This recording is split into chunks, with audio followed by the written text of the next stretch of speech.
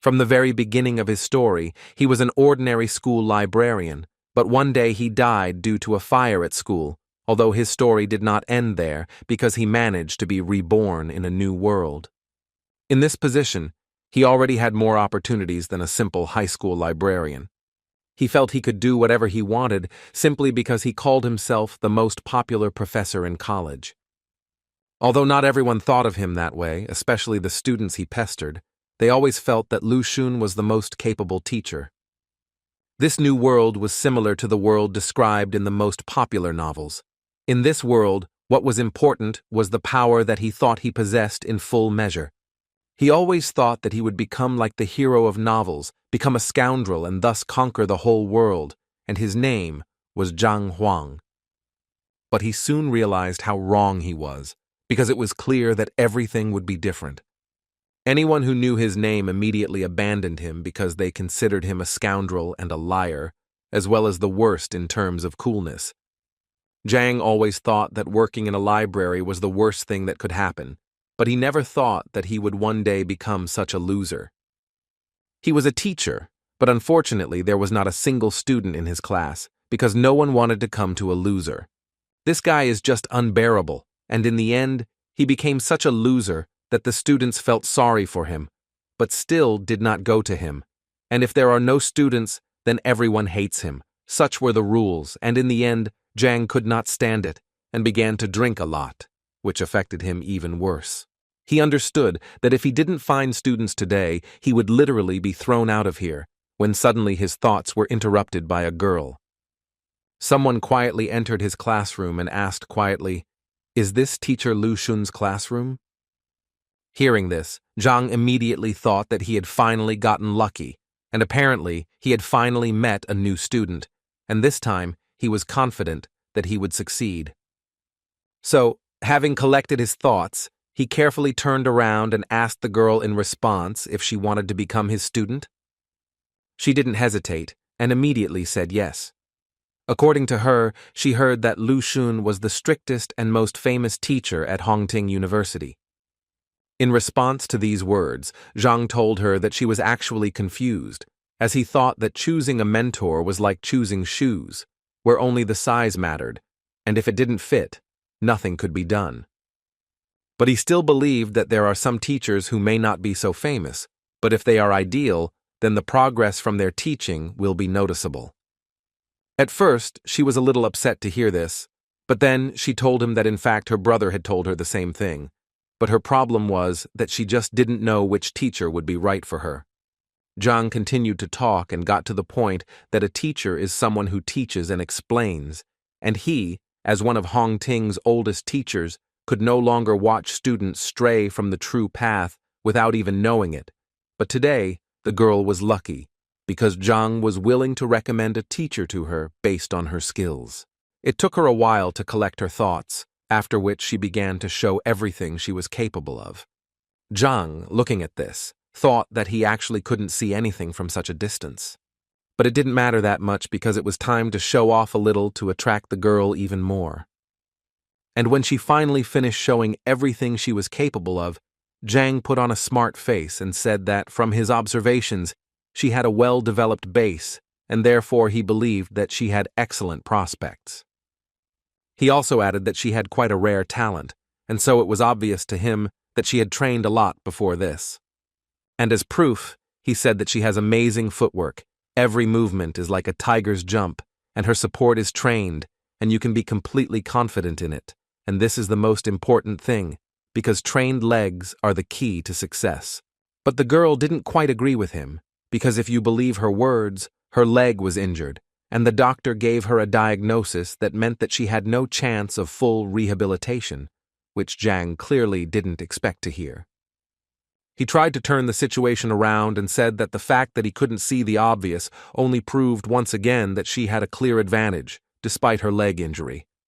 The girl listened to his praise for a long time, but at some point she wanted to know what advantage he was talking about. In response, Zhang stood up and said that the most important thing is that she has hope, which made the girl very happy, because she didn't even suspect that her legs still had a chance. However, Zhang immediately told her that in the entire university, There were only 3 teachers, including him, who could help her, and the other 2, as far as he knew, had long since stopped accepting students. The girl was very upset when she heard this, but she still had hope that Zhang was recruiting disciples. But he told her that he was not interested in fame and fortune. She immediately fell to her knees and began to say that she knew perfectly well that he had strong moral principles. But she still asked him to take her as a student. She was immediately ready to promise him that she would not shirk and would never disgrace his honor. Zhang was so happy to hear this that he decided not to waste time and immediately went down to her and offered to sign a contract, which was quite unexpected for the girl, because it seemed to her that she would beg him for a long time. But everything happened much faster, and Zhang had already taken blood from her finger to make a contract. Although she still had several questions spinning around in her head, she was confused by the fact that the man didn't think for a second, and it seemed to her that he had prepared the contract knife in advance anyway. It was time to introduce herself, and according to the girl, her name was Wang Yin. As soon as Zhang heard her name, he immediately took her out of the house and told her to come back tomorrow, and under no circumstances asked her to forget that she had a lesson tomorrow. Zhang was so happy that he had finally found a student, and now he didn't have to worry about being expelled, and at this stage he felt like this was also a kind of success. Now he thought he could relax, because now that he had one worry left, he could finally take care of his student. But suddenly his thoughts were interrupted when his head began to spin violently, after which he seemed to fall into the ground and began to fall into an endless abyss. After some time he woke up and realized that he had lost consciousness, but now he was more interested in what was happening. When he came to his senses, he realized that he was right in front of the entrance to the library of the Heavenly Path. The first thought that came to Zhang's mind was that he had died again, although it seemed to him that this was simply impossible.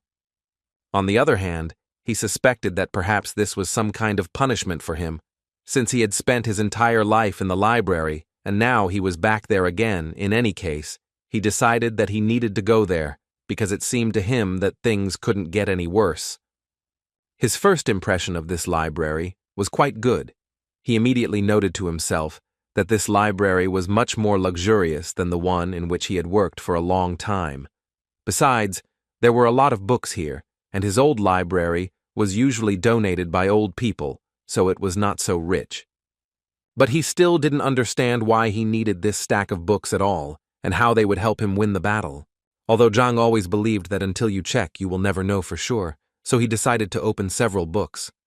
He suggested that these might actually be first-class wrestling textbooks. But when he reached out to pick up one of these books, his hand literally went through the wall, and he realized that everything around him was immaterial. Zhang was angry because he was being bullied again, and all these books were fake. You can't even pick them up and read them.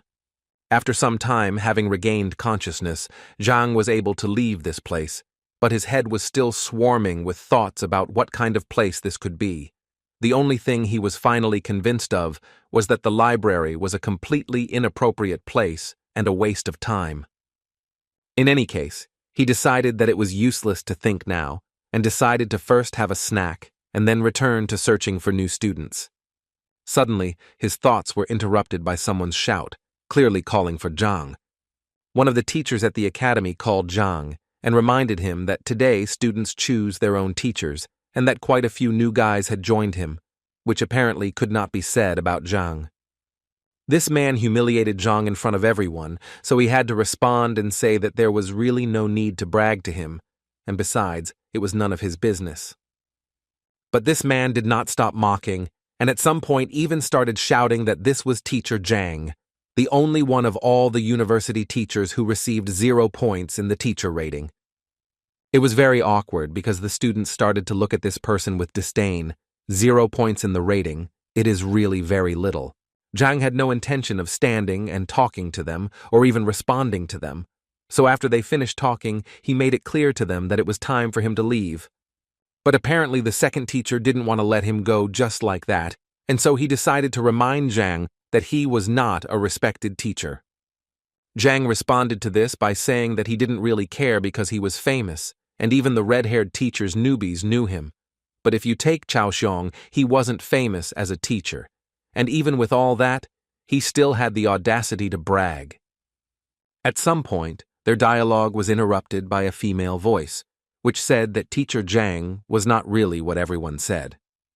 It was Wang Yin who also added that the teacher was very good because he not only accepted her as a student, but also gave her hope for recovery, so she believed that he could easily become number one. But she was interrupted by the man standing next to her.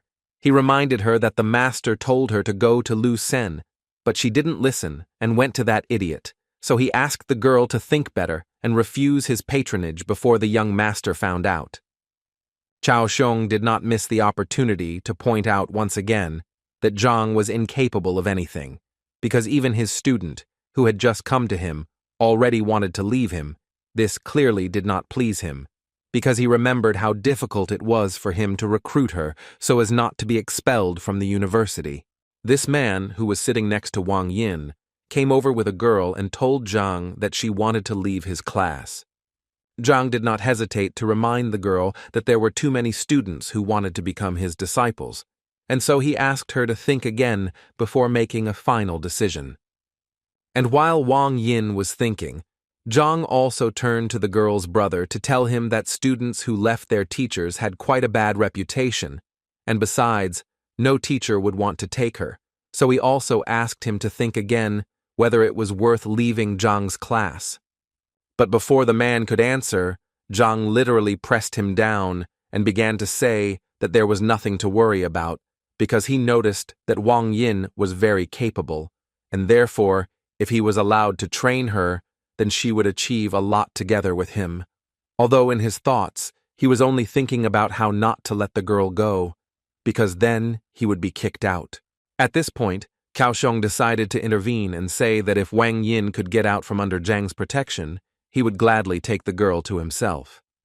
Zhang immediately turned around and told him that it was impossible to poach students in broad daylight, and therefore he would be forced to report to the administration, in response to which Cao Xiong suggested that they simply fight and thus arrange an open day. The university charter clearly stipulated such an option. This was an unexpected offer, because Zhang knew that although Cao Xiong had a bad character, he was a much better fighter and teacher, and he would definitely lose here.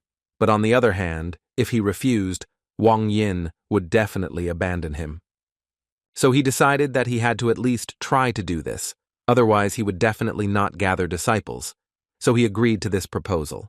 A few minutes later, on the training ground, Cao Xiong introduced the students to the rules of the university. They showed each other students, and then talked about their mistakes and shortcomings, and the one who showed the student the most effective way to progress becomes the winner. The first one will be the young lady Wang Yin, who will first have to demonstrate a series of strikes to them. Wang Yin dealt quite a strong blow, and during this time tried to show her best side. After this blow, Cao Xiong noticed that the girl had a well-developed upper body, but he still felt that her legs were clearly not working, and from what he saw, she clearly had a leg injury. Although Zhang didn't show it, he was shocked that Cao Xiong noticed it right away. By doing this, he once again proved that he was much better than Zhang. After the first series of blows, Cao Xiong walked up to the girl and whispered in her ear that he would tell her what could be done with the leg. While he was telling all this to Wang Yin, Zhang tried to understand what they were talking about. He clearly didn't hear what they were talking about. Cao Xiong advised Wang Yin to imagine that her foot was rooted into the ground, and now she would try to do as Cao Xiong advised her. And as soon as she did this, she immediately noticed that the support in the form of a root clearly helps her accumulate more strength in her hands. Thus, following Cao Xiong's advice, she was able to release almost all of her energy and deliver a strike that was a full 10 units stronger locally. This clearly surprised the other guys, who didn't expect that in 1 minute her striking power would increase by 10 units. But Cao Xiong's disciples weren't surprised by this, because they already knew very well that teacher Cao Xiong was very perceptive and attentive. At this point, Master Cao's instructions were finished, and Master Zhang now entered the battle to give advice to disciple Cao. Zhang immediately stopped Cao's disciple, not allowing him to show what he was capable of, The whole point was that he felt that all this was unfair. He meant that if he lost, he would have to hand over Wang Yin to Cao Xiong, but they hadn't discussed what would happen if he won, so he felt like he was at a disadvantage. Cao Xiong was not at a loss, and declared that if Zhang defeated him, Yang would become his disciple. Cao was not at all worried about losing such a disciple, because he was sure that Zhang would not be able to defeat him. Apparently that's how it will be, because as soon as Zhang saw Yang's technique, he knew it was all over, because he didn't even recognize his fighting style, and therefore didn't understand how, in his situation, he could even correct the guy's shortcomings. At that moment, John thought that he needed to give it his all, because the last thing he wanted was to be a student of the teacher at the bottom of the list. However, Zhang wasn't going to give up so easily, so he tried to find fault with this guy. Suddenly, his thoughts were interrupted, as if he had been hit on the head with a hammer. Zhang was transported back to that huge library. He honestly didn't understand why he was here again, until the inscription, "Heavenly Path of Deficiency," appeared in front of him, although this phrase was a mystery to him. A few seconds later, he noticed a book fly off one of the shelves and towards him. He managed to catch her, and it was a big surprise to him that she turned out to be material, and he could support her in his arms, because last time this clearly did not happen. The title of this book was quite unusual. It was called Yan Li, just like the name of the guy Zhang was currently looking at and trying to find fault with. From the very beginning, the book said that Yang Li was the youngest of the Yuncheng Li family, and it also said that his fighting style was White Lotus, but most importantly, it pointed out his shortcomings, among which were too many unnecessary strikes. This was only the first drawback, so Zhang did not stop and continued to read this book carefully, and at some point he reached the 12th drawback, which was that his left hand was much more developed, but Yang used his right more often, so the strikes lost their potential. After reading all this information, he finally returned to the training ground, where Yan was able to land 62 punches on the first try. At this time, Zhang finally realized that the Library of the Heavenly Path was created specifically to identify and record all the shortcomings. Considering the information he can get, it's a pretty good gift for him to start his new life with. And now Zhang is absolutely ready to finally show everyone around him his true strength. He started by saying that Yang had 12 faults, which made Cao Xiong laugh. The rest of the guys also started laughing, because each of them understood that Yang was using the White Lotus style, which was known to everyone for its power, meaning that it was incredibly difficult to see any flaws in such a fighter, especially in such quantities. He was angry that they didn't want to believe his words, so he said he didn't want to continue competing. After that, he turned to Wang Yin and told her that they were leaving because such bets were simply unacceptable. He was immediately stopped by Cao Xiong, who assured the man that they all trusted Mr. Zhang, so they all wanted to hear his advice. Zhang knew that Cao was only doing this to laugh again, but this time it would be different, and Zhang knew it, so the smile never left his face. The first thing he asked Jan to do was to punch with his left hand instead of his right. This clearly surprised the guy, and the other students started laughing even more because he simply asked the guy to change his hand. Was that really his wise advice? Cao Xiong simply asked Yang to do what Zhang asked, and at that moment, he thought that he knew Yang's ability very well and was therefore confident that his left punch would not reach even 30 units. Jan struck with his left hand and, without expecting it, delivered a blow that was almost twice as strong as the previous one. Cao opened his mouth and froze like a statue in surprise at what he saw. As a result, Yan got the number 123, and this greatly surprised all the children and teachers, including because even teacher Lu Sen had not achieved such a result. Yan himself could not believe that he was capable of delivering such a powerful blow. Zhang was very glad that his advice had worked after all, and now he was once again convinced that the Library of the Heavenly Path was given to him for a reason. After thinking these thoughts, he turned to Teacher Cao to inform him that his result was only 20%, but Zhang's advice helped Yang double his strength. This made him say through his pain that Yan Li was now Zhang's disciple, no matter how sad it was for him to say it. At this point, he decided to end his speech and ordered the rest of the students to leave. He thought he was lucky just this once, but he assured himself that he would find a way to get revenge on Zhang. Zhang, meanwhile, threw his stone to Yan so that he would hurry up and check his identity on his stone. At that moment, Yang thought that things couldn't possibly get any worse, and that the other teachers probably wouldn't accept him if he ran away, so despite his disappointment, he bit his finger and signed the contract with Zhang. A few hours later, rumors spread throughout the academy that teacher Cao Xiong had recently competed with teacher Zhang, who was at the bottom of the rankings. At first, it was a source of laughter, but then the laughter turned to surprise when they heard that Zhang had won because he had been able to give advice to Yang, who had doubled his attack. Hearing something like this, the girl became interested and immediately wanted to know how someone could do something that even teacher Lu Sen couldn't do. Her friend believed that it was not just luck, because it increased the impact by 100%. In any case, the girl didn't believe it, and her main reason for coming to this university was because she wanted to get to teacher Lu Sen, and so she didn't understand how they even dared to say that some loser from the bottom of the list was superior to Lu Sen. So she decided to go and teach him a lesson, and Zhang thought that when he saw someone's skills, the library in his head would automatically generate a book with flaws, and now that he had such strength, he was confident that he could become stronger. Suddenly, his thoughts were interrupted by a girl who entered his classroom without permission and rather brazenly asked if he was Mr. Zhang Huang. When she came in, he was slightly dozing, so her words woke him up, and he wanted to know what was going on and why she was here. The girl immediately started talking about how she came here because she found out that he was able to increase Ian's punching power by 100%, but she didn't believe it and wanted him to prove it and give her some advice so that she could also double her strength. Zhang, without thinking twice, refused her, which angered the girl, because she thought that he was not busy with anything at the moment. He told her that he was currently recruiting students and not just helping little rude girls. These words clearly angered her, and she wanted to know what he wanted from her then.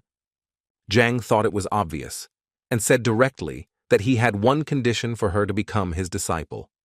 She thought that in this way, he was deceiving the students again, and it seemed so low to her that she thought that she would first become his student, and after she revealed herself, she would break the contract with him and transfer to Lu Sen's group.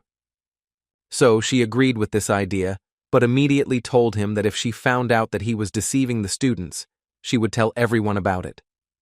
Her friends followed their dialogue closely and could not believe that the girl really wanted to become his student, and it seemed to them that it was very terrible.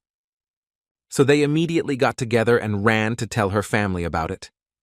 Zhang suddenly said that he had changed his mind and now did not want to take her as a student because she was terribly impatient, and he preferred attentive students. Inside, this made the girl even more angry, and she wanted to expose him more than anything, so she put on a sweet face and asked him not to be angry, because she said she sincerely wanted to become his disciple, so she asked him to accept her again.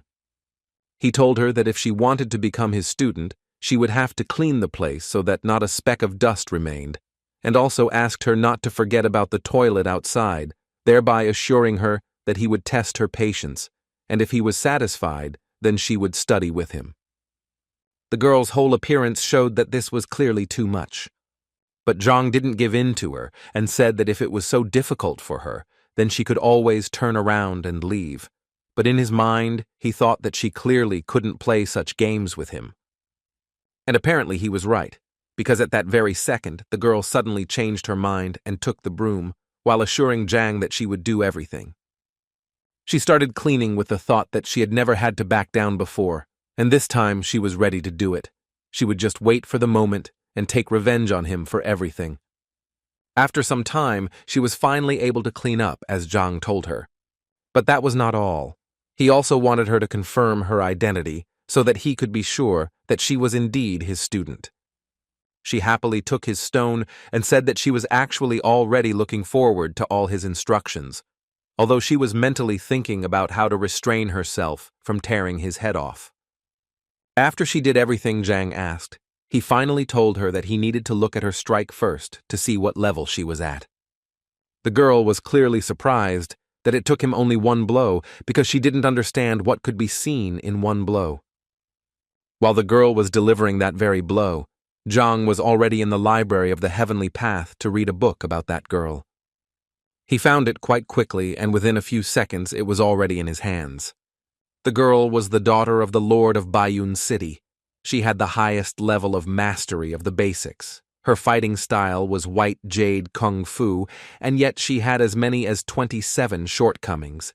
Given such a number of mistakes, Zhang immediately thought that there was nothing special about the girl, until he saw that with so many mistakes, she was dialing the number 123. Zhang was the first to praise her, and so he said that her strength was worthy of a lord's daughter. The girl was happy to hear this. But she was still eager to hear his analysis and see what mistakes he might have noticed. Meanwhile, she held the crystal in her hand that she had been recording their conversation with, and thought that if he screwed up, she would show it to everyone and watch him make excuses. But the girl had to change her mind when Zhang told her that she was sick, although she immediately began to deny it and became embarrassed. He, in turn, assured her that he was not scolding her, but simply saying that she was physically ill. The girl continued to deny this and responded by telling him that he didn't know what he was talking about. But he paid no attention to her words and continued to talk about how often she felt pain, especially during the full moon, when the body and mind are especially irritated. And one more thing, he also knew that no matter whether she trained or not, she was still always irritable. All this made an impression on the girl because he literally told her everything she felt, but she did not tell anyone about it. Zhang smiled and said that there was really no point in being surprised, since he was quite an experienced teacher. She lowered her head and asked him sheepishly, "Is there a solution to her problem?" Zhang immediately told her that the solution was actually simple. All she had to do was come to his class tomorrow, where he would definitely explain everything to her. He also did not forget to say that he wanted to see complete trust. If she did not justify it, then it would be better for her to go to another teacher. In response, she assured him that she now trusted him completely, and after hearing these words, Zhang wanted to know if she still wanted to keep that crystal with the recording. The girl immediately squeezed and broke it in her hands and said that this would not happen again. Thoughts flashed through the girl's head about how he immediately recognized her illness and realized that she was recording him on the crystal. Now she couldn't understand only one thing. How could such an experienced man end up at the very bottom of the rankings? The only explanation she had was that he was too noble and didn't need wealth and recognition. Suddenly her thoughts were interrupted by a man who stopped them both. It was Yao Han, the governor of Bayan City. It was the girl's uncle, from whom she immediately wanted to know what he was doing here. Instead of answering her question, he asked her not to say that she had become Zhang Huang's disciple, but to his great regret, the girl immediately confirmed it. He then turned to Zhang and said that her niece was the pride of the family, and therefore she couldn't study with someone like Zhang. So he asked him to let her go, then added that he would either listen to him or go to the principal and seek his expulsion from the academy. But before he could finish speaking, he was interrupted by the girl herself, who began to ask him not to do this, because she had voluntarily become his student. He was clearly surprised that she didn't understand that he was not a worthy teacher who would definitely not be able to increase her strength. She felt very awkward, but still, despite all these feelings, she tried to tell her uncle that she had already made her final decision. As he listened to her, he noticed a broken sound recording crystal on the floor, and this immediately made him furious, and he immediately pounced on Zhang with words to find out what he was going to do with his niece. After which, he once again ordered him to immediately release her from the class, otherwise he threatened Zhang to destroy him, but he calmly told Yao that he was wrong when he thought that he brainwashed the girl. She also tried to calm her uncle down at that moment, saying that if he didn't calm down right now, she would never speak to him again. He didn't understand why she was suddenly so protective of him, but she felt awkward talking about it here, so she took his hand and said that they were leaving immediately. However, the girl's uncle still did not trust him, and believed that Zhang was clearly up to something. Zhang himself did not understand what he was being accused of, since he had simply accepted the student into his group. Two guys were walking around the academy grounds, and one was calming the other down because one of them was not accepted by any teacher. One of them said that they had been together since childhood and even started training together, and that Teacher Wang was the best martial artist in Hongting, so he believed that his friend would definitely surpass him, and this clearly made him sad. His friend tried to cheer him up in every way, and as soon as he saw the sign for first class, he immediately suggested that his friend go there, since perhaps he would be accepted there.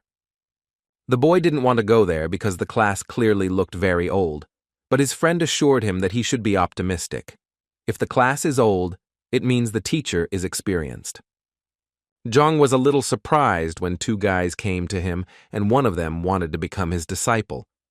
But what surprised him even more was that his friend was so eager to prove to Zhang that the boy was a good spearman and would therefore become a good student. Zhang was not against taking another student onto his team, but first asked him to demonstrate his skills. The boy was clearly not prepared for this, but his friend assured him that everything would be fine, because the teacher just wanted to give him a couple of tips. At that moment, the boy couldn't get the thought out of his head that everything around him was unkempt, and so he thought that the teacher was exactly the same and was unlikely to teach him anything. But he still decided that even if he really was that terrible, he simply wouldn't become his disciple. And to test his theory, he decided to show everything he could do and see the teacher's reaction. He was able to knock out 123 units of power on the testing stone, after which he bowed to the teacher and asked him for advice. But as soon as he looked up, he noticed that this teacher didn't even look at him. So the guy decided that apparently his guesses were exactly as he thought. But suddenly his thoughts were interrupted by Zhang, who couldn't help but notice that someone had emotionally hurt the guy. Moreover, he noticed that the guy felt humiliated. The guy clearly didn't expect to hear this, so much so that he even casually mentioned that he secretly loved one girl, but nothing worked out between them, although he immediately came to his senses and said that it didn't matter anyway. His friend immediately ran up to him and began to find out who had offended him and why he hadn't told him about it, but he didn't want to discuss it now, so he asked the teacher not to talk about it, since it was his personal business and had nothing to do with his preparation. But Zhang clearly didn't think so, and then added that his punch was fierce and purposeful, and that it spoke volumes about his personality. Zhang immediately noted that he only thought about the present, not the future. The most important thing, though, is that this injury made him indecisive, and he became very afraid of failure, and because of this, his punch became much weaker. The guys were very surprised that Zhang was able to see that he was in love and what kind of character the guy had in general. But Zhang immediately told them that in fact there was nothing surprising about it, because a fighter's blow directly depends on his emotional state, and if it is unstable, then the blow will be exactly the same, and in his case it was clear at first glance that love was to blame. The boys stood there with their mouths open in surprise as they saw how quickly Zhang had found his true problem. Even Weapon Master Wang hadn't noticed it. Zhang broke their shock to give the guy some advice, telling him that in order to earn respect in a relationship, he had to be strong, and asking him to think about how he looked to others if he didn't respect himself. Now he asked him to understand himself, let go of his grievances and learn from his mistakes, so he should become much stronger. And now, hearing this, Zhang asked the guy to hit him again and see what he was really capable of. The only thoughts in his head were that he shouldn't insult himself, and all he needed was to believe in himself. It was with these thoughts that he struck the stone being evaluated. And what was his friend's surprise when the force of the guy's blow increased almost twofold and amounted to as much as 200 units. After that, the guy realized that his teacher must be Zhang, so without thinking twice, he knelt down in front of him and began to ask him about it. And Zhang himself was not against helping the young guy, so the first thing he asked him to do was to verify his identity on the stone. This guy's friend was a little jealous because the thought immediately occurred to him that if he knew this teacher was so cool, he would have gone to him too. But another question confused him. If there had always been such a great teacher in Hongting, then why had he never heard of him? So he decided to ask the teacher his name, and when he introduced himself, the boys realized that it was the name of the worst teacher in the academy. Zhang confirmed the boys' guesses on this matter with a smile and said that he really was that terrible teacher. They hoped until the end that the man would deny this information, but not only did he not do so, but he also confirmed this information with a smile. His new student clearly didn't understand why the teacher was so self-critical.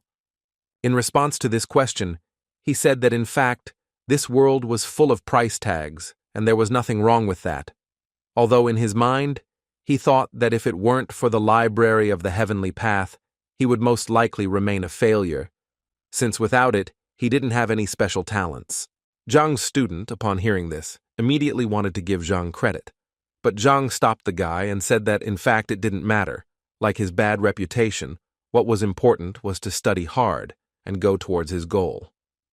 The boy happily said goodbye to the teacher, and his friend could not help but notice that in the end, everything turned out well for the boy, and now he too has a wonderful teacher.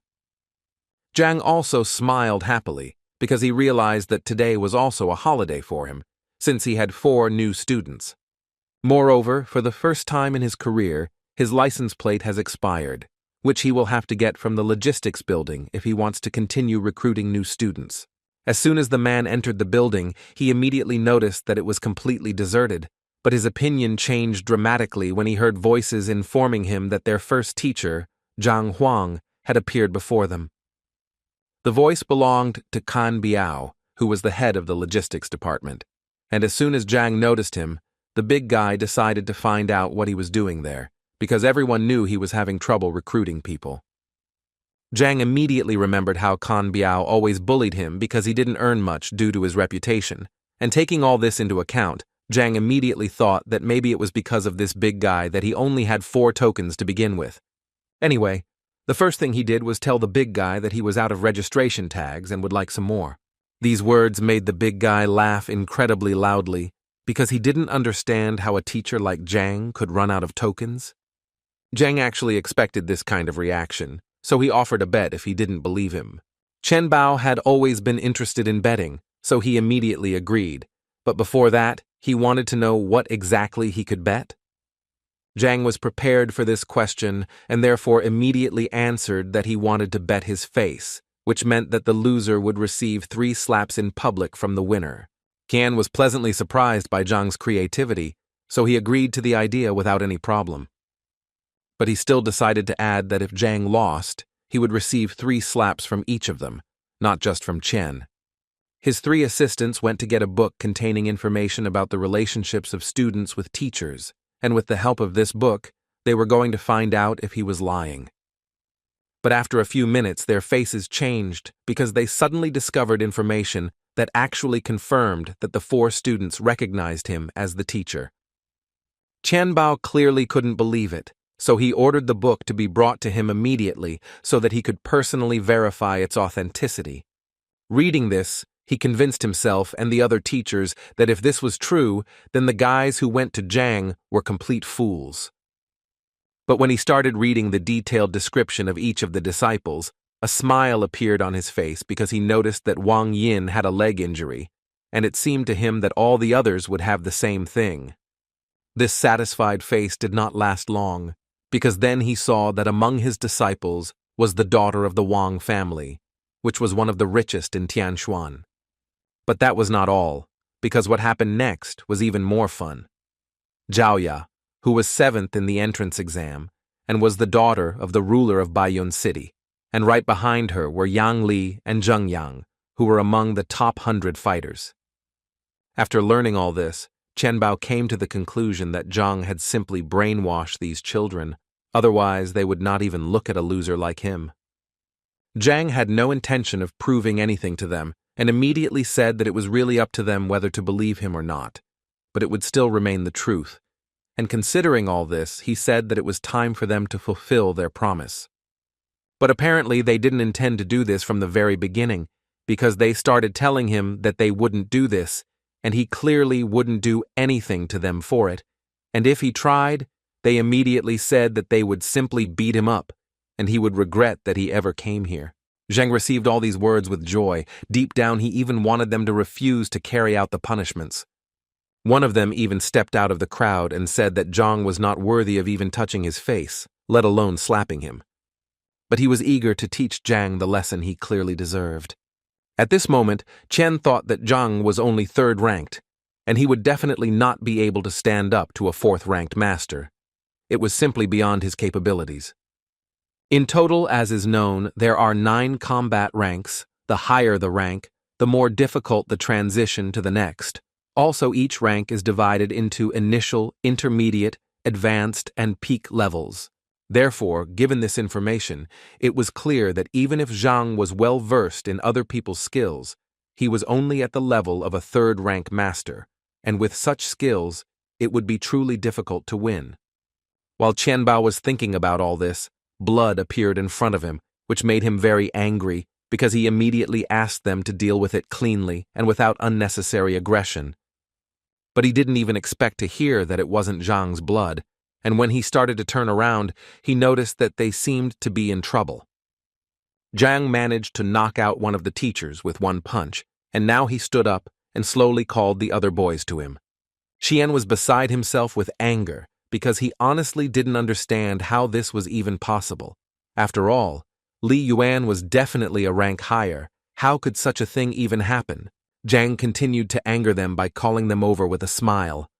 They thought that he was just lucky, and now he would definitely get what he deserved from them for his insolence. Zhang closed his eyes and moved to the library of the Heavenly Path, where 3 books on the shortcomings of these teachers had already been prepared. Therefore, it was not difficult for him to familiarize himself with them and strike where they could have the greatest effect. Each of them had their own point they didn't want to reach, and Zhang knew it very well. This information helped him defeat all these impudent people. After just one touch to each of them, Zhang became the winner, and they froze and could only tremble in fear.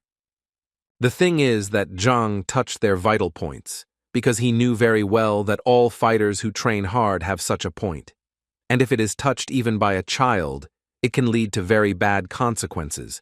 Therefore, vital points are the most important place of a fighter. Often even close people do not know about them.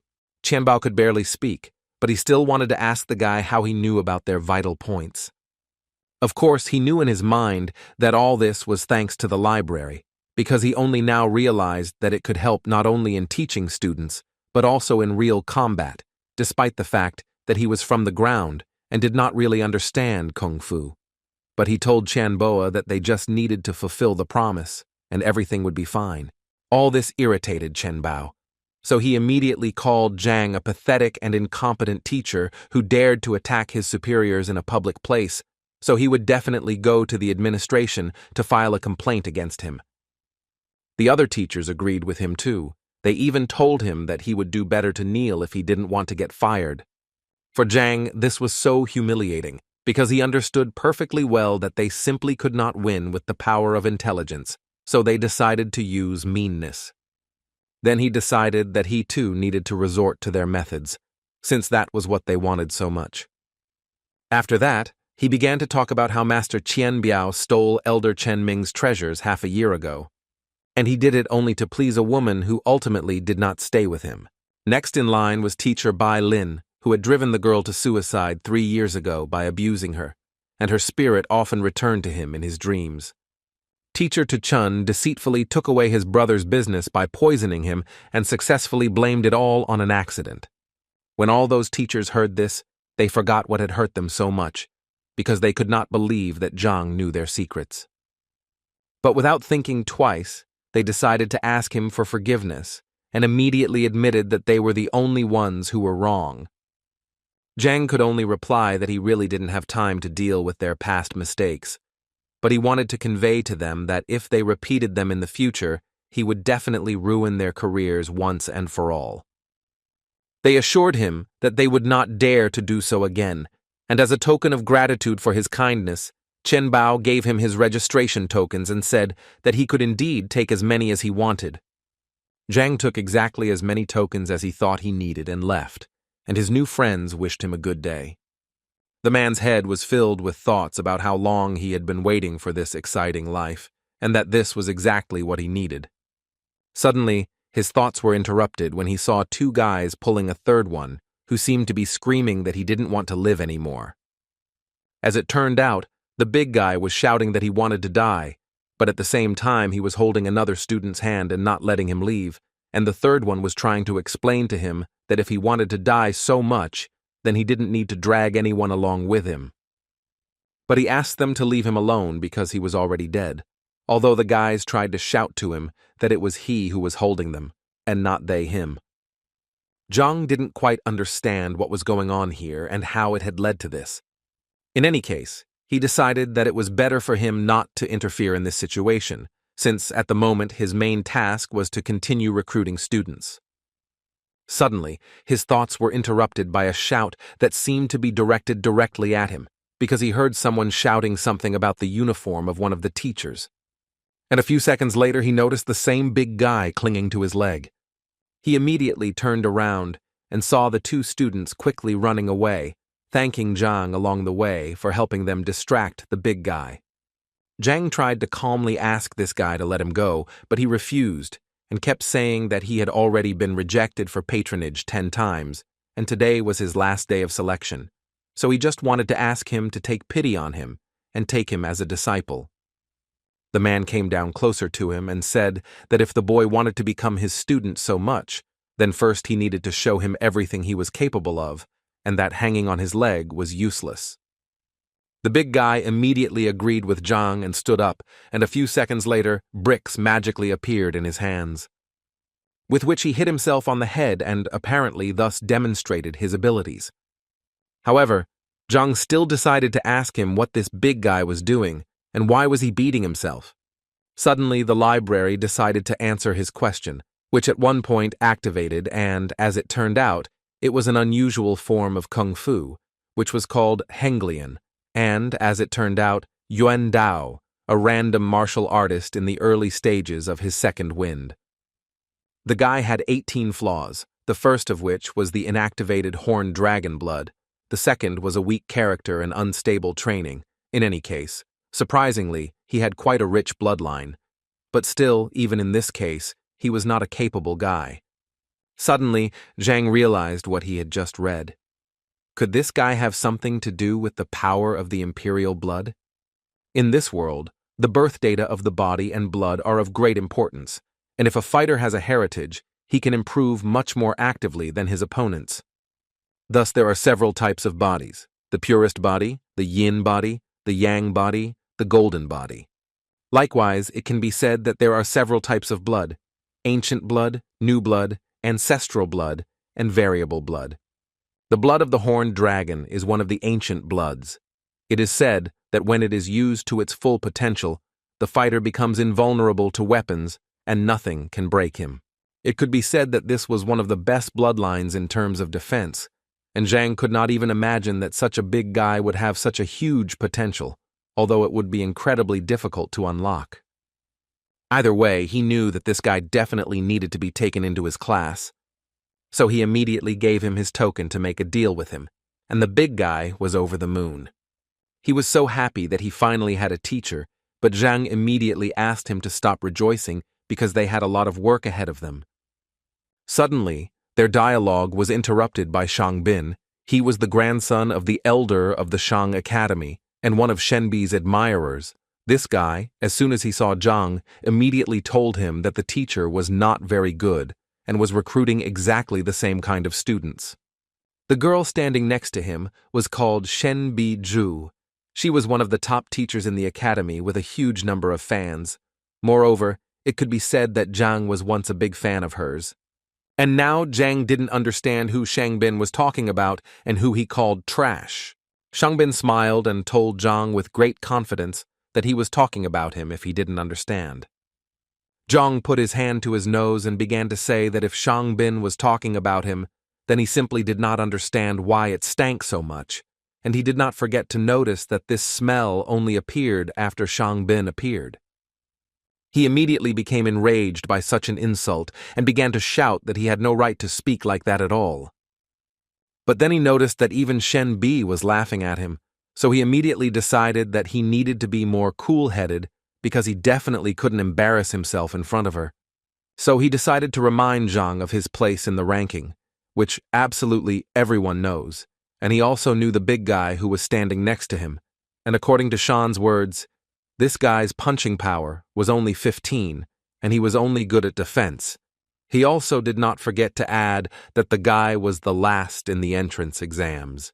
And finally, he said that it was quite a lucky coincidence that the teacher and the student from the bottom of the list had finally met. As soon as the big man heard Zhang Huang's name and that he was ranked last, he realized that it was probably in vain that he asked him to be his teacher. Zhang didn't intend to react harshly to all these words and decided to tell Shan that if he finished speaking, then his personality could leave. Zhang personally let him go. Although this made him angry, he still decided to listen to Zhang. But first, he turned to Shen Bi and told her that they had better leave here, because communicating with this abomination was dangerous. It could negatively affect her beauty. Before leaving, Shen Bi decided to say some nice words to Zhang, so she said that last time, although he was at the bottom of the list, she asked him not to give up and work hard, and then he would definitely succeed.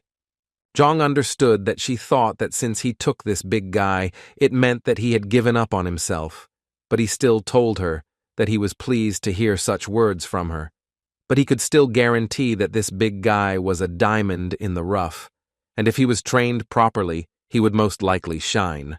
Shen Bi didn't argue with him and said that she would look forward to it, then turned to Shang to tell him that she was already very tired, so she would like to rest for a while without him. Shang again decided that Zhang was the only one to blame for this, so he promised him that the time would come when he would have to answer for everything he had done.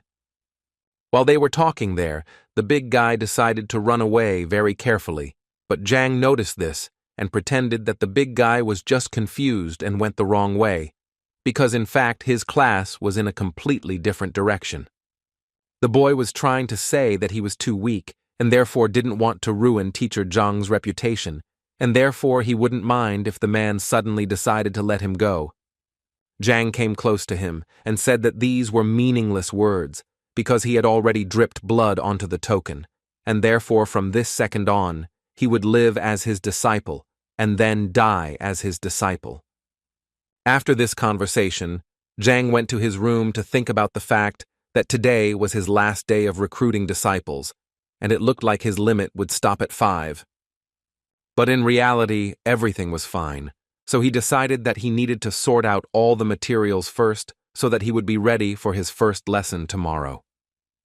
He believed that he had previously trained according to the principle of the 9 paths of Hongting, and each level corresponded to the essence of the 9 ranks. Many in Hongting train according to this system. And it looks like he's the last one of all the teachers left at rank 3. Everyone has already reached at least rank 4, so he needs to pull himself together and catch up with them as quickly as possible. But his training methods weren't quite up to the task, so he decided to visit one place where he thought he might find a more successful training method than he had the last few times. The essence of unifying true ki is to collect the spiritual energy that is around them, and this process is very slow and difficult because the spiritual energy needs to be reconstructed to reunite with the true ki of the body. And some masters study day and night for at least 3 years to achieve an acceptable result. And all this clearly did not suit Zhang. He most of all did not want to do this for years. Besides, his classes were tomorrow, and if the students found out that their teacher was not even capable of high-quality qi collection, then they would definitely drop out of school. He knew that he could search for multiple paths in the Heavenly Path library, but the catch was that there were over 1,000 of these flaws, and he literally couldn't eliminate them all in such a short period of time. So he thought that perhaps he could gather enough information about other teaching methods to use the strengths of one system to compensate for the weaknesses of another. And for this he came to Elder Shin Mo, who was quite surprised to see the guy here, because it was already late, and at such a time no one visits the library. Zhang explained to him that the thing was that he was going to cross the third rank, but he had some questions, which was why he came here.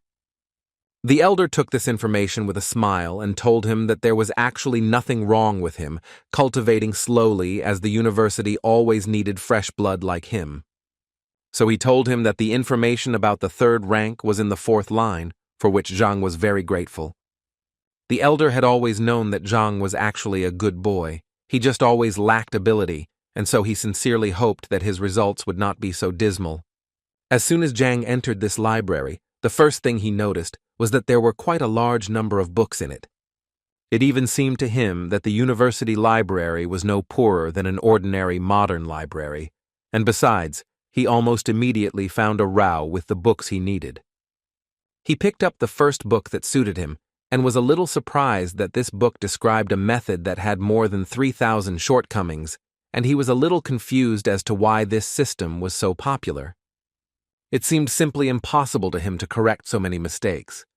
But at one point he realized that now was not the best time to despair, and thanks to this, an idea came to him, the essence of which was that he did not have to correct all the shortcomings. He decided that he could simply fix the thing that was bothering him on his stage, and he was absolutely right, because it turned out that there were only 10 flaws on his stage.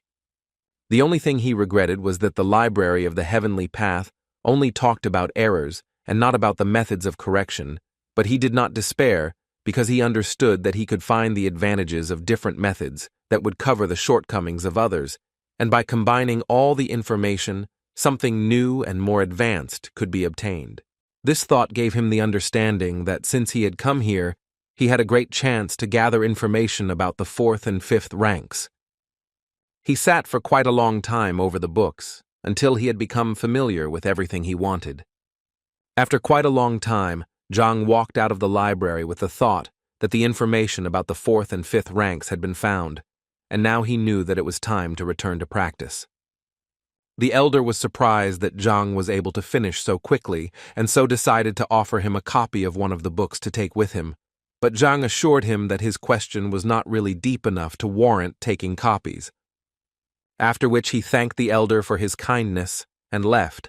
The venerable Mo at that moment thought that it was in vain that he did not take a copy with him, because it seemed to him that Zhang would soon return to him again to reread that very book. That evening, Zhang, sitting in his room, thought about how he had finally managed to collect everything he needed with the help of the Library of the Heavenly Path. And now the worst part had come. Now he had to put it all together, and the guy didn't even know how to do it. Suddenly his thoughts were interrupted when the library suddenly called him without his consent. He still didn't understand anything, and this continued until books suddenly started falling from the sky. And so it went on until one fine moment a bright light suddenly appeared before Zhang's eyes, from which he had to hide, because it was simply impossible to look at it. After a while, this light finally went out, and in its place appeared a book, which fell right into Zhang's hands.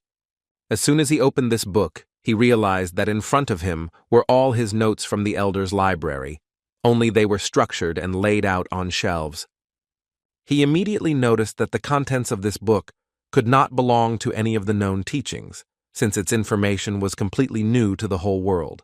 And the weirdest thing is that it still doesn't have a name, so the guy suggested that maybe he should choose this name. Zhang decided that since this was created by the Heavenly Path Library, it would be better to call it the Heavenly Path Technique. And as soon as he said it out loud, the title itself appeared on the book, which even scared the guy a little. After some time, he began to study this book, and did it gradually, as the Library of the Heavenly Path recommended to him. And at some point, his understanding and knowledge of this book reached its maximum. Zhang immediately realized that this was some kind of breakthrough, but he was surprised by the fact that it happened so quickly, because he knew that other people who had advanced to the rank of skin and bone purification fasted for a long time, constantly meditated, and all this in order to achieve even a small success. It only took him half a night to reach the 5th rank of Qi vessel. He also couldn't help but notice that his training had increased the strength of his Qi, but he always felt that it required sacred or divine purification. but it seemed like the Heavenly Path Library had done all the work for him.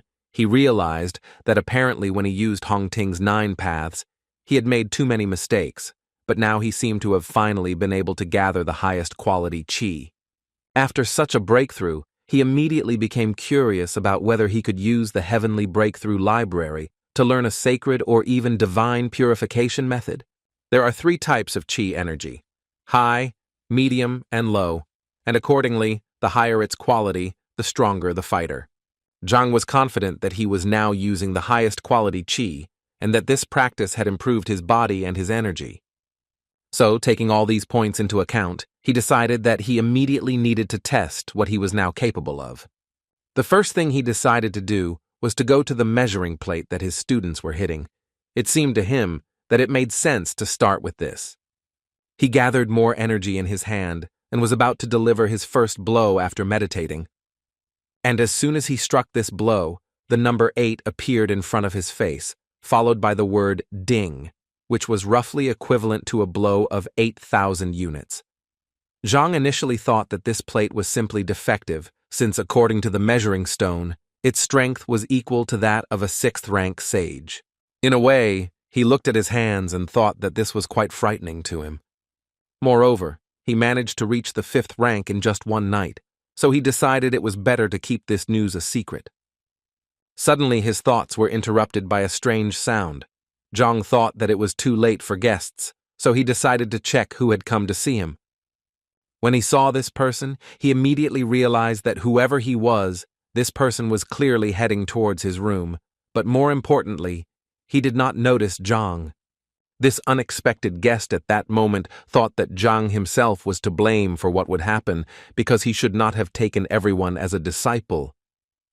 Zhang knew that if this man was sneaking up on his teacher in the middle of the night, he certainly wasn't bringing joy, so he decided to take off his teacher's uniform first for better camouflage.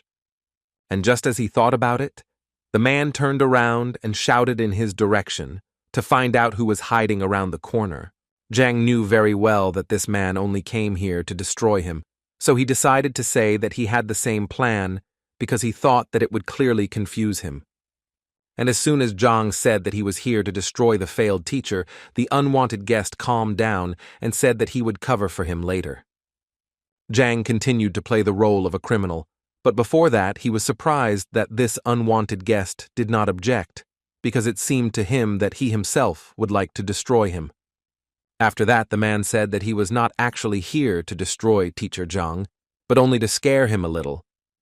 He was going to cut off his tender organ and thus prevent the reproduction of people like him, and all this because he was so unfair to his niece.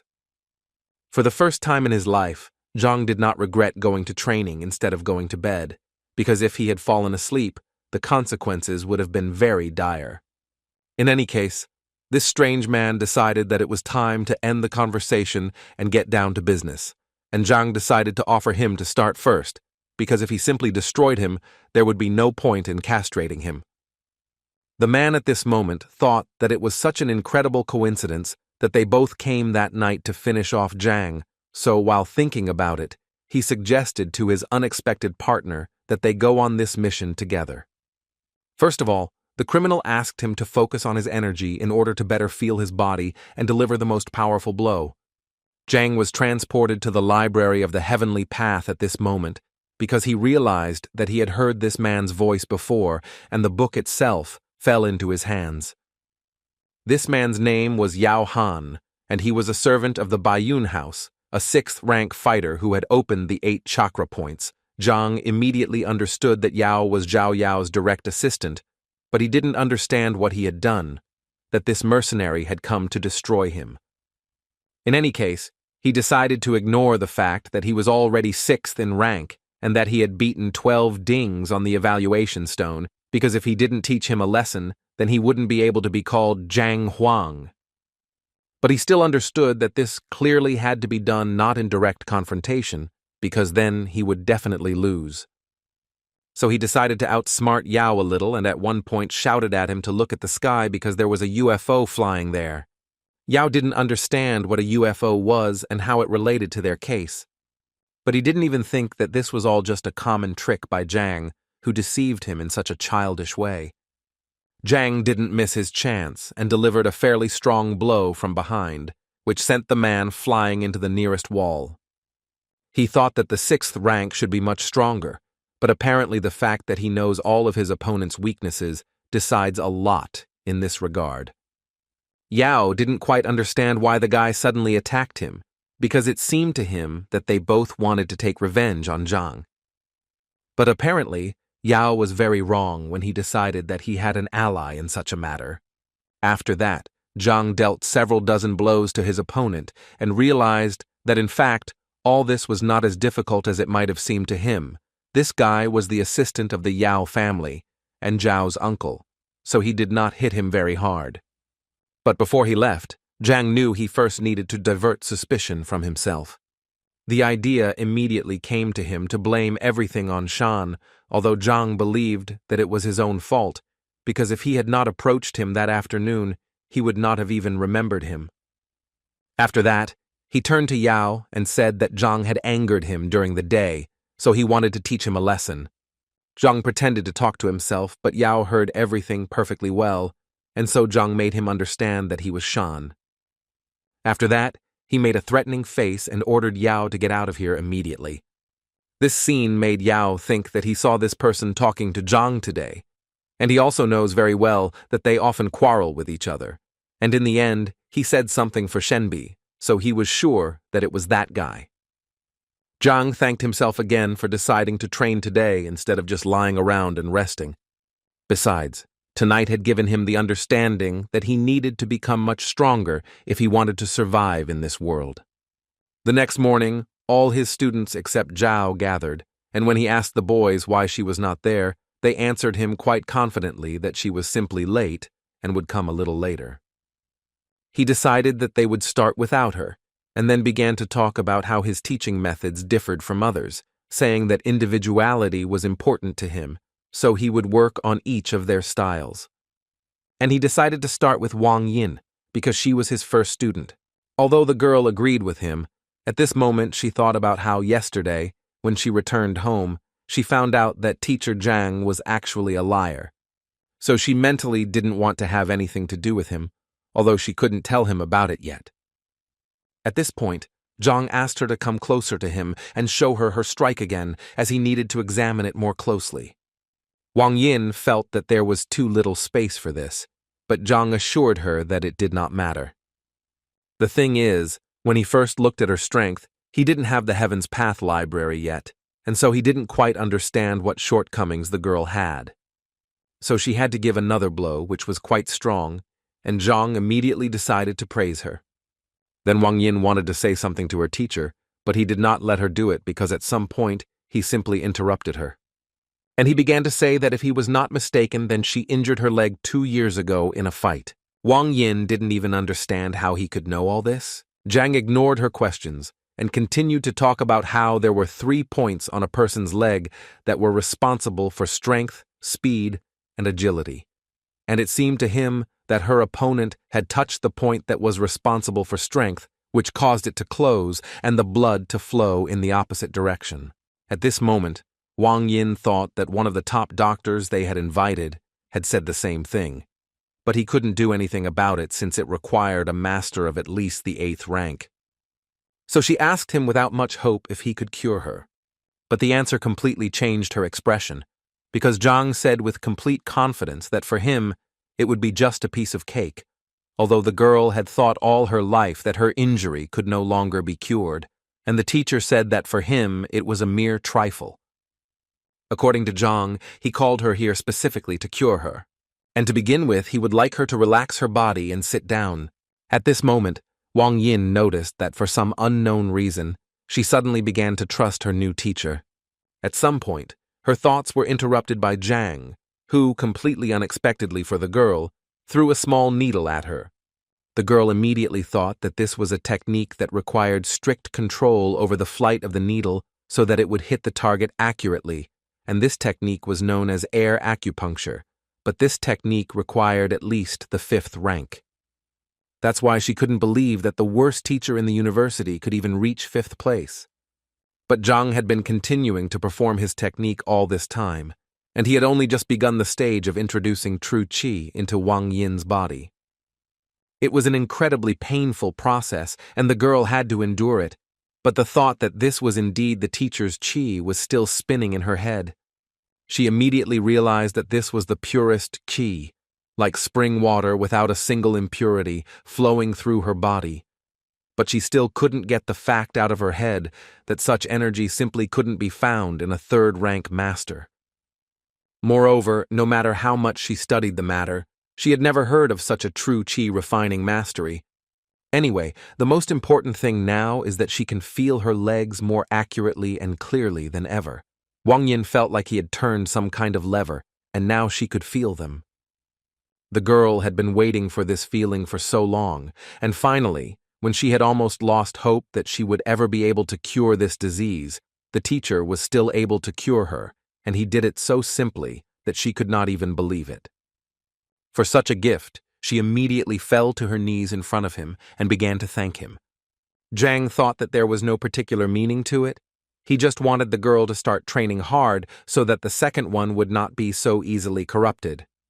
After his first training session, Yan, sitting with all the students in the class, told them how he was going to leave the teacher. So he wanted to know who wanted to join him, and the big guy immediately supported him. But he still added that, in addition to the fact that he also wanted to leave, he was afraid that the teacher might get angry about this, and then things would be bad for them. Jan thought it was a mere trifle, because it was better to be angry than just stay here.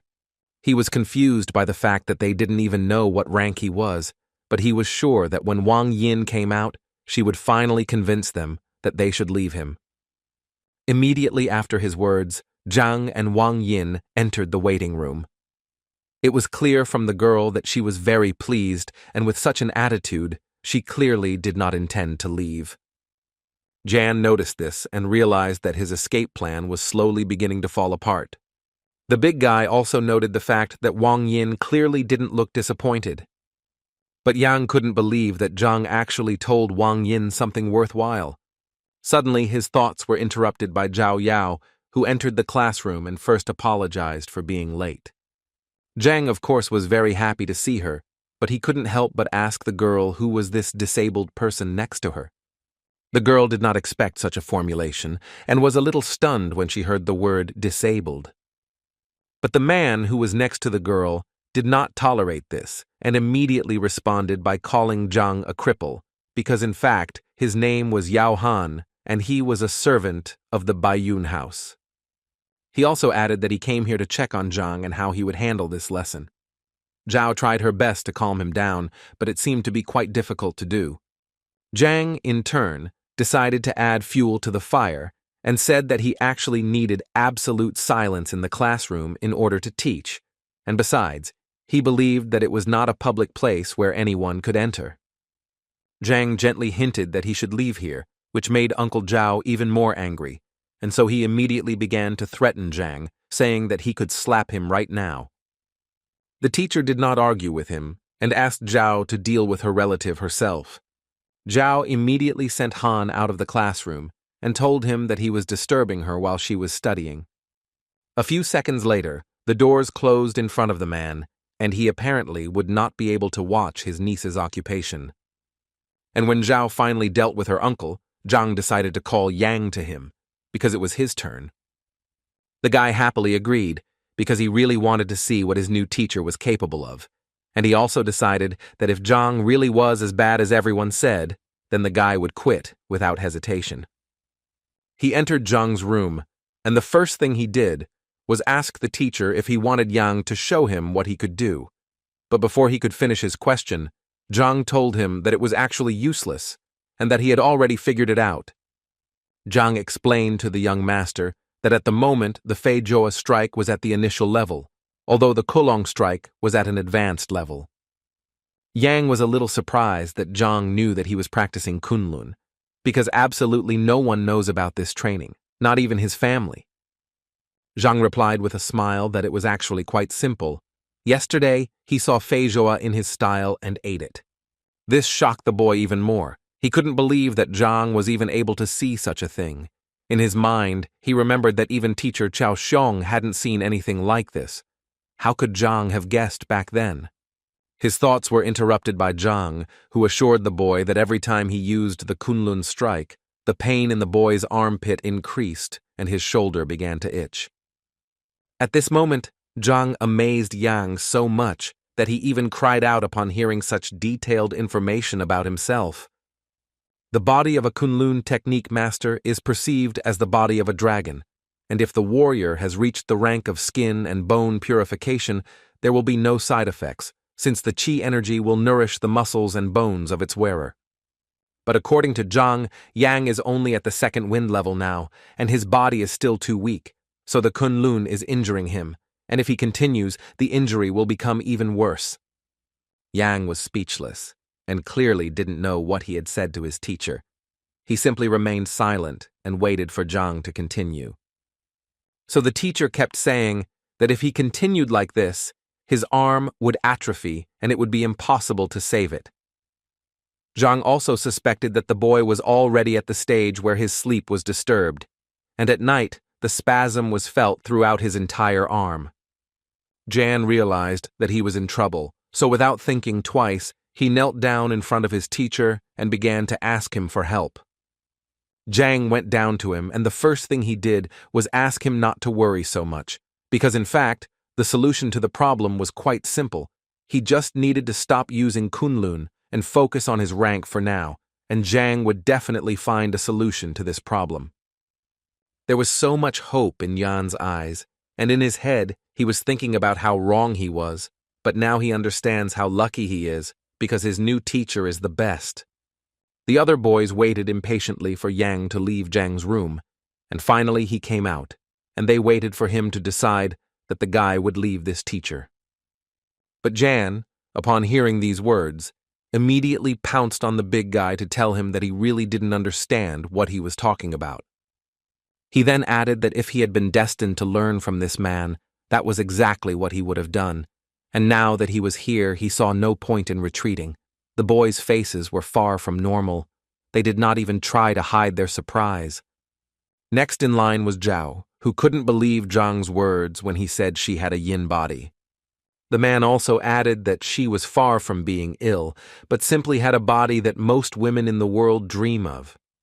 He told her that her body had a lot of yin energy, and with the right training, her progress would be much faster. The only thing Zhang regretted was that no one had noticed this before, and she had been practicing white jade kung fu all this time, and considering that she was adding yin energy to her own, this could only mean one thing: she was on a direct path to illness. He believed that the only way to get rid of the pain was to change his training method to one that suited it better. Zhao began to worry, because she didn't know any other teaching methods except her own. Zhang reassured her, saying that there was really no problem with it. Tomorrow he would go to the library and try to find something for her. Next in line was a big guy who came out of the office just as pleased and grateful to Zhang for his help. He never thought that he would have to kneel before Zhang for helping him so much.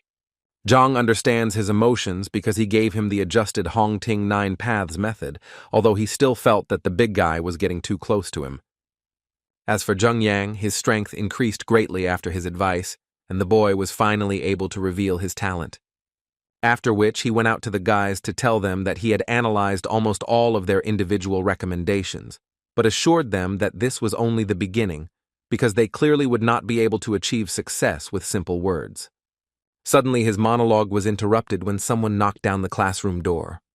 Brother Wang Yin said that Zhang was deceiving the students for his own benefit, but he would not tolerate him dragging his sister into it.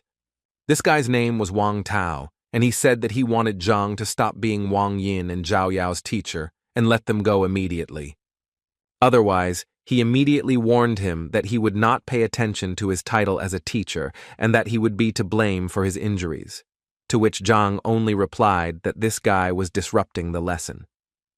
Wang Tao smiled because he didn't understand what Zhang could teach his students since his skills were laughable, and he didn't forget to add that Zhang was lucky that he was well-mannered and called him a teacher, but this would continue if Zhang continued to fool around.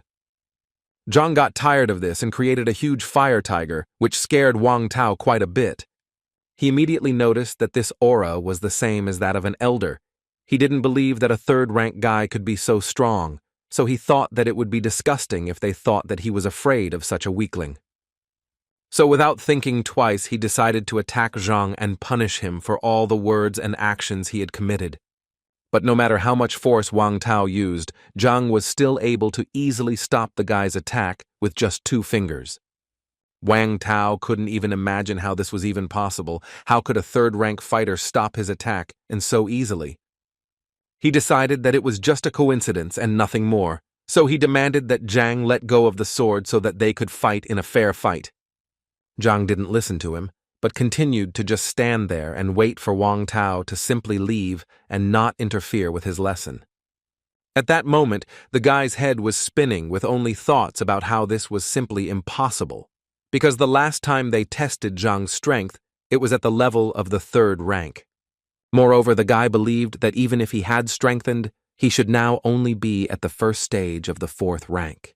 But apparently, this was not the case, because Zhang was able to throw Wang Tao out of the classroom with just 1 hand.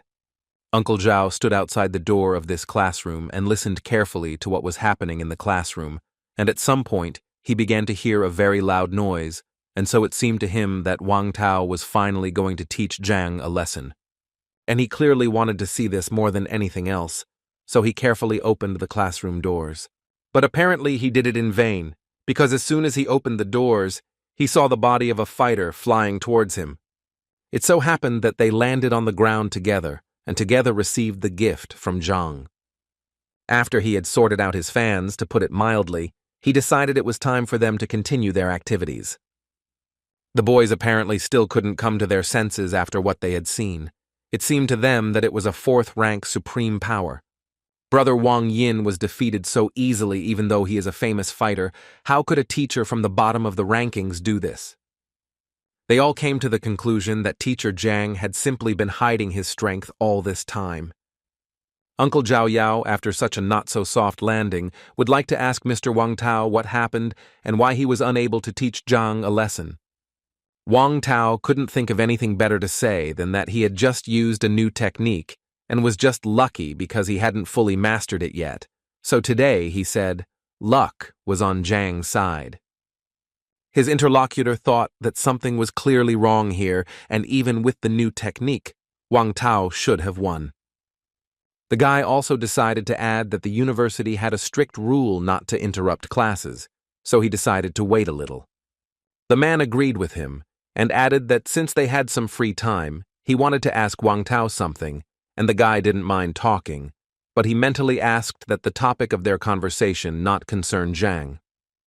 And his question was that he wanted to know if there was a teacher named B in this academy and if she had any admirers. Wang Tao was the first to notice that the name had the word B in it, so he immediately assumed that it was Shenbi Zhu, who was the local ideal of beauty and therefore had many admirers, the most obvious of which was Shang Bing. But he also did not forget to mention that Zhang was also chasing after her.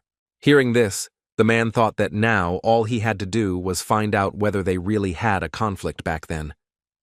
Shang Bing sat in his office and listened to Chao's stories, who told him that Zhang had deceived his disciple, and so he decided to turn to the grandson of the academy elder.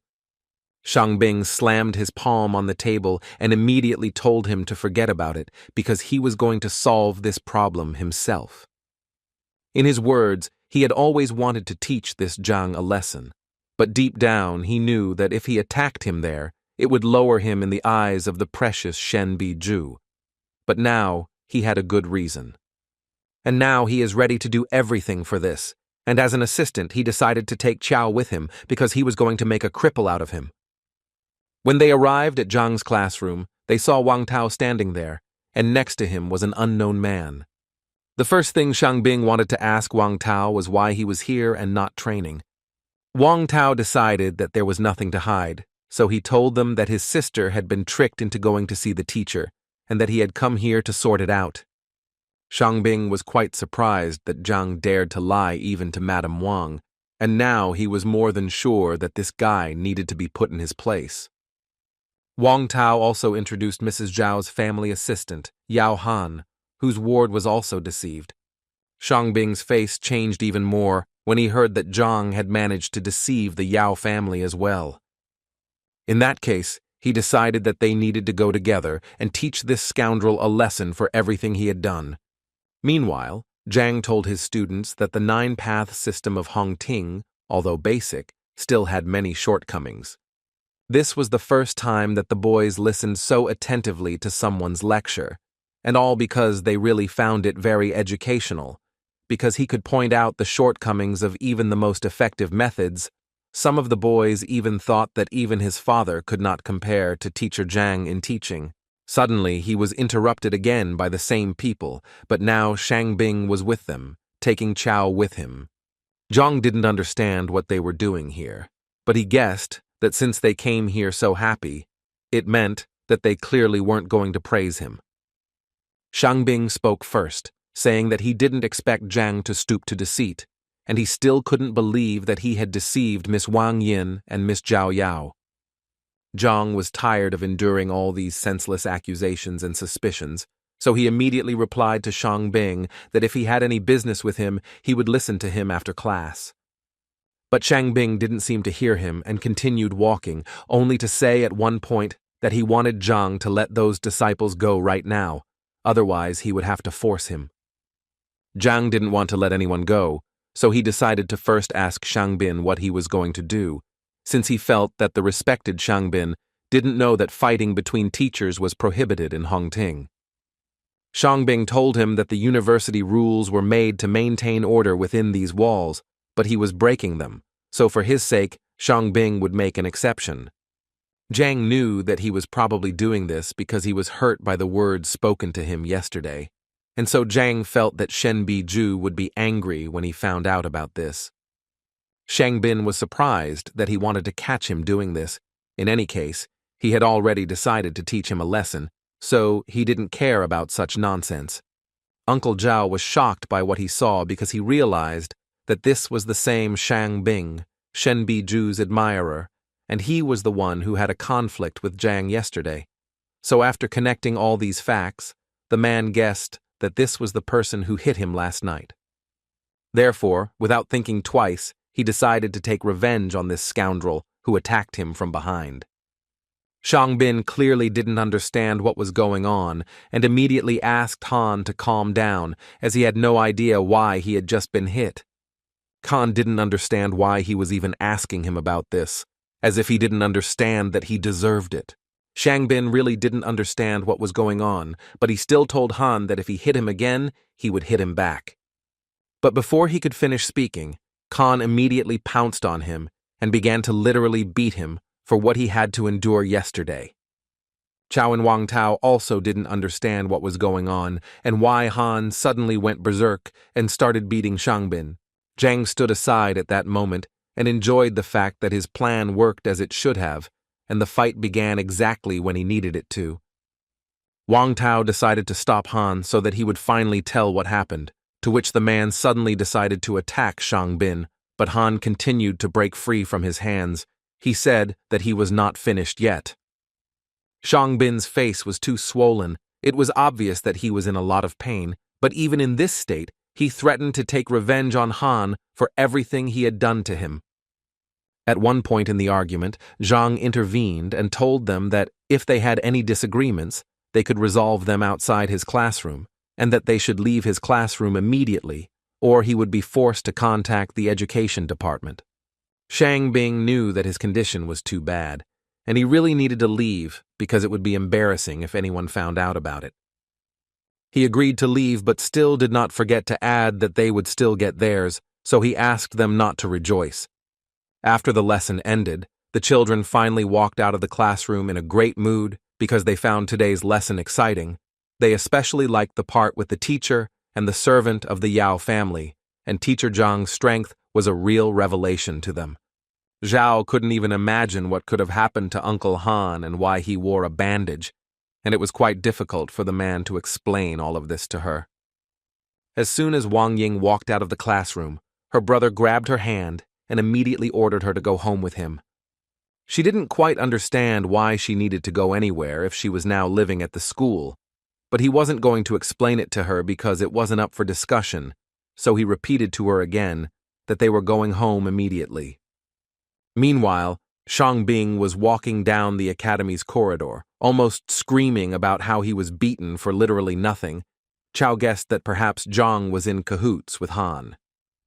He agreed with him because Shangbing hadn't actually done anything to be punished for, so he was sure that he had attacked him because he wanted to teach Zhang a lesson. After which, he suddenly wanted to ask Chow again if Zhang was really forcibly teaching Yang, because it was impossible to tell from the guy that he was sitting there forcibly. Chow once again assured Mr. Shangbing, having no doubt that it was true. Shangbing was happy to hear this, so since Chow was so confident, he suggested that he immediately apply for the will detector. He also asked Chow to remember to increase the penalty to the maximum, as he believed that this was the best way to put Zhang in his place.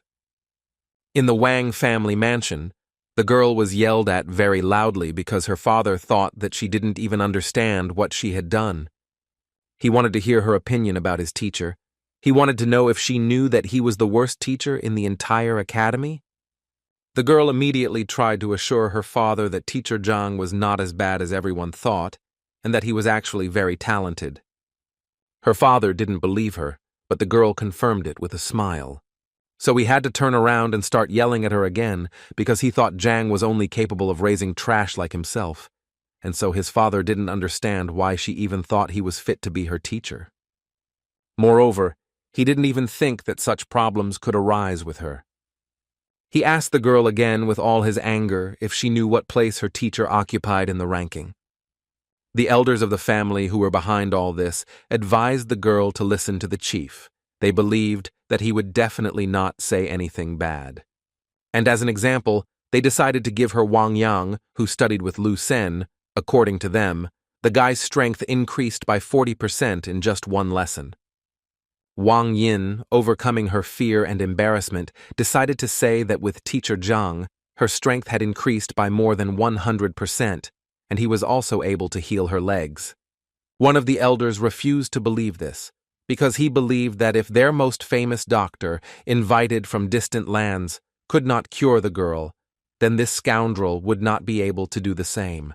The other elder also laughed when he heard that she had increased her strength by 100%, and the healing of his legs captivated him even more, after which they asked her not to lie, if only to cover up for this liar. At some point, she decided to shut them up and started shouting about how they could even talk like that about Teacher Zhang if they had never even seen him, and she had already firmly decided that she refused to leave his class. But this made the old men laugh even more. They assumed that the girl had some other reasons for protecting this guy. The girl's father also thought that he was talking complete nonsense and ordered her to leave classes that very day. Otherwise, the doors of this house would be closed to her. Without thinking twice, she left the house, hearing her father shouting after her that if she left, she would never be able to return. But the girl was not going to go anywhere. She approached the column that measures strength and said that if they did not believe her, then she would gladly prove it to them with actions. Having gathered her strength a little, she decided to deliver the first kick. She was able to knock out a full 205 units of strength, which surprised all the elders, because they were sure that yesterday her strength was only 53 units, and what is even more surprising is that her legs work as they should. After which, Wang Yin immediately added that if it weren't for Teacher Zhang, she would never have been able to achieve such a result. The father couldn't believe his eyes. Could he really cure her legs?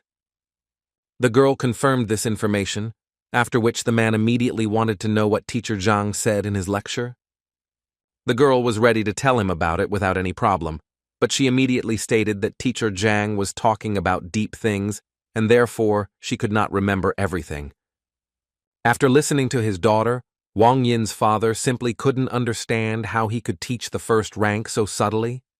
The elders also realized that Zhang had truly delivered a genuine lecture from a master of his craft, and they now clearly looked at studying it in a new way. They even thought about what would have happened if they had heard it at that time. How many heights could they have reached? In any case, her father was so impressed that he ordered his daughter not to leave this teacher under any circumstances. Moreover, he asked the girl to ask Zhang if he could accept other fighters, and if the man himself could attend some of his lectures. The elders immediately reminded the man that he was the head of the clan and he could not simply become a disciple of such a person, because then their family might think something wrong. Father realized that they were actually right, and it was clearly not the best idea for him. But the elders themselves were not against attending a few lectures of this teacher, so they politely asked Wang Yin to ask permission. Meanwhile, Zhang decided to visit the library again, as he believed that although his skills had improved greatly, he still knew little about martial arts, and so he decided that he needed to study now, otherwise he would not be able to properly teach his students. He came to Reverend Mo again and said that this time he wanted to look at the martial arts materials, but the elder told him that today was not the best time for that. Before Zhang could ask what was going on, he was suddenly interrupted by Shen, who had also come to the library to borrow some books, and the elder happily let her in. After which, Zhang turned to Venerable Mo again to say that it was unfair, since he and teacher Shen had the same goal, to read the book, and he did not understand why he was not allowed, but she was allowed. The thing is that the elder believed that Shen was really looking for knowledge, but he came here for an unknown reason. Zhang had to start proving that he also came here for knowledge. Shen at that moment did not understand why Zhang did not talk to her. Did he really stop liking her? In any case, she decided to support Zhang and told Venerable Mo that she was confident that teacher Zhang had no evil intentions, and so she suggested that he also let him in, especially since as a teacher he had every right to do so. The elder decided that since Shen insisted on it, he would let Zhang into the library. But he immediately warned him that if he saw Zhang breaking the rules again, he himself would be to blame and would also bear responsibility. Zhang was glad to hear this, and then decided to thank Shen for his help. Then he simply entered the library without talking to Shen. This confused the girl, as she thought that Zhang would take the opportunity to talk to her. Zhang didn't even expect that getting into the library would be so difficult, and he understood perfectly well that next time he would definitely not be allowed in there. But then he looked around and realized that this library was not really that big, and if he tried, he could go through all the books in one day. Elder Mo heard the noise in the library again and realized that Zhang had apparently returned to his old habits, even though he had said that it would not happen again. He decided to go into the library and check out what was going on there, and at that moment the thought flashed through his head that he wouldn't mind finding out what was going on in this guy's head. The old man noticed that Zhang was taking everything in a row and trying to read everything at once, and this once again confirmed that the old man was right and the guy was just doing something incomprehensible. So he decided that when Zhang decided to leave here, then he would teach him a lesson. At this moment, Shen was also watching Zhang closely, and now she began to understand why Elder Mo didn't want to let him into the library. Although on the other hand, she had the thought that Zhang simply found out that the girl wanted to come to the library today and was simply trying to attract her attention. So she decided that she wouldn't let him wreak havoc in the library just because he decided to see her. The first thing she wanted to know from teacher Zhang was what he did, to which she received the obvious answer. He told her that he was just reading. She became even more angry about this, so she decided to tell him that he definitely didn't look any more attractive this way, and she didn't like the way he was acting, so she asked him to leave the library immediately. Zhang told her that he could imagine how difficult it was for her, but he still continued to pretend that he didn't hear her, and continued to read all the books in a row. Shen was already very angry and started yelling at him that he apparently didn't understand what she told him, so she decided to repeat that if he continued to do this, then this way he definitely wouldn't attract her attention. Zhang was tired of listening to her nonsense and asked this crazy woman not to disturb him, and if she was so bored she could always go to the corner and draw there. The main thing he asked was to leave her alone. The girl couldn't believe that Zhang was talking to her like that, but still, the thought was spinning in her head that he was just joking, and that's why she wanted to see how long he could hold out. In the end, 6 hours had already passed, and Zhang was still leafing through the books, and the girl finally realized that if he wanted to attract her attention, he would clearly stop doing this. During this time, Zhang still managed to do the impossible. He still transferred all the books to the library of the Heavenly Path. Furthermore, during all this time, he was finally able to find a suitable training method for Zhao Yao. Turning around, he noticed that Xin was still there even though it was already around 7 o'clock in the evening. But on the other hand, he realized that he actually didn't care about her at all. And since he had done everything he wanted, it was time for him to go back.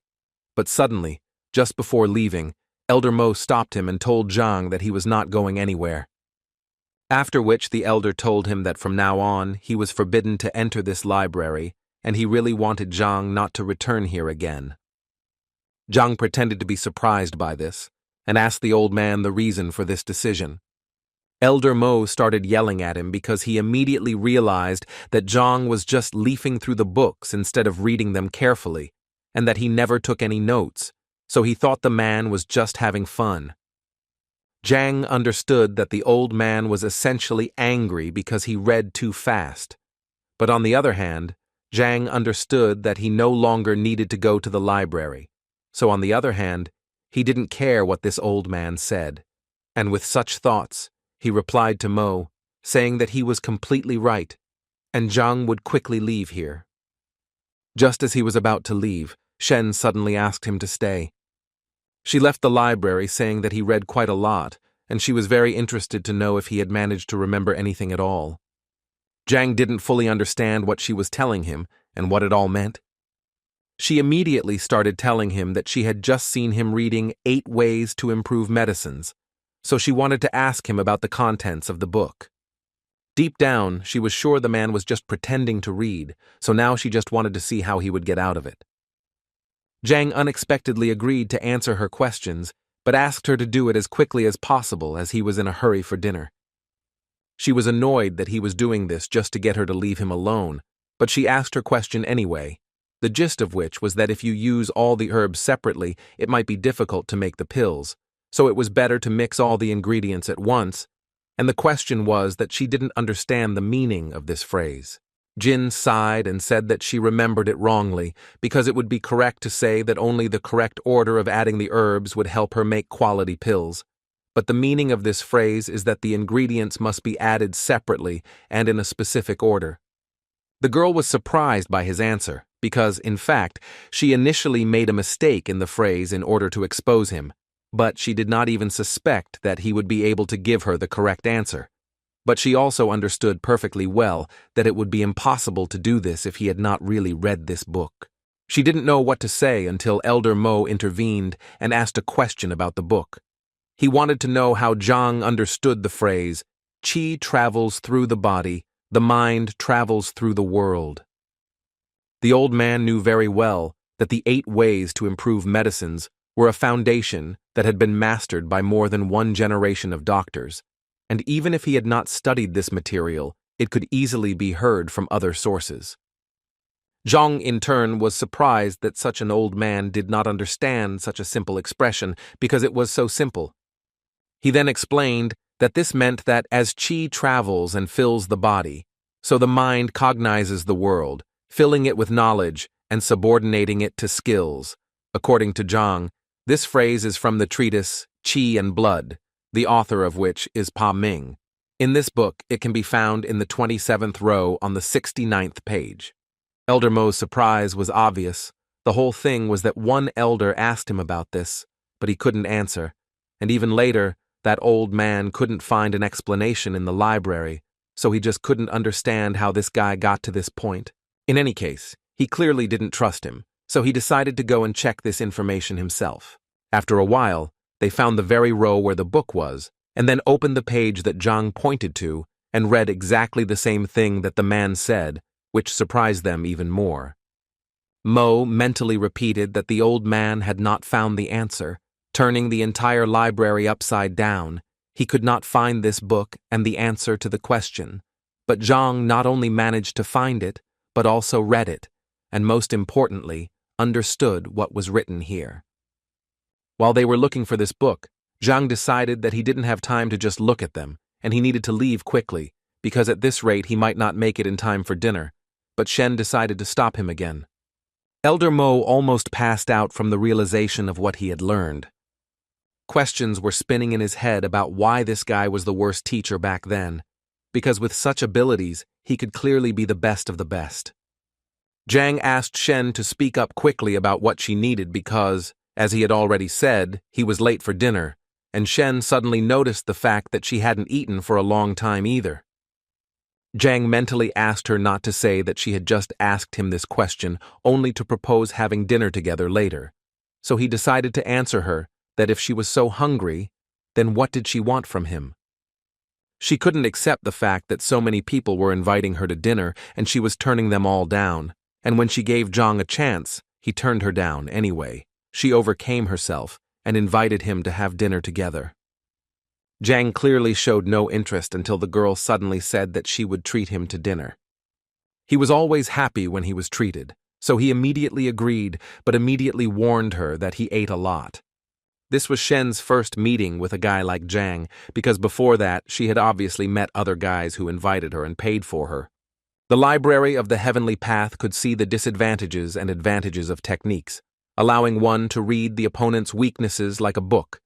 But it could not reveal the heart of a woman to Zhang Huang. He did not understand that, with just a few words, he had brought the first beauty of the academy to a panic attack.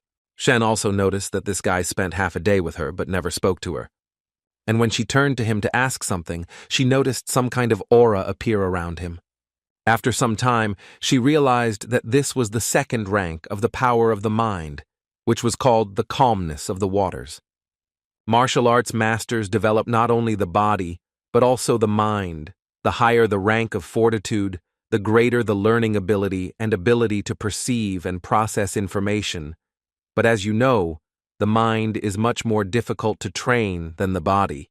It is difficult to subdue, and only the head of the academy has achieved such a rank of mind. And considering all these facts, Shen realized that his teacher test results were simply fake, and he did it in order to comprehend the second rank of reason with the help of other people's reproaches and bullying.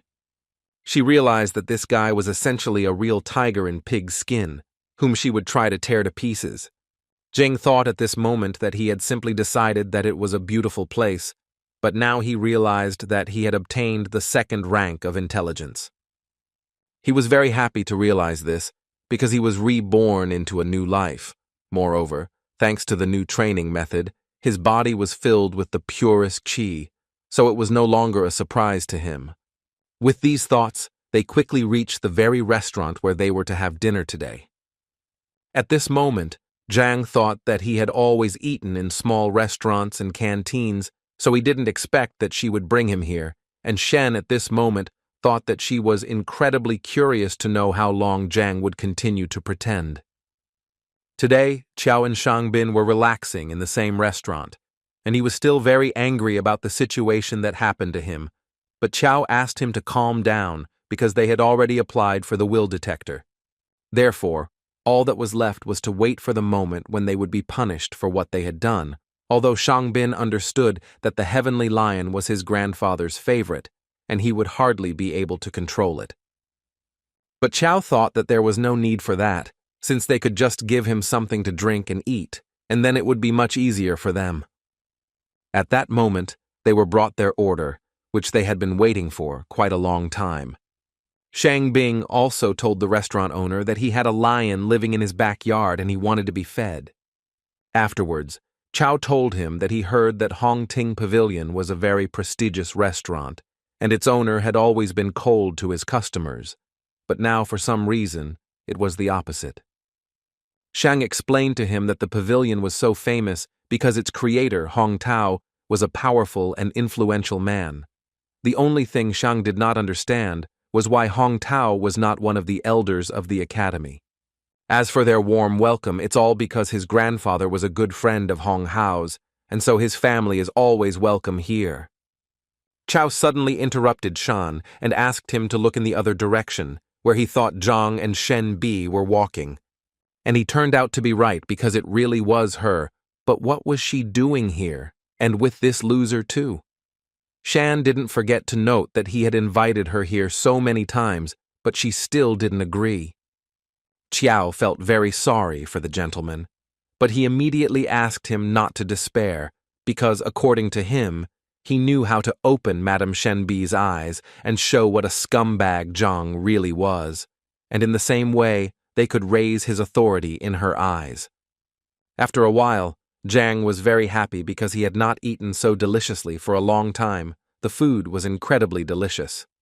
Shen was a little upset because Zhang had been eating all this time and hadn't paid any attention to her, so she wanted to ask for the bill for this dinner as soon as possible. The waiter happily came up to her to say that he hoped they enjoyed everything, and also to inform her that they only owed 1,280 coins. The girl clearly did not expect to hear such a number because she was more than sure that they ordered a maximum of 100 coins. The man decided to explain to her with a smile that the thing was that they had ordered wine, which cost 1,200 coins. This surprised the girl even more because they didn't order it, they just received this bottle, and she thought it was free. The waiter's face suddenly changed, and he started saying that it was quite logical that they had to pay for this wine, and he also thought that if she didn't ask how much it cost, then it wasn't their problem, but only hers. This was definitely a problem, as the girl did not have that amount of money with her, so she asked to transfer the amount to her account so that she could pay it back to them later. The waiter was not going to make any concessions, because he believed that if she could not afford this wine, then there was no point in ordering it, so he told her to give them their money back right now, because no one would feed them for free here. At this moment, Teacher Shangbin approached them, and the first thing he asked was, "What was going on here?" The waiter smiled again and told the man that there had been an incident, and that the people had eaten but were unable to pay for their order. Shangbin immediately turned to Zhang and told him that if he didn't have money, there was no point in pretending to have it because it would only bring shame to their academy. Zhang immediately asked him to stop saying such things in front of everyone, especially since it was not true. But Shinbin was clearly not deterred and continued to say that he never thought that Zhang could stoop to such a level as to pretend to be such a generous person. Although at that moment he thought that it was he who asked to serve Zhang an overly expensive drink that he could not pay for when he looked like a nobody, then he, Shang, should have come and saved the beautiful Shen. This way, he will do everything in one go, punish Zhang, and finally get Shen. But apparently, he hadn't thought his plan through to the end, because Shen made it clear that she didn't like anything Shangbin was doing now.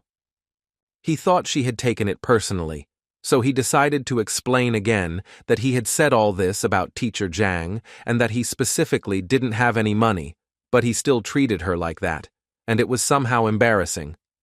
At that very moment, Zhang decided to intervene in their dialogue to say that it was not he who was treating her, but Teacher Shen who had decided to treat Zhang.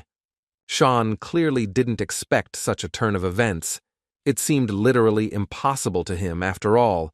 He invited her to dinner every day, but she refused, and now suddenly she decided to invite this bitch herself? In any case, he would have to make things right somehow, because Shen was clearly very angry that Shang told her that she was pretending to be magnanimous and that it was a disgrace to the teacher. Chao tried to push him from the side and told Shan that it was even better this way, because now he could offer to pay the bill for her, and then everything would be fine. Without thinking twice, he decided to listen to his friend's advice, immediately put a bag of coins on the table, and told the waiter that he would pay Miss Shen's bill. At that moment, he immediately thought that this would definitely calm Shenbi down. Moreover, he even thought that she liked him. But apparently his thoughts were too premature, because at some point Shen simply took off the necklace and said that she didn't need it and was ready to pay herself, so as not to pretend to be generous. She took off what turned out to be a jade pendant worth about 5,000 coins and offered it to the waiter as payment. Although later she changed her mind and said that she would leave it only as collateral, so that she could buy it back later.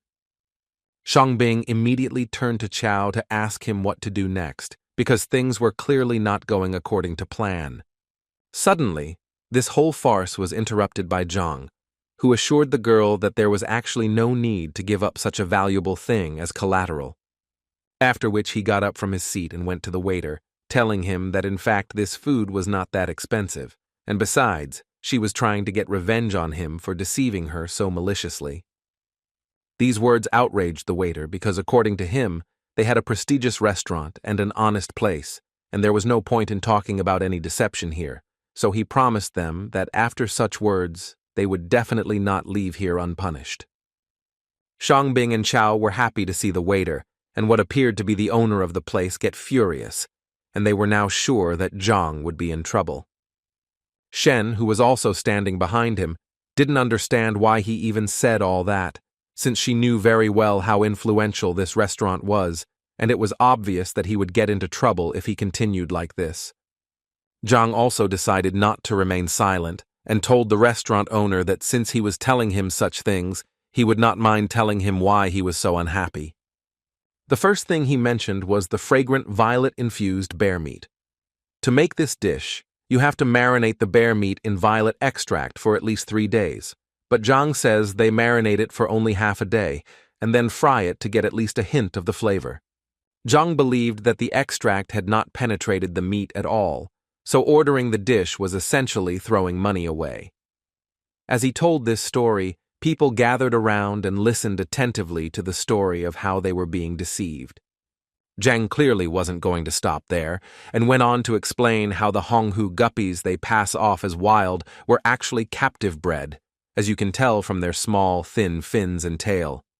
The waiter became more and more angry with every word, but his anger was connected with the fact that Zhang was actually right, and he really did substitute all these products behind the back of his superiors, but it was difficult to notice even for a professional gourmet, so the man could not even imagine how Zhang managed to figure this out.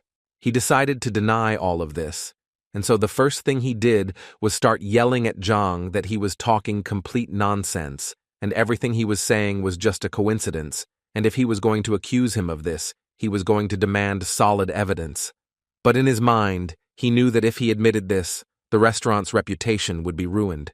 Zhang decided to prove to everyone around him that this man was lying, and the first thing he did was take a vessel of wine and start pouring it out. Then he took out a fire and said that since this wine was so expensive, they could easily test it. He set fire to the liquid he had just poured out and said that he would be very sorry to pay so much money for such a poor quality fake. Not only was the wine burning, but it was also spreading a smell throughout the restaurant that was so disgusting that at some point all the diners covered their noses to avoid smelling it. And Zhang at this time summed up that the taste really resembles drunken immortality. If you drink it, then it brings benefits. But in this bottle there was a drink that only brings harm, and this stench is the best proof of that. A few minutes after Zhang's speech, everyone around him started demanding that the restaurant return their money, and the owner couldn't even imagine how this could happen. The waiter thought that Shan told him that the guy was a loser, but then how could such a loser understand all his tricks, after all? He spoke as if he was a professional chef, anyway. He knew that if his superiors found out about this, he would be in big trouble. Shang didn't understand what had just happened at all, but Chao couldn't explain anything either. The owner of this restaurant at some point realized that in fact these two people who set him up with this wine were to blame for everything, so his anger towards them went through the roof. So at some point he couldn't take it anymore and asked these two to leave his restaurant immediately. They didn't understand what exactly they had done to make him react so harshly, but they knew that it was really best to leave because it seemed like the man had gone crazy. Zhang also suggested that Shen leave, as he felt that they would hardly get the bill. The girl at that moment was just thinking that Teacher Zhang was really good, because he could so easily determine the quality of wine and food that she even assumed that he did so poorly on the teacher exam because he was honing his culinary skills. Zhang himself actually didn't expect that the Heavenly Path Library could determine the quality of dishes, but in any case, he had to be grateful for this ability, because otherwise, he would definitely find himself in an awkward situation. His thoughts were interrupted by Shen, who was incredibly grateful to him for saving her today. But suddenly she said that she couldn't just leave it like that, and so she was going to invite him to dinner again because they hadn't been able to do it. Zhang was not prepared for such a turn of events, and immediately told her that it was not worth doing because he had eaten his fill for a whole year, although he would not mind having dinner with the nettle girl, but he did not want to fight off her suitors later. He managed to surprise Shen again, because she never thought that someone would refuse her several times in a row. But then he managed to add that it was very good that they had just eaten together, and now it was time for him to go, and this literally finished off the girl. Suddenly, he was stopped by Shang, who ordered Zhang to stand in the place where he was now standing, and was going to make sure that Zhang would not leave here in one piece today. Shen immediately wanted to ask him what he was going to do and why he had rolled up his sleeves, but instead of answering, Shang asked the girl to step aside, because this should be decided only by him and teacher Zhang. But she wasn't going to do that, so Shang decided to shout at Zhang and tell him that if he were a real man, he wouldn't hide behind a woman's back. Although Zhang himself did not understand what was wrong with hiding behind a girl's back, moreover, he called it conflict resolution and saw nothing wrong with hiding behind a woman's back to calm her down. Once again, everything did not go according to Shan's plan. Moreover, Zhang managed to justify himself so bluntly that he simply could not answer him. But that was only the beginning, because then he turned around and said he was leaving, and asked teacher Shen to calm the two down, because he didn't have time for that. At that moment, all he could think was that they were complete fools if they thought they could provoke him with this, because he was a transmigrator from one world to another and had been through so much that they definitely couldn't surprise him with this. Shangbin continued to order him to stand still, and also added that if Zhang died today, he would not have the right to bear his surname. Zhang wasn't going to listen to this madman, so without thinking, Shang summoned the heavenly lion. And then he ordered this animal to destroy Zhang, and if he did so, then Shang promised to feed him every day. Shen did not understand why he was doing this, because he knew very well that destroying a teacher was a terrible crime for which he would face a terrible punishment.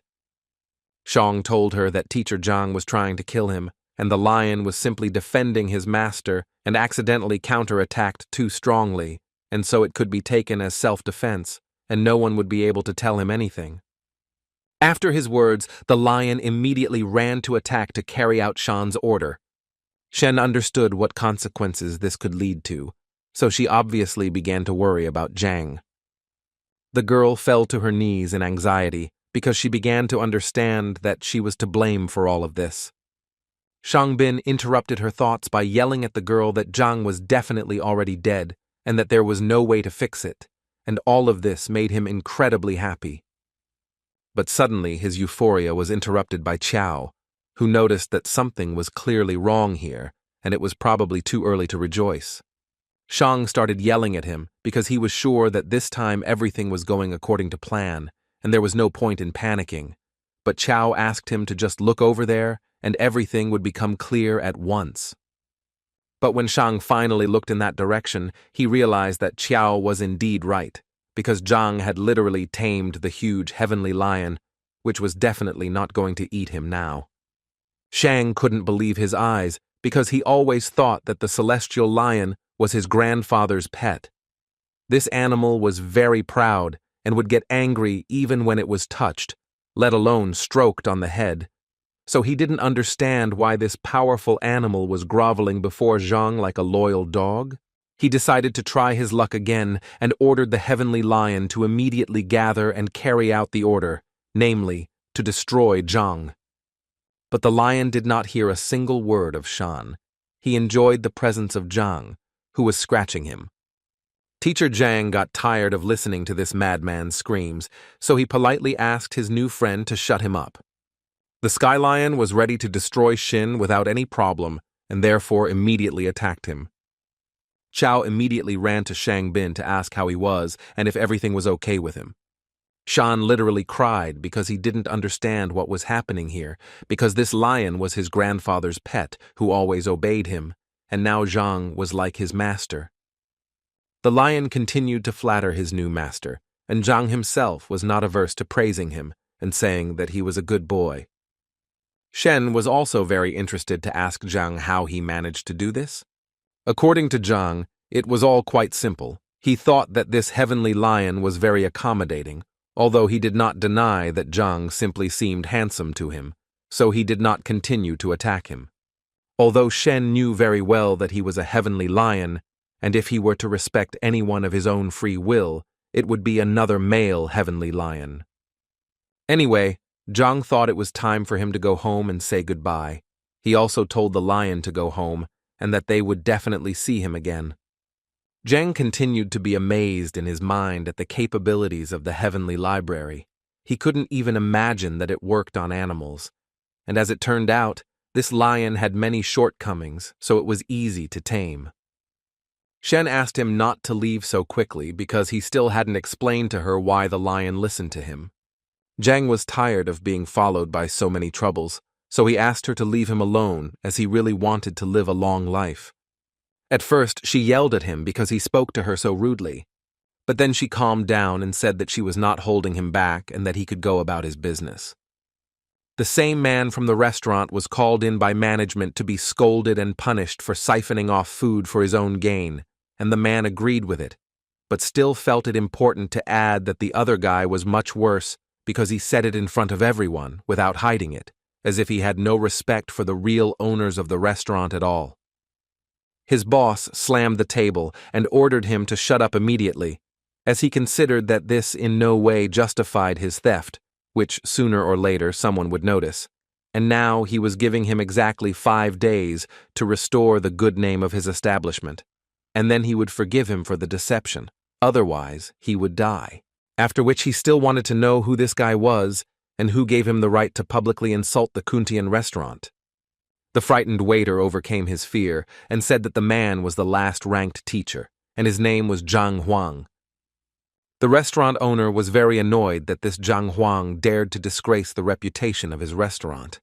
Zhang was just walking around thinking at that moment that he never thought that one dinner could bring so much trouble anyway. He knew that he needed to forget about it as soon as possible because he had other important things to do. For example, he needed to figure out how to advance to the 6th rank. But to his great regret, no ordinary teacher can simply gain access to information about the rank of opening chakras, because a copy of these documents can only be obtained with the permission of the elders, and on the last test, he only had the 3rd rank, and if he now makes such a request, he will simply become a guinea pig. Although, if he remembered correctly, there were many useful things sold in Tianshuan City, including cultivation manuals, and if he could look through them, it would indeed solve many of his problems. So he decided to go immediately and check if his guesses were correct. He arrived at the Tianshuan shopping district and was a little surprised that it was so lively, and it was probably because he didn't remember anything about the place. He was thinking that this guy was just a regular teacher with a small salary, so it was no surprise that he had never come here, even though they sold a lot of stuff here, but he honestly didn't remember what it was for. But for this, he now has a library, which he also decided to test on these products. As soon as he came closer to the product, the seller immediately turned to him and offered his help, and also did not forget to say that his product was of high quality, and he would definitely like it. He was literally ready to vouch for it. Zhang decided to take a look at one of the goods, and according to the seller, this bell was made by a real master, so it has an unusual effect and costs only 50 coins. The library also worked on the items, so Zhang found information that this bell actually causes dizziness when exposed for a long time and is effective against first-rank fighters. It was also said that it was made in Qing Yun's workshop. Zhang remained silent, so the seller decided to say that he could actually sell him the bell at a discount and thus give it to him for 20 coins. Zhang thought at this moment that he was actually lucky, because with the Heavenly Path Library, he really didn't have to worry about buying a fake. Instead of buying the bell, Zhang decided to ask the seller if he had any ice grass for tanning. In response, the seller told him that Zhang was very lucky today, because according to him, he was the only one in the entire market who was selling this herb. And now he has 2 boxes with 5 plants in each. He charges 100 gold per plant. Zhang said he would first like to look at the product the man was offering him, and then perhaps buy it. After taking a closer look, the librarian made it clear to Zhang that this was indeed the same herb, and the seller had not lied to him. This herb grows on the tops of mountains, It loves sunlight very much, so it contains a lot of spiritual energy. He believed that the combination of hot and cold yin and yang was the perfect medicine for Zhao Yao's blocked points, but he was confused by one important point about this plant. One of the stems was dried out. Zhang first looked at the box and assumed that the seller had kept the plants in improper conditions. The guy assured him that the dried-out stem was normal because he said he had made a career out of the herb and therefore knew how to handle it, and besides, the stem had always been like that, even when he had collected it. But he still told Zhang that if it bothered him so much, he could give him the flower for half price. Zhang continued to study these herbs at this time, and at some point, he discovered the ancestral stem, which was known to produce medicine twice as effective as the regular stem. The most unpleasant thing is that if the seller had understood this, he would most likely have increased the price, but he still asked to pack this stem. At that moment, Zhang thought that with this herb, the problem would be solved much faster, and he would not need any other ingredients. The seller carefully wrapped one stem of this flower and said that Zhang would give him 50 coins. But when it came to paying, Zhang realized that with this library, he had completely forgotten about money. He didn't even have 10 coins in his pocket, let alone 50. Although he still decided to ask the seller to sell him this stem for 8 coins. Apparently, this really angered the seller, who considered Zhang to be an ordinary impudent fellow who had no respect for men's work, since he had actually risked his life to get the stem of this plant. After which the seller also added that although these flowers are not of the best quality, they are in any case medicinal, and their price is no less than 30 to 50 coins, and if he does not buy anything, then the seller is already going to call security. Zhang immediately stopped him and said that there was no need to call security because he was really interested in buying it. He just didn't have any money, but he wasn't a thief either. Zhang even suggested resolving the conflict in another way, where the seller would give him the flower for free. The guy couldn't believe that his new client was so impudent. Not only did he come here without money, but he also expected gifts. The seller decided to play a game and said that he would give him the flower for free only if Zhang made him believe that he was a sage. Zhang immediately told him that there was no need to call him that. He simply suggested hitting him. The seller had already begun to get noticeably angry because it seemed to him that Zhang considered him a fool and a weakling, although the guy himself was sure that he could very easily crush Zhang. But the teacher very easily stopped his aggression, saying that if he was not mistaken, then the seller was from Pingyi. The guy was very surprised, because Pingyi is a small settlement near Tianquan City, and so he was sure that Zhang simply could not guess this, and he wanted to know how Zhang guessed that he was from there. Zhang immediately told him that he thought it didn't really matter how he knew. What was more important was that he had been bitten by a cold bamboo snake in Tianquan Forest half a year ago. The guy eventually managed to survive, but due to the bite, he was almost completely disfigured and, in addition to this, unfortunately, he became impotent. The salesman turned noticeably pale, because 6 months ago in Tianquan Forest, he had indeed been bitten by a cold bamboo snake, but the guy couldn't even imagine how Zhang could have known about it if he had only told that girl from the brothel about it. Zhang looked at the guy with a smile, and at some point finally decided to say that if he lied, he would just turn around and leave, but then Zhang assured him that he would definitely never be able to feel like a man again, and also he would not have the right to later say that Zhang did not warn him. The salesman immediately perked up and asked Zhang if he really knew how to help him with his problem. Zhang smiled and the guy started asking him for more help. If he knew the cure, then he literally started begging Zhang to give it to him, and then he could take everything he had on the shelves for free. Finally, the teacher got the desired words, and after that, finally, he added that the poison of the cold bamboo snake, getting into the body, freezes the organs, and this is a fact. Medicines are powerless here. For this reason, people often amputate their limbs. Even the most skilled alchemists can do nothing. But here's what's strange. Despite the chilling properties of this snake's body, its bile has a warming effect, so it's enough to absorb it. and it will completely cleanse the body of foreign cold, and it will be able to become human again. The guy couldn't believe that all he had to do was eat the bile of a bamboo snake. Was it really that simple?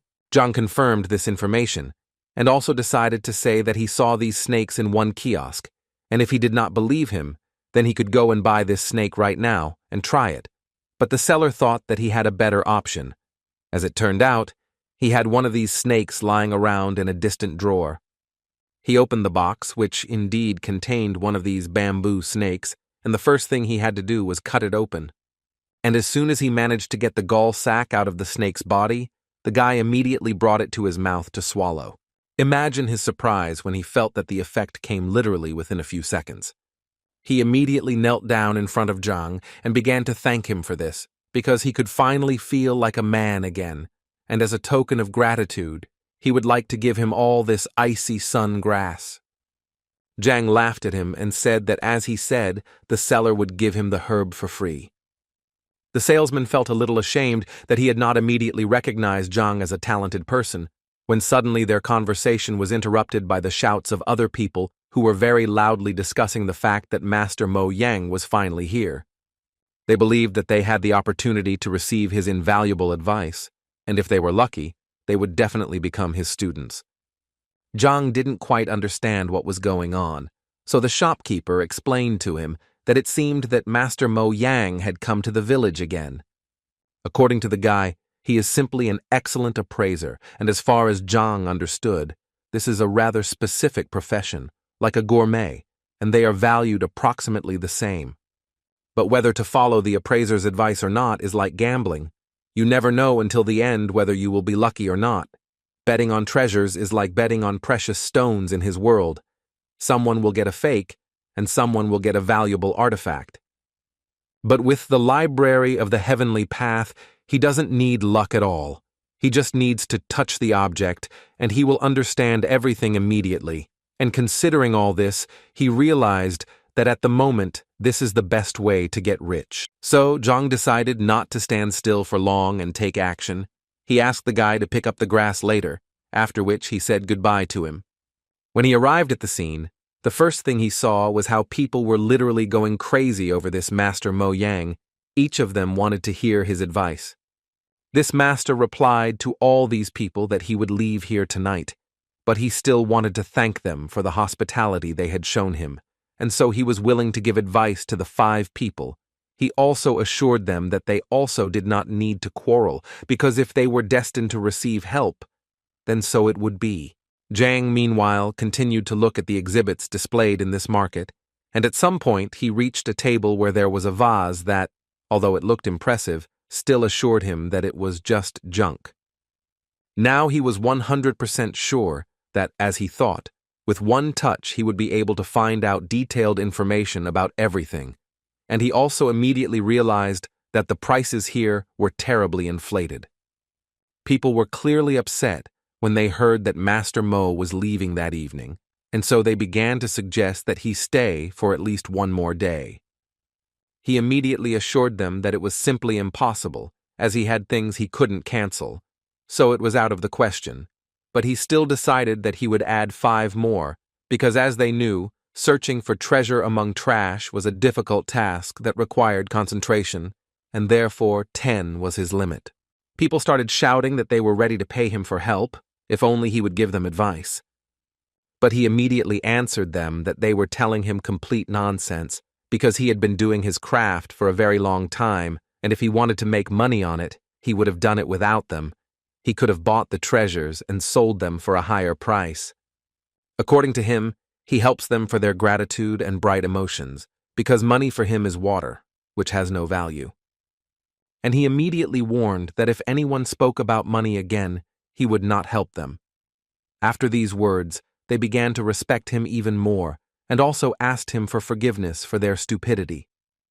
He also wanted to tell them that the appraiser could actually only increase the chances that they would not get a fake, but they still could not get a complete guarantee of success. But as long as they were with him, he would do everything to help them with this. They immediately raised their hands for his attention, and Master Mo decided to pick out the old man in the front row first. He explained to them that he would now use his special technique to understand which of them deserved their attention and which did not. After analyzing, he pointed out to the old man the vase that Zhang had recently looked at. Master Mo thought that the old man could safely buy this vase because it was actually very valuable. After all, it was created at the end of the Kobun period. The old man got his money without any problem and was going to buy this vase because Master Mo himself advised him to buy it. Zhang watched this process when suddenly he realized that he had just been looking at this vase, and if he was not mistaken, then this was a normal vase from Qing Yun's workshop. As a token of gratitude, the old man immediately brought Master Mo a few coins, which he happily took, and Zhang began to understand that he had definitely not made a mistake with this vase. Suddenly, his body moved back to the library, which Zhang didn't understand because Master Mo didn't seem to have landed any combat moves on him, but the book about that person was still flying towards him. In this book, it was written that Master Mo was originally an appraiser's appraiser, worked as an informant in the Liuzhu kingdom, and eventually made his way into the appraisers of artifacts with his generalizing voice that clouded people's minds with words, convincing them of the master's greatness.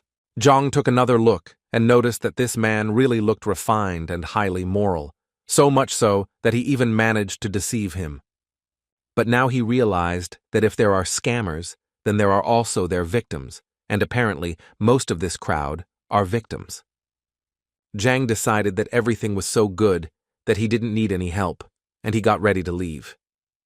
Suddenly, he was stopped by the same Master Mo, who had chosen the guy as the next lucky one to whom he would give advice. This obviously surprised Zhang. After all, there were a sea of crazy fans of this Master Mo around, so why did he decide to choose Zhang?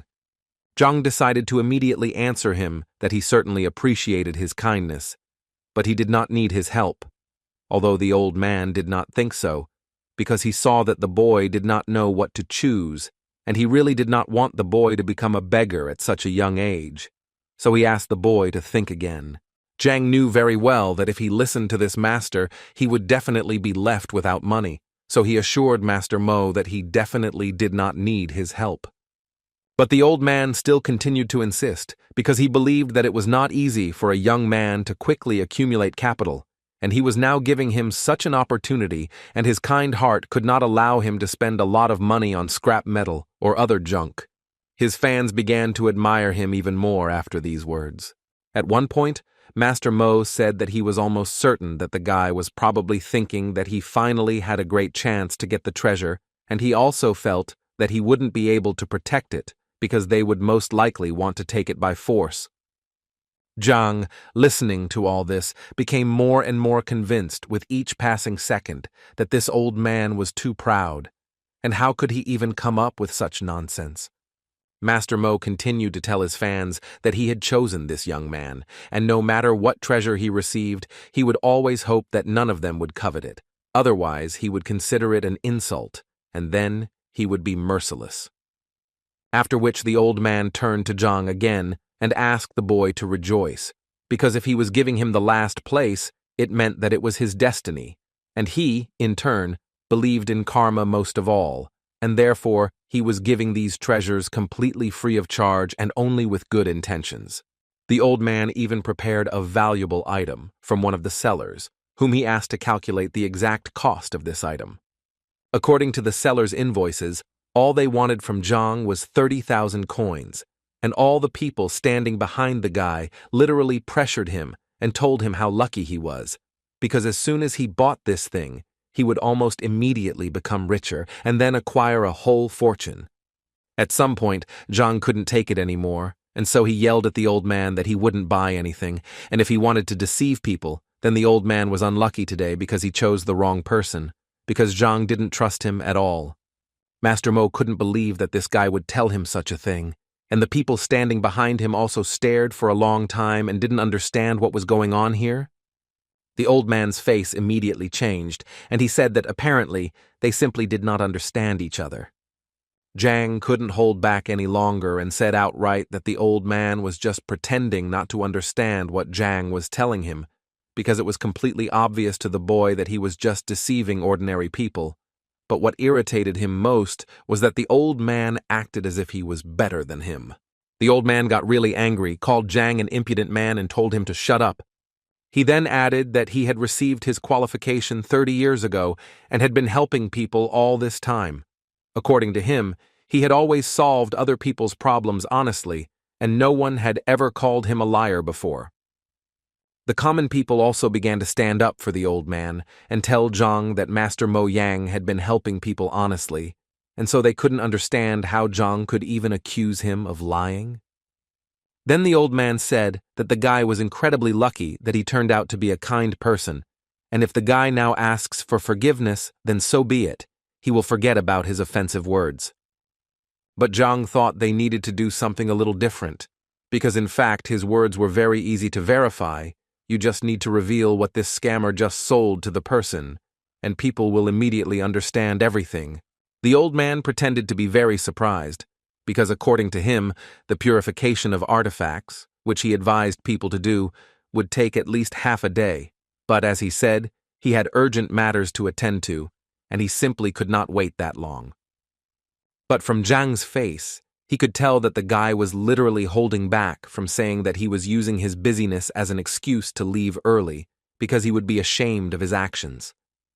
At that moment, Zhang thought that he was quite a professional liar because he had already thought of an escape route in advance and said so. Suddenly, their conversation was interrupted by one person from the crowd who suggested that since this guy claimed that the master was a fraud, then he himself apparently had knowledge of this craft, and if this was really the case, then he had better demonstrate it.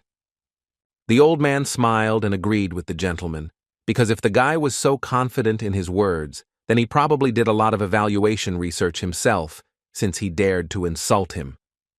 Master Mo Yan decided that he would give this guy a chance, but for this, Zhang needed to choose one artifact, and if it was of value, then it would be possible to continue the dialogue with him.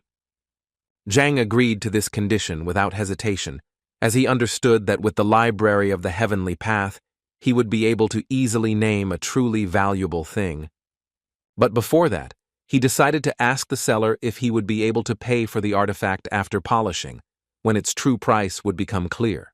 The seller immediately refused him because, according to him, it was necessary to pay in advance. This rule was introduced to prevent liars who refused to pay if the cost of the goods did not cover its original cost. But suddenly, this salesman was interrupted by Master Mo, who asked him that this guy pay in a way that was more convenient for him, and if this young man won, then he would pay for him, and if not, then he would just apologize, as he said. Zhang was more than satisfied with these conditions, so he waved to the teacher and said that he would definitely not refuse help and thanked the old man in advance. Master Mo thought that he had never seen such rude people. After this, Zhang began to look at the items, and the first thing he did was approach the item he had already looked at, and if it weren't for the lack of money, he would have bought it, but since the old man was paying, he saw no point in refusing. Without any doubt, he took the stone in his hands, threw it into the hands of the seller, and said that he had chosen exactly this thing. After which, he immediately asked to be cleared here, in front of all the people, so that no one could accuse him of lying. The salesman stood there in a stupor for a while, not knowing what to do next, until Old Man Mo asked him to clean the goods, as he was sure that Zhang knew nothing about them, and had obviously chosen the goods at random. The man who was cleaning that stone thought at that moment that he really wanted to look at that guy's face when they were cleaning that stone and found nothing there.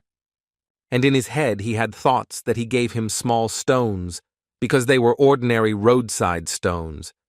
But apparently he was very wrong, because when he cleared away what he thought was an ordinary roadside stone, he discovered a Linglong stone. It was the main material for making ghost armor, and each of them was worth a fortune, since it was extremely rare. They began to discuss among themselves that this stone was so large and apparently without impurities, which meant that it could be worth about 100,000 coins, which could not help but please Zhang. The old man, without thinking twice, began to make excuses and say that the guy was just lucky, and that in any case it didn't mean anything. after which he turned around and said that he urgently needed to leave, as he had important things to do. But Zhang noted that in their case, there was no need to rush, and besides, he had one more question for the old man. He drew people's attention to the old man who bought the vase for 80,000 coins, and Zhang did this in order to tell the man the truth, that this vase was made in Qingyun, and therefore it was an ordinary decorative vase, which, on top of everything else, was cracked. And considering all this, Zhang was almost certain that in a few days it would fall to pieces, which was hard for this man to believe, since he believed to the end that it was an expensive vase because Master Mo Yang advised him to buy it. Zhang didn't want to argue with the man and just told him that if he didn't believe him, it was very easy to check by simply pressing on the thinnest part of the vase. The teacher also added that there was nothing to worry about, because if it was a truly valuable artifact, it would not be damaged, and the trash would immediately break.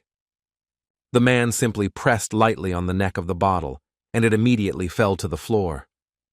People couldn't believe that this was actually true, and that Master Mo had advised this man to buy trash. Zhang suggested asking this question to Mo Yang himself, who replied that it was a precious vase that would make a poor man rich. But without waiting for an answer from the old man, Zhang himself decided to tell that if he was right, then he and the kiosk seller were in cahoots and were selling their goods with the help of false popularity under the guise of free advice, and buying junk for huge amounts of money. And now all that remains is to check with Master Mo, whether he said everything correctly or perhaps he missed something. Two guys from the crowd suddenly started talking about how, come to think of it, they had once heard of a certain swindler named Mo from Liuzhu. But those who had already bought something on the advice of this scammer began to worry the most, because it finally dawned on them that it was most likely a fake. Old Man Mo was still trying to justify himself, and so he told people not to listen to this guy, because he was most likely not an experienced appraiser, and he, in turn, only made one mistake. It happens to everyone. But people no longer heard him. They began to break ordinary stones one after another, and realized that they had paid about 60,000 for ordinary stones. It was a waste of money, and he was cheating them all along. Old Man Mo asked them not to worry because he could explain everything, although it might be better if he did it a little later, since he had urgent matters to attend to. But no one wanted to believe this swindler that he had any business, and since he did not want to tell them the truth, they decided to extract information from him in a bad way. This world is vast, and although there are deceivers, there are also those who have been deceived, and Zhang understands this pattern, so if Master Mo Yang had not targeted him, he would not have intervened, which can be concluded that the old man himself is to blame for his troubles. In any case, it was time for him to continue on his way, so he headed to Huang Yu's bookstore, as he believed that this store might have the 6th rank reference book that he so badly needed, so he thought that he should take a look there. As soon as he entered this bookstore, the first thing he was greeted by was a pretty cute girl who wanted to ask Zhang whether he came to read or buy a book. Zhang, without thinking twice, directly asked the girl if they had any materials about the 6th combat rank. She thought he was joking because, she said, the store was very small and such materials required specialization, but books were their #1 item. Then Zhang decided to ask her if she knew where he could find such books. She immediately thought that this required special rights, but some big people could still collect the materials he needed, and Zhang immediately decided to ask her if she knew such a person. The girl thought for a while, and then remembered that she knew one person, but he was a very unusual person, and if he was in a good mood, he could even allow her to take a few books home with her, but if he was in a bad mood, she could not even cross the threshold of his house. Zhang would have been very happy if she had helped him find him, but the girl decided that she would not only help him, but also go there with him, so that Zhang could find this person faster. On the way, the girl told Zhang that this man had a large library, and it was not for nothing that he was known as one of the smartest people in the kingdom. He even taught Shen Jue himself. Elder Lu Shen hated frivolity, so she immediately advised Zhang to try not to appear frivolous to him, otherwise he would definitely not be able to take the book from him. She also added that when it came to taking the book, it would be their personal matter, and she asked him not to drag her into it. On the way, she continued to tell the characteristics of this man. He prefers obedience in response to all his words. So she advised Zhang to just nod his head, and then he can be conservative in some matters. But there is nothing critical about this. After some time, they finally came to the house of Mr. Lu Shen, and Zhang could not believe that the emperor lived here. The girl in response told him that the emperor insisted on a richer housing for his teacher several times, but he always refused. Suddenly, out of nowhere, a guy on a horse appeared who clearly knew the girl and immediately turned to her and said that he was glad to see you here again. She was a little unhappy that he addressed her like that, since her name was Huang Yu, and besides, they weren't well enough acquainted for him to call her that. In response to these words, he told her that, given their relationship, the address did not matter at all. After that, he saw Huang Yuzhang next to him and decided to tell him not to even think about courting her, because she was just his girlfriend. And in general, he immediately wanted to ask the girl who he was and why she was taking unknown people to the emperor's teacher. Huang Yu reacted quite sharply and immediately made it clear to the guy that he didn't care at all who she went with and where. At some point, they started to clearly quarrel with each other because he believed that she was his girlfriend and had a right to know, and she asked him to move away from her. Zhang decided to resolve this conflict, so he approached the guy and told him that he was actually wrong about him and that he really had nothing to worry about. The girl's expression suddenly changed because she didn't understand how Zhang even dared to talk to this guy like that. According to her, he is the only son of King Zhengnan, Bai Sen. King Zheng is one of the most influential people in Tianshuan, and if anyone offends his son, he will make his life a living hell. At that moment, Zhang realized that his body seemed to be not from this planet, because after the appearance of the heavenly library, he forgot absolutely everything. Huanayu was incredibly surprised that Zhang actually didn't know King Zhengnan, but on the other hand, she immediately knew that if this man was ignorant, then if she brought him into the palace, she would be in big trouble. Suddenly, her thoughts were interrupted by the opening of the doors of this palace, from which Chen Bo, who was the master's assistant, came out, and the guy immediately asked to take them to the teacher. When Zhang entered this palace with his new acquaintances, he immediately noticed that it was incredibly beautiful, as if all these walls were hand-painted with ink by a talented artist. As it turned out, this was exactly the case, so the guys were surprised that Zhang knew about it and suggested that maybe he was an artist. The master's assistant told him that their master used his soul as a pen and the yard as a canvas, and arranging everything around like a painting was a really good idea. They reached the waiting room, where the assistant asked them to wait while he called a repairman. The girl once again decided to clarify whether the guy understood art, but Zhang assured her that this courtyard really did look like a painting. Their conversation was interrupted by Sen, who thought that Zhang was simply putting on airs to appear to be someone he was not. Huang Yu was very angry that Sen behaved like this, so she immediately wanted to know why he thought like that. After which they started arguing again, and because of Zhang, the man at that moment thought that if they wanted to argue so much, then he would not interfere with them. But why were they dragging him into this? He came here to take the book and leave.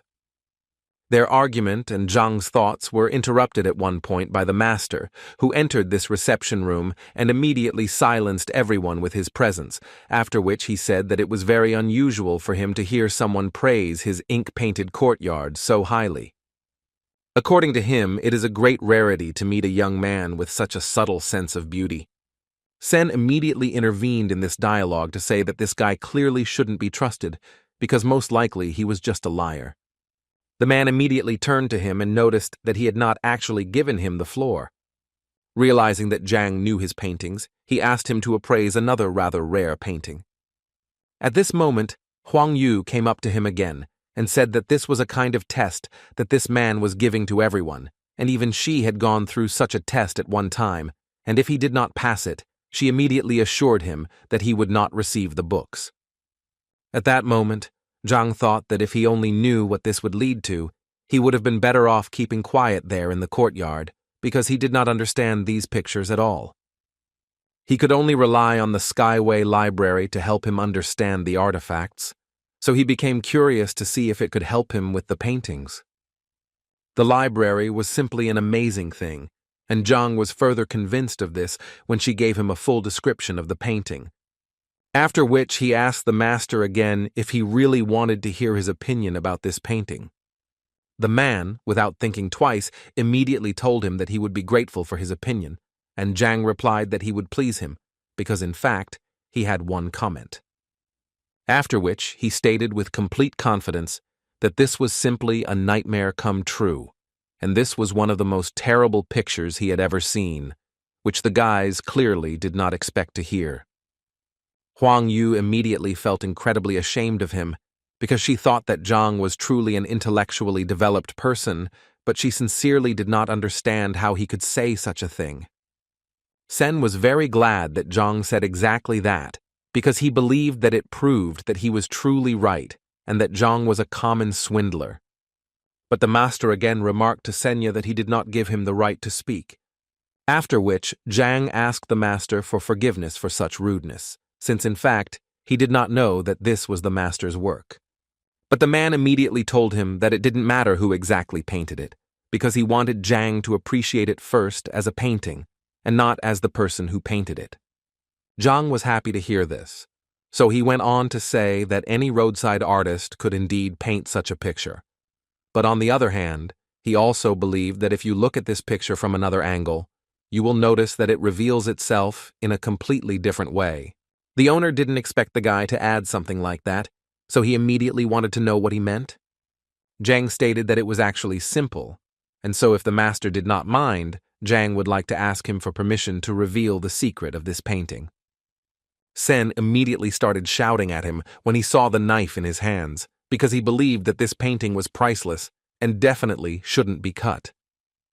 But Zhang didn't listen to him, so without thinking, he did what he wanted. This act surprised even the master himself, and he followed further events with fear and curiosity.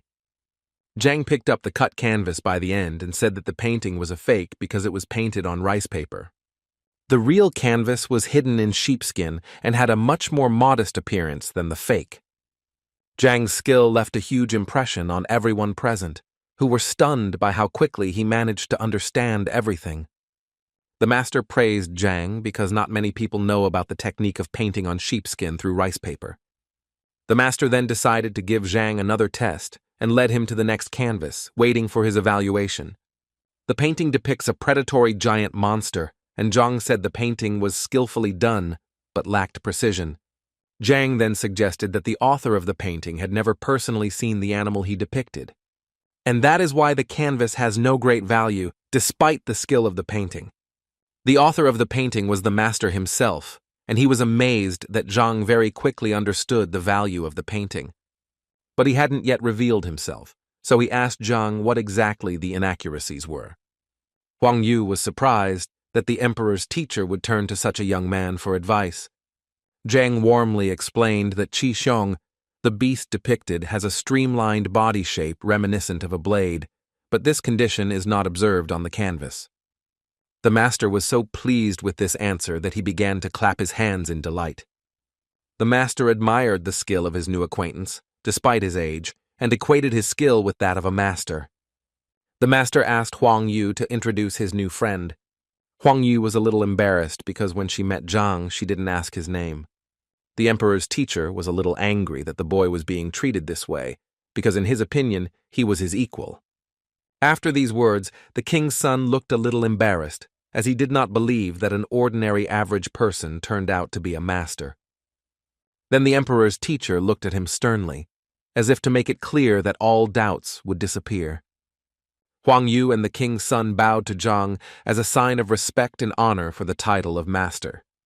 Zhang was embarrassed by this and said that he was just expressing his opinion about the paintings, so he cannot be called a master. The emperor's teacher assured him that he truly deserved all the honors because he had unmistakably pointed out all the shortcomings of the paintings. And he added that he had every right to give instructions to Huang Yu and the king's son at any convenient opportunity. Then the emperor's teacher asked Zhang what the purpose of his visit was. Zhang said that he knew about the large library that was here, and he came to find materials on the 6th martial rank.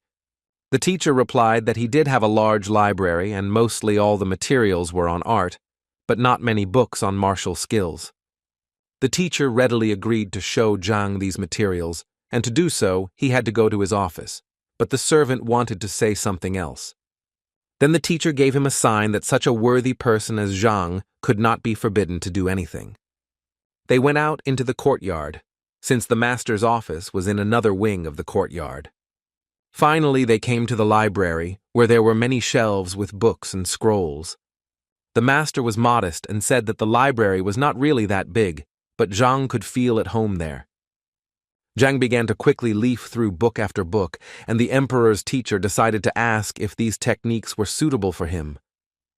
Then Zhang noticed books on a shelf above, lying away from all the others, and the teacher said that they were his son's books. The master added that his son loved brute force, so he collected many books on physical improvement, some of which were from the royal library. Zhang asked if he could examine them, to which the emperor's teacher did not object. Zhang liked the service and decided to take advantage of the hospitality by reaching for the books. He began to leaf through them again at a furious speed, which made the teacher embarrassed, deciding that these books were also not suitable. In fact, all this time, Zhang was using his superpowers of speed reading and rapid assimilation of information. While everyone else seemed to be just leafing through books, Zhang seemed to be in a whirlpool of information, looking at everything in detail. Zhang held the last book on the list in his hands and slowly unfolded it, as if carefully examining the binding. Holding the book in his hands, he felt warmth and energy envelop his body.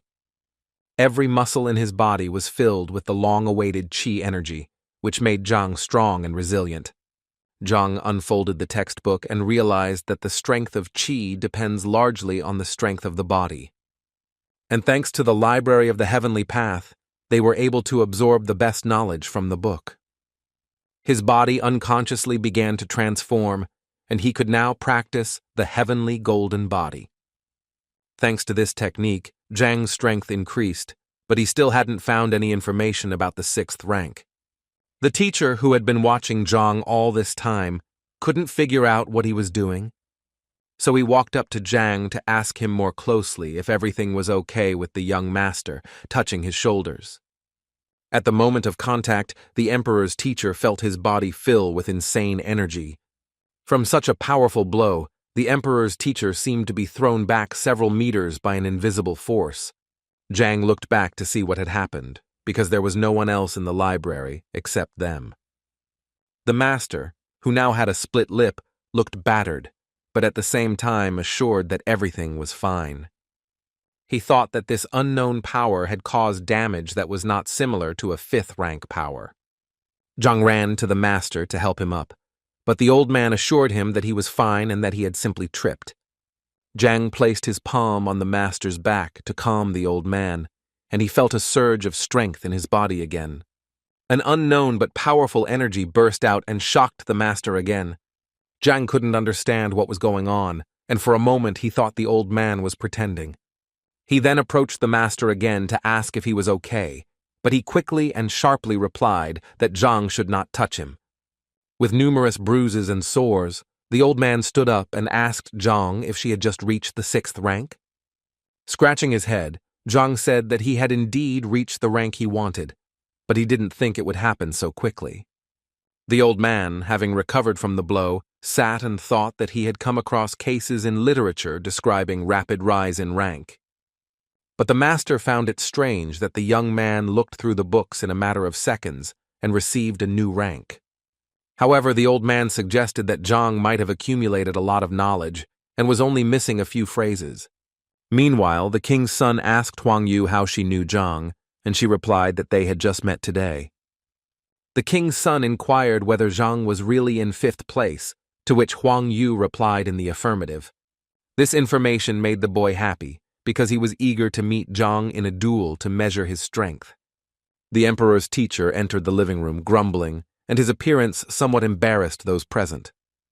Despite numerous bruises, he repeated the same thing. He was fine, and there was nothing to worry about. The old man asked his servant Chen Bo to bring a column to measure the strength.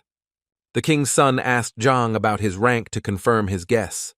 When Zhang said that his guess was correct, the king's son began to boast of his strength and challenged him to a duel. Hearing this, the emperor's teacher realized that this was the best way to test Zhang's new strength. Huang Yu tried to stop Bai Sen, telling him that he was not at Zhang's level and would be defeated. Then the old man intervened in the dialogue and said that he was not against a duel if one knew the limits and did not harm each other. Bai Sen smiled and assured the emperor's teacher that the duel would be conducted according to all the rules. So Zhang and Bai Sen stood in their stance, preparing for a duel that would show the boys' true strength and skill. Bai Sen swung his arm with all his might to hit Zhang, confident that victory would be easy. Zhang swayed back, wanting to test his strength and see how much his power had increased since visiting the emperor's teacher's library. Their fists clashed in a duel, and each of them tried to win the duel. But Zhang felt that Bai Sen's attack was weak and doubted whether his opponent really had a rank 5 peak. Bai Sen was thrown back several meters after the impact, but Zhang remained unharmed. If it weren't for the wall behind Bai Sen, the boy would have flown much further, but it stopped him. Huang Yu and the emperor's teacher opened their eyes wide when they saw Zhang's strength. Zhang was momentarily worried about Bai Sen's condition, so he asked if he was okay. Bai Sen, who understood that if he did not resist with all his might, he would lose the hand with which he entered the duel. But he didn't show that there was anything wrong with him, so Zhang suggested another duel. Bai Sen said that there was no need for this, since he considered Zhang to be strong, and in that case, the duel would be unequal. Zhang felt like Bai Sen was too lazy to fight and didn't even use his full strength. Meanwhile, the servant reported to the master that the force measuring column was ready. The servant also noticed that Zhang had managed to defeat the king's son, but he could not understand how this had happened. The master told Zhang that Bai Sen needed to recover and treat his wounds, but in the meantime, he suggested that Zhang test the strength of the column. Zhang replied that he had measured the strength just yesterday and got a result of 4 dynes, so today it was unlikely to be more. The master listened to Zhang, but still insisted on his own, so he made an inviting gesture towards the column. Zhang began to warm up in front of the pillar and thought that even though he had used the heavenly golden body, his strength had not increased much. In fact, he measured his strength in the morning and got the result of 8 dynes, so he decided to hit the column with half his strength. Zhang swung his sword and delivered a powerful blow to the stone column, producing a characteristic dull sound. After the blow, the number 4 appeared on the pole, symbolizing Zhang's strength. Zhang turned his back to the pillar and invited the others to see that his strength had not actually changed. But the expressions on the faces of those present did not agree with this statement, because there were clearly not 4 of them. Huang Yu asked Zhang to return so that he could see for himself the extent of his power. Zhang couldn't understand why the 4 sounds caused surprise among those present, but he still looked back. Imagine his surprise when there was no longer any number on the column, but the number 49. Zhang asked the master if the column was working properly, because the whole thing looked like some kind of nonsense. The master explained to Zhang that the meaning of his metamorphosis was that his body was not accustomed to the new strength, which is why he won the duel so quickly. Huang Yu and Bai Sen's mouths dropped open when they saw Zhang advance to the next level and increase his strength to ding. Zhang himself could not understand how this happened, because the transition to the 6th wound means the opening of the chakras, each of which adds 1 ding. Even Master asked Zhang how he managed to open 45 outlets so quickly. Zhang replied that he had not improved his rank, but he had definitely managed to improve his body. The master asked Zhang what he meant by pumping up the body and whether Zhang had eaten any fruits before that. Zhang scratched his head, recalling the events of the morning, and replied that he tried some strange fruit at the market. Master then said that what Zhang had tasted was very similar to the pearl fruit, which gave strength similar to the 6th rank. Zhang was confused, because he didn't believe in the existence of such things before, but it seemed like he was lucky. The master invited Zhang to sit down to ask him more about his personal life. Zhang said that he was a teacher in Hongting, to which the master replied that it was no wonder he was so strong. The emperor's teacher asked Bai Sen and Huang Yu to seek advice from Zhang. Bai Sen was more than happy with this advice, as he would finally be able to properly train his fighting skills. Zhang thanked the emperor's teacher for his hospitality and apologized for staying so long. The teacher, in turn, apologized for having so few 6th-rank books, but gave Zhang advice on where to find them. Zhang smiled and thanked the teacher again for such generous help. The teacher laughed at Zhang because he liked his modesty, so he advised him to come more often. Zhang walked outside, thinking that the visits to Master Lu Shen's house had gone well. With his new strength, he could now defeat any 6th-rank fighter, as his punch was around 90 dings. Thoughts about ways to pump up strength and power were interrupted by the steps of some people heading towards Zhang. When Zhang looked around, he saw a shadow that flashed and disappeared behind the walls of the neighboring building. Zhang exclaimed that he had noticed a stranger so he could show himself without hesitation. It turned out to be the appraiser and his gang.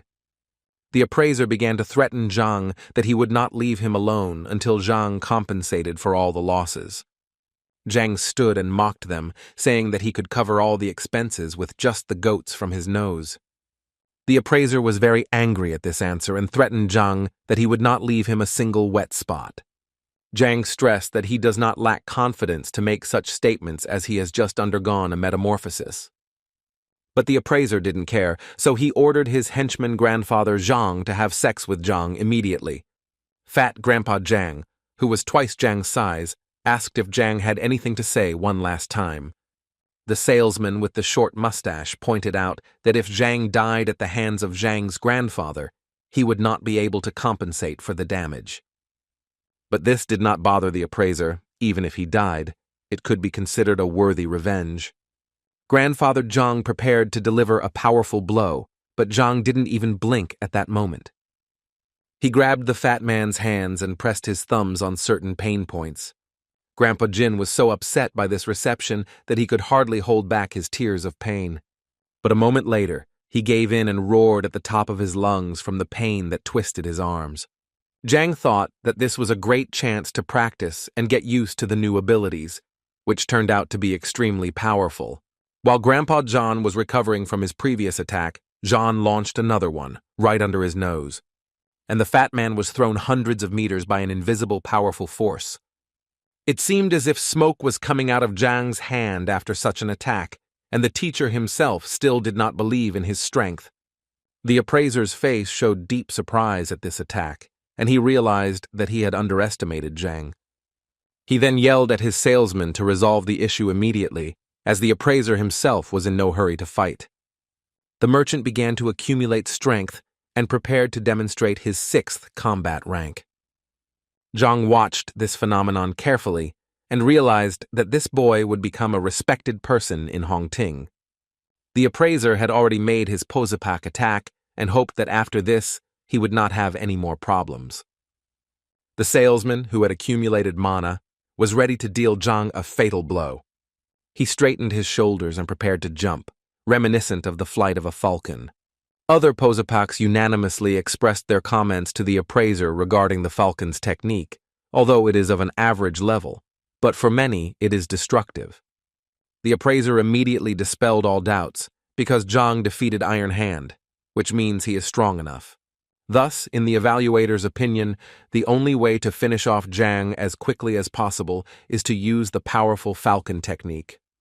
Zhang, who was watching this scene closely, was a little disappointed as he had hoped that it would be a decent match. Posipaka with a short mustache rushed at Zhang, preparing to deliver an incredible blow. However, to Zhang, this attack was like swatting a fly, causing the appraiser and others to gape. Zhang raised his leg and kicked it straight into the groin of the so-called falcon, causing him to writhe in agony. He immediately fell to the ground and curled up into a ball, whining because everything hurt. The appraiser was furious and ordered his last 2 henchmen to finish off Zhang immediately. They immediately rushed into battle, waving sticks and using various combat techniques. Zhang advised the attackers to turn around as they thought the owner had just scratched them. Looking around, they realized that there was no one in the place where the appraiser had stood a second ago. The man ran away, shouting phrases about unity and promising that he would return soon. Zhang and the other two guys who were watching this scene couldn't understand where this man got such courage from. But Zhang didn't have time to think, so he smiled evilly and advised the two boys to run away too. However, they did not listen to his advice and were defeated by Zhang in the blink of an eye.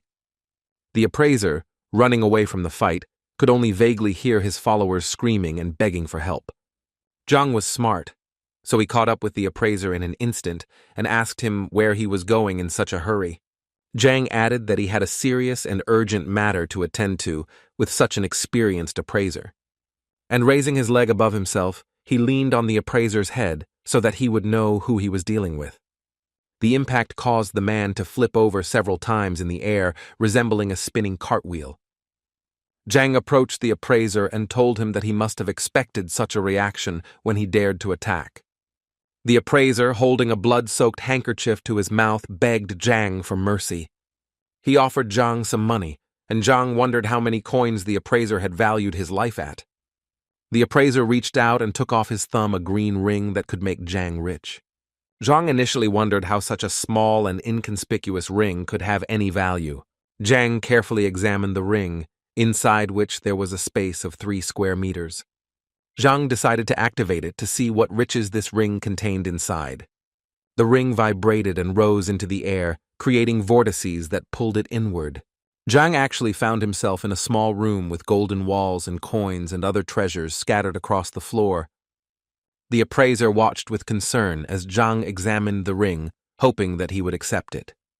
But it seemed Zhang was in no hurry to accept the gift, as he had a slightly better plan for the appraiser. He offered the appraiser mercy in exchange for what he was hiding under his clothes. The appraiser did not expect such a development of events, because Zhang easily exposed him, and now he had to give up all the money. Zhang raised his fist at the appraiser, mocking him viciously. The clothes the appraiser was wearing began to tear into pieces and fly around. Now the appraiser, beaten, sat on the ground completely naked, covered only by a cloak. Zhang held a pile of money in his hands, counted it, and could not believe his eyes that he was now rich. The appraiser hoped that Zhang would now let him go, since he had taken everything he could from him and stripped him bare. Zhang ridiculed the pathetic Mo Yan, who was a professional liar who often pretended to be a famous appraiser. All Mo Yan was interested in was how Zhang knew so much about his life and who the hell this Zhang was. The appraiser realized that it was not unusual for Zhang to know his name, but how he knew otherwise was unclear. Zhang said that it doesn't really matter where he learned all this. What's more important is that Zhang learned about the meaning of his life. Zhang couldn't get rid of the appraiser, but he could make sure that this charlatan wouldn't deceive anyone again. Zhang stepped on the appraiser and punched him in the gut with all his might to make him realize the consequences of his actions. The appraiser was thrown against the wall by the blow, and there was a sound of crashing and crunching bones. Zhang stood over the appraiser and told him that he could go and not deceive people. The appraiser lay on the ground, creaking, writhing in pain, covered in bruises and sores. Meanwhile, Sean was kneeling before his grandfather and begging him for a favor. He complained to his grandfather that he had assured him that Lev would be obedient, but everything turned out to be the opposite. After all, during the fight with Zhang, Lev was supposed to attack Zhang, but instead he harmed Shang. Grandfather replied that it was not easy for him to tame the beast, but they communicate with each other as equals and not as master and servant. But the grandfather was surprised why he listened to a stranger, because in any case he needed to protect his grandson. While Shang continued to complain that in Zhang's presence he had become as obedient as a dog, Leo sat proudly and imperturbably. The grandfather smiled at this situation and told his grandson that he would deal with this problem later. But Shang could not calm down and wanted Zhang to be expelled from the academy and banned from being here. The grandfather smiled again and gave his grandson the go-ahead that he should not worry because he would fix everything. But the old man knew that Zhang was somewhat lucky because the man did not believe that he would have even 1 student, let alone 5. Shang suggested this idea because he knew that Zhang had forced the boy to become his disciple. and he advised his grandfather to simply intervene in the situation at the right moment and remove Teacher Zhang. The grandfather asked his grandson if he was really sure of such information, to which Shan nodded approvingly. The old man said that in that case he would invite an elder from the Teachers Guild to observe the process. If the elder reveals signs of lying, then there will indeed be an opportunity to remove Teacher Zhang. Shan was full of angry and joyful emotions because very soon Zhang could pay for the way he humiliated Shan. Meanwhile, Zhang was thinking that yesterday he had read about 10 books by Master Lu Shen, but he had not found what he needed. From what Zhang read, he could not form a unified technique, and this upset the teacher. But he decided that everything would get better with time, so he pushed open the door of the academy and walked inside. Opening the door, he saw a group of 5 people happily waiting for Zhang. Zhang couldn't believe his eyes, because for a moment it seemed to him that this was a sweet dream that he didn't want to interrupt. It was Zhang's disciples who smiled at him, knowing that he had finally returned. Zhang found this joy a little suspicious, as if they were completely different people, but he greeted them anyway. After rummaging through his pockets, Zhang called Zhao Yao over and said that she would go first. He gave the girl a wooden box containing a herb that could be used to make a healing tincture. When Zhao opened the box, she saw a stalk of ice sungrass in front of her. And then Zhang took out a stack of thin books that described methods developed taking into account the individual abilities of students. He handed out a book to everyone and wished them success in mastering the sometimes difficult techniques. Each of the students began to read the book and was surprised that they were hearing about such things for the first time. The enthusiasm knew no bounds, and the accessible methodology was easy to learn, as if the author himself were the teacher. For example, Zhao was surprised by the fact that the previous technique was created by an 8th rank fighter, but the new one was better than the one she had practiced before. Zhang broke the intrigue and admitted that he wrote these techniques in one evening, but did not have time to come up with a name for them. So Zhang asked the students to come up with names themselves, which was extremely shocking news. The students did not expect that the teacher would give them the opportunity to come up with names for techniques that could later become popular. Zhao was confused by the teacher's generosity, so she asked him again if he had made a mistake in entrusting her with such a serious task. Another student couldn't help but appreciate Zhang's generosity, writing as many as 5 guides and letting students come up with the title. For students, this is truly a celebration, because in the entire history of Hongting, not a single student has had the honor of owning equipment created for him.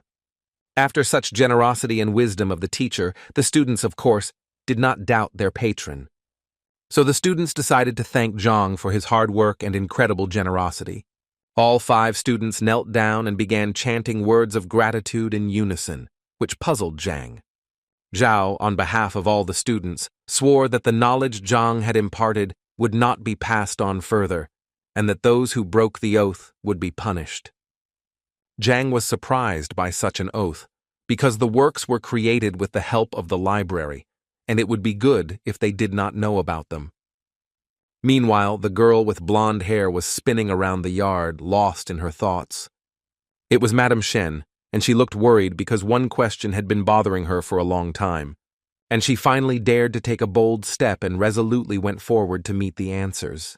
As she approached the gate, she met a strange stranger on her way. The man, with a long beard and hair pulled back into a ponytail, looked agitated and worried. Mrs. Shen approached her husband and decided to ask him who he was and what he was doing here. The man turned around, looked at the girl, and advised her not to mess with him and to go her own way.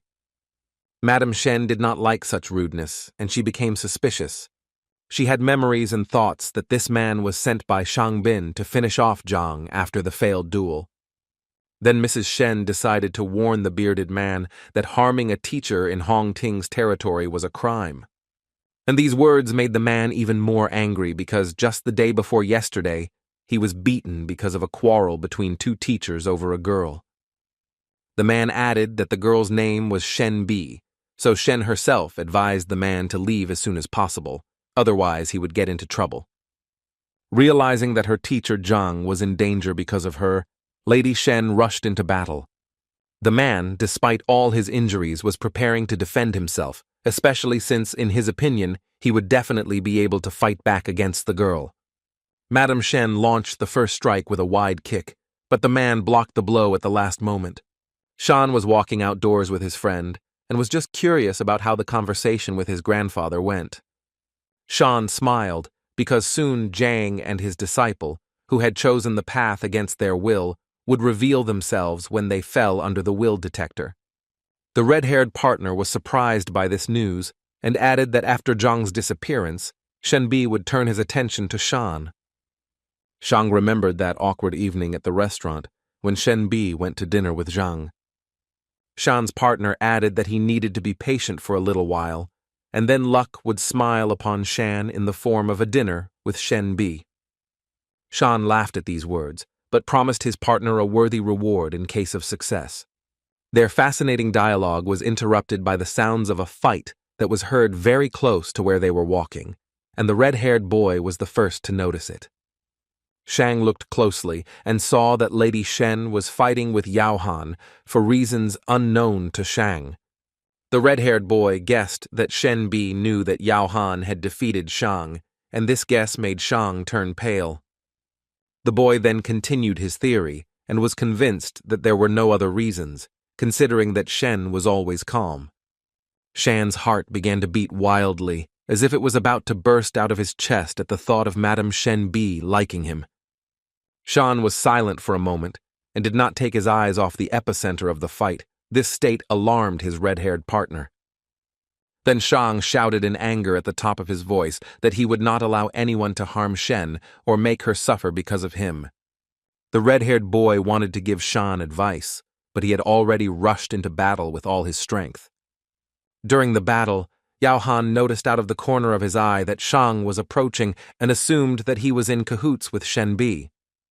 Shen Bi, in turn, assumed that Shang had conspired with Yao Han to deceive her once again. After breaking into the fight, Shang threw Shen Bi and Yao Han in different directions, but did not harm anyone. Shen Bi, catching her breath, thought about how Shan had acted out a scene where he was in the role of a savior. Yao Han, who was already in a bad mood, now looked even angrier. Shan raised his fist and shouted at Yao Han, "How dare he raise his hand and hurt his beloved girl?" Yao Han grabbed the monster by the collar and blocked every blow, causing Shan to lose strength. When Shang exhaled, Yao Han beat him beyond recognition. Shang's face resembled a blowfish. The red-haired boy begged Lady Shen to intervene and help Shan, otherwise he would die. Mrs. Shen asked the boy why she should help Shan, if it was a well-planned scene.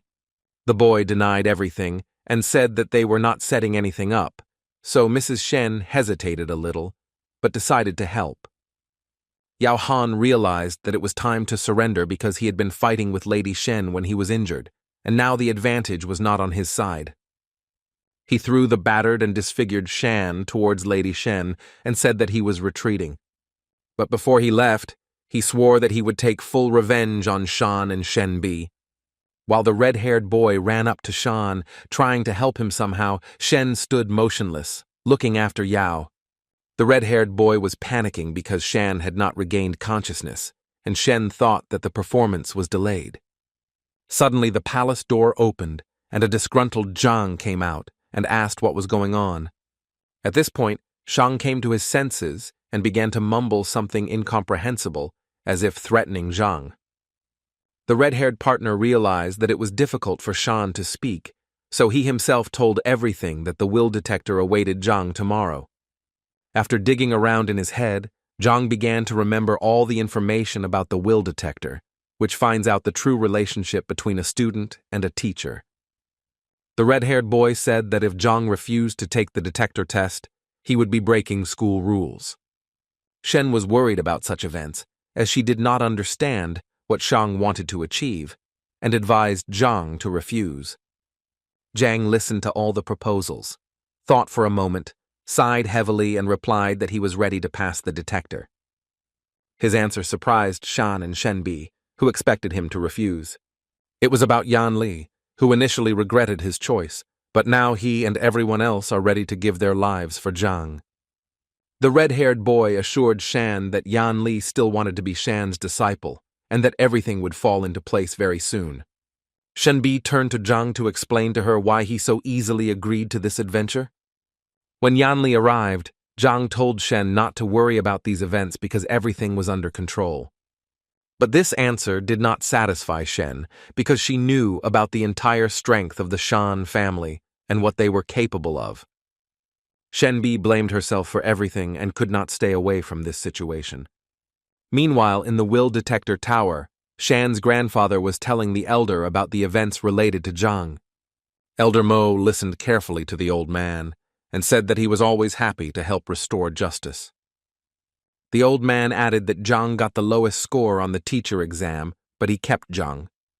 Shan's grandfather also said that the complaint against Zhang was filed by teacher Chao Xiong, who exposed the lie. The elder reassured the old man, because daring to use the Vola detector was a bold step, but necessary for the sake of justice. Grandpa Shana smirked to himself, enjoying his well-thought-out plan. The doors of the academy opened, and a male figure appeared on the threshold, heading inside the tower. When the door opened wider, 5 people entered the room, interested in solving the problem. When the grandfather saw his grandson Shan, he was very frightened by the fact that there was not a single living place on him. Shang quickly calmed the old man down and assured him that he was fine, so there was no need to worry about a misunderstanding. The grandfather rummaged in his pockets and took out some medicine for his grandson, which was supposed to improve his condition somewhat. While Shan was taking the medicine, the red-haired boy bowed to the elder, begging for a fair decision in this matter. The red-haired Cao Xiong revealed that Yan Li was once his disciple, but defected to his side due to Zhang's threats. Yan Li looked confused, as he didn't quite understand why he was brought to the will detector tower. Zhang feigned fear in front of the elder and convinced him that Yang Li had chosen his path voluntarily. Yan Li was even more confused. Now he didn't understand why Zhang looked so embarrassed. Zhang turned to his student and winked at him to play along and say that Zhang was not forcing his opinions. Yang Li listened to the teacher and began to repeat that he chose his educational path of his own free will. The elder was confused and turned to Zhang with a warning that the disciple could return to Cao Xiong and the detector would be cancelled. Shang and Cao Xiong, who had not thought of such a development, panicked because it was out of their hands. Shang insisted that teacher Cao Xiong apply for the will detector, and the administration agreed. Cao Xiong also stated that the abolition of the will detector was a shameful disregard for the wishes of the young disciple. The elder agreed that it was worth holding a detector with clearly defined conditions, namely, that the loser would be punished by agreement of the participants. Shan's grandfather informed Zhang that if he lost, he would face the maximum punishment, expulsion from hunting. Zhang again played the role of the upset teacher and said that he had no enmity with teacher Cao, so it was cruel to kick him out. And then Zhang proposed another idea, such as canceling the license and adding a punishment of 100 lashes from God. With this statement, Zhang stunned everyone present, because it was he who found himself in a disadvantageous position, and now he was proposing such severe punishments. The elder thought that if the teacher was simply fired, he would be able to work in another institution, but revocation of the license was a different matter. Cao Xiong couldn't understand why Zhang chose such a cruel punishment in the form of God's whip, which leaves a person half dead. Shenbi's eyes were already wet because it was very clear that this was a trap, but Zhang did not try to escape from it. Cao Xiong did not hesitate to agree to the punishment conditions proposed by Zhang. Meanwhile, Yan Li admired the skill and cunning of his teacher, who pretended to be a loser in order to provoke his opponents. The elder announced that if both parties agreed to the terms, there was no point in postponing the event. The elder showed everyone present a ball of heartstone, which Zhang and Cao Xiong had to touch in turn. Based on the results, the winner will be the one who receives the highest level of trust from Yan Li. Cao Xiong was glad that after the procedure was completed, Zhang would not have a single wet spot left. Since teacher Cao had applied, he had the honor of being the first to pass the detector along with Yan Li. The ball shone with a magical warm light that illuminated every corner of the majestic hall. Thus, the heart stone is able to put people into a state of trance in order to read their inner world. Thanks to this stone, one could find out whether the teacher really listens to the student. Otherwise, the latter could hate his mentor. Shayna's grandfather explained that the maximum level of trust is 100, and the relationship between a teacher and a student is usually at 30. Meanwhile, Shen insisted and advised Zhang to leave now and never come back. Shan overheard their conversation and said that it was too late to rush because everything would soon fall into place. Shang was convinced that once the results came in, Zhang would regret being born. But Zhang remained calm all this time and was even amused by Shang's self-confidence. Shang continued to mock Zhang because he believed that the level of trust between Chao and Yang would not be lower than 20. But Zhang, according to Shang, could have scored less than 10 units, and then he would have been ashamed of the entire kingdom. Shen was very irritated by Shang's comments, but she was even more irritated by Zhang's excessive calmness. Shana's grandfather asked the elder how much he thought these two teachers could be trusted. The elder then casually replied that Cao could get a result of 20, but Zhang threatened even a negative value. Shana's grandfather replied that if the result was negative, then in that case he would immediately insist on revoking his license. Shan squinted his bruised eyes, making them look even more swollen as he saw the results. Chao was looking forward to the results, because very soon he would be able to get rid of the annoying Zhang. A column of bright warm light rose from the ball and gave a result of 10 units. Shan did not expect such a result and began to spit at everyone around him out of anger. Chao also did not believe in such a result because it gave the boy a future in Hongting. Zhang and Shenbi mocked Shang, saying that his source of confidence had failed. Elder and grandfather Shan were also stunned by such a low figure, as the predictions were better. Shan's grandfather was furious that Cao had such confidence in the will detector.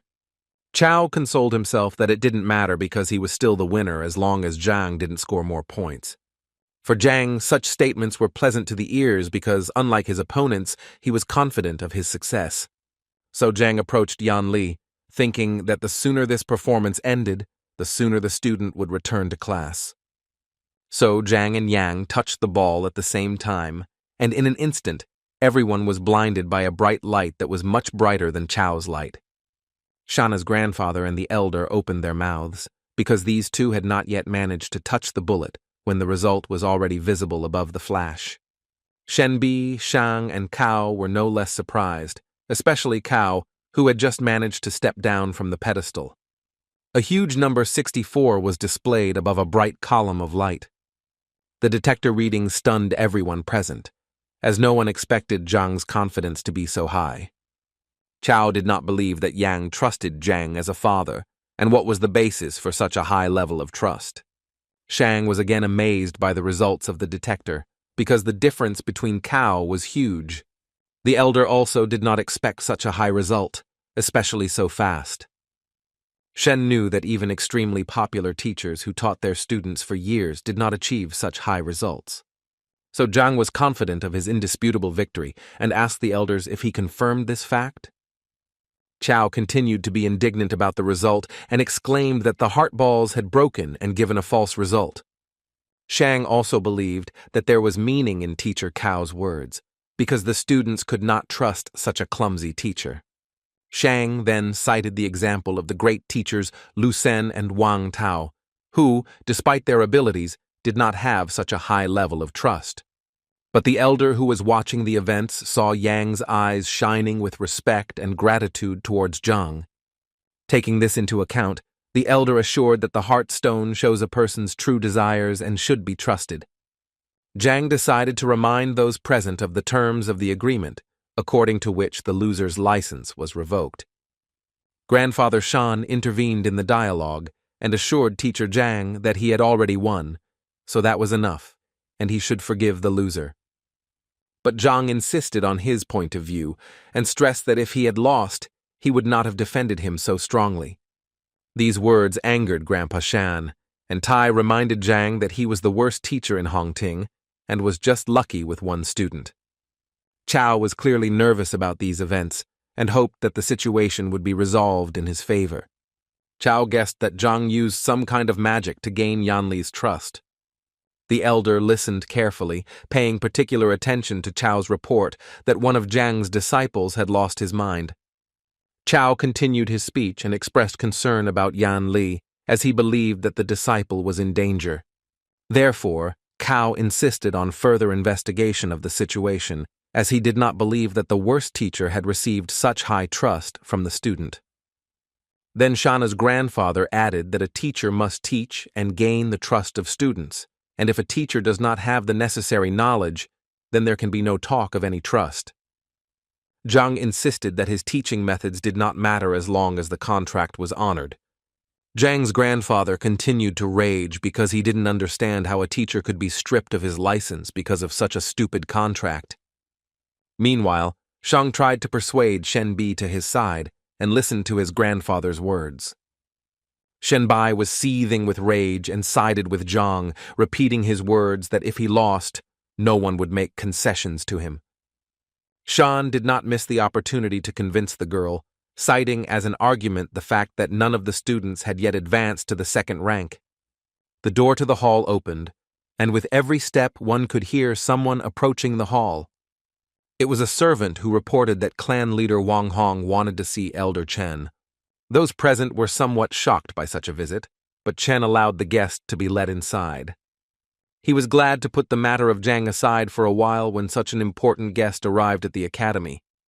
Shan asked his grandfather why such an influential person, who was on the list of the best masters, decided to pay a visit.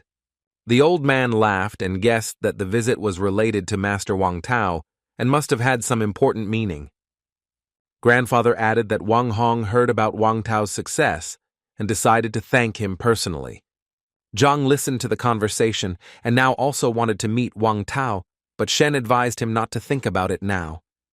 After all, in Shen's opinion, Elder Shang was too influential, and with Wang's support, he would be unrivaled. Zhang scratched his head and calmly replied that problems should be solved as they arise. This self-confidence made Shen Bi very angry, because she was very worried about Zhang's future life. Licked from head to toe, neatly and elegantly dressed, the head of the Wang Hong clan was already standing at the door and thanking for the hospitality. Shan's grandfather said that if Wang needed anything, he could just send a letter, but a personal visit would be a great honor. Wang shook the old man's hand and told him that he had some urgent business to attend to. Wang said that his daughter Yin was studying with teacher Zhang Huang, and he would like to meet him. Elder Shang then said that it was a happy coincidence that teacher Zhang Huang was right here. Shang and Chao speculated that Zhang had met his end, as it was possible that he had deceived Wang's daughter. Zhang narrowed his eyes and listened to every word of the dialogue, carefully considering what was said. Wang turned and walked towards Zhang, looking quite serious and perhaps a little angry. And a moment later, he dropped to one knee, saluting Zhang and expressing sincere admiration for his skill. Elder Shang opened his mouth wide, thinking that Wang would make claims to Zhang instead of bowing. Shang and Chao also couldn't understand how everything went wrong, since in their opinion, Leader Wang should have finished off Zhang. Zhang turned to Wang with a sincere smile, thanking him for his trust, but asking him not to do this and to get up from his knees. Wang thanked Zhang for healing his daughter's leg and passing on extremely valuable knowledge to her. Zhang smiled sincerely again and replied that it was his duty to give his students only the best. The senior judge, who was watching this conversation, thought about Zhang's actions and realized that he was fulfilling his duties as a teacher very well. He looked at Zhang's disciple and now realized that the high level of trust was indeed based on something. But the judge did not believe that the real reason for Wang's visit was his daughter's recovery, so the man asked Wang what he wanted. Wang laughed in response and praised the elder's sharp mind before adding that he had business with the Shang elders. Old Shang immediately joined the conversation and convinced Wang that he would try to do whatever was necessary if he only asked. Wang thanked Old Shang for the son he had taught, and Wang regretted that he had not been able to thank him earlier. Wang wanted to give Old Man Shan a gift, but he refused, as he understood that this could not be done in the presence of Elder Mo. Wang noted Old Man Shan's honesty and integrity and added that he still talked about some changes in his son's practice. Wang told the old man that his son realized that he was not entirely comfortable with Master Shan, causing the latter's eyes to widen. So now Old Man Shan had to let the boy go, but it seemed he wasn't quite ready for that step. But although Wang expressed his request calmly, he was firm in his convictions. Old Man Shang had no choice but to argue with Wang, so he complied with his request. As he returned the pendant to his son, who was now free, Old Shang knew how shameful he would be for doing this. Wang took the pendant from Old Shan, and Tay assured him that it was normal for young people to have difficulty finding suitable teachers. Wang smiled back, then turned to Zhang and asked if he could take his son into his class. This request shocked everyone present in the hall, because recently Zhang almost ended up in court, and now one of the best masters is sending his son for training. This request especially hurt the pride of Old Shan, who had lost a student who could have fallen under the care of the worst teacher. Junior Shang was also worried about his grandfather, and couldn't understand why Venerable Wang made such a choice. Zhang smiled modestly, and replied that he didn't think it was a good idea. After a pause, as if thinking, Zhang replied that he would have to refuse the offer, which shocked everyone present. Shang Jr. thought Zhang was a complete fool because a member of an influential family was asking him for patronage, and Zhang was refusing. Shenbi and Huang calmly asked Zhang if he had thought about this offer, because such generosity could not be refused. Old Shan got the most out of Zhang's answer, because he was exchanged for some loser. Elder Mo wanted to change Zhang's mind, but what he created was not in his mind.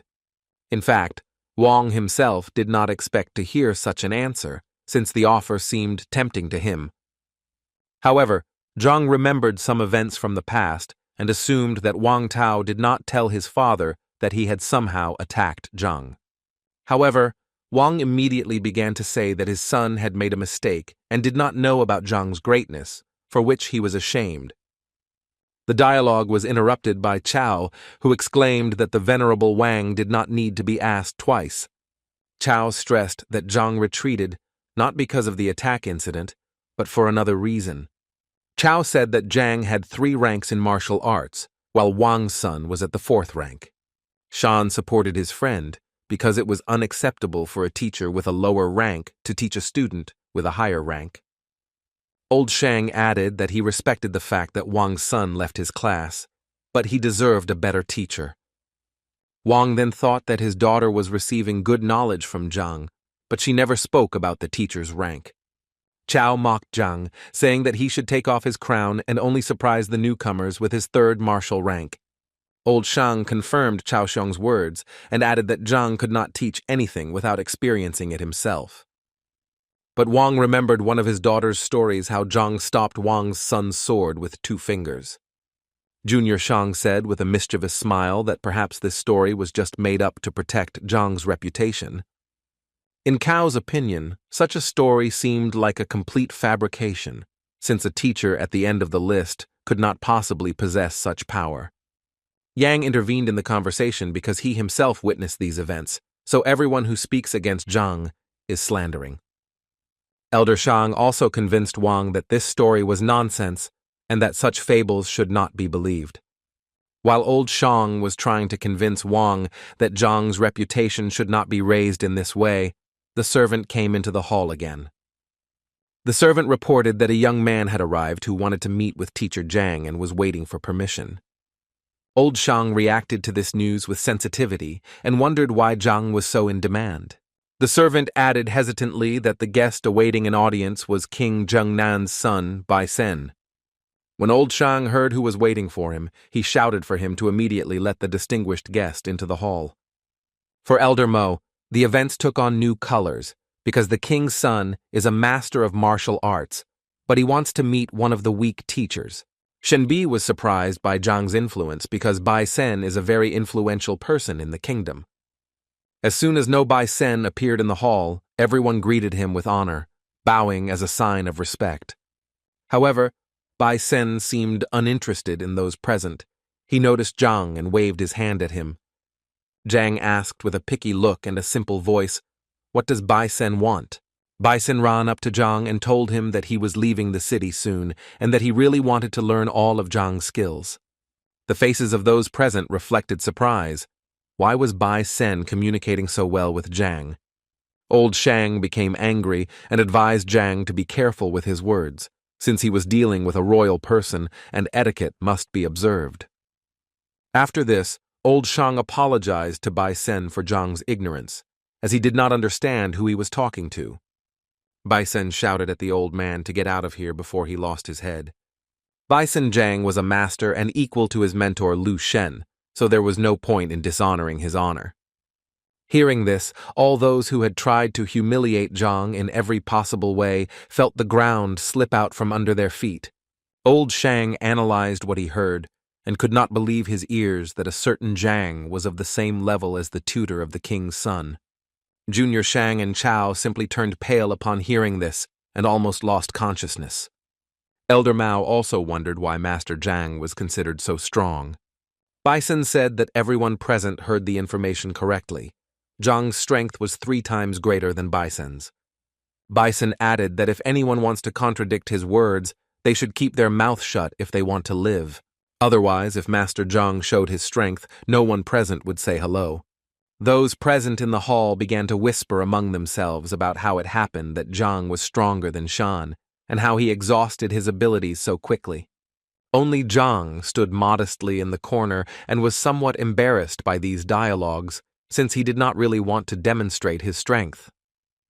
Upon hearing this information, Wang began to persuade Zhang to accept his son into the class. Bison shouted to Wang to hold the horses, because Bison also needed a teacher. Zhang told Wang that his son could come to class tomorrow as a free student, and Zhang would think about enrolling later. Bison kindly asked Zhang if there was anything that needed to be settled that the king's son would be happy to help with.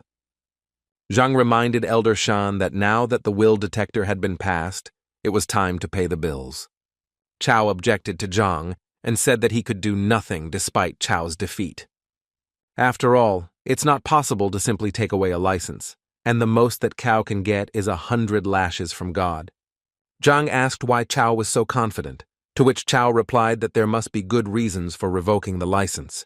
Chao also said that there was nothing to complain about in his teaching, and that he had never put students in danger.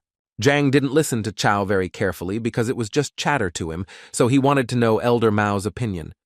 Mao confirmed Cao's words, and there must be good reasons for revoking the license. Zhang wondered why he wasn't told about this before, to which Mo replied that he was thinking about Zhang losing. Mao explained that there was only one option for revoking a teacher's license. The grandmaster or his assistant must confirm the decision to revoke the license and notify the teachers' guild about it. Zhang listened carefully to what Mao was telling him and tried to put the puzzle together in his head. The first thing that interested Zhang was where to look for these people, and even if they were found, how to attract attention to the dispute. The servant entered the hall again and announced that a girl named Huang Yu had come to the tower and wanted to see Zhang. Bai Sen was very happy to hear that his beloved Huang Yu had also come to the castle. Elder Mao gave the go-ahead and ordered that the girl be immediately admitted into the hall. A few minutes later, a fair-haired woman in an elegant robe appeared at the threshold of the hall and thanked for the hospitality. Huang Yu greeted all the elders and was very happy to see them in full health and well-being.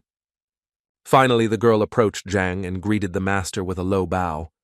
Bai Sen informed Zhang that Huang Yu had just taken over the position of assistant to the grandmaster that had just been discussed. Old Shan, who was watching all this, had tears in his eyes because he could not believe that Zhang was being protected by the son of the king himself. Chao and the younger Shang were already on the verge of a nervous breakdown due to the fact that Zhang was acquainted with such respected people. Zhang asked Huang Yu if she was really an assistant, to which the girl replied that she was just lucky to meet teacher Liu, who needed help. Zhang smiled at the girl and said that he also needed Huang Yu's help now. Zhang told Huang Yu about this fight, and she was furious that if Chao remained as a teacher, sooner or later he would tarnish Hong Ting's honor. Therefore, Huang Yu decided that Chao was not worthy of a teaching license and should prepare documents to dismiss him. Chow's legs buckled at the sound, and he fell to the floor with a dull thud that echoed throughout the hall. Losing his license meant that he would no longer be treated with respect and would be treated like trash. Chow sat and stared at one spot for a while because he had worked hard to get his license. Chow bit his lip and clenched his fist with all his might, unable to accept the fact that such a shameful outcome awaited him. He rose to his feet and shouted that the Teachers Guild would be interested to know how Zhang drove his students crazy. Zhang responded calmly and assured that it no longer mattered, since Chow should be punished according to the terms of the dispute. Chow didn't know how to respond to such words, because all his arguments had simply dried up. Junior Shang began to threaten Zhang that he would not see a peaceful life after he committed such a vile act towards Chow. Old Shang confirmed Chow's words and believed that Zhang's teaching abilities should indeed be questioned. Huang Yu said that if these accusations were true, then the guild needed to check some things. Zhang was a little nervous because he underestimated his opponents, who also know how to use facts to their advantage. Zhang began to think about how he could get out of this situation dry, because now everything was against him. He saw no other way out than to confess everything, and in that case, he would at least be honest. Zhang began his speech, but before he could say a few words, Shen Bi intervened. She said that now everything was clear to her, and Teacher Zhang no longer needed to make excuses. Shen reported that Elder Mo had recently asked Zhang some exam questions, to which Zhang had given multiple-choice answers. The king's son reported that Zhang's striking force was 49 dings, which corresponded to the 6th rank. Shen Bi said that such indicators did not match the teacher's test results, so Zhang was framed. Wang entered the dialogue and said that the exams were held behind closed doors by the Education Bureau and were unfair. Shen Bi pointed at Old Man Shang and accused him of falsifying the results of Zhang's abilities.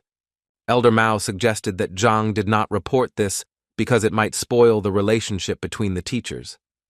All those who defended Zhang were convinced that he silently endured all the humiliations, but did not lose the wisdom of the teacher. According to the defense, Teacher Zhang suffered for the sake of good relations in the team and bore the burden of ignorance.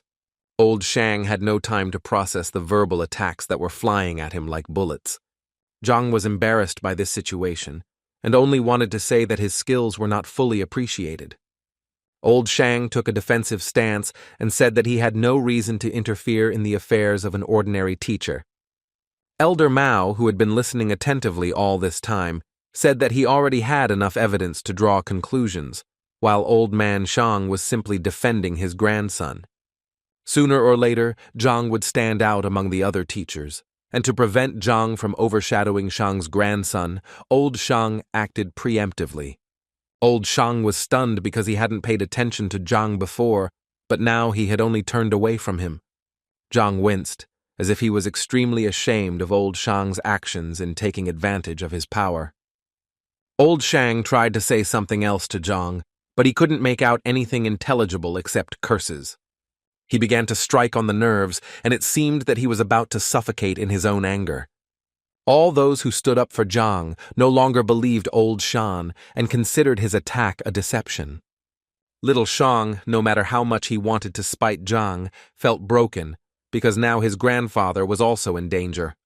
Old Shang stood motionless, his eyes closed and his head raised, coming out of his convulsive state. He seemed to be enjoying his condition, and his body was in nirvana after so many trials. Suddenly, enlightenment came to him. He opened his eyes sharply and looked at Zhang. He said that the charge of falsifying exam results could not be refuted in any way, but how would Zhang explain his student's madness? Old Man Shang pointed his finger at Zhang and waited for him to explain after the accusations. Zhang understood that such accusations were serious, and it would be difficult to turn away from them now, although the student's madness was the merit of Old Zhang. Then Old Man Shang asked the servant to call Zhao Yanfeng from Master Lu Sen's class into the hall. Everyone held their breath, waiting for the development of events. After all, Lu Sen was the best teacher in Hongting. From his residual memories, Zhang recalled that this young man did not show up in class after the incident. Old Shang continued to argue that Zhao was going to retire after the incident, but Lu Sen came to the rescue in time. Wang thought that if Lu Sen could so quickly restore the strength of a student who was on the verge, then this spoke volumes about the strength of the teacher. The servant who had followed Zhao returned a few minutes later and reported that the young man had arrived. As soon as Zhao stepped into the hall, he immediately bowed deeply to show respect to everyone present. Old Shang immediately asked him a question, pointing his finger at Zhang. Does Zhao recognize him? Zhang watched his student carefully, hoping that he would not say anything that could harm the teacher. It only took Zhao a few seconds to recognize teacher Zhang, who had harmed him in the past. Then old Shang asked the young man if it was true that he had almost lost his mind while studying under Zhang Zhao. Zhao confirmed this information, and old Shang turned to everyone who had so actively defended Zhang, saying, "What a scoundrel!" Mao agreed that causing mental harm to a student was a valid reason for firing a teacher. A sad expression appeared on Huang Yu's face because she didn't expect Zhang to be capable of such a thing. Old Shang began to ask Zhang why he was silent and whether he could say anything in his defense. Zhang bowed his head and scratched the back of his neck, saying that he saw no point in saying anything. Old Shang wanted to say that he knew that Zhang would deny everything, but a second later he realized that Zhang agreed with everything. Zhang threw up his hands and said he saw no point in making excuses. Old Shang continued to say that Zhang was not even ashamed of what he did. Zhang advised the old man to calm down and not repeat the same thing several times. These words made old Shang even more angry, and he said that Zhang had better start worrying about his situation. Zhang turned to his former student with curiosity. How are his lessons with Lu Sen going, and will he show any skills? This request puzzled Zhao, because now everyone was thinking about how Zhang had driven his student crazy. Huang Yu also decided that it was inappropriate to talk about the student's abilities now, and that they should discuss some other details. Zhao said that Teacher Lu confirmed that the technique Zhang used was not only incorrect, but also dangerous. But Zhang insisted and asked the student to demonstrate what he had learned from the new teacher. Huang Yu agreed with Zhang Guo and asked Tai to demonstrate some of the skills he possessed. The guy did a warm-up, focused on his breathing, and began to confidently demonstrate elements of various techniques. The elders noted that, despite his young age, the boy had excellent command of the power that corresponded to his rank. But old Shang was worried that Zhang asked him to demonstrate the technique. When he looked at Zhang, he stood with his eyes closed and did not look at his student even once. When Zhao finished the demonstration, he asked Zhang if he had seen enough to appreciate what he wanted. At this moment, Zhang opened his eyes and looked at the boy with a confident gaze, indicating that he had seen enough. Old Shang insisted that there was no time to waste, since all the evidence and Zhang's confession proved his guilt. Zhang asked the old man to take his time as he needed to explain why he had asked Zhao to show him some pieces of equipment. Before explaining his actions, Zhang told everyone present that he had deliberately driven the boy mad. After such a statement, it seemed to everyone present that the ground was slipping out from under their feet, because no one expected such a development of events. Old Shang decided to use this to his advantage and began to say that Zhang was not even ashamed of his actions. The old man turned to Huang and Elder Mo, hoping that they had understood everything and drawn their own conclusions. Zhao was seething with anger, clenching his fists. He did not understand what had happened to Zhang, that he had treated him so cruelly. Zhao was just a student, and to him, Zhang's actions looked like he was deliberately teaching the student the wrong techniques. Shang made a dissatisfied expression, indicating that Zhao had misunderstood. Such actions made Zhao even more angry, and now it seemed to him that Zhang was back to his old ways. Zhang asked Elder Mo and Huang if they noticed anything suspicious when Zhao demonstrated the technique. They shook their heads, and then Zhang explained that Zhao had a congenital stiffness of the gaze. Huang Yu thought about this statement because people with this disorder have narrowed acupuncture point passages and cannot release qi energy. Elder Mo was very surprised by Zhang's proposal because it was a very risky move. Zhao also didn't believe it, as he had not experienced any obstacles during the training process. Zhang advised Zhao not to jump to conclusions and to think about whether the boy had encountered difficulties before he lost his mind. Zhang gave an example of how every time the boy tried to gather energy, his body seemed to be torn apart. The boy was surprised by what he heard. Wang and Shen Bi listened carefully to Zhang, and although his speech seemed stupid at first glance, they still guessed that there was a destiny of truth. Only old Shang was categorically against these judgments, because the hardness of the glasses no longer mattered. The fact was that the boy was injured. Zhang advised Shan to take his time and give him time to complete his judgment, and then asked how to characterize a person who has lost his mind. Old Shang was surprised by the question, but explained that the energy that bursts out cannot be controlled and the person loses his mind. When the old man realized what Zhang was getting at, he became angry and did not believe that this was designed to destroy the blocks. Huang Yu and Elder Mo wondered how realistic this tactic was, as it was very risky to use. Zhang then asked Chao if he still felt like his body was being torn apart when the qi was released. Zhao was surprised again, because when the state of madness passed, all the difficulties also went away, but the boy attributed these merits to Lu Sen. Zhang advised not to rush to conclusions and explained that the force in the fool's body is extremely powerful and capable of breaking down barriers.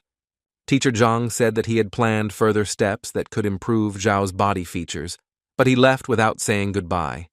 Old Shang was furious, shouting insults at Zhang and asking why he did not tell his disciple about his tactics. Zhang had a simple explanation. If the plan was revealed, Zhao would not agree, and everything would be in vain. Zhang added that you don't have to believe him because what he says is shocking, but Zhao is just one step away from second place. Zhao said that Teacher Lu said that if he worked hard, the boy would reach the second rank in 6 months. Shenbi and Wang were convinced that Teacher Lu's evaluation was quite high. But Zhang had a different opinion. For him, 6 months was too long a period, which could be significantly reduced. And when Zhang started talking about layoffs, he offered to move to a second position in just half an hour. This harsh statement caused a stir among those present, as in their minds it was an unrealistic term. Old Shang said that training is not like hunger that can be satisfied in one sitting. What is important is consistency and time. Zhang, confident in his words, saw completely how those around him did not trust him. Zhao was lost in his thoughts, which threw him from side to side, where it seemed that Zhang wanted to help, or, on the contrary, harm.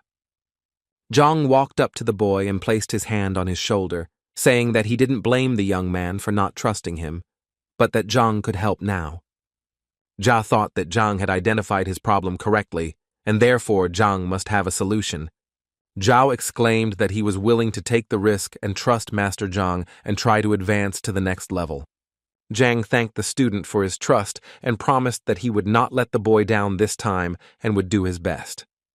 Zhang explained that he would use silver needles to widen the passage around the energy release points. Zhao sat on the floor and Zhang took a silver needle out of his pocket and stuck it into the right spot. The hall was filled with a powerful blue light, and a hurricane seemed to form around the boy. The boy looked at his hands and could not believe that what he had dreamed of for so long had finally come true. Despite the fact that Zhang promised about 30 minutes, the boy mastered the new rank literally in an instant. Those around them could not believe their eyes, because a miracle had just happened before their eyes, which at first glance seemed unreal. Huang Yu and Elder Mo thought that this was some kind of dream, because only with the help of the needle could the disciple reach the next level. When the reincarnation was completed, Zhao bowed deeply to Zhang and continuously thanked him for his help. And then he apologized for letting the teacher down and being so rude to him, hoping that he could come back. Wang, who had been watching the transformation closely, remembered how much effort he had put in to reach the next rank, and the boy had done it in an instant. Wang told Zhang to forget about the request with his son, because now he also wanted to become Zhang's disciple. Baisen shouted at him to get in line, because the king's son was also very eager to learn from Zhang. He tried his best to attract Zhang's attention, and even promised to give up his title so that Zhang would take him under his wing. Zhang, who could barely get a word in edgewise, asked everyone to speak more slowly and promised to talk about it later. The teacher then turned to Zhao, wondering if he had made a mistake this time. Zhao apologized for the 100th time for his reckless actions and promised that from now on he would completely trust Zhang. Zhang asked Old Man Shang if he had anything to say, considering that he was already actively making accusations. The old man was disheartened by all these events, because Zhang had proven his innocence, but Shan had no chance to defend himself. Elder Mo interrupted old Shan, saying that any words would be unnecessary. Mo announced his verdict that Shang Bin had attempted to frame his colleague, so he is now suspended from his post pending the outcome of the judicial investigation. Mo also added that Chao Xiong had deliberately defamed Zhang and would now be removed from teaching. Elder Mo reminded Old Man Shan that he had been removed from his position as the school principal for falsifying the exam results. Old Shang fell to his knees and felt completely broken just because he had given in to his grandson's pranks. Mo apologized to Zhang, but promised that in the future he would no longer be bothered by unworthy people. Zhang assured the elder that everything was fine, adding that difficulties sometimes arose. Elder Mo ended the conversation by saying that after the verdict was given, Zhang would receive a message from the guild. Zhang and his defenders were leaving the tower where they had experienced many turbulent events over the past few hours. Junior Shan and the old man sat on the floor and were literally broken in every sense. Now Zhang has new plans for his life, to become a famous teacher, that is, a grandmaster. But to do this, he must first become a student. Zhang returned to Huang Yu and asked the girl how he could become the great master's disciple. The girl said that everything is arranged quite simply. No tests are needed for this, just to catch the eye of the grandmaster. Zhang asked Huang Yu how she managed to run a store and be a student. The girl smiled and replied that she lacked life experience, so she chose a crowded place to observe the world and society. Zhang remembered the requests that Master Lu Shen had made to Zhang from Huang Yu and Bai Sen. Bai Sen explained that Lu Shen had a painting called The Ruler's Canvas, which he would give to the winner of the competition. Zhang mentally analyzed the painting, which was painted by Master Mo Chenzi in an exquisite style.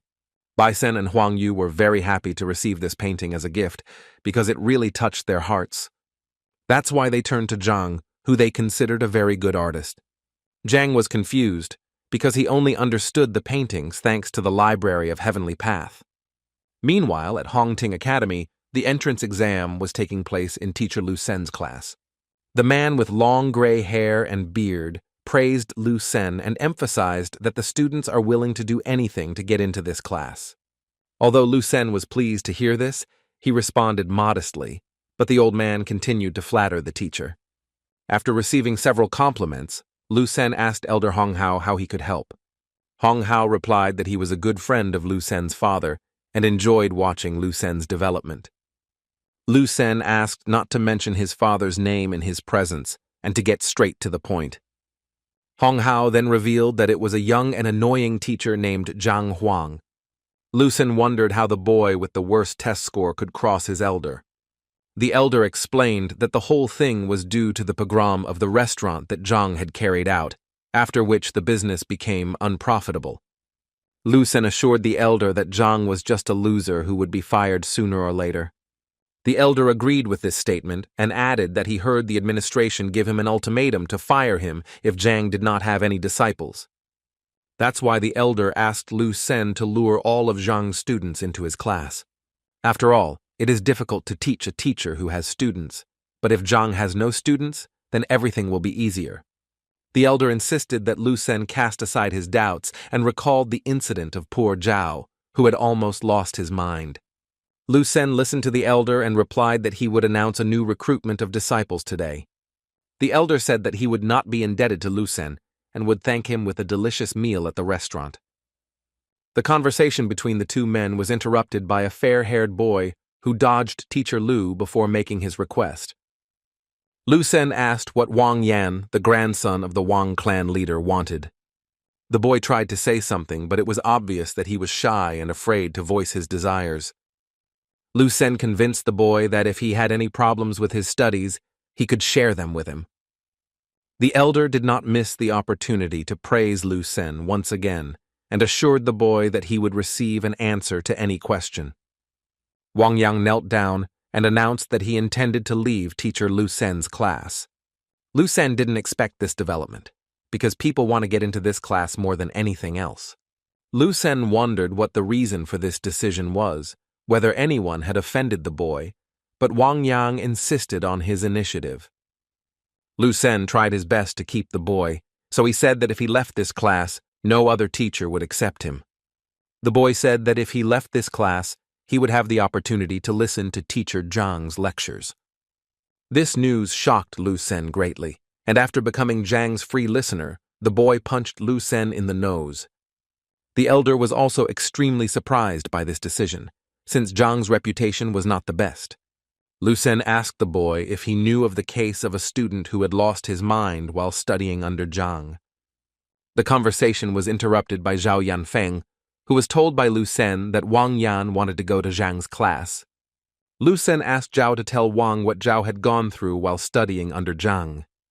But Zhao also knelt down and asked Lu Sen to let him into teacher Zhang's classroom. Lu Sen now didn't understand what was going on at all, because the disciple who had suffered under Zhang was now also going to Zhang. Zhao explained that Zhang was a good teacher, and now Zhao regretted his mistake. Lu Sen turned pale at this and couldn't understand why Zhang's thoughtless actions turned into good deeds for Zhao. Without thinking twice, Lu Sen agreed to let the boys go, believing that they had thought about their decision.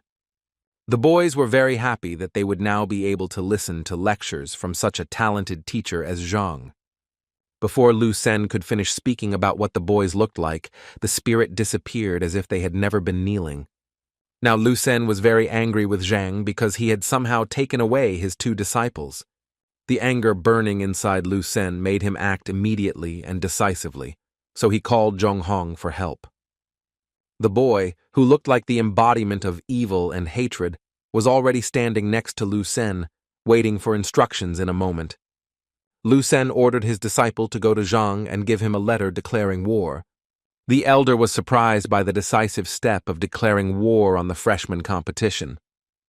Lu Sen was extremely angry, and now, if Zhang was so impudent, he would have to answer for his actions. Lu Sen was also going to conduct an evaluation of the teachers, and when Zhang lost, Lu would take the students to his place. Before these events, Lu Sen wanted to attract the grandmaster's attention at the novice competition in order to become his assistant, but his plans changed. Meanwhile, in Zhang's class, the students were discussing their upcoming classes with Zhang and what unforgettable experiences awaited them. The conversation was interrupted by the sharp sound of the door flying into pieces. The red-haired boy stood at the door and broke the door of Zhang's class. He barely touched the ground with his fingertips, and all he cared about was Zhang's whereabouts. The students of Zhang's class were outraged by this development and were already ready to defend the honor of the class and their teacher. One of the students recognized the red-haired guy as Zhu Hong, who had placed 4th in the entrance exam. Holding the envelope addressed to Zhang, Zhu Hong was glad that he was so popular. He told a student in Zhang's class that the envelope contained a letter from Lu Sen, calling for Zhang to be examined by his teachers. Zhu Hong threw the envelope at the feet of the disciples, adding that Lu Sen was angry after the recent events, and therefore declared war on Zhang.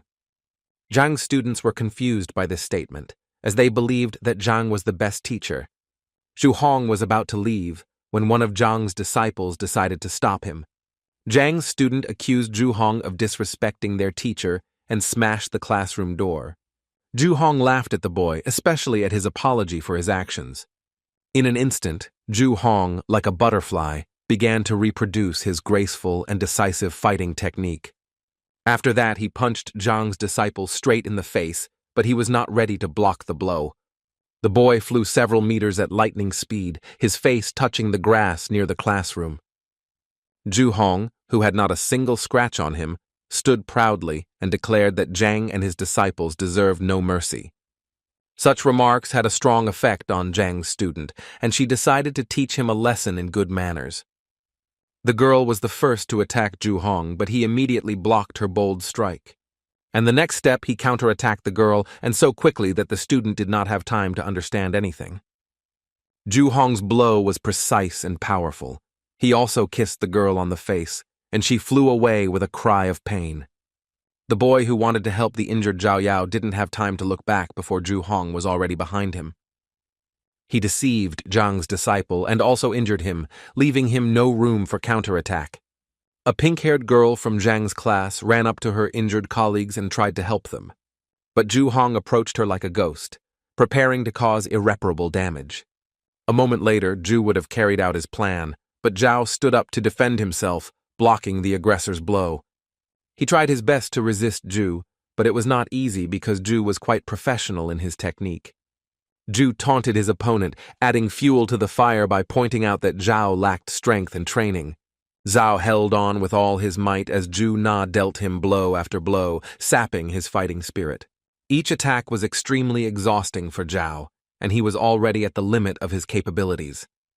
At one point, Zhu broke through Zhao's defense and delivered a powerful blow that left him unable to stay on his feet. Zhang's students, beaten and mutilated, barely regained consciousness after Zhu dealt with each of them. Zhu emphasized that this was just the first lesson, and if they did not want it to happen again, then Zhang should apologize to Lu Sen. Suddenly, Zhang appeared in the courtyard with Zheng, who had already heard Zhu's threats. Zhu told Zhang that he was just in time because he was talking about the defeat that awaited Zhang. Zhang ran to his disciples to help them, and told Zhu to return to Lu Sen with the news that Zhang accepted the challenge. Zhang was momentarily saddened by the fact that he had spoken to Bai Sen and Huang Yu and saw his disciples now suffering. Zhu, mocking Zhang and his disciples, was already saying goodbye to them and rejoicing in his victory. One of the injured students told the teacher that Zhu had spoken disrespectfully of Zhang and smashed the classroom door. The boy asked Zhang if there was any way to get revenge on Zhu for the damage he had caused, when Zhu suddenly heard this and stopped abruptly. In Zhu Zhang's opinion, he was the worst teacher, and such worthless students would hardly be able to stand up to him again. Zhang, on the other hand, listened carefully to his student, who wanted to take revenge for the harm caused to the class and all those who receive knowledge here.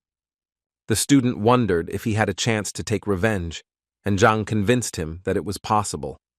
Yuan Tao was Zhang's weakest disciple, but very capable, so Zhang wanted to show him the technique of revenge. Zheng, who was helping the injured students after the fight, listened carefully to the teacher and realized that he had made the right choice. The girls were also stunned by Zhang's statement, because just recently they simply did not have the strength to get up, and now Zhang suggests fasting. To ridicule Zhang's belief that he was trying to send such a clumsy student into battle to extort reparations from Zhu for the pogrom. But Zhu was curious, so he agreed and promised that if he lost, he would not only pay for the repairs, but also throw in 1,000 gold coins. Zhang rose to his feet and asked if he had heard, but Zhu assured him that Zhang had heard correctly. In this case, Zhang told Yuan Tao that this was also a chance to make some money, so it was necessary to win. Zhang convinced the student that he would show him 3 simple steps that, if followed, would enable the student to win. Zhu could hardly contain his laughter at the sight of Zhang's actions, who was about to give a lesson to his student right before the fight. Zhang called other students to whom he was going to tell about the tactics that would bring victory in the future.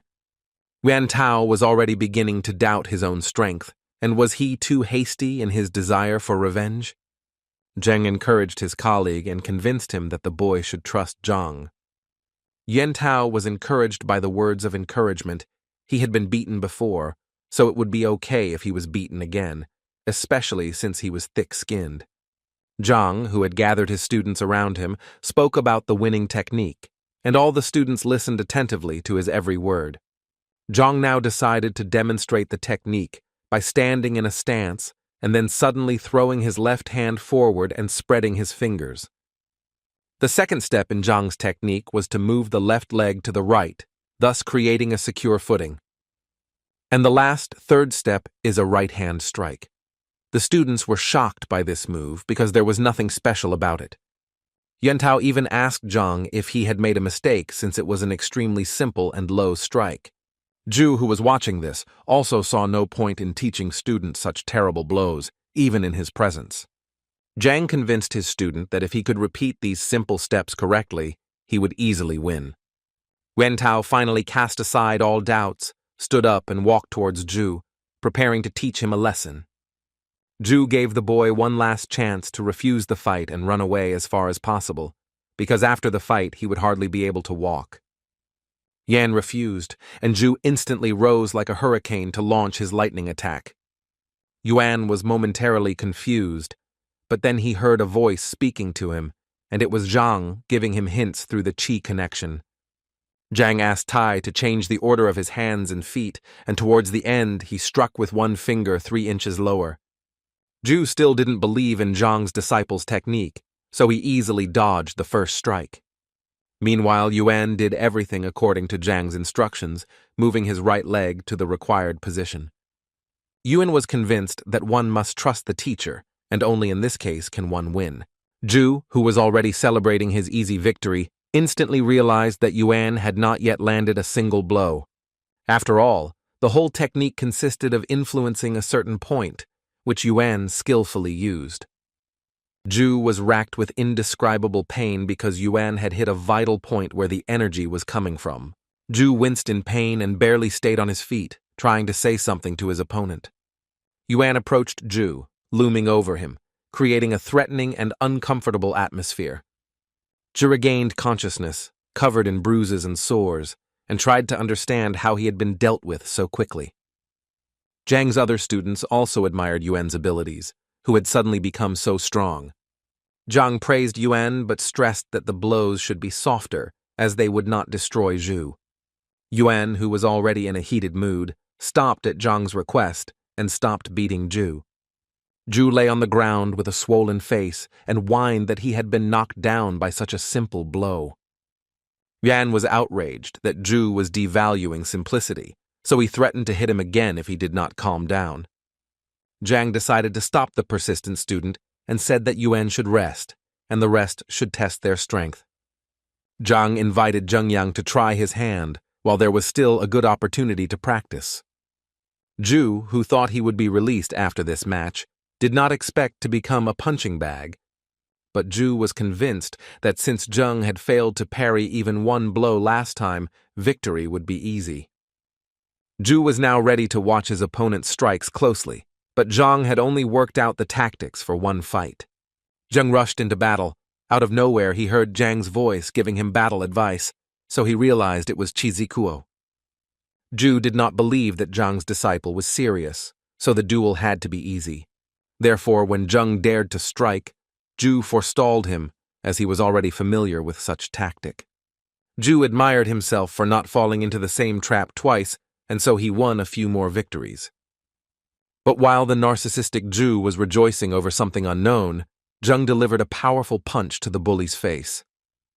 Zhu did not expect this development, and was very angry that he had miscalculated. So he tried to strike back at Zheng, but Tai successfully dodged it. Zheng even managed to counterattack, and it was powerful, because the boy hit the mark again. Zhu fell to the ground, clutching the spot where the attack had just occurred with his hands. Zhu accused Zheng of being mean and of Zhang's student having touched a vital point. Zheng saw nothing mean in his tactics, because in battle, there was no difference in how to win. But if Zhu spoke of meanness, then Zheng decided to act honorably and struck again, but this time with his fist in the face. Zhu's face now resembled a chopped steak with a crimson hue and numerous wounds. With such injuries, Zhu had no choice but to admit defeat. Zheng prepared to deliver another decisive blow, but upon hearing that Zhu was surrendering, he was disappointed. Zhang, who was watching the duel, smiled sarcastically and invited the next student to duel. Zhu was barely able to stand when he was soon forced to compete with another of Zhang's students. Zhang asked Wang Ying and Lu Yang to also prepare for the fight after Zhao Yao finished. While all of Zhang's students were practicing their martial arts on Zhu, he lay on the ground and barely moved. Yuan approached Zhu and reminded him that it was time to pay. Now each student had to pay 1,000. and when Yuan added that the total payment was 10,000, Zhu's bloated body could not understand where such a sum came from. Yuan reminded Zhu that he included the broken door in the compensation amount, which was not that expensive, only 5,000. Yuan suggested a backup plan that Zhu could use in sparring during the entrance exam. Zhu was covered in bruises and sores and cried in pain, but he had no choice but to agree to the payments.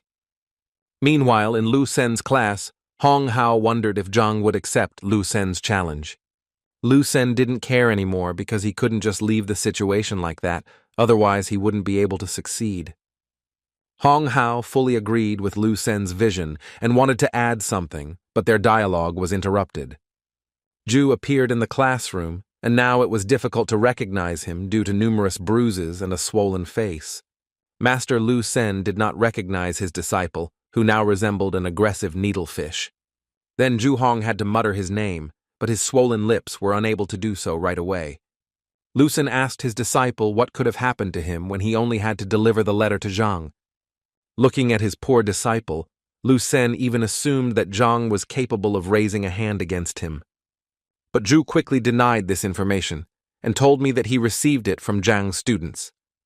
Lu Sen didn't expect this development, as it meant that his former students were also involved. Lu Sen was upset that Zhu was unable to stand up to such weaklings, as he had paid special attention to Zhu. When Lu Sen learned how exactly the students managed to defeat Zhu, he said that knowing the point was no guarantee of victory. Combat is a much more complex system where the speed of reaction and adaptation to the enemy is important, Lu Sen said.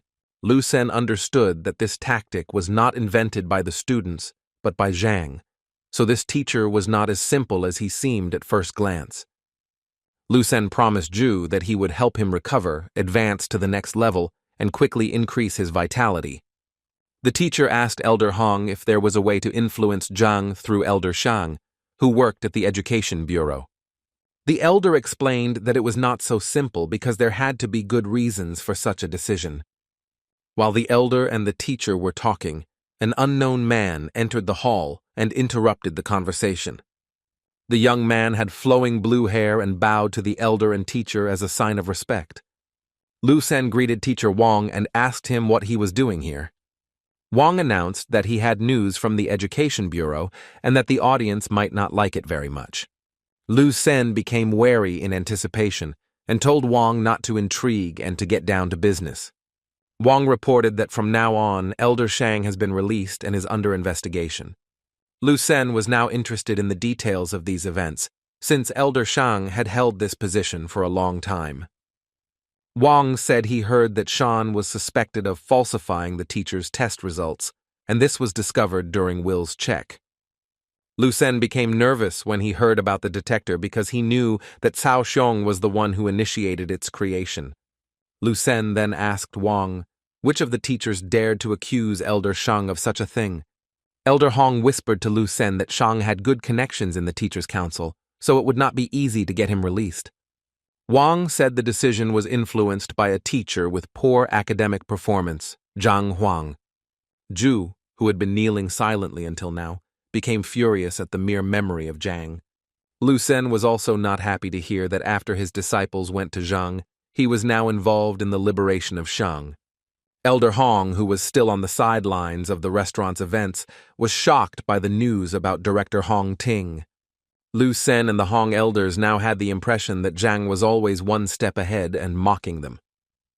Meanwhile, in his class, Zhang completed another productive lesson in mastering new techniques. Zhang told his students to go home and practice there because the teacher evaluation was due in 6 months. Zhang told the students that he had no intention of losing, so he hoped the students would help him. After the lesson, the students gathered in the yard to discuss the events that had happened recently. It was said that Zhang had reached the 6th rank, and even Bai Sen himself wanted to become his disciple. Zhang said that it was worth using Lu Sen's challenge to justify Master Zhang's name, and he urged his colleagues to make every effort over the next 6 months to perform with honor. The students were convinced that Zhang was an honest and noble man who had been treated unfairly, and it was time to make amends. After discussing the plan of further action a little more, The students sat in the yard and then went home. Meanwhile, Zhang remained in his office, collecting his thoughts and developing a winning plan before the competition. In his opinion, Zhao Ya and Wang Yin had proven themselves well, and if they followed the instructions, then in half a month their strength would increase. Yan Li and Zheng Yang have good prospects. They are goal-oriented and capable guys that Zhang did not worry about. But Yuan made Zhang uneasy because he had not trained professionally before, and now he had little time. Then Zhang came up with the idea that he should try to activate the blood inheritance of the horned dragon Yuan. However, Zhang struggled because although the idea was good, he did not know how to implement it. A second later, Zhang felt himself falling into a kind of trance, and this feeling was already familiar to him. Zhang headed to the Library of Heavenly Path, where they tried to answer his question. Zhang held a book in his hands that described the method for activating hereditary abilities. The teacher began to study the book carefully and realized that there were 3 different ways to achieve the desired result. The first method involved hard training, the second required taking special drugs to wake up, but the third confused Zhang. This was the most difficult and dangerous task, since it involved wounds, poisoning, and deaths of soldiers. Zhang decided that the second method was best, and now he needed the help of the Pharmacists' Guild. Zhang went to the Alchemists' Guild, which is usually bustling with activity because many martial artists gather there. Looking around, Zhang noticed a store where he could get the information he needed. A sweet but tired girl stood behind the counter and muttered something under her breath. As Zhang approached, the girl smiled and greeted the teacher. Zhang greeted her back and asked the girl if she sold books that helped to reveal hereditary abilities.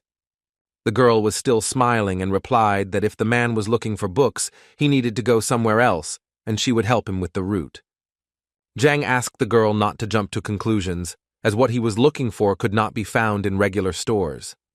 There was no longer a joyful smile on the girl's face, and raising her eyebrows, she said that there were no books here. Zhang was a little embarrassed that he was treated with disrespect, even though he had done nothing wrong. Zhang then suggested that there was a library in this guild and asked if the girl could show her this library. Now the girl looked as strict as possible, and indeed confirmed that there was a library, but only for employees or, at least, for the apprentice pharmacist. Zhang was confused because he was neither a worker nor even an apprentice of a pharmacist, and because of this, his dream was slipping away. Zhang told the girl behind the counter that he could pass the exam and become a pharmacist. The girl asked Zhang if he really dared to make such a decision, since there was no turning back. The saleswoman, with a displeased expression on her face, explained that the exam would be held in another wing and she would take Zhang there. On the way, Zhang asked the girl about how the exam goes, what is tested on it, and how to prepare. The girl felt that Zhang was deliberately pretending to be a fool in order to make a good impression on the saleswoman. But she still explained to Zhang that the exam would test knowledge of the properties of more than 1,000 herbs, the history of alchemy, and the origins of the guild. The task seemed very simple to Zhang, so he was ready to start training right away. The girl was surprised that Zhang considered such a process to be very simple, because one must be able to monitor the results of the combination of herbs. So the girl felt like Zhang was just bragging to her, because even she, with her excellent memory, was confused. The girl led Zhang into the examination room, where a plump man named Li stood behind the counter. The girl introduced Li Zhang and spoke about her intentions to take the pharmacology exam. Li greeted Zhang Guo and told him that here he would find the necessary books to prepare for the exam. Li also said that registration costs 2,000 gold coins, which are returned if successful, and remain in the guild if unsuccessful. Zhang agreed to the terms of participation and reached into his pocket for the money that he fortunately had left over from the incident with the appraiser. The girl who brought Zhang watched with envy as he counted the bills, as she had rarely seen such large sums. Li told Zhang that the exam would start in 2 hours, and that he could do his own thing in the meantime. Zhang thought about returning home, but this turned out to be a bad option, since it took 2 hours to get from Hongting to the guild. Zhang then asked where he could find books to prepare for the exams. Li pointed to the room behind him and said that everything you need is there, You can just read it or buy it. Zhang had no need to buy these books, so he decided to just read them. The girl who brought Zhang still looked at him with distrust and watched him closely. From the room where Zhang was familiar with books, the constant sound of pages being turned could be heard. The girl was alarmed by this, and it seemed that Zhang was only pretending to learn something new. Li advised the girl not to pay attention to Zhang, perhaps he was just looking for the right book. But the girl was convinced that in order to achieve a title in any profession, you need to work hard, and not just learn something in 2 hours. Zhang, who finished reading the last book, came to the conclusion that to succeed in alchemy, it is not enough to simply mix everything. Now it became clear to him why there are so few real pharmacists, and why people who are perfect have several professions. The girl who didn't believe in Zhang felt that Zhang had pretended very well for 2 hours. But Zhang had just finished his studies and was already full of the knowledge needed to pass the exam. When he entered the room where the exam was to take place, he saw other participants who were actively discussing something and were worried. The examiner and his assistant announced the start and warned that if the participant was caught cheating, he would be disqualified from taking the exam. The examiner explained that there are 3 stages to the exam, where the first is a test, the second is the identification of the ingredient, and the third is a check of the combat rank. So now that the conditions of the exam were known, the examiner wished everyone good luck and gave permission to write the tests for an hour. Zhang carefully studied the exam papers, which required him to answer a large number of tests. The examiner reminded the participants of the need to control their time and complete all tasks on time. Zhang was completely calm because he was hoping for help from the books he had recently read. He placed his palm on the test paper, hoping to get the answers in his head. Zhang had doubts about the quality of the parchment on which the exam was created, as well as the information about the ink. Zhang exhaled and decided that he needed to focus on the task at hand, otherwise he wouldn't be able to answer correctly. He reread the question he needed to answer several times and programmed himself to search. He imagined himself rummaging through the vast expanses of the celestial library in search of what he needed. Several such attempts bore fruit, and Zhang already had the answers to the exam questions in front of him. He began to write them down quickly, which confused the examiner a little while all the other participants were still collecting their thoughts. The examiner watched Zhang closely, thinking that he was just another arrogant son of rich parents. Zhang ignored the examiner's scrutinizing gaze and confidently continued working. In a few minutes he used up all the paper given to him for the exam and put his pen aside. Zhang stood up, preparing to hand in his paper, which surprised the crowd, considering there was still so much time left. When Zhang handed in his written work, he asked the examiner to announce the start of a new round. The examiner asked Zhang to wait outside the door. The test results would be announced later. The assistant asked the examiner if he would check Zhang's work now, but it seemed the examiner was not going to do so as not to spoil the mood. Li and the saleswoman were surprised when, less than a minute later, Zhang was already standing in front of them. Then the girl decided that the exam was too difficult, and Zhang could not stand the stress and gave up. Zhang assured me that everything went quite smoothly and he answered questions quickly. The exam hour flew by rather quickly, so all the participants went out into the corridor in anticipation of the fateful result of the stage. The examiner took the answers of all the participants and began to carefully check the level of their knowledge. The examiner's brother asked how the exam was going and whether we could count on new students. But the examiner did not seem to receive any comforting news, as he found all the answers to be meaningless. The examiner's brother then pointed to a piece of work lying on the floor next to the examiner's desk. The examiner looked around and replied that he would not check this examination paper because the person who had taken it had not even read the question. But the examiner's brother became interested in the work, so he took it and began to study it. The examiner assured that the participant who wrote this work did not understand the value of the profession of an alchemist. However, it seems that Uyan's brother had a different opinion and suggested that Uyan read the work himself. Uyan began to read every word, expecting that there would be some absurd things written there. But with each new page, the expression on his face changed from the realization of what was written. When Ouyang reached the last page, he cried out in shock when he heard Zhang's answers. Ouyan's brother confirmed Ouyan's reaction that the work was indeed impeccable. The man noted that some of the questions were so difficult that he was not sure whether he could answer them himself. Now Ouyang had changed his mind about Zhang and was eager to know how Zhang managed to answer all the questions so quickly. Zhang sat in the hallway with the other participants, waiting for the test results. A few minutes later, Hua Hua, the pharmacist's assistant, appeared before the participants. The girl who brought Zhang to the exam was waiting for Zhang's lie to finally be revealed. Sun Tao from Lu Yuan became the first lucky one to score 91 points out of 100. Sun Tao could not believe that he had succeeded, but his friends congratulated him on his intermediate success.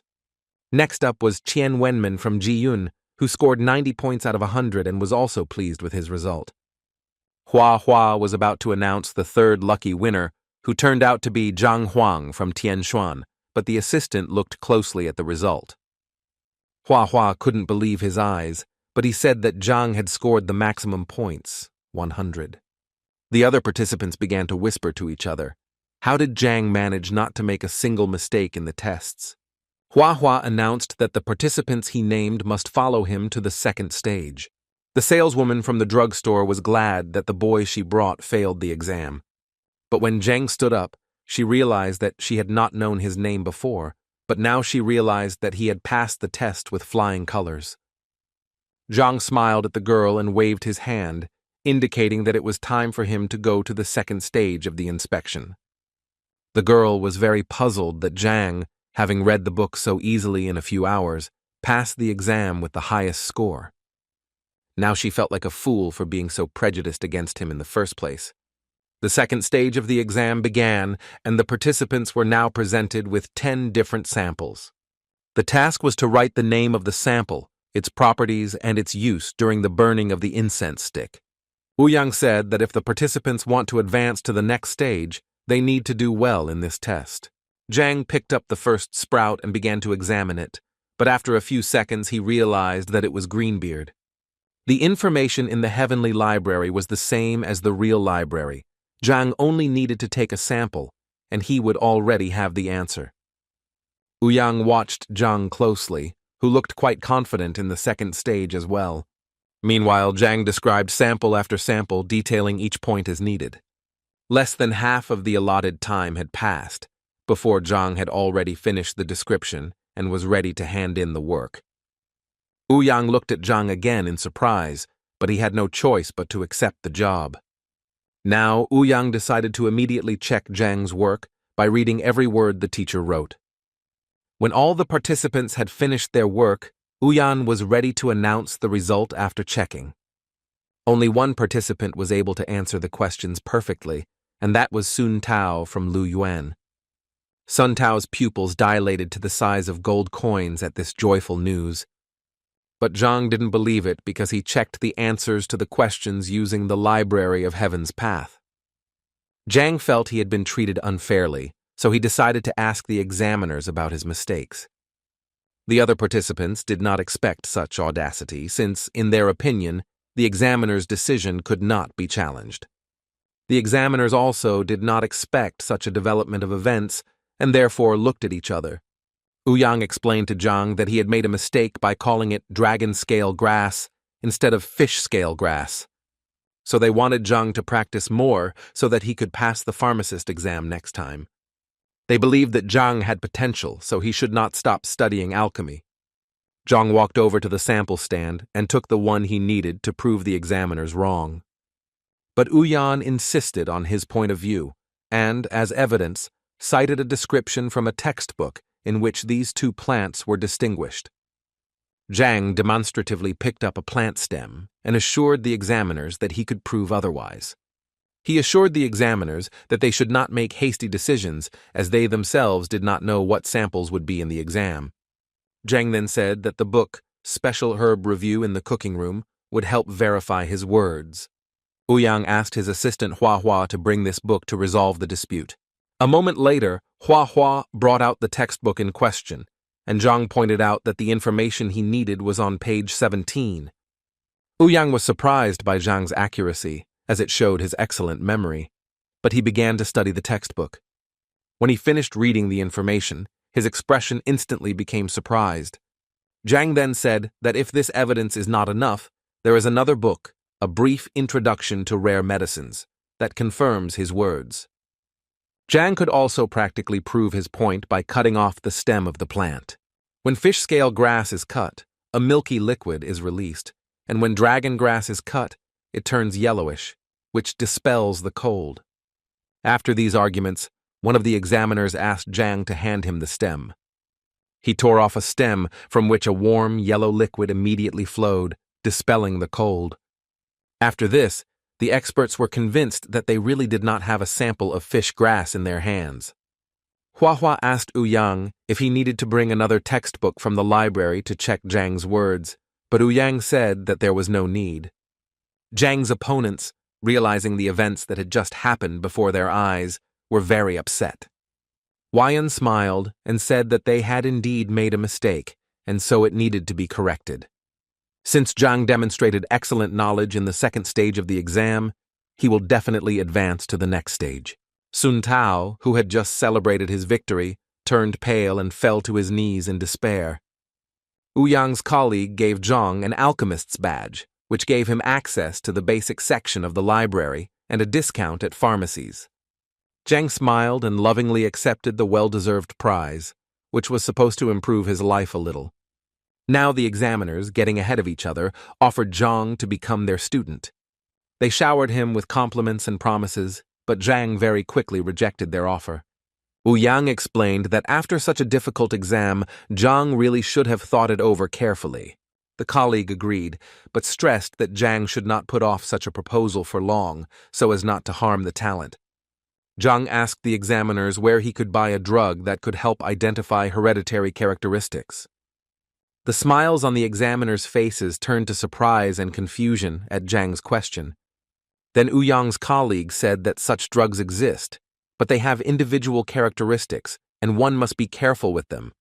Zhang was very interested in this issue, so he tried to grasp at any straw and inquired about textbooks on this subject. Ouyang assured Zhang that there were many such textbooks, but they were all in the advanced section of the library. Huayan's colleague added that this is very important information, and only wise specialists have access to it. Ouyang's comrade convinced Zhang that if he wanted to gain access to difficult books, he should study with him. The man stressed that if Zhang chooses the path of a pharmacist, he will be respected everywhere. Zhang winced at such promising prospects, but all he needed was a book on hereditary abilities.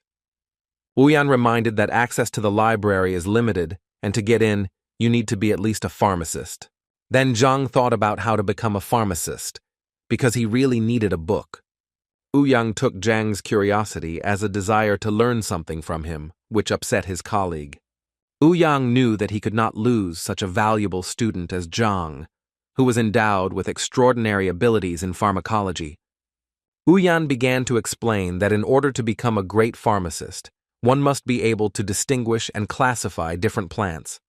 Colleague Ouyang added that only through hard work and time spent studying can one achieve great heights. Zhang thought out loud that in 6 months he would have to become a pharmacist, and that other options did not suit him. With this statement, he stunned the examiners, who exchanged surprised glances.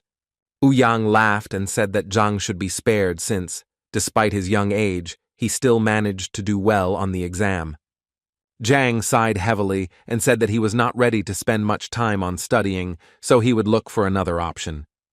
Ouyang tried to stop Zhang from making a rash move, so that the wasted years of alchemy would not be erased.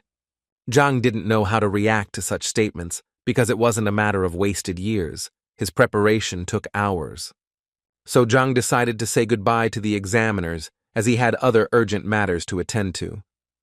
Ouyang decided to stop Zhang by offering him another way to become a pharmacist. Ouyang began to talk about a method that suited Zhang, given his extraordinary memory, but his colleague stopped him. Ouyang gave his partner a look that meant he was confident in what he was saying. The partner was against it, as the method was too risky and had dire consequences in case of failure. But Ouyang insisted because it was the only way for Zhang to achieve what he wanted. A whole conflict was brewing between the examiners, but Ouyang was extremely persistent in his decision. Zhang was already a little seething from the verbal altercation between the two men, and he didn't like the intrigue they had created. Huayan started by saying that there are two ways to become a pharmacist, the first being the traditional way, which takes a lot of time and effort. A colleague told me about the second method, and this method did not consist of preparing medicines, but of discussing them. Zhang scratched his temple, analyzing the information he had just heard, but he lacked the details to understand it. Ouyang then continued that the most respected profession was the grandmaster that everyone had heard of. The examiner said that the grandmaster is proficient in several crafts at the same time. But Ouyang stressed that becoming a grandmaster takes a lot of time and effort. Colleague Ouyang added that it is impossible to guide others to the true path without having significant status. That's why Ouyang decided to share a quick method called pill talk. Grandmasters don't have time to endlessly make pills, but they can demonstrate their knowledge during discussions. This skill is also not easy, because you need to be able to defend your knowledge from the attacks of 10 alchemy experts. Zhang thought about this proposal, since with the Library of Heaven's Path, this method was the best for him. They explained to Zhang that although the discussion method seemed simpler at first glance, they preferred long-term training. Zhang wondered why most people choose the long road when they have the option of shortening their studies. Ouyang explained that in no profession is there a path without practice, no matter how much time was spent on theory. Zhang considered his decision but also thought that he would never know until he tried. Ouyang continued that since the invention of this technique, more than 1,000 brilliant people have tried their hand at it, and only 5 have succeeded. These statistics frightened and upset Zhang because he was sure that everything was much simpler. Therefore, Ouyang once again emphasized the difference between theory and practice, and many generations have not used this method, and it is considered forgotten. Zhang thought positively. If people who tried failed, it didn't mean he couldn't do it too. So the teacher gathered his courage and declared his intention to take part in the pill discussion and become a pharmacist. He stunned the examiners with this answer, because they didn't even have time to tell Zhang about the consequences. Zhang looked at the examiners with childish innocence, hoping that the consequences would not be too dire. Zhang was told that no one would judge his abilities lightly, especially experienced alchemists. According to the rules, a student who fails the discussion pays each alchemist about 100,000 gold.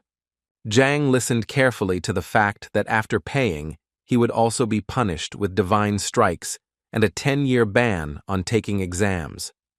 Therefore, the expert emphasized that it is precisely because of such cruel punishments that this method has remained unnoticed for many years. Therefore, Ouyang reminded Zhang that with his skills, it was better to choose the traditional path while minimizing the consequences. But Zhang was confident and decided for himself that he would take part in the discussion and was ready to prepare for it. With his desire and determination, Zhang stunned the examiners, from whom he had expected help in organizing. Zhang just smiled back and was completely calm, giving the impression that he was ready to move mountains. The examiner pointed out that Zhang had just become an assistant and had not even studied the program yet, but was already moving forward so confidently. Zhang simply wondered if he could get into the base section of the library to study the material. The examiners were even more surprised by Zhang's next move, since the library contains hundreds of thousands of books that cannot be read again. Zhang was still smiling and assured the teachers that he would be able to absorb such a volume of information. The examiners were even more shocked by this information, because they did not believe that such a thing was possible. Zhang stood his ground, arguing that he was capable of learning the material and that teachers just needed to organize everything. The examiners' arguments to convince Zhang were exhausted, and they simply accepted his decision. Then Ouyang promised that by tomorrow he would take over the organization and manage everything. Zhang thanked the examiners for their help, then said goodbye to them and prepared to leave. And then he suddenly came back and asked how he could get into the library, frightening the examiners. When Zhang finally left, the men began to discuss among themselves whether it was too risky to reveal the method during the discussion. But Ouyang emphasized Zhang's talent and special tenacity, which could help him. However, Ouyang's colleague did not believe that Zhang's persistence had any basis, and would he regret it? So the examiners decided to send someone to the library after Zhang to observe his methods. After a while, Hua, who had followed Zhang in the library, returned to the examiners. When the men asked him what he could tell them, he scratched the back of his head and could not find the words. All he could say about Zhang was that he was simply leafing through book after book, much to Ouyang's surprise. Hua said Zhang studied books such as Basic Methods of Alchemy or All About Alchemical Cauldrons. After listing the books, the examiners looked at each other and were surprised by this choice. After all, Ouyang understood that these were ordinary basic textbooks that every pharmacist's assistant should know. Hua was then asked if he had mixed up anything, and if Zhang had looked at any other books. Hua assured that he saw everything correctly and made a gesture with his hands, demonstrating how Zhang was studying books.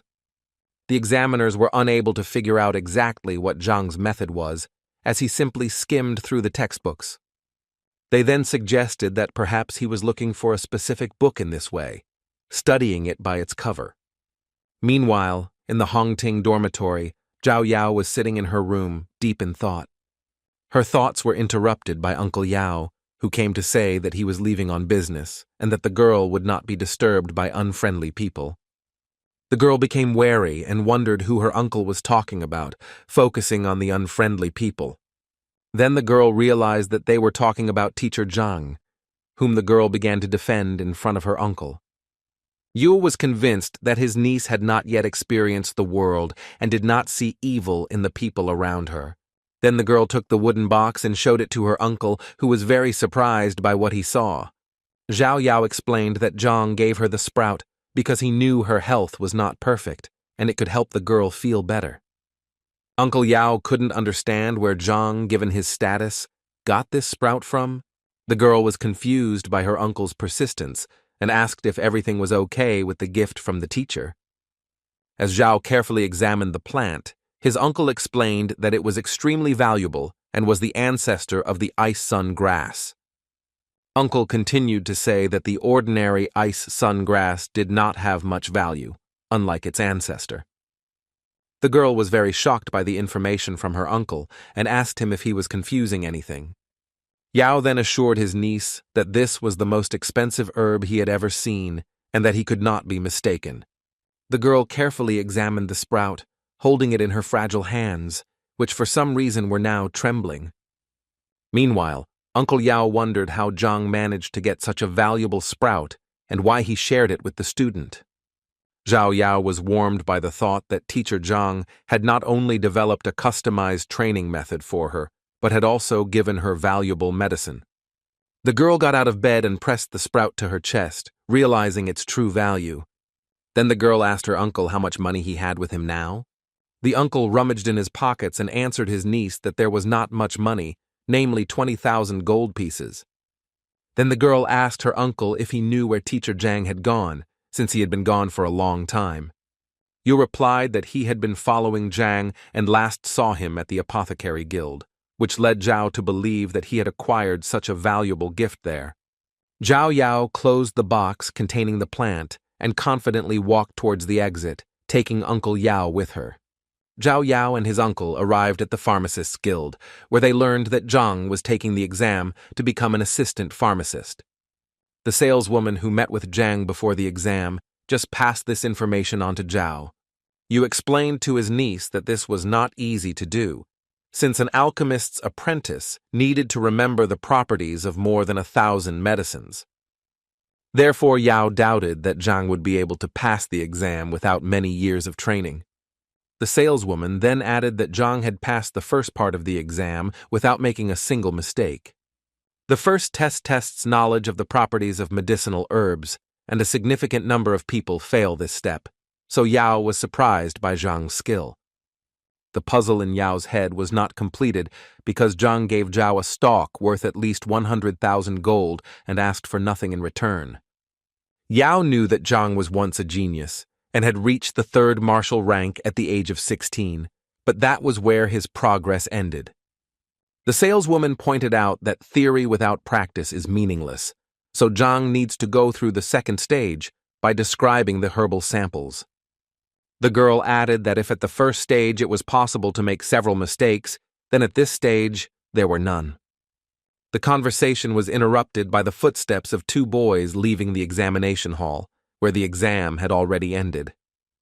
It was Sun Tao and his friend, with whom the saleswoman was asking how everything went and if there was any good news.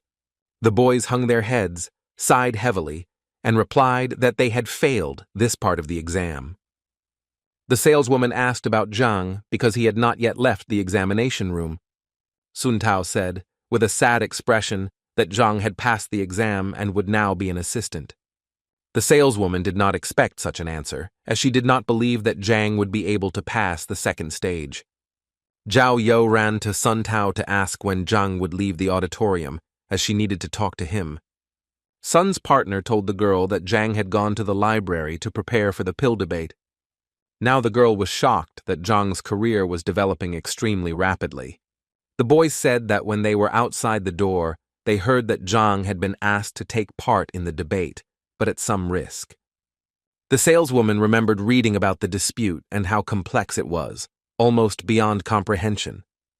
Yao also didn't understand why Zhang was in such a hurry when he became a pharmacist's assistant at such a young age. Sun Tao's companion also didn't understand this, but added that he heard that Zhang needed a book on hereditary abilities that only pharmacists had access to. Sun Tao also said that Zhang was limited in time and had only half a month to find such a book. Zhao Yu remembered that there would be a teacher certification in half a month, and perhaps that was why teacher Zhang was in a hurry. Zhao asked the boys what would happen to Zhang if he failed the pill debate. Sun replied that in that case Zhang would lose a lot of money, be punished by God's blows, and be deprived of the right to take examinations for 10 years. Zhao opened her eyes and opened her mouth wide when she heard what awaited Zhang if the discussion failed. She assumed that Zhang had made such sacrifices to reveal her power, and now she was willing to do anything to repay Zhang. Meanwhile, Zhang breathed a sigh of relief after studying all the books in the library. He sat next to a large stack of textbooks and was a little disappointed that he hadn't found anything about hereditary abilities. Zhang turned to the examiners, who were discussing something heatedly among themselves in whispers.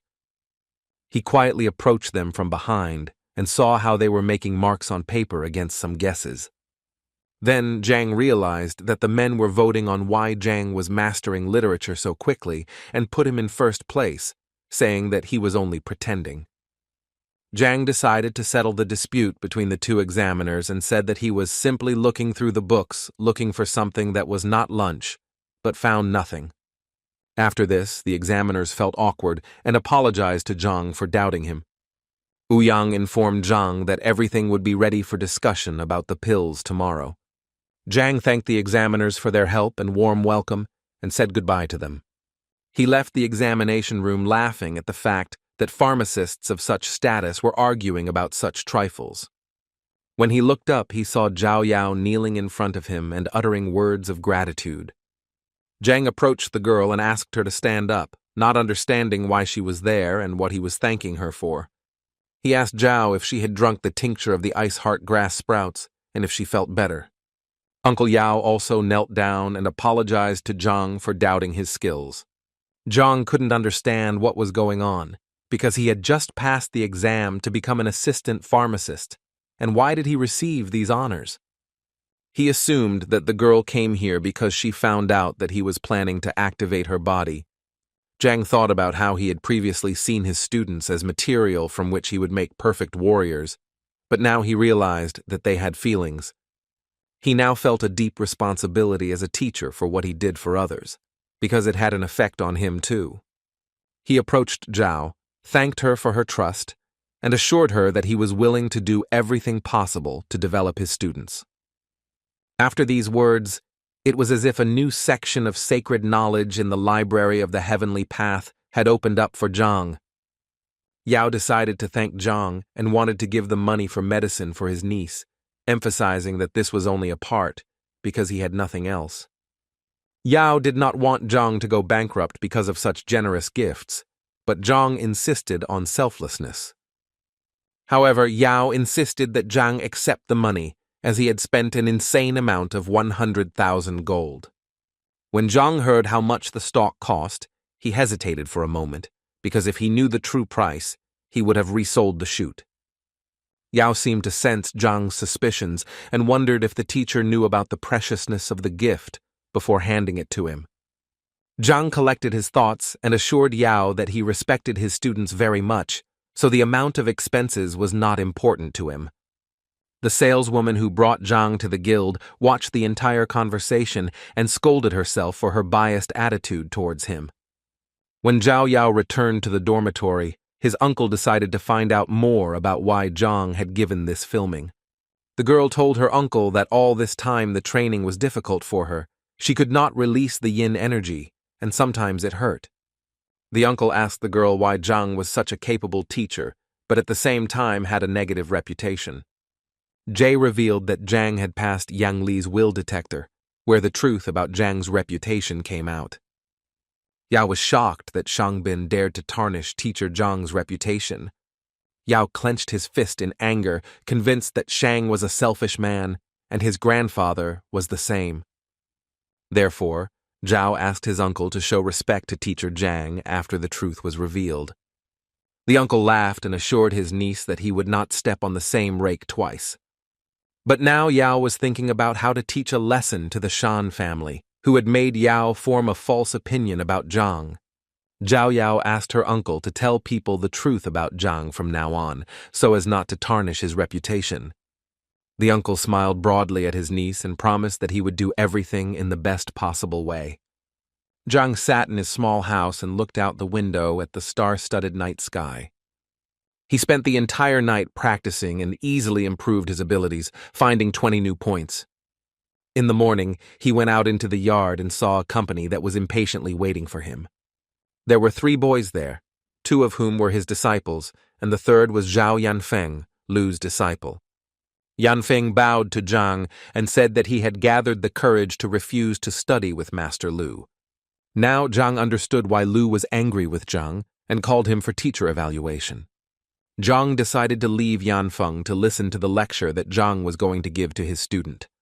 So, when everyone had gathered, Zhang took the notebook with his work and began to tell the students the information. The students were delighted as Zhang explained completely new teaching methods and techniques. The lecture lasted quite a long time, almost until sunset, and when it finally ended, the tired but satisfied students went home. But Zhang had a test ahead of him, the debate that was about to begin. Zhang arrived at the guild, where he heard a familiar female voice calling his name. It was the same saleswoman from the store who said that the masters had arrived for a conversation, but Zhang still had a chance to refuse. Zhang assured the girl that everything was fine and that he was determined, so he was ready to participate. The girl smiled back and made an inviting gesture to Zhang. As Zhang walked down the hallway, he reflected on the importance of this test, since the success of his students was at stake. When they finally arrived at the examination hall, Zhang saw Ouyang with a semicircular table and a large bronze cauldron standing behind him. Ouyang also decided that it was necessary to remind Zhang that it was not too late to withdraw from the discussion. Zhang smiled back and convinced Ouyang that there was no turning back. Then Ouyang also smiled and replied that he would no longer dissuade Zhang and wished him success. Ouyang decided that it would be a good idea to invite respected pharmacists who would appreciate Zhang's skills. A few minutes later, 10 respectable people, young and old, tall and short, gathered on the threshold. One of the judges asked Ouyang, pointing to Zhang, whether he really decided to participate in debates at such a young age. The other judges who took their seats at the table also picked up on this, mockingly claiming that Zhang had studied alchemy in his mother's womb. Ouyang said that despite his young age, he passed all stages of the exams with honors, scoring 100 points on the test. This information surprised the judges, but they quickly stated that it no longer mattered. One of the highly respected people was convinced that alchemy is not only knowledge of herbs, but also understanding the principles of their action. Zhang was outraged by the judge's behavior and thought that if age affects knowledge, then maybe he should get a few from the ground. Gathering his courage, he congratulated everyone present and emphasized that the discussion was not about his age. Zhang then tried to cast aside all prejudices about his age because he was confident that his knowledge was no worse than that of the judges. One of the judges, who was an adult, did not appreciate Zhang's story and advised him to choose his words better. Ouyang called on all the judges to get down to business, as everyone was here to discuss pills, not discuss Zhang's age. Ouyang clarified the rules of the discussion, according to which Zhang had to give clear answers to the master's questions. He also added that if both parties are unsure of the answer, then the truth can be found out by making a pill. Ouyang also noted that the questions should concern only pharmacology without classified information. Ouyang made sure that everyone understood the rules, and all participants responded that they were ready to begin the discussion. Ouyang was ready to start the discussion, but Zhang made it clear that he wanted to make some adjustments. The masters laughed at Zhang, saying that it was too late to give up or declare defeat. Zhang smiled at the masters and assured them that he was not at all afraid of their questions. One of the masters did not like Zhang's behavior and became wary, waiting to see what would happen next. Zhang apologized for his behavior, but added that none of the masters would have conducted the discussion properly on their own. With these words, Zhang seemed to have stirred up a hornet's nest, and the masters were already on the verge of getting angry at Zhang. One of the masters advised Ouyang to guide Zhang onto the true path, since he could pay dearly for such statements. But Zhang suggested that Ouyang raise the level of difficulty of the discussion so that the masters would not have any questions about his competence. Ouyang turned pale at this request because the discussion itself was a complex phenomenon, and raising the level could turn out to be negative for Zhang. But Zhang suggested that each master prepare a pill, and he would explain the method of preparation and point out the shortcomings of the medicine. One of the masters was extremely unhappy that Zhang, being an assistant pharmacist, was going to point out the master's shortcomings. Ouyang couldn't understand what Zhang was thinking, because even though he had shown a great performance yesterday, he had been prudent. Zhang continued to mock the masters, saying that by pointing out their shortcomings, he could dishonor their honor and skill. One of the masters decided to start a discussion and agreed to accept Zhang's challenge first. It was Chengjiang who praised Zhang, despite his young age, for his courage and worthy knowledge, which Ouyang checked. Cheng asked Ouyang to prepare a furnace to demonstrate to Zhang that he was very wrong in his beliefs. The masters noted the skill of Master Cheng, who showed great promise among alchemists and managed to create more than 100 pills in 3 years. Cheng began his conversation with Zhang by saying that he had recently created an alchemical technique that he had named just a few days ago. According to the masters, the creation of new technology deserved respect because such a master was destined to go down in history. Now Ouyang felt like Zhang had already failed the test because the new method was completely different from the original, and it was impossible to point out the shortcomings. Zhang remained calm and confident as he waited for Master Cheng to demonstrate his technique. Master Cheng walked up to the stove, taking out everything he needed to demonstrate the authentic technique from his pocket. He put on the ring of storage, and with a few movements, 3 blue flower buds were summoned. Returning them to his hands, the master whispered some words, similar to a spell, after which he threw the flowers into the oven. Zhang felt a little confused, as he could hardly make out anything due to the master's rapid movements. Zhang understood that he seemed strange to the masters, because even an experienced pharmacist sometimes did not notice the shortcomings. But Zhang knew that what was invisible to the naked eye was like an open book in his library. When Master Cheng finished cooking, several pills fell out of the cauldron through a special sieve. Cheng, pleased with himself, said that his work was complete and ready for Zhang's evaluation. Other masters watching the process admired Zhang, who managed to make a simple tablet in an unfamiliar but exquisite way. Zhang decided to convince Zhang that he needed to name 3 shortcomings, and then the master would admit defeat. Zhang smiled and assured Zhang that he was a full-fledged pharmacist, with a high status and sense of honor. Zhang nodded in response and decided to begin his speech by naming the technique, which he dubbed 10,000 Flowing Rivers. The master began to get nervous, but he tried not to show Zhang his excitement and continued to listen to him. Zhang then continued and noted that the master had created the calm breathing pill using 12 techniques. Zhang switched to the Qi connection, and now only Zhang heard Zhang reveal that the master had copied several techniques from Master Bai Ming and Ling Tamba. Zhang looked deeply into Zhang's eyes, realizing that he was right, which made it difficult for the master to control himself. Zhang put his hand on the master's shoulder and said in Qi's voice that he should specifically not say anything about the techniques in his voice, because it would embarrass Zhang. Zhang wondered if he should continue further, but the master knew that it was a defeat, so he allowed him not to continue. The other masters who watched this spectacle could not understand why such an experienced Zhang gave up so easily. The masters were amazed at how easily Zhang was able to guess the name of Zhang's new technique. Thus, the masters realized that Zhang was not as simple as he seemed at first glance. Zhang continued to smile and urged the masters not to waste their time, so he invited the next one. One of the masters loudly slammed his fist on the table and said that he would be next, and now Zhang would not have to do the transfusion. The master was unclear about what had happened to Chengjiang, but he could not allow the masters to continue to be humiliated. Meanwhile, Cheng sat clutching his head, lost in thought about how his reputation now rested on Zhang's silence.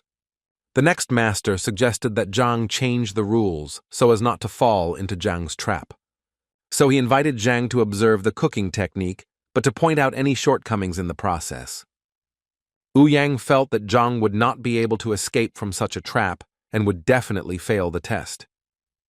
Zhang slowly remarked that there was no point in wasting time and that it was better to get down to business. The master began to get angry at Zhang's overconfidence, but he was still convinced that Zhang would fail.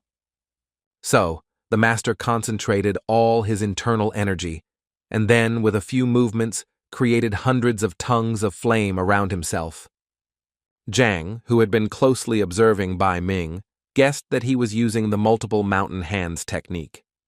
The masters sitting at the table did not hide their admiration for the skill of Bai Ming, who created a pill for relieving pain at acupuncture points. Bai Ming took a deep breath and told Zhang that he could begin his part of the test.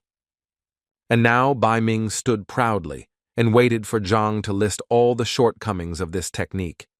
Bai Ming believed that without Zhang's talent, he would not be able to obtain the approval he desired from him. Zhang showed complete calm and composure, and said that the master should mentally prepare himself for what Zhang would say. Zhang began by saying that this was actually the multiple mountain hands technique, in which the herbs were arranged in a certain order, like stones. But for Zhang, the shortcomings of this method were obvious, and therefore even if the pills were of good quality, it was impossible to achieve the ideal. When Zhang said that this technique was suitable for mass production by low-level pharmacists, the master's face twisted with rage. According to Zhang, this method is a dead end, and in this case the pharmacist will bury himself. Ouyang turned pale after hearing Zhang's words. After all, Bai Ming was not only a first-class pharmacist, but also one of the most influential people in the kingdom. Bai Ming was furious, but Zhang's words were meaningless to him until the technical shortcomings were mentioned. Zhang walked closer to the furnace and said that he would start the list of defects with the simplest one. Zhang asked the master if he knew anything about the equipment he used, since pharmacists must have the skills to use it. Zhang guessed that most likely all the kilns were roughly the same, so the master was not too worried about this issue. But Zhang, pointing to the cauldron, said that one technique is intended for one cauldron, and if this is not taken into account, the recipe will give different results. Zhang slapped his palm on the cauldron and indicated the exact parameters of the cauldron, even noting that there were scratches on it. Zhang continued that the cauldron was smelted under the supervision of a master in a quarry more than 7 years ago. After Zhang finished his speech, there was silence for a few seconds, and then the whispers of the masters could be heard.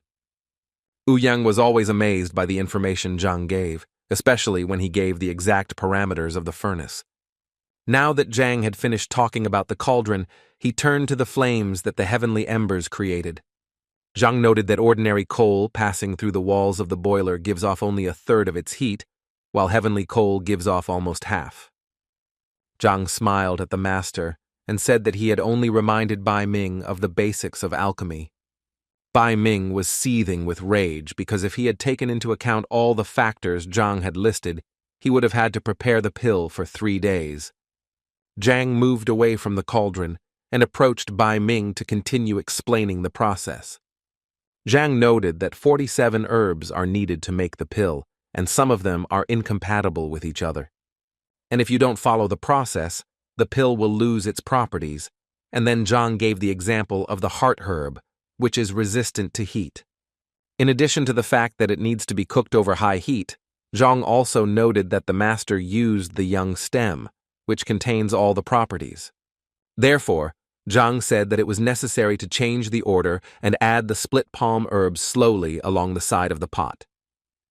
But according to Zhang, the properties of these 2 herbs compete, and to avoid this, the herbal collection scattered flowers should be added. Zhang continued listing herb after herb, causing the masters to be amazed as he spoke about each one in turn. The masters thought that Zhang knew absolutely everything that was needed to create the perfect pill. The little things Zhang pointed out caused some masters to admire them and understand why they were not improving. Bai Ming turned pale and froze, analyzing every word Zhang said about alchemy. He clutched his heart and thought that he had wasted all this time of precious herbs on useless pills. Bai Ming hated himself, fell to his knees and started vomiting right in the middle of the hall. He sat and told himself that he saw no point in his career because he was a tumor on the body of alchemy. So, kneeling in front of Zhang, Bai Ming raised 3 fingers and vowed to never make pills again. With this statement, Bai Ming stunned all the masters present who had never doubted his skill before. The masters could not understand how a pharmacist, who was simply told of the shortcomings, was ready to give up his life's work. Zhang continued to maintain his dignity while the others were discussing him heatedly and casting sidelong glances at him. Now he was ready for a new challenge, but he decided to slow down and choose his words more carefully. One of the blue-haired masters cast a wary glance somewhere to the side. His attention was drawn to another master with blue eyes and thick gray eyebrows. It was Masters Meng Yan and Chen Dan who rose from their seats to challenge Zhang. Zhang was still recovering from the round, but the masters decided that Zhang would not be able to face 2 professionals at the same time.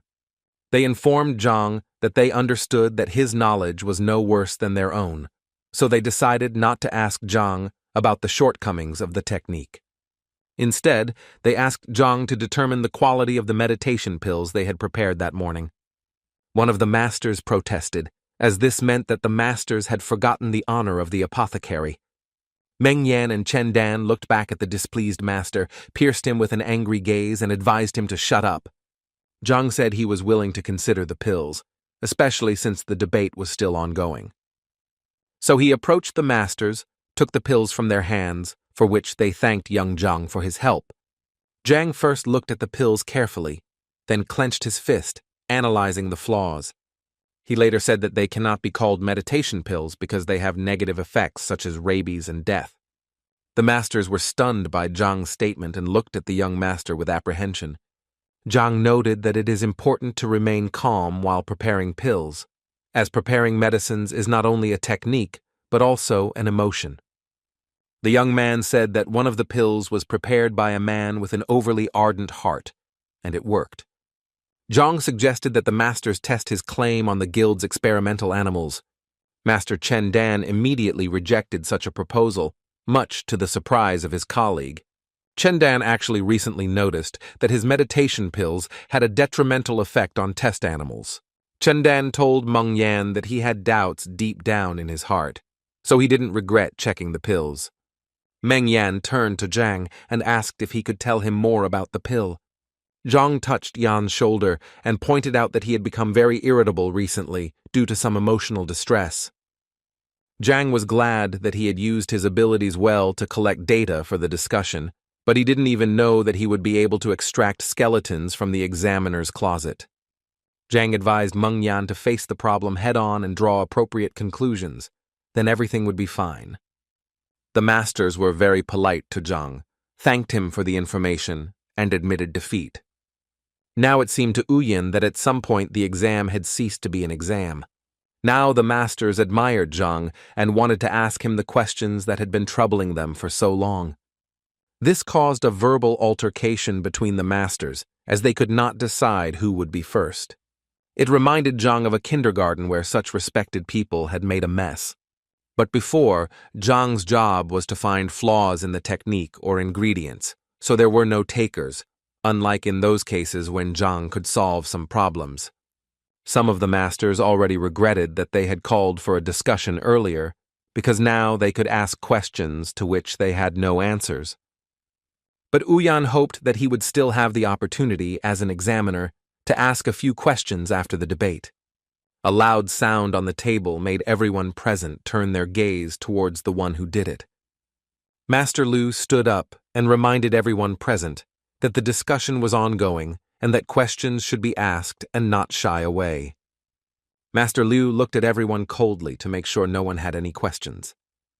Zhang knew that he was facing a serious opponent, because Master Liu was head and shoulders above all the masters. Everyone knew that Master Liu was famous for his ruthlessness, so they expected that Zhang would be unable to resist. The master approached Zhang and stopped in front of him, creating an atmosphere of pressure with just his tall stature. The question that bothered Master Liu was also related to the meditation pill. He agreed with Zhang about the need to have stable emotional energy to create a pill. The master created a certain intrigue with his silence before asking his question. And then there was no stopping him. He showered her with question after question, and all of them were connected with his daughter's unsuccessful love. When the questions were finally over, the master finished by asking Zhang if he needed to make a meditation pill. There was silence among the other masters at the table, because for a moment they did not know how to react to them. And then they seemed to explode one after another, reminding Liu that questions about his daughter were irrelevant to the discussion. Some of the masters began to say that Liu had gone crazy and was simply trying to find out something about his daughter. Lao lashed out at the masters, saying that this was bothering him and that he could not prepare the meditation pill. Zhang, who hoped that the conversation would be about alchemy, was very much mistaken, because the masters began to quarrel among themselves. When everyone finally calmed down, Ouyang, wiping the sweat from his face with a handkerchief, announced that a new one-star specialist had appeared in the guild. He took out a wooden box, in the middle of which a golden alchemist's badge shone. Zhang took the badge in his hands and examined it carefully, listening to Ouyang's story about the benefits of this title. When Ouyang finished, Zhang asked if he could show her where the extended section of the library was. On the way to the library, Ouyang told Zhang that there were about 10 pharmacists in Tianshuan, and they only came to the library when absolutely necessary. Upon entering the library, Ouyang noticed that it was usually empty, so Zhang should not hesitate to take any book. The library was impressive in size, so Ouyang advised Zhang to seek help if the need arose. Ouyang wished Zhang a good time, congratulated him again on his new achievement, and said he would ask some questions later. Zhang was pleased with himself and happy that he finally had access to the library he needed. Although it took him several hours to find the right book, he still found the material he needed. Zhang managed to find information that long ago, King Shenling's daughter, Princess Shen Qiu, had a yin body, which she successfully activated with the purity-revealing pill. Zhang took this information into account, but decided to look for something else about the horned dragon blood. Zhang found what he was looking for and learned that a single person could not release such energy for a long time until he used the blood of the giant rhinoceros. With the help of the Library of Heavenly Path, Zhang decided to test all the shortcomings of such methods. In the library, he was told that only 10% of the power could be activated with the purity pill and the blood of the giant rhinoceros. But for Zhang it was better than nothing, and besides, he decided to combine these techniques and now he just needs to find everything he needs. Zhang returned to Ouyang as he was sitting in his office, sorting through various documents. Zhang announced his intentions to purchase the purity pill, the meridian rejuvenation pill, the body nourishing solution, and the giant rhinoceros blood from the guild. Ouyang replied that everything was possible except for the purity pill and rhinoceros blood, but perhaps those ingredients were in the main branch. But since the main branch is geographically located quite far away, the delivery will take 10 days. Zhang tensed up because there were 14 days left until the teacher's evaluation, and if the materials would only be available in 10 days, then he needed to get it together. Zhang accepted Ouyang's proposal and asked him to submit his application as soon as possible. Zhang also asked how much he should expect to pay and whether he should pay for the product now. Ouyang began to count out loud, listing the importance and difficulty of obtaining the necessary items. So, taking into account Zhang's new status, after completing the calculations, Ouyang announced the amount of 23 million. This price turned out to be beyond Zhang's means, because before this, he considered himself rich after the incident with the appraiser, but now he was unable to pay for the goods. Then Zhang decided to deceive Ouyang and blame everything on the new status, thanks to which he wanted to pay for the goods later. Ouyang declined the request, arguing that the materials were extremely valuable and the guild could not be in debt. Ouyang combed his beard and thought about how he could help Zhang with the necessary things. Ouyang then suggested to Zhang to prepare a meditation pill with a complex composition and an acceptable price on the market. But Zhang was not satisfied with this proposal, because according to Ouyang's predictions, under such a scenario, Zhang would become rich in 2 months. In this regard, Zhang asked Master Ouyang if he had any other suggestions for earning money. Ouyang thought for a second, and it occurred to him that the profession of a grandmaster, who could charge a lot of money for his advice, was very profitable. Zhang smiled at Ouyang and asked him to order everything he needed for him, and in 10 days, Zhang would pay for everything. Zhang thanked Ouyang for his kindness and help, said goodbye to the master, and quickly ran away. The market was rich in variety, such as the Sunny House, which could be rented and admired in a luxurious location in the middle of nature. A nice man approached the seller who was so actively advertising the Sunny House. Zhang, who had decided to pose as the great master, was a little embarrassed when the boy called him a highly respected person. Zhang informed the seller of his intentions to rent out the house. The salesboy asked Zhang about his preferences in order to choose something good. Zhang said he was looking for a clean, large house that was conveniently located, furnished, and ready to move into. The young man seemed to have an answer to every question, so he said he had a house that fit the bill. Zhang told the young man that he didn't care about the price, and the young man willingly agreed to show him his dream home. As they approached the luxurious estate, the seller told them that the house belonged to a rich merchant who had passed it on to his son as an inheritance, but he was a gambler. Also now, according to the seller, an estate with a 5-room complex, a gazebo and a lake is for sale. Zhang listened carefully and examined the house with the help of the library, looking for flaws. When the estate was presented, the seller announced that such a luxurious place was rented for 150 gold pieces per month. It seems that Zhang did not like the announced figure and was already thinking about how to put the cunning seller in his place. The guy continued to convince Zhang that the estate was luxurious and the price of such apartments was cheaper than it seemed. As the boy continued to talk about how beautiful the estate was, Zhang walked as close to it as he could, much to the boy's confusion. The boy jumped back at first, and then asked Zhang why Tai was staring at him so intently. Zhang explained that he did this to verify some facts. The boy raised his hands and asked if Zhang agreed with the terms of the estate lease. Zhang was in no hurry to pay the rent, because he told the boy that the previous owner had gone bankrupt and was trying to sell the house quickly. While the boy was panicking, Zhang continued to lay out the facts that the house was impossible to sell, and therefore it was being rented out, although the price was inflated. Zhang recounted all the details of the deal, including the date it was signed, who was present, what was on the table, and what music was playing. The guy who was trying to rent out the house as quickly as possible was very confused by the facts told by Zhang. Zhang assured the boy that he should not be nervous because he was calling a spade and wanted to rent a house without lying. So the boy agreed to Zhang's terms, rent a house for 50,000 and use the remaining 50,000 to hire servants and work as a butler. Zhang promised the boy that if he did his job well, Zhang would not skimp on payment. When the seller saw the money, he immediately wanted to take it for himself, but Zhang found it difficult to part with such a sum.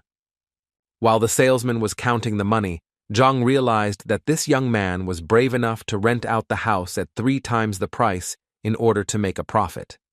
So Zhang asked the young man again if he would change his mind about serving Zhang for a greater reward, and the young man readily agreed. Zhang informed the young man that he would have to stay put for a while and would need help. The salesman, who had just filled the cash register with money, smiled broadly at Zhang and convinced him that he could be trusted. Zhang realized that he still didn't know the boy's name, so when he asked what his name was, the young man asked him to call him Sun Qian. But the boy remembered that his friends sometimes called him Xiao Kang, like cockroach, so he suggested that option too. Zhang smiled and told Targan that he had his first task for him, which he needed to take seriously. Zhang needed the young man to find servants before evening fell and also to spread the word of his residence at the estate. When Zhang introduced himself to the boy as Grandmaster Yang Xuan, the boy opened his mouth wide and kept his eyes fixed on Zhang. Zhang added that he was looking for a specific item in the area, so information about its location should be widely disseminated. Zhang also promised the boy to help him advance to level 4 for doing a good job. To the cockroach, Zhang seemed like a deity endowed with generosity and wealth. After bowing to Zhang several times, the boy stood up and assured his patron that everything would be done to the best of his ability. When the boy left, Zhang sighed, realizing how difficult it was for him to pretend to be a very decent person. Back at school, Zhang planned to take a rest, but a group of students were already waiting for him in front of the classroom. Zheng, who was holding a piece of paper in his hand, noticed Zhang and decided to approach him first. In Zheng's hands was a list of participants from Lu Sen for teacher evaluation, which the boy handed to Zhang. Zhang looked at the list carefully and realized that, to his surprise, Lu Sen had not sent his best disciples. According to Zhang, theoretically Lu Sen could send his strong disciples, and it would not be considered a violation. Zhang, when Zhang finished studying the list, reported that in the ranking the opponents were in approximately the same place, but in the battle the forces were unequal. This statement puzzled Zhang, and he expected a detailed explanation from his student. Zhang explained that Bai Chao, for example, had made more progress in technique and his rank was higher. Then Zhang talked about Du Lei, who has the advantage in precision and sharpness of strikes, although he is almost in the same position as Wang Yin.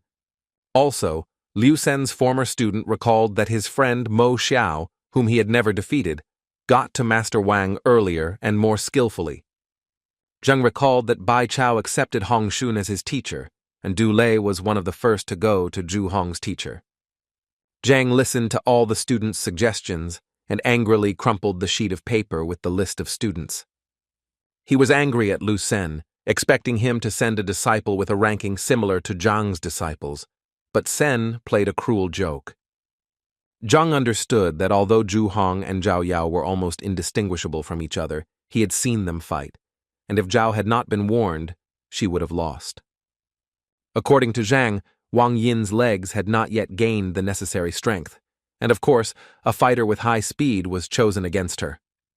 Zheng Yang was skilled in handling a spear, so Lu Sen sent a more experienced fighter to the same field. Kun Ji, ranked 300th, is scheduled to face Yuan Tao, but Zhang suggests he may prove to be an aggressive opponent. Zhang strained himself at every step to come up with a plan, because Lu Sen carefully selected the participants so as not to give Zhang's disciples a single chance.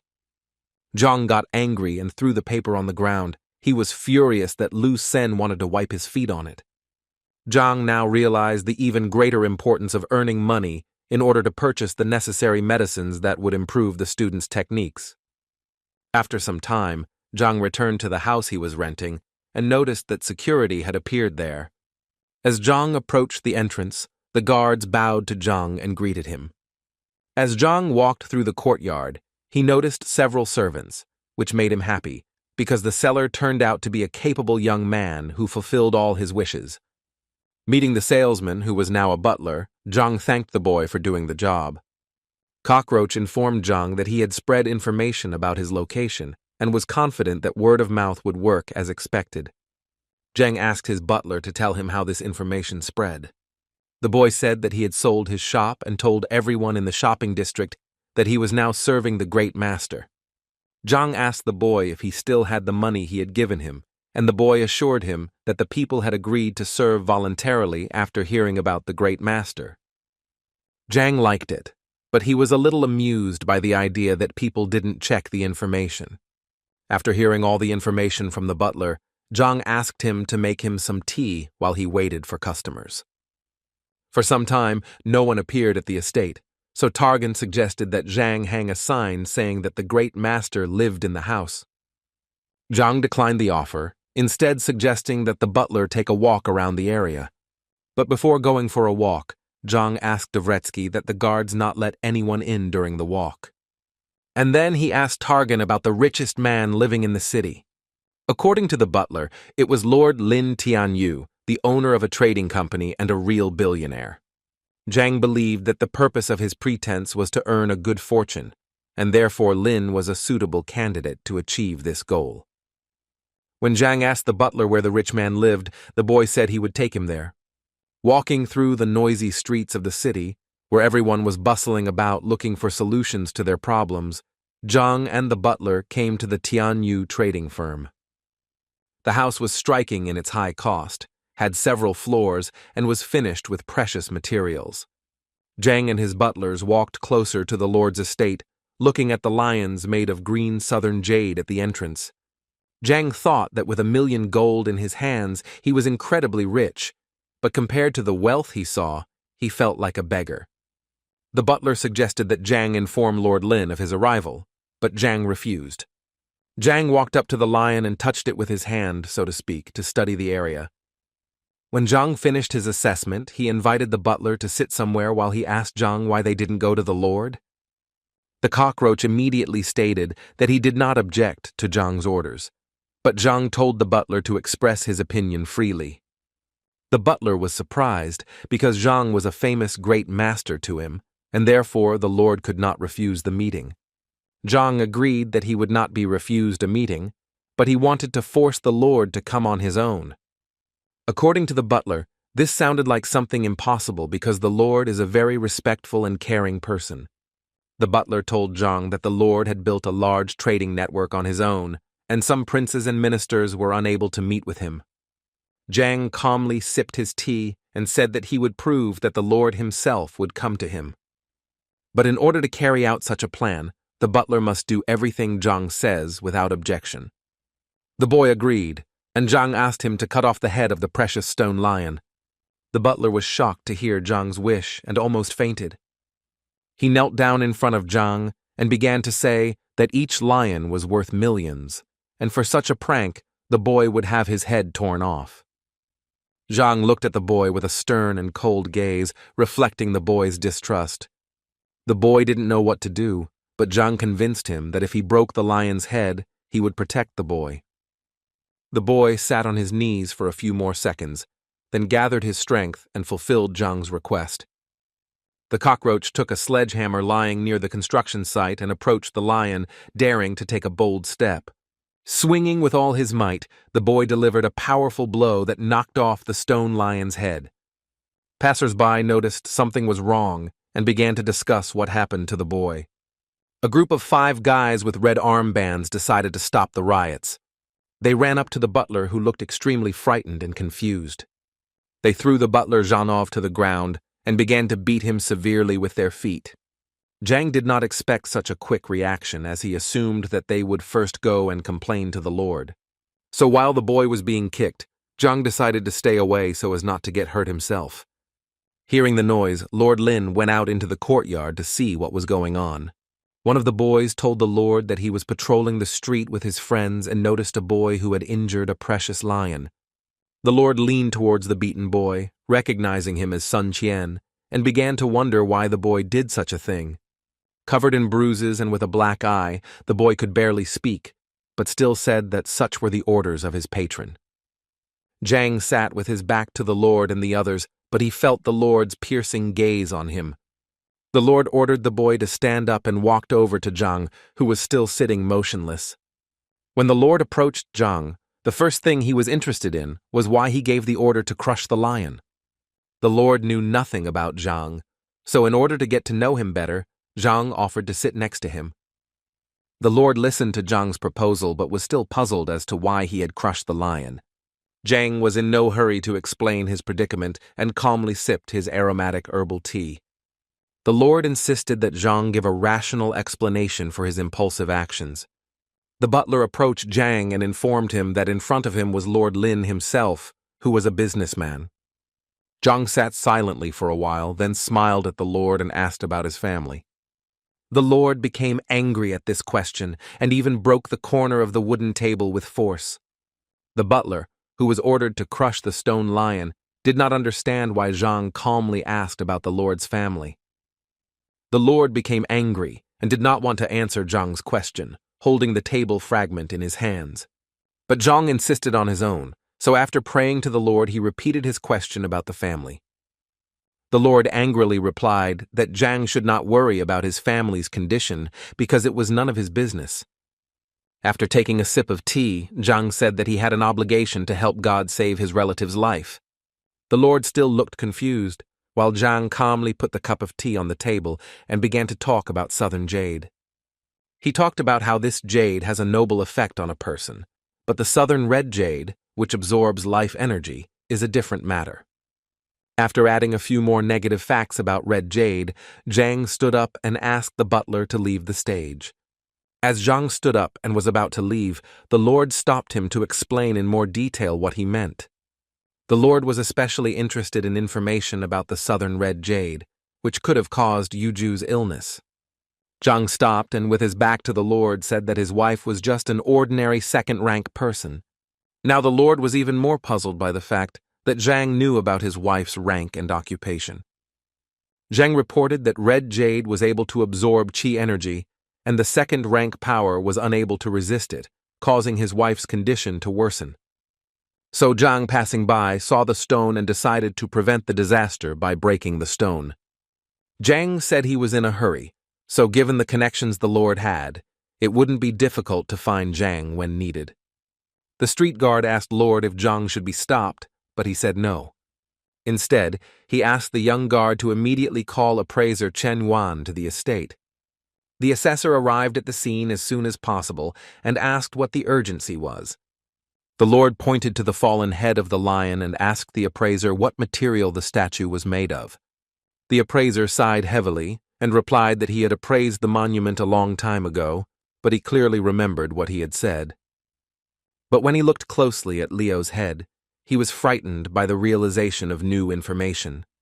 The Lord commanded the appraiser not to intrigue and to tell the whole truth about the material from which the lion was made.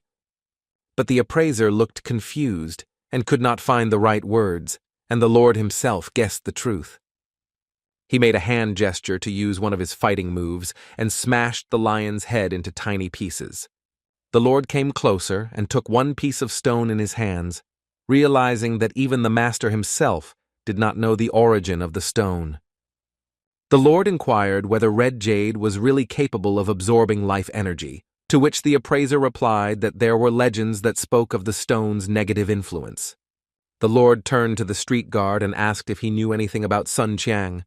The guard scratched his head and remembered that Sun Qian had sold the store, saying that he was going to serve the great master.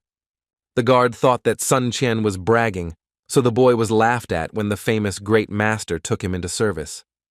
The Lord was upset that he had missed the opportunity to make amends with the grandmaster, who could have helped the family. The guard, realizing the sadness of the situation, asked the Lord how he could help. The Lord ordered the guards to immediately find out where Zhang was staying and then prepare transport to his estate. Walking through the streets of the city, the butler did not understand why Zhang, who was posing as the great master, was returning home. After all, just recently Zhang asked the boy to arrange a meeting with the master, and after the broken lev, they talked for only a short time. When the sun had almost set, Zhang returned to his estate, where he was kindly greeted by the guards. Zhang told the guards that he was tired and was going to rest, so he ordered that no one be allowed into the estate. The butler, who was still recovering from the kick, heard someone calling him. It was the Lord's guard who brought Qian the news that the Lord wished to have an audience with him. The butler was very surprised that Lord Ling Tianyu had called him for a dialogue, given the recent events. He ordered the guards to call the Lord immediately, and he himself wanted to go and find Great Master Zhang. But the butler suddenly stopped the guards and changed his mind about calling Zhang because he had gone to rest. Now the butler was tormented by doubts, because his grandmaster had given the order not to let anyone into the estate, but from the other side the Lord came out to meet him. Therefore, struggling with fear and anxiety, the cupbearer decided to meet the Lord alone. When the butler left the manor, he saw that not only the Lord, but also the appraiser Chen Yuan had arrived to meet with Zhang. The Lord instructed Sunya to arrange a meeting with the Great Master, who amazed the Lord with his revelations. The cupbearer did not understand what was happening because he thought that the Lord had come to avenge the gutted lion, but instead he was in a good mood. But the butler realized that the Lord had changed his mind about him because he learned that the boy served the grandmaster. The butler pretended to be serious and informed the Lord that he would have to decline his offer since Zhang was resting. The Lord was surprised by this statement because he started looking for Zhang as soon as he left and was there within 5 minutes. Now the Lord felt that he had angered Zhang, but he did not want to miss the chance to talk to someone who could heal his wife. The Lord took out a bottle of medicine from his pocket, which was supposed to help the butler quickly regain his strength. And then the respectable man took out a wad of money and asked to convey the news of his arrival to Zhang. The butler saw in front of him a full bottle of panacea worth tens of thousands and a stack of money worth 5,000. But at some point he was overcome with the realization that he was able to receive such gifts thanks to Zhang's service. So the butler again assumed a serious expression and, clearing his throat, informed the Lord that he could not influence the situation in any way and advised him to come tomorrow. The Lord, who seemed to have never been turned down before because of his status, was surprised by the butler's statement. The Lord still hoped that he would be able to contact Zhang, whom he mistook for the Great Master. Even the appraiser turned to the butler for help in conducting the meeting. But the butler was unwavering in his convictions, so he rejected all requests. After this, the butler decided to return to the estate and asked the guards to close the gates behind him. The Lord, who remained outside the gate, did not lose hope of getting inside and meeting Zhang. The appraiser tried to calm Lord, who was upset that he had missed a great opportunity to talk to Zhang at the market. Together with the appraiser, they did not have a proper plan of action to resolve this unpleasant situation. The Lord dared to take a decisive step and therefore informed the appraiser that he would wait as long as necessary, even all night. Meanwhile, the butler, who was on the other side of the gate, leaned against it, feeling his heart pounding and his legs shaking. He couldn't believe that he had managed to refuse the request of the richest man in Tianshuan City. He hurried to inform Zhang of the master's arrival and was glad that he had left his post and decided to become a butler. When the butler came to Zhang with the news, he calmly sipped the fragrant tea. The butler revealed that the Lord wanted an audience with Zhang, but Sun followed Zhang's orders and did not let the Lord in. Zhang, continuing to sip his tea, praised his butler for a job well done.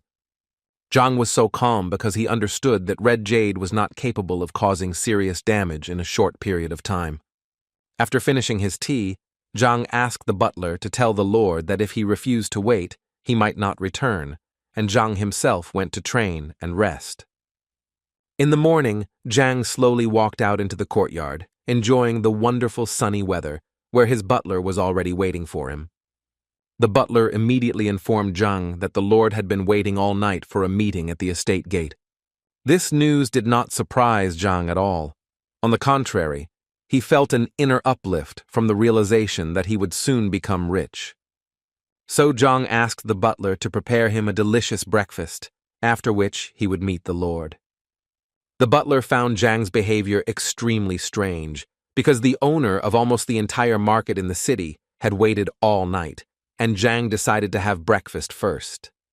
While the Lord was talking about various important things with the appraiser, a man passed by and noticed the Lord. A man with his hair tied in a bun and wearing a yellow kimono asked his servants, "Who is the Lord waiting for?" The man was also interested in the name of the owner of the luxurious estate, which had been empty until recently.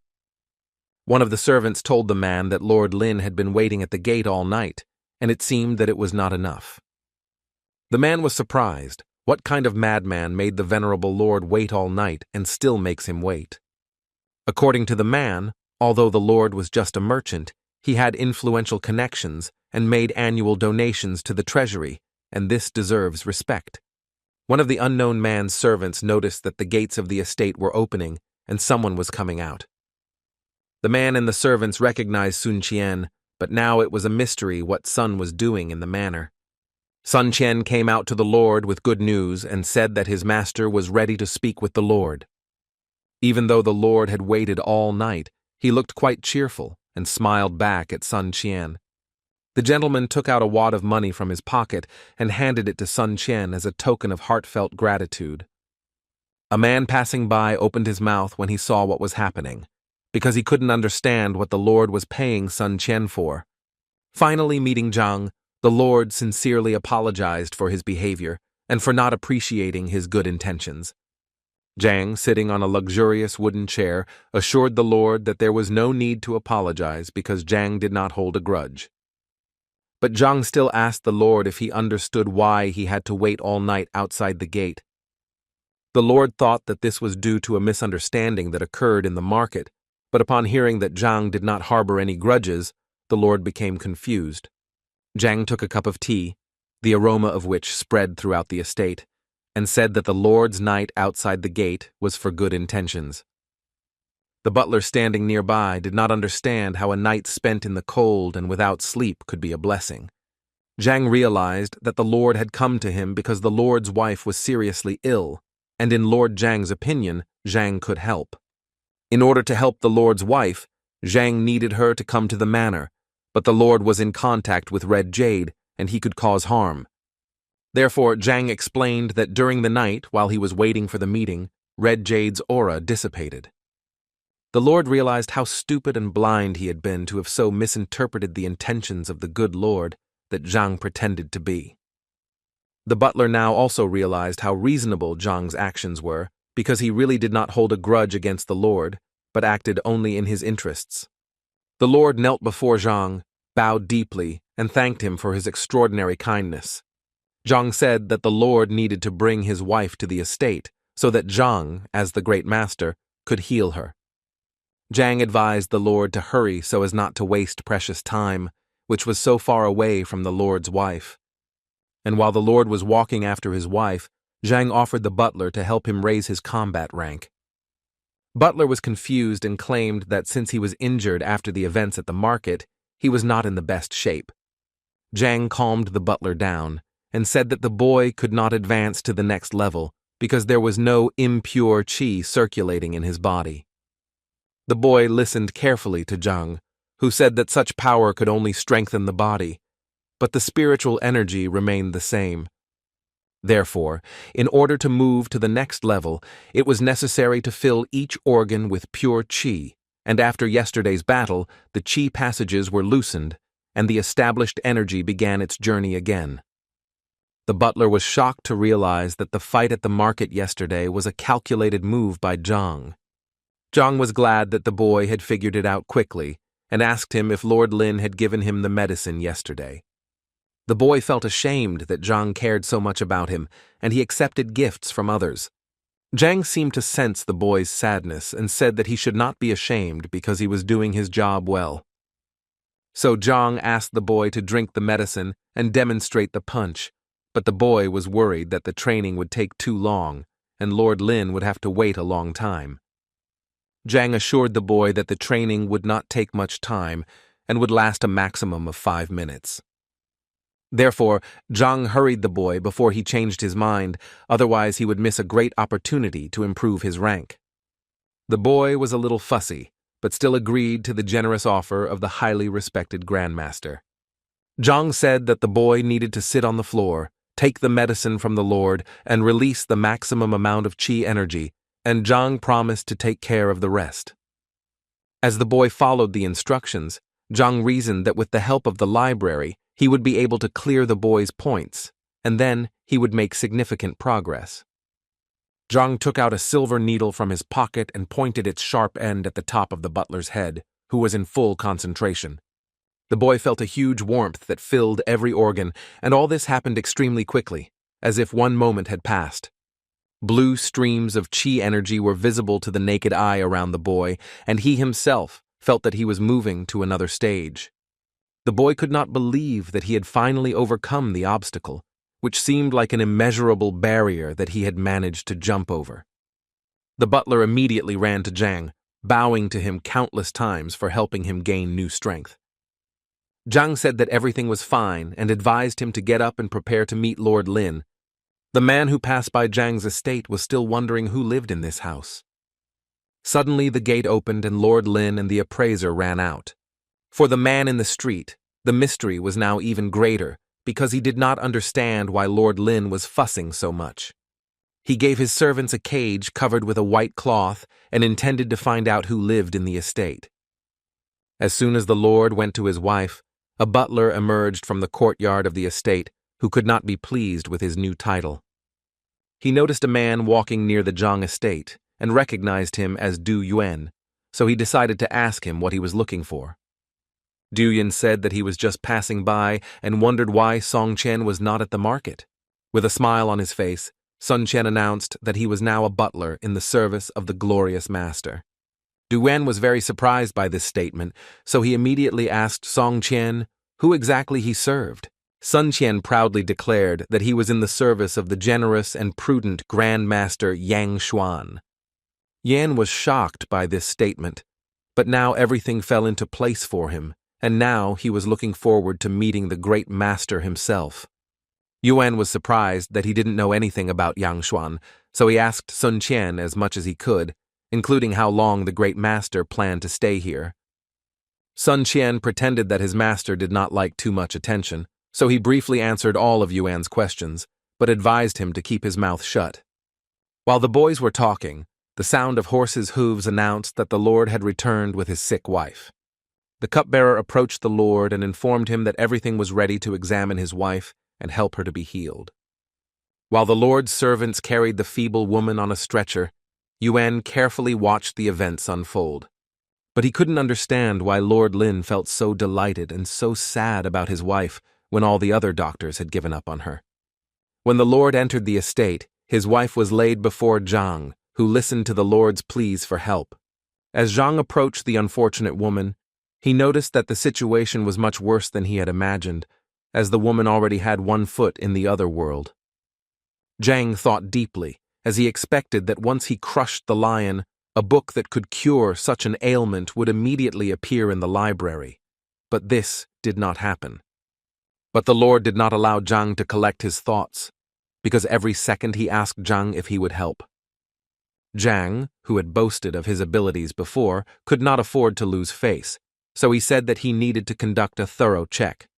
As he walked from one end to the other, Zhang thought about how to avoid tarnishing his reputation and losing everything he had achieved.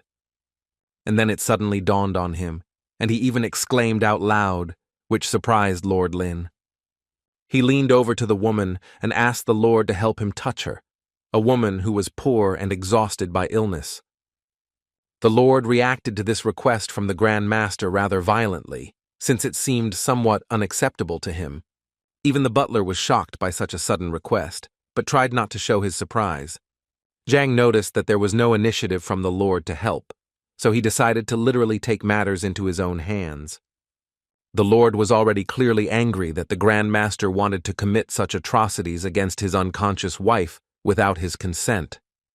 The lord was about to interrupt Zhang's actions, but noticing that he was only touching his wrist, he changed his mind. In his tension, the lord twisted himself with various shameful thoughts, while Zhang only checked his pulse. The butler also exhaled because after Zhang spoke quite directly, everyone froze in tension. Zhang smiled to himself as he felt the woman up, as he finally had a clear plan on how to help the weak woman. Zhang remembered that when he competed with the appraiser Mo Yang, he could find out information about an item just by touching it. But now Zhang doubted whether such a trick would work on the lord's wife, because the objects he was evaluating were inanimate, but the necessary book was quickly found in the library. Zhang began studying her to learn more about the weaknesses of the lord's wife and found information that she had weak meridians. For Zhang, this was just what he needed, as the protective energy shell had been destroyed by the red southern jade, causing the meridians to become blocked. The lord, who had been closely monitoring Zhang's actions, was always worried and wondered if Zhang would be able to help her. After finishing his analysis, Zhang let go of the woman's hand, stood up, and assured the lord that his wife's illness was quite easy to cure. The lord began to make low prostrations, uttering various prayers and petitions aimed at saving his wife. Zhang, combing his false beard, informed the lord that he was here to help. The lord was ready to give Zhang everything he had, was ready to become a beggar, but the health and life of his wife were a priority. Zhang advised the lord to calm down and explained that his wife had been suffering from the effects of jade for too long, so she could not be cured in a short period of time. She needed to take the medicine for 10 days. The lord was ready to get everything necessary for the preparation of medicines, so that they would only help his beloved. But the lord immediately realized that in such a matter it was better to trust the grandmaster, and therefore decided to trust him completely and entirely. Zhang nodded in agreement, took a silver needle out of his pocket, and announced that he was going to perform the first procedure. Zhang stuck a needle into the top of the sick woman's head, and blue streams of light appeared around the needle. A second later, the woman came to her senses, taking a loud and deep breath, which slightly frightened Lord and Zhang. The woman was disoriented, but Lord hugged her, calming her and assuring her that she was in good hands. Meanwhile, Zhang was already beginning to regret that he had healed the woman so quickly, because he had planned to carry out the treatment for much longer in order to receive more money from the Lord. However, the Lord was very happy about the woman's healing and could not help but admire her, rejoicing that now everything would be fine. The Lord pointed to Zhang and told his wife that Zhang was the great master, and it was he who healed the sick man. The Lord thanked Zhang again for his help, and Zhang added that in order for the effect to be seen, he would have to take the medicine for a certain period of time. Zhang called his butler Sun Kun to give the distinguished guests a proper send-off. The woman could barely move, but was glad of this effect, since during her illness her body had gone numb, but her desire to walk had not disappeared. When the guests left, Zhang was very sorry that he had solved the problem so quickly, but he had planned to do it within 10 days to get rich. After seeing the guests off, the butler turned to Zhang, who was now sitting sadly on a chair that resembled a throne. The butler praised Zhang for healing the lord's wife, and now the whole city will rejoice at this news. Zhang, lost in sorrow over his reckless act, asked if the butler had anything else to tell him, and if not, he could go free. The butler added that before leaving, Lord Lin left money, namely 100,000 notes. Zhang was often pleased by such gratitude, but he was still depressed by the fact that he had overdone it with the women he treated. Meanwhile, in the Du clan's residence, old Du Miao Xuan went out into the courtyard and took a sun bath. He settled down in a rocking chair, thinking about his life, which was sometimes shameful and sometimes beautiful. The old man's rest was interrupted by his son, who suddenly appeared in the yard, which the old man was not happy about. The son was embarrassed that he had disturbed his father, apologized, and decided that he would come next time. The father continued drinking his freshly brewed tea and stopped the boy, as he was in a hurry with some news. The boy said that there was a grandmaster in the city who had healed the lord's wife in 10 minutes, so the young man suggested that perhaps he could help his father too. The old man, hearing the news about the great master, put down his cup and asked his son to slowly repeat what he had said. The boy repeated everything, and when he was distracted for a moment, he saw that his father's trail went straight. He saw his father standing at the gate and already pinching somewhere, urging the boy to follow him. As news of the Lord's wife's quick recovery spread throughout the city, Zhang pondered how to improve his technique. So Zhang came up with a theory that he wanted to test on his butler and ordered him to lie down on the floor. The butler was frightened by Zhang's unexpected proposal, but on the other hand, it was difficult for him to contradict someone who had more power. Zhang persuaded the boy to stop mumbling and then assured him that the procedure he wanted to perform was completely safe. The boy obeyed his master and lay down on the floor, trembling all over, while Zhang touched him, but did not get any result. The butler was scared when he noticed that Zhang was unhappy about something, so he hoped that this would be the end of it. Zhang said he needed the boy to be unconscious to carry out his plan, so he warned the young man he was going to stab him. Now the butler was even more frightened when he heard from Zhang that he did not like it when the young man was conscious. Zhang asked the boy to shut up and hit him several times, causing the boy to lose consciousness. Zhang touched the boy's wrist again and now gained access to the library, concluding that when people were unconscious, the library perceived them as inanimate objects. While Zhang was performing some ritual, a guard approached him and informed him that Du Miaoxuan had arrived at the estate. Zhang gave the order to let the distinguished guest in and began to bring his butler to his senses. While the old man was waiting for an audience with Zhang, he thought that because of his illness, his abilities had weakened and no one could help, but now the great master had hope. Standing in front of the entrance to the estate, the old man asked his son if he had brought him here, if he had not made a mistake. The boy convinced his father that Sun Qiang had brought news of the great master, and moreover, the young man had seen with his own eyes the master's wife healthy after the visit. The old man wondered why the grandmaster's visit had not caused a stir among the locals, and whether he was a charlatan. A few minutes later, Sun Qian came to his senses and informed the guests that Zhang was ready to receive them. Following Sun Qian, the old man looked around the estate's surroundings, which he found unimpressive, making him wary. The old man and his son found themselves in a rather luxurious room, where Zhang, in the role of grandmaster, was already waiting for them, sitting on the throne. The old man carefully studied Zhang's appearance, guessing that he was in his 40s, although his skin was much younger. Meanwhile, Zhang sat calmly and casually on the throne, drinking fragrant herbal tea. He then turned his gaze to the old man and saw that he was studying him closely, which did not please Zhang. Their eyes met, and for a moment they stared at each other with serious expressions. The old man's son was the first to start a conversation and said that his father was seriously ill and needed help. Zhang was a little angry that he was now being positioned as a healer, and he also didn't really want to help the old man who looked at him as a traitor. The young man was confused by what Zhang said and did not know what to say, so he asked his father to tell him everything himself. The old man smiled, apologized for the misunderstanding, and said he had a few questions about the fighting style. This conversation revived Zhang, and now he was more interested in listening to the old man to understand what was going on.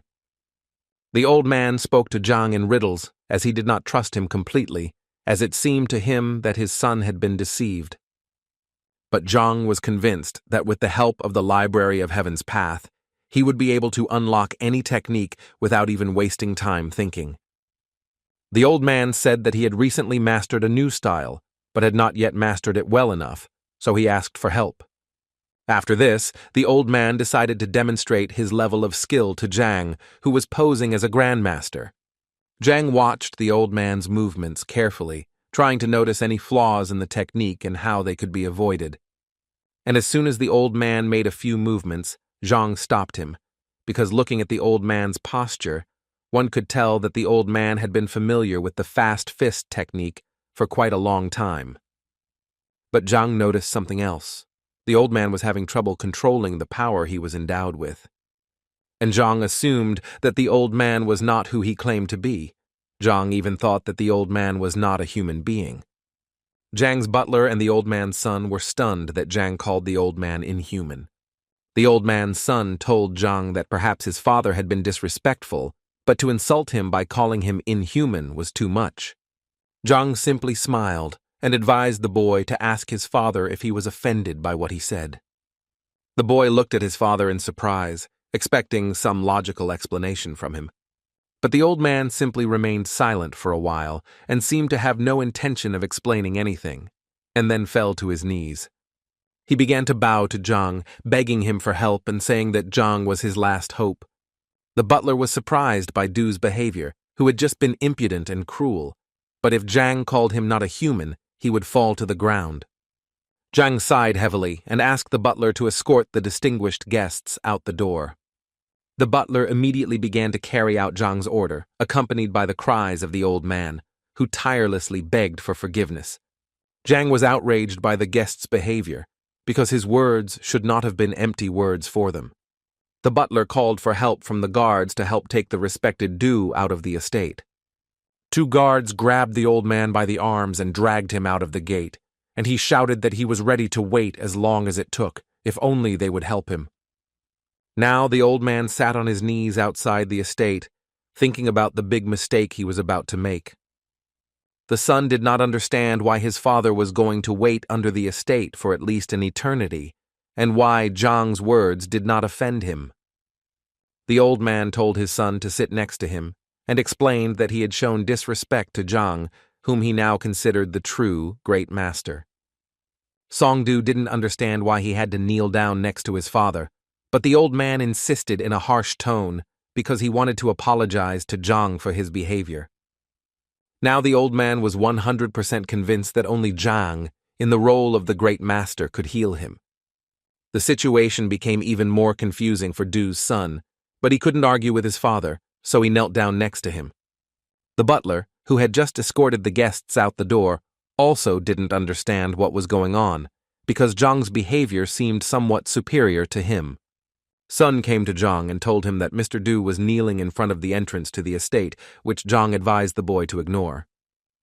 The butler then asked Zhang what he should do now that the last visit had failed. Zhang sighed heavily, thinking about only one problem: money, and 23 million at that. Then he stood up abruptly and told the butler that he was going to settle some business and that the boy must remain at the estate. But before leaving, Zhang told the butler that he had a separate important task. He walked up to the boy and began whispering instructions in his ear, even though there were only 2 of them in the estate. When Zhang finished, the butler was very surprised, but Zhang assured the young man that everything was fine and that he trusted him. Meanwhile, old Du sat in Zhang's estate and told his son that he was not doing this for show, but only because he sincerely regretted what he had done. The guards of the estate passed by, gossiping that Lord Lin had given 1 million gold coins for the sake of his wife's health. Old Du began to listen carefully to every word, and heard from the guards that they were somewhat envious of such a gift, because the amount was quite large. Hearing this, the old man ordered his son to immediately return home and take all the old man's savings over the years.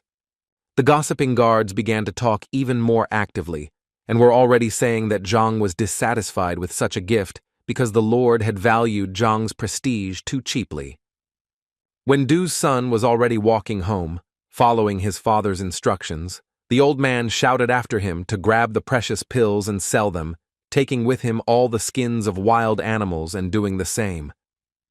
The servants could no longer be stopped, and they discussed how Master Yang, who was Zhang, had only cured the master's wife because she was on the verge.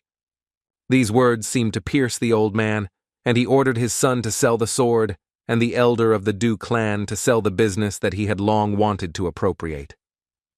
The gossips also started talking about old man Du, who, according to their version, was completely healthy and simply wanted to make fun of the owner, without even thinking about taking a few coins with him for the sake of decency. These words simply destroyed the old man, and he ordered his son to take all of his mother's savings and come to this estate with the money as soon as possible. Zheng removed all the makeup he had worked so hard on, and that had helped him make his dreams come true.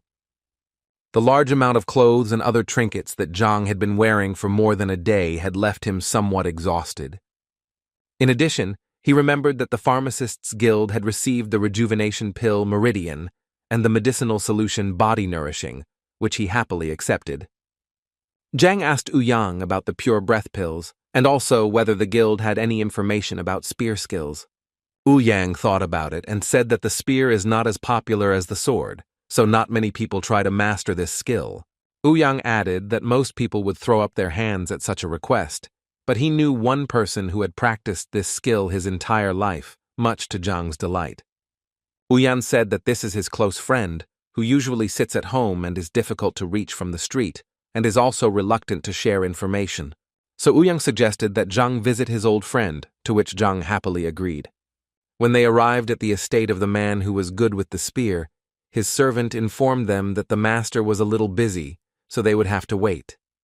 While the men waited, Ouyang explained that his friend's name was Wang Chun, and that this man had been practicing the art of wielding a spear since childhood, so there was no better master in the entire city.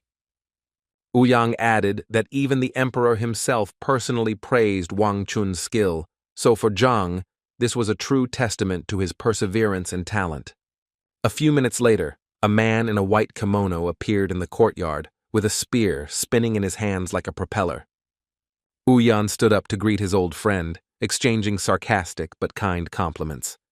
Wang Chun looked towards Zhang and asked Ouyang, who was this young man, or was he not the youngest son of that time? Ouyang then said that Zhang was a new member of the First-Star Pharmacists' Guild, a very capable and talented young man. Wang Chun was surprised by the fact that such a young youth was already a star alchemist. Ouyang continued to praise Zhang and said that he successfully passed the pill debate, where all 10 pharmacists recognized his talent. The information about the discussion shocked Wang Chun, but Zhang awkwardly said that Ouyang was too attached to him. Ouyang decided it was time to tell him why he and Zhang had come here. Ouyang said that Zhang also admired the spearmanship, so he would be grateful if Wang Chun could give him some lessons. When Wang Chun heard the information about the spear, he perked up a little and began to show more interest in Zhang. But Zhang decided to admit that he had never actually held a spear in his hands. These words surprised Ouyang and Wang Chun, because before this they thought that the young man had extraordinary abilities. Zhang said that he actually had a student who was interested in the spear, and Zhang wanted to give him more knowledge. Now the smile on Wang Chun's face disappeared, and he looked completely serious, not understanding how he could teach a student anything when he himself lacked knowledge. Wang Chun didn't know what to do now to help Zhang and his student, because mastery of the spear could not be mastered in a short period of time. Zhang then proposed an alternative, which was that if Wang Chun had books on this skill, Zhang would not mind taking a look at them. Wang Chun said that the books had enough theory and needed to be read, but it was not enough, but he would be happy to show them to Zhang. Zhang was extremely grateful to Wang Chun for his help and immediately followed him to the library. When they arrived at the library, Zhang noticed a spacious room with many shelves where information from all over the kingdom was collected. Wang Chun told Zhang to make himself at home, and in the meantime he invited Ouyang to have some tea so as not to disturb the boy. Zhang was very pleased to have a few hours of access to the important information he was able to find on the library premises. While Zhang was studying thousands of martial arts textbooks, Ouyang and Wang Chun, like old good friends, chatted about events that they felt they needed to share. As Zhang opened book after book, he was amazed at how large and informative Wang Chun's library was. While serving Ouyang tea, Wang Chun asked again about Zhang's abilities, to which Ouyang briefly replied that Zhang was a true genius. Wang Chun liked this, but in his opinion, just because a boy had talent for herbs, it didn't mean he had the same talent for martial arts. Ouyang smiled and agreed with Wang Chun that mastering the spear was quite difficult unless there were some secrets in Wang's library. Wang Chun assured Ouyang that all the important secrets were only in his head and only the chosen ones could know about them. Wang Chun added that his library only contains the basics to help beginners, and after reading the books, Zhang can put aside his naive thoughts about his student's education. Wang Chun continued to tell Ouyang that Zhang was young and did not realize the importance of life. Ouyang just smiled and was glad that if Zhang abandoned his thoughts about martial arts, he would return to alchemy, where he could reach greater heights. Ouyang was about to say something else, but Wang Chun became wary and turned away, sensing danger. A flaming spear flew at an insane speed towards the gazebo, where the men were calmly chatting. Wang Chun seemed to jump from his seat, grabbing his spear to parry the powerful, life-threatening attack. With a lot of effort, Wang Chun tried to deflect the sharp spear flying straight at him. The spear exploded in the building behind the gazebo, where the men were spending their time peacefully. The speed and force with which the spear flew gave a complete picture of what was happening when the men looked back at the wall, in which they saw a huge hole. Ouyang, lying on the floor, fearfully asked Wang Chun what it could be, and he explained that it was a spear of enormous power.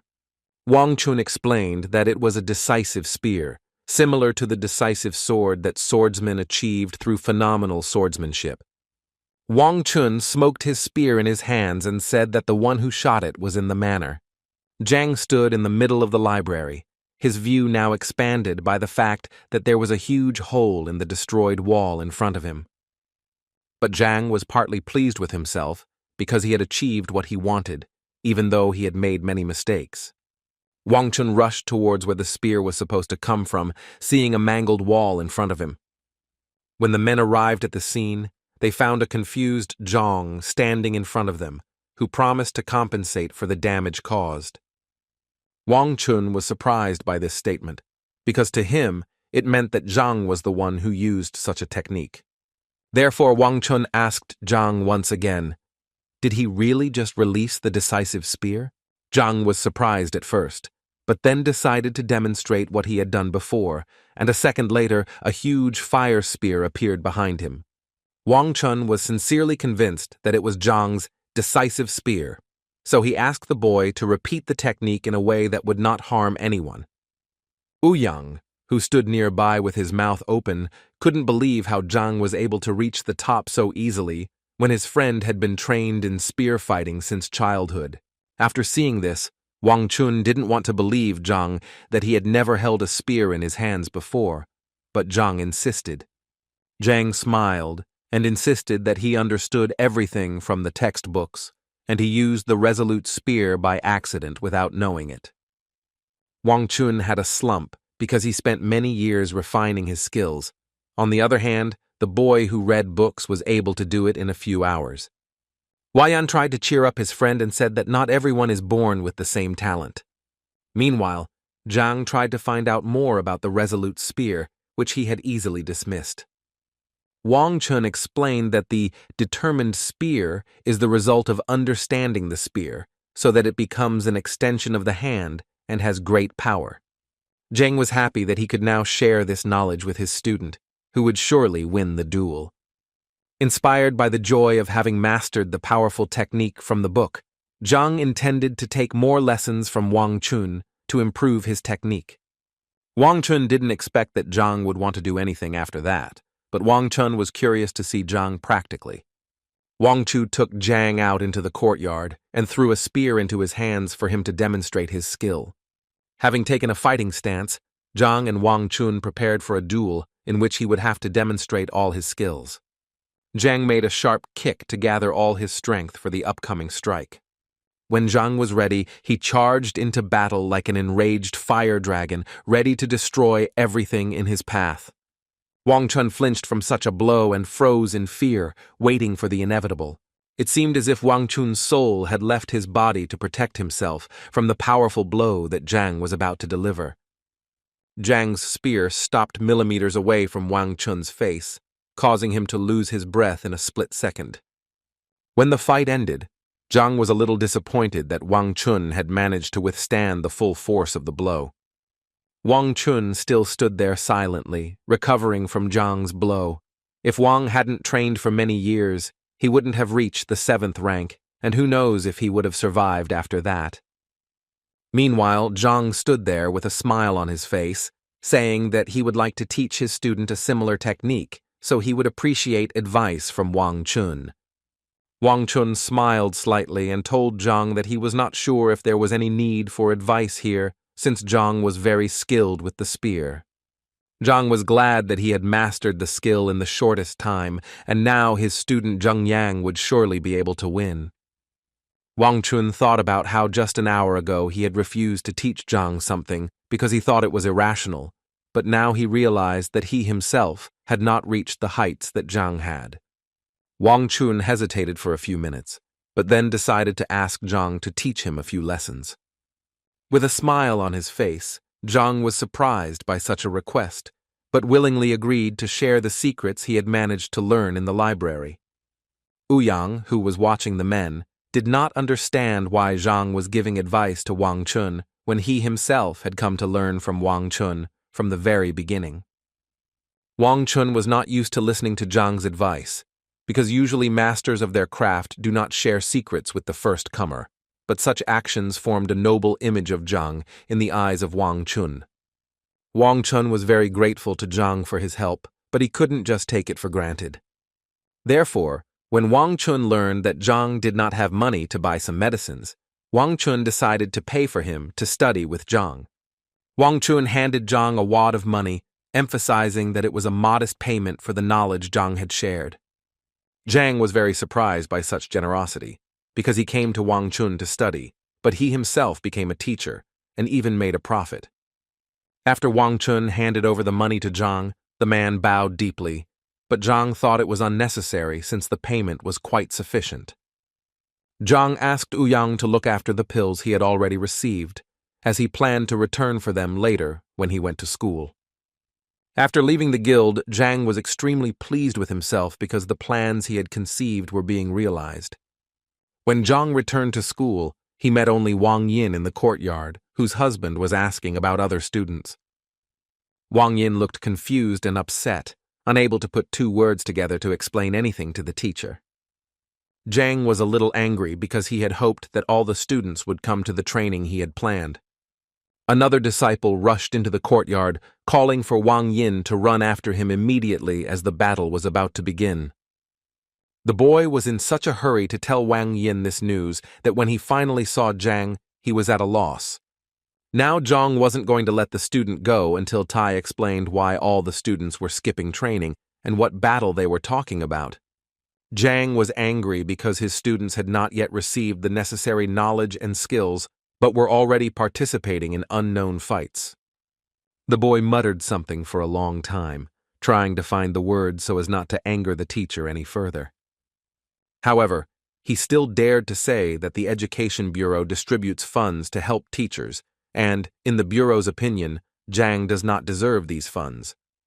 Now Zhang was furious because the Bureau had threatened the existence of Zhang's class with its unjustified act. In the neighboring courtyard, there was a real mess with the participation of a large number of students and other unknown persons. Zhang's students defended the honor and dignity of their teacher, who had been unfairly slandered. The person in charge of distributing the financial aid was convinced that he was doing the right thing because he had no documents to exonerate Zhang. The man stressed that since there is no other precise data other than the exam results, in which Zhang received 0 points, there is no point in spending money on him. But the students were outraged by such statements, because Zhang remained their teacher as long as he had followers, and this was more than enough. The person who was supposed to allocate the funds agreed with this statement, but also emphasized that the charter stated that if a student was not worthy of the administration's expenses, then no assistance would be provided to him. Zhang's students were at a loss for words to express their emotions in response to such statements. However, the person responsible for distributing financial aid to students offered them an alternative. He invited all of Zhang's disciples to the lower arena to fight his disciples, and if Zhang's disciples won, they would be able to obtain the valuable pills. Zhang's students understood that the lower arena existed to resolve conflicts between students, and if they won, the teacher would apologize to the students. All of Zhang's students were convinced that this was their only chance to defend their honor and dignity. In their opinion, Teacher Zhang had done many useful things for them, so the moment of gratitude had finally arrived.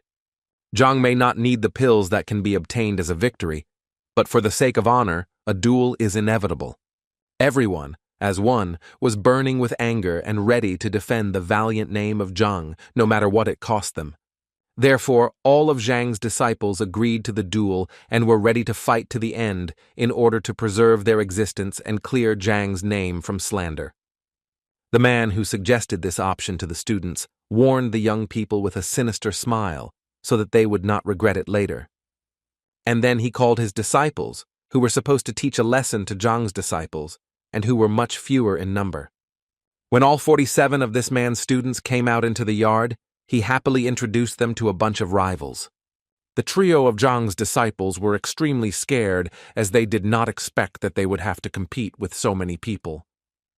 But they quickly pulled themselves together because there was no turning back, because now the honor of their class was at stake. On the way to the courtyard, another group of students told Zhang that Zhou Tian, whom Zhang did not consider an enemy, had caused a commotion. Zhang was told that Zhou Tian was formerly a disciple of Elder Chen, who later made him his disciple. Zhang was worried that his reputation might be tarnished by Zhou Tian's whims. Meanwhile, the duel between Zhang and Zhou Tian's disciples was in full swing, and everyone was defending themselves as best they could. Due to the lack of experience and certain techniques, Zhang's students had difficulty defending themselves and were holding on with all their might.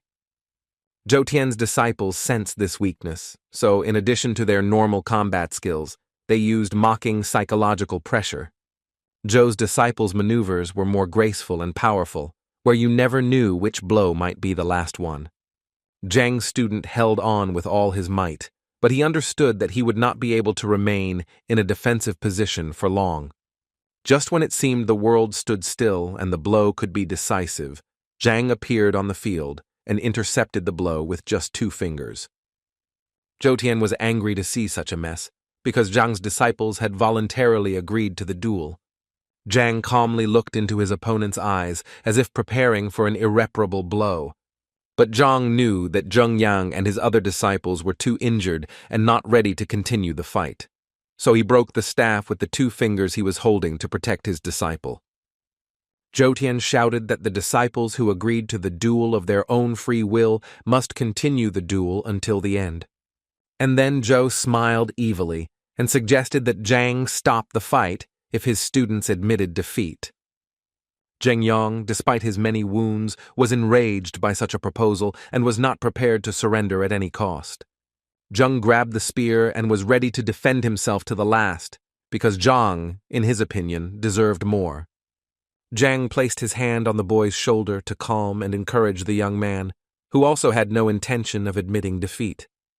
Zhou Tian roared in rage and demanded that the duel between the disciples be fair and that Zhang leave the arena. Zhang smiled calmly in response and said that he really did not accept his students' defeat, but he did not want them to continue the fight. Zhou Tian insisted that the fight started without Zhang, so it should end without him.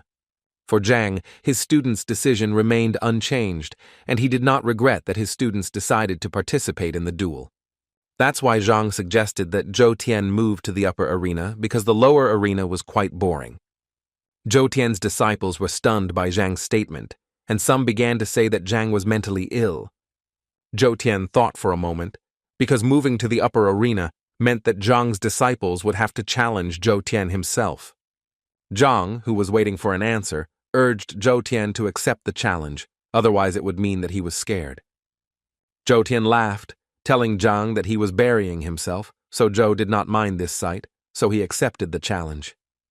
Zhou Tian proposed to Zhang that if Zhang wins, Zhou will give him any 10 pills, and if they lose, Zhang will bow to Zhou. Zhang readily agreed to these terms, and hoped that Zhou would not take his words back after the duel. Over the past few days, Zhang's disciples had indeed become stronger.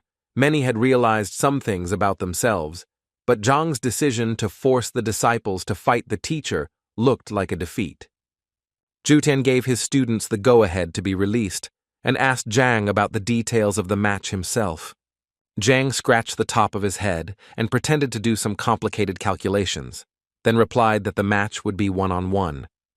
Zhang patted Chen on the shoulder and said that no one else had entered the duel, so it would be fair for Zheng to continue it. Zhou Tian was incredibly furious.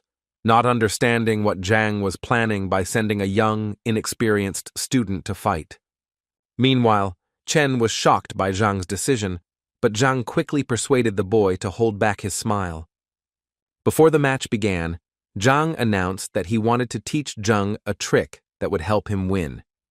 Zhou Tian tried to thwart Zhang's plans, but Zhang insisted that Zhang learn a technique that would allow him to win. Zhang approached the student and asked him to give him his spear so that the teacher could demonstrate his skill. Zhang tightly grasped the spear with his hand and asked Zhang to watch carefully what he was about to do. While the boy was concentrating hard to absorb some information, Zhang waved his spear in front of him like children in a kindergarten on a playground. Zhou Tian was surprised that Zhang's childish spear swings were considered a kind of winning move. A second later, Zhang had already handed the spear to his student, wondering if he had managed to remember everything. The boy thanked Zhang for the lesson, but he almost burst into tears when he realized that he would not be able to fight his teacher with dignity. Zhang wished the boy good luck and hoped only for himself, and again patted him on the shoulder encouragingly. After Zhang patted the boy on the shoulder, he felt his body fill with warmth and unstoppable energy. Zhang used qi energy to tell the boy not to resist the new power, but instead to synchronize with it. He explained to the boy that he was going to teach him the breathing method of spear fighting. Chen listened to his teacher's advice and now felt how each of his potential strikes could become many times stronger. When Chen finally came to his senses, he heard Zhang's voice again, asking him to continue pretending to be weak. And it seemed to work, because Zhou Tian mocked the boy for barely holding a spear in his hands. Chen decided that there was no need to drag things out and took a defensive stance, showing full readiness. Zhou Tian was furious that Zhang was going to embarrass him with a student, let alone teach him a useless technique. Zhou Tian shouted threats at Zhang and promised that Zhang would pay for his behavior. Disciple Zhang wanted to replace Chen as he looked tired and weak, but Zhang insisted that he continue the fight. While Zhou Tian was preparing for the fight by rolling up his sleeves, Chen professionally played the weak opponent. Zhou Tian said that he would not show mercy to the boy because Zhang himself had decided his fate, to which the boy agreed and added that he was ready to fight with all his might. Zhou Tian was the first to rush into battle, concentrating all his strength and preparing to deal an irreparable blow. Holding the spear in his hands, Chen was in no hurry to attack or defend because he was synchronizing his breathing, which was what Zhang emphasized. When the boy felt he was ready to deliver a decent blow, his eyes, full of energy, opened wide.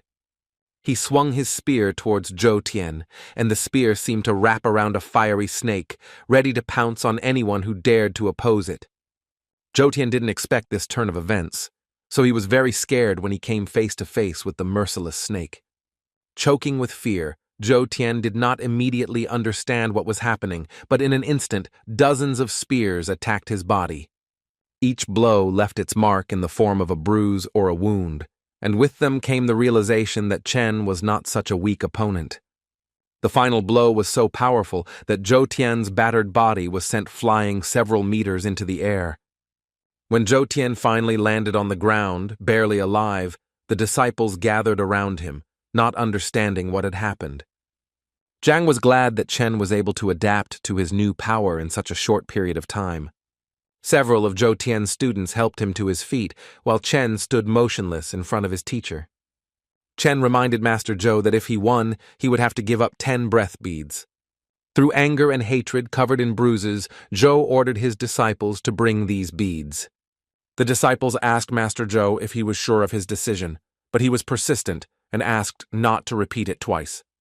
When the beads were finally brought, Chen took them and went to boast to Zhang about his achievements. When Zhou gave the beads to Chen, he knew that Zhang would never be able to accept them because they were only won by disciples. With a look of surprise on his face, Zhang carefully opened the box and looked at each bead carefully, as if studying it. Zhang turned to his students, as if surprised that the match had been arranged for such unnecessary gain. And so the next moment Zhang threw the coffin to the ground and crushed it with his foot, shocking his disciples. Zhou himself was no less stunned, for whom the box was extremely expensive. Each pill cost at least 1,000 gold coins. Zhang took a small bottle out of his pocket and asked the students not to rush, because although the beads help to collect energy, they also do harm. That's why Zhang handed the students a bottle with clear breath pills inside. The students could not believe such generosity of the teacher, for which they were infinitely grateful to Zhang for the valuable gift. Zhang smiled back and asked his students not to get involved in such petty quarrels in the future. After the words of gratitude, Zhang began to hand out a pill to each student so that they could recover more quickly from the recent events. As Zhou sat there devastated after the fight, his disciples began to discuss Zhang's generous gift. Such conversations killed Zhou even more from the inside, tearing his fighting spirit and self-confidence to shreds. Zhang decided there was no time to waste, so he called his students back to school. When they finally returned to school, the students couldn't help but feel that Zhang had given them such expensive gifts. Zhang reassured them again and assured them that if they helped them win the teacher's evaluation, he would take it as a worthy reward. This was a big responsibility for the students, so they promised the teacher that they would do their best. Zhang was very glad that he had such devoted disciples, and after thanking them, he decided to talk to Zhang alone. Zhang took Zhang to a quiet room where he told the boy about a spear technique he had recently discovered. But before telling the secrets, Zhang asked the boy that no one except the two of them should know about it. Zhang was overwhelmed with emotion, realizing that what he had done in the duel might have looked stupid or it might have looked exquisite, but the boy didn't care. Zhang stressed that all strong techniques contain simple elements, and this should be kept in mind, especially 10 days before the teacher's evaluation. When Zhang was telling the boy all the secrets, Zhang asked the teacher what he called this technique, and since Zhang did not have time to name it, he left it to Zhang. After several training sessions, Zhang informed the students that he was leaving the school and that his main goal until he left would be to train constantly. Meanwhile, where Zhang was considered a great master, the city discussed his exploits, and some even looked after the estate. Du Miaoshuan and his son waited patiently beneath the manor until Zhang invited them for an audience. Finally, the moment came, and the butler invited the guests into the estate, informing them that the grandmaster was ready to talk. Meanwhile, an unknown man watched these events from around the corner, trying to understand what was happening on the other side of the gate. Old Du, as soon as he arrived at the estate, fell to his knees in front of Zhang, begging for help. Zhang, who had already donned the robe of the grandmaster, sat casually and assured the guest of his assistance. Zhang decided to first check whether he had been wrong in his judgment when he called the old man a beast. This time, the old man did not object. Zhang began to analyze the problem in detail, explaining that it all started because the old man had not made progress during his training. According to Zhang, the old man took the blood of the white wolf, and now this blood enters the old man's body every afternoon. When Zhang began to tell details about how the old man was covered in animal hair every time, but at the same time he was neither an animal nor a human, the old man snorted, but agreed with everything. The son was upset that his father tried to hide it from him when the usual routine habit of being alone in the garden turned out not to be a habit. Zhang took a sip of hot tea and continued to talk about the wolf, whose strength corresponded to the 7th human rank. While stirring the tea, Zhang explained that wolf blood was one of the main ingredients for making Tongsuan pill, which had the effect of unblocking meridians. The old man admitted that he was young and naive, and therefore simply believed that wolf blood would make a person much stronger. Zhang put down the cup and asked the old man not to jump to conclusions, because the blood really does have such properties. The old man was shocked to hear such information, but at the same time he could not understand why he had suffered for so many years. Zhang rose from his throne and, pacing, continued to explain to the old man that the information he had read in the manuscript was incomplete, and the old man had simply not completed the reincarnation process. So Zhang suggested completing the process right now with acupuncture. Zhang realized that the old man's meridians were blocked, preventing the wolf's blood from circulating normally in his body. Then the man took out several silver needles, whispered something over them, and pointed them straight at the old man. One after another, The needles, shrouded in a blue noble glow, reached their target in the old man's body, freeing him from his ancient suffering. When the release process was completed, the old man thanked Zhang and hurried to leave the estate when he was suddenly stopped on the street by an unknown man. The old man looked at the young man and recognized him as Master Luo, who was well known in the area. A man named Lo asked the old man who owned the estate, to which the old man kindly replied that the grandmaster lived in the estate. The old man was full of praise for Zhang, calling him an intelligent and extremely capable man, but he emphasized that the great master did not like frequent guests. The old man told Luo that the grandmaster valued his time very much, so he should pay him well, at least 3 million. Luo thanked the old man for the detailed information. A few minutes later, Luo Chun was already at the estate and met with Zhang, who immediately realized that this man was a blacksmith. Zhang, in his luxurious and casual manner, asked the man what brought him here. The man complained that lately he could not make such powerful weapons as before. Zhang immediately asked the blacksmith to show him a weapon that Tai would consider durable enough. Zhang took the sword out of its sheath, examined it carefully, and realized that it was an ordinary sword, which did not even require the use of spiritual techniques to create. Zhang immediately understood what the problem was, as if it was read in his eyes, which made the blacksmith very nervous. Zhang seemed to have deliberately inflated the price by means of artificial intrigue, which he stretched out and savored. But he still told the stocky man that he ate too much, causing the blacksmith to drop his sword on the ground.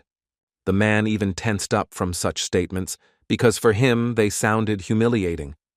Even the butler was shocked by Zhang's brazen remarks towards the venerable man who told him about his problems. Zhang hastened to calm the blacksmith down, as he had no intention of insulting him with his words. Koval admitted that lately he really likes tasty food, especially imperial shrimp. Zhang picked up the teapot to pour himself some tea and told the blacksmith that it was all because of the shrimp. But the blacksmith still didn't understand what shrimp had to do with making weapons. Zhang, who calmly continued brewing tea, emphasized that shrimp are directly related to weapons. He explained to the blacksmith that emperor shrimps are grown in cold water.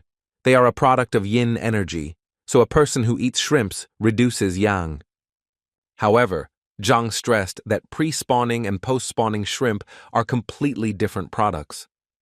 Zhang continued drinking tea and said that the shrimp was getting weaker as it transferred all its energy to the new generation. Zhang glanced at the blacksmith and noticed that in addition to the shrimp, the blacksmith was constantly irritated, and therefore the energy could not be properly concentrated. Koval knew that he had been really struggling to concentrate and clear his mind lately, but he didn't know that it was all about the shrimp. Zhang explained that the shrimp becomes weaker after giving birth and thus tries to protect itself, although the taste does not change. The blacksmith fell to his knees before Zhang to ask him to help him solve his problem, which he had no idea about before. Zhang, who knew what this man's problem was, actually didn't know how to solve it. The case of the blacksmith is different from the previous ones, and the library only points out the shortcomings.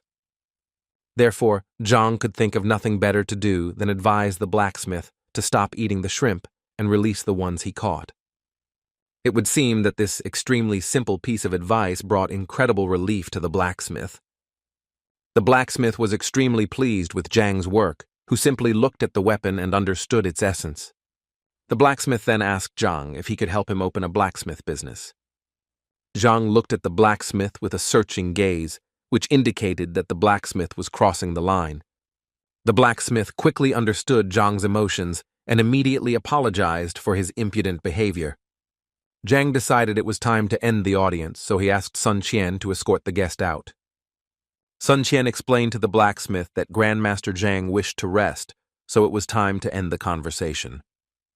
After everyone left, Zhang sat on the soft bed thinking about how difficult it was to pretend to be a great master. Zhang realized that he was now at the level of a great master only because he received help from the library, and without it, he was nothing. But for Zhang, this was not a big surprise. He understood that any craft requires a significant expenditure of energy.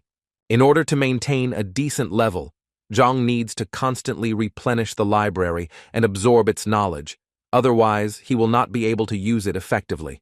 While Zhang was pondering this, the library seemed to hear his needs and offered a new book unknown to Zhang. The book flew towards Zhang as if it had invisible wings, radiating a warm light around itself.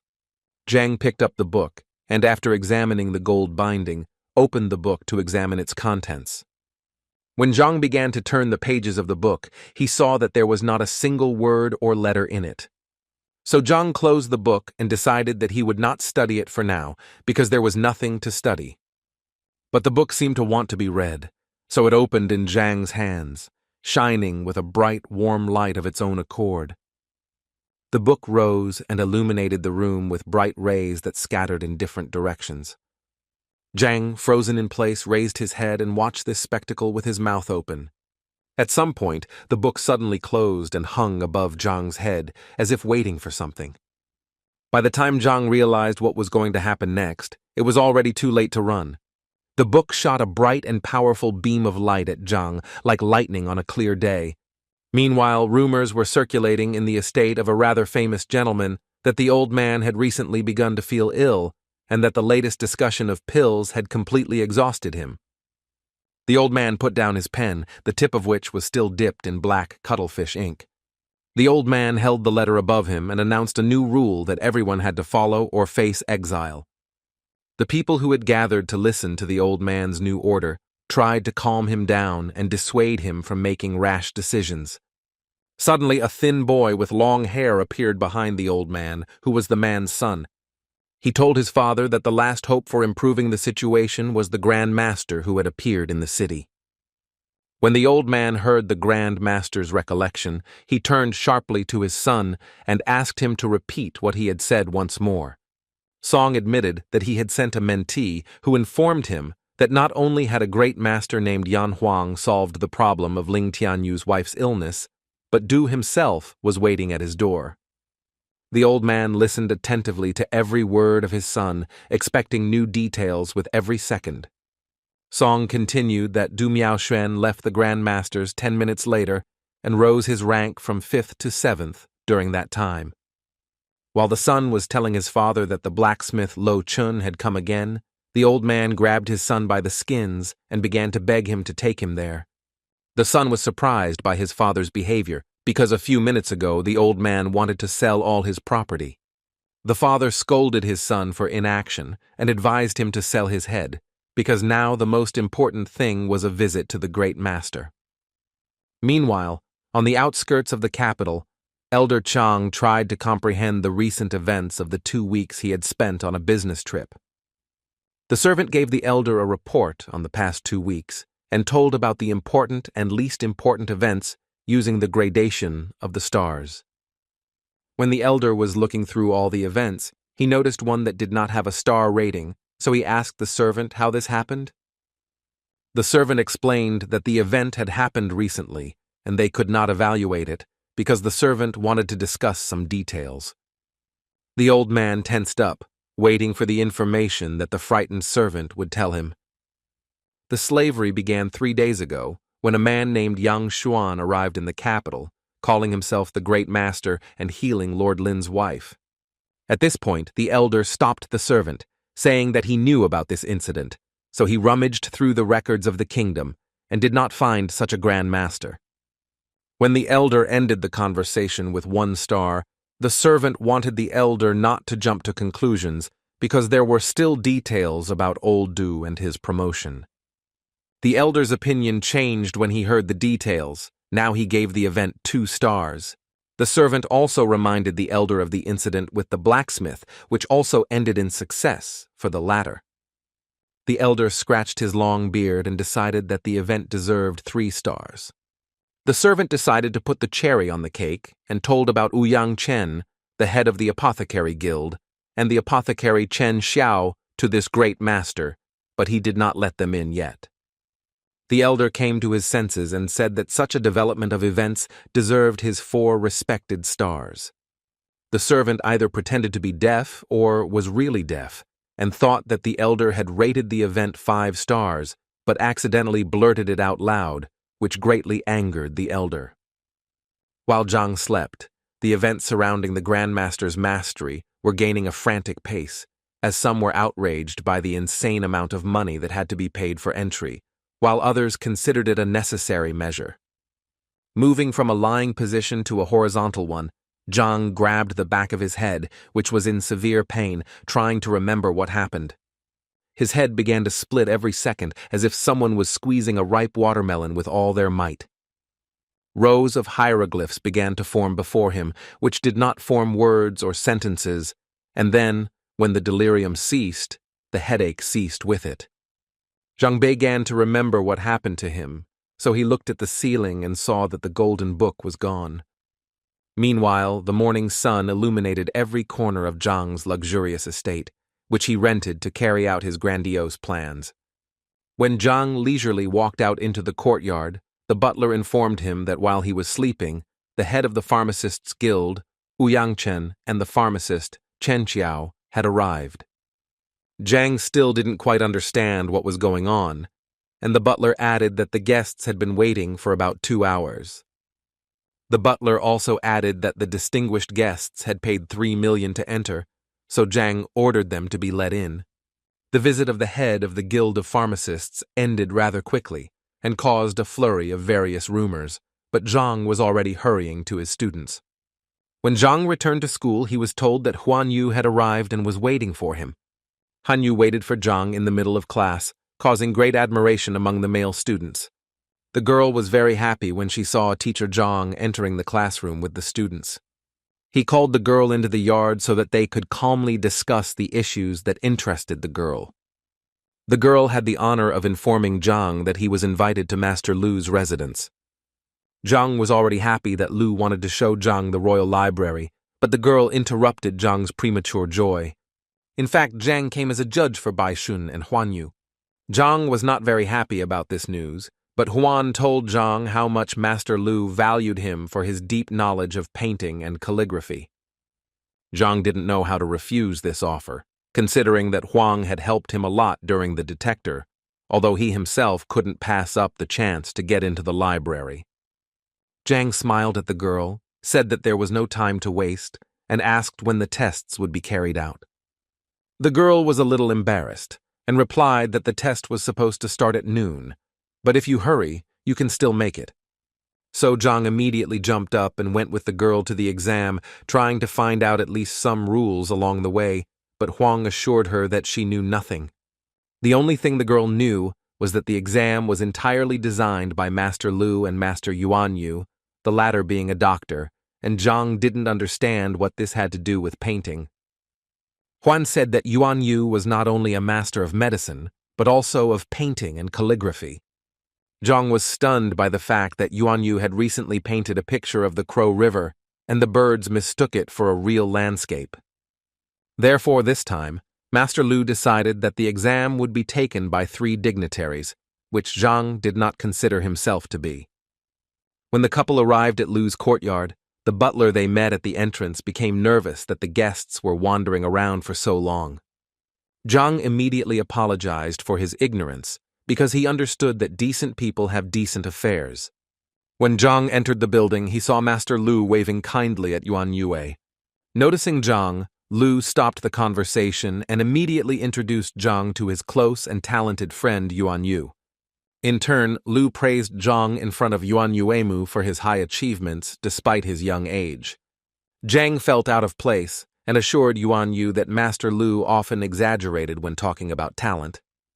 Yuan Yu replied to Zhang that skill has no age, so if Lu was describing human talents, then he was right. Lu decided that since everyone was gathered, it was time to begin the long-awaited exam for young talents. Before starting, Lu decided to announce some important points, in particular the grand prize, a painting by Master Lu himself. Since the participants are focused on painting and calligraphy, Lu said it was inappropriate to ask them to write anything. 3 masters will paint their pictures, which the participants must evaluate. The winner will be the one who does it most accurately. Zhang was shocked when he heard that he would have to write something, since he didn't even know how to hold the bone properly. Therefore, he decided to propose to the rest of the jury his refusal of this exam format. Lu reassured Zhang that the hidden purpose of the exam was to instill a love of art in young followers. Such statements did not reassure Zhang, and he tried in every way to avoid such an event. When it was time to get to work, Zhang became increasingly panicked, and no amount of reassurance worked on him. Lu ordered Huang Yu and Bai Shun to closely watch the movements of the masters and perceive what they saw. If Zhang had known all the details of the exam, he would never have gone, because he couldn't even draw with a pencil. The honor of being the first to paint this picture fell to Yuan Yu, who promised that he would work at half strength. The master unrolled a long scroll of papyrus and dipped the bone in cuttlefish ink. He closed his eyes and scratched his long beard, thus preparing for work.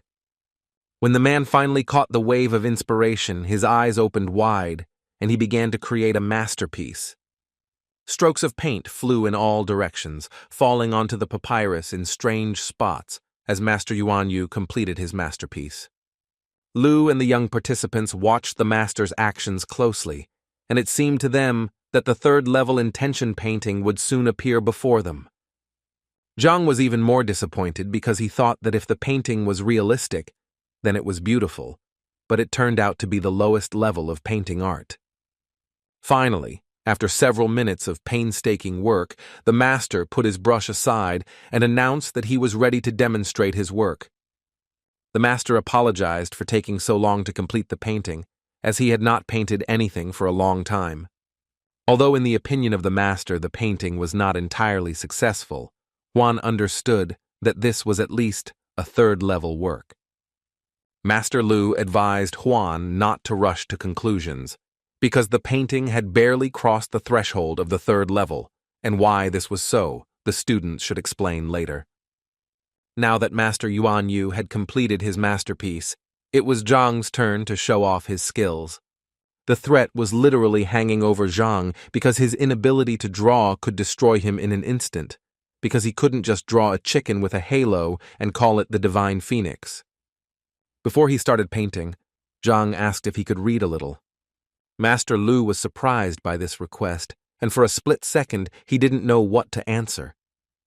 He asked Zhang what had caused his strange desire, because it seemed like the man lacked knowledge. Zhang laughed nervously and said that he still finds it difficult to achieve the proper state for painting, so he reads every time to improve the quality of the result. Yuan Yu noted that a truly good mood and performance are closely related, and given Zhang's age, it is indeed difficult to immediately grasp the harmony. Yuan Yu asked Lu to allow the young man to read books on painting, which were probably in the master's study. Lu had memories of reading something like this in the past, and remembered that it had caused some difficulty.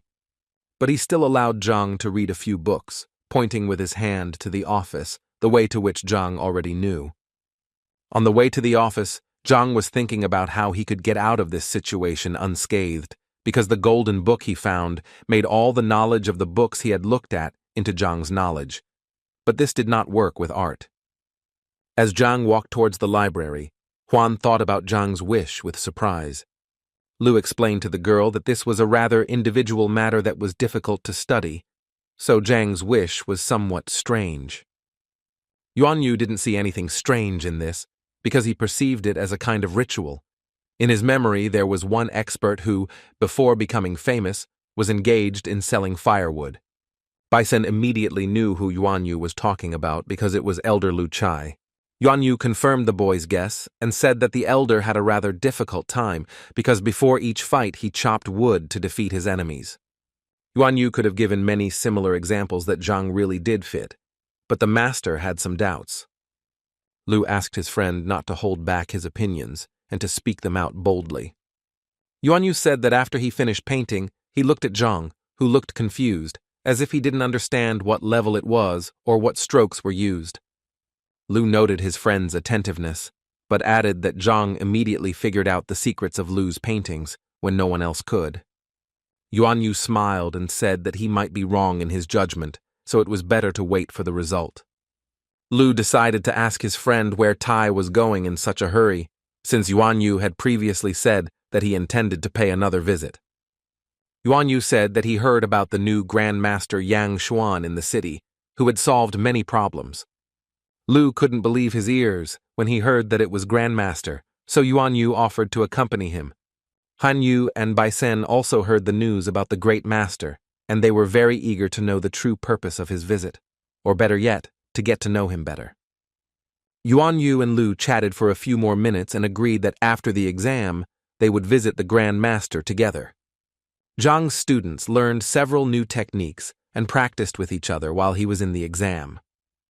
While two students competed in a friendly match, others watched closely and placed bets on who would win. There were rumors among the students that teacher Wang taught Mo Xiao some secret techniques. Some were wary of this, while others did not believe such nonsense and ignored the information. It was known that there were two Wang families in Tianshuan, one of which was one of the four great families, and the other was the Wang Chun family, famous for its spear skills. Wang Chun is known as a skilled spearman. Even the emperor recognized his talent, and his secret techniques are unique and unrepeatable. Zhang and Wang's former student Mo Xiao were scheduled to participate in a friendly match, so most people were betting on the latter to win. But some thought that the fight would hardly be so clear-cut, since after Zhang's help, Zhang became much stronger. Master Wang passed on some of his knowledge to his disciple, which the disciples considered very generous. Mo Xiao actually bragged that Master Wang taught him the 3rd, 7th, and 18th techniques, so the boy felt confident. Mo Xiao decided that it was not worth pulling the cat's tail, so he dared to start the duel. The boy sped up and swung his spear at full speed, demonstrating his 3rd move, Cold Flash. The blow could have seriously injured Zhang if he had not dodged it in time. Zhang was pleased with his agility, energy, and strength raging through his body as he prepared to strike back. Zhang's students were confused as to why Mo Xiao, who had achieved great success, showed it now and not during the teacher's evaluation. But the thing is that Mo Xiao and Zheng Yang grew up together and therefore had no desire to fight each other, so Mo came to show his friend what he learned. And indeed, in the eyes of those around him, it looked quite noble, because the guy listed all his techniques. The girls in Zhang's class sincerely admired the sincere friendship between the boys. Spears crossed in battle. In the fight, the guys bravely stood side by side, delivering decisive blows. The boys fought with spears with impressive skill and determination, causing a great deal of commotion and dust around them. Finally, Mo Xiao performed his final trick, spinning his spear above his head. The boys fighting with spears fought with great skill, showing agility and strength. Zheng barely managed to block the last blow he received and stay on his feet. The boy was thrown back, but he stood firmly on his feet, not giving in to the blows. It seemed as if the match was coming to an end, and Zheng praised his teammate for his significant progress. Now Zheng was preparing to demonstrate to his friend the skills that Zheng had taught him. The boy was determined and prepared for an impressive reception that he wanted to show off. The boy touched the ground with his spear, and a second later, the atmosphere changed, and it seemed as if the young men were standing in the middle of the sea. Mo Xiao was momentarily frightened by what he saw, as he had never encountered anything like this before. Zheng concentrated all his efforts, although at times it was difficult for him, because his technique was not yet perfected. And then Zheng moved his spear, and a giant water dragon burst out, rushing towards Mo Xiao. Mo Xiao was extremely scared, because the giant dragon could swallow him up in a split second. The boy defended himself with all his might, but he felt that he did not have enough, because the blow was extremely strong. At some point, the boy felt that he could not control the force of the blow, which caused him to be thrown back. Zheng was very afraid for his friend, so he dropped the spear from his hands and ran to help him. Zhang's other disciples were also surprised that Zheng was able to use such a powerful strike that was not up to the level of the Wang clan. Zheng tried to help Mo Xiao up and apologized for causing serious harm. As Mo Xiao dodged the blow, Zheng boasted to him that it was Master Zhang who taught the boy this technique. The technique was at least twice as strong as the Wang family's, considering that Zhang was not a master of the craft. Zheng assured his friend that Master Zhang spared nothing for his students, once again emphasizing his generosity and compassion. Mo Xiao was so impressed by Zheng's reception that he couldn't wait to know his name. Jen scratched his head and admitted that this technique had no name because it was created by Zhang recently, and he did not have time to come up with a name. Mo Xiao was stunned by this fact, because the technique was much better than the secrets of the Wang clan, but it still did not have a name. Zhang suggested that Mo Xiao choose the name of the technique himself, but Mo Xiao was against it because it would be disrespectful to the teacher. Zhang laughed and then explained to Mo Xiao that the teacher had allowed the boy to come up with the name of the technique himself. Mo Xiao's jaw dropped, especially when Zhang admitted that this was a common practice for Zhang. Meanwhile, Zhang rummaged through Lu's office, looking for books that could save him from his disgraceful situation. Zhang looked around the spacious office, where there were many books of different categories that developed various skills. He closed his eyes for maximum concentration, asking the library to choose the best option. Lu, who was already tired of waiting for Zhang for 3 hours, decided it was time to hurry him up. Zhang sat with his eyes closed and concentrated on painting and calligraphy, which are very helpful in overcoming impatience. Lu crept up to Zhang and couldn't understand what he was doing. It seemed to him that the boy was moving up to a new rank again. As he leaned very close to Zhang, their gazes met for a second. Zhang and Lu came to their senses and were frightened by the surprise, so they immediately took a defensive position. Standing at the counter, Zhang asked Master Lu why he was there and why their eyes met so closely. Lu, in turn, asked worriedly whether Zhang had been promoted in rank, as had happened last time. Zhang immediately calmed the old man down, causing him to breathe a sigh of relief, and explained to Zhang that he had been in the office for quite some time, so Lu decided to make sure everything was okay. Zhang laughed and said that no one gets a new title as quickly and easily as Lu imagines. Lu was surprised by Zhang's laughter, because last time, the new rank was quite simple for Zhang, although it had consequences. Old Lu decided it was time to get down to business, so before returning to the exam, Lu asked Zhang if he was ready, to which the man nodded approvingly. Zhang thanked the distinguished guests for waiting and was already ready to write his masterpiece. Now nothing was stopping Zhang from getting down to business. His anxiety had significantly diminished after reading the books. Zhang walked up to the table with 4 brushes and tried to pick one at random, the best one, so to speak. Everyone was filled with emotion from anticipation. Everyone was eager to see Zhang's artistic skills.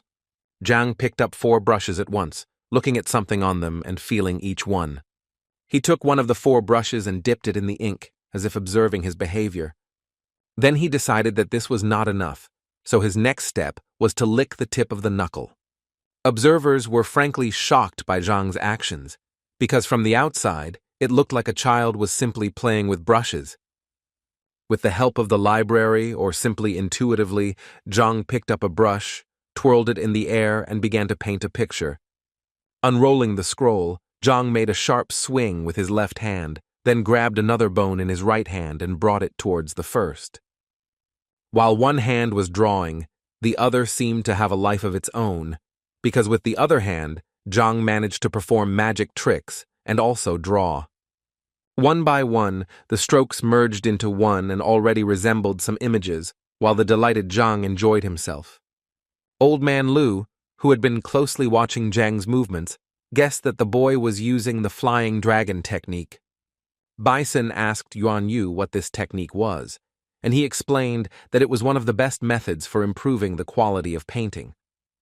Lu added that during this technique the brain is divided into 2 parts, and with the help of 2 brushes, the artist paints images directly from his imagination, and when the puzzles intersect, the painting is complete. Yuan Yu noted that while this method is fast, the complexity also increases.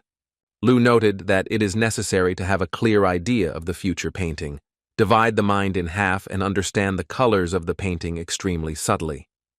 Lu admitted that it was an extremely complex technique that even he and Yuan Yu were unable to reproduce properly. One must be absolutely confident in one's ability to complete a painting, Lu believed, since such a technique cannot be achieved without several decades of practice. Yuan Yu advised the viewer to postpone his surprise for now, since this method required a perfect reunion in the center. Otherwise, such a work would hardly be called successful. The man repeated this and carefully watched Zhang's every move, who was fascinated by this process. Yuan Yu noted that it is necessary to remember that painting is very closely connected with the artist's consciousness. Without a clear concept, a painting, no matter how beautiful it is equally useless. Now Yuan Yu felt that Zhang was a show-off and really wanted to impress the public, but such a picture would hardly reach the third level. Yuan Yu explained that the dragon technique is indeed impressive, but is more suitable for street artists. While the masters were pondering Zhang's talents, Bai Sen exclaimed that the moment of truth had arrived, the joining of the parts. Zhang had almost completed his painstaking work, and when there were only a few millimeters left before the reunion, the man felt a slight uneasiness. But Zhang was okay, so when Lu looked at the photo, he couldn't believe his eyes. Zhang managed to depict people on one side and nature on the other, where one side depicts calmness and the other movement, and according to Lu, this is a true synthesis.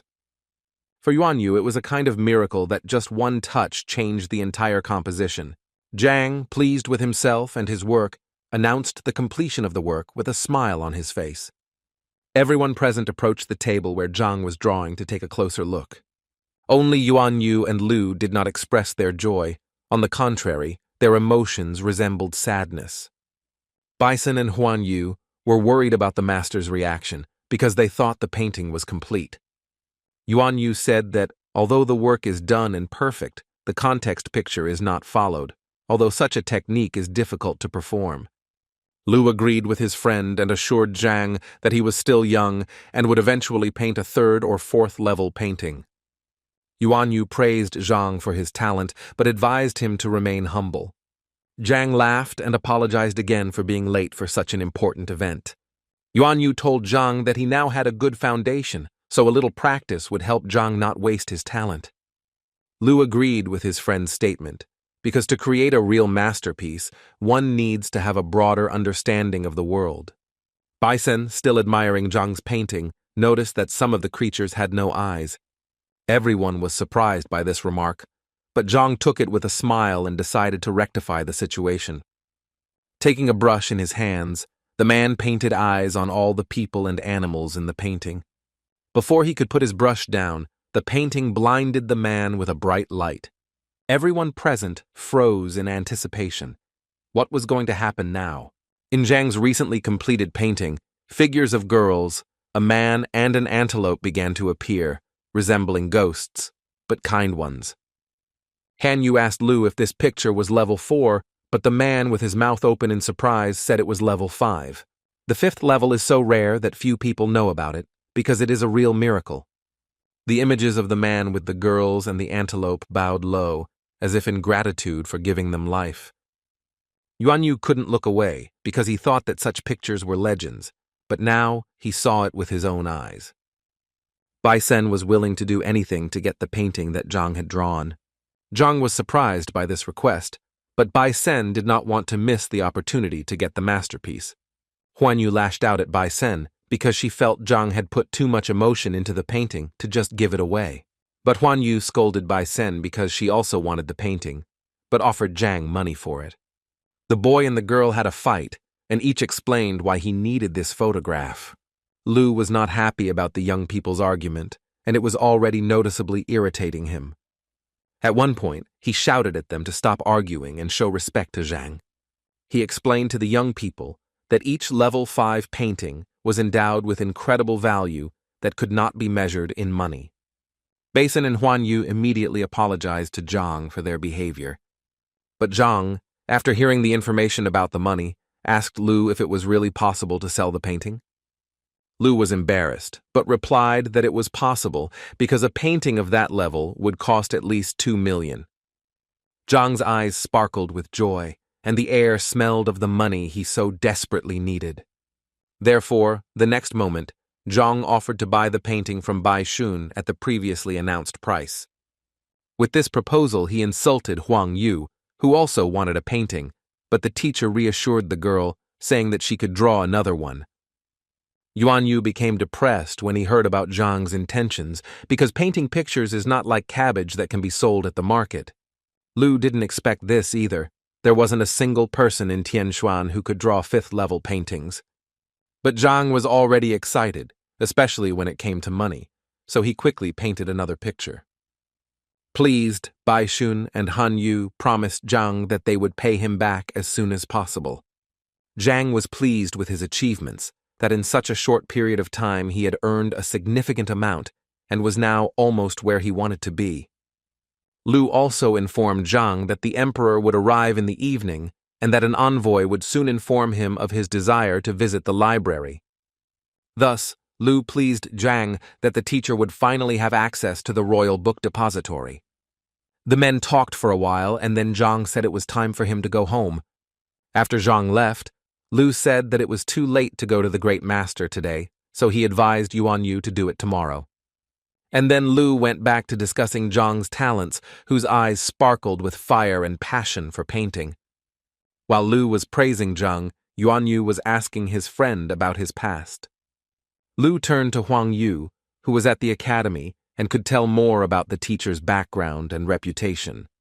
Huang Yu confirmed that she knew some facts, but she was in no hurry to voice them so as not to upset Lu.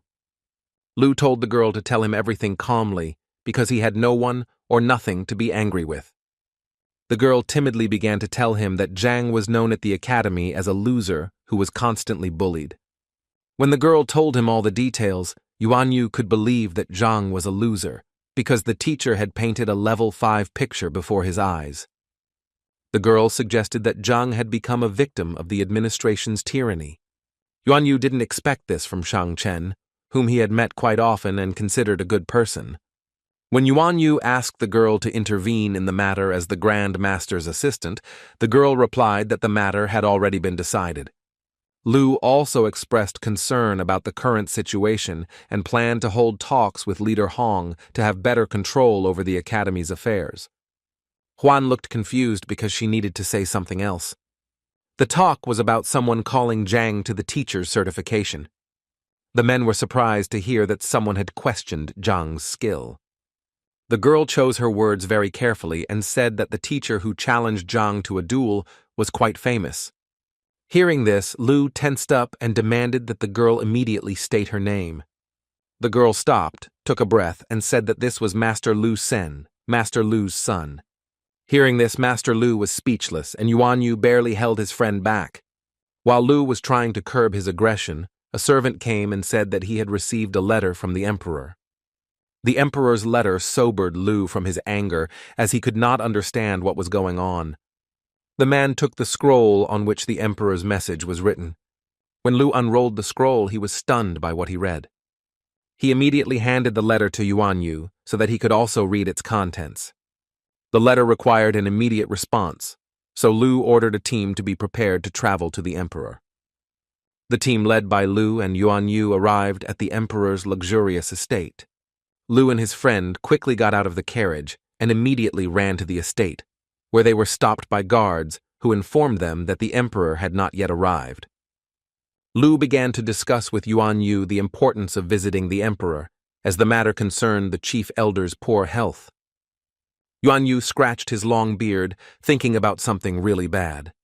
A moment later, the sound of hooves and the clatter of a cart could be heard in the street, which meant that the emperor was returning home. The carriage stopped not far from the estate, and a whole delegation of servants greeted the famous emperor. When Lu and Yuan Yu saw the emperor, they bowed low to him as a sign of respect. The emperor was also glad to see such distinguished guests on the territory of his estate. He invited the distinguished people to come inside, as the rest of the guests were waiting there. When the emperor entered the estate, he immediately apologized to the grandmasters for his delay.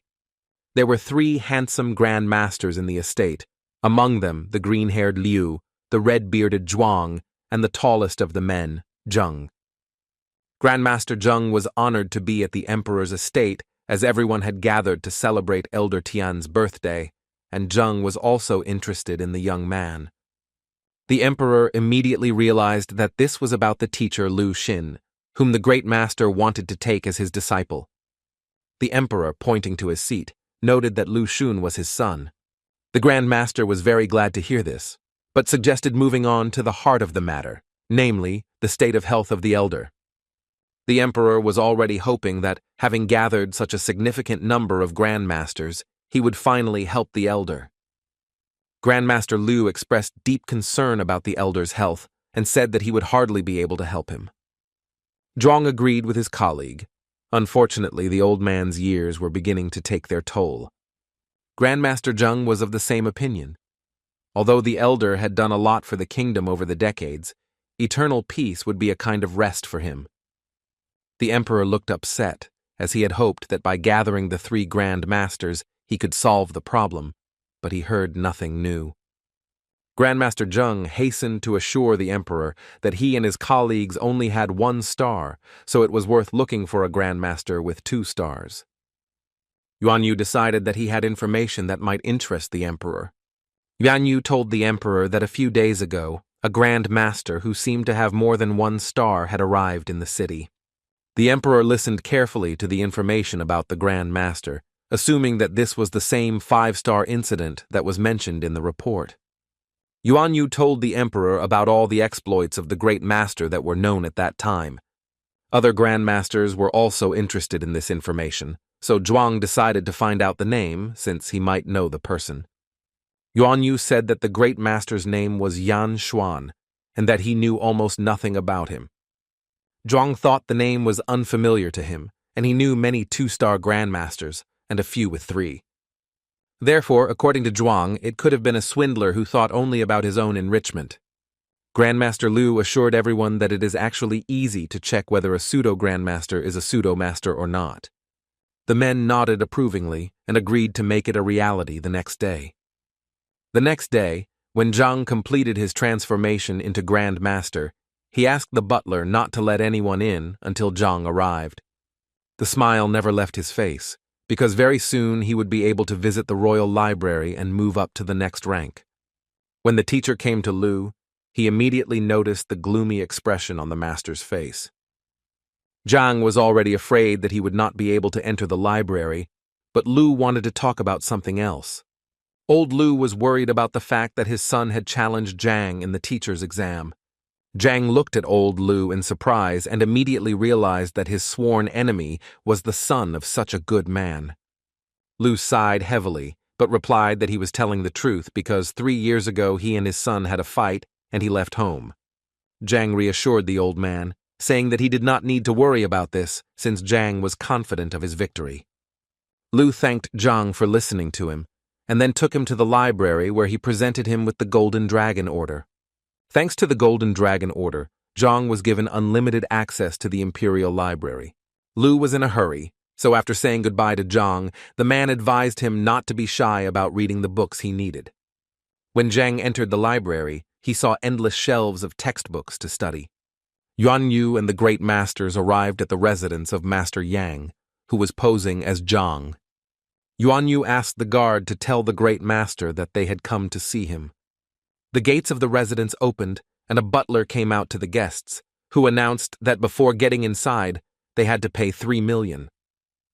Yuan introduced himself to the butler and announced that the purpose of his visit was to pay his respects to the master.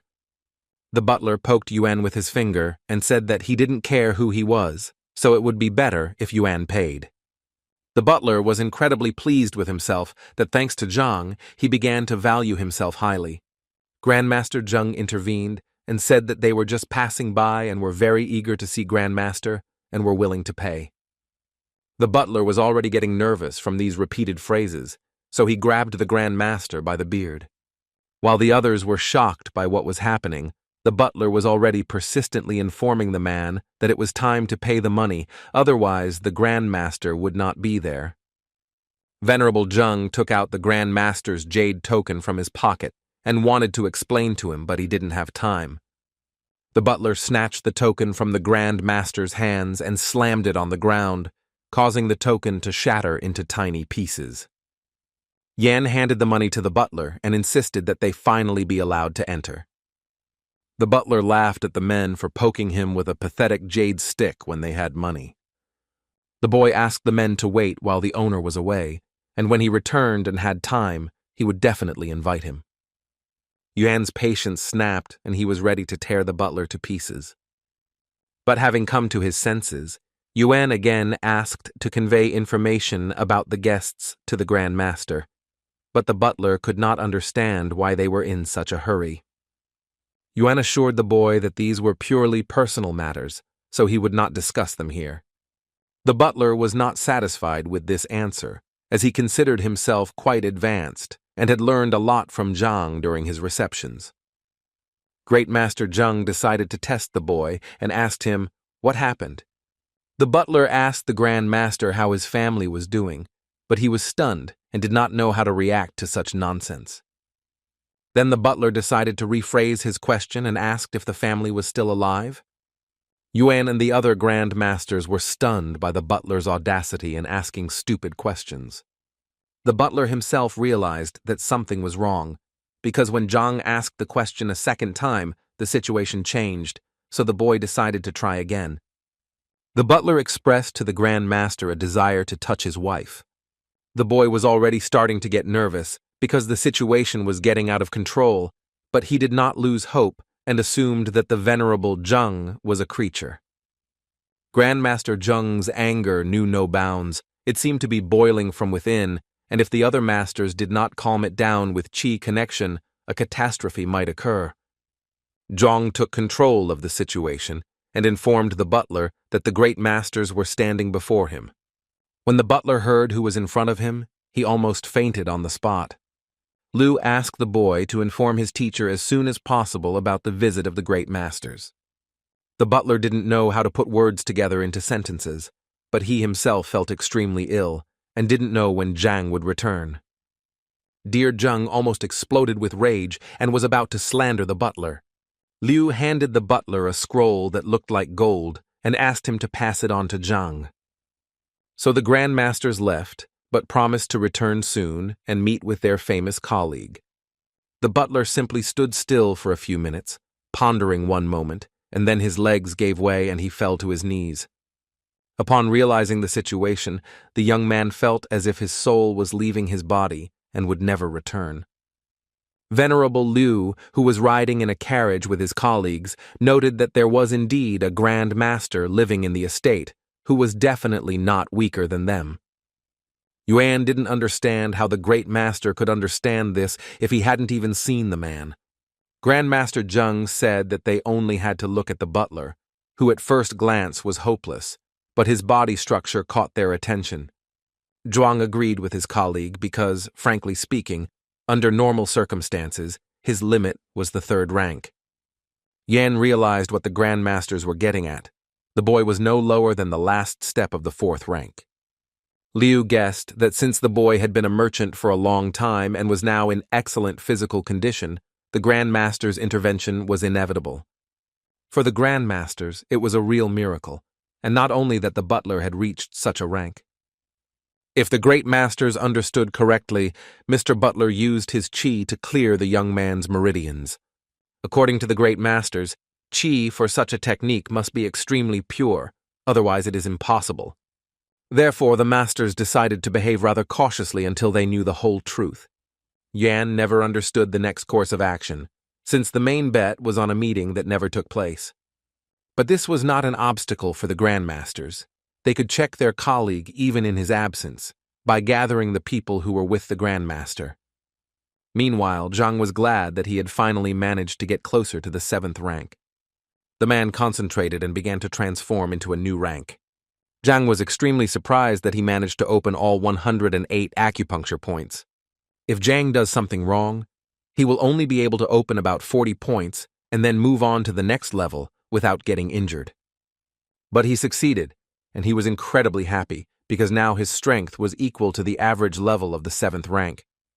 Zhang regretted that he hadn't found anything about the 7th rank in the library, although it wasn't surprising since such knowledge wasn't easily accessible. But the man still had the opportunity to learn new fighting techniques. Zhang came across a book that described rapid recovery methods and mastered the technique. The man absorbed knowledge one after another and rejoiced at his achievements. His library of heavenly path was filled with new knowledge every second. He decided to take a look at another textbook that caught his attention. But when Zhang looked through the book in the library, he realized that it only contained basic knowledge. Zhang then studied a book that described a technique similar to teleportation. Meanwhile, the imperial servant was surprised to see the pharmacist Chen Xiao near his house. The pharmacist himself did not understand why the emperor had summoned him, but he assumed that it was somehow connected with Great Master Yang. Therefore, the servant decided not to detain the pharmacist and led the man inside. Meanwhile, heated debates arose around Zhang's activities as grandmaster. Some condemned his actions, others approved. The emperor was told all the rumors about the grandmaster, and although some information requires clarification, the fact that he is capable is a fact. Therefore, the emperor ordered someone to wait near the grandmaster's estate as soon as he appeared. Rumors about Great Master Zhang reached Lu Sen's class, where the teacher felt that Lu Sen should not miss the chance to meet the Great Master. Teacher Lu's colleague inquired about Zhang's plans. For Lu Zhang, he was just a stepping stone to mastery, as his students were constantly training and easily winning. Therefore, the colleague decided to congratulate Teacher Lu on his victory in advance. Zhang himself no longer had the strength to master new knowledge. But the man had no intention of stopping, even though he spent 5 days in the library. He reached for the last book that he had not managed to master during his stay. Through his sleepy eyes, Zhang realized that he was holding a book on poisons in his hands. Although he didn't see much need for this knowledge, Zhang still decided to study the textbook. After spending 5 days without sleep in the library, Zhang went outside and remembered that the sun was shining outside. It blinded him with its bright rays, and fatigue fell from his feet. But the man was not going to rest, because the medicine was supposed to arrive soon. So, fighting off fatigue, Zhang went to his grandmaster's estate to finish the business there. At that time, 2 famous thieves of the kingdom, Zhang Liao and Zhang Mo, roamed the streets, robbing the rich to help the poor. The boys wandered around looking for estates to rob. As they strolled through the winding streets, the young men decided that their destination would be Du Qiao's residence. Arriving at the estate, they were surprised by how many people had gathered nearby. The guys noticed the 8-armed warrior Lu Kaiyuan in the queue, who, according to the latest rumors, seemed to have disappeared. Also present in the crowd were Stone Dragon, Feng Jun, and Iron Fist. The guys knew he was the #1 expert in town. They said his fists could punch through walls. There were many other celebrities standing in the crowd, such as the pale surgeon Hu Xiaobai, the long-armed Li Longshu, and the divine-eyed Duan Zhujiang. The guys decided to watch the events from the corner, because even the weakest of the crowd could beat them. But the boys did not understand why these famous people sometimes ignored the emperor's invitation and lined up in front of this estate. However, on the other hand, the boys were upset that their plans were destroyed in an instant. The boys couldn't figure out where they had gone wrong in their plans. They sat down and began to think about how to fix the situation and finally implement their plan. It was now extremely dangerous for them to approach the estate, because on the way they could be freed from the spirit. Although the boys didn't know who lived in the estate, they stayed nearby for a while to find out more information. The sound of horse hooves and cartwheels attracted the attention of the thieves. Looking out, they saw that the emperor had arrived at the estate, and therefore the situation was extremely important. All those present congratulated the emperor and greeted him with joy, saying that they had taken their place in line in advance. The robbers were shocked that even the emperor had to wait patiently in line with the others. After some time, 3 more men in elegant clothes approached the crowd. These were the 3 grandmasters that the grandmaster had gathered earlier. The emperor bowed joyfully to the grandmasters and informed them that they would have to wait for some time. The robbers were frightened by the course of events, but glad that they did not dare to approach the estate. The crowd was furious that the emperor and the grandmasters had to wait so long to meet, and then suddenly the gates of the estate opened. Butler Sun Qian opened the gate and looked frightened and embarrassed. The emperor asked the young man if he could go inside to finally talk to the owner of the estate. The butler apologized, but had to say that his master had not yet returned. The grandmasters and emperors responded calmly to the butler's words and stated that they would wait as long as necessary. The butler wanted to go back and close the gate behind him, but something caught his attention. His eyes filled with tears, and the butler was speechless when he finally saw what he had been waiting for so long. More precisely, the one he was waiting for, because Zhang put on the grandmaster's makeup and returned to the estate. The man looked around at the situation around him with a tired gaze and could not understand why the line was so long. The robbers, who had been watching the events from afar, finally saw the one they had all been waiting for. The butler fell at Zhang's feet and did not want to let go, glad that Zhang had finally returned. While Zhang was asking the butler about the latest events in his absence, the emperor struck up a conversation with Zhang. But Zhang immediately stopped him, as he had not yet finished talking to the butler. The robbers who were watching what was happening were shocked by the audacity of the new grandmaster. And the butler admired her, because his master was not afraid even of the emperor. So Zhang gave the floor to the butler again, so that he could explain everything clearly. The butler said that during Zhang's absence, a queue had formed over several days, including the emperor and grandmasters. Either Zhang pretended not to see the distinguished guests, or he really didn't see them right in front of him. The emperor, who had already tried to talk to Zhang, tried to introduce himself again and introduce his great masters. Zhang looked at all the masters in surprise and didn't know that there were so many of them, and he still didn't understand why they had gathered here. The great masters duly greeted Zhang and expressed their deep respect to him. After a few seconds, the men exchanged glances, as if they had noticed something unusual. Zhang decided to invite the guests to the middle to discuss the details of the meeting. As they walked towards the estate, the great masters exchanged thoughts through qi communication. They noticed that Zhang was wearing makeup, because if you look at her skin, you can tell there is someone young behind the makeup. The grandmasters also noticed Zhang's tired appearance and did not understand how he could act in such a state. Having settled comfortably on the throne, Zhang immediately asked how he could help such distinguished guests. Grandmaster Zheng started first and talked about his problems in moving to the next level. For the tired Zhang, these were empty words and no specifics, so he asked not to waste his time on such trifles. The grandmaster did not like Zhang's behavior. Now he understood why the butler was so defiant. Great Master Zhuang decided to take the initiative and began to talk about his problem. He told Zhang that he had already reached the peak of rank 7, but was now one step away from breaking through. The man said that he tried different methods to achieve his goal, but all was in vain. Zhang tensed up when he heard this, because he himself was far from being 7th in rank, so he didn't know if he could help. Zhang decided to start with the simplest thing, so he asked the Grandmaster to demonstrate his strike. The Great Master listened to Zhang and began to gather all his strength before striking. The man punched the air hard, sending a shockwave through the entire estate. Reaching the wall on the street, she stopped, leaving behind cracks. Everyone was shocked by such a powerful blow from the Grand Master, and Zhang even wandered around the library for a while, searching for information. A few minutes later, Zhang found the answer and said that the problem was so simple that they might not even believe him. So Zhang asked the master if he really wanted to know the truth about his problem.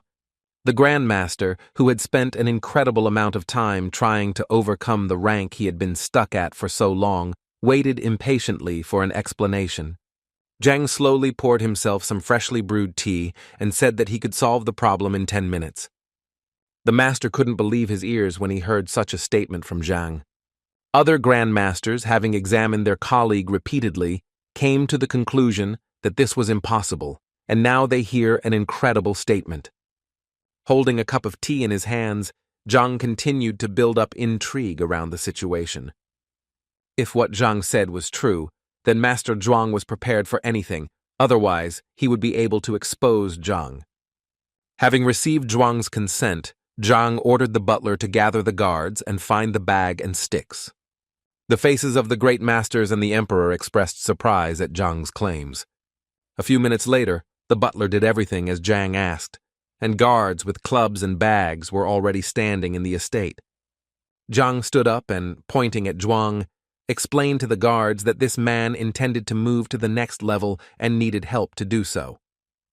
Before continuing the promotion, Zhang asked Master Zheng to seal his colleague's acupuncture points so that qi could not move his body. Master Zhuang did not understand why this was necessary, since in that case, a breakthrough would be impossible. Zheng advised this man to listen to him if he wanted to advance to the next level, otherwise he could leave. Master Zhuang was a persistent man, so he decided not to back down and continue the procedure further. Therefore, Zhang repeated his request to block the qi energy points. The masters were still suspicious of Zhang's words, but continued to follow his instructions. So Master Zheng placed his fingers at the level of Zhuang's collarbones and blocked the acupuncture points. Zhang then asked everyone present to do nothing, no matter what happened next. Everyone present agreed, and Zhang took the bag in his hands and walked towards Master Zhuang. He threw a bag over the man's head, who offered little resistance. The emperor became frightened and wanted to intervene, but the other grandmasters stopped him. Zhang turned to the guards with sticks and ordered them to begin beating the grandmaster. The guards were frightened by Zhang's order and began to say that they did not want to die after such actions. Zhang assured the guards that the owner's head was in a bag, and he would not see who was playing with it. This did not calm the guards, but on the contrary, upset them even more, because the owner saw them when they arrived. The grandmasters and the emperor continued to watch patiently, even though they had never heard of such a technique before. Zhang had already raised his voice at the guards for delaying the master's breakthrough with their inaction. The guards hesitated for a moment but decided that an order was an order, especially if it came from the Grand Master. Therefore, the next moment, sparing no effort, several guards pounced on the Grand Master in the sack. Zhuang, who was under the cover of the bag, was seething with rage that such a move would not help. Zhang seemed to enjoy the process and ordered the guards to hit harder. One of the guards asked Zhang how long they should beat the master, to which Zhang replied, "Until he dies." Although Master Zhuang's eyes could not see anything, either because of his anger or because of the bag, his ears heard everything. Therefore, Zhang's words released a powerful energy within him, which tore the bag into pieces and scattered the guards in different directions. Zhuang was furious and vowed to kill Zhang for making such remarks. Standing calmly in place, Zhang yawned and advised Zhuang to check his rank first. The man came to his senses for a split second and looked at his hands, not believing that he had finally managed to do it. The masters and the emperor were shocked that Zhang was able to achieve results with such a barbaric method. Zhuang, not knowing what had happened to him, asked Zhang if he had really achieved the desired result. When Zhuang realized his progress, he began to fervently apologize to Zhang for his ignorance. Zhang explained to the master that the strike he demonstrated was not effective, but it could not be called a failure either, so this meant that the master had been training diligently since childhood. Zhuang agreed with Zhang because he was taught by his father, who was the Grand Master of 1 star. The man explained to Zhang that unfortunately, he was not decisive and confident. And if Zhang was right, then the master's father never reached the 8th rank because it was all about confidence. Zhuang was stunned by Zhang's revelations because it was a secret that no one knew about. Zhang noted that this type of fear does not manifest itself in movement and cannot be cured with pills or techniques. That was why the only way was to anger the master and then use that emotion to suppress the panic in his heart. According to Zhang, the fear of being imperfect and going beyond the training imposed on him since childhood hindered the master. Zhuang fell to his knees before Zhang to express his deep gratitude and respect. The master vowed to Zhang that he would never forget such an act of kindness. Zhang smiled back and asked the man if he trusted him now. The master was puzzled that Zhang knew everything from the very beginning, but still did not refuse to help. Other great masters also acknowledged Zhang's skill and intelligence during their conversations with Qi. Although Zhang's method was not traditional for the masters, it showed everyone that Zhang was much stronger than themselves. When everyone present was convinced of Zhang's strength, only the emperor remained in the estate, trying to convince Zhang to help the elder recover. But Zhang was adamant and refused the emperor's request, saying that he had come to Tianshuan to rest. In fact, Zhang did not want to take on this matter, as he was not confident in his knowledge, and he was simply lucky with the great master. The emperor did not back down from Zhang and promised anything in return if only he would agree. Zhang was in need of nothing, which he immediately reported to the emperor. But he remembered something and asked the emperor to help him collect at least 1,000 books on 7th rank secret martial arts. The emperor was surprised by such a request, because just a second ago Zhang did not need anything, and now he was talking about books, and in such quantities. Noticing the emperor's indecision, Zhang said that if the emperor was in a difficult situation, they could separate. The emperor solemnly promised to fulfill Zhang's promise within 5 days. On this note, the men said goodbye and agreed to meet at the appointed time. When everyone finally left, Zhang began to dance around the estate, happy that he had managed to solve the problem with the books. While he was dancing, he was caught by the butler, who at that moment wanted to say something. As a token of gratitude, he presented Zhang with a gold ring left by the great masters. Zhang picked up the item and realized it was an accumulation ring, so he quickly put it on his finger. The ring transported the man to a vault containing treasures, money, and other valuables. When Zhang reached the storage facility, he saw how much the great masters had left for him. The butler also said that while Zhang was away, Ling Tianyu came and brought 5 million, and the butler had a list of other donations. Zhang took the list and asked the butler how many people had signed up. The young man reported that 27 people had paid the entry fee, totaling 81 million. Zhang's jaw dropped when he heard the number the butler called. Zhang asked the butler to tell everyone at the door that if they paid, they should come tomorrow. Everyone else should be thrown out, and from now on, no one would be accepted. As the butler was about to leave, Zhang stopped him in order to receive a fair reward for his work. When the boy saw Zhang giving him 1 million, he was shocked because the boy would never have earned that kind of money in his entire life. The butler accepted Zhang's generous gift and promised to make even greater efforts.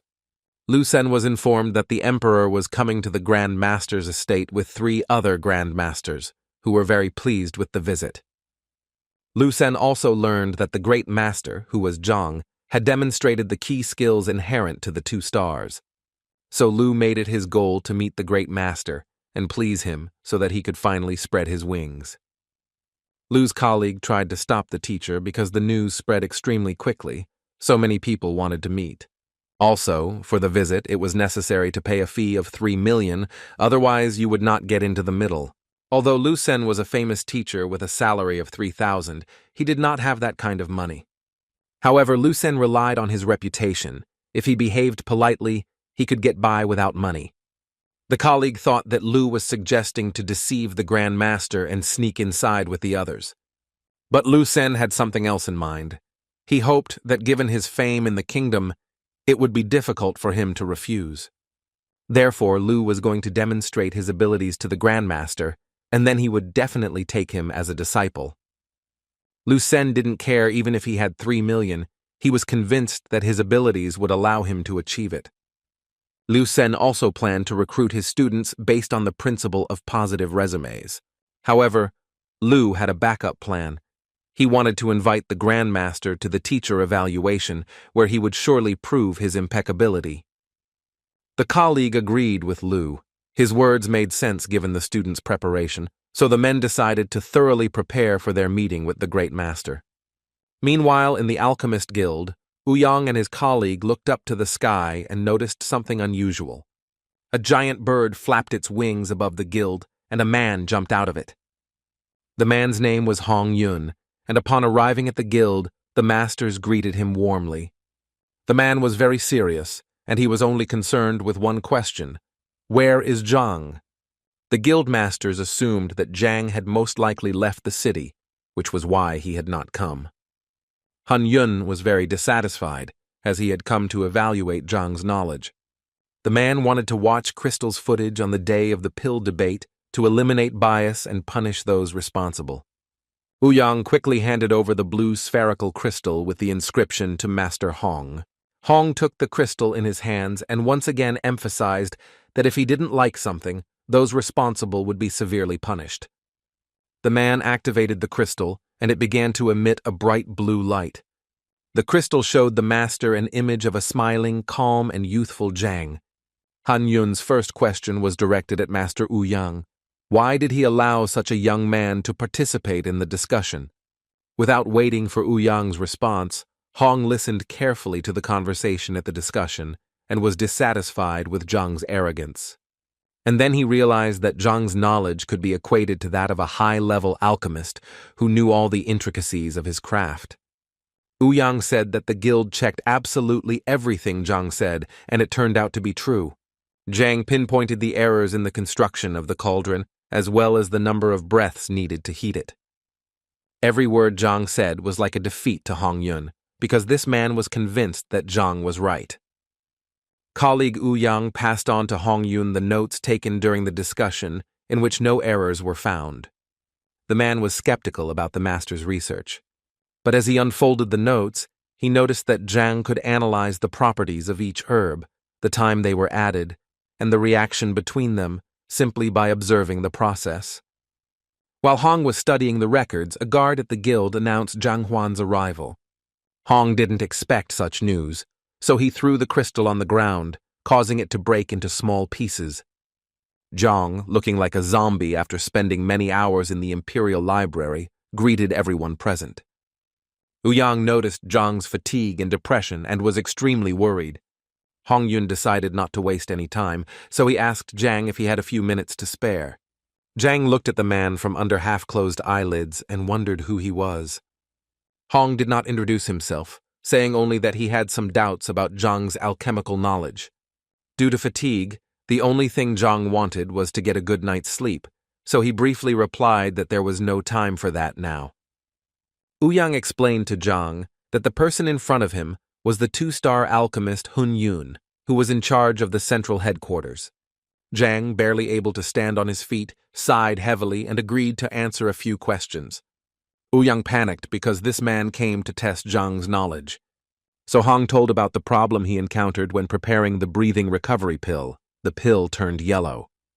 Zhang sarcastically remarked that the two-star alchemists should know that although the white grass included in the formula is white, it turns yellow when it comes into contact with human qi. Therefore, Zhang quackingly pointed out that the problem is not in the ingredients, but in the qi of the person making the pill. The situation can be solved by adding the qingyang flower. Master Hun asked Zhang another question, this time about pure lobster, which, as a main ingredient, is very bitter, and when licorice is added, the mixture becomes unstable. Zhang had an answer to this question too, because he knew it was all about the flower seeds, which could not be added to the pills. Zhang was very tired of these questions, and did not understand why the two-star alchemist did not know the element. Zhang hoped that this would be the end of his test, so he advised the master to read books to refresh his knowledge and intended to collect his order. But Master Hong had one more question, which he said was the last one. The master even promises Zhang that he will complete the order for free if the teacher gives the correct answer. When Zhang heard that he had the opportunity to keep the money for himself, he felt like he had a second wind and was full of energy. Master Hong's question was that when he created the Vitality Restoration Pill, his cauldron exploded. Uyan and his partner were puzzled by this question, because not everyone can take such a walk. Zhang tensed up because he couldn't find any information about such a pill in the library. So he suggested that the master study the production process to find out what the problem was. The master prepared everything necessary and began to prepare the pill. The master took the necessary ingredients for the pill and threw them into the cauldron, and Zhang felt his fatigue leave him because the pill, even at the preparation stage, made him feel better with its smell. After some time of cooking, the cauldron began to rumble, and then completely exploded, and as a result, in the compartment where the tablet was supposed to be prepared, only ashes from the ingredients remained. Pointing to the smoking cauldron, the master emphasized that this happens every time. Zhang walked over to the cauldron to shake off the ashes, and after rubbing them between his fingers, Zhang examined everything carefully and asked the master again if he was sure of his 2 stars. The master, covered in soot, the tips of his mustache smoking, waited patiently for Zhang's explanation. Now the question was not asked by Master Hun, but by Zhang, who was asking the master about the composition of the pills.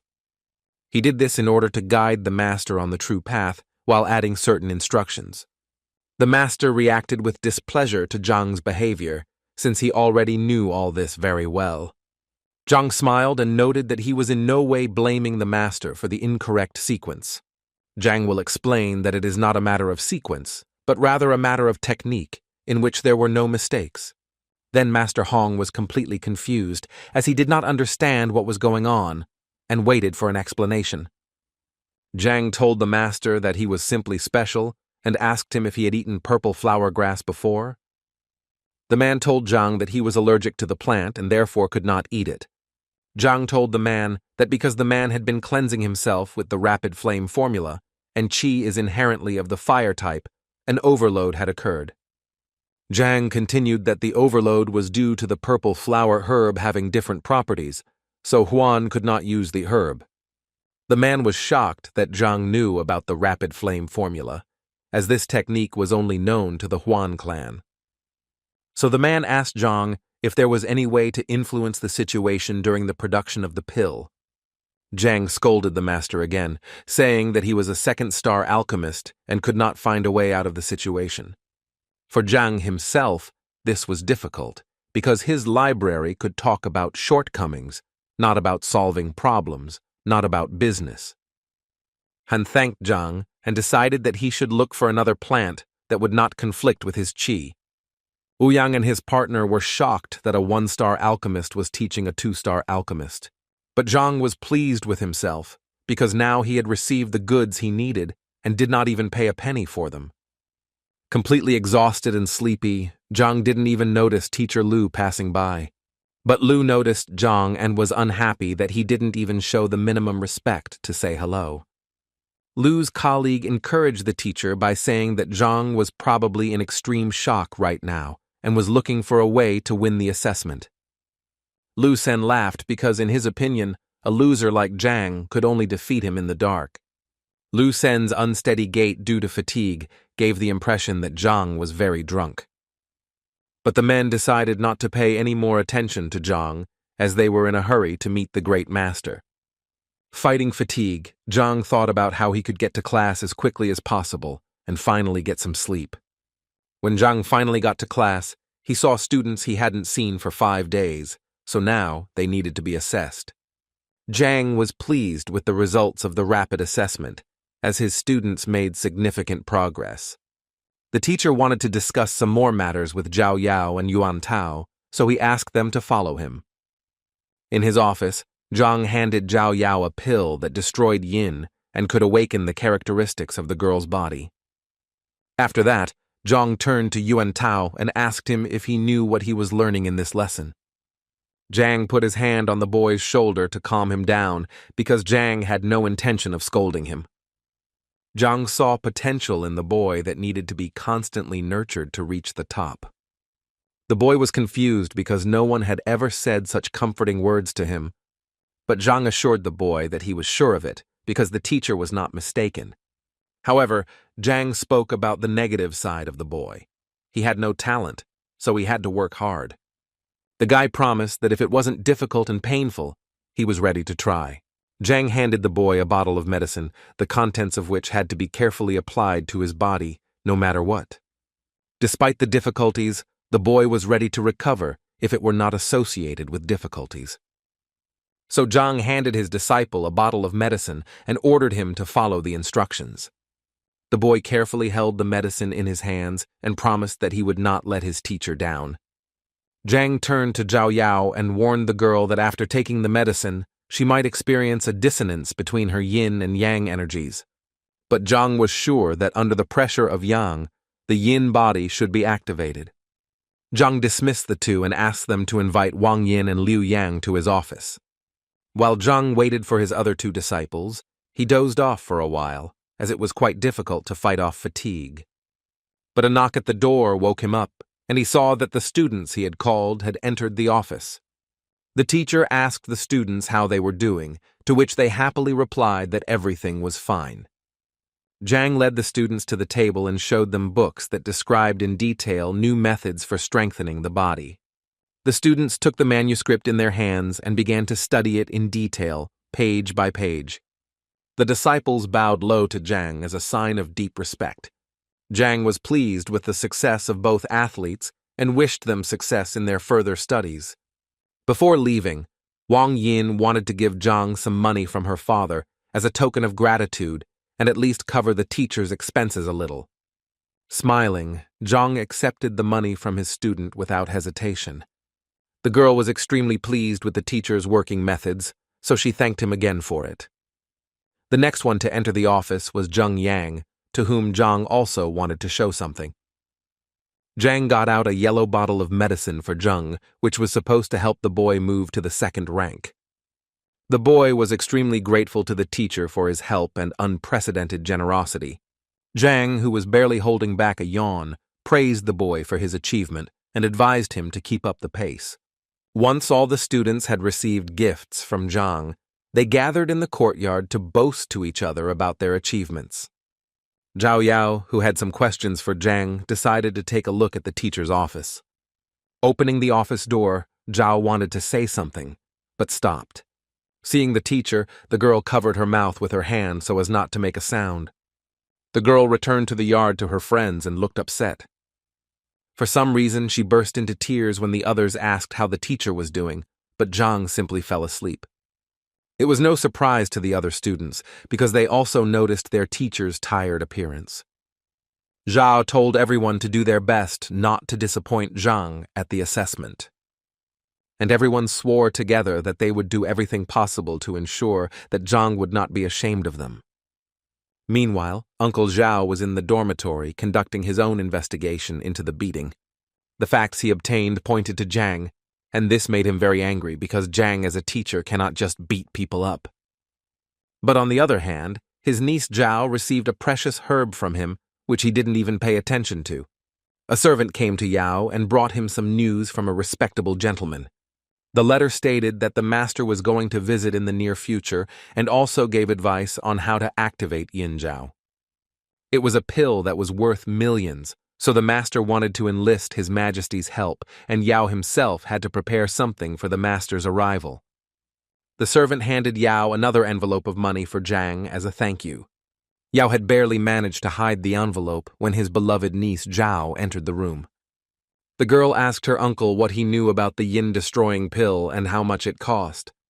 Yao was quick to reassure his niece and assured her that her father was already looking into the matter. The girl took out a wooden box and told her uncle that there was no need to look for this pill because teacher Zhang had already given her one. Yao couldn't believe his ears because he had just read a letter from Yao's father about the high cost of the pill, and now the girl had it. The uncle asked his niece if he could take a closer look at Zhang's gift, to which the girl did not object. Opening the box, Yao saw a blue pill in front of him that looked like a pearl. The girl slammed the box shut and said that it was time for her to take her pill, and in the meantime, her uncle should make sure that no one entered her room. The uncle told the girl that even her father would not be able to buy this pill, so she advised her uncle to thank Zhang for the opportunity. The girl prepared a warm bath for herself and climbed into it to begin the transformation process. She put the pill in her mouth and waited for it to take effect. Yo closed her eyes and enjoyed the process, following teacher Zhang's instructions. After waiting until nightfall, Yuan Tao took out the medicine that Zhang had given him and also began the process of reincarnation. First, the boy applied the medicine to his hands, carefully lubricating his wrists. As soon as the liquid touched his skin, the boy felt excruciating pain, as if his skin was dissolving. In pain, he fell to the ground and began to writhe in different directions, hoping that it would help. The pain was unbearable and nothing could relieve it, causing the boy to cry. He was already thinking about leaving things as they were, training gradually and moving forward slowly. But the boy remembered Zhang's words, who, unlike other teachers, finally took him seriously, so the boy could not let the teacher down. The boy understood that the teacher also sacrificed himself, creating techniques and methods to improve the condition of the students. So the boy gathered his will into a fist and was going to endure the pain in order to prove to everyone, and first of all to himself, that he could do anything. He picked up the bottle of medicine again, convincing himself that it was necessary. Having poured all the medicine on himself, the boy was ready to endure the pain forever, so as not to regret it later. The boy was like a beast when he poured the medicine on himself.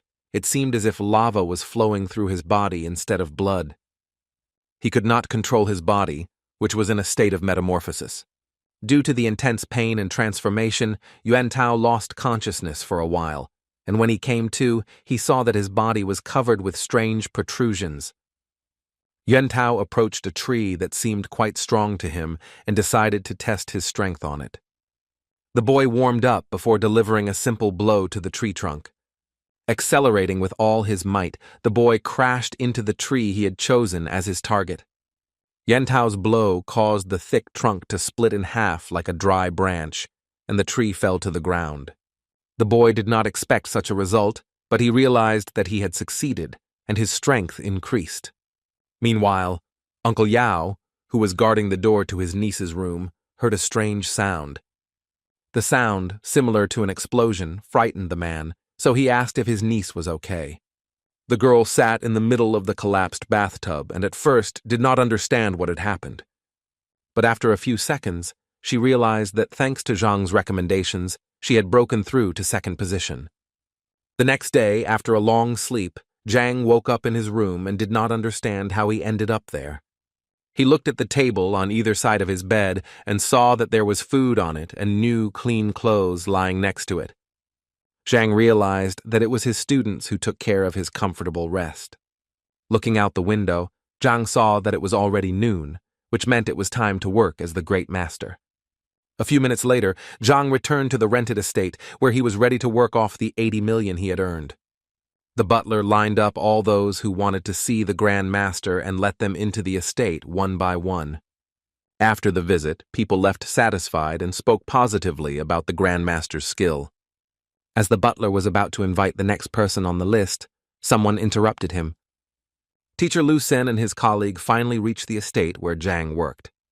The butler was adamant in his decisions, so he pointed to the men standing in line. He couldn't let men through just because they were teachers, because rules are rules. Lu's colleague wanted to tell the butler what he thought of him, but Lu stopped him and emphasized that they were the academy's star teachers. The butler thought about it when he found out who these people were, and then he panicked, realizing that he had brazenly gotten involved with a teacher who was prophesied to become a great master. Lu Sen handed the scrolls with the names to the butler and said that he would be extremely grateful if he could be allowed inside. The butler took the scrolls and asked the men to wait a few minutes while he discussed the matter with Zhang. While the butler was walking around the manor, Lu Senya's colleague spoke negatively about the young man who was being corrupted by the government. When the people in the crowd heard about Lu Sen's arrival at the manor, they immediately greeted him and expressed their sincere admiration. A few minutes later, the butler returned with news for everyone waiting in line. He informed the audience that the grandmaster was currently extremely busy, so it would be better to come tomorrow. All the men from the academy still hoped that Zhang would receive them today, so they tried to get inside. The butler stopped the teachers and told them that they had a choice: either pay the entrance fee or leave. Lu Sen's partner became angry and told the butler that the great master could not drive away outstanding teachers. But the butler calmly answered the man that for the Grand Master all levels were behind the door. The crowd was also outraged when they learned that 2 teachers wanted to skip the line, so they supported the Grand Master's decision. The butler waited for the men to leave, but they were in no hurry, so he wanted to call the guards for help. Lu Sen apologized to the butler for his behavior and thanked him for the information. When the men left the estate, they began to think about where they could get the tidy sum needed to enter. There was no way to accumulate 3 million gold in a short period of time. Lu Sen was desperate because he could not ask his father for money, with whom he had quarreled. The partner then offered Lu Sen a loan from the emperor, hoping to establish friendly relations with this man, and the funds can be returned as soon as Lu Sen becomes the Grandmaster's disciple.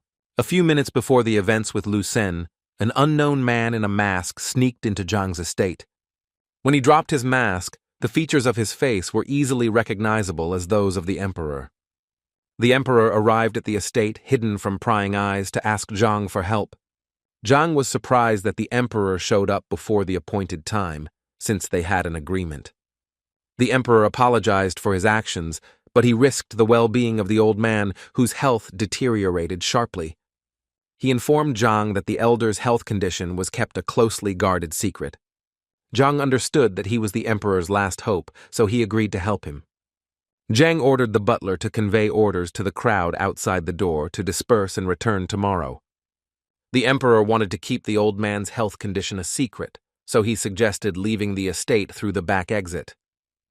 The men moved across the rooftops with extraordinary speed, and the emperor noticed that Zhang did not seem to be running at all. Zhang guessed that the rapid movement was due to the elder's grave condition, so he couldn't hit him in the face. Zhang remembered that he had learned the heavenly movement technique a few days ago, but it required a lot of concentration. So, if it's not too much trouble, you should do everything possible to be on the same level as the emperor. As Zhang moved like the wind, he considered stopping his activities as a grandmaster, as it was becoming dangerous. A few minutes later, the men moved towards the elder's estate and were about to enter inside. Inside, Zhang was met by 3 grandmasters he already knew well. When Zhang approached the elder, at first glance it looked like the man was sleeping, but his emaciated body indicated that he had been ill for a long time. Now Zhang understood why the emperor was in such a hurry, because the elder's condition was truly deplorable. Zhang grabbed the elder's wrist, trying to figure out what was wrong with him. But Zhang didn't like the fact that the Library of Heaven's Path didn't activate after he touched it. Zhang thought about alternatives, because the elder in this state also could not demonstrate a blow. The emperor anxiously asked Zhang if he could help the elder recover. Zhang grabbed his beard, trying to find words to explain, because nothing was clear to him yet. Therefore, Zhang turned to the emperor for help. He wanted to plunge the old man into an unconscious state. For the emperor and the grandmasters, this method was strange, since they did not understand how it would help a person recover. But fortunately, the emperor had a similar powder in his bosom, which, when inhaled, causes a person to lose consciousness. Zhang wondered why the emperor carried such things with him, to which the man replied that the situations could be different depending on his political status. Zhang brought the powder to the elder's face for Tai to inhale its contents. The great masters were shocked by Zhang's unusual methods of trying to heal the elder. The emperor advised Zhang to be careful with the powder as it was extremely strong, and he was afraid that it might harm the elder. Zhang thought about the emperor's words because he did not want to harm the elder. Zhang then asked the great masters if they had anything that could briefly increase an elder's vitality. Grandmaster Zhuang approached his colleague Lu through the Qi connection and asked him to find out if he knew anything about such things. Lu is surprised by Zhang's method, as he was convinced that patients are usually examined while conscious. The emperor informed Zhang that the elder was taking all the necessary medications, but unfortunately they were not helping. Master Zhang expressed the opinion that he knew of something that could improve vital functions for a period of time, but he warned everyone present that this was not a pill, but a poison that would have its consequences. The emperor and Zhang were stunned by this statement, as it was a serious step. Master Lu was against the poison maker profession, but he also noted that if it had survived for centuries, then it must have its own values. Master Zhuang knew that preparing such a poison was difficult, since the resulting solution had to have the perfect ratio of components. According to the Grand Masters, the profession of poison maker was rare, but the right person could be found in the first-class kingdoms, so the decision was left to Zhang. Zhang was not enthusiastic about this idea, as he knew little about the properties of poisons. But he still asked the Grand Masters if they carried such things with them. Master Lu said that the poison needed was unique and had to be prepared without storage, otherwise it would become toxic. Zhang came to the conclusion that in that case they needed a poison master. Zhang was desperate for poison to cure the elder, so he didn't even hear any objections from the emperor. But the emperor still told Zhang that there was no such master in the kingdom, and was surprised that Zhang, being the great master, did not know about this. Zhang panicked for a second. He couldn't imagine that he would make a mistake in such obvious things. So he pretended to have confused the kingdoms that needed a specialist. The grandmasters looked at each other and came to the conclusion that there was no such master in the nearby regions either. Zhang asked the great masters if they knew what was in the poison and whether he should deliver the necessary supplies immediately. Master Lu assured Zhang that the recipe was quite simple and consisted of 10 ingredients, but the difficulty lay in the proportions. Zhang sighed heavily and asked to tell him the recipe so that he could start preparing the poison himself. Master Lu had no choice, so he listed all the necessary ingredients to prepare the poison. Zhang knew very well that all the ingredients were extremely poisonous, and an ordinary person could die in an instant, let alone a weak old man. Therefore, Master Lu saw no point in preparing poison without the necessary specialist. Zhang supported his colleague since, in his opinion, the risks were extremely high. But Zhang was confident in his own abilities, so he insisted on doing whatever was necessary for the elders' sake. The grandmasters were frightened, because none of them knew how to properly prepare the poison. Zhang asked the great masters to bring all the necessary ingredients and was ready to start cooking himself. The men were worried because they felt Zhang had chosen the wrong time for the experiment.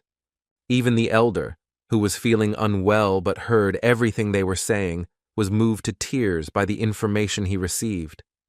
A few minutes later, Zhang was brought everything he needed, and he began to carefully examine each ingredient. Master Lu tried to warn Zhang that the slightest mistake could be fatal. However, for Zhang, it was all in vain. He was confident in his actions and knowledge, and he began to prepare the poison that was so necessary for the old man's recovery. Zhang searched carefully in the library for the right book that would help him prepare. Within a few minutes, he found the perfect option and began to study it. The masters watched Zhang's every move closely, praying that he would not make a mistake. After reading all the necessary information, Zhang was extremely calm. Meanwhile, the elder's condition worsened, and the emperor begged Zhang to do something. Zhang replied that this was exactly what he was doing, and the emperor fell to his knees and begged the man to hurry. Master Lu still doubted Zhang's abilities and did not believe that he would succeed. After all, in the opinion of men, it is necessary to maintain the correct proportions, and you can't do such things at random. But Zhang finished preparing the poison, which was green in color, and placed it in a test tube. The masters were surprised that Zhang was able to prepare the poison so quickly without detailed instructions. The desperate emperor had no choice since the elder already had one foot in the other world, so he gave him the poison prepared by Zhang. Then the emperor opened the old man's mouth to give him poison to drink. The emperor poured out the contents of the test tube to the last drop in the hope that it would help the old man. A few seconds later, the old man began to cough, spitting out the rest of the poison from his mouth. The man began to convulse, his face turned purple, his eyes became empty. The grandmasters considered Zhang's poison a failure because it was impossible to select the perfect proportion by chance. The emperor appealed to the grandmaster to intervene and do something, but Zhang simply watched. However, Zhang still decided to intervene and hit the elder to make sure he swallowed all the poison. And lo and behold, it worked. The old man came to his senses and cleared his throat. First of all, the elder reproached the emperor for wanting to kill him. The man then turned to Zhang and thanked him for his help, but Zhang was not finished yet, so he asked the old man to demonstrate his strike. The old man began to tell Zhang that while in this state he had learned a certain truth. The old man admitted that he was too weak to even think about a breakthrough, but he was happy. Grandmaster Lu supported the elder's statement because no matter how wonderful life is, it limits the elder's capabilities. The elder spoke about the same thing, and the only thing he regretted was that he realized the truth too late. Zhang could not stand the elder's hot temper and hit him so hard that he jumped out of bed. Zhang explained that the poison has a time limit equal to the burning time of one stick of incense. The Grand Masters and the Emperor were shocked that Zhang had hit the elder, but they continued to deceive. Zhang walked over to the elder to hold his wrist again and analyze the problem. Zhang tried to find the problem using the library, but so far he only got general information. The emperor asked Zhang if he could help the elder heal. Zhang assured the emperor that there was still hope, but now the elder needed to be awakened. When the elder woke up, he said that he had seen a dream in which he learned about true life. Zhang advised the old man not to waste time, so now the elder had to choose. Either he gets treated or he lives out his days in peace. At first, the elder did not believe in the reality of his healing, but when he realized, he began to beg Zhang for help. Zhang ordered the old man to follow all his instructions, otherwise nothing would work. The old man agreed to fulfill Zhang's every wish without question because he firmly believed in his power. The grandmasters sighed heavily because the situation was very similar to the one in the Zhang manor. Zhang asked the emperor to invite dancers with graceful figures into the room. The emperor, trying to understand Zhang's methods, was clearly confused, but he had no other choice. A few minutes later, 3 attractive girls with slender bodies were standing in the room. Zhang needed something else, which he whispered to the emperor. The emperor turned pale upon hearing Zhang's request and found it extremely indecent. The elder threw a pillow at the emperor and ordered him to immediately do whatever Zhang asked. The great masters were curious about what exactly Zhang was asking for, but only Master Lu heard Zhang's request because he was standing closest to everything. Zhang's method was truly exotic and even spicy, since he needed an aphrodisiac. The emperor brought the aphrodisiac anyway, and Zhang ordered the elder to be tied to the bed with a rope. The emperor apologized to the old man, but expressed hope that it would be for the best. Now that everything was ready, Zhang gave the emperor an aphrodisiac pill and asked the elder to take it. The situation became more and more strange, and the grandmasters thought about how to stop Zhang, but still continued to watch. After the elder took the pills, Zhang ordered the girls to perform their best dance. The girls diligently did their work, trying in every way to attract the elder to themselves. But the elder, despite his age, could no longer feel attracted to such attractive girls. However, after just a few minutes, his body was covered in sweat, and his heart was beating at a crazy speed. The elder asked the emperor what Tay had given him, and the emperor reluctantly replied that it was an aphrodisiac. The old man was furious, and now in his eyes his grandson looked like a complete traitor. The emperor tried to calm his grandfather down, as he was only doing what the grandmaster had ordered him to do. The old man called his grandson various shameful names and accused him of dishonoring his good name. Now the emperor was not a grandson for the old man. He did not want to see him in front of him. The emperor asked Zhang to look at his grandfather, but Zhang was in no hurry and assured him that this was how it should be. The grandmasters whispered among themselves, discussing Zhang's strange technique, which they saw for the first time. The men were about to stop this farce, but Master Zhuang insisted on continuing the process because Zhang had helped him at one time. The elder behaved like a real savage, and if it weren't for the ropes, he would have attacked one of the girls long ago. The transition to the 8th step is a difficult process, so the grandmasters still hoped that such actions would help the senior. The old man was literally boiling, saliva was dripping from his mouth, and sometimes it seemed like smoke was coming out of it. At some point he broke the ropes that held him and screamed like a savage throughout the room. The emperor and the grandmasters could not believe their eyes after what they saw. The man, who had been bedridden for several hours, was full of strength and energy and moved up to 8th place. The elder immediately kicked the frightened dancers out of the room, while the others still could not believe what had happened. The elder knelt before Zhang to express his gratitude for his help.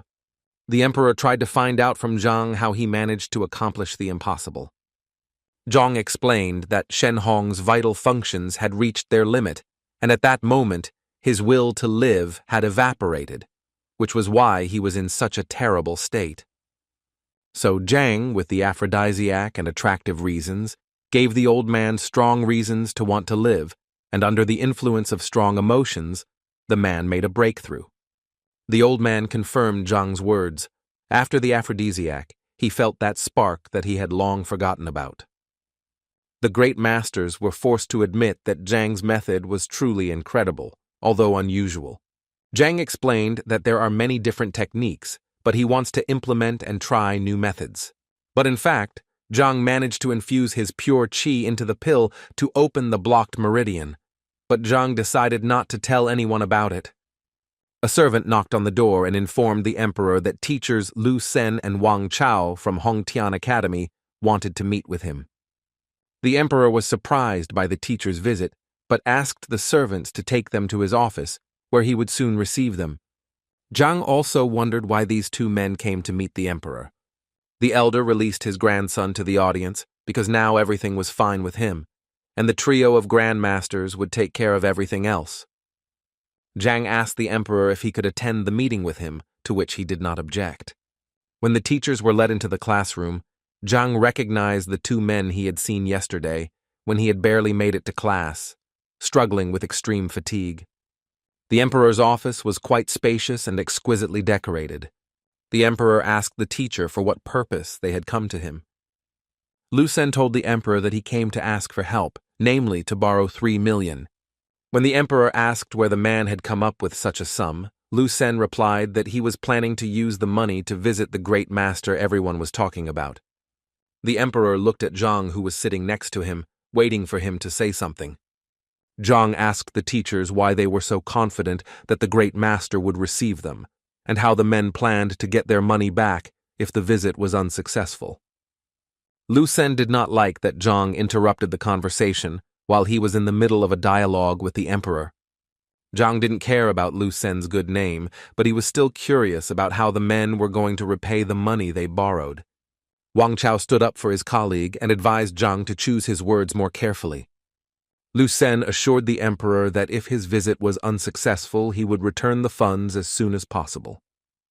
Zhang told the people that he had heard that the great master no longer accepted outsiders, even if they had money. Lu Sen thought that this was already his personal problem, and he tried to borrow from the emperor, and the unknown person gave unnecessary advice. The emperor, in order to avoid quarrels, agreed to help Lu Sen because of his good relationship with his father. Lu Sen and Wang Chao were extremely grateful for the generosity and promised to return the funds.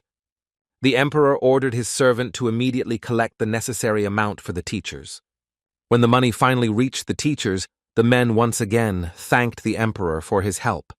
Lu Sen decided to give Zhang some advice before leaving, even though the man might be sitting next to the emperor.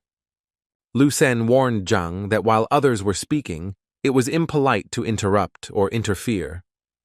Lu Sen tried to find out from the emperor's servant who the man sitting next to him was, but he received no answer. The emperor asked Zhang why he did not acknowledge himself as the great master, but simply watched quietly. Zhang assured the emperor that he was doing some kind of educational work, since men at that age were a bit hot-tempered. So Zhang said goodbye to the emperor and waited for the ordered 7th rank books from all over the kingdom. On the way to the great master, Lu Sen asked Wang Chao not to blab anything unnecessary and to behave with restraint in the presence of the great master. Wang Chao looked back and noticed Zhang following them, and was somewhat confused by this. Lu Sen advised not to pay attention to him, but also not to provoke him, because if he could sit next to the emperor, then he would hardly be the last person in the kingdom. A few minutes later, the men were already at Zhang's estate and gave him money so that he could enter. Butler remembered that he had forgotten to say that the Grand Master did not accept new visitors, even if a fee was charged.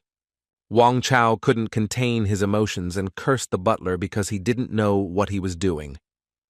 Lu Sen quickly calmed his colleague down and apologized for the delay, but he really needed to meet with the great master. Meanwhile, Zhang simply walked past the men and headed to his estate, angering the teachers.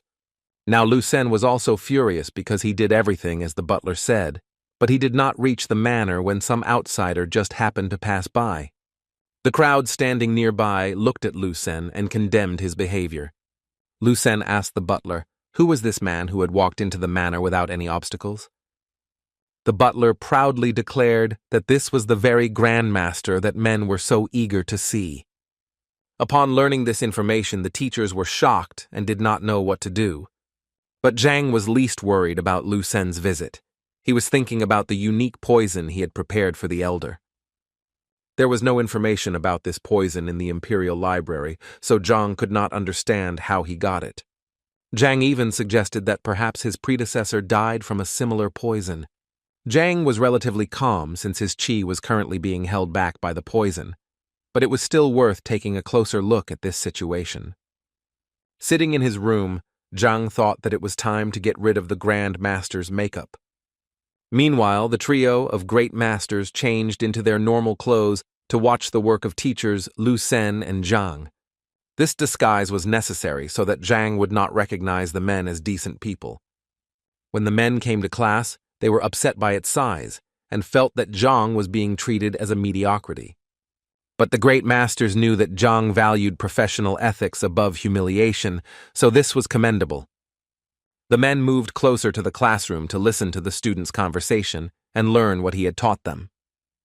The men managed to overhear several students discussing the possibility of harnessing spiritual energy. The great masters were delighted that Zhang was capable of such deep thought. Therefore, the masters continued to listen further to learn more information about the students and Zhang himself. Within 10 minutes, the men came to the conclusion that Zhang had a fairly serious store of knowledge and was a good teacher of students. They even managed to find out that Zhang knew the technique of enlightenment, which is possessed by true sages. Master Zheng admired Zhang's skill because he was able to combine theory and practice and create ideal conditions for his students. Hearing this, Zhang looked like a real diamond in the eyes of the grandmasters. Therefore, the men were confident that if someone trained using Zhang's method, his skills would definitely improve quickly, in less than a year. The students who continued to discuss Zhang's techniques were dissatisfied with only one thing. They were only free listeners. The teachers were caught in a trap when they learned that boys were only taught in co-ed classes.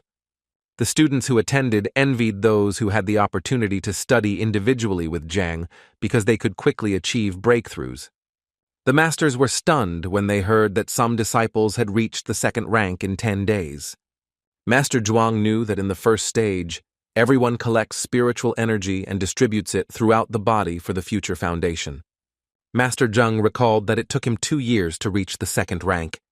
Master Lu thought that if Zhang's students were able to make a breakthrough in such a short period of time, then Zhang's level of teaching might be higher than their own.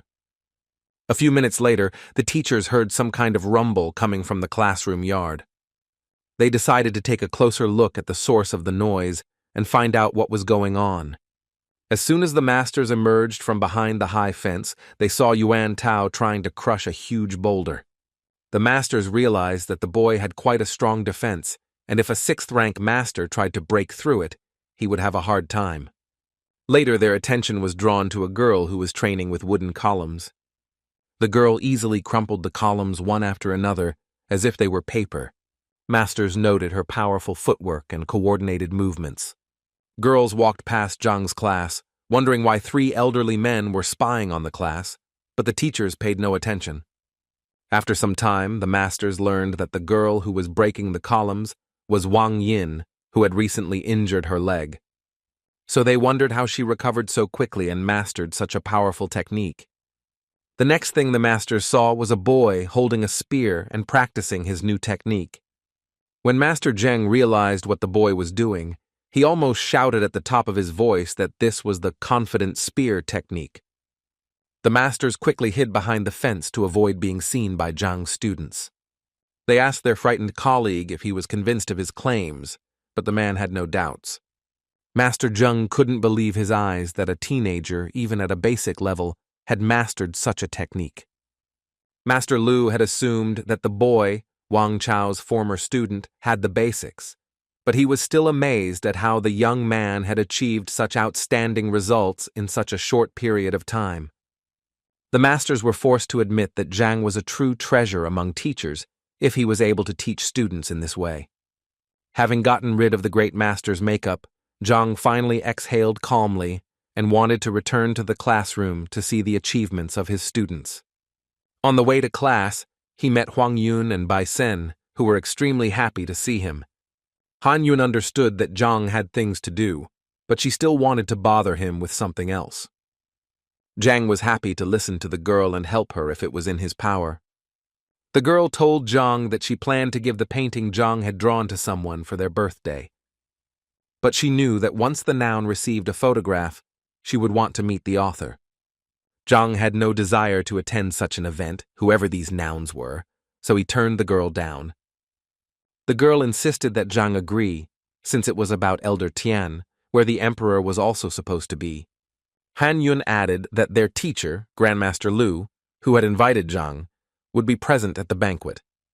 Zhang panicked for a moment when he heard the Grandmaster's name and was surprised that he knew about him.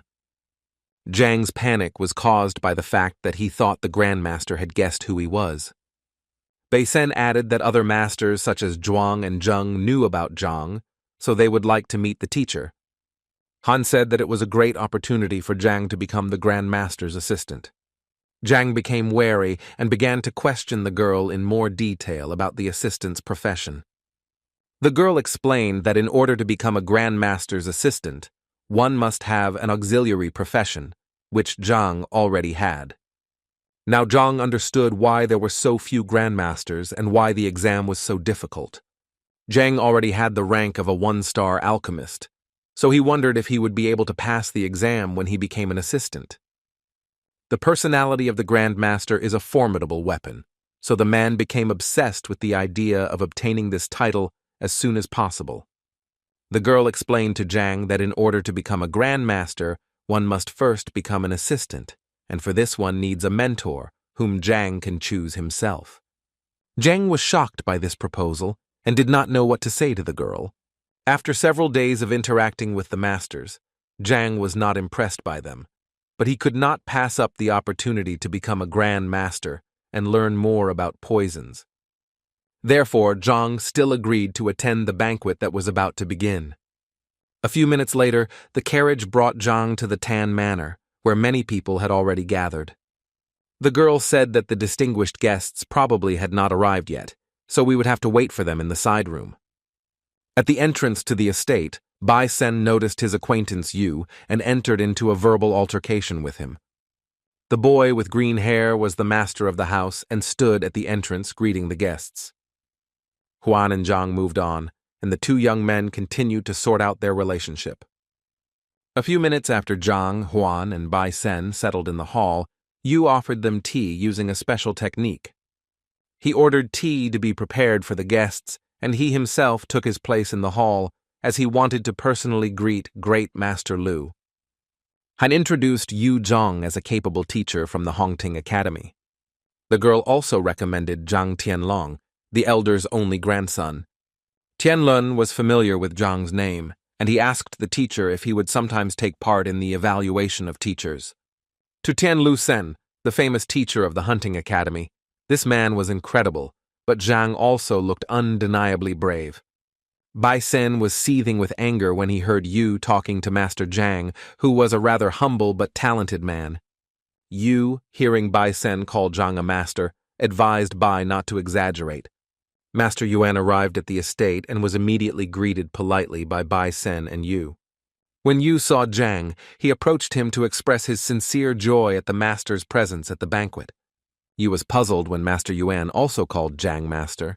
Yuan praised a painting Zhang had recently completed, and Zhang modestly replied that he would be happy to teach him the technique. Yu was completely depressed when he saw Master Yuan acting like a disciple in front of Zhang. Bai Sen was now satisfied that Yu had finally calmed down regarding Zhang.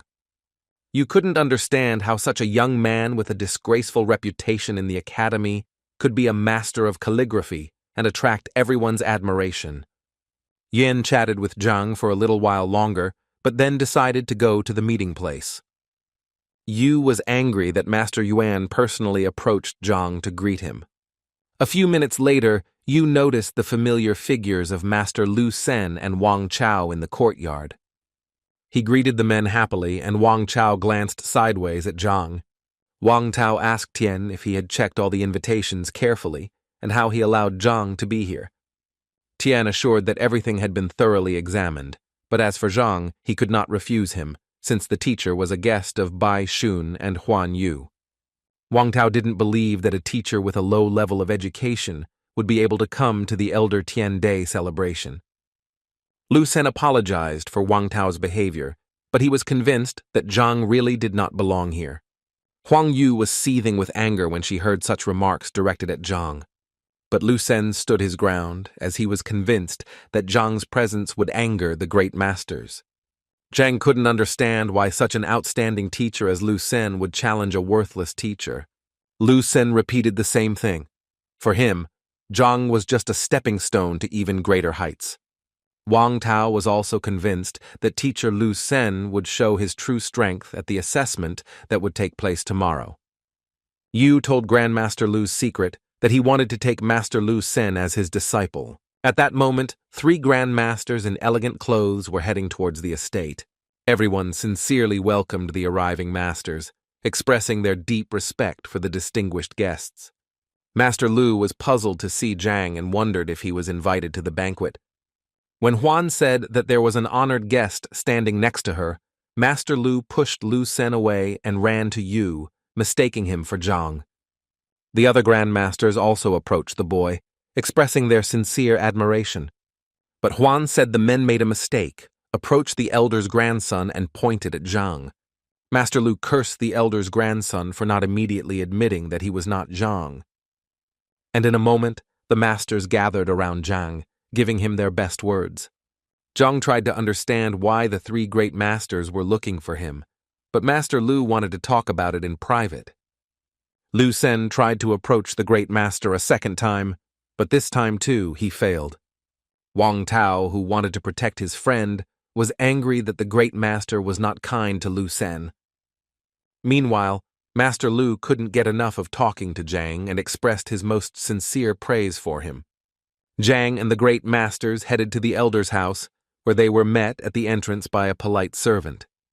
Aromatic, freshly brewed tea was poured into small cups from an exquisite set. The old man sat at a small table and prepared aromatic tea. When Zhang and the great masters entered the house, the aroma of tea simply enchanted them. The old man smiled back and asked the grand masters whom they had brought into the lodge. Grandmaster Lu introduced Elder Zhang as a young and outstanding teacher of the hunting academy. The elder was surprised when he heard that Zhang was outstanding, as he thought that title belonged to Master Lu Sen. Grandmaster Lu agreed with the elder, but in his opinion, Zhang was no less than Lu Sen, and in some respects even superior to him. The elder was surprised by this statement, because in the letter the Grand Master wrote something completely different. That's why he offered to take a test, so that you could try his exquisite and unique tea.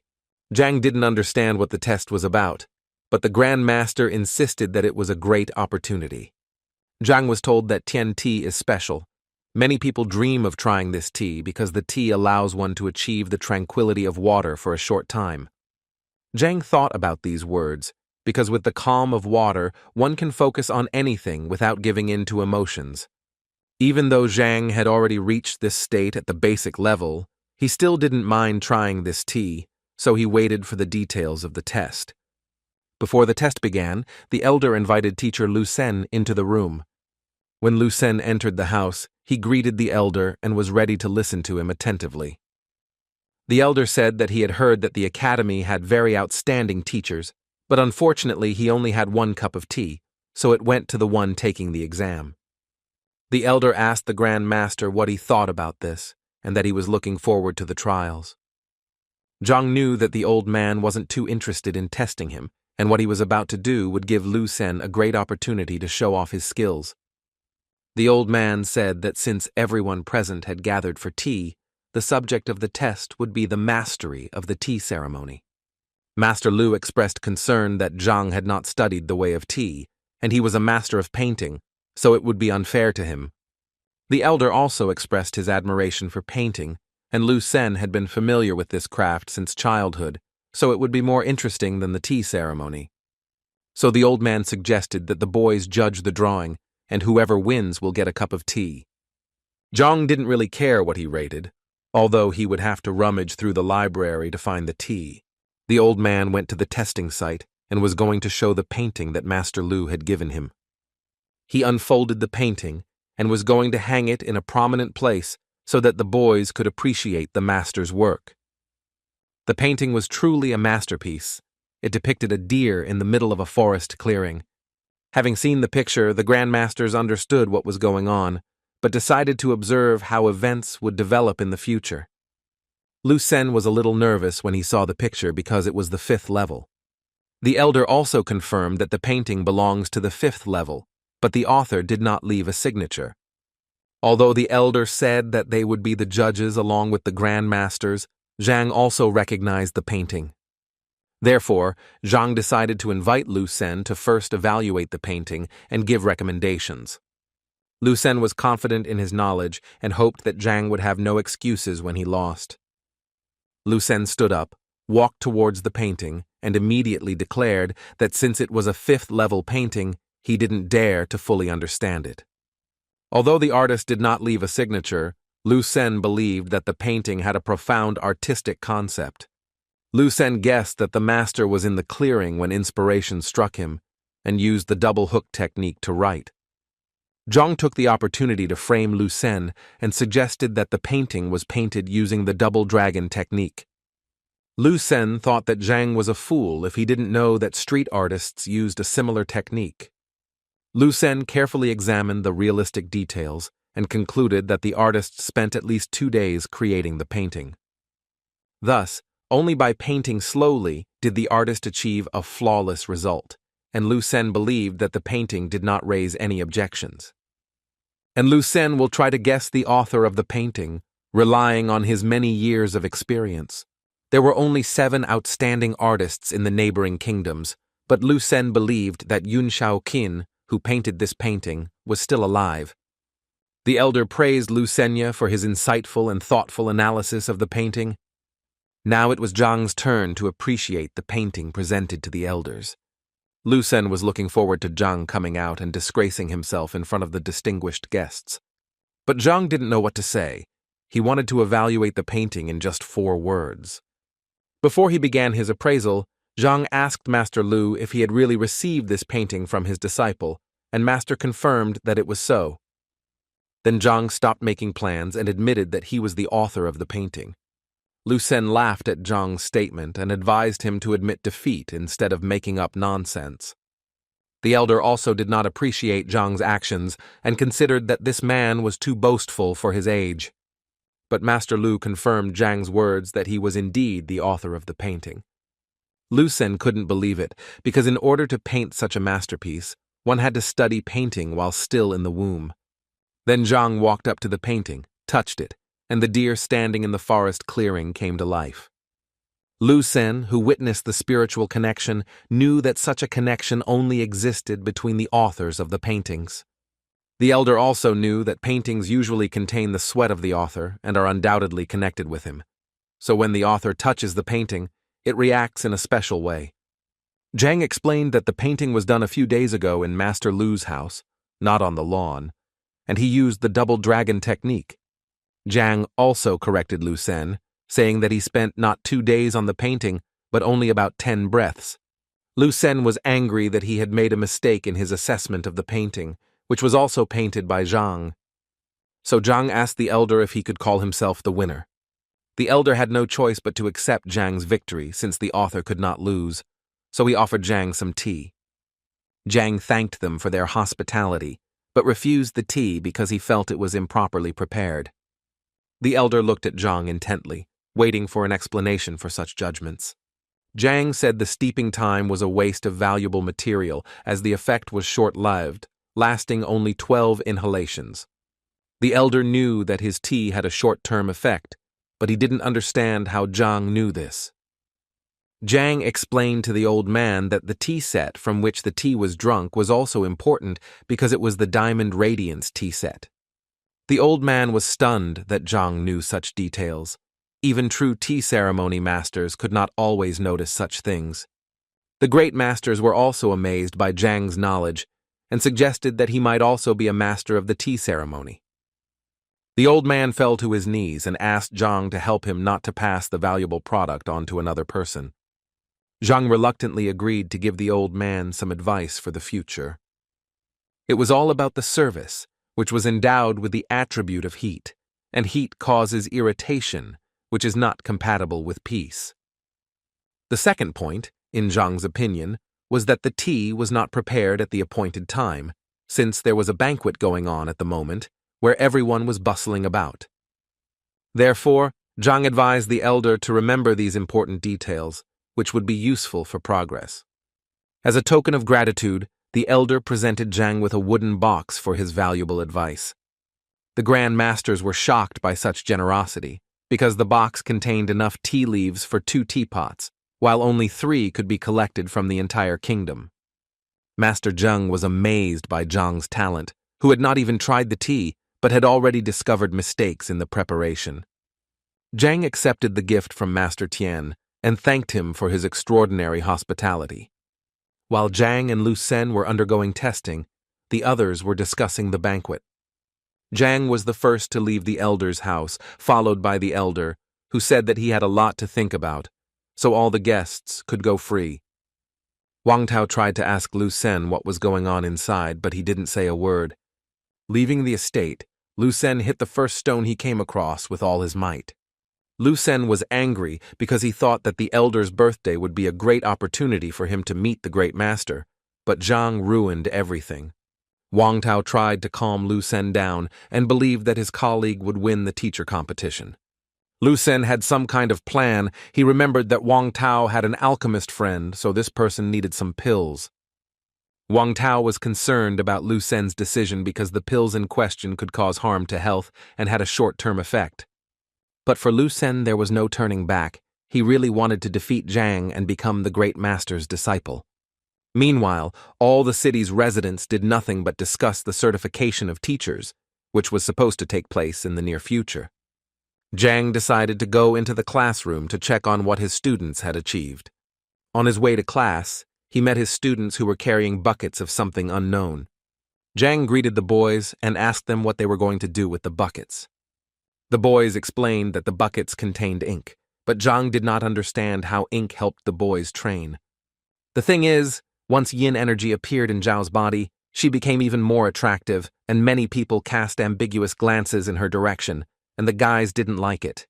Zhang still didn't understand why the boys needed ink when they could just kick the suitors.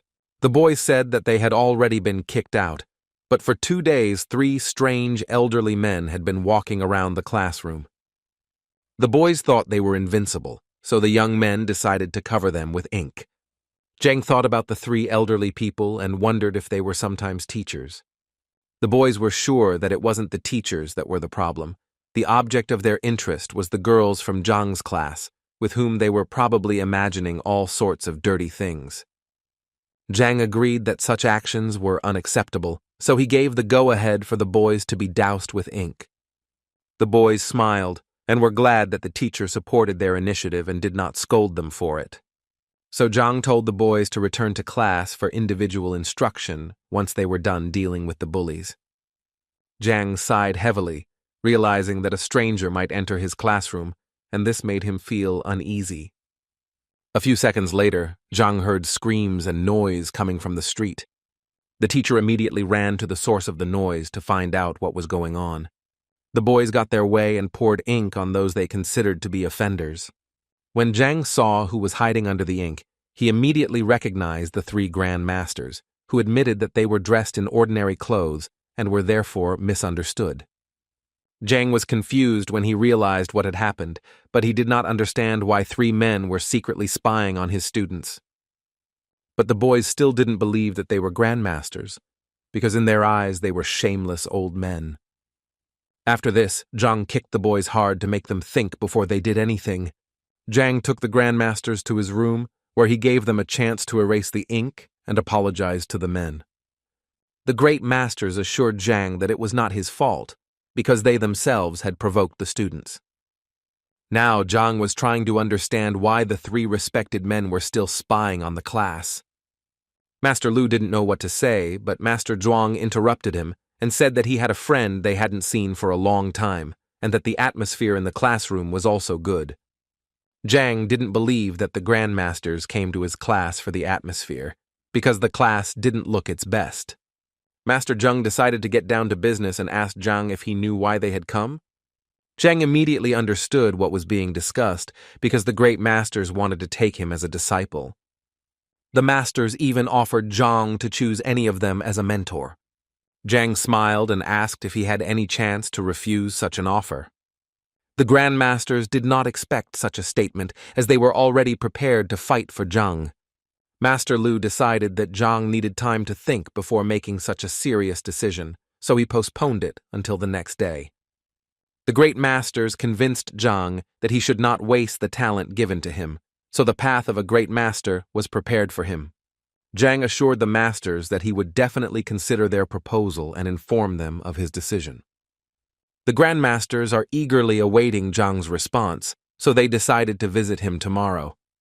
Before the great masters left, Zhang decided to ask them where he could find books on poisons. The grandmasters thought about it and remembered that in the realm of poisons, no one could surpass the poison hall. Zhang didn't know what this was about because he had never seen such information in the books in the kingdom's libraries. Master Lu said that the poison hall belonged to the Poison Master Guild, where poisoners could make people defenseless. Master Lu continued that the poison masters were expelled by the great powers of the continent, and when the guild was destroyed, many poison masters died. As a result, those who managed to survive secretly formed the poison hall and hid among the mountains and rivers. Zhang was stunned by the master's story, but in the end his words lost all meaning since it was unknown where this poison hall was. Master Zheng warned Zhang that poisoners often test powerful drugs on themselves, so he should be careful. When the master asked Zhang why he was interested in this, Zhang assured him that he was simply curious, without giving any further details. Master Lu said that although he didn't know the exact location of the poison hall, he had heard that the edge of the hall was on the Red Lotus Ridge. Master Zhuang added that in addition to the poison hall, the Grand Master's library also contains books on many professions, including some information on poisons. In this way, the masters hinted to Zhang that when he became a Grand Master, he would have unhindered access to the library. Zhang thought about this because he needed information, and if he couldn't find the poison hall, then the Great Master's library would be his only option. The Grandmasters once again reminded Zhang to think about their proposal and then said goodbye to the teacher. Zhang thought about what he should do because he did not want to acknowledge any of the three masters as his teacher. And then the teacher had the idea that he himself could become a teacher in the role of Great Master Yan. Already on the street, the Grandmasters were wondering why Zhang did not agree to their proposal. Master Zheng guessed that Zhang's thoughts were currently occupied with the upcoming teacher evaluation. Therefore, the masters decided to attend the match between Zhang and Lu Sen and answer their questions. The masters agreed that it was impossible to have one teacher for life, so they wanted to become Grandmaster Yan's students. After all, according to the men, Grandmaster Yang was much stronger than them, and thanks to him, they were able to make a breakthrough. Zhang, dressed in the costume of the Grand Master, hurried to his estate. At the entrance, he was met by a butler who informed him that 3 Grandmasters were already waiting for the meeting. Zhang considered the question of who to send for the owners, but now there was no need for that, because the men arrived on their own. So Zhang asked the men what their purpose was in coming to his estate. The men told Zhang that they hoped to become his disciples if he did not refuse. Master Lu said that although they were not as talented as Zhang, they were still willing to share their experiences. Zhang suggested that the reason the men wanted to become disciples was because they had been unable to make a breakthrough for a long time. The men agreed with this assumption and really hoped that Zhang would help them. Zhang poured himself some freshly brewed tea and told the great masters that he preferred a quiet life and did not want to reveal his identity. However, Zhang revealed that he still revealed his identity in the Tianshuan kingdom and even helped others. The great masters listened carefully to Zhang, but did not understand what he was getting at. After brewing tea, Zhang said that during his journey, he had accidentally met a talented young man, whom he had accepted as his disciple and direct heir. Master Lu was stunned by the Grand Master's statement and assumed that his disciple was Master Zhang Huang. The Great Master confirmed this assumption, so if the masters also want to become disciples, then Zhang will be an elder brother to them. The grandmasters were stunned by the grandmaster's statement and did not know what to say. But a second later they realized that the grandmaster had agreed to take the masters under his wing. The hosts knelt down and began to express gratitude for the unprecedented generosity. After expressing his gratitude, Zhang told the masters that he travels a lot, but will still help the masters. And Zhang, acting as the great master, asked the masters to provide all possible support and assistance to his disciple Zhang during his absence. Master Lu assured Grandmaster that he did not need to worry about this, as they would do their utmost to help Zhang succeed. So Zhang asked the masters to demonstrate some strikes so that he could give them the necessary advice on how to improve, after which they thanked him, and the butler took them away. After everyone had left, the butler informed Zhang that while he was away, the emperor had delivered a large number of books to the estate. Zhang was pleased and did not expect that the emperor would fulfill his promise in such a short time. Zhang informed the butler that he would be gone for a while, so anyone who wanted to could leave a letter. Meanwhile, in Lu Sen's class, Wang Tao announced that he had managed to obtain the necessary pills. Wang Tao was worried about Lu Sen and doubted whether this was really necessary, but Lu Sen did not back down from his plans. Zhang, meanwhile, studied all the books that the emperor had handed down to create one perfect book on the 7th rank. He carefully read every word to open the acupuncture points and connect the meridians to allow the qi to flow smoothly. After several hours of painstaking work, when it was already night outside, Zhang managed to reach the top of the 7th rank. But Zhang noticed that the pace of his development had slowed.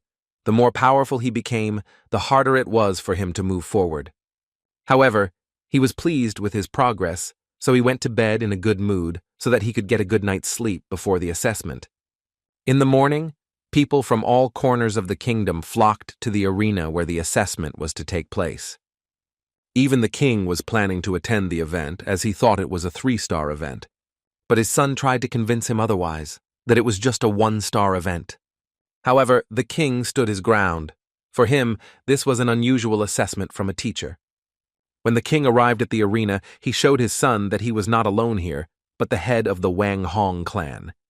At this time, Wang Hong was just greeting the head of the alchemist guild, Wu Yang, in the neighboring box.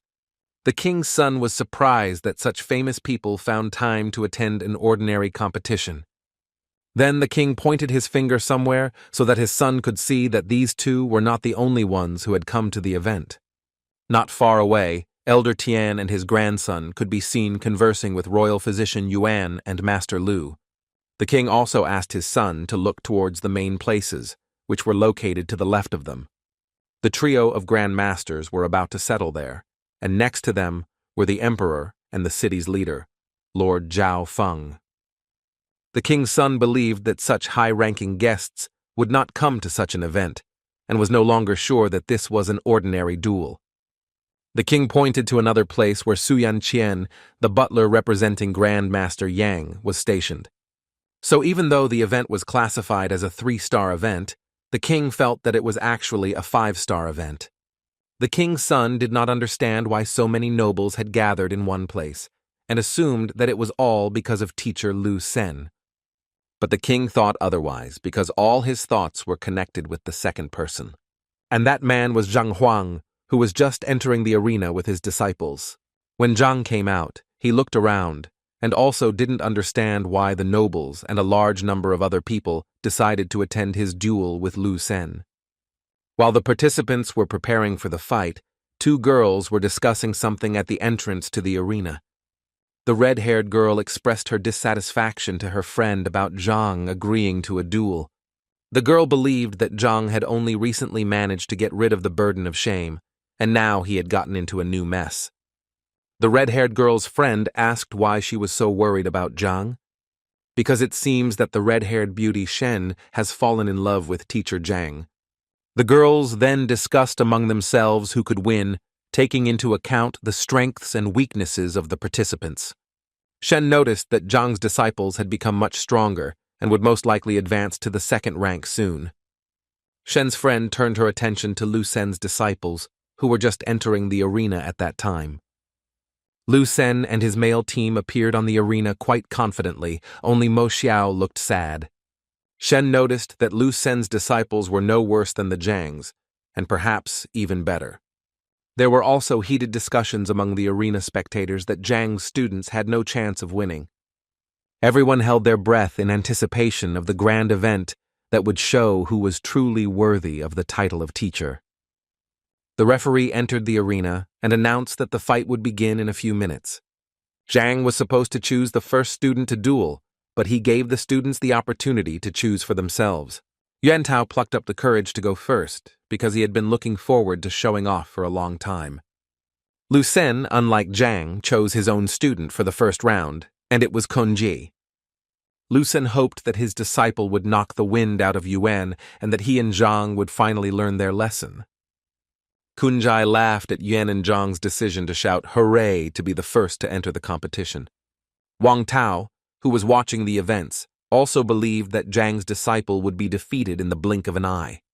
The elder standing next to Wang Tao analyzed the situation and was glad that the advantage was not on Zhang's side.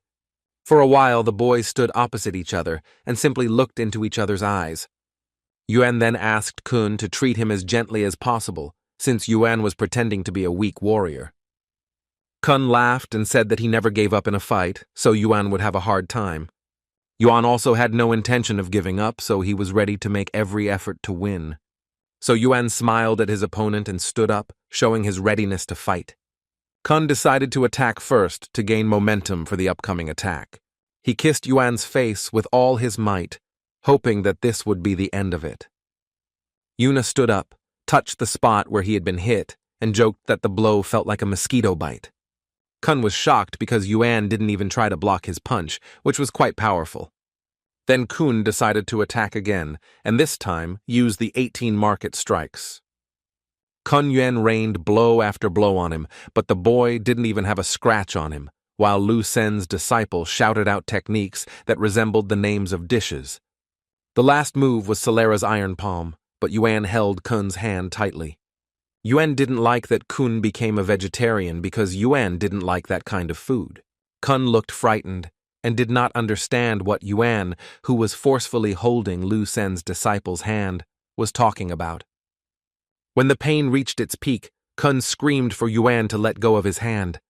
However, Yuan was not going to let his opponent go just like that, but instead grabbed his other hand as well. Kun was already extremely nervous and scared because he didn't know what to expect from Yuan. Fear flashed in his eyes because at any moment Yuan could attack and Kun could not defend himself. Yuan took the opportunity and used the fire kick to the head technique, hitting Kunya right in the bridge of his nose. It seemed that Yuan was in the heat of the moment and was about to leave his opponent as nothing more than a wet spot. The defeated Kun barely held on and realized that he had underestimated Yuan, who had changed greatly. Zhang knew that even though Yuan had only recently activated his abilities, he would be able to easily deal with his opponent, and Zhang imagined the following scene. Yuan did not agree to Kun's offer to surrender, as he did not want to let Zhang down. Yuan offered Kun to deal a few blows to those who surrendered, and for this, Yuan would pay 500 gold coins. Kun was greedy for money, so he accepted Yuan's offer if he had that amount. Yuan reached into his pocket to get the money he needed and hand it to Kun. The moment Yuan grabbed Kun's hand with his other hand, he placed the money into his palm. And while Kun enjoys the profit, Yuan will deliver a crushing blow with his fist, after which Kun washes himself with soup and flies up several meters like a fluffy feather. The battered Kun landed with a thud next to Lu Sen and his other disciples. Lu Sen was angry at his disciple's failure, and if he had known that the result would be so disappointing, he would not have given him the pill. The day before the duel, Lu Sen gathered his disciples to give them a pill that would enhance their abilities. The box contained pills that would help Lu Sen's disciples reach third place and win the assessment in one night. But Lu Sen also warned his disciples about the negative effects of the pill, as once they reached the third rank, their cultivation speed would decrease by 70%. Lu Sen promised to eliminate this side effect after he became Grandmaster's disciple.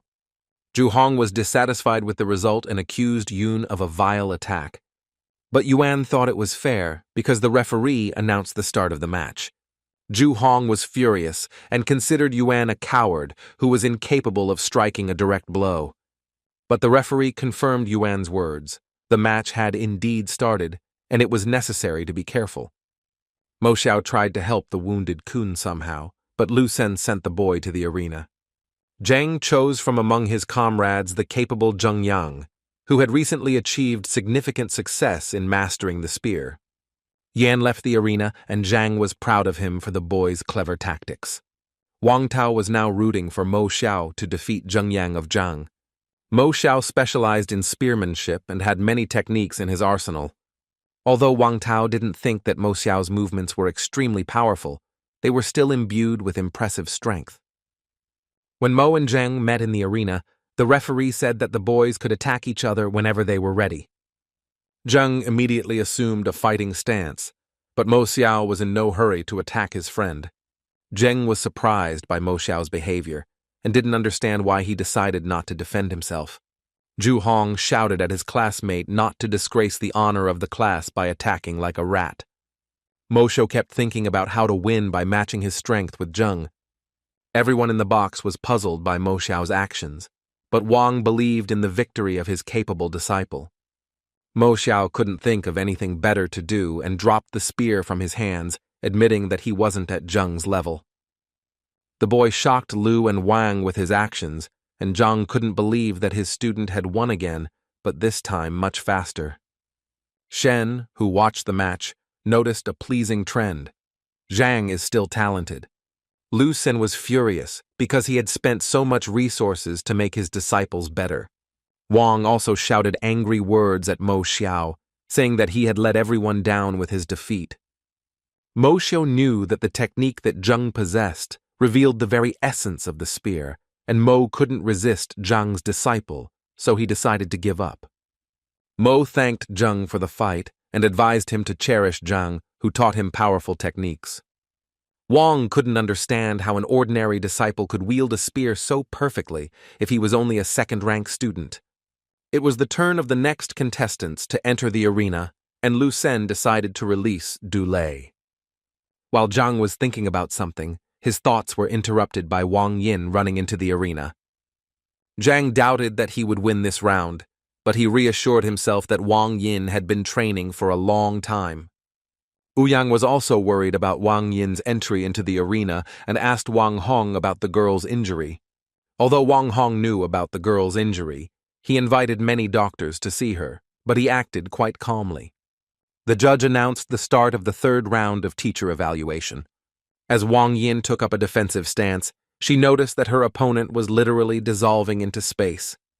The guy had lightning-fast movement skills and was like a hurricane. He quickly hit the girl, thinking that she was too slow to react. While Wang Yin lay on the ground, all the spectators chanted the boy's name, causing him to bask in the rays of glory. The boy returned to Lu Sen to boast that he had won this victory for him. But it seemed that Lu Sen didn't like it at all, and Zhu Hong actually shouted at the boy to get back on his feet as quickly as possible. Du didn't understand what these calls were for, because he was already standing firmly on his feet. And then the picture began to take on unclear outlines and seemed to float, as if after a large amount of alcohol. A few seconds later, Du opened his eyes and, not understanding what was happening, saw Wang Yin in front of him. The boy hallucinated for a few seconds because of Van's blow and thought that he had won, although in fact the girl knocked him to the floor with one blow. The boy quickly gathered his strength and jumped to his feet to continue the fight. The girl apologized for her blow, as she had only recently mastered the technique and did not yet have full control over her blow. The boy was still a little stiff and didn't understand what Wang Yin was talking about. Ouyang was shocked by the girl's speed, and the uncle did not regret coming to see this spectacle because Zhang was able to heal the girl's injury. When Ouyang heard that Zhang could also heal, he couldn't believe his ears. Zhu Hong urged Du to act quickly and not be distracted by trifles. But Lu Sen was worried about Wang Ying's skill, as she was far superior to Du in shadow techniques. With just one kick, the girl was able to stop the boy and cause him serious injuries. Du was also angry because Lu Sen taught him this technique and he couldn't let him down, otherwise he wouldn't be able to look him in the eye. Therefore, the boy did not think long and immediately decided to hit Wang Yin. But the girl was much more agile and faster than the boy, so she seemed to disappear into thin air. She stopped a few meters away from the boy, who simply punched the air. He couldn't believe that she managed to jump so high in a second. Lu Sen tensed up and realized that the technique the girl possessed definitely did not match the Wang family's style. Therefore, Lu Sen couldn't believe that such a hopeless teacher like Zhang could teach the girl such an incredible technique. Zhang, who was watching the match, knew that Wang Yin's character was still weak and needed some work. As the boy and girl ran from one corner to another around the arena, Zhang realized that Wang Yin's technique was dangerous, because if you used it too often, you could lose a lot of strength. The girl was already really exhausted and could barely keep up, so she really needed a new plan of action. Du was already annoyed by this, because the match was like a cat chasing a mouse, and he also understood that if he continued in the same spirit, he would use up all his strength and would no longer be able to fight. Therefore, at the next moment, Du dared to suddenly attack Wang Yin to finally win the round. But the girl was ready for the blow and, having waited for the right moment, decided to repel the attack with her foot. The impact caused Du's face to distort, and he fell to the ground again, unable to do anything. Du, covered in blood, knew it was his defeat, but he couldn't lose like this. At the last moment, he grabbed Wang Ying's wrist and pulled her along with him. The girl didn't expect such a mean act, but Du didn't care, because if he didn't win, it would be a draw. And both participants flew out of the ring, and therefore Du still managed to implement his plan. The dissatisfied spectators began to shout that it was unfair, because Wang Yin should have won. Du's performance looked worse than Yuan Tao's.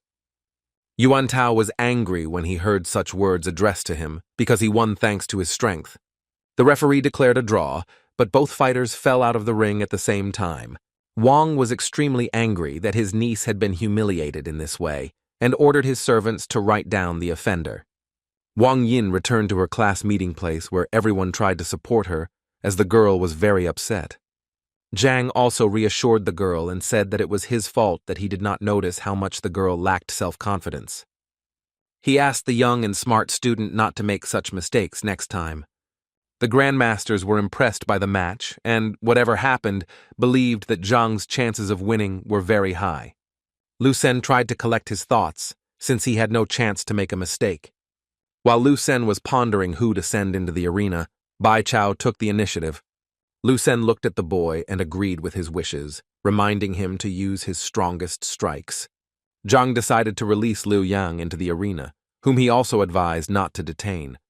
Wang Tao was no longer completely confident in his student, although he had long studied fist-fighting techniques. When the guys entered the arena, the referee gave permission for the fourth fight to begin. Bai Chao used the steel skin technique and wanted to offer Liu Yang something interesting. Bai wanted to fight Liu in hand-to-hand combat only to see what Zhang had taught him. Liu thought for a second about his opponent's proposal. And the next moment, Liu rushed to attack Lu Sen's disciple so that he would stop talking too much and fight for real. Bai appreciated Liu's enthusiasm and also hurried to meet the boy in order to win him over. Their fists collided with an insane force capable of destroying everything around them. Liu noted that Bai's steel was not that strong, but it would still take some effort.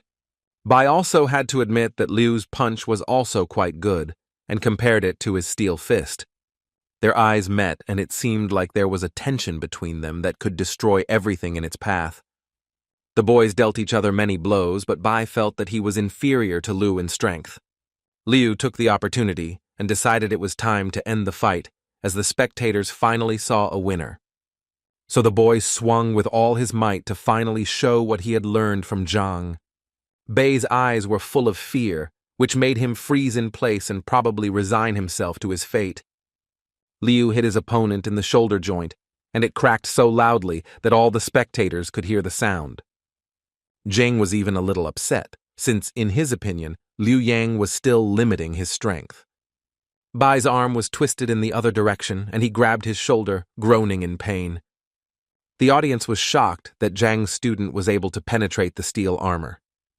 Liu himself wondered how he managed to do this and asked his opponent if he had really studied this technique. Bai shouted that he had studied everything and that he could not be considered weak. It was just that Liu was too strong. Liu then offered to fight again after he recovered, but Bai refused as he did not want to be defeated a second time. Bai asked the referee to acknowledge his defeat and stop the fight. The judge warned the boy that if he gave in now, the teacher's evaluation would end there. But the guy didn't care about the rating. It was better to lose than to lose. The referee acknowledged Bai Chao's defeat and declared the evaluation complete, with teacher Zhang as the winner.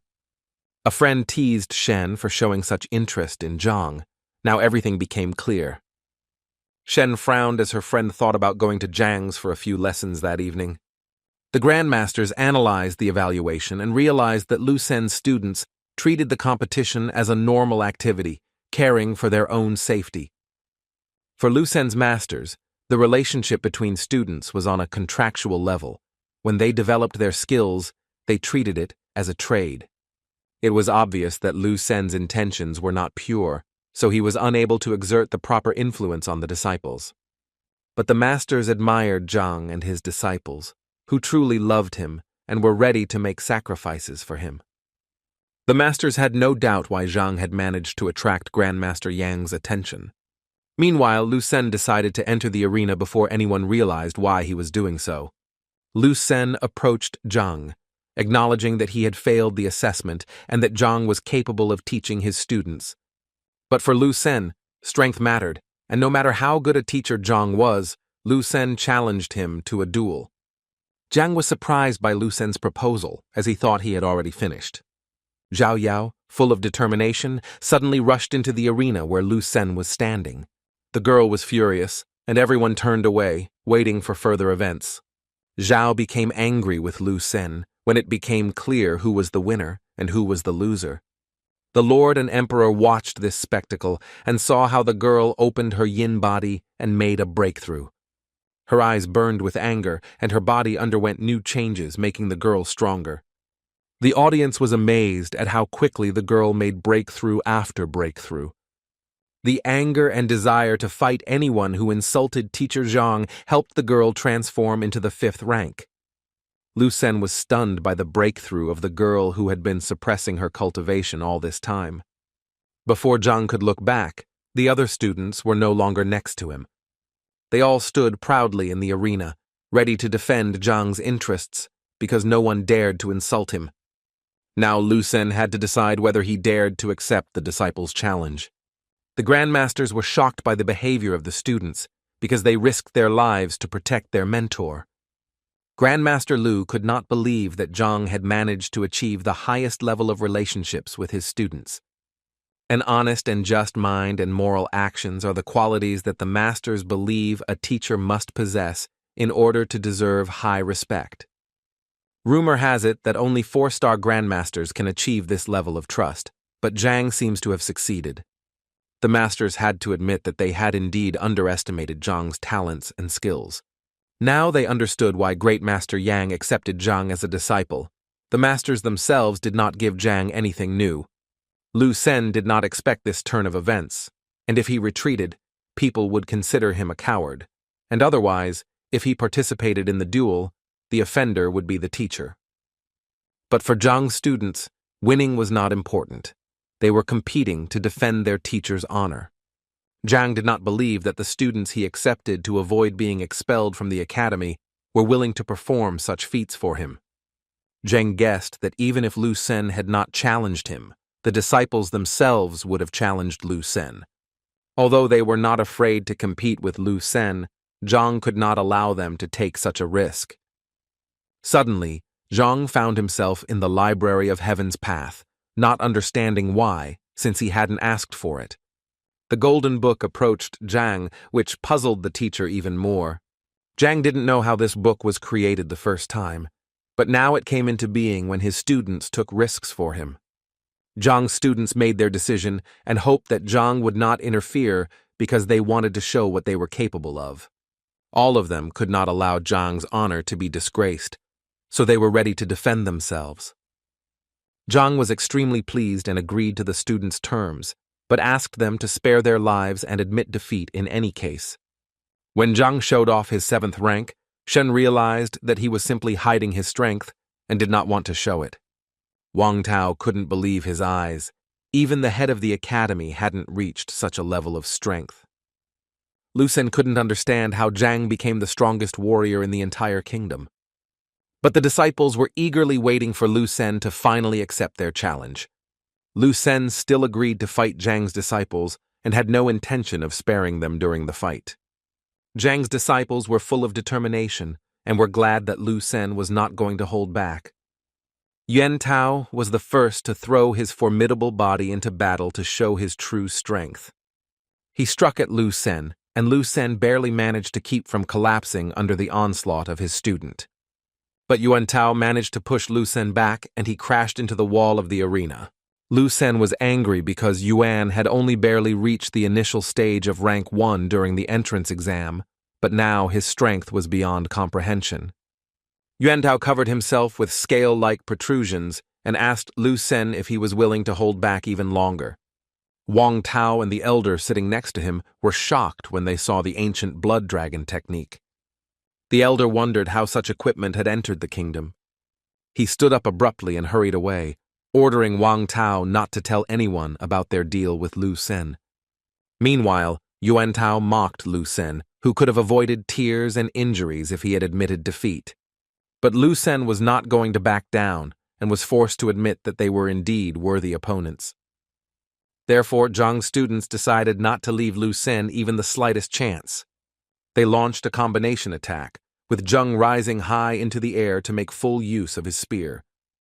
Zhang threw it with all his might, and the spear flew straight towards Lu Sen, who had seconds to make a decision. Lu Sen dodged to the side, but the spear managed to hit his face and leave a small scratch. Lu Sen jumped to the side to avoid the spear strike. Taking advantage of the opportunity, Wang Yin decided to attack Lu Sen from behind and struck him in the head. But Lu Sen used the butterfly pole technique, did a backflip and dodged the blow. He hoped for at least some respite and realized that Du really couldn't keep up with the shadow technique. As soon as he thought this, Liu Yang wanted to hit the teacher hard, but Lu Sen dodged it. After that, he was going to counterattack the boy, who had not yet managed to change his position. However, Wang Yin rushed to help the boy, so that Lu Sen would not harm him. She was going to punch the teacher in the diaphragm so that he would lose his balance. But Lu Sen managed to analyze the upcoming blow and grabbed the girl by the leg. He spun it in the air and threw it at Liu Yang, neutralizing both opponents. The teacher then landed a few meters away from Zhang's students lying on the ground. He noticed a strange blue mist enveloping the arena and realized that it was Zhao Yao releasing his aura to narrow the teacher's field of vision. Yan Tao suddenly jumped out from the thick blue fog, not letting anyone forget about him. Lu Sen concentrated all his energy and flames began to appear in his hands.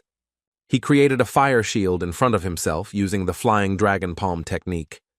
But Yuan Tao did not give up hope of breaking through the defense and striking at Lu Sen. Old Lu was angry at his son for using the family's secret technique against his disciple. Shen knew that such a shield was quite strong, as it created a sphere of qi outside the body that could protect against any attacks. Liu Yang swung his spear with all his might, trying to break Lu Sen's powerful defense.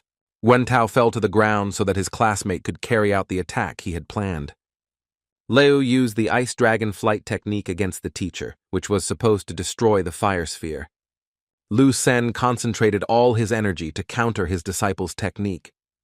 But with each passing second, he realized how difficult it was for him to do something like that, because Liu was no weaker. In the end, Dragon Liu broke through Lu Sen's fire defense, and the master was thrown back by the blast wave. Wang Tao was shocked that the disciple's strike was able to break through Lu Sen's defense. The man standing next to Wang said that the boy's determination to wield the spear was very strong, and he would achieve great success in this technique if he continued to practice. When Wang Tao turned to look at the man, he saw that it was his father, who turned out to have come to meet his brother, Zheng Yang.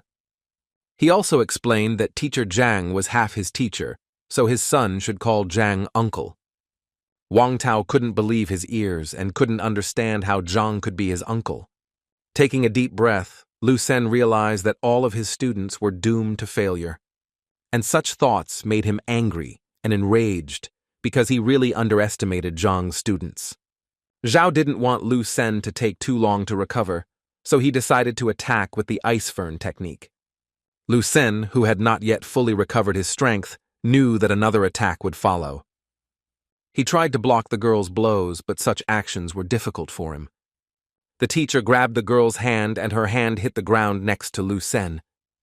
Without giving the girl a chance to move, Lu Sen prepared to launch an attack. But Zhang's students worked together and protected each other no matter what.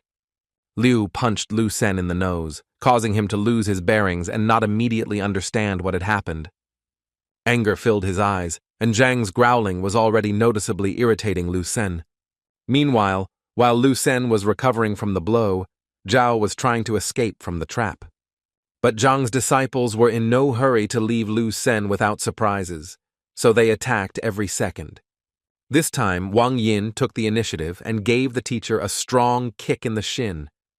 Taking advantage of the opportunity, Zhao decided to finish what she started and used ice fern again.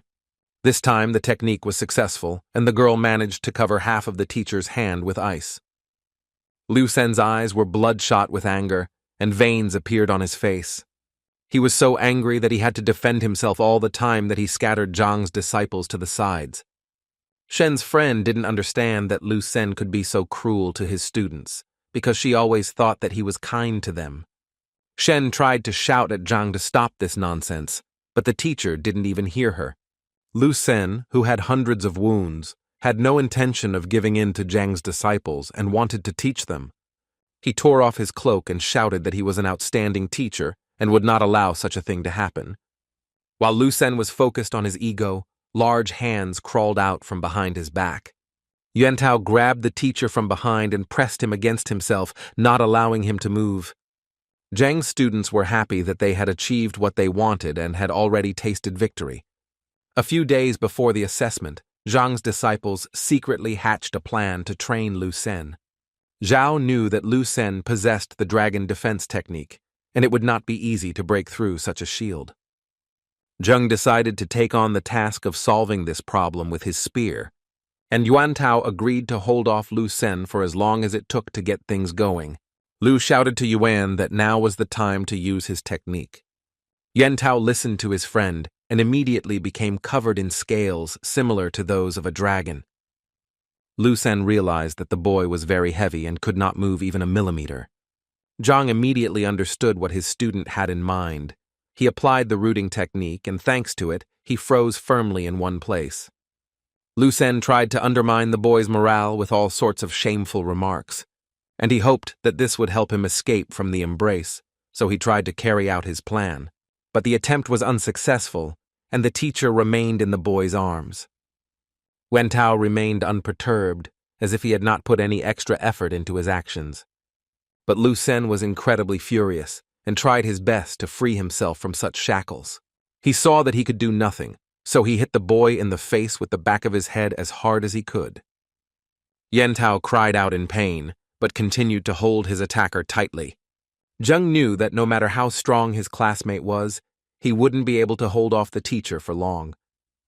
So the boy hurried to help his friend finish what he started once and for all. Zhang swung his spear to deliver a decisive blow to the teacher. Zhang's spear flew towards the offender with determination and ruthlessness, showing his true intentions. The sharp end of the spear stopped a millimeter away from Lu Sen's chin. Zhang, holding his spear at the ready, demanded that Lu Sen admit defeat. But Lu Sen was not ready to admit defeat, especially in front of Zhang's disciples. He pushed Yuan Tao away and used the boy as a shield to avoid the attack. If Zhang had not been so skilled with the spear, he might have injured his friend, but he came to his senses in time. Therefore, Zhang decided to attack the enraged Lu Sen from behind to help Yuan Tao. The audience was shocked by Lu Sen's actions because the famous teacher had fallen so low.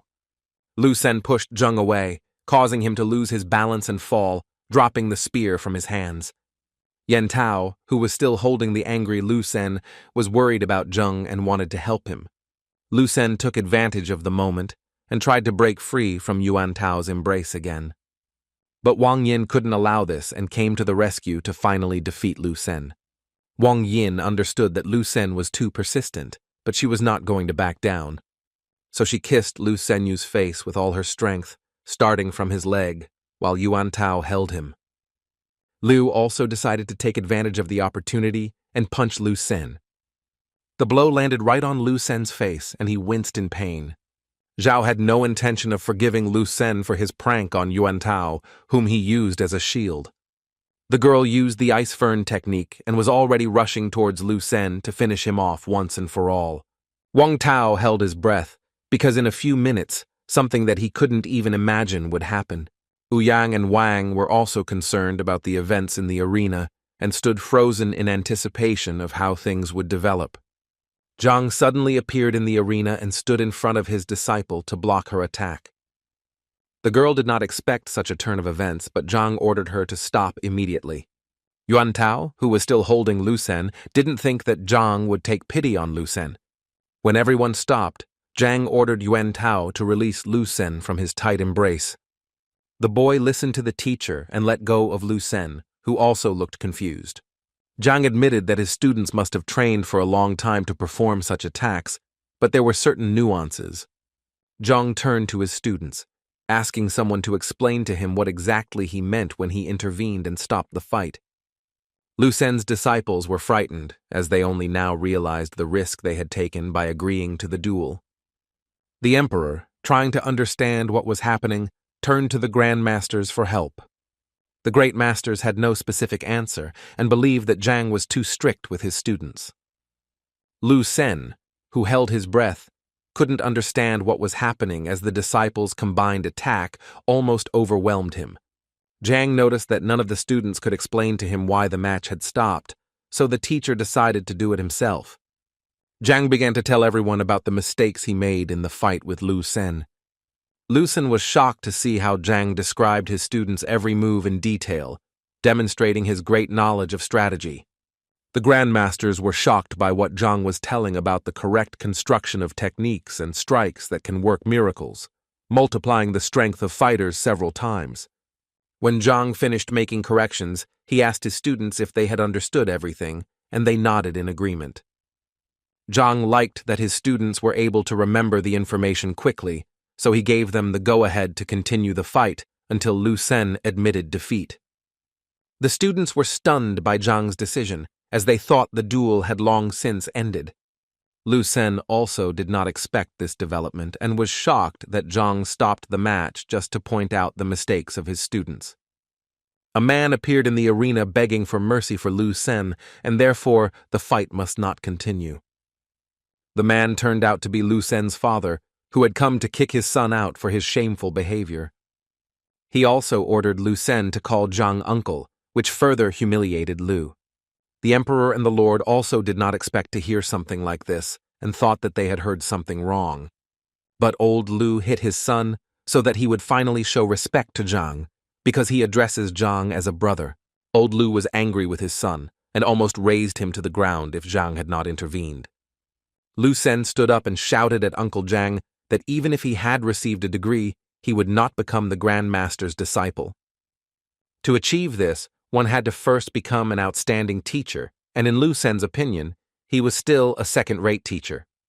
Old Lu grabbed his son by the ear and pulled him away from Zhang, apologizing for disturbing Zhang. Zhang assured the old man that everything was fine, since Lu Sen simply wanted to become the great master's disciple, and determination was a fine character trait. Zhang turned around and saw 3 grandmasters walking towards him, whom he greeted happily. He approached them with a request about Lu Sen, who was not behaving in a completely appropriate manner, but Zhang believed that Lu Sen was an ideal candidate for the position of grandmaster's disciple. Lu Sen didn't expect that Zhang would show him such mercy despite the competition. The great masters folded their hands and bowed to Zhang in agreement with elder brother's words. The emperor was stunned that Master Zhang was older than all 3 great masters. Zhang explained to everyone that he was a disciple of the great master Yang Huang, and also the only disciple. Lu Sen was depressed when he heard this, because all this time he had been competing with Zhang for the opportunity to become the Grand Master's disciple, but for Zhang, this was already a level he had passed. Grandmaster Lu agreed with Zhang's words and spoke positively of Lu Sen, inviting him to become his disciple. Lu Sen knelt before the great master and happily accepted his sincere offer. Lu Sen also apologized to Uncle Zhang for his actions because he was stupid and blind in his intentions. Lu Sen approached Grandmaster Lu and asked him to help him fulfill one request. Master Lu was willing to listen to the teacher, so he advised him not to be shy in his statements. Lu Sen admitted that he gave his disciples the crazy demonic breakthrough pill for the sake of victory, but he knows about the negative consequences that he cannot fight against.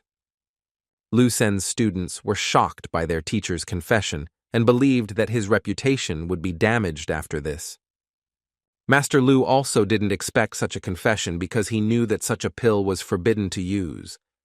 The other grandmasters explained to Lu Sen that this would negatively affect the student's future success.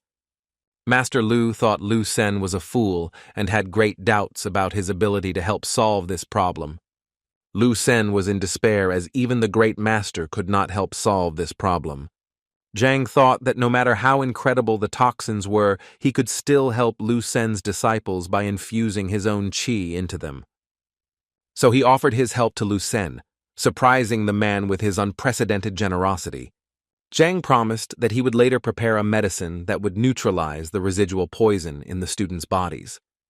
Lu Sen fell at Zhang's feet and warmly thanked his new uncle for his help. But Zhang quietly asked Lu Sen if he still had these pills, and could he tell him where he got them?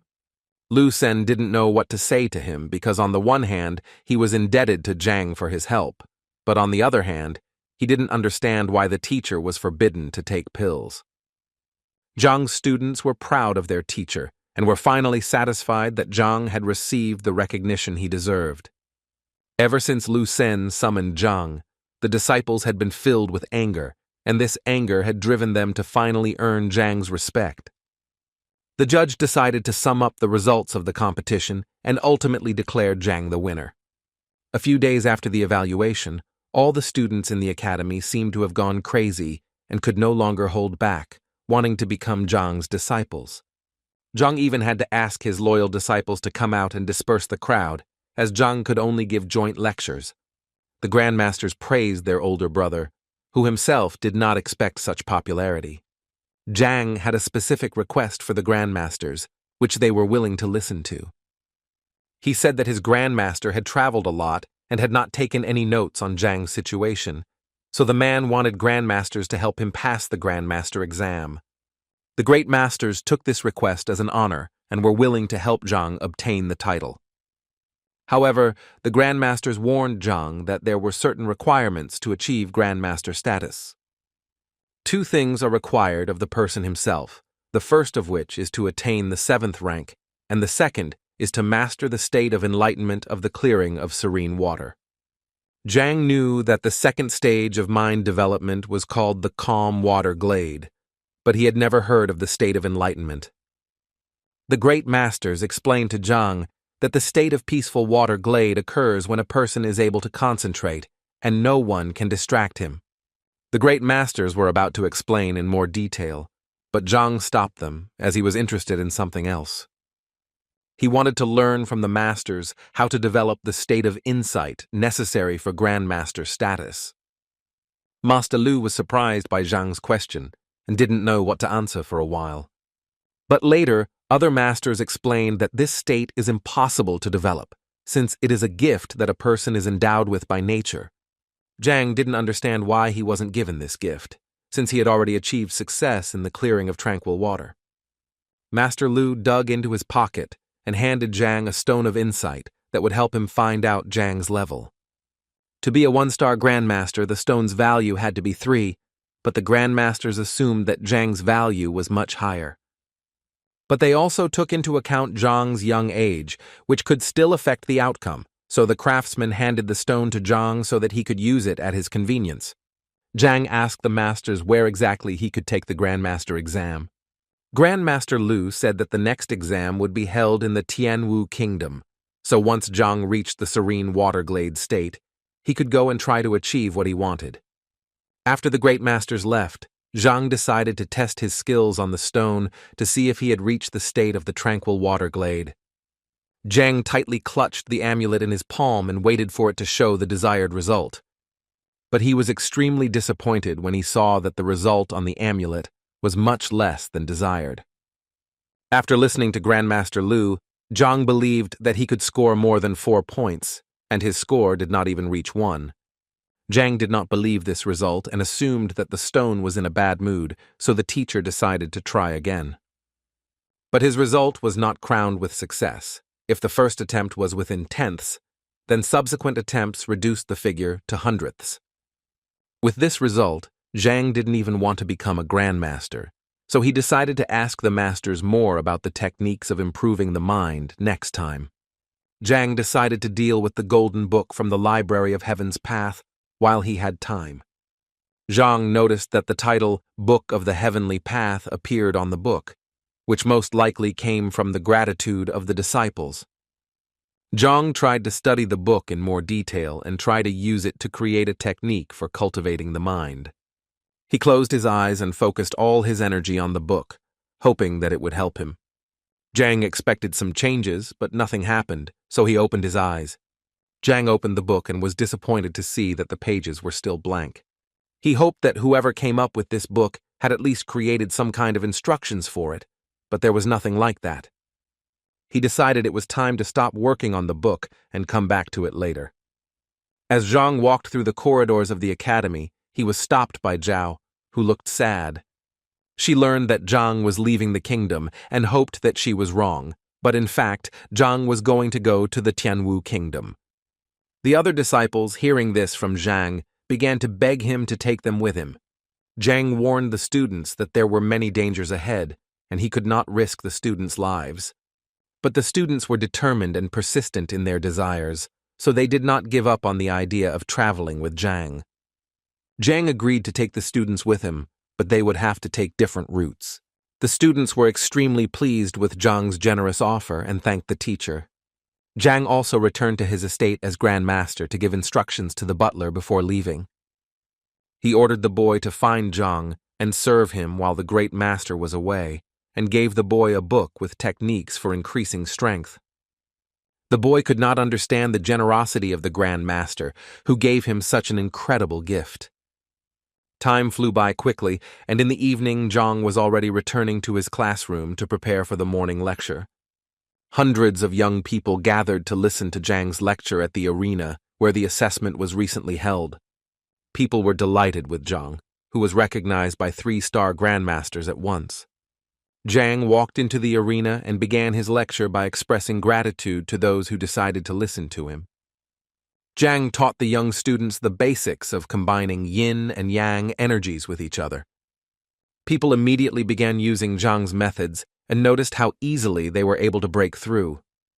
Of course, they couldn't do without Zhang's special technique, because the teacher used the Heaven's Will transmission skill and turned the power of his words into energy.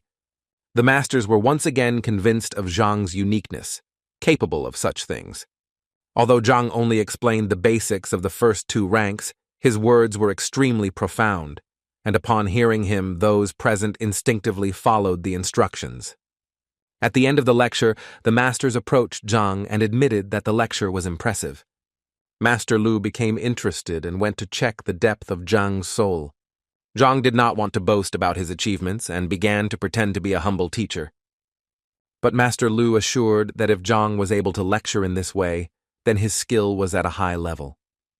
Zhang didn't believe what Master Lu told him and was a little nervous about it. Other masters also assured Zhang that the rate was high and they were very interested. Zhang thought about it, and suddenly, thanks to the book Heavenly Path, he managed to raise his score. He squeezed the amulet in his palm as tightly as he could to determine his level. When he looked at the result, it intrigued the craftsman standing next to him even more. Zhang got a result just above 5, although yesterday his results were measured in hundredths. Master Lu told Zhang that with this result, Zhang was close to passing the 2-star Grandmaster exam. While Zhang and the Grandmasters were talking, their conversation was interrupted by Lu Sen, who wanted to show something. Lu Sen wanted to boast that he had made a breakthrough and mastered the technique of the serene water glade. Master Lu asked about Lu Sen's profound level, and Lu Sen happily demonstrated his level. Lu Sen scored 1.8, which significantly increased his chances of becoming a grandmaster. But it seemed that no one was as happy as Lu Sen himself, so the man was praised, and the topic of conversation changed. While Lu Sen was idle, the masters returned to discussing with Zhang again. Zhang held a medallion on which Lu Sen could clearly see Zhang's result. The result, which was 5 times greater than Lu Sen's, simply crushed the man to the ground. Finally, Zhang went to the neighboring kingdom, entrusting the great masters to deliver the disciples, and he himself went with Shen Bing. 3 days ago, the girl suddenly asked when Zhang was going on a trip. Zhang, who had not spoken to Shen for a long time, did not expect to see the girl again. When the girl heard that Zhang was on his way to the neighboring kingdom, she asked how he planned to get there. Zhang decided that his journey would go with the wind and he would ride on an animal. The girl could help Zhang because she knew about the livestock breeder's hall, which was located nearby in the mountain range. Zhang asked Shen about the animal keeper's hall so that she could tell her more about the place. The girl said that in this place, people have domesticated a large number of animals that serve them, helping in various areas. Zhang was pleased to hear stories of domesticated animals helping people in their affairs. Zhang and the girl made their way through the thicket, and sometimes it seemed to him that they were walking in circles. The girl convinced Zhang that the people living here had domesticated flying beasts that could cover large areas. Suddenly, Zhang and Shen were stopped by 2 young men who blocked their way. Zhang realized that these were most likely robbers. He was used to such things, and such things happened quite often in such places. Shen tried to explain to the boys that they had no evil intentions and were simply heading to the animal hall. The old man was not ready to let Shen and Zhang go further, because this road belonged to bandits. A man suddenly appeared from the bushes and threw a stone towards Balabal, and he fell to the ground. The man introduced himself as Yun Tao, the 7th prince of the Hanyu kingdom, and could help Zhang and Shen with their affairs if they waited a little longer. Shen was outraged that their road was blocked and demanded an explanation. Why? The prince assured the girl that he had no evil intentions. He just needed to tame a 6th-rank beast to successfully pass the exam to become a 1-star master breeder. He explained that in this area there lives a golden panther that needs to be tamed, but it is very fast and timid. Shen looked at Zhang, asking if he would mind waiting for a while, but Zhang was in no hurry, so he wanted to watch the hunt. Shen and Zhang spoke with the prince, who became interested in the purpose of their journey, and when he learned about the beast hall, he promised to help them. Shen was grateful to the prince for his concern, but she felt that they could handle it themselves, even though the prince was persistent. While the prince's servants were building a crude trap, the prince was still trying to convince Shen of the need for his help. Zhang carefully studied the traps and could not believe that such primitive things would help catch a predatory beast, so he assumed that everything was not so simple. So I decided to ask the prince directly about these traps, so that he could tell me more about them. The prince was convinced that his trap was incredible and perfect because it was based on formations. The prince was well versed in this matter because he studied not only as a trapper, but also studied construction in his free time and was an assistant to a construction foreman. The prince explained in detail that the flags placed around were capable of emitting spiritual energy from 8 different elements. When all the flags are planted, the prince will begin the hunt, and if he succeeds, the panther will fall into the trap. Having said this, the prince waved the last flag in his hands with all his might. The surrounding meadow lit up like a Christmas tree, and in the middle of it, a blue, unknown sign was visible. Zhang watched the prince's actions with great admiration and was extremely impressed by them. Yun Tao was a builder, and like alchemists or fighters, their work process was able to summon the book in the library that Zhang was about to look through. As Zhang turns the pages, he learns about many new techniques that were invented 3 centuries ago. After finishing, the prince rubbed his palms and waited for the beast, but Zhang wanted to make adjustments. The prince did not like that Zhang showed even the slightest doubt about the strength of his formation. The servants almost stoned Zhang for daring to judge the prince's formation. The prince was convinced that even a level 7 master wouldn't be able to escape if he got his hands on her, let alone a level 6 beast. Shen advised Zhang not to interfere, but Zhang wanted to explain something else to the prince. The prince did not want to hear anything from Zhang, so he advised him to see the result as soon as the beast was caught. Suddenly, in the bushes nearby, there was a sound reminiscent of dry branches cracking underfoot. The prince became alert and realized that a panther was approaching the designated place. The prince ordered his servant to immediately set something on fire before the panther appeared. The servant listened to his majesty, took a small device, removed the cap, and began to blow. Shen explained to Zhang, who was curious about what they were setting on fire, that these were female pheromones that would attract a predator.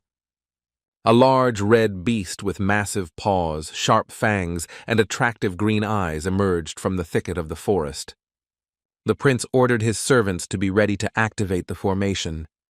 The beast stirred as if sensing danger. The prince gave the order to anger the beast and attack it in order to finally achieve the desired result. The archers drew their bows and prepared to shoot towards the beast. The alarmed panther saw that she was in danger from several sides, so she immediately ran away from the target that the archers were aiming at in order to save herself. The prince ordered his servants to continue shooting their bows to lure the panther into a trap. The panther rushed everywhere, trying to hide from the arrows.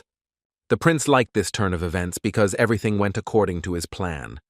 When the panther ran into the place where the trap was set, the prince activated it. Zhang watched this incredible spectacle with admiration and understood that he had to be careful with the builders. The prince approached the enraged beast and looked into his eyes, rejoicing at his success. The prince turned away from the beast and was proud that he had finally managed to tame the panther. But the servants who looked at the prince looked frightened and warned him of the inevitable. One of the ensigns maintaining the formation suddenly fell and destroyed the barrier holding back the panther.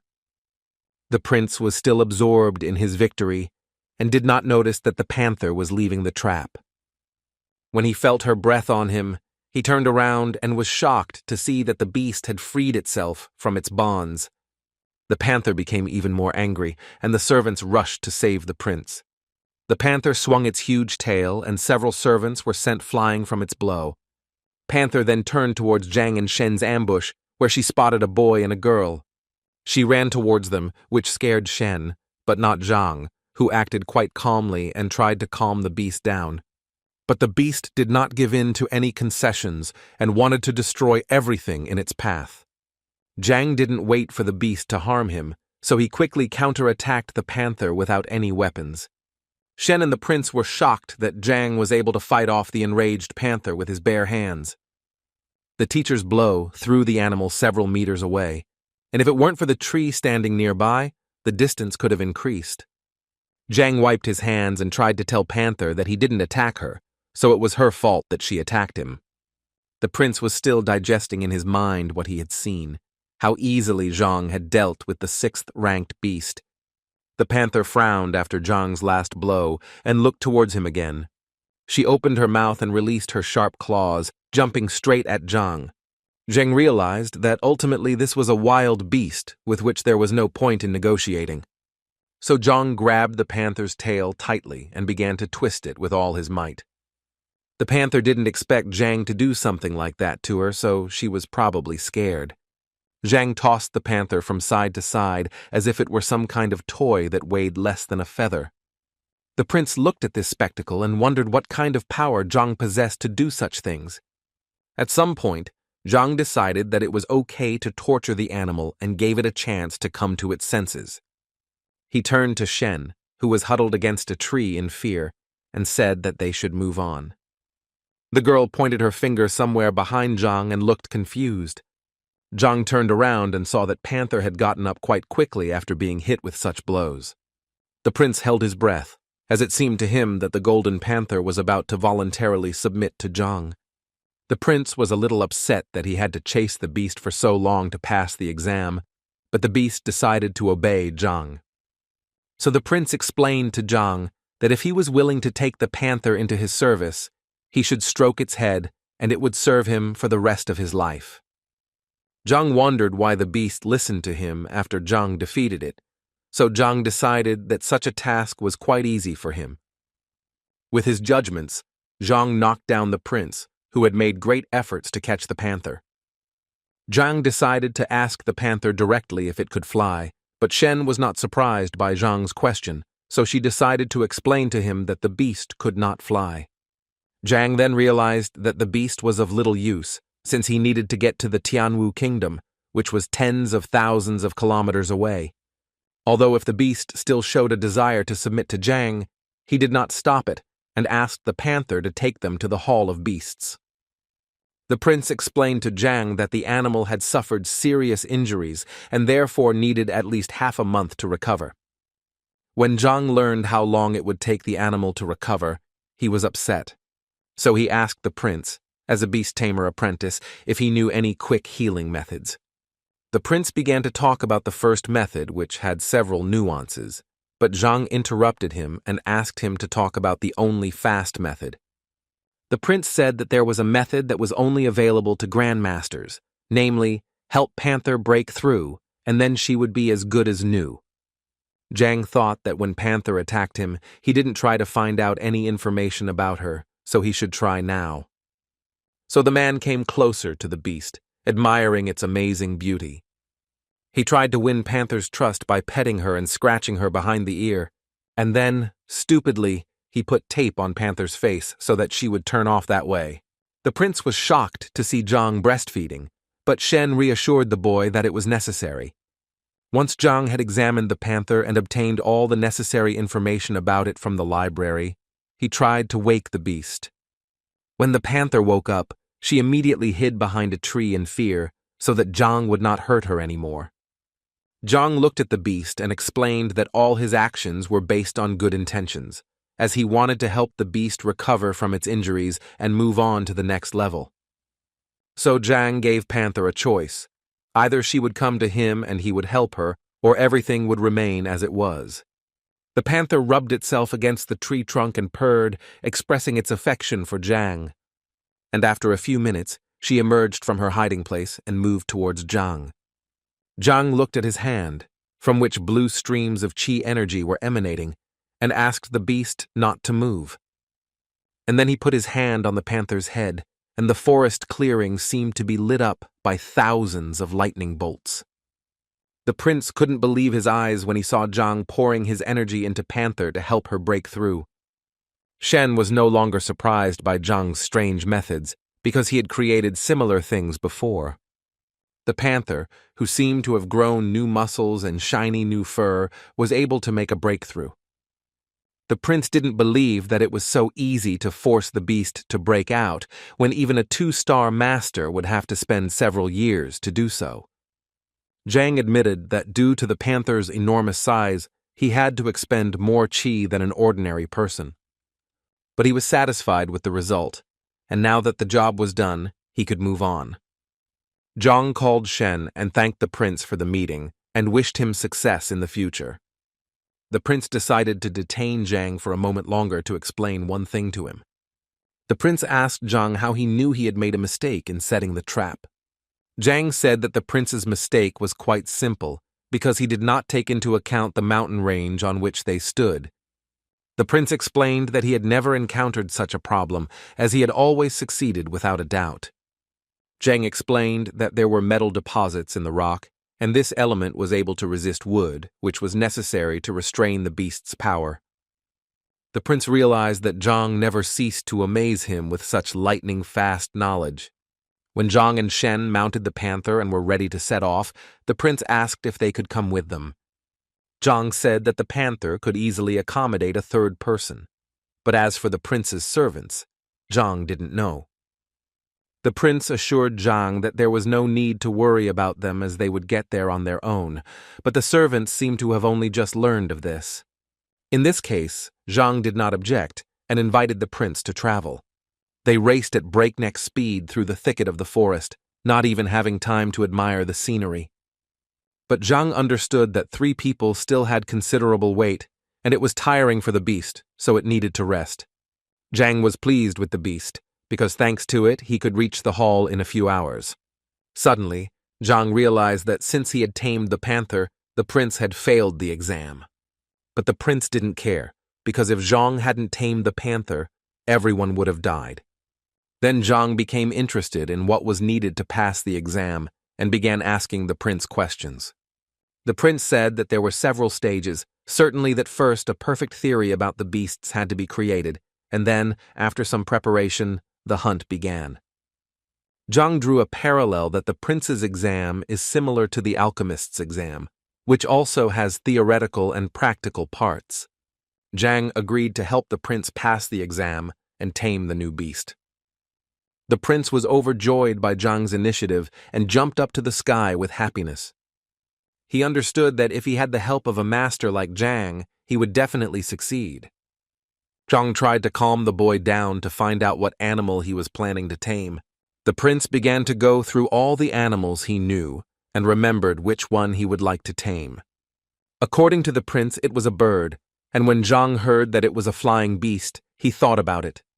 But the prince explained that the bird he was going to hunt was small, just a little bigger than his palm.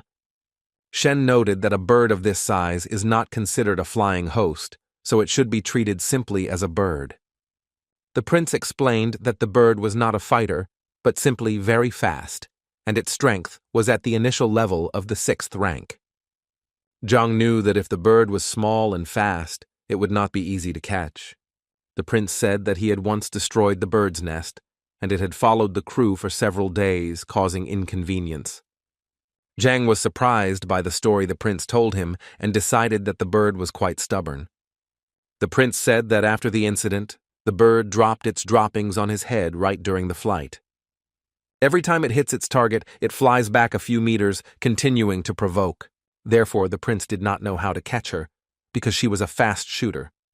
Zhang couldn't come up with any plan yet, because he didn't know what kind of bird it was or how fast it was. Shen advised Zhang to try to catch the bird when it was close to the ground. However, the prince insisted that the bird was faster than human reaction time and could not be caught with bare hands. The bird seemed to have heard the prince's conversation and was approaching the meadow where they were standing. The prince immediately recognized the winged criminal and pointed out her speed to Zhang. In a split second, Zhang was able to spot the bird and see its brown coloring combined with a red beak and long tail. The prince was already noticeably nervous and was waiting for Zhang to do something to catch the bird. The bird, as always in its style, did not miss the opportunity to mock the prince and pecked him on the forehead with excrement. Zhang looked at the bird, and its flight path became clear to him and could be easily calculated. The prince tried to convey something to the bird, but it did not seem like agreement, but rather like a curse. Zhang instantly appeared behind the bird, and before it noticed him, he reached out to catch it. The prince was stunned by Zhang's transfer technique, who was next to him just a second ago. The prince felt that Zhang was like a warrior from legend, possessing the strength of the 9th rank. Zhang held the bird in his hands, thinking that he had easily managed to catch it while it was raging.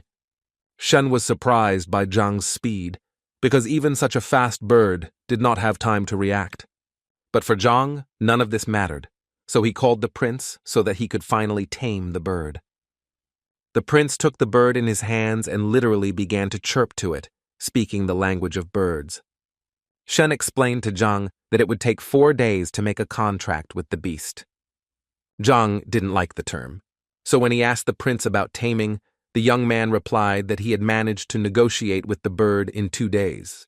But it seemed the bird didn't know this, because when it heard the term, it began to chirp loudly and peck at the prince's hand. Zhang was fed up with all this and wanted to resolve the issue as soon as possible. The prince could not speed up this process, as he was worried that if he started trading again, the deadline would be delayed by a month. Zhang didn't like this turn of events, so he decided that he would help the prince tame the bird in 10 minutes. The prince did not believe this because it was impossible to tame a 6th rank beast in 10 minutes. Zhang assured him that he would succeed, so he asked to give him the bird. While Zhang was working on the bird, the prince asked Shen if Zhang was a tamer, but the girl replied that there was no such profession in their kingdom.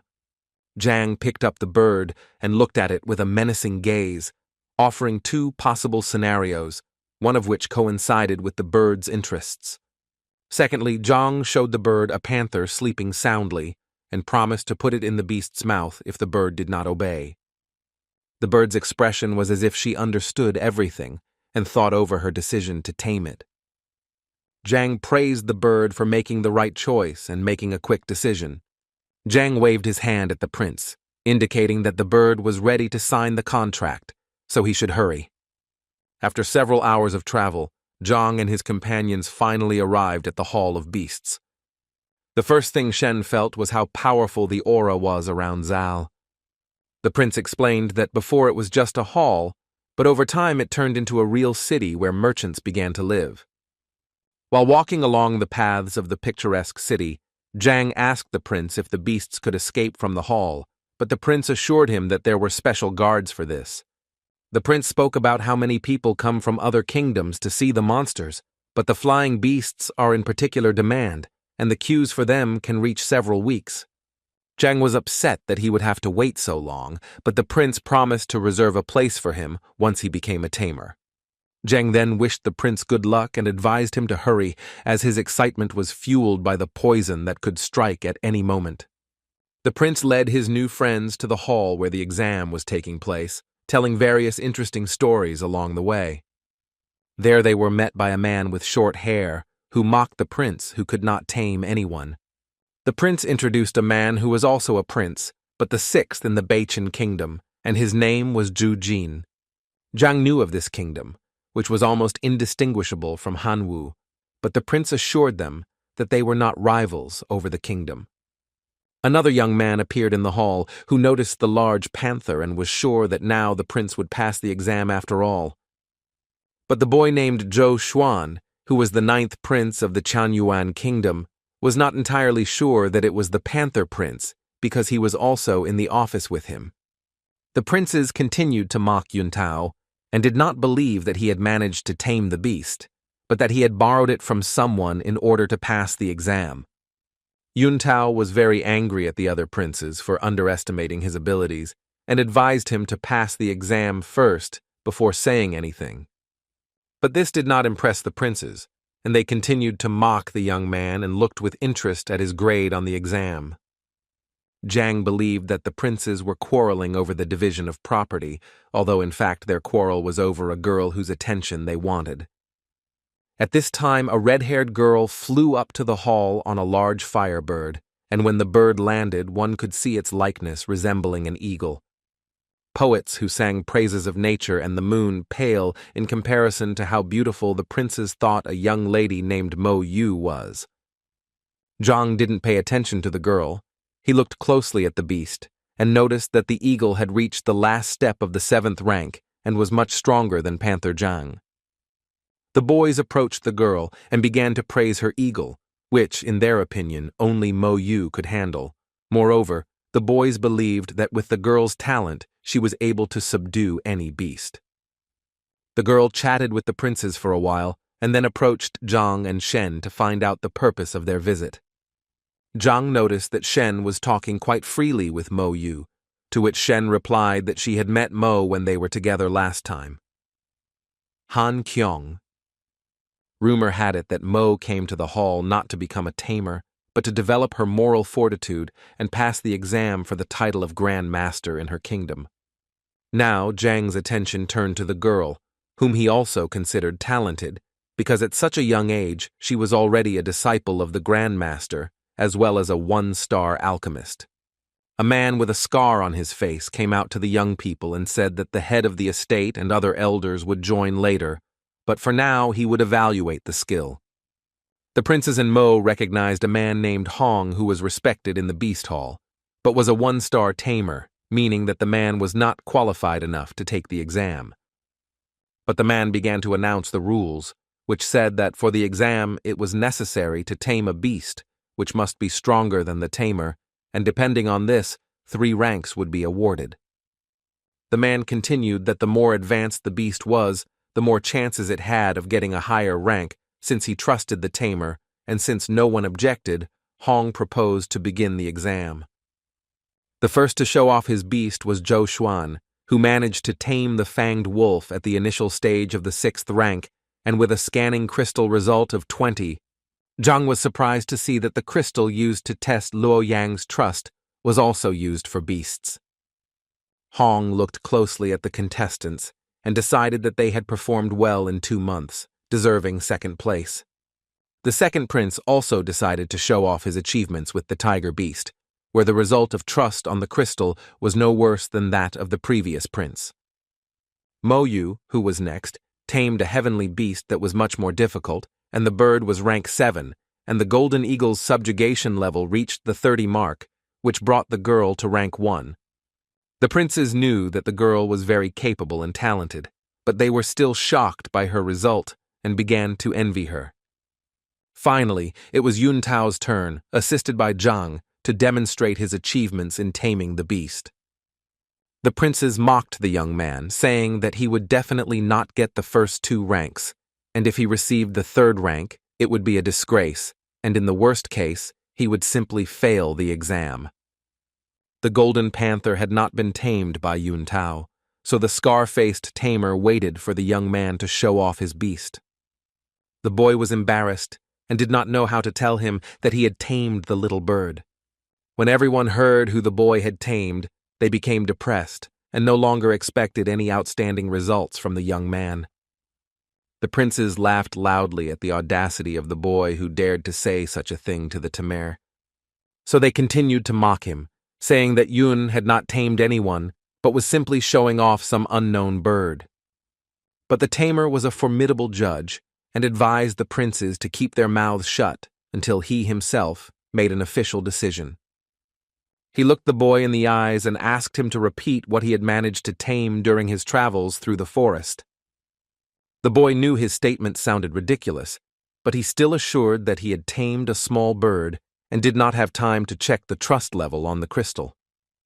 So the young man decided to show off his catch by calling the bird with a loud whistle. The bird heard the call of its owner and after a few seconds flew into the hall, circling it several times. The bird finished its flight, sitting comfortably on Yun's finger.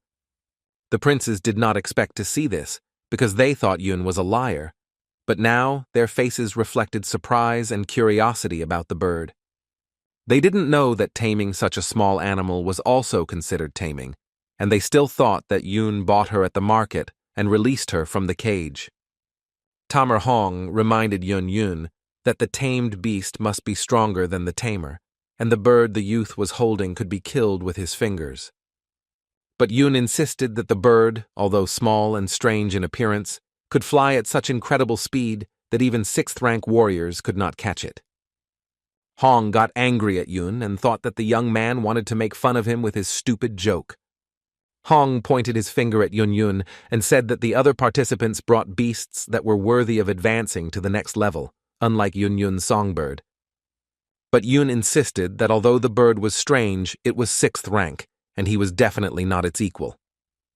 The princes also tried to tell Yun that he should not argue with Hong, who made it clear to the boy that he was not allowed to take the exam.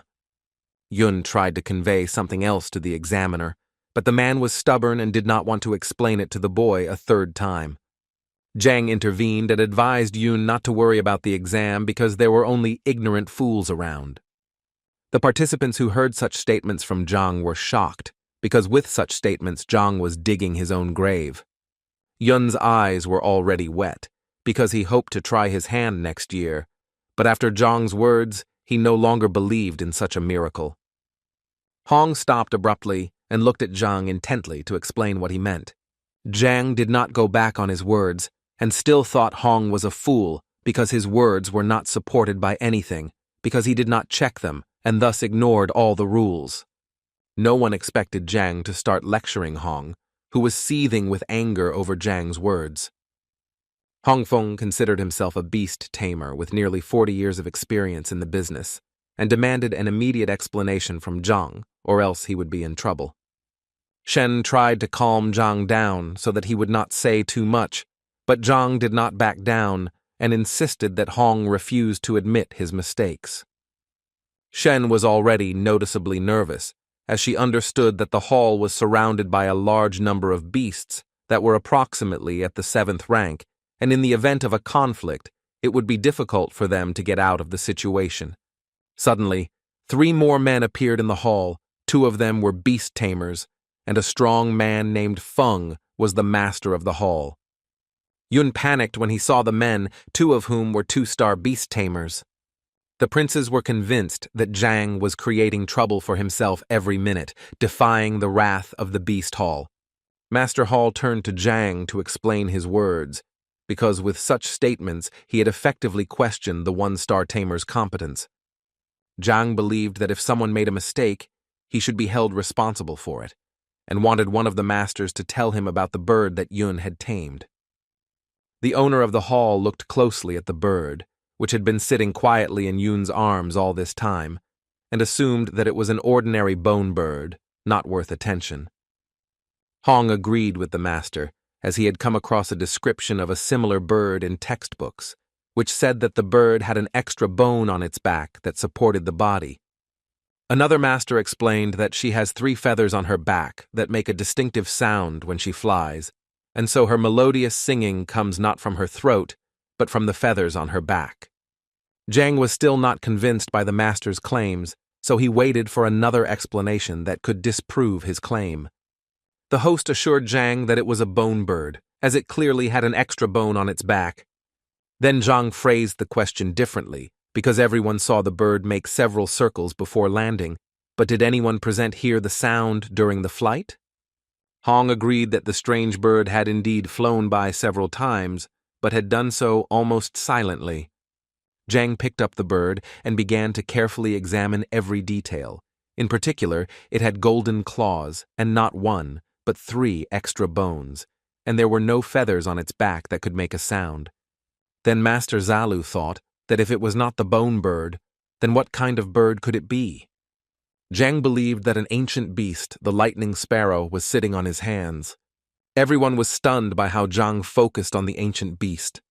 Master Zalu knew that there were many different types of wild beasts, and that they were the ones with some of the strongest bloodlines, but he was also convinced that this was an extinct species, so it was unlikely that Yun would capture such a rare beast.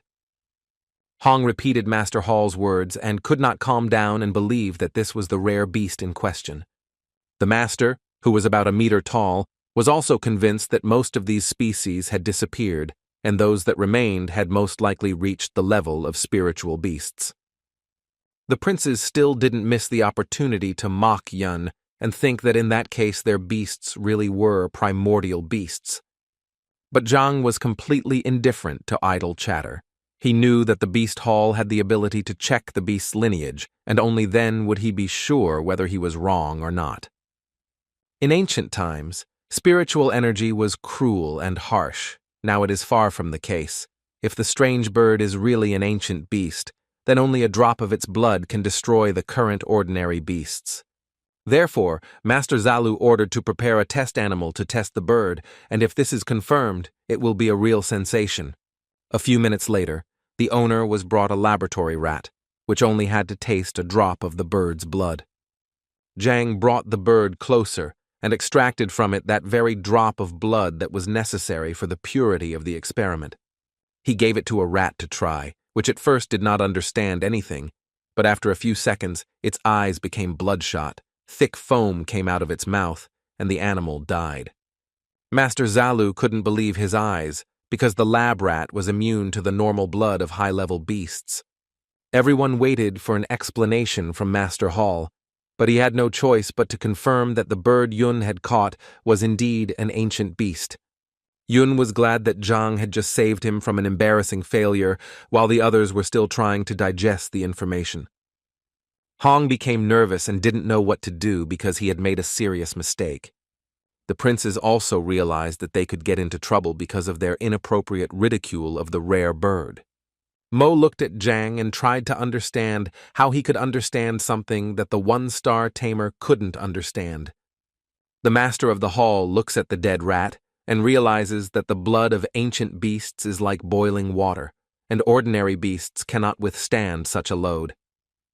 Zhang informed everyone that the ancient lightning sparrow had the ability to absorb lightning to awaken the bloodline, and once it reached rank 7, it could deal devastating damage.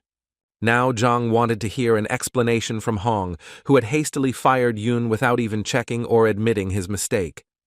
The man sighed heavily and now realized that he had made a serious mistake for which he would be severely punished.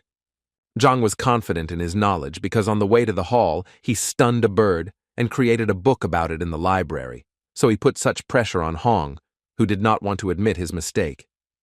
Master Zalu realized his mistake and decided to give Yun another chance to pass the exam, while Hong would be sent to the beast forest for 3 years.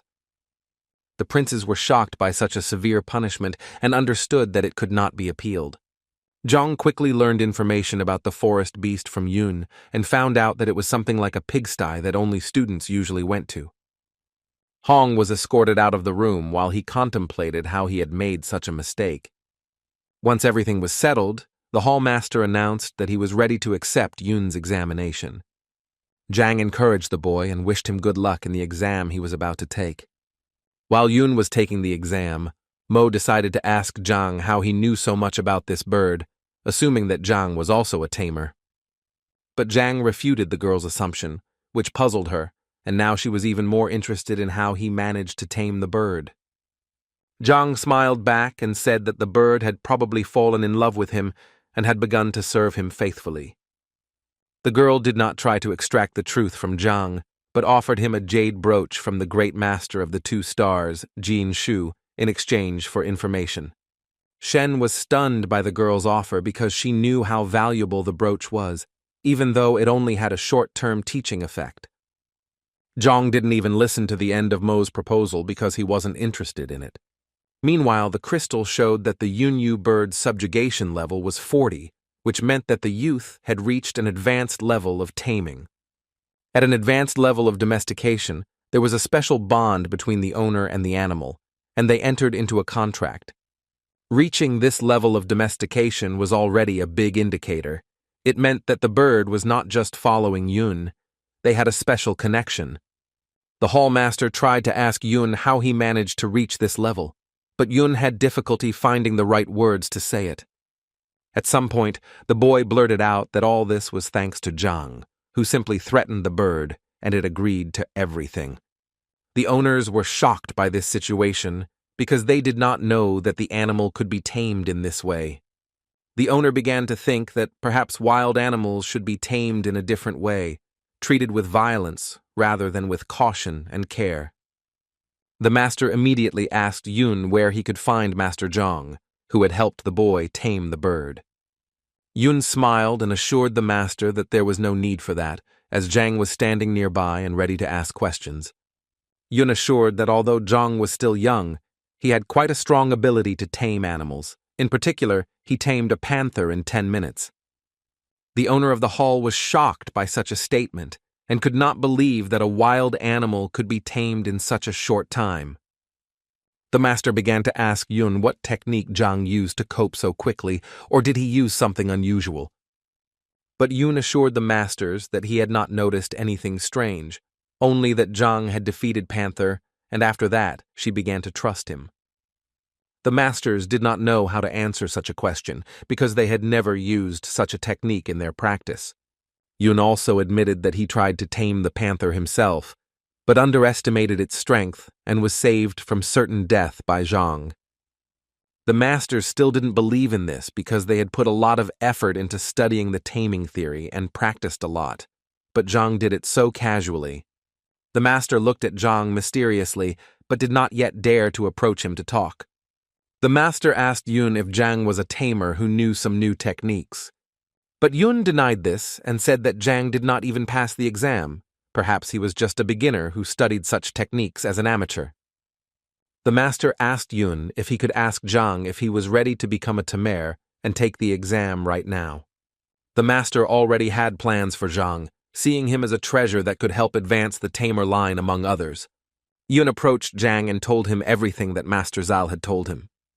Zhang weighed the pros and cons of this proposal, but he understood that he came for something else.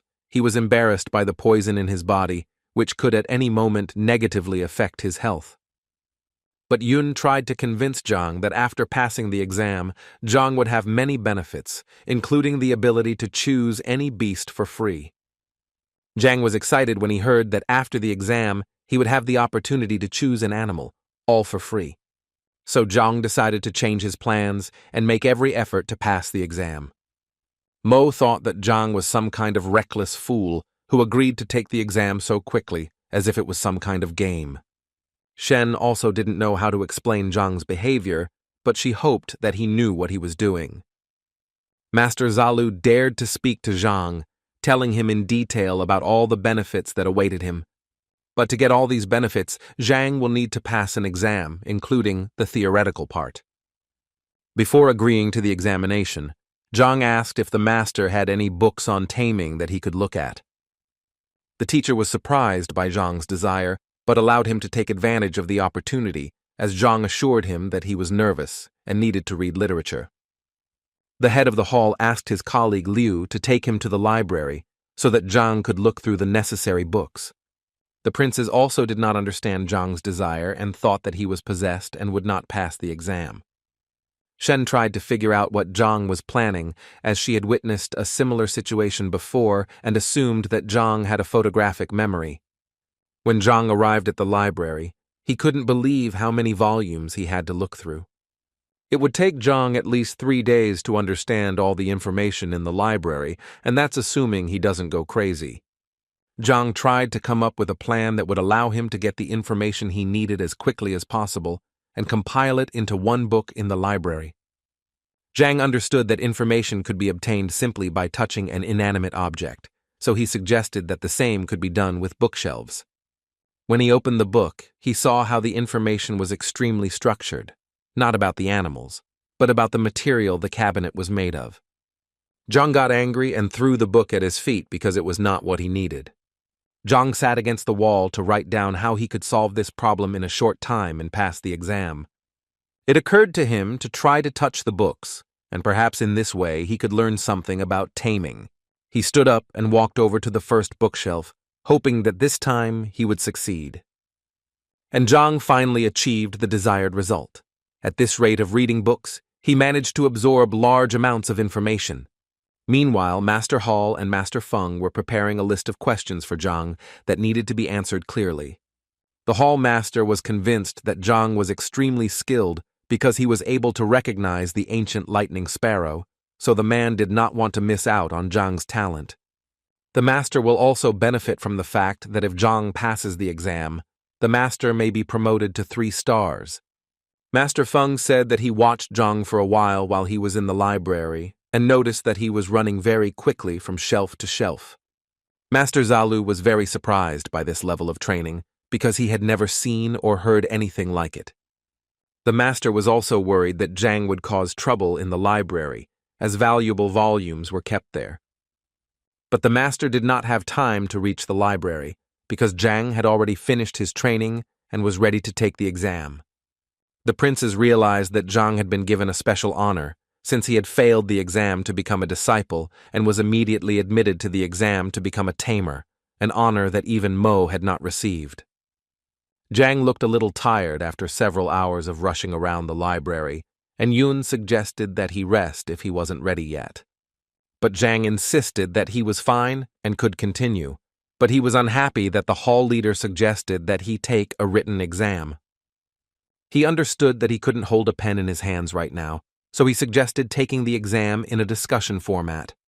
The masters convinced Zhang that although this was a fairly quick way to pass the exam, it was also more difficult. Yun also told Zhang that he would not have a chance to think over his answers, and that one mistake could be fatal. Master Zalu also explained to Zhang all the risks of this format, because thoughts and answers must be clear and understandable without the right to correction. Zhang was even more tired of this chatter, but assured that he understood all the risks that awaited him, but this format was the most convenient for him. Then the teacher did not contradict Zhang, and since he clearly understood all the consequences, he decided to give Zhang an oral examination.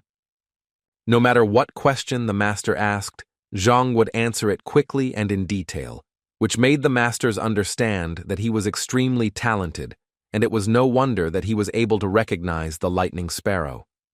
Jang passed the first stage of the exam with ease, so he was looking forward to the next one so he could finish it and get down to business.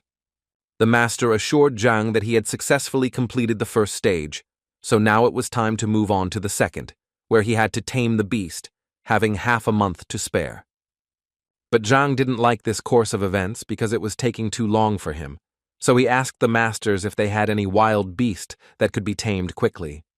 The princes were shocked by Jang's statement and thought he was crazy because he did not understand what he was saying. Master Fen assured Jang that every animal was extremely valuable and that there was not a single untamed animal in the hall because such an animal could wreak havoc. Jang then looked at Eagle Mo and asked the girl if he could borrow her beast to tame it. The girl was outraged by Jang's request and did not understand how such a thing could have occurred to him, because a tamed beast is something like a soulmate for the tamer. Mo yelled at Jang that it was very impolite to ask such a thing, and this was the first time she heard someone ask such a question. But one of the princes tried to convince the girl that letting Jang tame her eagle was not such a bad idea. After all, the prince considered Jang to be a narcissistic and arrogant person who believed that the theory and practice of things were similar, and besides, there was a high level of trust between the girl and Aurel. The other prince was convinced that Jang should be taught a lesson to not be so arrogant, because even experienced masters were not capable of such things. Mo believed that it was almost impossible to tame a tame beast, so this was a good opportunity to take a look at Jang's methods. So she agreed to this adventure and gave permission for taming, and if Jang succeeded, he could keep the eagle for himself.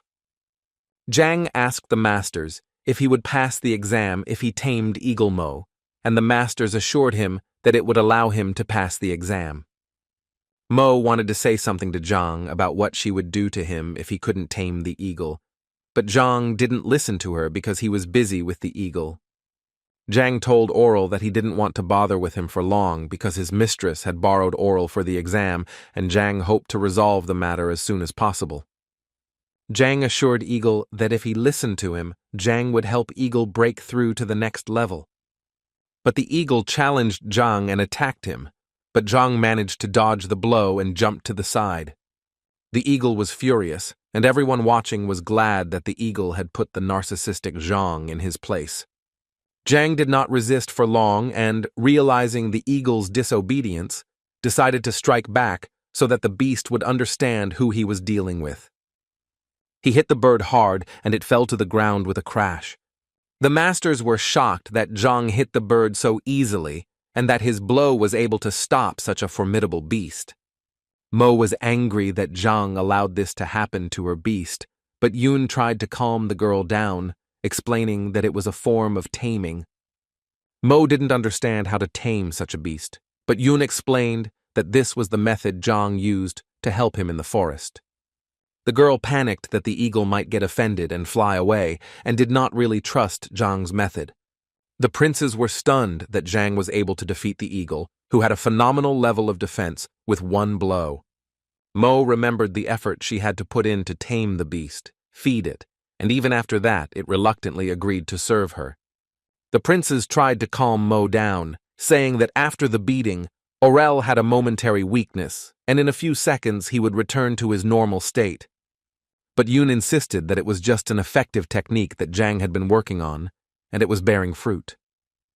The owners assumed that Oriel had finally given up in this fight, but they did not understand how this had happened, since they had also repeatedly used brute force against the animals, but to no avail.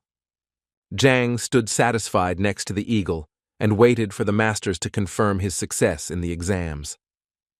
The masters assured that for an accurate result, they need to check the level of Oral's obedience, after which they will be able to make a final verdict.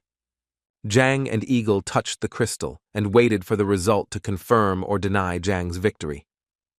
One of the princes also tried to calm Mo down, as she already enjoyed great trust from the bird, so it was unlikely that Jang would be able to surpass him. The other prince also assured the girl that he would hardly be able to achieve anything with such a barbaric method. However, Mo became even more angry at such assurances and kicked the princes to make them stop talking so much. The guys tried their best and waited with everyone for the results of the crystal ball. When the result 45 appeared on the crystal, they could not believe their eyes that such a thing was really possible. The master looked closely at the crystal and wondered how Zhang had achieved such high results. Therefore, the master had no choice but to acknowledge Zhang's absolute victory and declare him the Tamer of 1 star. But Mo did not agree with this decision, as, in her opinion, Zhang did not fulfill all the requirements of the exam. She explained that in order to pass the exam, Zhang needed to tame a beast that was of a higher rank than the Tamer. Although Zhang managed to tame the eagle, the bird was definitely not up to Zhang's level, which is why he was able to achieve the desired result so easily. The master agreed with the girl's words, and the man wondered whether in this case the result could be attributed to Zhang. Zhang was outraged that he was not considered a tamer since he did everything the hall master asked him to do. But Mo insisted she believed that eagle should be of a higher rank than Zhang, so the fact that he tamed it could be considered a gift. Zhang didn't lose his composure, looked at the eagle and told him that now it was his turn to show his strength. The eagle spread its wings, a strong wind blew, and the bird began to break through. Master Hall was stunned that the bird was making a breakthrough, and not just a breakthrough, but a bloodline evolution. Everyone looked with admiration at the bird, which was becoming stronger with every second. Master Feng couldn't believe his eyes, because such a breakthrough was unique and quite rare, more like a mutation. The princes were no longer so negative towards Zhang, who was able to achieve unique results with just 1 blow and made a powerful breakthrough for the beast. Mo couldn't believe that the beast she had tamed hadn't been given any herbs or things like that to help it make such a powerful breakthrough. But unlike Mo, Yun did not hide his admiration for Zhang's skill, which continued to demonstrate its greatness. The bird, having completed its transformation, looked incredibly majestic and even more powerful than before. Zhang looked at his new student and wondered, could he be considered to have passed the exam in this case? The masters were stunned and speechless, but after a few minutes they came to their senses and were forced to admit that Zhang was indeed a master of his craft. Master Zalu hesitated for a long time, but finally decided to ask Zhang about what was bothering him. But Zhang seemed to have read the master's mind and realized that he was interested in how the golden eagle had so quickly succumbed to the evolution of the clan. According to Zhang, it was quite simple. He used the golden sparrow's blood essence and fed it to the eagle to achieve the desired result. Although the method seemed rather strange and incomprehensible, Zhang knew of cases where an ancient beast absorbed the essence of another ancient beast and achieved bloodline evolution. The masters thought about Zhang's words, but the results stunned them, so they decided that they should try something similar in the future. When Zhang finally passed the exam, he asked the masters which air monster would be best to use to reach the Red Lotus Ridge. The master thought for a moment and explained to Zhang that the ridge was thousands of kilometers away from the Tianwu kingdom, and if Zhang used at least the eagle, he would reach his destination in about half a month. Zhang was frustrated by such a long time, and he also knew that there were air lightning monsters in the hall that could travel long distances in an extremely short time. The owners confirmed Zhang's information, but emphasized that they only have 2 such animals, one of which is currently on the way. The other beast had a serious illness, so it was necessary to send a man to the Beiwu kingdom to bring back the great master Qingyan, who might be able to cure the beast. Zhang didn't expect that the kingdom he was in had the same doctors for humans and animals. Therefore, the hall master promised Zhang that once the beast recovered, Zhang would definitely be able to use it, but at a high price. Zhang didn't expect to have to pay for it and hoped that as a tamer he would be able to use the animals for free. The master explained to Zhang that a tamer with 1 star could ride beasts below rank 8, but to use stronger beasts, 2 stars were needed. Zhang didn't expect that there would be such a reason that no one warned him about, but he quickly pulled himself together and decided to take the exam to get 2 stars. Mo couldn't believe how big Zhang's ambitions were, as the girl had put in a lot of effort and a lot to achieve the recognition she had now.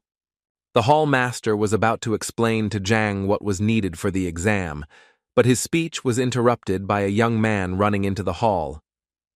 The servant wanted to inform the master that the grandmaster had arrived and was awaiting an audience, and that things seemed to be going very badly. All those present moved to another room, where the sick animal was, and waited for the grandmaster to say his word about the current situation. When the grandmaster arrived at the hall, he examined the beast and realized that it had a fever, but from time to time the beast looked up at the sky, as if looking for its mate. But Qingyan was informed that if this was really the case, it would be difficult to find the other half for the dead beast, because it would take a long time. Ging knew that if he didn't find a mate for the beast, it could end badly for him, so he needed to solve the problem in an alternative way. King suggested that in this case the animal should be castrated in the hope that this would help solve its problem. But Qin's words awakened the beast, and it looked at him with anger. The beast struck Qin with all its might, causing him to fly towards the wall and crash into it, leaving behind a thick trail of dust. The master of the hall still hoped that Qin had a solution to this problem, since the beast needed to be saved immediately. Jang carefully approached the sick animal and laughed at Qing's treatment methods. King was furious to hear that Zhang had rejected his proposal and waited for Zhang to offer other options. Zhang believed that when it came to the doctor called to help the beast, some experienced person would come, but in fact, it was the other way around. Therefore, Zhang was categorically against Qing's recommendations, since after that, the beast would certainly die. King was very nervous and angry because his experience and words were being questioned by some unknown person. Zhang didn't care what Qing thought of him, because he was more concerned about the beast, which, by the way, was also undergoing bloodline evolution. The masters were stunned by Zhang's statement, as they had not yet moved on from the previous evolution, and now another one was waiting for them. Zhang picked up the beast's paw and explained that normally such beasts would have claws covered in a thick layer of flesh that should be greenish gold in color, but now they were pale.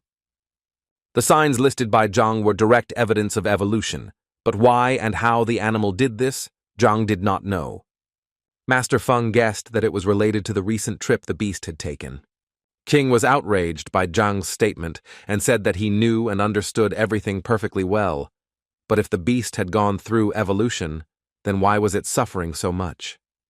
It occurred to Zhang that the yin and yang energies in the beast's body had clashed because of the medicine, and he was also outraged by the castration statement.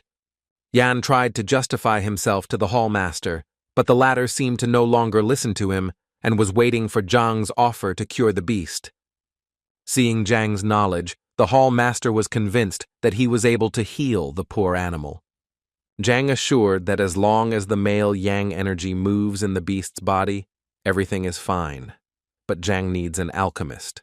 Yun pointed his finger at Mo and said that she was a professional alchemist, and the girl promised to do her best in response. Zhang asked the girl if she knew how to create the pills needed to heal the beast. The girl was outraged by Zhang's question because she was a one-star alchemist and was confident that she could create pills. Zhang apologized to the girl, as he did not mean to offend Mo with his question. He simply assumed that she passed the exam through discussion. But Mo still didn't understand what Zhang was getting at, because the people who passed the exam through discussion had an extraordinary level of knowledge in the field of alchemy and were also able to create pills. Zhang pointed to himself and told Mo that he was also gifted with extraordinary talent and passed the debate exam, but he could not create pills. The girl had already begun to lose faith in her own strength and capabilities, because Zhang appeared so suddenly and each time showed off his knowledge, not giving the girl the opportunity to prove herself. Zhang asked the hall master to prepare a list of the necessary herbs for him to prepare a medicinal pill. Mo, who was listening attentively to what Zhang was dictating, was putting together a puzzle in her head about the pill the man wanted to make. She realized that Zhang had decided to concoct the scorching sun pill and became nervous about it. Zhang confirmed the girl's guess, but she assured him that such a pill was prepared by masters of 2 stars and she was an alchemist of only 1 star. Jang assured the girl that he would give her instructions, and if she knew how to use the boiler and control the temperature, everything would be quite simple. But this did not calm the girl down, because managing several processes at the same time is not simple arithmetic, so the girl could not understand where Jang got so much confidence from. Jang then told Mo that if she was not confident in her abilities, it would be better to find an experienced alchemist who could do it. The girl was touched by these words, and anger pushed her to agree to such an adventure, but she did not believe in ultimate success. The couple agreed that Jang would give instructions that should be strictly followed and not contradicted. In a few minutes everything was ready, and the girl began to light a fire to prepare the medicine. No one believed in the success of these two, and each observer considered the worst-case scenario. Especially Hong, he thought it was complete nonsense that a 1-star alchemist would follow the instructions of an unknown person. But so far everything was going according to plan. Jang gave Mo clear instructions on the order in which she should add the ingredients, and the girl obeyed him. Jang asked Mo to use the 1,000 illusory clouds technique to add the main component of the scorching sun grass. Now the girl was wary of Jang's recommendation, because if she made a mistake even for a split second, everything would go to hell. Although there was no reason to panic, half of the process had already passed, and there were no signs of instability. But for a split second, Mo still panicked, and her movements became chaotic. The cauldron began to bubble, and Hong panicked that it would explode and harm everyone around it. Everyone held their breath and were confused, expecting the worst to happen. For the master of the hall, a cauldron explosion is the worst thing that can happen, since at the moment of the explosion, all the medicinal herbs and the cauldron are destroyed, and those around can be seriously injured. Jang tried to calm Mo, who was very nervous, but if she left the cauldron now, the situation would definitely get worse. Although the girl was not very receptive to Jang's assurances and was becoming more and more nervous with each passing second, Jang wondered if he had done the right thing by choosing her as his alchemist.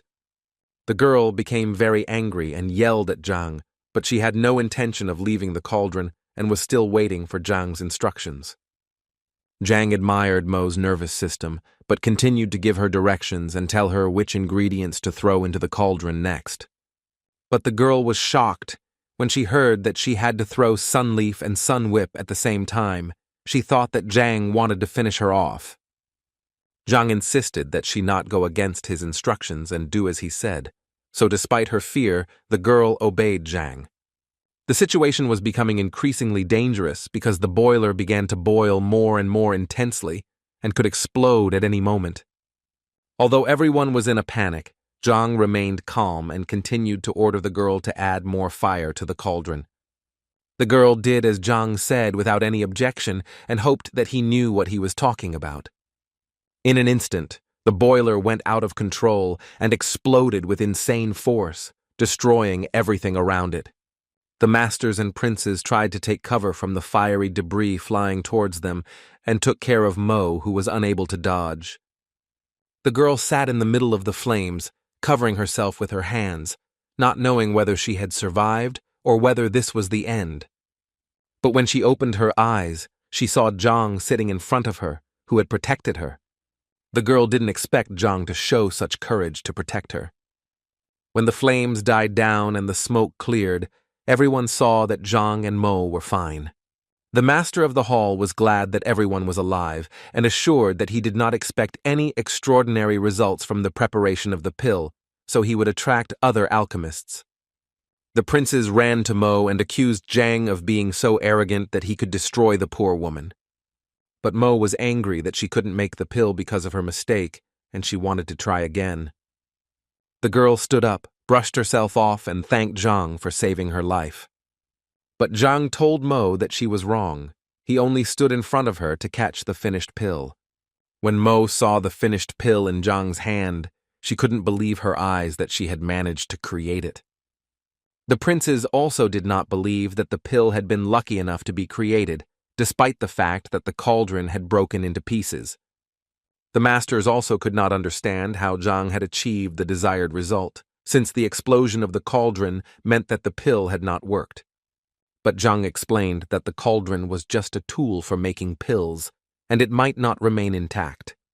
According to Zhang, who stood with his back bare, the explosion was caused by Mo's untimely addition of medicinal herbs, which led to an explosive reaction.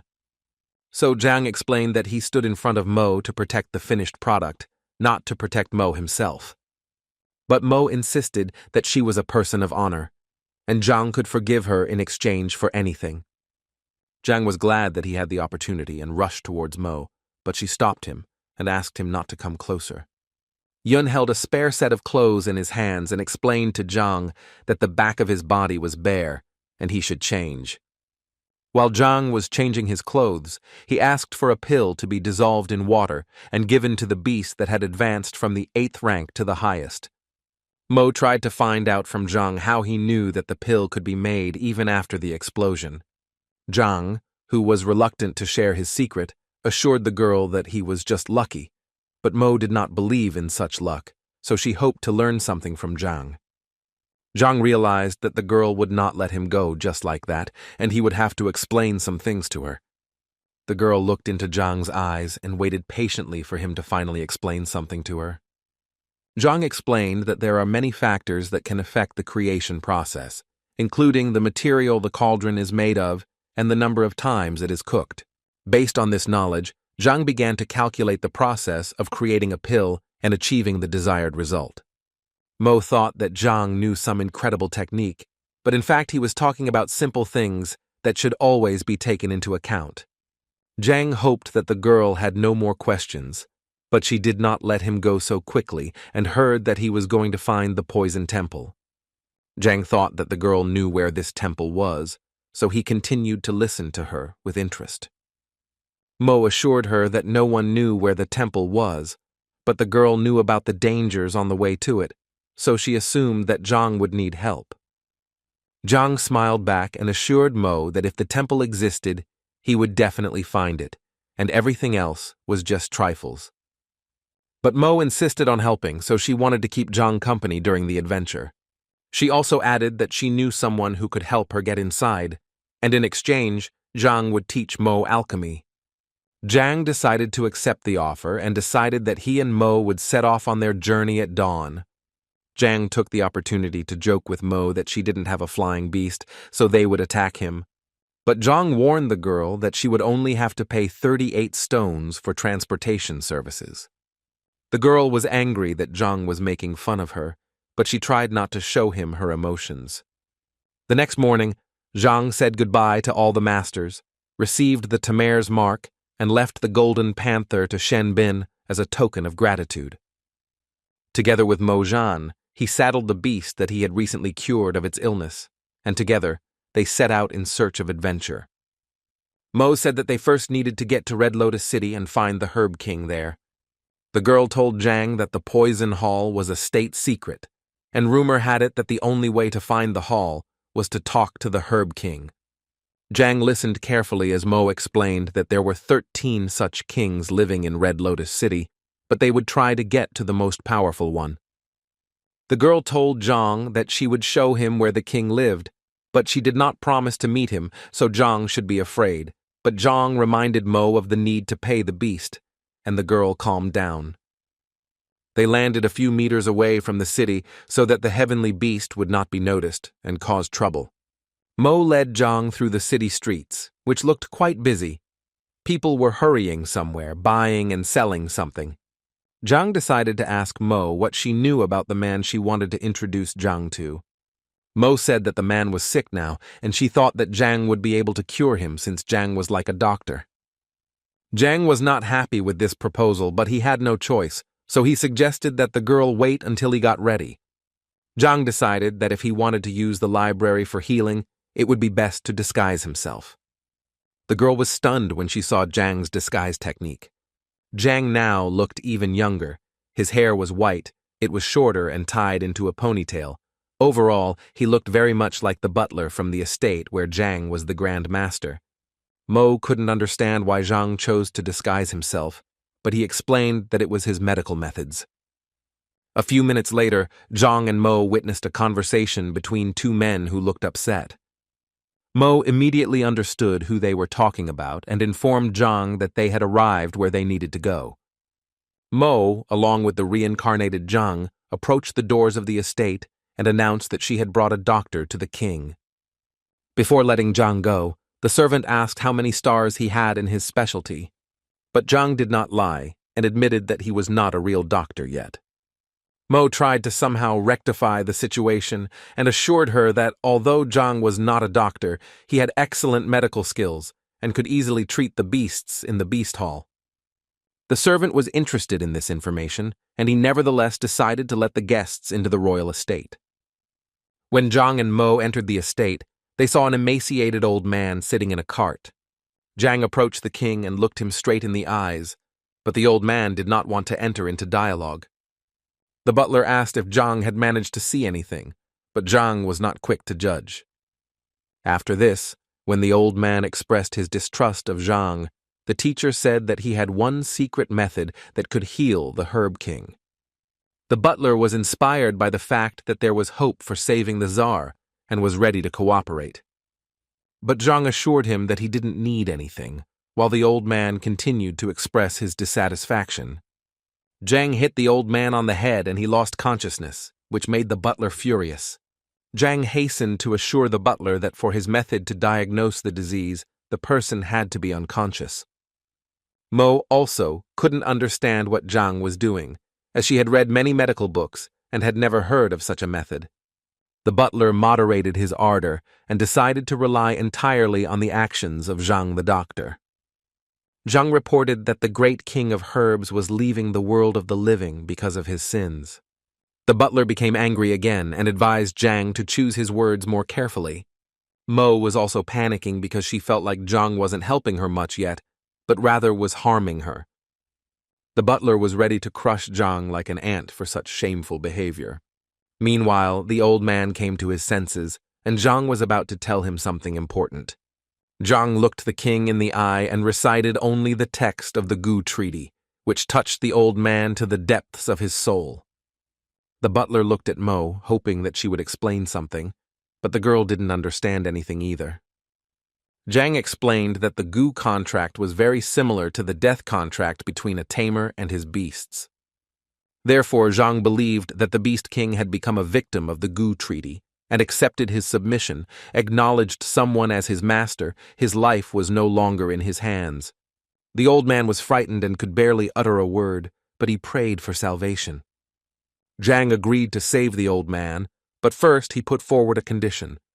Zhang emphasized that he needed to get to the poisoning hall, and he hoped that old Zhang would be taken there after he recovered. But the butler reported that there was great chaos, the gates were closed, and even his master could not get in.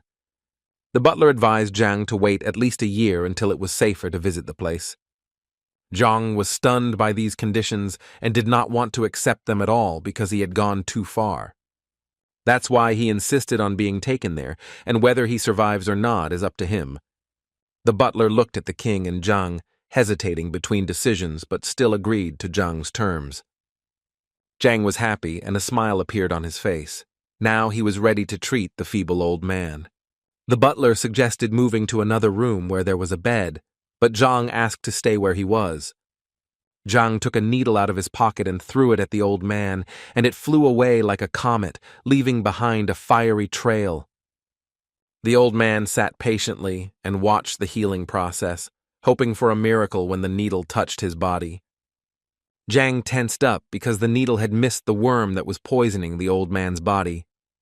Therefore, Zhang emphasized to the old man that he could only cure him if he was unconscious. Zhang hit the old man again, causing Tai to lose consciousness, while Mo and the butler were in shock. Destroying the worm turned out to be much more difficult than it seemed at first glance, and Zhang began poking the needles all over the old man's body. Zhang held a dozen needles in his hands and was already very angry because he could not achieve what he wanted. The needles were sticking out everywhere, but the worm continued to migrate and now ended up on the old man's bald head, where Zhang tried to stick another needle. A few seconds later, the old man regained consciousness and hoped that Zhang had finally put him out of his misery. Zhang hit the old man again, causing him to lose consciousness again, and ordered the butler to silence him once the old man came to his senses. While Zhang was going crazy from not being able to finish off the worm, Mo advised him to use soul numb powder, which can render a person unconscious without causing harm to the body. When Zhang heard talk of the powder, he wondered if Mo had any to use. The butler was shocked that Zhang did not know about such a simple painkiller that was used quite often. The butler took out the powder and gave it to Zhang, who was angry that no one had done this before. Zhang brought the powder to the old man's nose, and Tai inhaled the required amount of powder. Zhang noticed how the old man's body relaxed, and he was now able to work much better. Finally, when the worm appeared on his hand, Zhang stabbed it with all his might. The worm did not like this procedure, and a blue larva was born. Butler and Mo were stunned when they saw the same goo worm that had been harming the old man. Zhang reported that now the cause of the great Herb King's illness had been eliminated, and he would soon recover.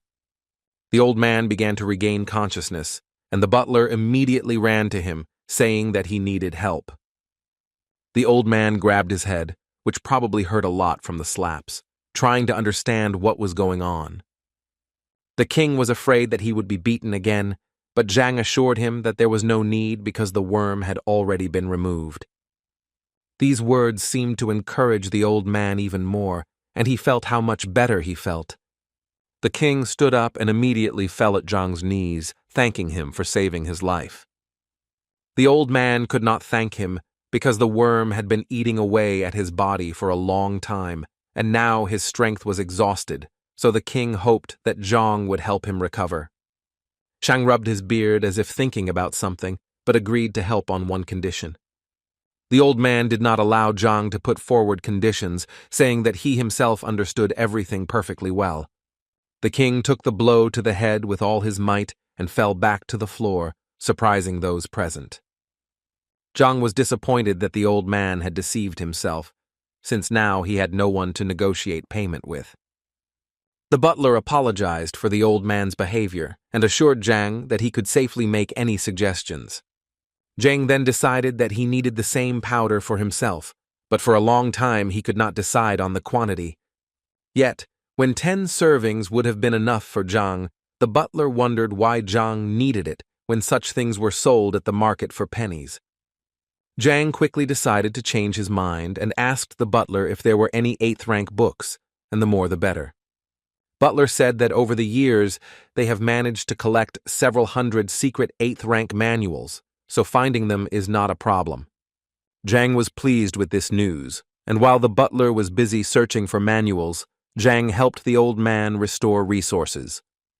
In a few minutes, Zhang had accomplished what 3-star doctors had failed to do, and now the old man was completely healthy. Zhang wondered why a person like the Herb King would accept the Gu Treaty and allow himself to be manipulated. The old man reluctantly answered Zhang's question, saying that it was a long story and that the person he had made a contract with was the master of the Hall of Poisons. The old man emphasized that he was not the only one who had fallen into this trap, as each of the great grass kings of previous generations had also been infected and become puppets. Zhang understood that the only reason the Gu Treaty would work was if the master died. The old man confirmed Zhang's words and told him that the master had long since died. Dvoretsky was not lying when he said that there is an internal conflict in the Yadav Hall, since at the moment there are 3 candidates vying for the top position. The old man wanted to thank Zhang for his help, but also tried to warn him of the danger and to wait for a certain amount of time. But Zhang could not wait long, so the old man told the teacher that there was another way.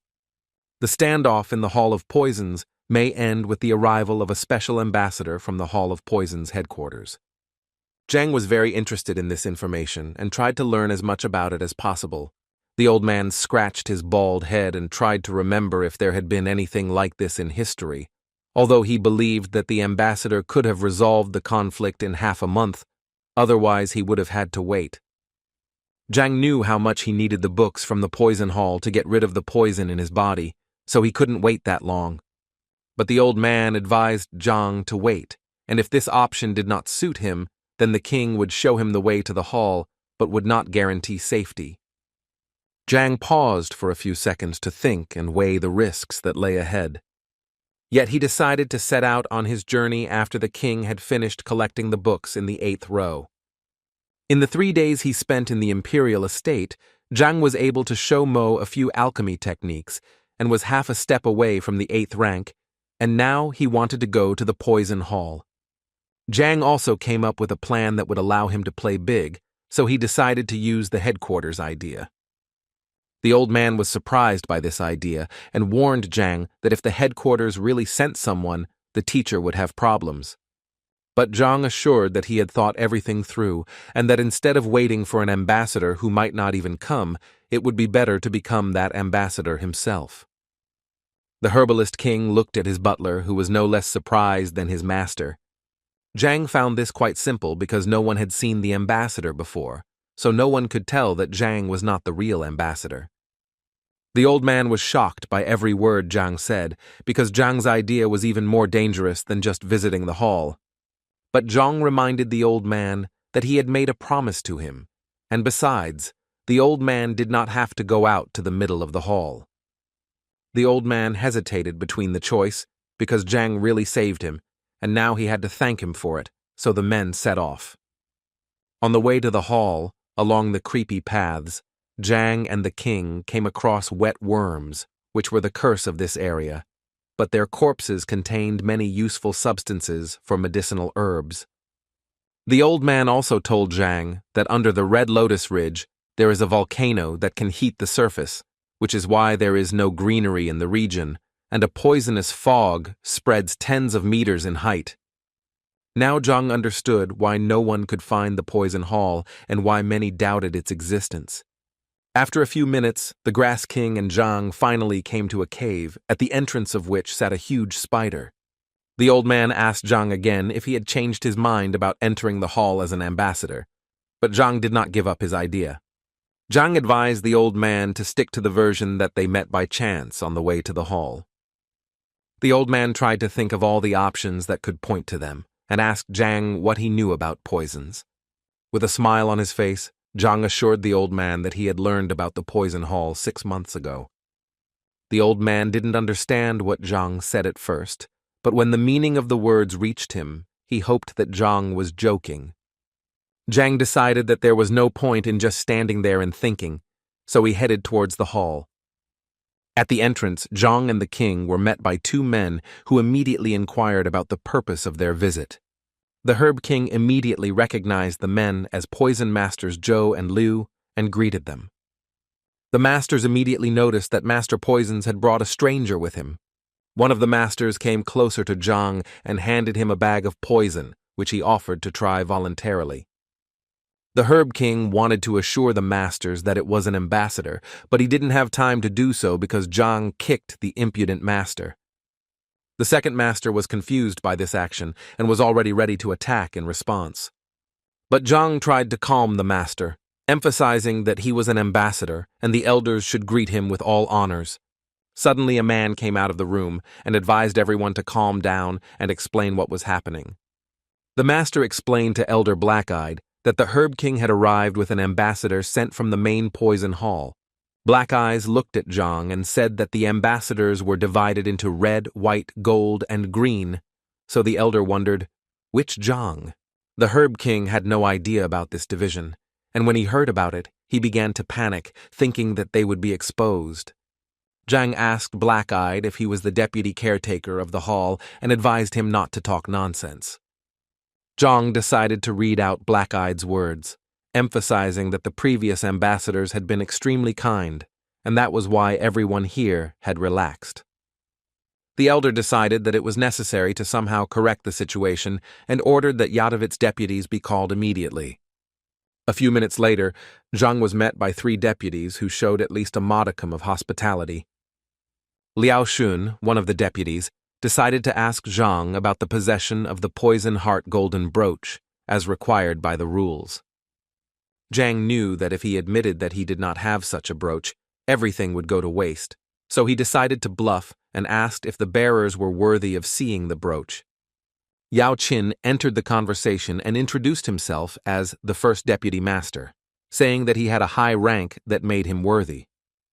Zhang emphasized that he came to the hall to appoint a new master, so at this stage, everyone was equal until they demonstrated their skills. Zhang strode confidently into the meeting room and said that he wanted to elect a worthy leader, not a bunch of slobs.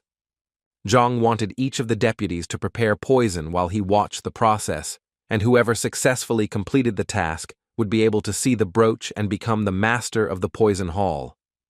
Otherwise, Zhang threatened to raze the place to the ground, as there was no point in wasting money on something useless. The Herb King silently admired Zhang's ability to deflect any suspicion. But the old man knew that Zhang was going to test the three deputies, and to do this, he needed to know a lot about poisons, and if he couldn't carry out the test, all plans would collapse. Liao Shun tried to find out more from Zhang about his planned inspection. Zhang said that the exam will be held in 2 stages. The first is the preparation of a strong poison, and the second is the preparation of a poison that the deputies came up with themselves. The more complex the poison, the better. Zhang gave his deputies 2 hours to prepare so they could think of a strategy. Meanwhile, Zhang turned to Black to show him the book storage, as he apparently had orders to find a specific book. The elder was surprised by such a request, but decided to take Zhang to the library. But Zhang assured him that it was enough to tell him about the place. He would find the way himself. When Zhang reached the library he had dreamed of for so long, he couldn't believe that he could realize his dream so easily. So he had no reason to worry and decided that now was the time to read books to deal with the poison in his body. Meanwhile, Liao Shun and Black Eye were trying to find out if Zhang was really the ambassador. Liao Shun was certain that it was unlikely that a mere outsider would want to simply break into the formidable poison hall. Black-Eyed agreed with this, but at the same time did not rule out the version that Zhang was an imposter, although he did not understand the motives. Liao Shun thought about it and realized that there was nothing valuable in the poison hall except poisons, so it was unlikely that anyone would risk their life for poison. But Black Eye reminded Liao of one thing, and the boy realized that he was talking about what was hidden under the volcano. Black-Eyed suggested that perhaps news of this might have reached the outside world. Liao decided that the best way to find out any information was to contact the Herb King. So after a few minutes, Liao and Black Eye asked the Herb King how he met the ambassador and why the old man looked so cheerful. The king explained that it was the ambassador who saved him from illness and ordered him to be taken to the Hall of Poisons. Liao was surprised because even his mentor couldn't place the goo contract into a human body. Suddenly, a servant burst into the hall with urgent news that the ambassador had arrived and was requesting an immediate audience with the master's deputies. Liao and Black Eye were surprised, as they thought the ambassador had already arrived. Liao tried to ask the Herb King what was going on, but the old man turned pale and seemed to have swallowed his tongue. When everyone went outside, the king noticed that next to the ambassador stood his butler Lu, who remembered the way by just one word. Liao greeted the stranger and asked him to show the golden brooch as required by the rules. The man smoked his pipe, put his hand in his pocket to take out a brooch, and introduced himself as Gu Mu, a 3-star poison master and representative of the headquarters. When Liao saw brooch, he realized that in front of him was a real ambassador of headquarters, but now he did not understand who had come here. Gu continued smoking his pipe and, seeing Liao's nervous look, asked if he was okay. Liao said that another ambassador had arrived before Gu arrived, and now Liao didn't understand anything. Gu explained that the head of the Yadiv Hall had only sent him to select a new master and take away a certain thing for a certain time. But Liao tried to convey to Gu that 2 hours ago, a man had arrived in the hall and gone to look through the books in the library. Gu assured that this was absurd, and the ambassador could not be without brooch, so he demanded to be taken to this impostor. Liao immediately ordered Black-Eyed Elder to bring Zhang, who was in the library. Zhang entered the hall and asked if the deputies were ready for the upcoming inspection. Liao told Zhang that the ambassador had arrived and showed his brooch, so Zhang needed to confirm his identity. Gu looked at Zhang and said that this was some kind of misfortune, to which Zhang responded aggressively and told Gu that no one allowed him to open his mouth. The Herb King almost gave up his soul to God when he saw how provocatively Zhang acted towards Gu. Gu was offended by Zhang's words, became extremely angry, and was about to teach him a lesson for such insolence. Gu blew out a puff of smoke from his pipe and was about to show the ambassador's true anger. Zhang tensed up and realized that bad things were waiting for him, so he needed to react quickly. Gu exhaled a thick gray smoke that flew straight towards Zhang at high speed. Zhang cleared away the thick smoke with a wave of his hand and warned Gu that he was making a big mistake by attacking him. Gu became even more angry and did not think that the impostor he was going to teach would be so impudent. Gu's hand was very close to Zhang's face as he asked why Gu was still alive. Gu jumped back and was shocked that Zhang knew his name, since he hadn't even introduced himself to him. Zhang laid out all the information he knew about Gu Mu, how he reached the top, who he studied with, and why he came to the Poison Hall. Gu was seething with anger because only those close to him knew about the information that Zhang had told him, in particular about the order to the Poison Hall. Zhang was not going to stop and told Gu another secret of using green snake grass to increase potency. Zhang also knew that Gu had been using bone-corroding powder in his Shenhong acupuncture, and despite this, Gu had reached his limit and could die at any moment. Gu was furious to the core, trying to understand how Zhang knew so much about his life. Zhang told Gu that he was his teacher's elder, but Gu had never heard of his teacher having an elder. The herbalist king and his butler were as stunned as the ambassador, as they knew nothing of such information. Zhang explained that he loved to travel and often lived outside the hall, so teacher Gu could not have known about the elder's existence.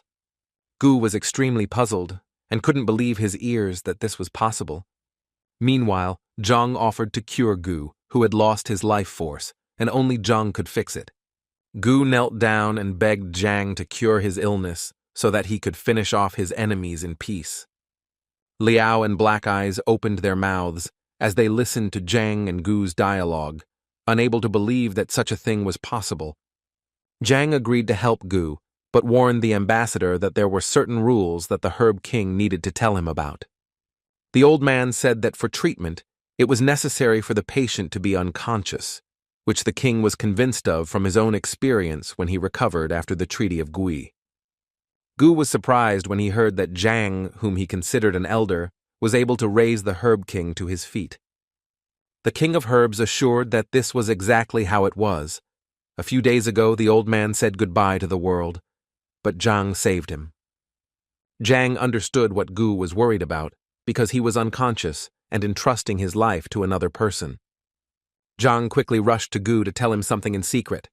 Zhang approached the ambassador and assured him that if he wanted to finish him off, he would not resort to such cheap methods. Sweat broke out on Gu's face because, seeing how quickly Zhang was approaching him, Gu realized that the person standing in front of him was extremely strong. Zhang looked into Gu's eyes and smiled as his plan worked, and he managed to deceive Gu. Gu prostrated himself before Zhang and began to apologize for his disrespect. Zhang, on the other hand, emphasized his good intentions, saying that when he cured the king and learned of the conflict in the Hall of Poisons, he could not bear it. First Deputy Master, Elder Black Eye, and Gu finally understood Zhang's good intentions. Zhang decided that since the real ambassador had arrived in the hall, there was no point in him staying here. Gu asked Zhang when they would begin the healing process and what it would require, but Zhang assured him that nothing was needed and that they could start right away. Before Zhang could begin treatment, Gu began beating himself until he lost consciousness. Zhang assured the ambassador that there was no need for this, as there was a special powder, and within 10 minutes, all the poisonous aura had disappeared from Gu's body. Gu was about to thank Zhang for his help, but Tai assured him that Gu's condition was more serious than it appeared, so 3 treatments would be required. Zhang was glad that the ambassador was now in a state of shock, so he was safe for now, and Zhang had time to analyze the knowledge from the library.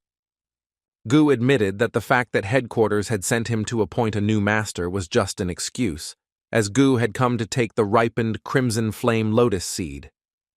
Gu knew that the lotus grew in the depths of a volcano and absorbed the power of the earth's depths to grow, so a practitioner who absorbed the seed had an increased chance of breaking through the 9th rank.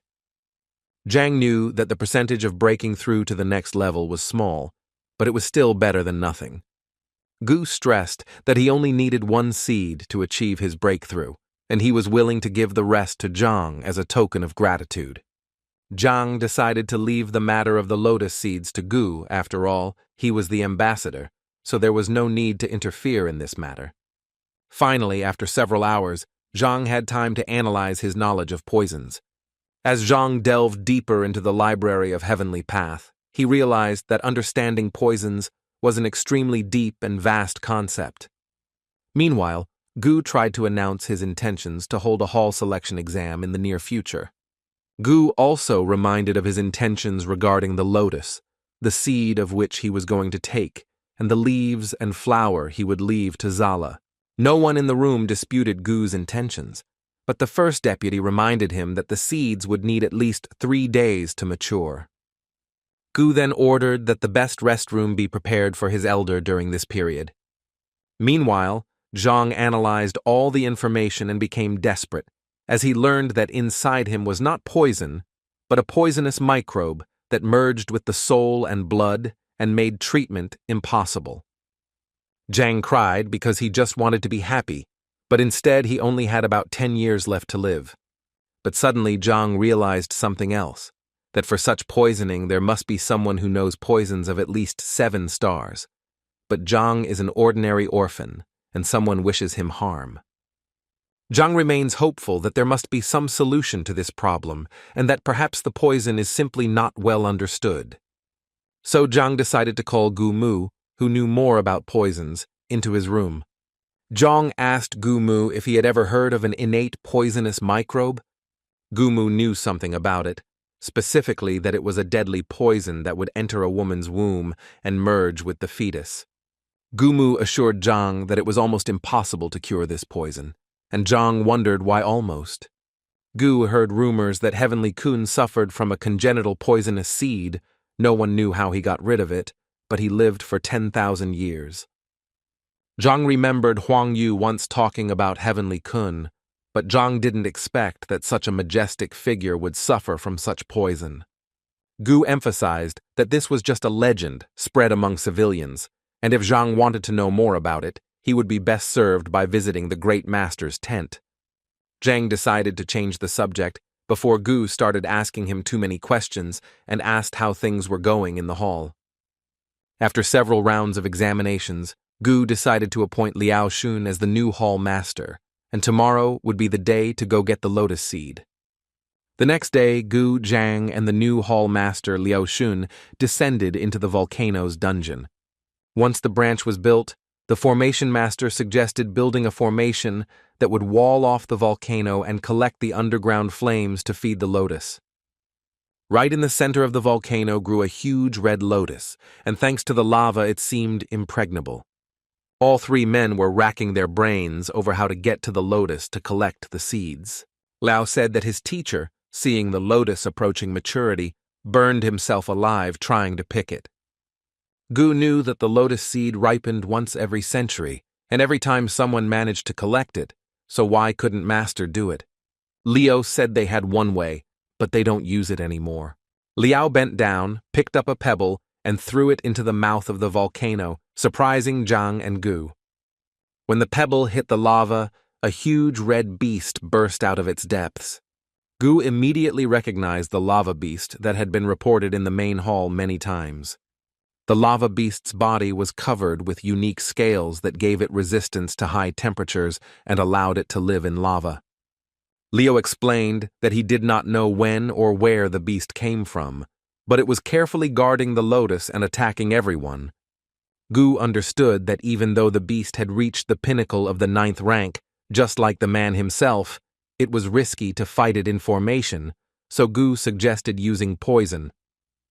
Lo said that none of the poisons could withstand the high temperature, and until the beast was tamed, there would be no other choice. Liao also didn't want to invite the tamers into the hall, as it might cause unnecessary trouble. Zhang thought about it and decided that perhaps he could help solve this problem. Zhang said that it was just a small beast, which was definitely not at his level.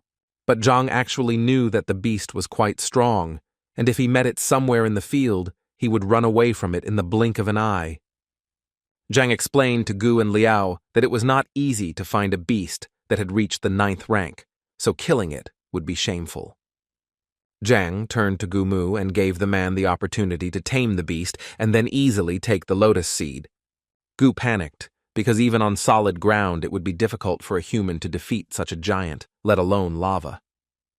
Gu wanted to pass the responsibility onto the new hall master, but Zhang assured Gu that he would give him advice. Zhang tried to convince Gu that this was a great opportunity to tame such a powerful creature. If Gu follows Zhang's instructions for taming, he will easily achieve the desired result. Gu was excited that he had a great opportunity to prove himself, so he asked how best to prepare. Zhang said there would be no preparation as the beast likely prefers lotus, and the time spent preparing might not allow for the seeds to be collected. Zhang assured Gu that it was quite simple: jump down and hit the beast, then follow the instructions. Gu began to sweat. He thought that he needed to first gain the beast's trust, and not just jump down from where he would never return. But Zhang tried to assure Gu that he would be there and could intervene at any time. Gu gathered his courage and, realizing that poison was useless in this case, only physical poison remained. Gu took out his swords from their sheaths to properly defend himself against the lava beast. Gu took another deep breath before charging into battle with the dangerous beast. Gu swung his swords with concentration, leaving behind trails of glowing energy. Gu managed to knock down the sharp rocks from the ceiling of the cave, distracting the beast and getting closer to it. Gu first hit the lava beast's tail, but immediately felt strong resistance. Gu realized that the beast had thick armor, and his weapon was unable to penetrate it. So Gu quickly jumped away from the beast to reconsider his tactics. The man managed to jump to one of the walls of the volcano's mouth, from where the animal was clearly visible. The beast became angry and decided to attack back, releasing fireballs from its mouth. Gu didn't expect the beast to be capable of such a thing, so the man had to quickly dodge the attack. But the beast had no intention of stopping and released a volley of fireballs straight at Gu. Gu managed to survive, but he knew he wouldn't last long, so he turned to Zhang for help. But Zhang couldn't say anything yet, and advised to continue the fight until the right moment. At some point in the battle, Gu didn't notice the beast disappear from sight, and the man panicked a little. The beast suddenly burst out from under the bench and crawled up the cliff straight towards Gu. Gu managed to block the beast's attack by crossing their swords, but with each passing second, it became more and more difficult to hold back the beast. Zhang decided to enter the game and, using Qi Link, gave the order not to resist and to hide the sword in the ring. Gu was surprised by this decision, because if he had put away the swords, he would have died from the beast's attack. But Zhang insisted, and Gu did as he wanted. If Zhang wanted to finish Gu off, he would have done it long ago. Zhang's next piece of advice was no less surprising. He asked Gu to tilt her head forward. Gu felt like Zhang was sending him to his death, because there was a large open mouth of a beast in front of him.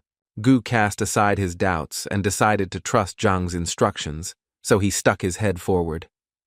The beast didn't expect this from Gu and retreated, watching what was happening in surprise.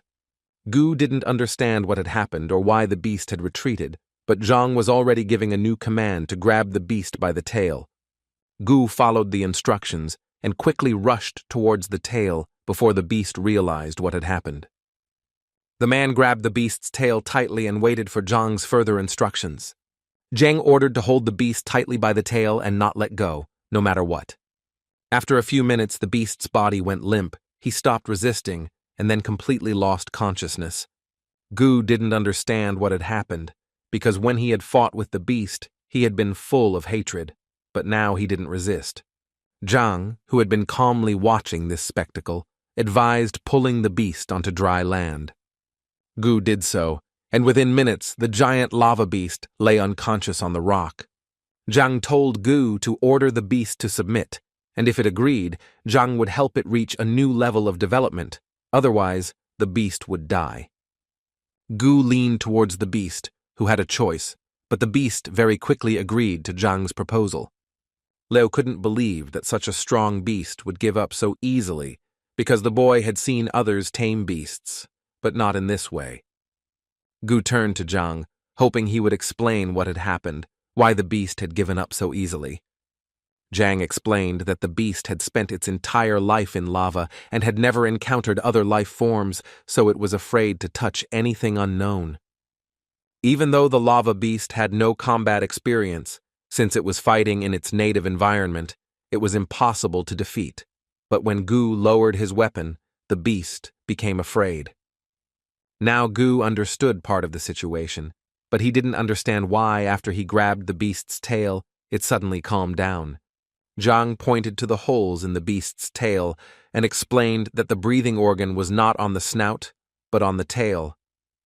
That is why Zhang advised grabbing the tail, especially when the beast has put in a lot of effort and its endurance has greatly decreased. Gu now realized that Zhang was not playing with him, but was observing the lava beast's abilities and coming up with a plan to tame it. Now that the lava beast had been tamed, Zhang gave Gu the go-ahead to collect the lotus seed. Gu threw himself into the mouth of the volcano and gracefully flew up to the lotus to collect the valuable seed. Once the seeds were collected, Gu gave Zhang 9 lotus seeds as a token of gratitude for his help. Zhang took out 2 seeds from the box and handed them to Gu, saying, "1 for him and 1 for the lava beast." Zhang decided to leave another seed in the poison hall, for which Liao was extremely grateful. Zhang was pleased with himself, as he had read all the books in the Hall of Poisons and obtained the lotus seed, which he treasured very much. Gu wanted to know where to look for Zhang if he wanted to thank him, but Zhang did not indicate the exact location, but only said that the whole world was his home. Gu handed Zhang a brooch that could send Zhang's disciple or loved one to the Xuanyuan realm's poison hall, and Gu would help solve this problem. Zhang thanked them for such a generous gift and said that he was in a hurry for other things, so it was time to say goodbye. Meanwhile, Zhang's disciples, accompanied by Grandmaster Lu, arrived in the Tianwu kingdom. The students were delighted by the huge city that opened up before them. Everyone was wondering if Zhang had arrived in the kingdom, but it seemed that Zhang had not arrived yet. Master Lu suggested that everyone go to the city where they could wait for Zhang.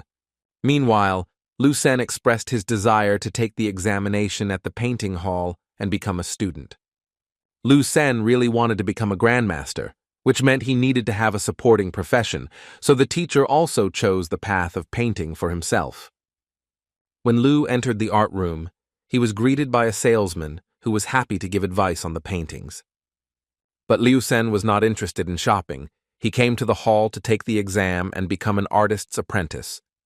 The shop owner was surprised by Zhang's request because usually people like Liu Sen come once a month, but today the teacher was already the second. As the salesman led Liu Sen down the corridor, the teacher noticed how many men were actively discussing the painting and its author. Liu Sen heard how the author managed to create a painting with the help of some kind of beast. Liu asked the salesman what was going on, and he replied that everyone was talking about the competition.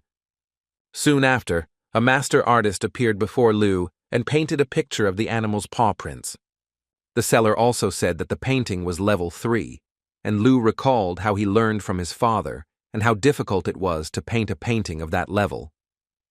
But the seller assured that this was not all, because after this, with the help of fire, the artist raised his painting to the 4th level. Then he splashed water and the man managed to lift the painting to the 5th level. Liu Sen admired the seller's words and already dreamed of becoming a disciple of this master and achieving significant success. So Liu immediately asked what the master's name was and whether he was accepting students for classes. The salesman thought for a second, then remembered that the master had introduced himself as Zhang. Liu became despondent because wherever he went, wherever he was, Zhang, whom everyone praised so much, was always there. But Liu quickly pulled himself together and decided that he just needed to pass the exam so he could brag to others. Meanwhile, Zhang was calmly warming up in the yard, having finally studied all the books on painting. Previously, Zhang could draw a level 5 painting but did not understand much, but now his knowledge has increased several times. Zhang realized that he had collected many books in the Library of Heaven's Path while he was in the Beast Hall, Poison Hall, and Artist Hall, but now he needed to somehow navigate among them. If he had the golden page, it would have made things easier, but Zhang didn't understand why the first page appeared and the second when his students were defending themselves. Therefore, Zhang assumed that the golden page was created by the disciples, so he decided to try to take a few more under his wing. While walking through the streets of the city, Zhang noticed that he was being followed by a group of men at various stages of the 7th rank. Zhang had been practicing for quite some time, but had never fought before, so he decided to practice on men somewhere outside the city. The men noticed Zhang leaving the outskirts of the city and decided to follow him. The leader stressed to his followers that Zhang must be alive or they would be in trouble. Once Zhang and the thieves were in the forest, the men began to suspect that Zhang had set them up on purpose. Zhang stopped in the middle of the clearing and told the men that he had seen them all the way, so it was time to show himself. The leader came out first and said that together with the boys they wanted to ask for some paintings. Zhang was surprised because he thought the group of robbers wanted to rob him, not ask for a photo of the 5th level. One of the thieves took out a knife and threatened Zhang not to talk too much because it could end badly, so the next moment the man rushed towards Zhang to teach him a lesson. Zhang, who was standing calmly in place, almost pushed the robber away with his little finger. Zhang looked at his hand because he didn't expect such strength from a 9th rank, so he decided to be careful and not finish anyone off. One of the robbers was afraid of Zhang's strength and did not want to attack him anymore, but the leader insisted that they had the advantage in numbers. The bandits could think of nothing better than to attack Zhang, not alone, but together, in order to increase their chances of victory. Zhang prepared to defend himself to see what the robbers who dared to challenge him were capable of. The leader looked up in excitement because his attention was somewhat distracted and he wanted to understand what was going on. Zhang was also surprised when he looked around and saw the familiar outline of the creature. The heavenly beast that Zhang had once saved in the hall flew to Zhang's aid. The gang leader was frightened when he saw the beast, which was half a step away from the 9th rank. The beast spared no one, his anger was relentless, the robbers flew apart like cardboard. The leader underestimated Zhang because he did not know that he had tamed such a deadly beast. Zhang was furious because he wanted to deal with the robbers himself, but the beast ruined his plans. Instead of words of gratitude, he shouted at the beast, which stunned the 2 robbers and did not allow Zhang to test his strength.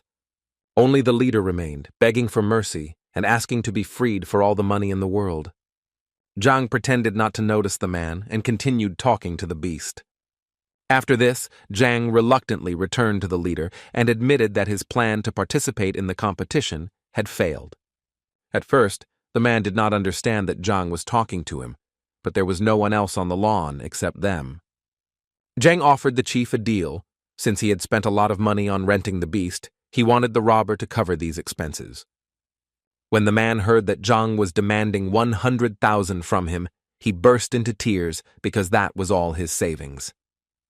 But the robber had no choice and agreed to give Zhang the money so that he would not test his strength on him. Zhang heard the sounds of fighting coming from the other end of the forest and wondered what was going on there. Mounting the heavenly beast, Zhang set out to find the source of the noise coming from the other end of the forest. At this time, a certain man was fighting with a healthy bear, which did not spare its opponent. The man did his best to fend off the attacks of the bear he was trying to tame. The man grabbed the bear by the paw and was about to throw it at him to stun the animal for a moment. Zhang, who was observing from a bird's-eye view, noticed that the man and beast were of the 8th rank. The man noticed Zhang and asked him why the elder was watching this spectacle. Zhang realized that this man was very observant, but since he assumed that Zhang was an elder, the teacher decided not to reveal his identity. Zhang transformed into Grandmaster Yang and gracefully descended to the ground to greet the man. Zhang explained that he was just passing by and happened to notice the fight with the bear, and it fascinated him. The man could not judge Zhang from the outside to say anything about his rank, but Zhang's beast made the man believe that he was a respected person, so the hunter happily greeted Zhang. The man said that he tried to tame the bear, which is essentially the king of the forest, but because of his greed, the man wanted to get what he wanted. Zhang promised the man that he would help with taming, which surprised the man very much, and he wanted to thank Zhang for his help. Zhang offered the man a deal. He would help him tame the bear, and he would become his apprentice. Zhang noticed that the man was thinking about why he decided to take him as a disciple. The man was embarrassed and waited for Zhang to explain the reason for his generous gesture of help. Zhang said that he watched the battle with the Crimson Tiger because the man combined various techniques but was unable to demonstrate them to their full extent. Zhang guessed that this man was a grandmaster and, despite the injury, combined the incompatible. The man tensed up. How did Zhang manage to understand his status? Because he didn't look like one and didn't even have the emblem of the grandmaster on him. But Zhang was content to watch a man fight a tiger, anticipating the enemy's deadly blows and dodging them. The man thought that in front of him was not just an elder, but also a grandmaster. Zhang confirmed the man's guess and said that he travels the world, and it has been years since he was offered any position. The man realized that Zhang was at least rank 9, so he was most likely a 3-star grandmaster. The man expressed his deep respect to Zhang and told him of the honor of becoming a disciple of such a powerful elder.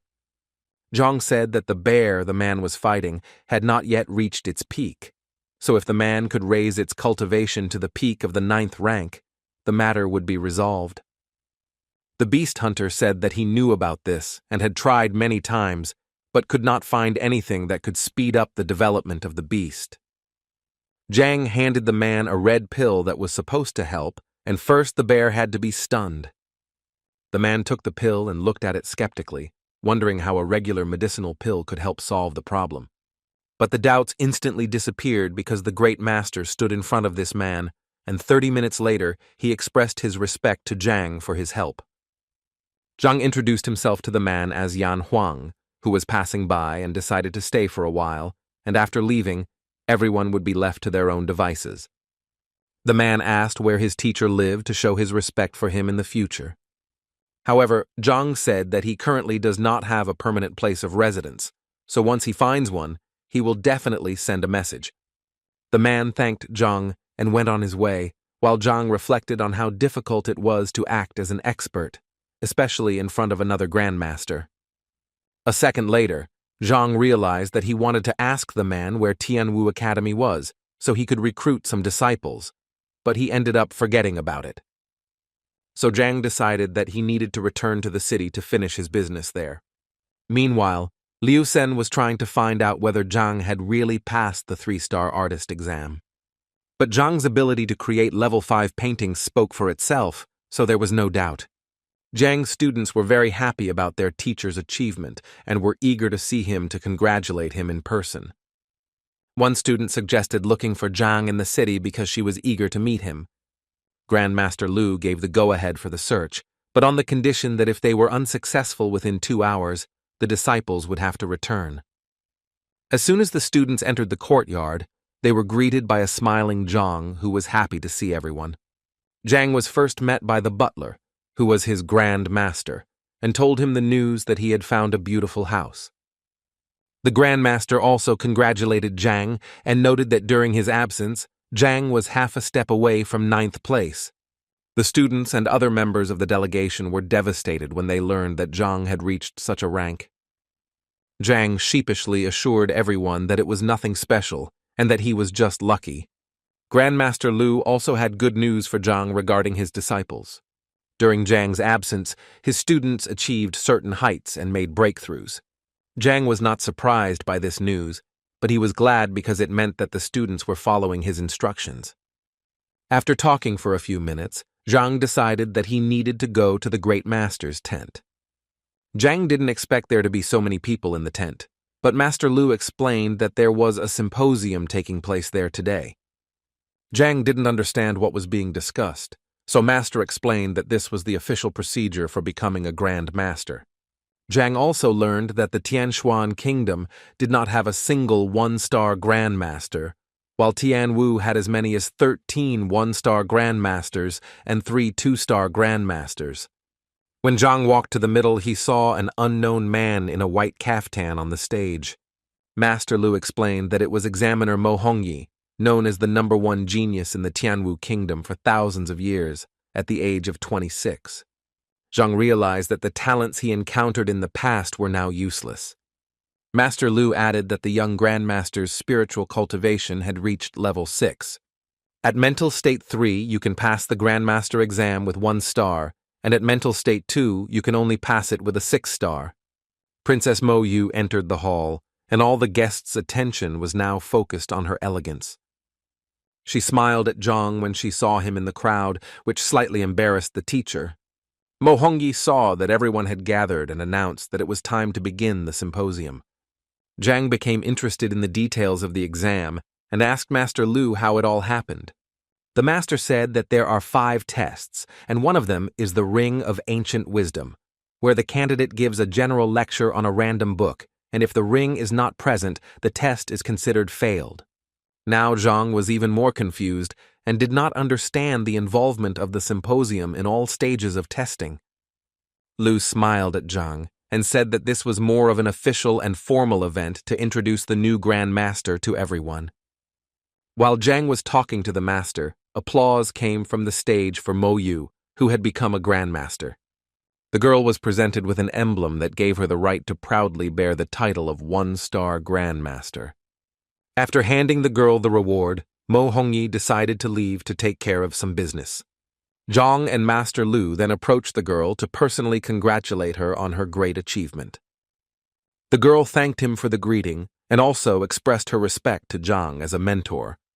Mo Hongyi, seeing that Princess Mo, the second great genius of the kingdom, had reached the rank of great master at such an age, was paying respects to a certain young teacher. Zhang's disciples were also stunned to see that Zhang, who had only recently arrived in the kingdom, was able to accomplish so much. A man with slicked back hair approached the princess, wanting her to introduce him to Zhang. The princess happily introduced Zhang Chen to Zhang and told Zhang that thanks to Zhang, she was able to create a second-grade pill, so now Zhang is her mentor. Zhang was suspicious of Mo, who considered some young teacher as his mentor in alchemy. The nearby grandmasters, hearing that Mo considered Zhang his mentor, began to discuss what kind of extraordinary talent the boy must have. Zhang Chen decided to pay his respects to Zhang and thank him for helping him mentor Mo. Guild member alchemist Hong was Zhang's friend and had recently passed the 3-star alchemist exam, so Zhang advised Zhang to get to know him better.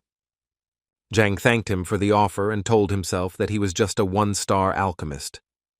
The grandmasters were surprised that a 1-star alchemist was teaching Princess Mo how to create a second-tier pill.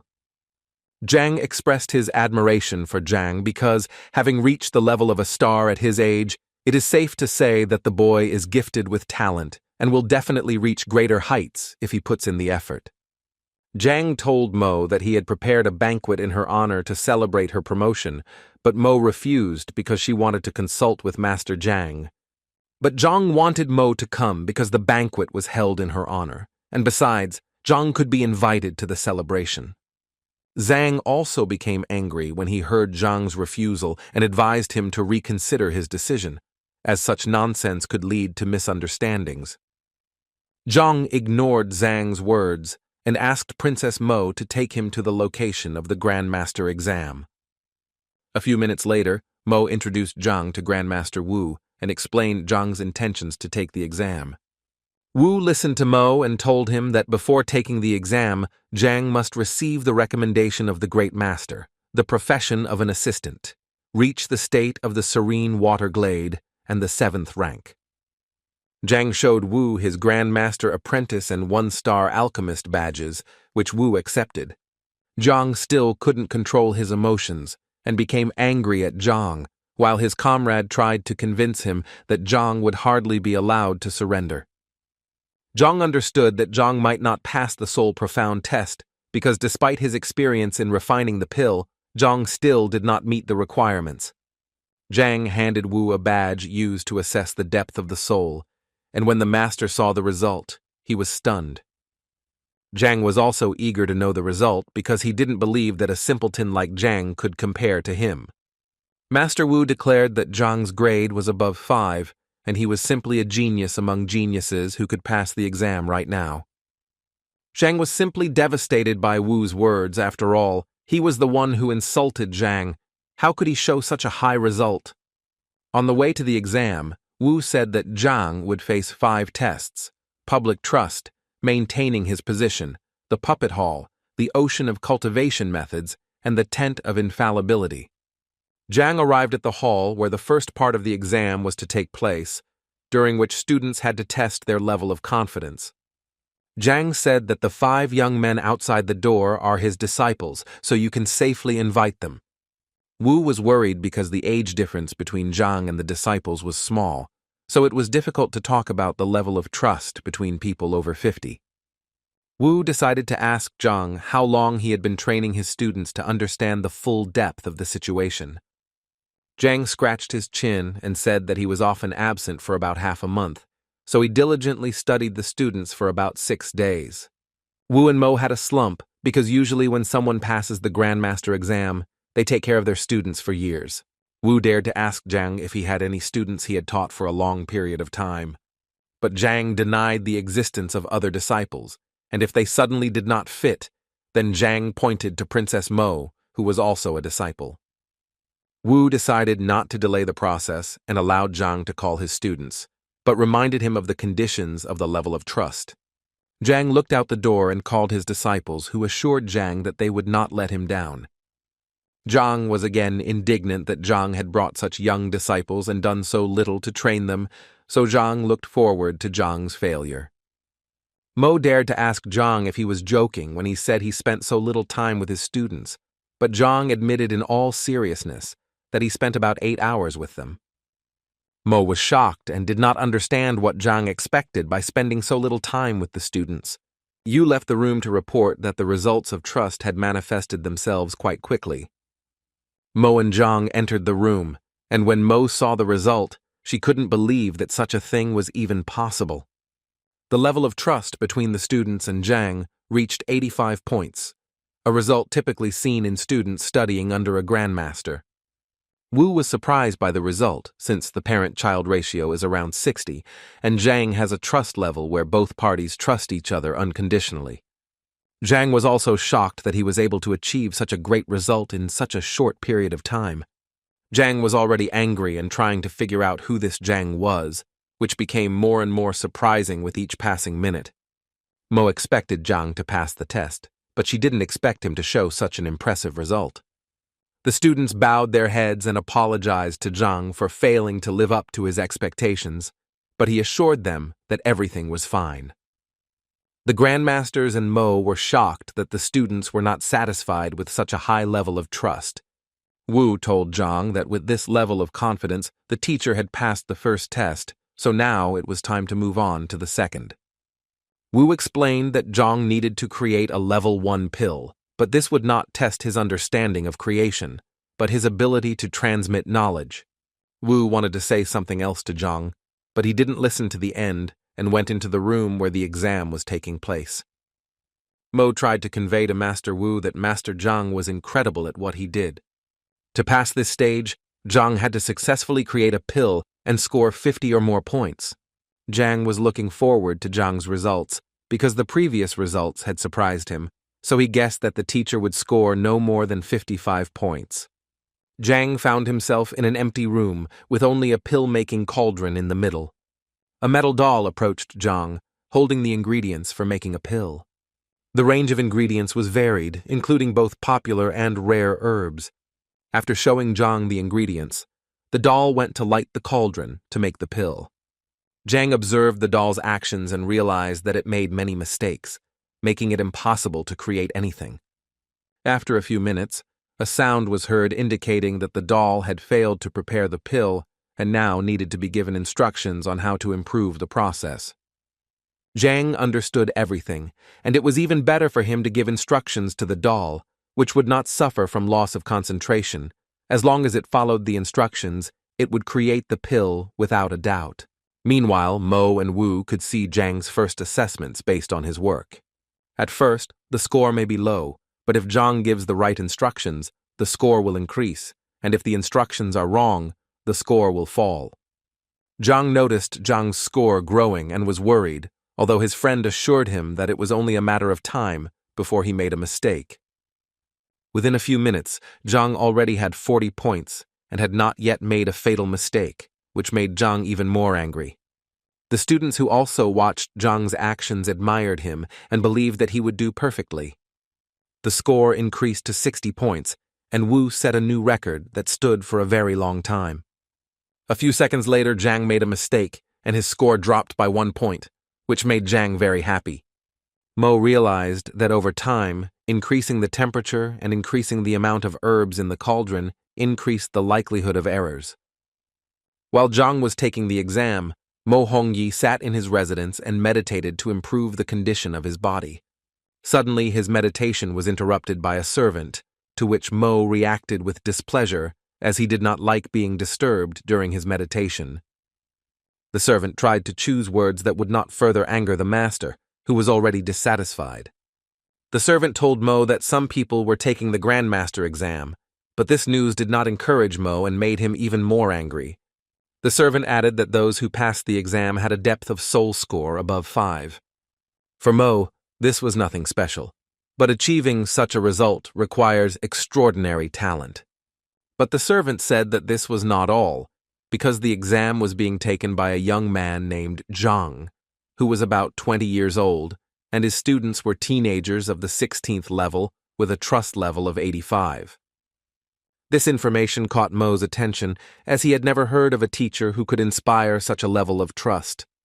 Mo opened the door and heard the servant inform him that Zhang had passed the second test and had made no mistakes. Mo couldn't understand how Zhang managed to do this, and he also scored 60 points. The servant said that Zhang made a mistake at the 60 mark, and his score first dropped and then jumped to 62. Mo understood that the board in the grandmaster's tent was created with the help of the construction masters and numerous grandmasters, but why was it acting so strange? When Mo heard that this situation had already happened 3 times, he was shocked and wanted to know Zhang's current result. The servant tried to keep his words low as he informed Mo that Zhang's score was 101. Mo was puzzled because the maximum score one could get was 100 points, but Zhang's score was 101. When Mo heard that the test was not yet finished and the results were still rising, he decided to immediately check it out for himself. Meanwhile, in the Alchemist Guild, pharmacist Hong was congratulated on achieving 3 stars. Hong thanked for the greeting and admitted that he had met an expert, thanks to whom he had achieved enlightenment. One of the students ran to the alchemists with some urgent news that puzzled the teachers. After catching his breath, the student explained that something incredible was happening in the grandmaster's pavilion. Hong tried to understand what was going on and wondered if the passer's evaluation was higher than Mo Yu's. When Hong heard about the result of 101 points, he immediately ran to see the incredible man who had achieved such results. Hong quickly rushed into the pavilion and asked Master Jiang to give him a briefing. At this point, the scoreboard showed a result of 130, and Hong began to think that the scoreboard was broken. Otherwise, it was impossible to explain it. At this point, Grandmaster Mo entered and explained that the board was created by experts, so there could be no problems with it. The second test tests the ability to mentor, with incorrect mentoring deducting points and correct mentoring adding points. But the system is set up in such a way that the correct testing procedure is based on the standards of the 4-star alchemist who creates such a pill. So Mo guessed that the person taking the test might be a 6-star grandmaster. Therefore, Mo felt that the examinee had discovered errors in the procedure for creating a 4-star alchemist. Hong tried to find out more about this man and learned that he was only a 1-star alchemist. Suddenly, the door of the examination room opened and Zhang Huang came out. When Hong saw Zhang, he was amazed, because it was thanks to Zhang that he was able to make a breakthrough in the art of making pills. Mo didn't understand how one could have such deep knowledge at the age of 20. Hong said he was also skeptical at first, but later learned that Zhang had a mentor, the talented grandmaster Yang.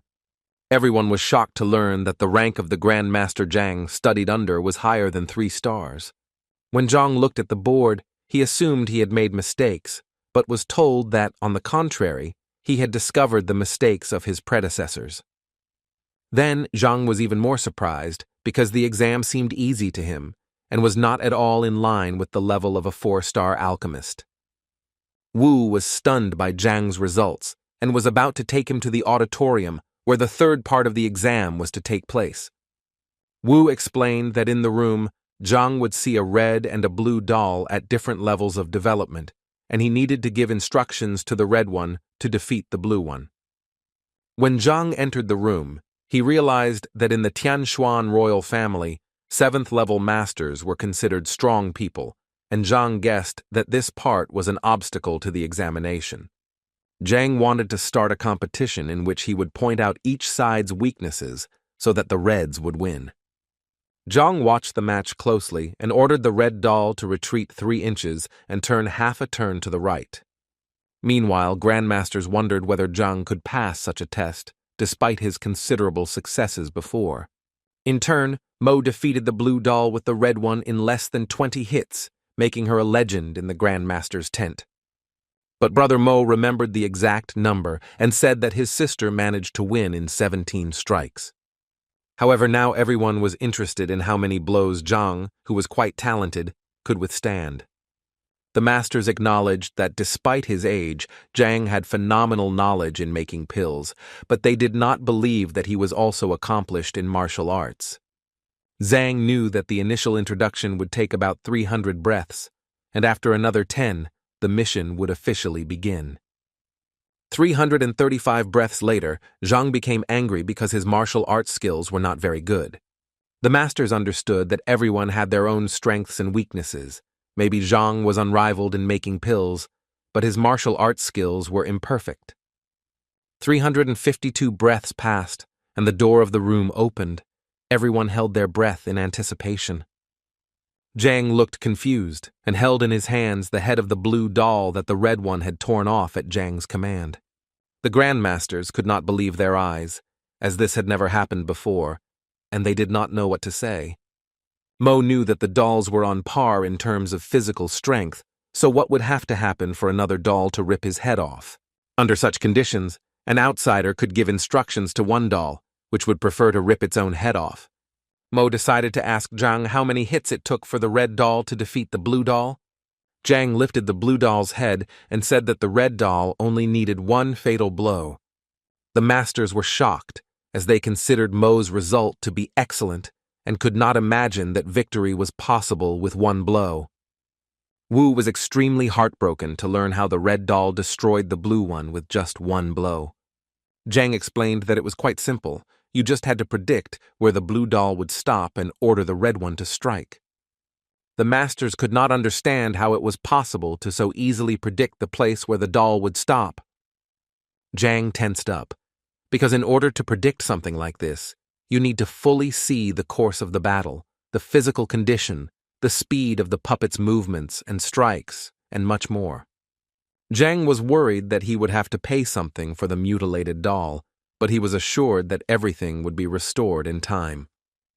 Zhang then calmed down, but still waited impatiently for the results to be announced to find out whether he had passed the exam. He assured that he had no doubts about successfully passing the exam.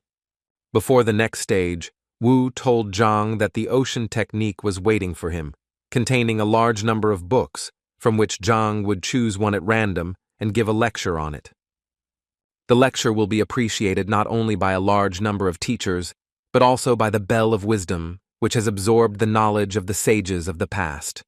Once Zhang steps up to the podium, a random book will be waiting for him, and he can begin. Zhang walked up to Ocean and looked at him carefully, placing his hand in his middle.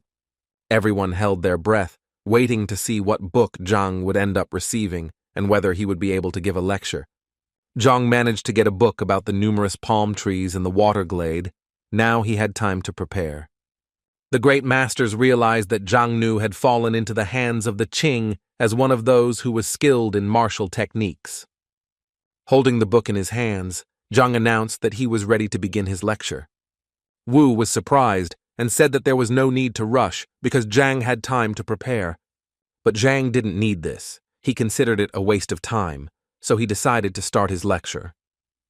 When Zhang stated that the book was originally written with a mistake and therefore its interpretation was incorrect, everyone was shocked.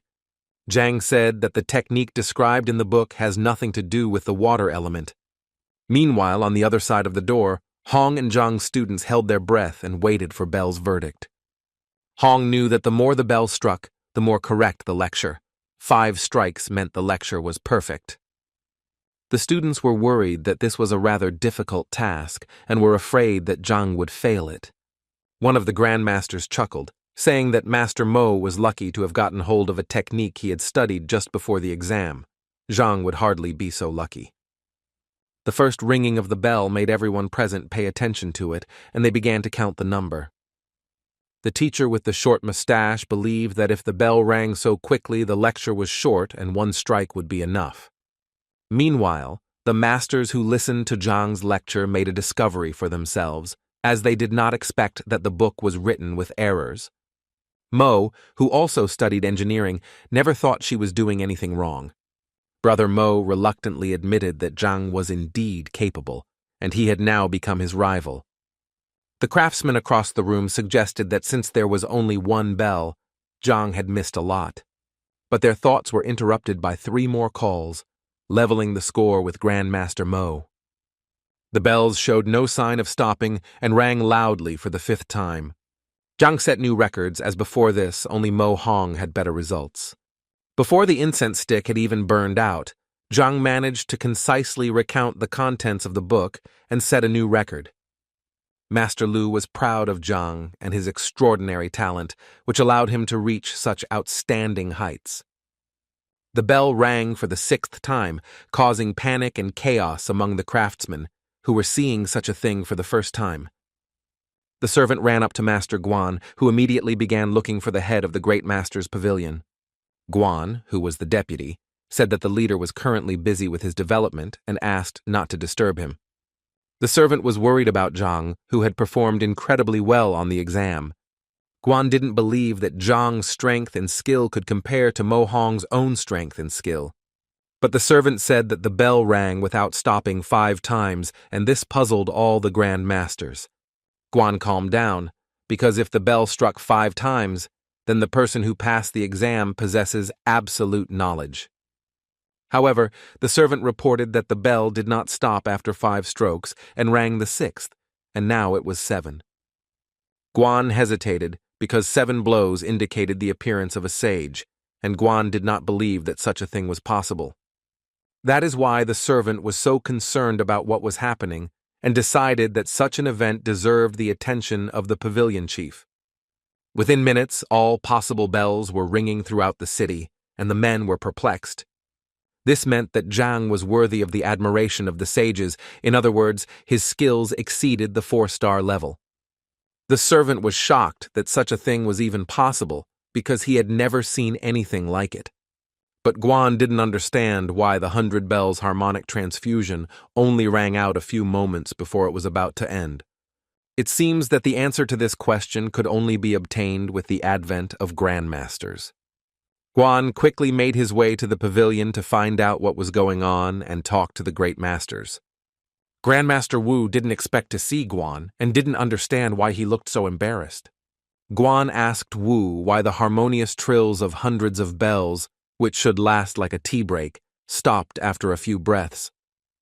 Guan was shocked when Wu explained that it was because the bells were disturbing Zhang during his lecture and he yelled at them. No one understood the behavior of Zhang, who dared to raise his voice to the sacred bell.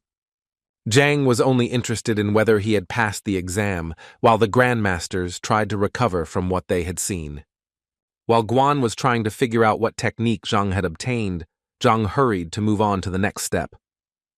When Guan learned of the complex technique that had fallen into Zhang's hands, he almost went crazy from the realization. But he restrained himself and appreciated Zhang's talent, so he decided to tell him about the rules of the next level. Everyone tried to find Zhang, but Mo reported that he went to the mistake tent alone. Wu panicked because he was afraid that Zhang didn't even know the rules, and went to take the exam. Wu panicked, but Guan tried to understand why his colleague was so worried. Wu said that he did not tell Zhang about the rules of the pavilion and what to pay attention to. Guan tried to convince Wu that Zhang had prepared in advance, but judging from Zhang's behavior, he had no idea about it. Everyone was shocked that Zhang came unprepared, knew nothing about the task, and decided to show off his talents. Since Zhang doesn't know anything, he probably doesn't know that there are 2 rooms in the tent with entrances opposite each other. In the tent of infallibility, the candidate must fight the doll while the incense stick is burning. The master must find the doll's weaknesses and use them to win. Zhang's students panicked for their teacher's life and decided that they needed to warn him of the danger. Since Zhang knew nothing about the pavilion, he could enter the second room and be in danger. The dolls were strong, especially in the second room where there was a 9th-rank doll with no flaws, so Zhang needed to be saved. Guan knew that this could lead to big trouble, so he needed to warn Zhang before the exam started. Guan ordered Grandmaster Wu to stop the exam immediately before it was too late to correct anything. But it was too late. The door to the room where the duel most likely began was sealed. Wu was in a deep panic because he couldn't do anything, and the fact that Zhang had entered the second room made his panic worse. Guan also panicked and decided that he needed to immediately find the tent leader to stop this chaos. Meanwhile, Zhang took one doll and tried to solve another, noting that this stage of the exam was more difficult than the previous ones. But he was not going to stop at anything, so he continued the fight with dignity. He concentrated all his energy into his palm and prepared to deal an irreparable blow to the doll. A stream of insane energy burst out from Zhang's hand, throwing the doll tens of meters away. Zhang looked at his hand and couldn't believe that he had not only managed to defeat the doll, but also overcome the final barrier before the 8th rank. Meanwhile, Guan ran from room to room, looking for the head of the grandmaster's tent. Wherever the man looked, everything was empty, and this depressed him because time was playing a cruel joke on him. Guan looked for the leader everywhere, in the courtyard, in the city, by the river, but the search was unsuccessful. Suddenly, his attention was drawn to the sounds of a beast that shouldn't have been in the grandmaster's tent, because it wasn't the Hall of Beasts. When Guan followed the sound, he saw the tent master and the bear frying something for the rich. The leader saw the deputy's frightened look and did not understand why he was in such a hurry. Guan quickly passed the information on to the leader and hoped that the master would have time to fix everything. When Guan ran with the chief to the tent, they saw a crowd of people who were simply arguing. The men made their way through the crowd to see the scale of the situation for themselves and were ambushed. The number on the board was 465, indicating the number of flaws Zhang had managed to find. The leader did not understand anything, as he was assured that the candidate was in danger, but instead he found a lot of mistakes. Wu couldn't believe his eyes that Zhang had made 30 false errors during the match. The leader asked if they were sure Zhang had failed the first stage, but everyone insisted there had been no mistake. A few minutes later, Zhang came out himself, and Wu ran to him to make sure he was okay. But Zhang smiled back and said that he was fine, but the doll was only slightly damaged because Zhang had destroyed it, because he had miscalculated his strength. Wu didn't understand anything, because the doll was in 8th place, and Zhang found 30 flaws in it and crushed it too. Wu said that as soon as Zhang entered the second stage, he thought the teacher was in danger because he did not know the rules. The head of the great master's tent asked if Zhang had seen only one doll, or if there were more. Zhang recognized the leader he had met in the forest, Grandmaster Yang, and told him that there were 2 dolls there. The masters were shocked, especially when Zhang managed to stun one of the dolls with a slap. The leader remembered that when he took the Grandmaster exam, he had to use all his strength to resist the doll, and Zhang did it with ease. Now Zhang was troubled by one question that he kept repeating. Did he pass the exam? There was no doubt about it, because Zhang had more than successfully completed all 5 stages. Zhang was pleased because he initially thought the exam would be difficult, but it went quite easily. Meanwhile, Grandmaster Mo expressed his desire to take the 2-star Grandmaster exam. Yu looked at the head of the tent and waited for permission to conduct the exam. The leader did not object, because he believed that healthy competition was the driving force of progress. So he asked Great Master Wu to prepare everything necessary for the exam. Zhang also expressed his desire to take the exam, since once the opportunity arose, he did not want to miss it. Mo was furious at how upstart Zhang was, and warned that in order to pass the 2-star master's degree exam, certain conditions had to be met. The young man listed that to do this you need to have 2 auxiliary professions and reach a 2-star level in them. Zhang began to fidget and hurriedly search for something in his pockets, and Mo continued to spit. Zhang took out the emblems of a 2-star painting master and a 2-star beast tamer. The masters did not know what other surprises and trump cards Zhang had in store, because every second he did not cease to amaze them. Mo didn't know what else to say to Zhang to stop him from being angry, so he shouted that the exam required a certain amount of strength that Zhang didn't have. The leader agreed with Mo, since Zhang was half a step away from the 8th rank. He could not participate in the 2-star Grandmaster exam. Zhang assured that it was not a problem for him and that he only needed a moment to fix everything. Mo was shocked by Zhang's statement and couldn't believe that the teacher was going to make a breakthrough in an instant. Zhang concentrated, enveloped in qi energy like fiery vortices, and broke through to the next level. A few minutes later, Zhang Huang beamed and announced to everyone present that he was now ranked 8th. Mo Hongyi was dumbfounded in shock, because he knew very well that people trained for years to reach such a rank, but Zhang Huang closed and opened his eyes and reached the 8th rank. In turn, the men also could not believe such a thing, but they clearly saw the aura around him. They were shocked that the young man had achieved a breakthrough so easily. The young lady looked at the teacher with admiration. The men were surprised, because they had never seen anything like this before. Mr. Zheng was puzzled. He thought that Zhang Huang could have made a breakthrough yesterday, but he still decided to do it today and show everyone his strength. Zhang Huang in turn asked with a joyful smile if he could be admitted to the Grandmaster exam since he had raised his rank. The man, taken aback, admitted him to the exam. Mo Hongyi, in turn, was against admission. He said that the depth of the soul did not meet the standards for admission to the exam. Mo Yu looked at her brother with a puzzled expression, as she knew that he was not at all afraid of being further humiliated by Zhang Huang. Master Wu looked at Zhang Huang intently and told him all the conditions for admission to the exam. Zhang Huang thoughtfully said that he had heard this information. Zhang Huang told them with a smile that this was indeed a cause for concern, but they still didn't need to jump to conclusions. The men were taken aback by his words. They knew very well that the depth of the soul can be slowly raised over time. A moment later, Zhang Huang turned to Jiang Shu with a smile and asked him to come over to him for a moment. The man was furious, because he didn't know what Zhang Huang was planning. He didn't understand how Zhang Huang dared to order his father. Zhang Huang glanced casually at the young man and asked him to step aside. Jiang Shu also asked his son to leave. The man wanted to object, but it was all in vain. Jiang Shu asked Zhang Huang in surprise why he called him. Zhang Huang asked with a smile if it was true that he acknowledged Grandmaster Yang as his teacher yesterday. Jiang Shu was taken aback and said that it was true, but he was still confused and did not know how the young man knew about it, since he had not told anyone. The men were shocked, as they did not expect that he, the head of the pavilion, would recognize someone as his teacher. They understood that his teacher must be an outstanding person. Zhang Huang said with a smile that he was Mr. Yang's direct disciple, and according to custom, he should call him elder brother. Jiang Shu was shocked by what he heard, because now the man understood why the young man was so formidable despite his age.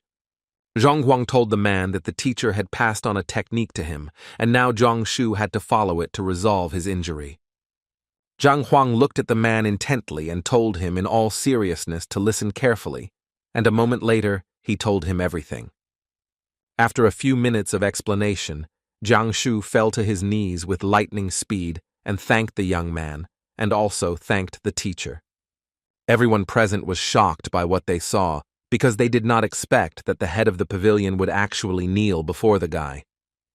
The man looked at his father in confusion because he thought that the young man was just bragging and his father would easily destroy him, but now he saw that even his father had knelt before him.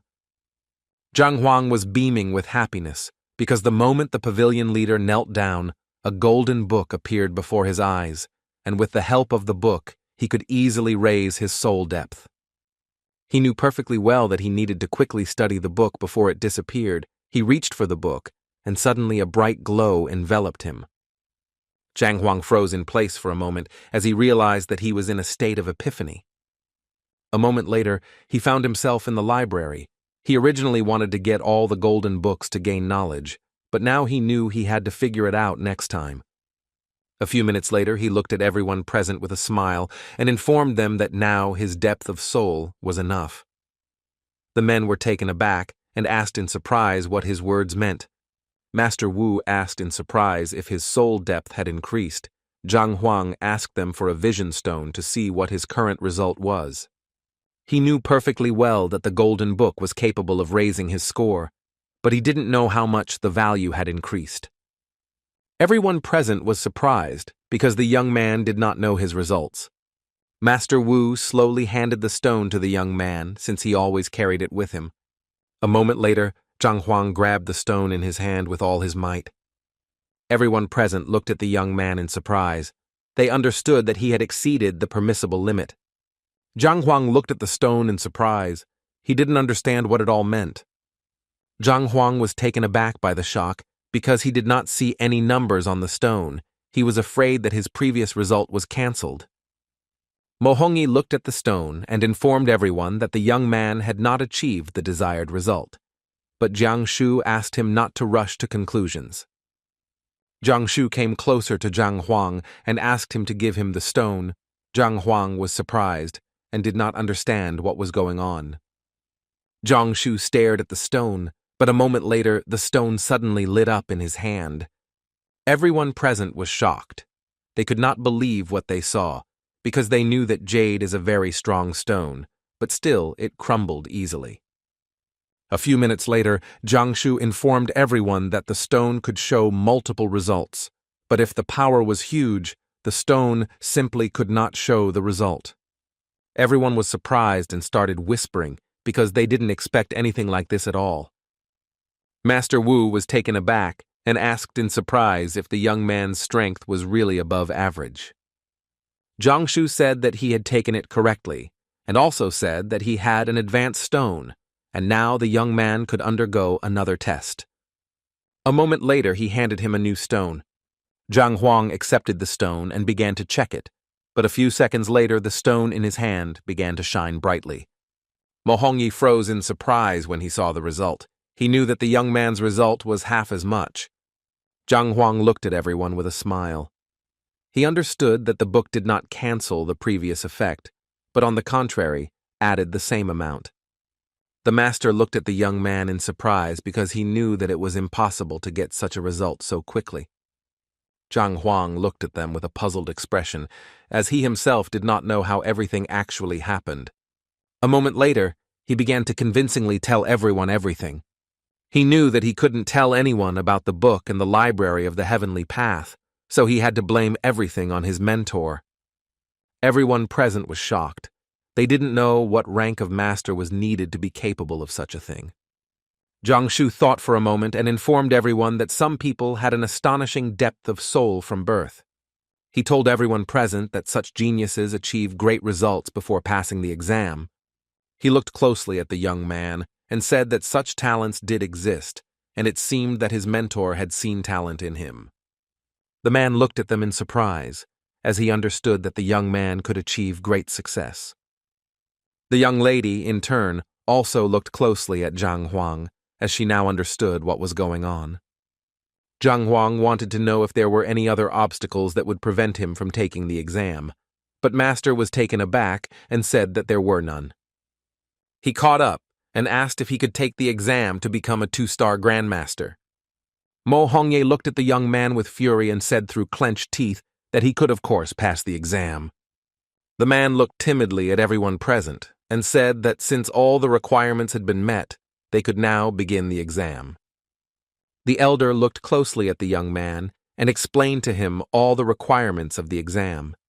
And also looking at Zhang Huang, he said that he should find himself a new disciple and over a period of time establish a level of trust of a certain number of units. The young people were surprised that he had to accept a new student and also increase the level of trust. The man told them that they could leave the Hall of Trust for last and start with other tasks. Zhang Huang said with a smile that this was very good and they could start now. Elder Shah was in a hurry and asked the young man not to rush. Looking at the young man, he asked if he could take the exam after Mo Hong, since something might happen to the dolls during his exam. Zhang Huan was taken aback and puzzled, but he agreed. But in turn, he was mentally glad that he did not have to pay for all the property that he had damaged. The men looked at Mo Hongyi with admiration as he passed the exam, and they rightfully considered him a genius. But when Zhang Huang began to take the exam, the elders cried and fainted because he could not control his strength. Zhang Huang, in turn, wanted to know whether one student would be enough for the exam and whether he could take the exam early. The man looked at the young man closely and told him not to rush, as there were several criteria for accepting students. Zhang Shu looked at Zhang Huang and said that there were many people who wanted to take his training now, so he would easily pass the test. The young people were surprised.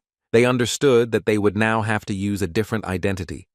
Zhang Shu said in all seriousness that everything was correct, and that alternative personalities had already been prepared for them, but if they cheated, they would fail the missions. Zhang Shu said that they would be able to start the task tomorrow, but unfortunately, no one would help them, and they could only rely on themselves. The young people were warned that they had to prepare everything for leaving, and that they were not to tell anyone that they would be pretending to be other people. In turn, Zhang Huang, elders, could he read additional information in the library before the exam, the elder politely allowed him to visit the library. Zhang Huang was a little disappointed because he did not find the information he was looking for. He knew that even though he didn't have any secret manuals on high-rank cultivation techniques, he could study the information from previous ranks and pass on the knowledge to his disciples. The next day, a man came to Zhang Huang and told him that the academy's public recruitment was about to start and they needed to hurry. Zhang Huang looked at the man in surprise. But a moment later, he realized who it was. Mo Hongyi informed his rival that this was his new identity, and he also brought him information about his new identity. Zhang Huang put the mask on his face with lightning speed and was amazed by its quality.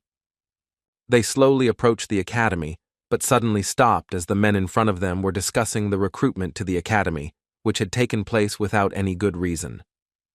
Mo Hongye looked at his companion and said that some teachers had left for unknown reasons and were now looking for new teachers to fill the class.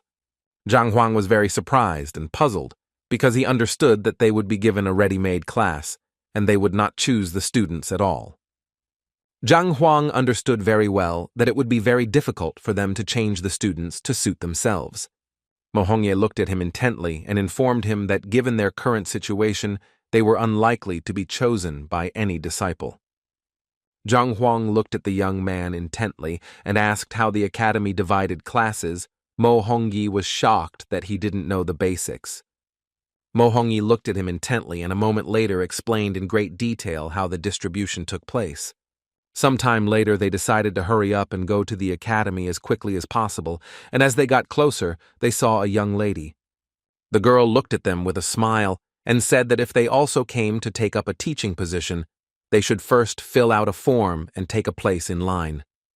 Zhang Huang looked at the young lady in surprise and asked if everyone present had come for the interview. She said with an innocent smile that everything was correct. Zhang Huang was amazed by what he heard. He did not understand how many teachers were required. She smiled and said that they needed 5 people in total, but there were already 2 empty seats left. The young people were shocked because they understood that there were now 100 teachers ahead of them and only 2 vacancies. Zhang Huang was shocked by the recruitment rules. In turn, he wondered if they refused the interview, would it be considered an immediate failure Mo Hongyi told Zhang Huang that this was the final stage of the title of two-star grandmaster. Zhang Huang asked the girl why some teachers were queuing while some had already passed the selection. He wanted to know what the requirements were for passing the interview. The girl reported that the director conducted an interview and, having decided that they would pass, immediately accepted them, those teachers who had already been accepted by experts of almost the 8th rank. The young men were shocked by what they heard, because the two of them pretended that only at the beginning of the 7th rank did they understand that at this rate it would be closed to them. The girl looked at the teachers intently and said that if they had no more questions, they could take their place in line. The man looked at them with a smirk. He realized that they were now at the initial stage of the 7th rank. He said with a smirk that they both should just leave so as not to waste time on such things. Mo Hongyi informed everyone present that the ability to transmit knowledge is the most important ability of a teacher. He asked, "What is the use of a teacher having a high spiritual development if he is not able to do something like this?" The young man told him with a smirk that he was being very impudent. He said that he was just saying this for their own well-being, since they could simply lose their precious time.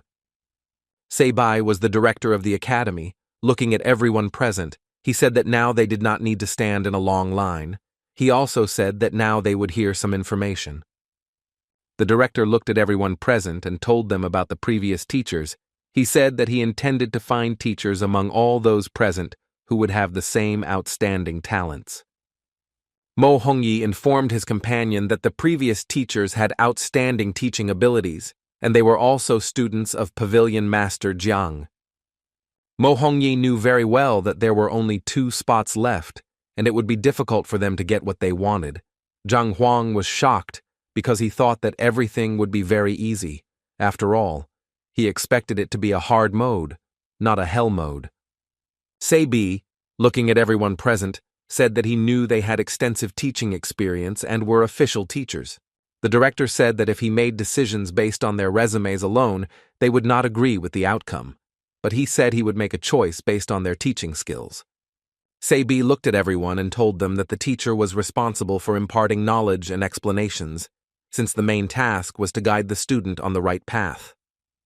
The men whispered among themselves because they knew that the director's words were full of meaning. Zhang Huang, taken aback after the men thought, asked if he was the only one worried about the injustice with the first 3 teachers. The director of the academy looked at everyone present and informed them that he had 2 students, each of whom was facing some problems, and the academy would accordingly accept the one who could solve their problems. The principal looked closely at the young people and informed all the teachers that if 2 people were to solve their problem, the one who did it better would have priority. After the director said this, the young man raised his hand as he wanted to go first. Zhang Huang was surprised as he knew very well that going first was dangerous. The director, looking at the young man, said with a smile that a teacher must have courage, because it is impossible to educate students well while experiencing fear. Zhang Huang, in turn, was puzzled, because he understood that the young man was not only in the center of attention, but had already earned the director's respect. Long Tao looked at the students with a smile and asked them to show him their problems. They agreed in unison. A moment later, the young lady showed all her abilities. The young man followed her with lightning speed and also showed what he was capable of. Seibai looked at the man closely and said that everyone was waiting for his comment. Long Tao looked at everyone present and told them what he thought of the girl's fighting technique, and he also said what she was missing. He smiled and informed everyone that her movements were skillful and beautiful, but she still couldn't control her strength, and if she became his student, he would first make her immerse herself in chi cultivation. A moment later, he looked at the young man and informed him that he had great brute strength, so he was well suited to cultivation and combat techniques based on the use of strength. He suggested which techniques would suit him best. Everyone present was taken aback for a moment. They understood that if they said such words, they would look pathetic. The director looked at everyone present and asked if anyone could say anything else about technology and the problems of young people. Dushun stepped forward and said that he wanted to add a few words. Du Shun said that the girl was more suited to the pure jade technique, as her movements were very agile. Considering that she could fill her body with qi, it could be concluded that she was very talented and much more capable than the other students. But a moment later, looking at the girl, he said that for the best development of her strength, it would be better to train her in a girl's way. Du Shun looked at the young man and said that he had amazing combat experience, and for this reason, he thought that the Heavenly Authority technique would be more suitable for him. Looking at the director, he said that this was the shortest and fastest way to allow them to make the most of their strengths. Sighing heavily, he said that he had nothing more to add. The director looked at the man with a smile, as he was very pleased with his answer. The director of the academy looked closely at everyone present and asked if anyone else wanted to speak, because if no one wanted to, he could now name the winners. A moment later, Mohongi walked out from the crowd, looking at the director, and said that if he was not mistaken, the problem he had spoken of earlier did not refer to their level of cultivation, but something else. The young man was a little puzzled, as he did not know what else to say besides technique. But in turn, the director still wanted to listen to the man. Mohongi, looking at the girl, said that she had great talent, so the difference in development techniques would not affect her much. Mohongi informed the director that as long as she was given the correct guidance between the data, there would be no difference between the techniques. Mohongi thus, he formed the opinion that her biggest problem was not her cultivation technique or the need to strengthen her chi realm level, but instead her aversion to studying. The director looked at the teacher in surprise, as he was confused and did not understand what he was talking about, but still asked him to continue. Everyone present was surprised. They did not understand how one could talk about such things during the exam. In turn, Zhang Huang did not expect anything else from Mohongi, because he was a genius. Mohongi looked at the girl and told everyone that she had excellent talent, but she had a cold personality and seemed unwilling to interact with others. Mohongi noticed that the girl did have some good talent, but she was still only a third rank at that age, and it was obvious to him that she was not serious about her training. The men were a little puzzled, because they just wanted to teach the children at the academy, not coddle them if they didn't want to study. Long Tao was puzzled, because now he realized that the girl was simply tired of studying, and this had become the problem that the director had spoken about earlier, while he reproached himself, because he had not understood anything in the beginning, and now he understood perfectly well why the director had such an expression on his face. Mohongi looked at the young man and said that he was most likely a very problematic youth who often got into fights, which is why he was on the verge of being expelled from the academy. The director froze in shock. He didn't expect the man to carefully put everything on the shelves. Mohongi looked at the director and said that everything was obvious to him, because the young man showed his technique, and it was clear from it that he had fought many battles before he made his movements fast and precise. Mohongi informed the principal that when he looked into the young man's eyes, he saw a wild glint in them, which was why he knew that the young man was causing trouble in the academy. The director was shocked as he noticed that the man was able to see not only the students' shortcomings in strength, but also in their psyche. The director wanted to know how to solve all the students' problems. Mohongi said that the girl was disgusted with studying, and they had to find a way to arouse her interest, and unfortunately, it was impossible to solve the young man's problem very quickly. The principal, with a beaming smile, informed him that he was accepted, since his ability to see the problem with the students through their fighting techniques was a testament to his insight. The director addressed those present and asked if anyone else wanted to say anything. If not, then only 2 teachers would be selected. There were no objections from the other teachers after his words. But a moment later, Zhang Huang raised his hand with a smile and said that he had something to add.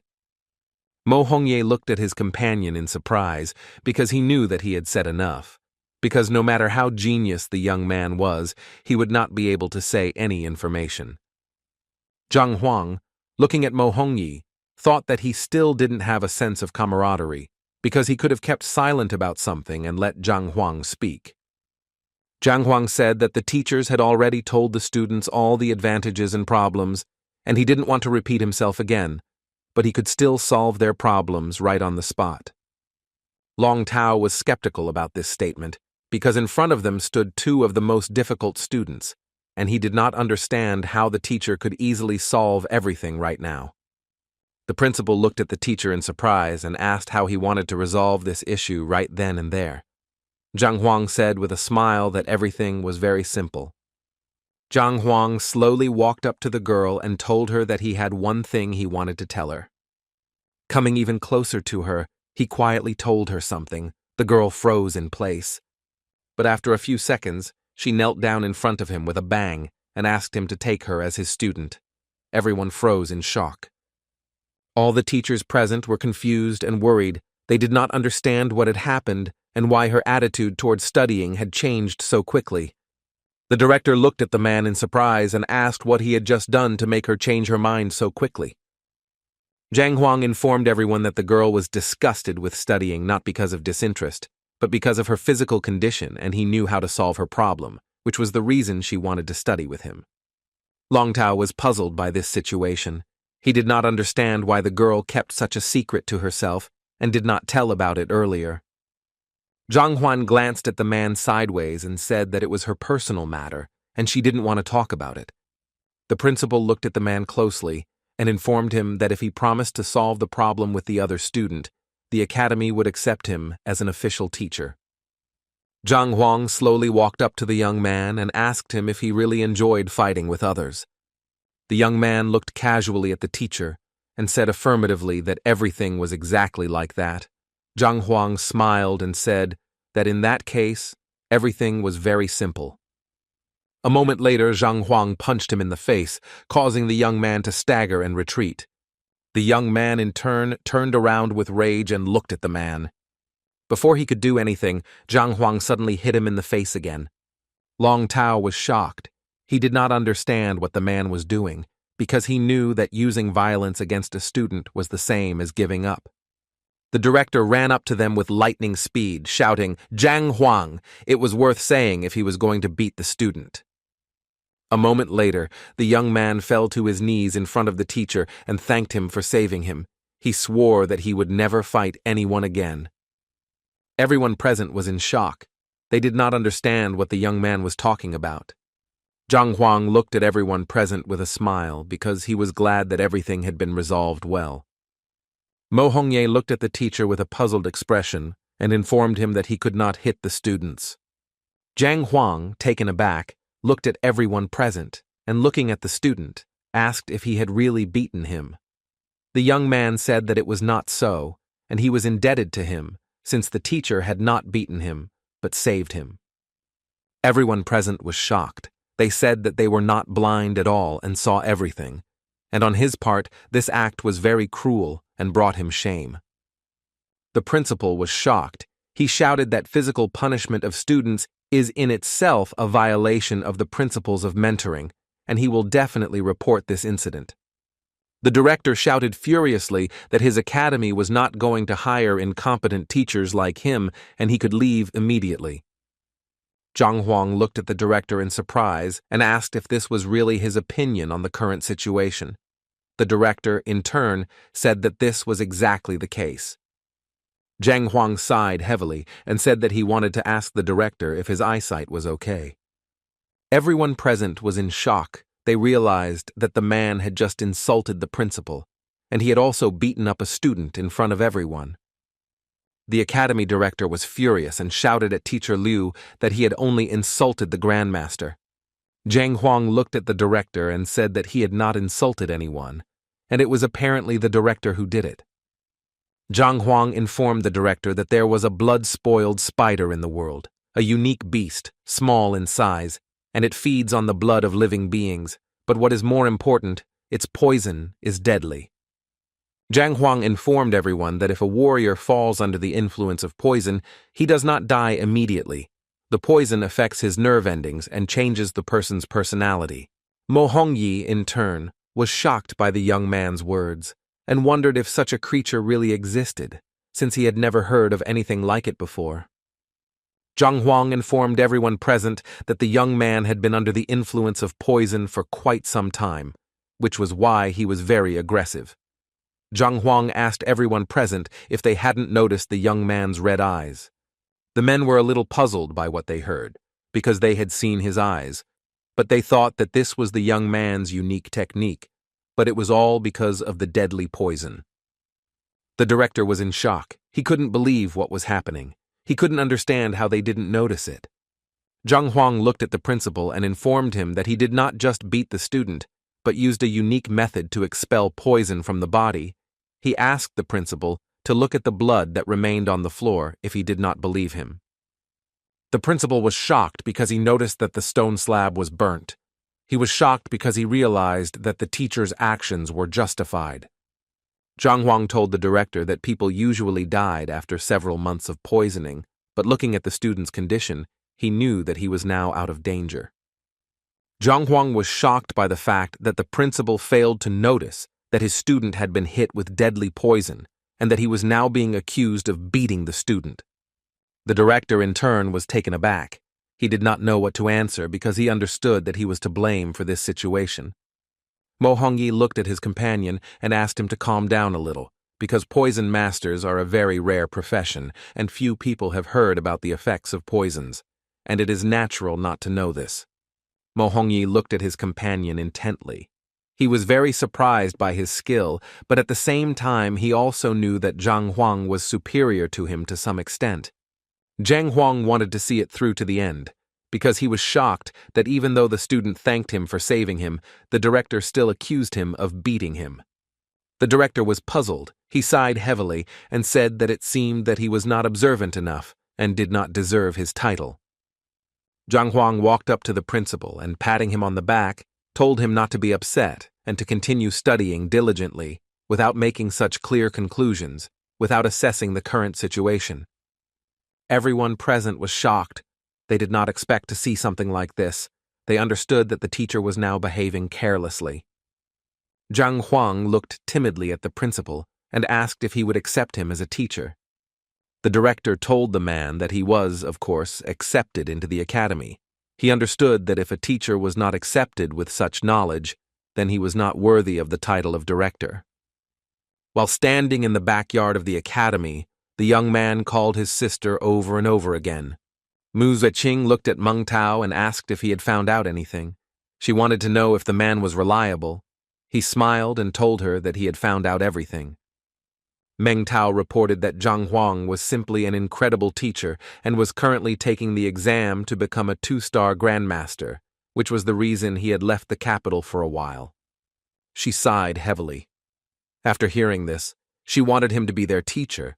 Meng Tao knew that the academy, unfortunately, would not be able to afford to hire him.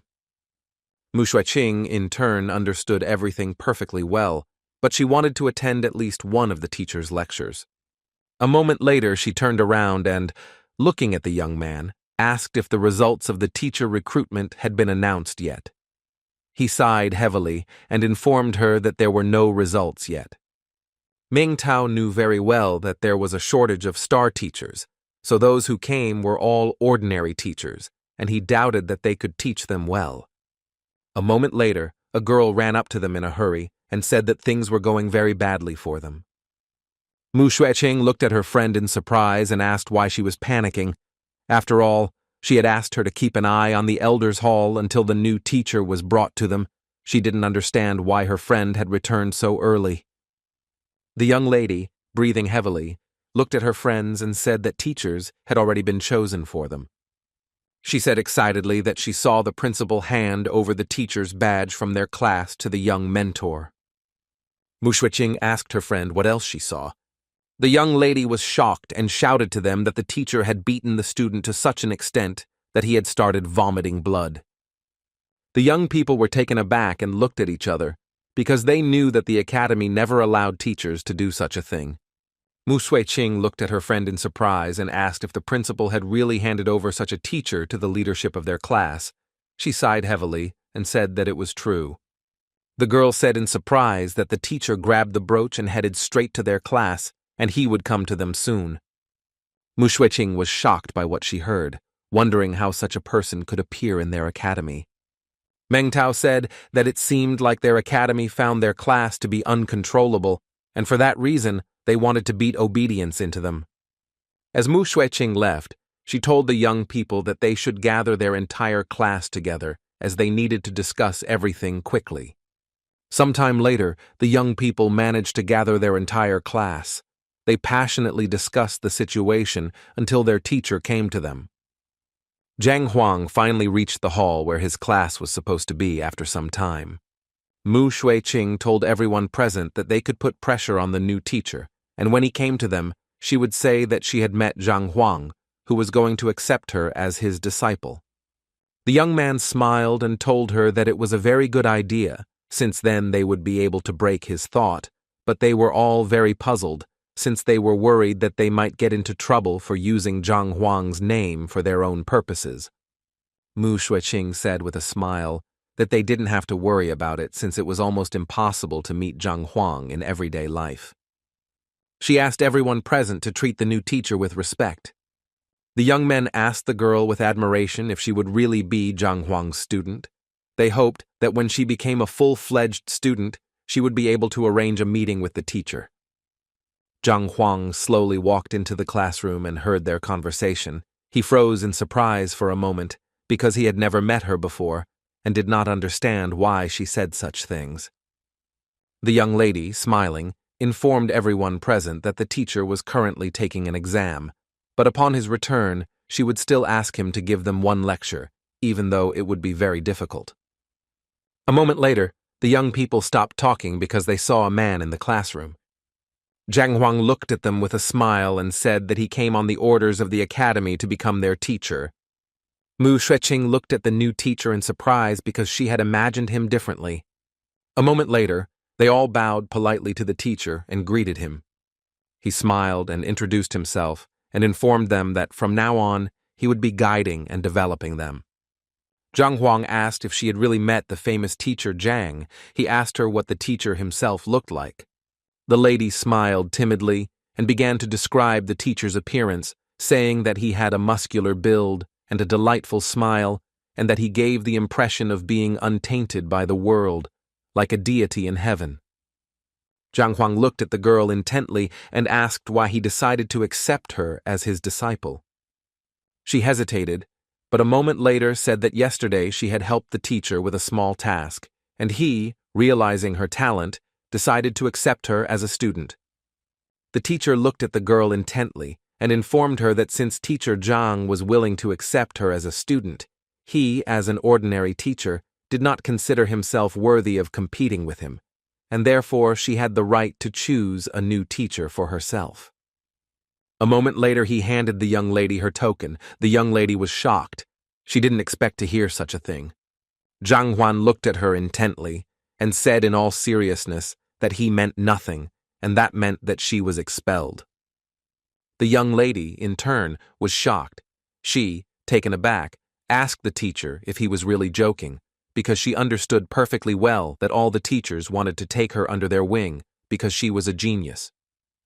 He sighed heavily and said that he did not joke with such things, because she decided to use cunning to deceive her teacher. He did not understand what use she was now. She was shocked because she knew perfectly well that the teacher was a little strange, but this was too much on his part. She assumed that he would not believe her, but would be scared. A moment later, the young lady cried out that she had not deceived the teacher. He looked at her intently and said that when he entered the room, she did not notice him and continued chatting with the others. Zhang Huang said angrily that she had decided to ignore the teacher's presence by drinking. He also informed her that she had used Grandmaster Zhang's name to oppress him. He said that she had still violated several rules of the academy with her behavior. For this reason, she could already be expelled from the academy. He looked at her intently and asked if she wanted to tell him something. Zhang Huang knew very well that the academy's student rules were posted all over the academy, and he, in turn, remembered them well.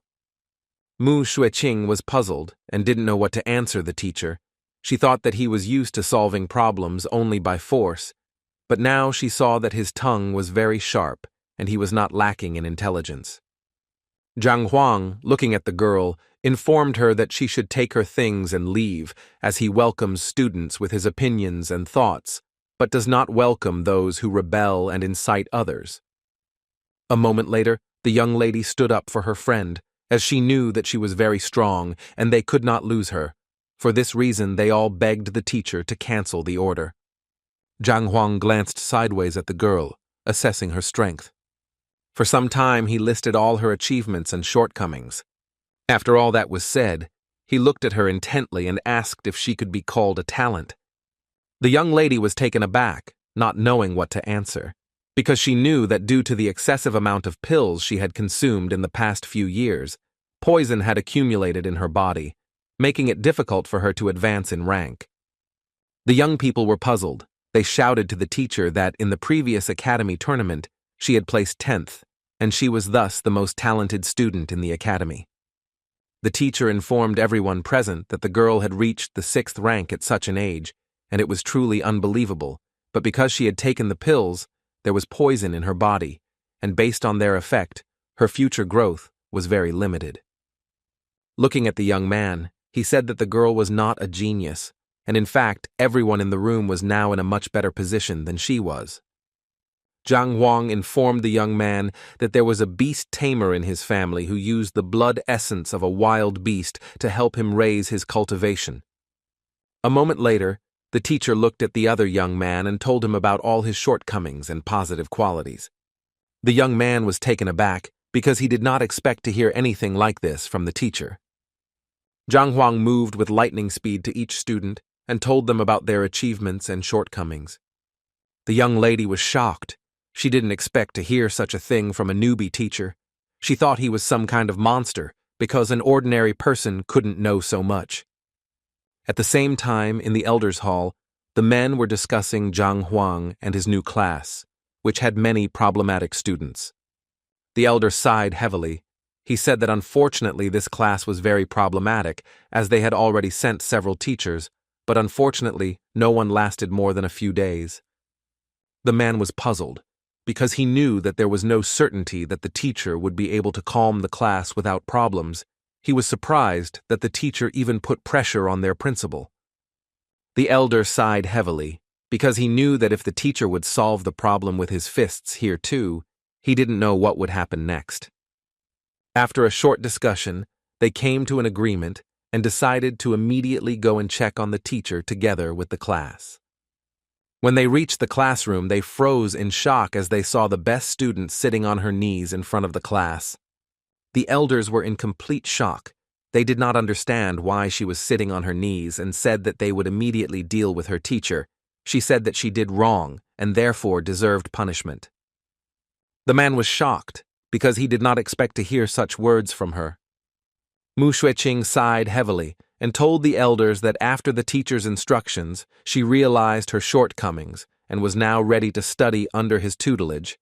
They were shocked and did not understand what she was talking about. The man asked Elder Bai if the teacher had already started. Elder Bai was taken aback and said that it seemed like the student who had been beaten had already changed his attitude towards studying, and it seemed like the same thing had happened to the young lady. Meng Tao, leaving the hall, informed the young lady that she was asked to come back in. She looked at her friend with a joyful smile. The elders were surprised. They knew that if the young lady had been beaten, she would have some injuries. But now she didn't look like someone who had been beaten. The elder looked closely at the young man and called him. He looked at the student in surprise and asked if the teacher had used any physical punishment on him. Meng Tao in turn was surprised by the question, but still said that the teacher was a very kind person. The elder was surprised. He did not understand what was going on and why the young lady was being punished. Meng Tao said that the girl decided to do it of her own free will, because the teacher forced her to pack her things and leave the class, but she did not want to, so she knelt down on the street.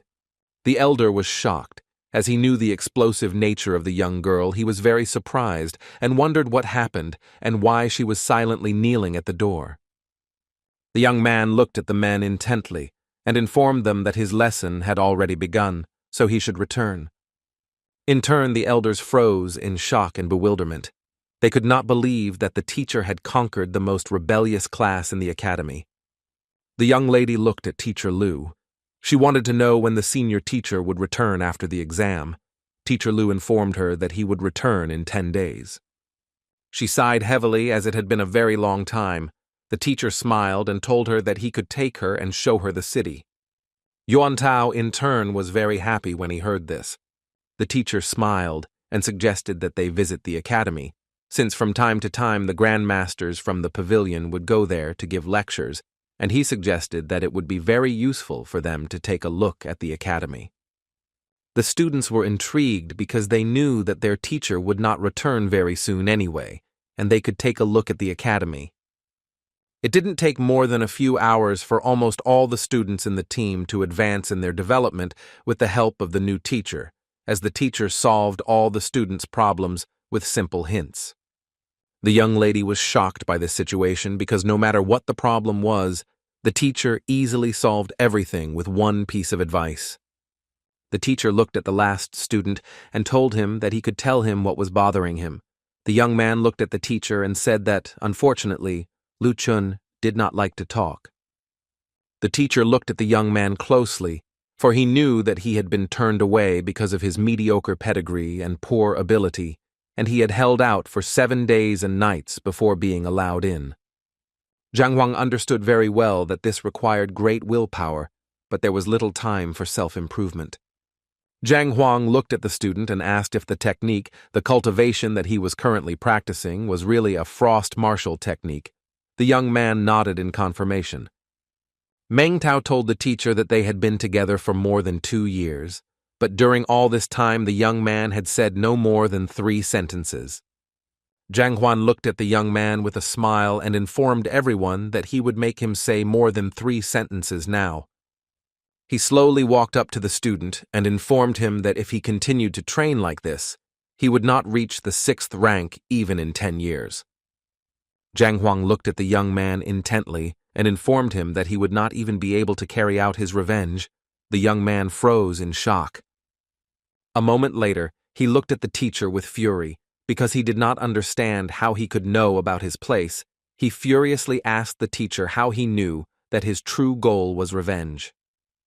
The young people looked at each other in surprise, as they could not even imagine that their friend had such a goal.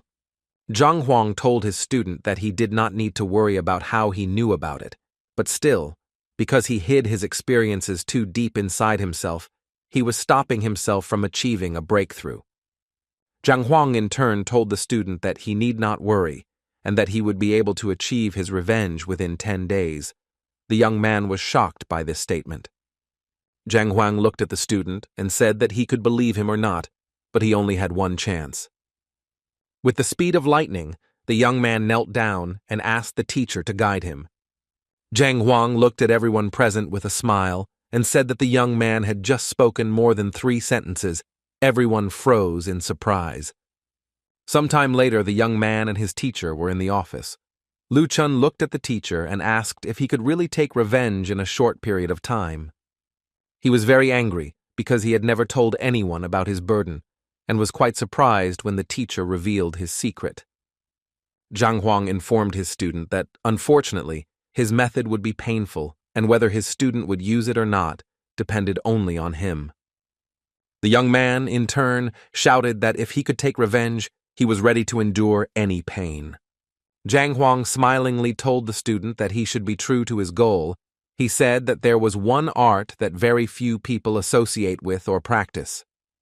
Zhang Huang, looking at the student, asked if he knew about the poison masters. The young man was taken aback and told the teacher that of course he knew it.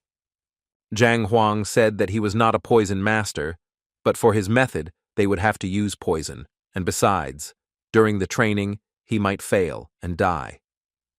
He knew very well that if one successfully developed the poison body, not only would one's resistance to poison improve, but one's strength, agility, and spirit would also increase greatly.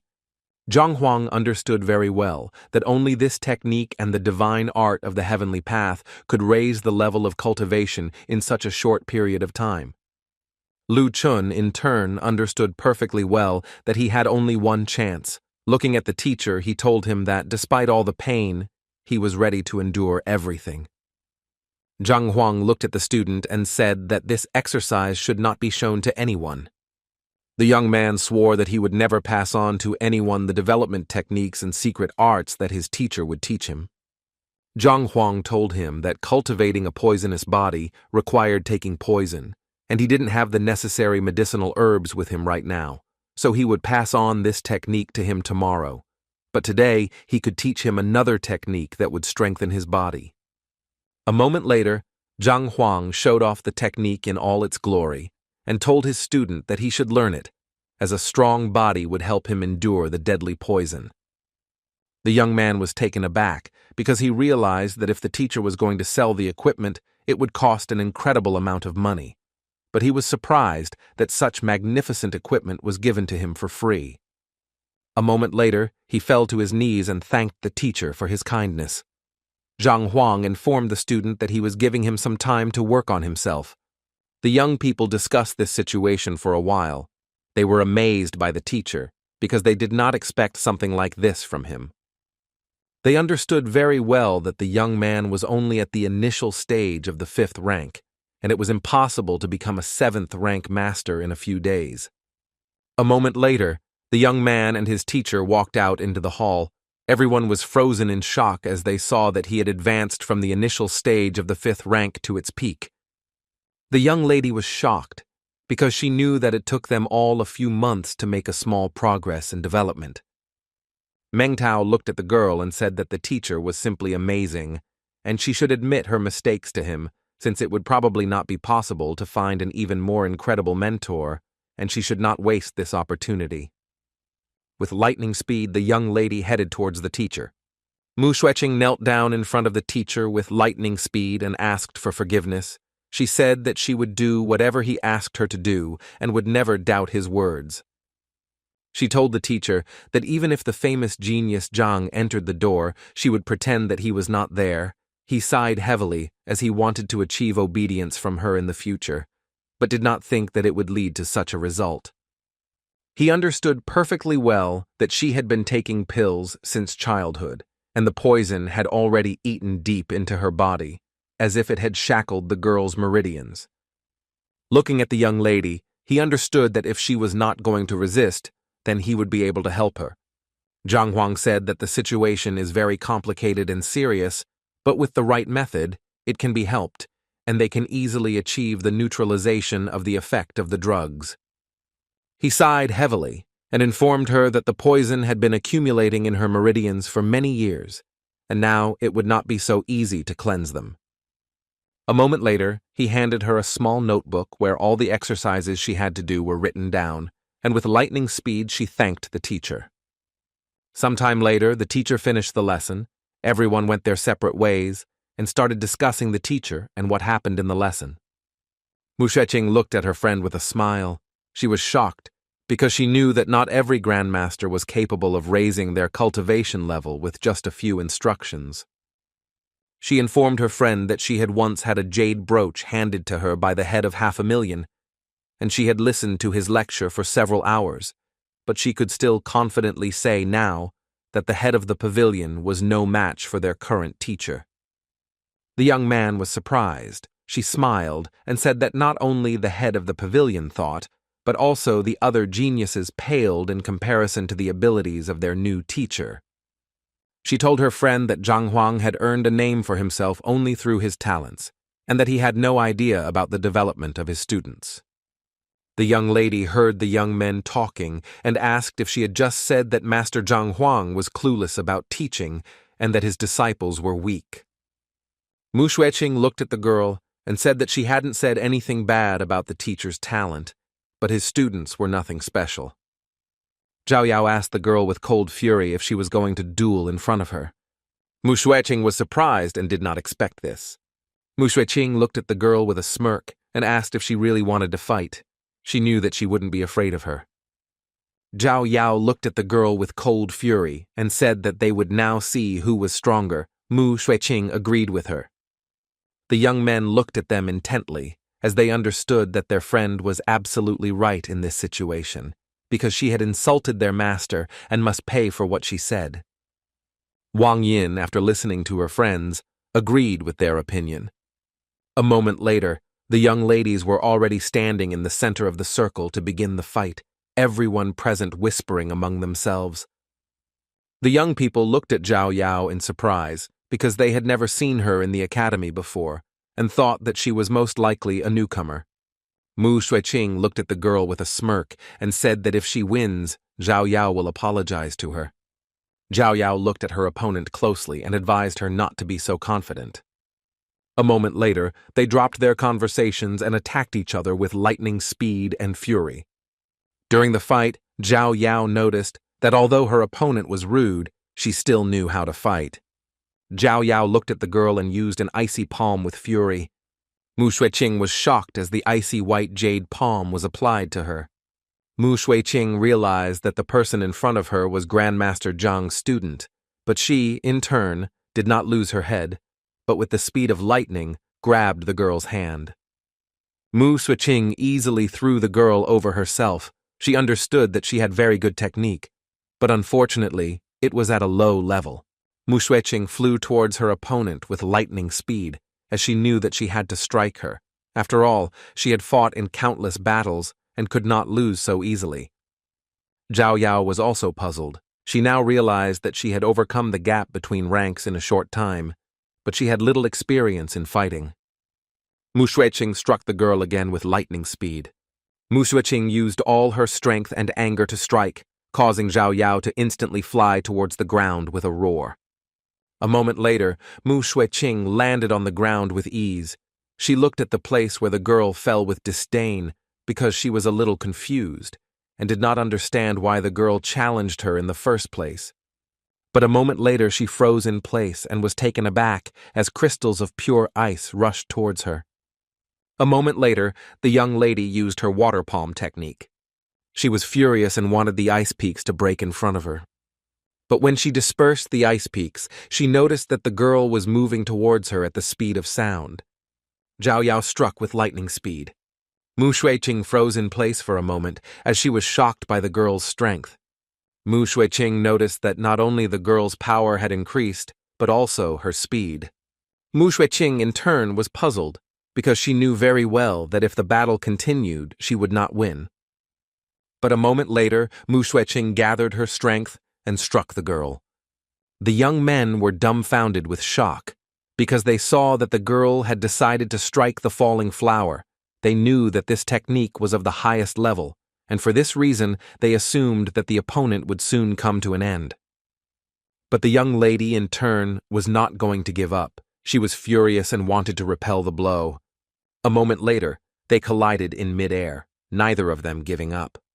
Wang Yin screamed and called her friend because she was very worried.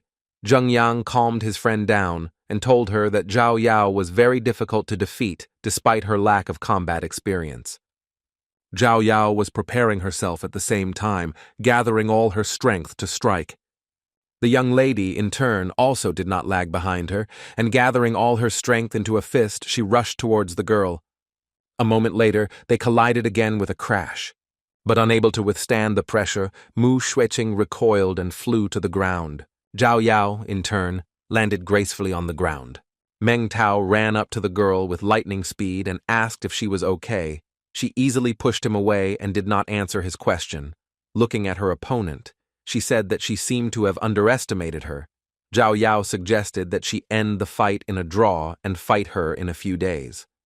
Zhao Yao looked at the girl with cold fury and anger. She said that if she lost next time, she would have to apologize. Mu Xueqing, in turn, looked at her rival in surprise and asked if they were really Grandmaster Zhang's disciples. Yuan Tao was outraged by her tone and responded by shouting that it was true, and the man was their teacher. Zhao Yao, in turn, shouted that the girl insulting their teacher was insulting them. Mu Xueqing sighed heavily as she now understood the reason for their anger. She said that she judged objectively, and she was confident that Teacher Liu was superior to Zhang. The young people looked at each other, as they did not know Teacher Liu. The young lady was furious. She shouted that their teacher was definitely the best, and no one could compare to him. Mu Xuexing looked at them intently and said that they couldn't solve anything by talking, and therefore should meet in a few days, the loser admitting that his mentor was inferior to the winner's mentor. Zhao Yao angrily told the girl that she was laughing in vain. A moment later, they finally came to an agreement, and each opponent slowly returned to his friends. The young people whispered among themselves because they understood that it was very noble to fight for the honor of their teacher. They realized that the girl was Zhang's student. At the same time, Zhang Huang was thinking that he needed to increase Lu Chun's cultivation level. For the whole process, he needed certain herbs, but he could only get them from the Doctor's Guild. Zhang Huang knew very well that there was no herbal king in this city, so his choice fell only on the Doctor's Guild. Some time later, he came to the Doctor's Guild and told the girl that he needed some medicinal materials. She looked at him in surprise and asked him to tell her the recipe. Zhang Huang, in turn, was taken aback, as he did not expect to hear something like that. She said he could only get the medicine if he had a prescription, and it could be prescribed by doctors and their students. She looked at the man intently and said that the students could only prescribe low-grade materials, but the higher the material he needed, the more qualified a specialist he had to find. Zhang Huang sighed heavily. He was puzzled, because now he realized that everything was given out only by prescription. Looking at the girl, Zhang Huang said that the herbs he was going to buy were both highly valued and quite rare, and he asked if she would tell him which doctor he should see if he told her the name. She agreed and asked what ingredients he needed. Zhang Huang, in turn, began to list all the ingredients he needed. The girl was taken aback, as she did not expect to hear such a thing. A moment later, she screamed in rage and called for security as she realized that the man was a malicious intruder. The men rushed into the hall with lightning speed after Yazhou's shout. The girl pointed at the intruder with lightning speed. Zhang Huang, taken aback, said that he was a teacher from the academy and therefore came here only to buy medicinal herbs. The man apologized to Teacher Liu and also asked the girl what happened. Yazhou hesitated and said that although he didn't have any prescription, the gentleman said that he wanted to buy some forbidden medicinal herbs.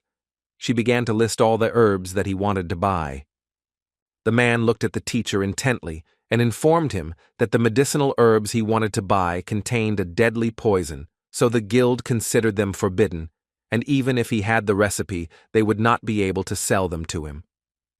The man said that if the doctor came personally, they could sell him these herbs. Zhang Huang, in turn, sighed heavily. He wondered if he could buy them himself. The man said with a smile that these drugs were extremely toxic, and in order to keep people from using such herbs for evil purposes, the guild had banned their distribution. He hoped that the teacher understood everything. Zhang Huang sighed heavily. He now realized that he would have to take the exam to become a doctor. In turn, he was a little puzzled, because he could not think that this purchase could turn out to be such a difficult matter. Everyone present was shocked by his words, as they understood that he was now going to take the medical exam. The man looked at the teacher intently and asked the question, but informed him that the medical exam was not as easy to pass as he thought. Zhang Huang, in turn, understood this perfectly well. A moment later, he looked at the man closely and asked if he could find out where the exam was being held. The man smiled and pointed him towards the doctor's hall. As he left, Zhang Huang asked them to prepare the medicinal herbs he had named earlier, since after passing the exam, he intended to return and pick them up. The girl considered the teacher abnormal. The man, in turn, agreed with her, because the teacher must understand that this task is not easy. A moment later, he returned and asked them how the medical exam was conducted, and also asked what books he should read before the exam. The man smiled and said that basically the exam for a doctor is similar to the exam for other professions.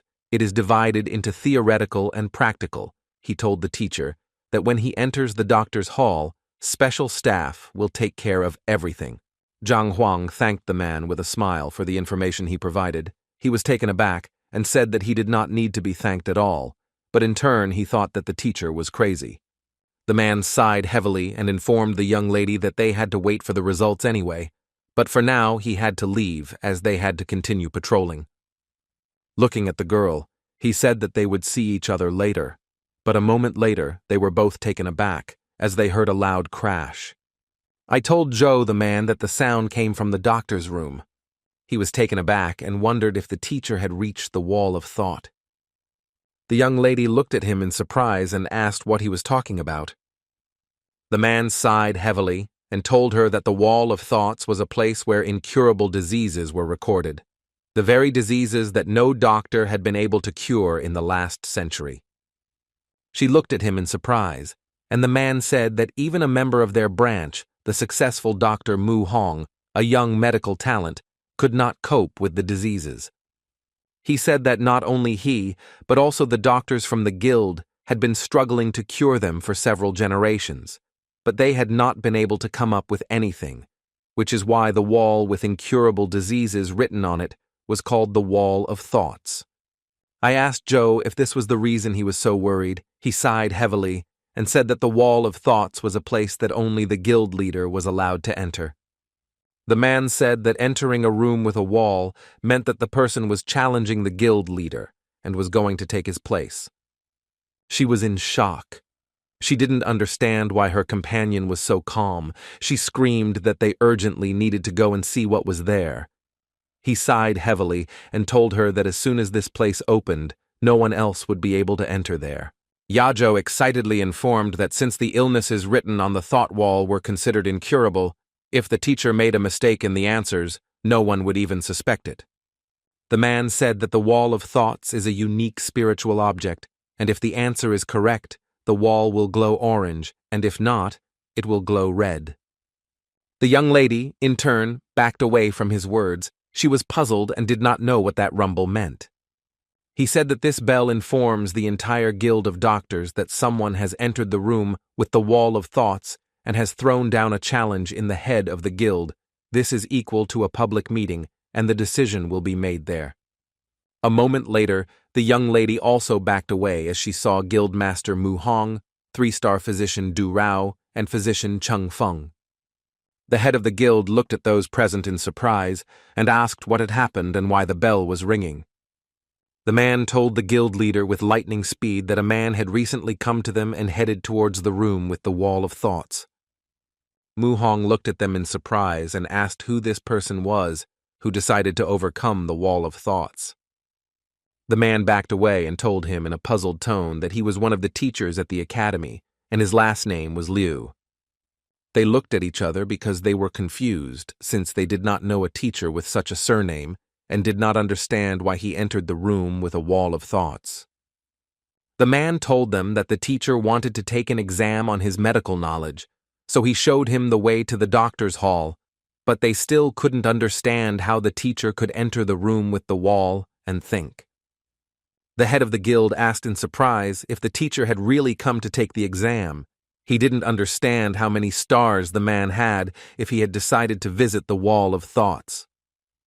The man was taken aback and trembling, said that he dared to assume that the teacher did not even have a rank, and he assumed that the teacher was not even a doctor's student. The guild leader was furious, wondering if any passing person dared to call him out. The guild leader knew perfectly well that they had to wait until everything was over, because the teacher would most likely not answer a single question. With lightning speed, the guild leader turned around and informed his subordinates that they could only wait for the teacher to fail, and then they should teach him a lesson. The men looked at each other. They knew that, unfortunately, they could not see the results of the Wall of Thoughts without entering the room. The man said that there was a large crystal in the reception area. It was made of a special material, and when there was a mistake, it glowed red, and when there was a correct answer, it glowed orange, and in addition, there were different boundaries for correct answers. He said that the different techniques and medicinal herbs that could be used to treat the disease affect the effectiveness. He remembered that when the guildmaster was searching for a cure for illnesses on the Wall of Thought, he managed to find a cure for several illnesses, which was why each of his methods caused several beams of orange light to appear. The guild leader was taken aback when he realized that the teacher had finished answering one of the Wall of Thought cases, which is why he was surprised when he saw the orange light.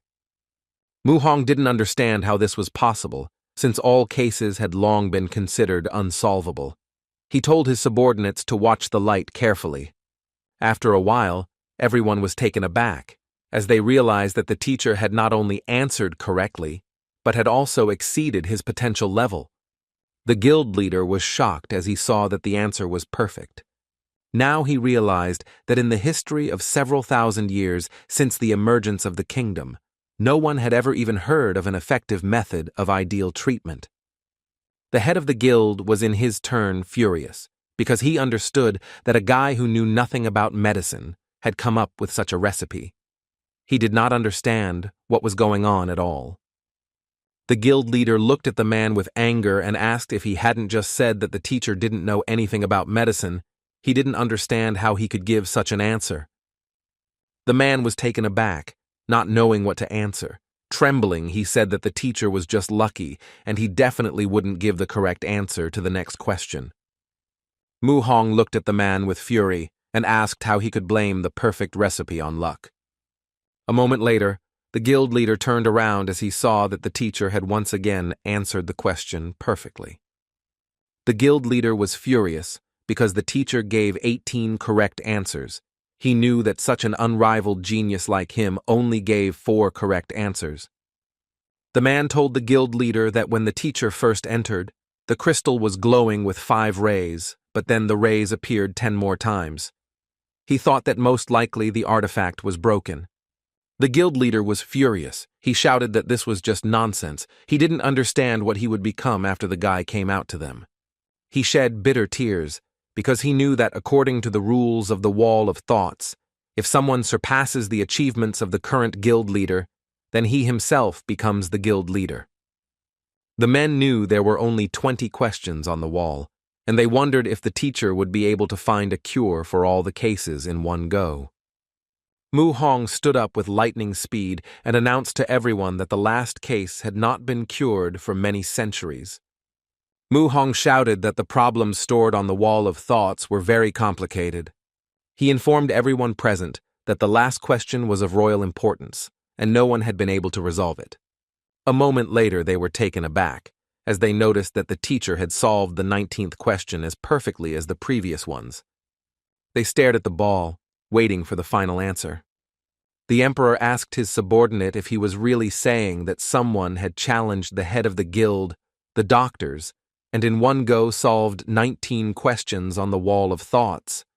The man confirmed that this was exactly the case. The emperor had previously believed that the man was already a master in the path of medicine, and had most likely already reached the level of a 5-star doctor. The emperor assumed that with the help of the teacher, he could finally achieve a breakthrough. Looking sideways at his subordinate, he ordered him to find out who the man was. The man said that they had already found out that his name was Liu Cheng, and that his cultivation was at the intermediate stage of the Tongshuan realm. Meanwhile, chaos reigned in the dean's office. A man ran up to the director with lightning speed and informed him that Teacher Liu had gone and challenged the Wall of Thought. The director was shocked. He did not understand what was wrong with the young teacher's head, since he dared to provoke the head of the guild. Zibi was furious because he knew very well that the teacher had true abilities and he could become the pillar of their academy in the future, so they must not lose him. The director was furious. He wanted the head of the guild immediately for the whole day, because he understood perfectly well that the test of the Wall of Thoughts was equivalent to an attempt to wrest power from the current head of the guild. The man was taken aback and asked the director to wait a bit and calm down. The director was taken aback and looked sideways at his subordinate. He asked if it was really too late already. The man sighed heavily and asked the director to keep quiet for a while, because the teacher had successively solved 19 questions on the Wall of Thoughts and provided the ideal treatment method for each of them, and now the entire guild of doctors was in complete confusion. The director looked at the man with distrust. But a moment later, the words finally reached him, and with lightning speed he pounced on the man and asked if he really meant to say that the teacher had broken the doctor's record and become the new master of the Doctors' Guild. Zhang Huang understood very well that the Library of the Heavenly Path could show the shortcomings, but it could not provide a plan to fix them. He understood very well that he only needed to find the essence of the problem. Zhang Huang stared at the wall as he was asked how he would treat his congenital muscle deficiency. He remembered that in his past life he had this disease. He knew that muscles atrophy and do not grow, so a person can only lie on the bed, unable to move. A moment later he touched the wall as he wanted to see if she had any solution. A moment later, he plunged into the depths of his mind and realized that this illness was actually the opposite of the golden body of the heavenly path. After thinking for a while, he realized that this disease could be easily cured using the method of cultivating the golden body of the heavenly path. Zhang Huang knew very well that the golden body of the heavenly path should not be made public, but he also knew that if he did not answer the question, he might not become an official doctor. A moment later, a brilliant idea came to his mind, and he realized that he did not need to reveal the secret of the golden body at all. He turned around and noticed that the wall was soft for writing. At the same time, the men watched the sphere, some hoping that he would answer, while others were skeptical about this, because the leading minds were unable to answer the last question. A moment later, everyone present froze in shock, because they did not know what the white light of the sphere meant. The man looked at everyone present in confusion and asked if their sphere was really broken. The guild leader was puzzled, and he knew very well that the white light meant that the teacher had given an answer, but the 4-star masters on the other side did not know whether this was true, and they now needed to verify the information. The men looked at each other in surprise, not realizing that the teacher's knowledge most likely exceeded the skills of a 4-star doctor. The guild leader was puzzled, because he did not understand what answer the teacher gave. The man looked at the guild leader and asked what rank they should give to the teacher who answered all the questions. The guild leader was puzzled. He asked everyone present to stop calling him that, because the teacher had surpassed him several times, and now he would become the new leader. A moment later, Zhang Huang slowly walked out of the hall, but after a few seconds he froze in place in surprise. Zhang Huang looked at everyone present and asked in a casual tone whether he had passed the medical exam. The man, taken aback, told the guild leader that he seemed to be joking. Zhang Huang, in turn, looked at the men with bewilderment, as he did not understand what they were talking about. But a moment later, everyone present, showing respect to the head of the guild, bowed to him. Zhang Huang sighed heavily as he was told everything that had happened. He was a little puzzled after all. He only wanted to pass the medical exam. He didn't expect that he would cause such a fuss and become the head of the doctors. He looked at them intently and asked if, since he had become the guild leader, he could legally buy some herbs. Looking at the men, he listed all the herbs he intended to buy. Mu Hong informed the teacher that since he was the guild leader, of course he had the qualifications to buy everything, but unfortunately, they didn't have all the herbs he asked for. Mu Hong informed the teacher that these herbs were poisons and they should be in the poison hall. Zhang Huang looked at the man with a puzzled look, because he knew that if he wasted time on such trifles, his exam period would expire. Zhang Huang looked at everyone present and asked with a smile if they could prepare all the medicinal herbs for him. They nodded in agreement. Zhang Huang slowly reached into his pocket and asked the man how much all the herbs cost.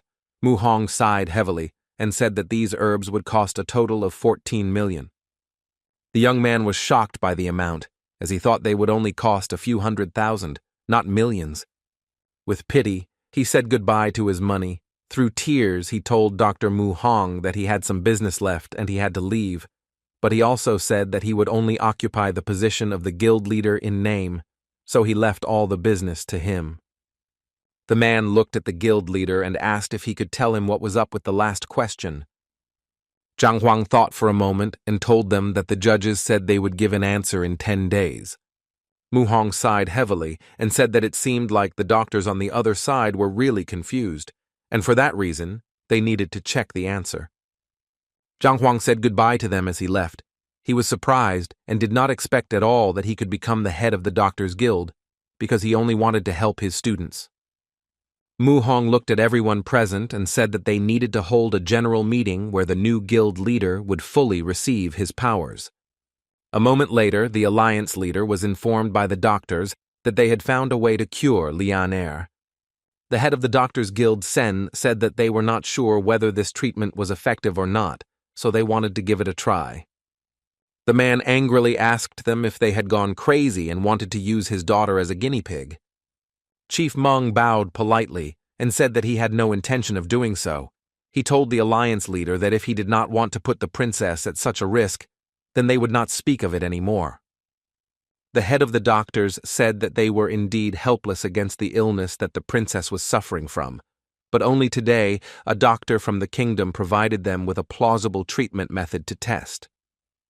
The head of men reported that the man had overcome the wall of thought for half an hour and answered almost all the questions. After a short pause, he looked closely at the head of the alliance and reported that all the man's decisions had reached the level of ideal. The head of the alliance looked at the man in surprise, as he was shocked by what he heard. The head of the doctors said that they would like to try his method, and if it is successful, the princess will be able to fully restore her health. Chief Meng looked at the alliance chief intently and informed him with regret that unfortunately the princess did not have much time left, and so they would like to try all appropriate methods. He sighed heavily and said that even if the treatment method was ineffective, it was still better than doing nothing at all. The man sighed heavily and informed the head that he could begin. Chief Meng slowly approached the princess, greeted her, and also asked for forgiveness for his rudeness. The young princess said with a smile that everything was fine and he could begin treatment. A moment later, he used his power. A few minutes later, energy enveloped the princess from head to toe, and she began to float in the air. The man sighed heavily and concentrated, because he knew that first he needed to press on the right points. Then he smoothly lowered the energy into the princess's body. The man screamed and called his daughter as he was very worried. The head of the Doctors Guild concentrated all his power and directed it at the princess, while the princess was floating in the air, enveloped in energy. But a moment later, she fell to the ground with a crash. The leader of the alliance looked at his daughter with concern and asked the leader of Meng if the treatment had helped his daughter. The leader of Meng, in turn, was worried, because it was not clear yet. They froze in shock as they looked at the princess, who was enveloped in thick smoke. A moment later, the princess concentrated all her energy into her fist with fury. With the speed of lightning, she flew to the ground and struck a very strong blow. Everyone froze in shock, and in unison, the men wondered if their eyes were deceiving them. The man, in turn, knew that his daughter had been diagnosed with congenital muscle deficiency. Even at birth, pain and suffering accompanied her like shadows. She had to put up with absolute immobility. He was shocked. He didn't understand how she was able to jump off their bed immediately after completing the treatment, not to mention punching in all directions. He looked at his daughter in confusion and asked if she was completely recovered. The young princess, with a joyful smile, informed her father that she was completely healthy. A moment later, she kicked the ground with a beaming smile, and a few seconds later, a piece of stone was floating in the air. With lightning speed, the young lady caught the piece of stone, and after a few seconds, she easily crushed it in her hand and informed everyone present that she felt boundless power flowing through her body. The man asked the guild leader if he could find out which kingdom the person who provided this treatment method to his daughter was from, because he wanted to thank him personally. A moment later, the guild leader told about the man. The lady told her father with a smile that he did not need to do that, because she was healthy and she wanted to go out and take a walk. For that reason, she wanted to meet the man in person and thank him because he had saved her. Some time later, Zhang Huang, as he walked, thought that it would be appropriate for him to meet Jiang Shu in this very appearance, since he had put on shoes, inspired respect in him in his current state. A moment later, he arrived at Grandmaster Zhang's temporary residence in the Tanwu Kingdom. The young man, with the speed of lightning, pounced on his master and embraced him by the leg, as he thought that he would not be able to see him for a long time. He shouted to the master that he missed him very much. Zhang Huang pushed his secretary away and said that he understood him. Zhang Huang looked at the man closely and asked if Zhang's disciples were there. The man didn't have time to say anything when suddenly a scream was heard.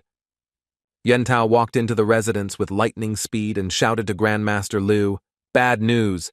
Zhao Yao was injured." Yentao looked at the men closely and said that their friend was injured by a vile girl. For this reason, he asked the teacher to save their friend. Teacher Liu asked the girl to sit down so that he could examine her. Zhang Huang, in turn, was excited, because he did not understand what had happened while he was gone. Teacher Liu said that the young lady's Qi energy was unstable, but fortunately the injury was not serious, and she would fully recover in half a month. The young man was shocked by this news, because he knew that they were supposed to have a duel in 3 days. A moment later, Teacher Liu introduced the young students to their teacher, their mentor, Yan Huang. A moment later, the young men knelt before the teacher and greeted him. Zhang Huang asked them to leave, as he knew that there was no need for them to bow before him. He looked closely at the young people and asked what had happened. Yuan Tao told the teacher that they were wandering on the street and came across a girl who insulted their teacher, so Zhao Yao got angry and challenged her to a duel, but the opponent turned out to be stronger. Zhang Huang looked at the young man in surprise and asked if the girl had humiliated their teacher. A moment later, his face changed, and he laughed very loudly, while telling them that the students still had to defend the honor of the teacher, and he also praised them. Zhang Huang looked at the student with a smile and said that she should be ashamed of being beaten when she herself challenged her opponent. The young man told the teacher that their friend was in no way inferior to the girl, only her techniques were more developed than Zhao's. Zhang Huang asked in surprise what he was talking about. Zhang Huang looked closely at his students because he remembered which martial art he had passed on to whom, and now he understood what the problem was. He slowly approached the young lady and said that he would now try to examine her. The young lady froze in surprise on the spot, as he only made one move, but she felt not only her wound healing, but also her strength growing. It seemed to her that she was close to a breakthrough. Teacher Liu looked at Yan Huang in shock as he had cured the lady, who needed half a month to recover with his qi. Zhang Huang, in turn, understood perfectly well that the young elegy did not have a serious injury, and he could easily use just qi to treat her. Zhang Huang looked at his disciple closely and asked what he meant when he said she would have another duel in a few days. A moment later, the young men explained. Zhang Huang informed the girl that since her teacher was currently taking an exam, he could pass on the new martial technique to her on behalf of the teacher. Zhao Yao bowed and said that she wanted to learn a new technique. Zhang Huang looked at the girl and said that since she had been using a sword since she was young, he would pass on the martial art sword technique to her. Zhang Huang knew very well that this technique was quite unusual. He said that she had been injured before, so he wanted to wait a little, adjust the technique, and teach the girl later. Zhang Huang told the girl that she could rest for now, and he also asked Sun Qiang to bring Jiang Shu. Sometime later, Zhang Huang met with Jiang Shu and said that he needed some medicinal herbs, and that he wanted to know if the man had them. Jiang Shu informed the teacher a few seconds later that he had everything. Zhang Huang asked how much these medicinal herbs cost, since he didn't have the required amount now, but he could bring the money later. Jiang Shu smilingly told the teacher that he didn't even have to give the money, since he had already done a lot for him. Zhang Huang, in turn, disagreed with him and told the man that he would pay regardless of the cost of the herbs because he did not want to profit from him. Jiang Shu said in a puzzled tone that these herbs were very old, and they were worth 20 million gold coins in total. Zhang Huang, in turn, was shocked by this amount, because he knew that even if he sold himself, he would never be able to earn such a sum. Zhang Huang was puzzled, because he only wanted to take a disciple, raise his strength, and earn his trust, and he could not have imagined that such persistence would lead him to bankruptcy. A moment later, he said that money was just material property, and a master who thought about money all day could have a bad effect on his mental stability. Jiang Shu looked at the teacher with a puzzled expression, because he himself said that he didn't need his money, but now he was making excuses, and now he didn't know what to do. Zhang Huang told the man that he had to maintain good health, go out for the next few days, and now he would take the time to help him achieve a breakthrough in emotional development, and he could consider this as payment for the herbal medicine. Zhang Shu humbly thanked the teacher for this opportunity. Sometime later, Zhang Huang returned to the academy under a different guise, but a moment later, he heard someone calling him. The young man was excited and shouted at the teacher that he must save Mu Xueqing. Zhang Huang looked at the student in surprise and asked if the girl was really injured. This picture reminded him of something. Zhang Huang was puzzled because he knew that they would have to see a doctor if he couldn't cure her. Zhang Huang knew perfectly well that he could only use the old methods, and he slowly began to examine the girl. Zhang Huang noticed after checking that she had used her martial techniques too vigorously and damaged her meridians, but for him it was a small problem.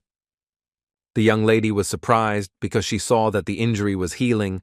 She had previously come to her father with similar injuries, but now she wondered if it was really that easy for the teacher. A moment later, she thanked the teacher for his great help. He looked at her closely and asked why she was injured. The young man began to speak, but she interrupted him and said that she had simply carelessly tried to forcefully use martial techniques beyond her development. Zhang Huang, looking at the student, realized that this was a lie, but he still did not say anything and told her that she could go and rest. Mu Xueqing looked at the teacher with a puzzled expression and asked if he could teach her a few techniques. The teacher looked at her in surprise and asked with bewilderment what particular technique she would like to learn. Mu Xueqing said with a happy smile that she had been good with the saber during her childhood, and it would be nice if he could pass on the art of the saber to her. Zhang Huang was a little puzzled by this statement, because he knew that girls usually preferred swords that were light and elegant, which suited their character. Zhang Huang looked at the student intently and said that he would definitely think of a suitable art and pass it on to her tomorrow. She smiled and thanked the teacher. After talking with the teacher, the young people returned back to their place. The young man asked the elder why she did not allow him to explain the situation. Mu Xueqing asked what he was going to tell the teacher. Mu Xueqing looked at him intently and asked if he really meant that she was injured during a fight with a student. She knew that if the teacher knew about such a thing, he would make her apologize. The young man hesitated, not knowing what to answer, but she said that she sincerely thought that their teacher was even better than the grandmaster. Walking down the real corridor, she asked her friend not to tell the teacher anything. After some time, he came to his teacher, but he, in turn, was excited. Zhang Huang told the disciple that cultivating the poisonous body was extremely difficult. This technique of improving the physical body was at least at the highest level, and for this reason, he would help him. Zhang Huang, in turn, was very happy, because he knew that he would now try out a new technique. Turning around, he was dumbfounded, because he did not understand what his student was doing. Taken aback, he shouted that he did not need to undress to his underwear. A few minutes later, Zhang Huang asked his student to try not to die, because if he held out until the end, he would finally break out of the cocoon and turn into a butterfly. A minute later, Zhang Huang took action, mentally calculating how much time it would take Lu Chun to master the technique. He understood that in order to speed up the entire process, he had to use his own qi to raise his cultivation level. Zhang Huang knew very well that the young man knelt at the entrance of the academy to come under the tutelage of the teacher. Besides, he did not reveal his secret for a long time. For this reason, the teacher thought that his student was not comparable to others. After the teacher passed on the technique to Lu Chun, he was torn apart and writhing in agony. A moment later, the young man sighed heavily, as he couldn't believe that he had actually broken through so quickly and reached the 6th rank. Zheng Yang looked at the disciple intently and informed him that he should not move, as it was not over yet. The young man froze for a moment as he saw the poison in the hands of the teacher he had spoken of earlier. Zheng Yang looked at the young man intently and informed him that everything was just beginning. After some actions by the teacher, many needles flew at the young man, and with the speed of lightning they pierced him. Lu Chun, in turn, cried out in surprise as pain pierced his body. Lu Chun fell to the ground with a crash and fell into his memories with the speed of lightning.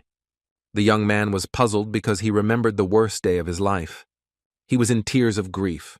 as that day he lost his parents, as well as his brother and sister. Lu Chun was overcome with mixed feelings, but he knew that he had to hold on. After all, the teacher had given him a chance, so he knew that he would not be able to face his family if he weakened. Zhang Huang, frozen in place, looked at his disciple in surprise because he thought that his disciple would immediately faint, but now he saw that Lu Chun would be able to stand firm. Zhang Huang told the young man that the effects of the deadly poison would last all night, and that the night would be painful, but he still had to find a way to endure, because all the suffering would ultimately not be in vain. A moment later, Zhang Huang left his student and went about his business. He thought about everything that had happened, but he knew that everything would depend only on the young man.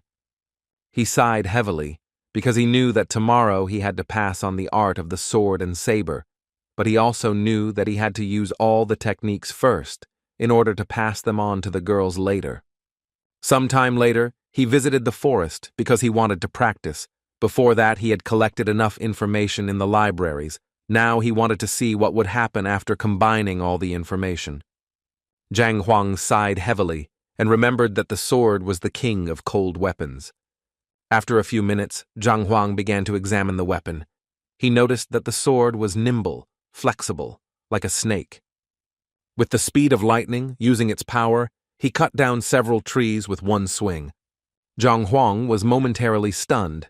As expected from a move that involved a high-level martial art, it was significantly more powerful than the previous Divine Fist, Path, Heaven, and Heaven Path Spear techniques. Zhang Huang looked closely at the saber, wanting to know what it could do.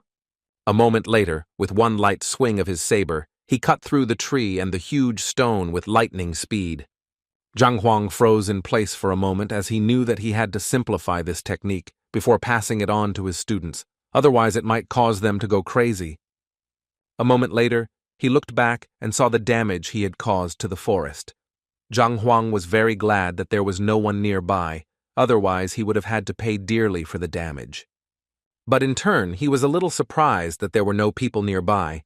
After a few minutes, he sighed heavily and thought that he needed to look at the 8th rank cultivation techniques. A moment later, he concentrated to move to the library. After some time, he started reading. Zhang Huang was very happy because he found just the perfect development technique. He wanted to start studying as quickly as possible. After some time, he returned to the real world and, concentrating, began to study the new technique. A moment later, he looked at his hands in surprise as he felt spiritual energy. In turn, he realized that it was real, but he was still surprised because he knew that the first ranks did not require much spiritual energy. He knew very well that on the 7th, he only needed to open his acupuncture points to increase his strength. On the 7th, he needed to unite his mothers, and on the 5th, he needed to tune his body, but on the 8th, he needed to accumulate qi. Zhang Huang noticed that the 8th rank was like a pond, because spiritual energy was like a stream of water guiding the pond, but if one only relied on the surrounding energy, the pond would never be full. A moment later, he sighed heavily, as he knew that he needed to refine his sword techniques, and to do so, he needed to find some pills to absorb spiritual energy, as with them, he would be able to advance his level faster. At the same time, the young lady returned home and came across her father, who was excited. He was shouting that she was saved. The young lady looked at him in bewilderment as she did not understand what he was talking about. The man told his daughter that she had been taking pills since she was a child to speed up her development, so a significant amount of poison had accumulated in her body. Unfortunately, he noticed it too late. And in order to help his daughter, he turned to the doctor's guild and consulted, but unfortunately, no one knew how to solve her problem. The man happily told his daughter that today an incredible doctor had appeared who had answered all the questions on the wall of thoughts, and for this reason, they could remove the medicinal poison from her body. The young lady, in turn, looked at her father in surprise, because she knew that the teacher had recently helped her heal and had already solved this problem. In his joy, the man told his daughter that the new head of doctors was very talented because he had managed to solve many problems that no one had been able to solve before. He happily said that he heard the new guild leader Liu, a mentor at her academy. He wanted her to help him prepare for the meeting. Mu Xueqing asked her father in surprise, could it really be Liu Cheng? The man said that this was his name. He asked in surprise if she really knew this mentor. He said that tomorrow he would definitely go to the mentor so that he could help her. Mu Xueqing looked at her father timidly and said that he didn't need to go anywhere at all. After all, the teacher had already removed the medicinal poison from her body. She also said that he was her teacher. The next day, Lu Chun greeted his teacher, and Zhang Huang, in turn, noticed that his student had already finished.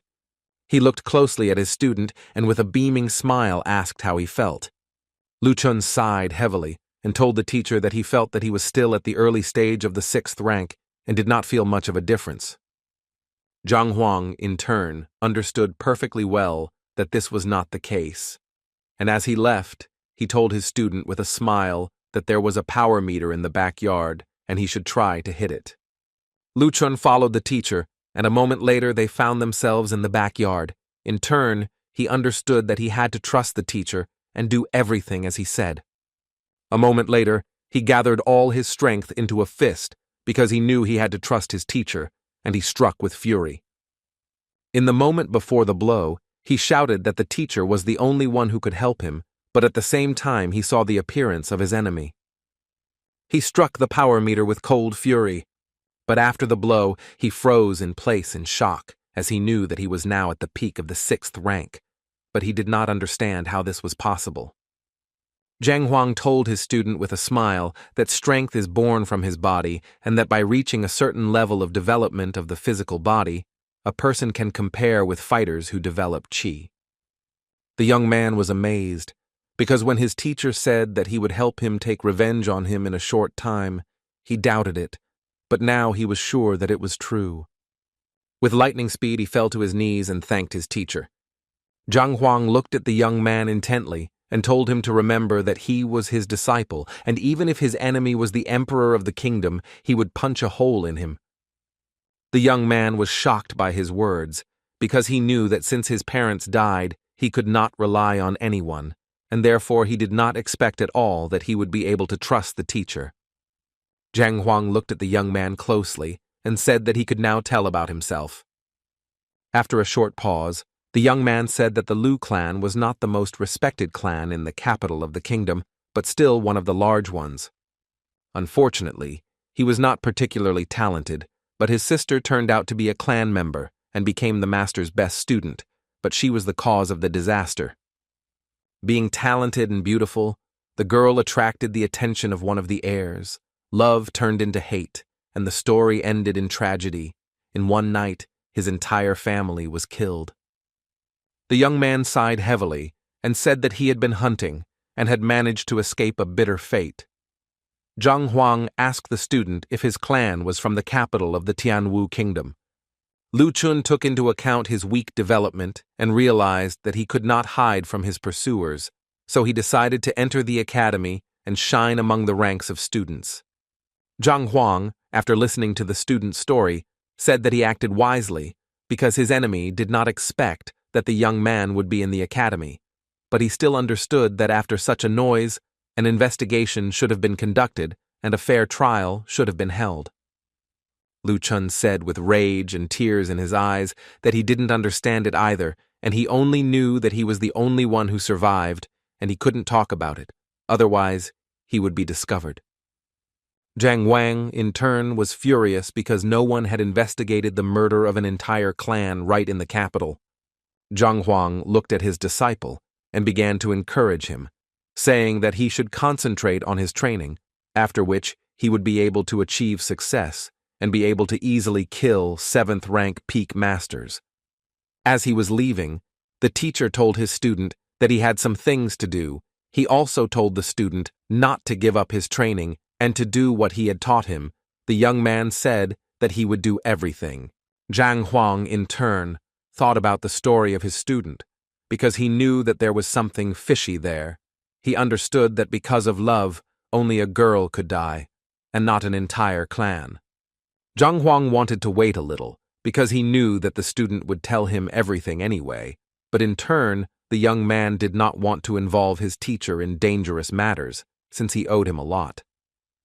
The young man, in turn, understood perfectly well that after the realization of his revenge, a great catastrophe would certainly occur. He was furious, but he still understood that his hatred was just his path. Sometime later, Zhang Huang met with the student and passed on the saber fencing technique to her. The young lady flipped through the book and noticed that the technique was of a high level. A moment later, she bowed and thanked the teacher for his generous reward, for she knew that she had a duty to deal with the girl and bring respect to the teacher's name.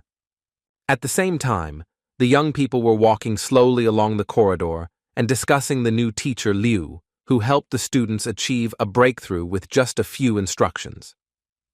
They knew Mu Xueqing and her character very well, and understood that in order to teach her obedience, the teacher must be a simply incredible person. In turn, the young people wanted to see how good the teacher was, but a moment later they interrupted their dialogue as they saw the princess in the distance. Mo Yu introduced herself with a smile and said that she was looking for Teacher Liu. Zhang Huang, coming out from around the corner of the building, noticed the princess. He looked at her in surprise and asked if she really needed something, because he did not understand what she wanted. Mo Yu looked at the teacher with a smile and said that her teacher was waiting for him outside, and he really hoped that the teacher would spare some time for him. Zhang Huan asked the princess in surprise why her father was looking for him, and he also said that he needed to visit one place, so he had little time. The young princess was shocked. She said that her father had come to greet him, and it would not be very wise to reject him like that. The young man was also shocked by the teacher's behavior. Zhang Huang sighed heavily and said that he was indeed busy. A moment later they heard someone laughing. The king smiled and said that he had to come to the teacher himself. The king smiled and told the teacher that he had become a legend in the kingdom when he had solved all the questions on the wall of thought, and for this reason he wanted to invite the teacher to visit the royal palace, because he thought that they needed to establish friendly relations. Zhang Huang knew very well that he had no time for friendship at all. He said in a puzzled tone that he really had a lot of things to do today. After all, he had to drop in on the alchemists, so he couldn't accept his offer. The king looked at the teacher with puzzlement and said that if he was so busy, he would not insist on a meeting. He also asked his daughter to get one thing. The king looked at the teacher intently and said that he would like to give him a token of his sincerity. Zhang Huang looked at the ordinary stone with a puzzled expression because he didn't know what use it was. Everyone present was stunned by his words. The young man looked at the teacher in surprise. The princess was furious. She shouted at the teacher that he was holding a spiritual stone in his hands, which was very rare, and it didn't even have a price. Zhang Huang knew that spiritual stones were ore formed from a dense accumulation of spiritual energy. The king said, puzzled, that it seemed the teacher was just joking, since he could not help but recognize such value. Zhang Huang, in turn, was taken aback and said with a smile that, of course, this was a joke. He was very happy because he knew that his problem was completely solved without visiting the alchemists. Zhang Huang told the king with a smile that he could not accept his gift for free, so he offered to provide them with free treatment. The king looked at the teacher with a smile and said that he really needed his help. The king smiled and said that it was not for him, but still, if the guild leader was free now, he would like to invite him to the royal palace. Zhang Huang said with a smile that he had some things to do now, but once he finished, he would go straight to the palace. The king looked closely at his daughter and said that she should accompany the teacher because he was heading to the Alchemists' Guild. Zhang Huang looked at the royals with a puzzled smile and said that there was no need for that. The king looked at the man in surprise and said that if he was with his daughter, he would get rid of unnecessary trouble and perhaps even buy the herbs at a lower price.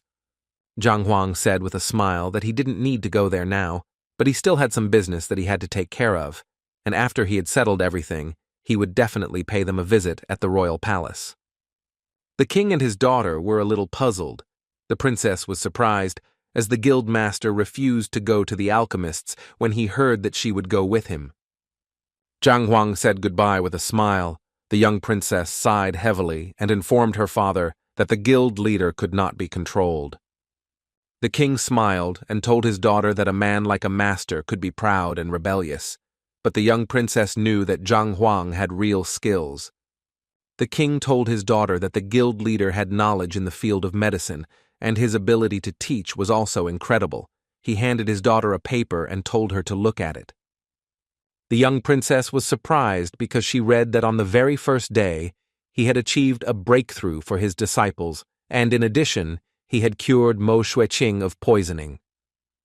The king told his daughter that if the man did not have such abilities, he would not have tried to bring him closer to his daughter. The princess was amazed, as she read that the master's apprentices fought and they had a draw. The king, in turn, spoke with a satisfied smile about the urgent duel between the two students. He looked at his daughter intently and said that she should get closer not only to Teacher Lu, but also to Grandmaster Zhang, because he understood that if his daughter was supported by such masters, then no one would be able to shake her position. The young princess agreed with her father, but she also wondered if they should stop the duel between the students. The king said with a joyful smile that they should not stop the duel, but on the contrary, should facilitate it, because in this way they would be able to glorify Teacher Lu and win his favor. The king said that the teacher did not interfere with the students' fight, and obviously he wanted to make a name for himself by doing so, and in that case they should lend him a helping hand. The young princess understood that everything was correct, and she definitely needed to see this battle. Sometime later, Yan Huang returned to his domain. There he met a young lady and gave her a new technique. He told her that he would teach her a sword technique. He hoped that she would be able to maintain victory, and thus not let him and her teacher down.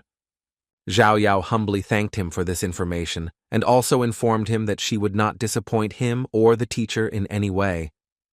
Zhang Huang looked at the girl closely and agreed with her, and also said that she could contact him if she didn't understand anything after reading it. A moment later, Sun Qian approached the master and told him that the pavilion leader requested an audience. Zhang Huang told his assistant that he could let the pavilion leader in, and also told the young lady that she should start training, and during the process, she could come to him if she didn't understand anything. Zhang Huang, in turn, was a little puzzled, since he had made a small mistake while changing his appearance, but he hoped that the pavilion leader would support him. A few minutes later, Zhang Shun greeted Yang Huang respectfully. Zhang Huang asked the pavilion leader if there were any books about divine kun in the grandmaster pavilion. Zhang Shun looked at the master in surprise, as he did not expect such a question, but a moment later he said that there were records about him in the 2-star library, but they were not very detailed. Yan Huang asked the pavilion leader to take him there, because he understood that even though the innate poison was still dormant, he could not rest easy, knowing that he was constantly carrying a time bomb with him. Sometime later, they visited the Grandmaster's library. Zhang Jun told the teacher that he could use his token to look up whatever he wanted, and Yan Huang thanked the man with a smile. Sometime later, the young man finally collected everything he could. A moment later, he moved to his library because he really wanted to find a solution to his problem. While reading the book, he learned that the divine kun had an innate depth of soul. He was not only talented, but also very diligent in his cultivation. Before the age of 30, he had already managed to reach the 9th level. After reaching this level, his development slowed down, after which he traveled and explored the world and was also destined to create a hall of masters. Zhang Huang, in turn, wondered if becoming a 9-star grandmaster was the key to curing the congenital poison. Zhang Huang, in turn, understood perfectly well that this was not easy, because the development of spiritual intelligence required a lot of strength and energy, and he wondered if this was really the only way to get rid of the poison. He understood perfectly well that he had no choice, and he had to think everything over carefully and try it out. Having written down all the information in the book, he noticed that it did not produce any errors, which meant that his words were true. The young man was puzzled, because he knew what was in store for him. He was furious, because he knew he had a difficult path ahead of him, and he was not sure if he would be able to become a 9th-level master before then. He understood that masters of such level could make the entire continent tremble just by stamping their feet. Unfortunately, he didn't know what age he was now, but he knew that he still had time. Zhang Huang was worried and had no idea where he could get so much spiritual energy and secret books to form the heavenly path technique. Sometime later, he visited the library. Concentrating, the young man absorbed the power of the stone. A moment later, the stone dissolved in his hands. Zhang Huang sighed heavily as he realized that the stone was a useless thing, after all. He thought that with it, he would have no problem reaching the peak of the 8th rank. After a few minutes, he remembered that the king wanted him to cure someone. He thought that the king would not mind if he asked him for a couple of stones. At the same time, in the royal palace, the envoy greeted the king. Ranmu's messenger smiled and told the king that he and the prince had come a long way to propose to the princess, because they thought that if the kingdoms were linked by marriage, other countries would not dare to threaten them. The king looked at everyone present with an innocent smile and said that Mo Yu was his beloved daughter, and her marriage, they could discuss it later. He did not want to rush things. Messenger Ranmu told the king with a smile that he said this every time, but this time he brought the prince to make the decision easier. The messenger Ranmu said that he heard that the spirit beasts in their country had gone berserk and were confusing the inheritance, and now they had trapped them in a magic field. The king furiously asked the messenger why he was asking him about this. The messenger smiled and said that if they were already aware of this, then other countries were as well, so he told the king that if he agreed to the marriage, he would offer them the animal spirit herb in return. The messenger said that no spirit beast could refuse this herb. The king, in turn, understood perfectly well that spirit beasts loved the herb very much, and they sought to get it. The value of the spirit beast herb was no less than the value of the spirit stone. He looked closely at his daughter, and he knew that he had raised her as his heir and the future ruler of the kingdom. He could not exchange her for the beast spirit grass. The princess looked at her father intently and said that before he answered, she would like to say a few words. The king said with a smile that, of course, she could. The princess smiled and told the prince that she was a simple person and had no objections to the marriage. She asked the prince if he knew that she was a spirit beast tamer. The young princess said that, unfortunately, her spirit pet had a very bad character, and if the prince could defeat her pet, she would agree to the marriage. Prince Fei Xuan looked at the princess in surprise and asked if she was really serious about him defeating her pet. Mo Yu said with a satisfied smile that this was exactly the case. The prince glanced sideways at the golden-winged eagle. Although he was not a tamer of spiritual beasts, he had some idea about them. He knew that this kind of spiritual beast belonged to the flying ones, but he was not weak among them, but nature itself limited his talent. The prince looked at the princess with a grin and asked if she would agree to marry him if he won. Mo Yu smiled and said that of course it would be so, because she was a worthy princess of her country and could vouch for her words, but if he lost, he should leave immediately. The prince said with a grin that in some ways it was the right decision, because if he couldn't defeat a pet, what positive qualities would he have left to be a worthy groom for the princess? The princess looked at him with a grin, but didn't answer. The messenger shouted at the prince that he should be careful. The prince, with a satisfied grin, shouted at his subordinate not to worry, since in front of him was only a golden-winged eagle, and he could handle it with ease. The prince was confident of his victory, because he knew that the golden-winged eagle reaches the 7th rank only when it comes of age. But a moment later he lost all his confidence and ran away from the eagle back to the palace. The prince was shocked because he did not understand what was wrong with the eagle. The envoy looked at the spiritual beast in shock, wondering if this spiritual beast was really half a step away from the 8th rank. A moment later, the prince stopped himself and stopped the beast. He sighed heavily and told the beast that he admitted defeat. But the spiritual beast did not want to listen to him, and with the speed of lightning struck him, thereby throwing the prince into the air. The young princess looked at the prince with a joyful smile and noticed that he had still been defeated. The prince was furious. He shouted that she was cheating, because he knew that golden-winged eagles, limited by their bloodline, their maximum strength only reaches the 7th rank.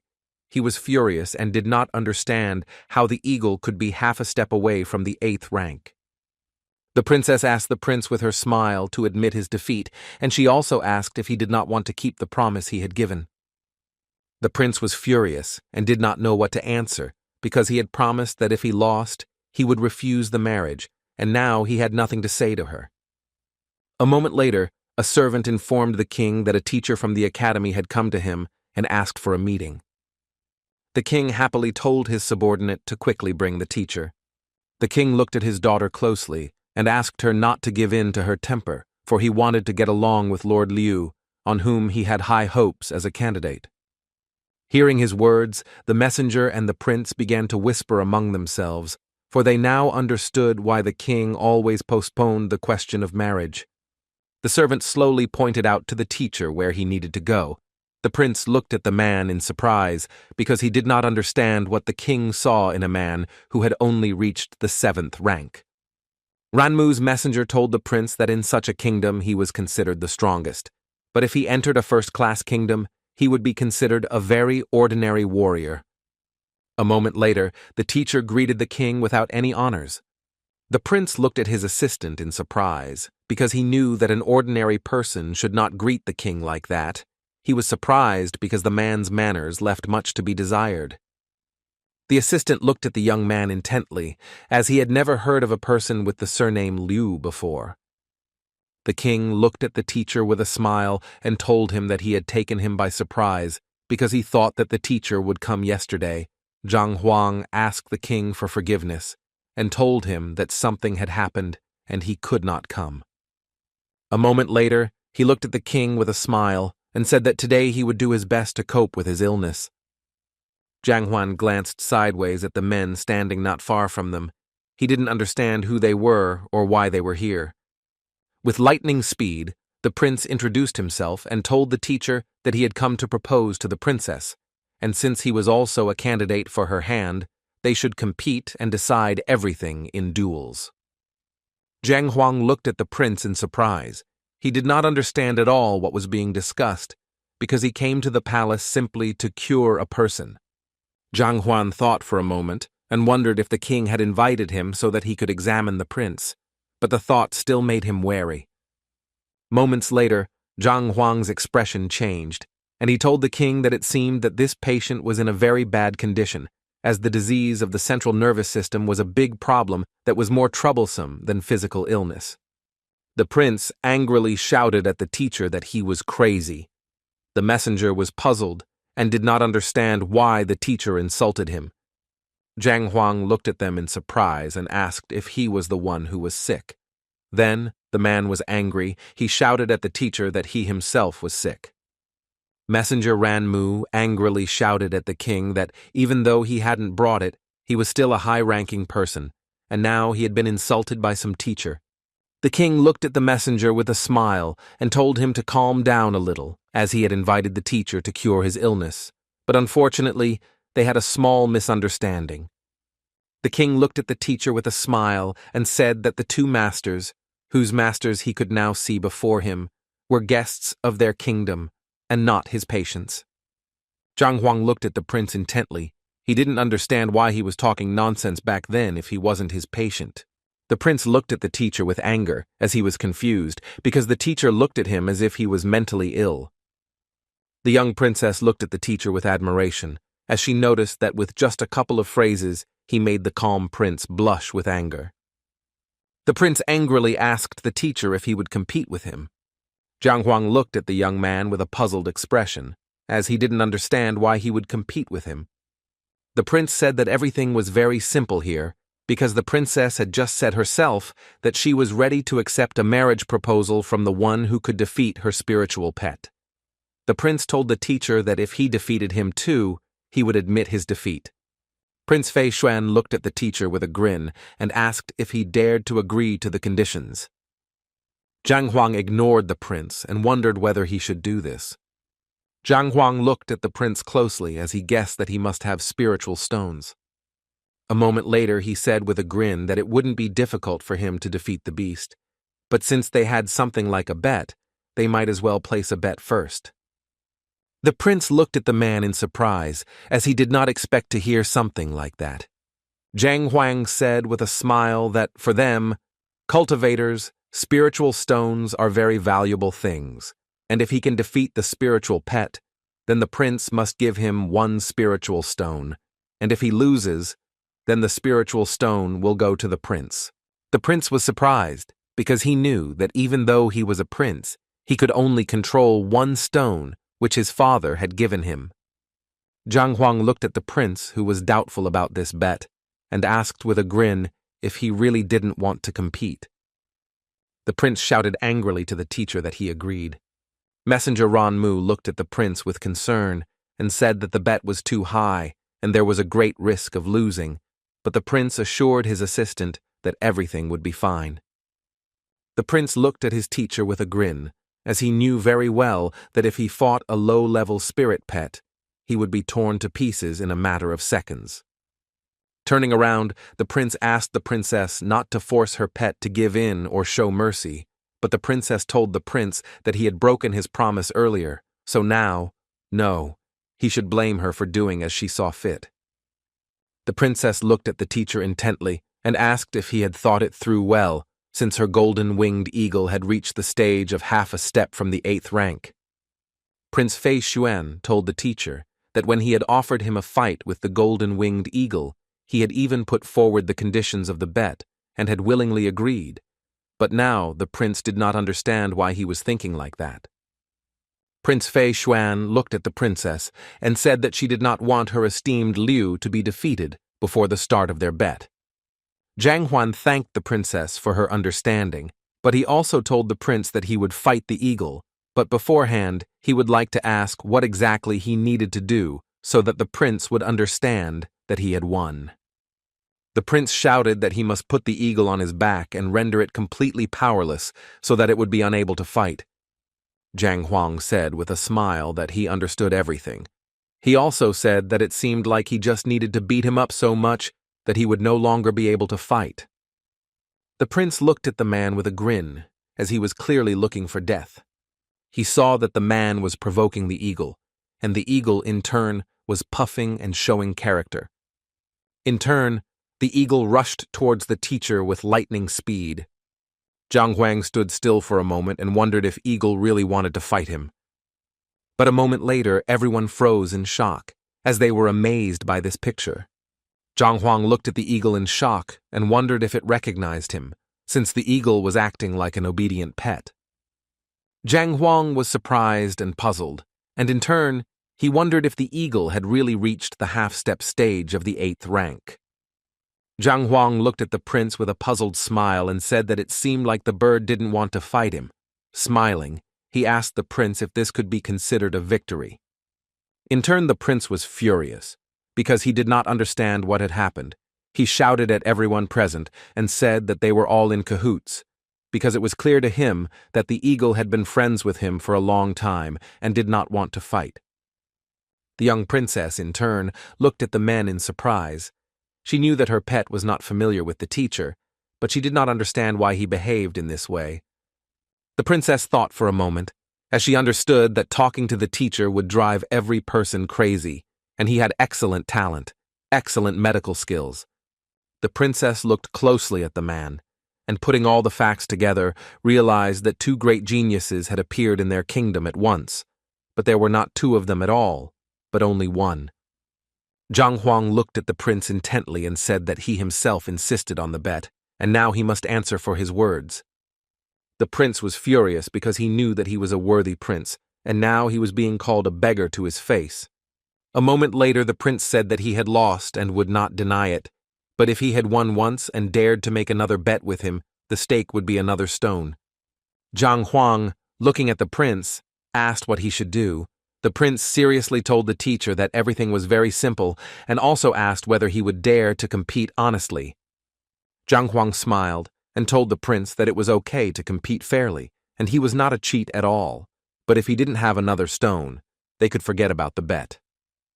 The prince said angrily that he only had one spiritual stone in his hand.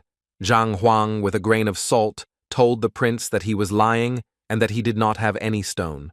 A moment later, the prince shouted that he didn't have a second spirit stone, but there was something that could deal with it. The messenger looked at the prince in confusion and called him. Messenger Ranmu S furiously told the prince that the spiritual grass had a huge influence on the spirit beasts, and if they lost it, he would not be able to marry the princess, and if it fell into the hands of the ruler, it would be a disaster. The prince looked at the messenger with fury and said that he must wash the shame from himself. After returning to their kingdom, the news would spread very quickly and they could lose the pride of the royal family. Prince Fei Xuan looked at the man closely and asked if he agreed. Zhang Huang looked at the prince in surprise as he wanted to know what he had in his hands. The prince informed everyone present that he had a spiritual herb in his hands. It was already several hundred years old, and its value was comparable to that of a spiritual stone. Zhang Huang was a little puzzled. After all, he only needed a spiritual stone. He knew very well that the grass would only be useful for spiritual beasts, and it would not be of any use to him. With lightning speed, the prince asked the king if he could exchange the animal spirit grass for some stones. The king happily said that they could make such an exchange. The prince looked at the man intently and said that he now had some stones, and now they could make a bet. Zhang Huang, with a satisfied smile, told the prince that he agreed, because he understood that only recently he was worried about where he could get a few more stones, and now they were coming straight into his hands. The young princess sighed heavily as she understood the absurdity of the situation, and the prince did not understand who was actually standing in front of him and with whom he was going to make a bet. The king excitedly asked his daughter if there would be any problems with the teacher. The princess smiled and told her father that he need not worry and that everything would be fine with the teacher. The prince told the teacher that since he agreed, they could begin. Zhang Huang casually told the prince that he didn't have much free time to look for a place to fight, so they could fight right here. The prince, in turn, was furious and shouted at his rival that when he was on the verge of death, he should not ask for mercy. Zhang Huan looked at the prince with a puzzled expression. He didn't know what techniques he could use to teach the prince a good lesson without revealing his true strength. With lightning speed, the prince used his power and attacked the teacher with fury. But a moment later, he froze in place in shock. Since he saw that an eagle was flying towards him, after a few seconds, he flew to the ground with a crash, from one light blow of the eagle. Zhang Huang, in turn, angrily asked the eagle what he was doing, since he clearly saw that it was he who was competing with the prince. Zhang Huang shouted furiously and asked if it was really that hard for him to wait until their competition was over and he could get his spiritual stones. He shouted that if the eagle interfered with him, he would write it down and eat it. The prince sighed heavily. He understood perfectly well that the man was trying to punish the eagle, but he also understood that if the eagle continued to stand there and press on him with its weight, he would die. Messenger Ranmu ran to the prince with lightning speed, as he was very worried about him. The messenger looked at everyone present with anger and asked them to stop humiliating the young master. Messenger Ranmu rushed at the teacher with lightning speed and shouted at him to let the prince go. The king was shocked. He did not understand what the messenger was doing. Zhang Huang, in turn, looked at everything that was happening, frozen, but a moment later he saw the royal guard. A few seconds later, the messenger and the royal guard clashed in battle. The envoy was puzzled because he relied only on his own strength, but did not take into account the protection of the palace. He was puzzled because he was afraid that there were many masters lurking in the seemingly calm hall. The golden-winged eagle looked at his opponents with a predatory smile. In turn, the princess quickly reacted and shouted to her pet to come to her immediately. The messenger looked intently at the king and, bowing, said that he was burning with desire to save his master, and now he hoped that the king would forgive him. At the same time, the princess scolded her pet. She did not understand how he dared to interfere in the duel. She shouted that at the very least it was impolite. The messenger, with the speed of lightning, approached the prince and helped him up.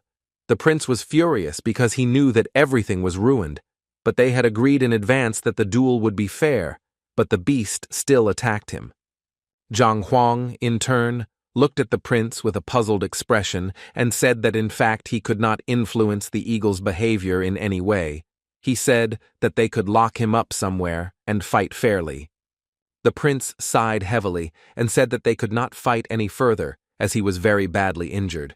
Zhang Huang, with a puzzled smile, said that it was not a serious problem as he could heal him. The messenger shouted at the man not to approach the prince.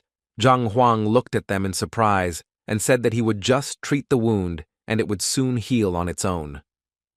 The king looked at the dignitaries with concern and asked them not to panic, as he was the head of the medical guild and would be able to easily heal the prince's wound. Messenger Ranmu looked at the prince intently and said that before they came to the kingdom, he had never heard of the association changing its leader. The king said with a smile that the man was a master of medicine and also told him about all his achievements, and said with a smile that it took a long time and the injuries would soon be completely healed. The messenger looked closely at the prince and told the king that although the prince's injury did not affect the foundation, it was still serious, and he was looking forward to the Lord curing the prince.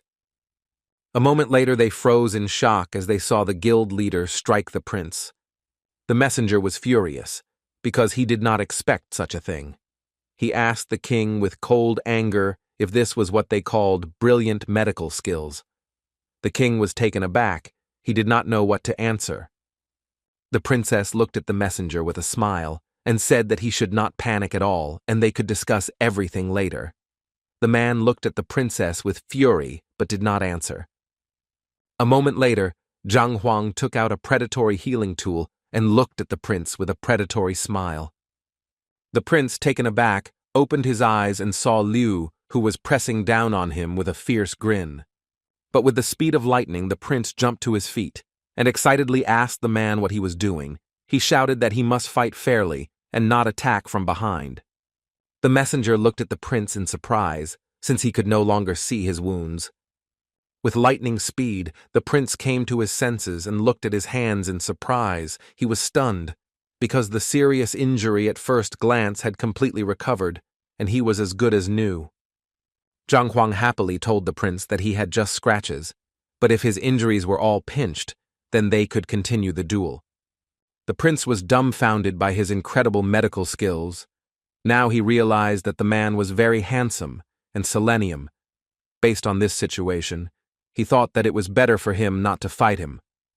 With that lightning, the prince bowed and expressed his respect to the master, and also said that before this he did not know who he was dealing with, but now he understood that it was better for him to refuse the duel. Zhang Huang was shocked by this statement. He understood that he needed the stones, and he had to get them. He asked the prince in bewilderment if he would really give them to him for free. The prince hesitated, not knowing what to answer. He said that if he had known about the man earlier, he would not have assumed such an absurd bet. Zhang Huang sighed heavily and said that he was very embarrassed to hear that the prince admitted his defeat. He said that the bets had already been made, so he would take the beast spirit grass. The prince was shocked by this statement. He hoped that the man could at least save his honor, since he admitted defeat. Zhang Huan said with a happy smile that in that case he would take the grass, but he still felt a little ashamed for making the prince admit his defeat so easily. The prince froze in shock, as he had never seen such a shameless man smiling at him with a radiant smile. Zhang Huang smiled and informed the prince that he would exempt him from paying for his medical treatment.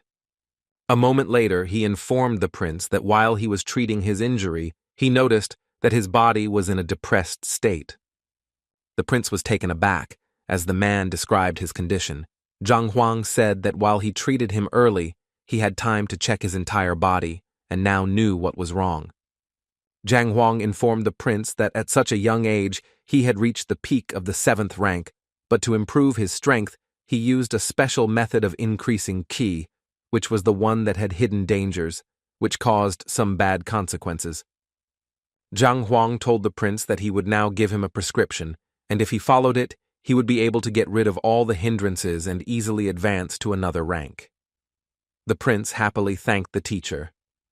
Zhang Huan, looking at the king, asked him to take the patients to a place where he could rest and be treated, told him that they were a special patient and he should personally go to him. Zhang Huang said with a smile that he understood everything and would definitely go to the patient. The king told the prince and the messenger to go to their castle and rest. The king looked at the leader with a smile and asked him to go into the room. The princess who followed behind did not tell Zhang Huang that he had pulled the wool over everyone's eyes very well. Zhang Huan looked at the princess with a puzzled expression and said that she looked like he was the same person. He didn't understand who she was talking about. She smiled and said that she wanted to tell him something interesting, but since he didn't want to listen to her, she wouldn't talk. Zhang Huang sighed heavily and told the princess that this was part of the grandmaster hall's test, and he got dressed, that she would have enough patience and would not spread this information. She smiled and said that she would not tell anyone about it. Mo Yu told him with a smile that he should come to her place at noon and she would take him to see an entertaining performance. Zhang Huang asked in surprise what kind of performance she was talking about. Mo Yu said with a smile that he would know when he arrived because she was already looking forward to the moment when she would see his expression when he saw his disciples fighting. After a few minutes, the king announced that they had arrived. Zhang Huang noticed that the room was very large, and perhaps it was loaded with something to block the view. Zhang Huang looked at the room in surprise and asked if this was really a magical barrier. The king told him that he wanted him to cure the spiritual beast of their kingdom. The king said that the kingdom had no powerful ancestors, so they relied on spirit beasts to guard the territory. Thanks to them, their kingdom did not become a tasty morsel for other kingdoms. But unfortunately, as the spirit beasts grew older, their magical power and physical strength began to weaken, and some time ago, an illness spread throughout their kingdom. For this reason, he wanted the guild master to cure the spirit beast. The king said that their spirit beast was very old and very sick, and recently it had gone crazy and injured many people.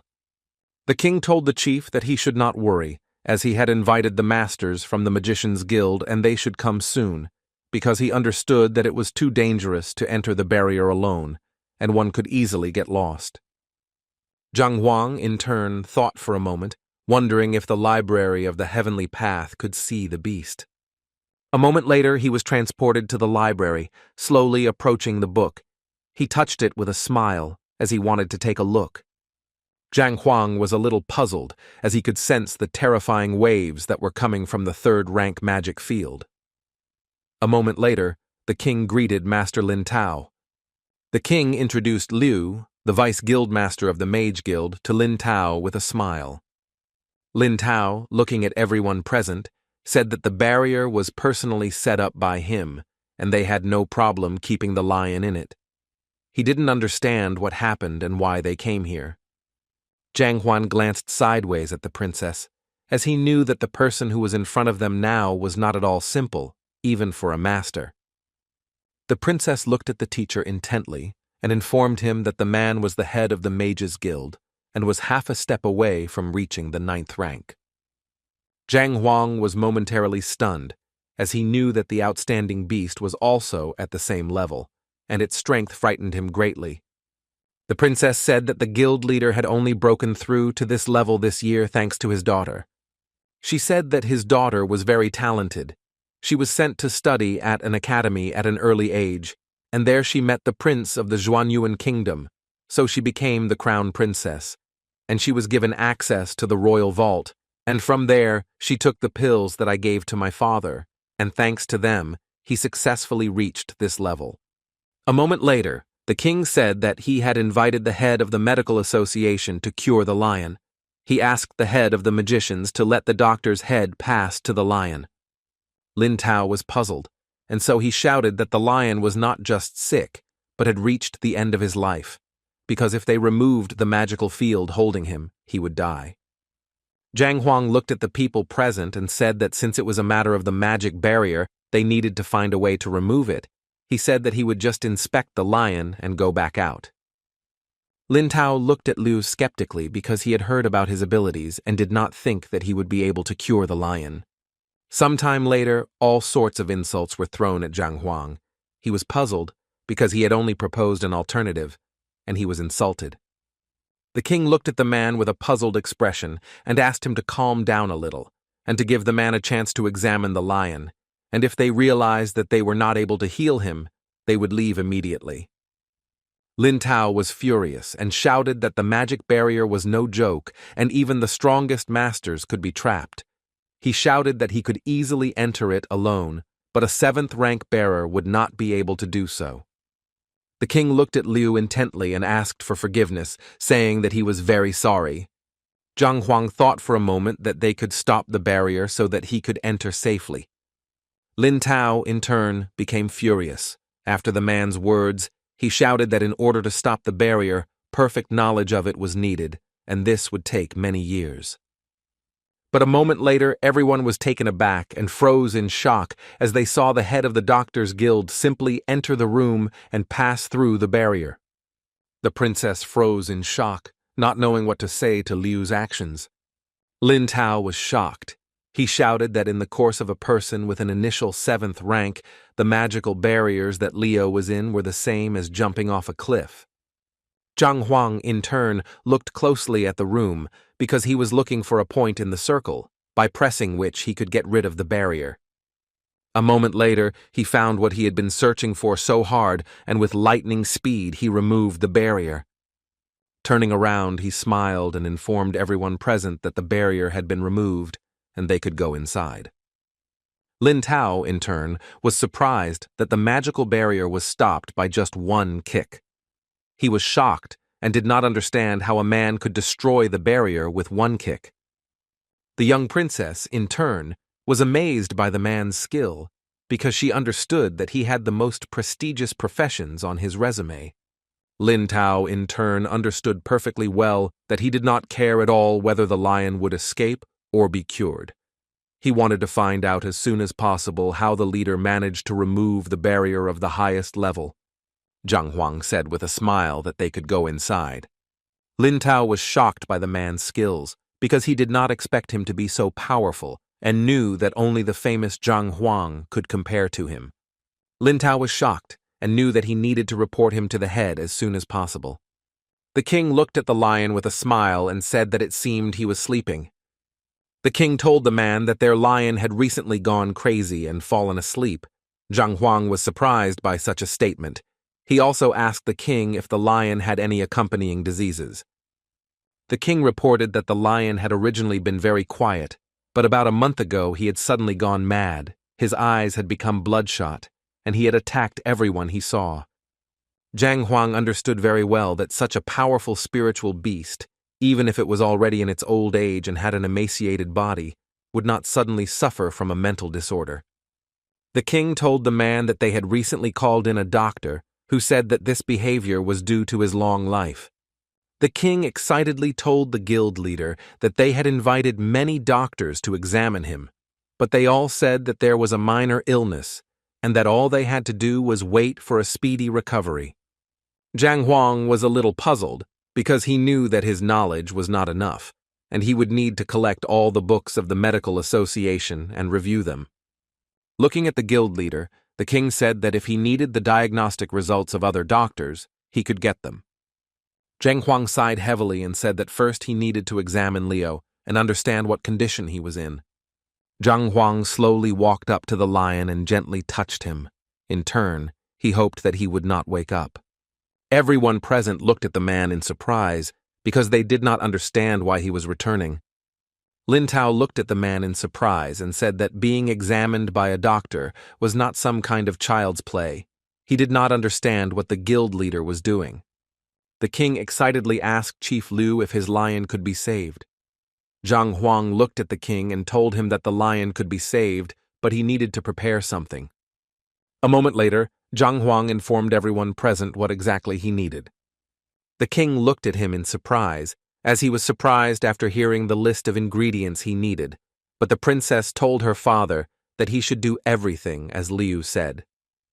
A moment later, the servants brought the guild leader everything he asked for, Zhang Huang slowly began to prepare the medicine.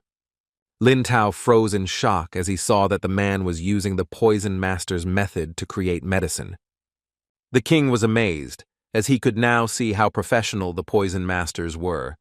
Mo Yu, in turn, looked closely at the men and said that an excellent doctor who remembered the properties of medicinal substances is able to isolate the beneficial ones, even from toxic ones, and there is nothing strange about this. Zhang Huang, after some time, he completed all the preparations. Turning to everyone present, he asked with a smile if there was any way to quickly activate the magic barrier. Zhang Huan looked at the king intently and said that he needed to do it as soon as possible. The time was half that of a person to enter. Lin Tao, in turn, was shocked by this statement because he knew that such a thing was simply impossible. Zhang Huang thought about it and asked if there was no better way. Lin Tao looked at the man and said that there was another way, but he couldn't do it. Zhang Huang looked at him in surprise and asked if he really had a better idea. A moment later, he told the whole concept of his idea, but unfortunately, he couldn't implement it into reality, since all the actions required having a third-rank specialty, and he didn't reach it. Zhang Huang asked the master if he meant that if they had a magic core, they would be able to activate the magic field without any obstacles. The man said that it was exactly like that. A moment later, he looked closely at the guild leader and reported that the core was not so easy to find. Zhang Huang looked at the lion and thought about the core. Zhang Huang slowly and silently approached the tool. A moment later, he walked over to the vat of brew and dropped the spear into it, after which he looked closely at the result of his actions. A couple of minutes later, he threw a spear at the lion with lightning speed. The lion growled menacingly and loudly in pain. Everyone present was shocked. As he gave the lion a powerful toxin, they understood that in this way it was possible to kill the magical beast, and such an attack would certainly provoke him and anger him. Zhang Huang in turn watched Liu closely. A moment later he approached him. The king, with horror in his voice, shouted, "Lord, this is very dangerous!" Zhang Huang rushed towards the lion with lightning speed and took the spear. A moment later he struck the lion again. The lion growled in shock and his eyes widened. The king was puzzled, and it was painful for him to even look at all the actions of the guild leader. The lion, in turn, growled menacingly and tried to pull out the spear, but all attempts were unsuccessful. Zhang Huang jumped away from the terrible lion with lightning speed, since he fortunately possessed the heavenly Tao, the technique of practicing movements, and was therefore able to dodge the lion's attacks in time. With lightning speed, he activated the magic field. Everyone froze in shock on the spot. Lin Tao was very surprised, as he never thought that Liu would figure out what the magic core was so quickly. Lin Tao was amazed by the master's skills. Not only did he understand it, but he also activated it. He didn't understand how such a thing was even possible. The king was agitated, as he understood that the lion was not calming down. He looked closely at the master and informed him that he should check as soon as possible. But a moment later, everyone present froze in surprise, not saying a word, as they saw that the lion was lying on the ground. Lin Tao only managed to call out to the master. Zhang Huang looked at everyone present with a smile and said that this disease was quite difficult to cure, but fortunately, the lion's life was not in danger at the moment.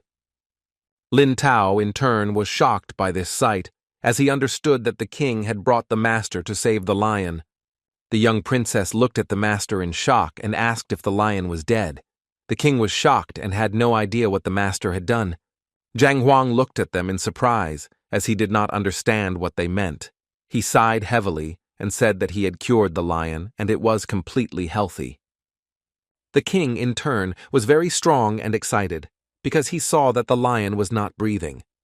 Zhang Huang looked at the lion in bewilderment, as he knew that this was impossible and he could not die over such trifles.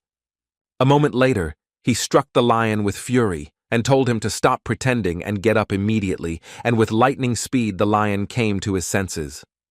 A moment later, he growled menacingly and stood up, throwing off all the spears.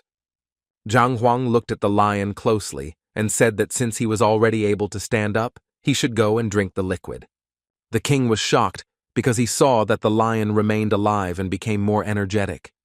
He did not understand how the Lord could do such a thing. Zhang Huang looked at the king closely and said that there was nothing strange about this, since he was not actually sick. Zhang Huang looked at the king intently and informed him that someone had poisoned the lion. Everyone present was shocked by his words because they did not expect to hear something like that. The king was furious, as he did not understand who dared to poison a magical beast of such rank. He was confused and did not understand how everything happened. Zhang Huang looked at everyone present and said that the lion's tail in nature has a bright shade without any inclusions, but before, even with the naked eye, there were noticeable white spots, and this was direct evidence that this was a difficult disease. Zhang Huan told the king that he himself had previously said that the lion had gone mad, but if he had really gone mad, it was unclear why he had not eaten everyone and had stopped at just a couple of maids. Looking at everyone present, he said that this was quite enough to say that he had not lost his mind. The king sighed heavily and said that it seemed that if he had gone completely mad, no one would have been well. The princess, in turn, put forward a theory that the courtiers could have slipped him poison, since it was impossible to eliminate a beast of such rank by force, so the only way to do this was to slip something into his food. Zhang Huang said that it was true, because he didn't have contracture, so he couldn't express it in any way. Killing the maids was revenge and a way to attract attention, but they all decided that he was crazy and just locked him up. The king said, puzzled, that he was, of course, horrified, and the only thought was that the magical beast had gone mad. He was in shock, because he could not think that in this way the beast decided to convey something important to them. Zhang Huang said with a smile that he used a very simple method and stuck the thorns into the places where the poison was concentrated, and fortunately, he managed to save the beast. Zhang Huang thought for a moment and said that even though he was no longer affected by the poison, he didn't have much time left unless he could find a way to break through to the 9th rank. The king looked at the gentleman with excitement and asked if he could really help with this. Zhang Huang looked at everyone present with a grin and said that he could certainly do it, but it would cost them a pretty penny. The king shouted in shock that he was willing to pay any price. Zhang Huang looked at the king intently and said that it would not be easy, and the more spiritual stones he had, the higher the chance of success. He also needed artifacts and 9th rank treatises.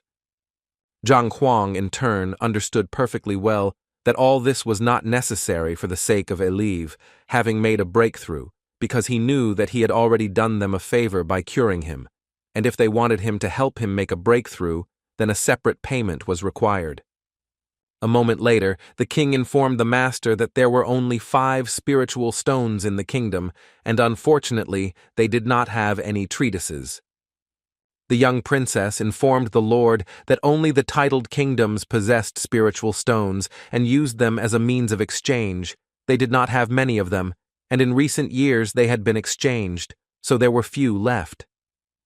The king said with alarm that because almost no one in the kingdom had ever achieved such a rank, they did not have such treatises.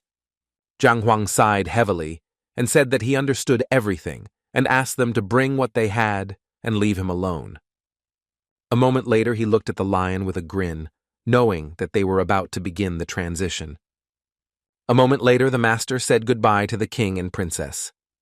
The princess was worried and looked at her father, but he told her that they needed to be more careful. She looked at him in surprise and asked if they and the Lynn family weren't on good terms. The king sighed heavily and said that he suspected that their family was behind the poisoning of the lion.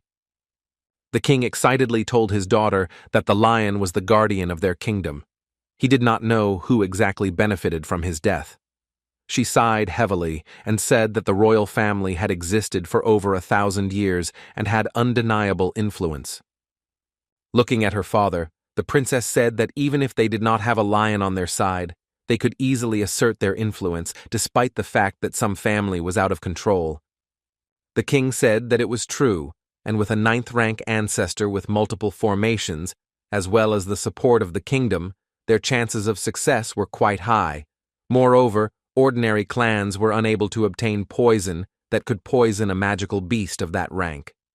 He said that earlier, When the lion started acting strangely, Lin Rodian showed up at the palace to discuss something with him. Even then, the king thought it was very strange, but now he realized that everything was probably planned from the very beginning. The princess looked at her father in surprise because she didn't know what they could do, because she understood that his daughter was the wife of the heir to the throne of Zhuanyuan.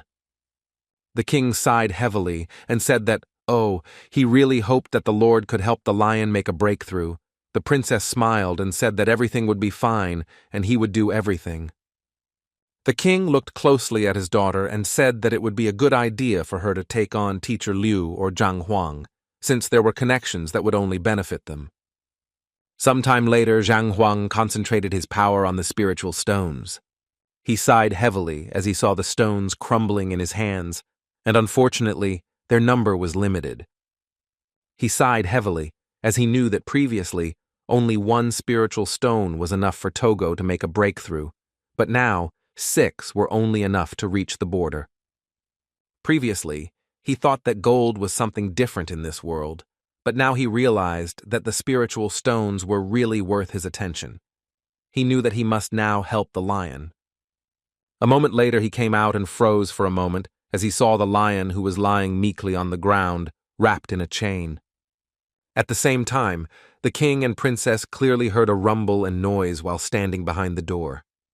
The king asked his daughter warily what exactly was going on there.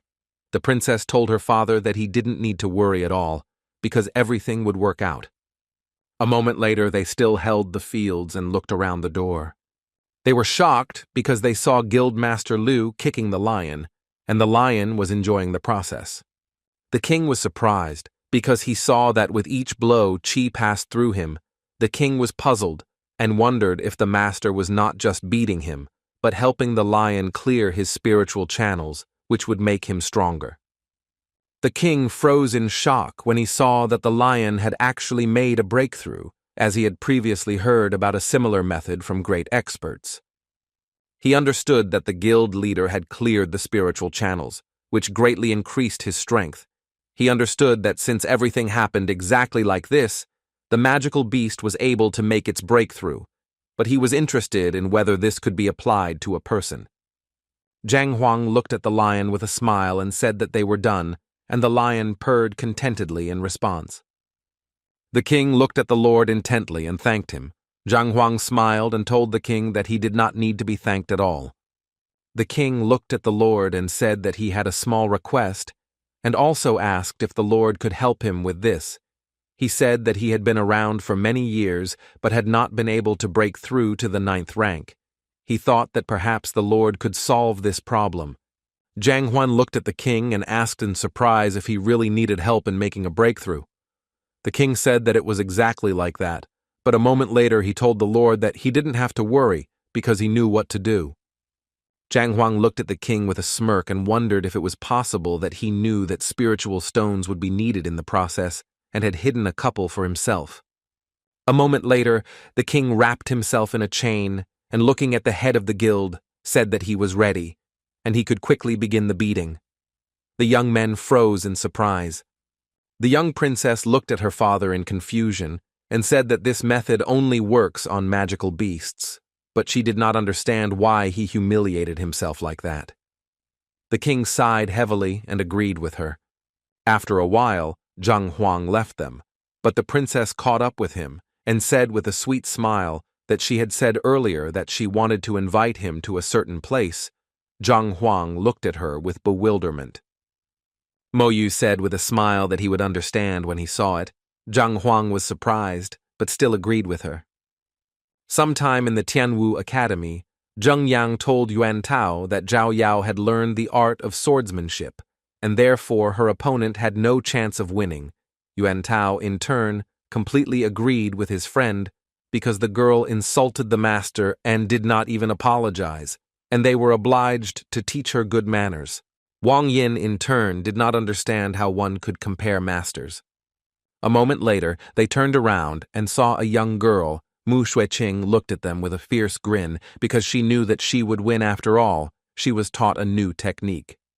The men looked at each other, as the girls were confident in their own strength, They were sure that the girls had prepared for several days, and now they would see a spectacle. The man told the master with a smile that Master Jiang was the best among the famous masters in the kingdom, and if the girl could win, their methods would be recognized throughout the world. They knew perfectly well that no matter whether she could win or lose, the competition would benefit their academy. They knew very well that Master Liu was an ordinary teacher at the academy, while Master Jiang was a top-notch expert, and losing to him was a completely normal occurrence. But if they were to win, it would be incredibly beneficial for them. The director of the academy completely agreed with the elder, because regardless of the outcome of the competition, everything that happens will benefit their academy. A moment later, the director, with a satisfied smile, told the elders that they should watch carefully. The competition was about to begin. Mu Xueqing looked at her opponent with a smile and informed her that last time they tested their strength in martial arts, but this time they would use weapons. Zhao Yao looked at her opponent intently and said that they could start the competition already. A moment later they were engaged in battle. Mu Xueqing looked at her opponent with a fierce grin, preparing to strike her. The elders watched the duel closely. They were surprised, because they saw that the trajectory of their strikes had changed for the better, and Mu Xueqing had reached an incredible level of skill. Zhao Yao, in turn, did not lag behind her opponent and furiously dealt blow after blow. The elder was surprised, as he saw that the young girl was not inferior to her opponent at all, as she used a technique to block the attack and immediately went on the offensive. Mu Xueqing stared at her opponent with a fierce grin on her face, and since she saw that she was quite good with weapons. Mu Xueqing struck with lightning speed, but the young lady gracefully dodged the blow. The director of the academy looked at the young lady in surprise, as he saw that she had incredibly fast reactions. Zhao Yao looked at her opponent and said that she was doing well too, because such a strike required precise calculation of force. With lightning speed, she struck her opponent. Mu Xueqing was surprised. She never thought that her opponent would be so good. A moment later, she jumped back with a crash. She was puzzled, because she knew that she would not be able to hold out for long. But a moment later, she realized that the time had come to demonstrate the true power of her master.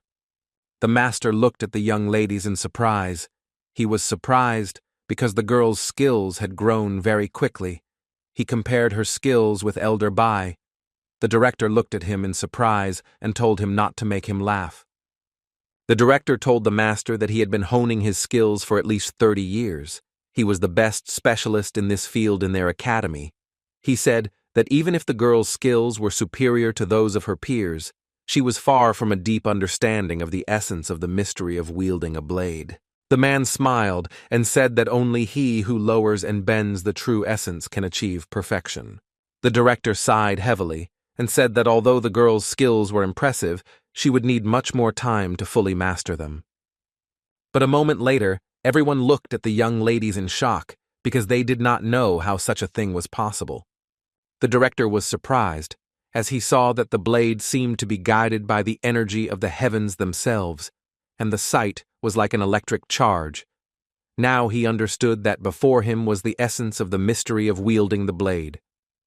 The master was shocked as he understood that Master Liu was involved in this, because he himself had recently heard that the master had prepared the girl for the competition. The man was shocked. He did not understand how the master was able to convey the true essence of mastery of the blade in just a few days.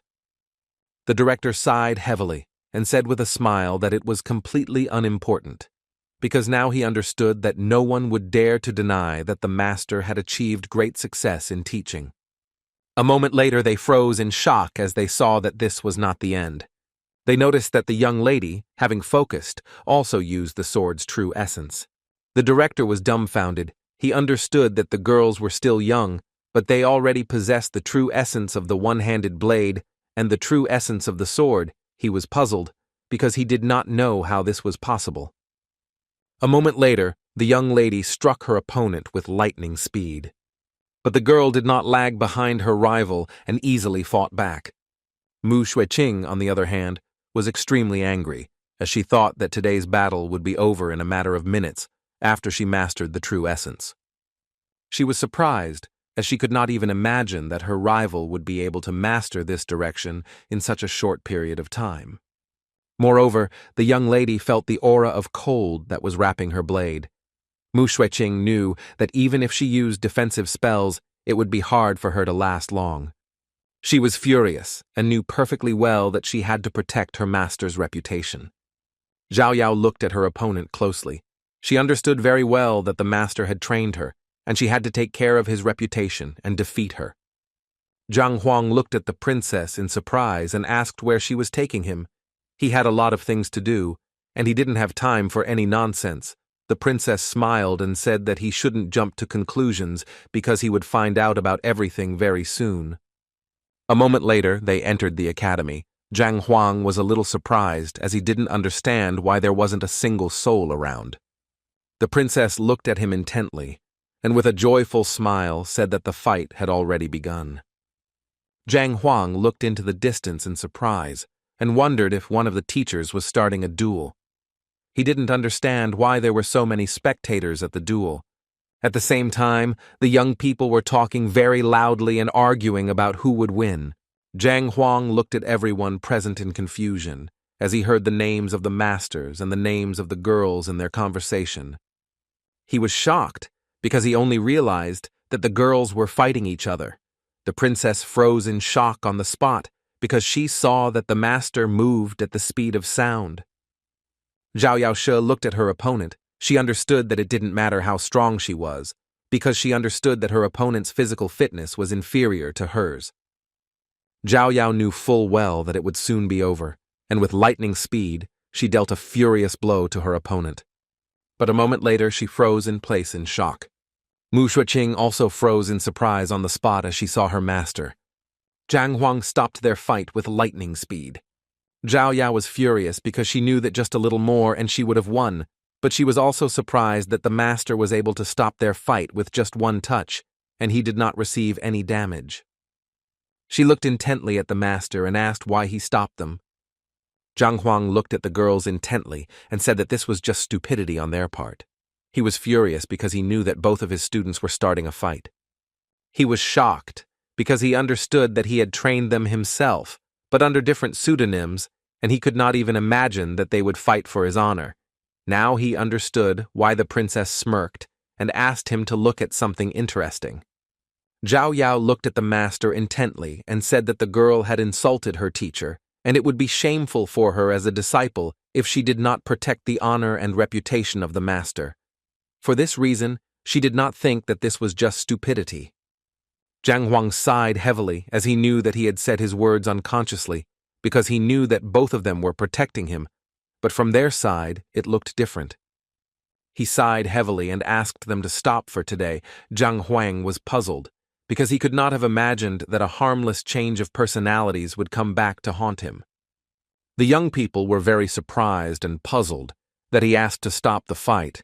They understood perfectly well that their friend had already won the competition.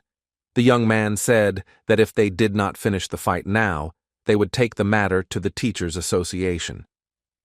Yuan Tao was furious. He shouted that the teacher had come at the most inopportune moment.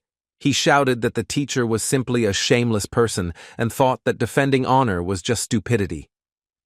Wang Yin looked at the teacher intently and shouted that their fight must take place, and she also asked if he really thought that his student could lose and not defend his honor.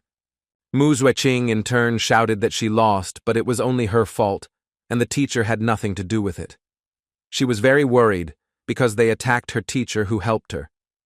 The young men looked at her intently and angrily asked why she was speaking like that, as if she did not want to admit her defeat.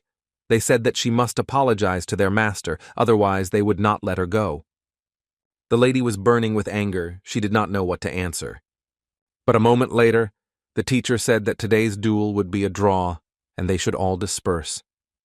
Some time later, everyone was still standing on the parapet and discussing the matter, as they were very unhappy that the teacher had declared a draw.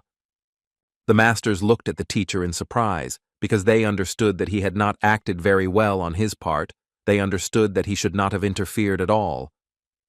The director looked closely at the masters and said that if the teacher had not intervened, the girl could have been injured, and as a master, he could not remain indifferent and not stand up for his student. The masters raised the point that as a teacher, he should not only teach others, but also protect them, and if they were in his place, they would do the same. The academy director sighed heavily and said that they also had to control their actions, and if they helped Master Liu, Master Zhang would hardly be happy with it, and if they were to intervene unilaterally, no one would like it. The principal sighed in confusion and said that not only did they not stop them, but they gave them complete freedom of action. The master told the principal that he should take the initiative and invite the teachers to talk to each other. The men looked around at each other, because they knew that this was a very good idea, but Master Zhang was currently absent and did not know what was happening. The director looked at everyone present with bewilderment and said that he would have to meet with the master in person.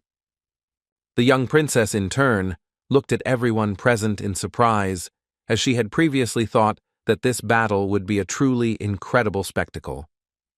She approached the young lady and asked why they were still there. The princess looked closely at the girl and with her innocent smile said that if the master found out that they were having a showdown with the students of the academy, he would be very unhappy. The lady froze for a moment. She knew that the master did not like it when someone disturbed him and understood that he would be angry after they found out what they had done. She looked closely at the princess and asked her to express her opinion on this situation, since she understood that if the teacher had not intervened, she would have won this duel. The princess looked at them intently and said that Master Liu was a teacher anyway, and they should show him a little respect, and regarding their master, she would talk to him. Zhao Yao turned around with lightning speed and looked at the master, saying that she respected him as the teacher of the academy and agreed with his wish to arrange a draw, but also looking at her opponent, she said that she once again invited her to a duel in a few days. Mu Xueqing looked at her opponent in surprise, but still agreed without hesitation. Zhao Yao looked at the master intently and said that she really hoped that he would not interfere in their fight, and also told the girl that she really hoped that she could accept her defeat. Zhang Huang was puzzled by this situation, because not only had he failed to disperse them kindly, but more importantly, he now realized that the girl hated him. Zhang Huanghu looked at the princess angrily and asked why she didn't warn him in advance. She smiled timidly and said that she thought the girl was just joking and didn't expect the atmosphere to be so tense. Laughing nervously, the princess said that competition is normal and is an excellent basis for improvement. Zhang Huang looked closely at the girls as he saw that they had really worked hard and achieved quite a lot of success. Zhang Huang looked at the princess with a fierce and angry expression and agreed with her and said that she should not reveal his identity. The young lady looked at her master and called him, but he said that they would talk when they returned. Sometime later, the young people returned home and were indignant about this.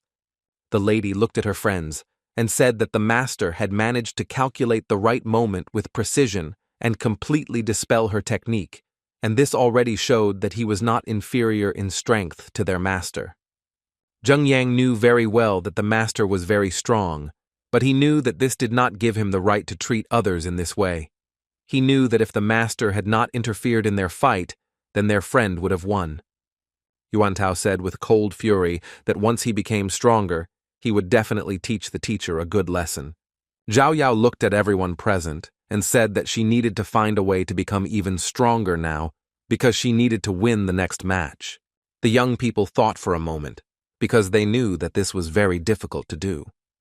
She looked at her friends and said that since their master was not there now, she could only turn to her mentor, hoping that he would help her. She also told her friends that they should devote themselves to training because they needed to gain strength in order to challenge opponents to battle. Zheng Yang said with a satisfied grin that he had been waiting for such words for a long time. Zheng Yang looked at his friend and said that it seemed like Teacher Liu was indeed shameless, and they might be able to make a scandal out of this. The young men looked at them intently and said that they would certainly do their best. A moment later, their mood changed, and they walked away with smiles because they were already preparing a cunning plan. Sometime later, at the residence of Yan Huang, The men asked to convey that an old friend had come to the master. Sun Qian walked out slowly and met the men, but he stood there, confused. The man greeted Dr. Song with a smile and said with a smile that he was the manager of the Liu family house, and he also introduced their master healer.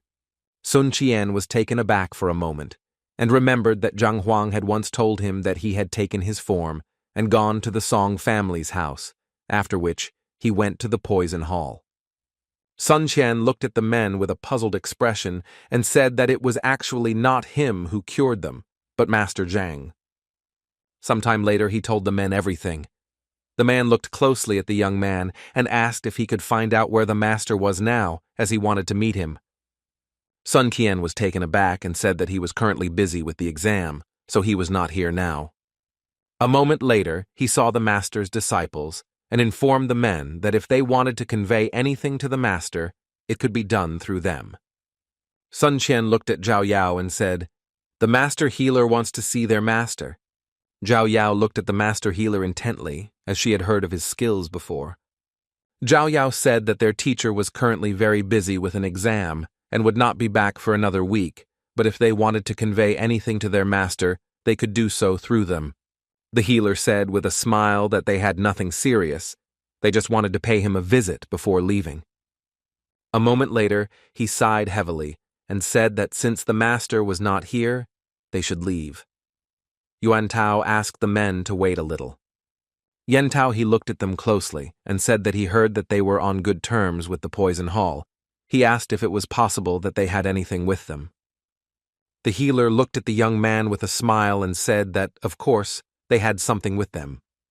Yen Tao walked closer to the man and asked with a smile if they had anything that could knock down a 7th-rank cultivator a little. The master was taken aback because he didn't expect to hear something like that.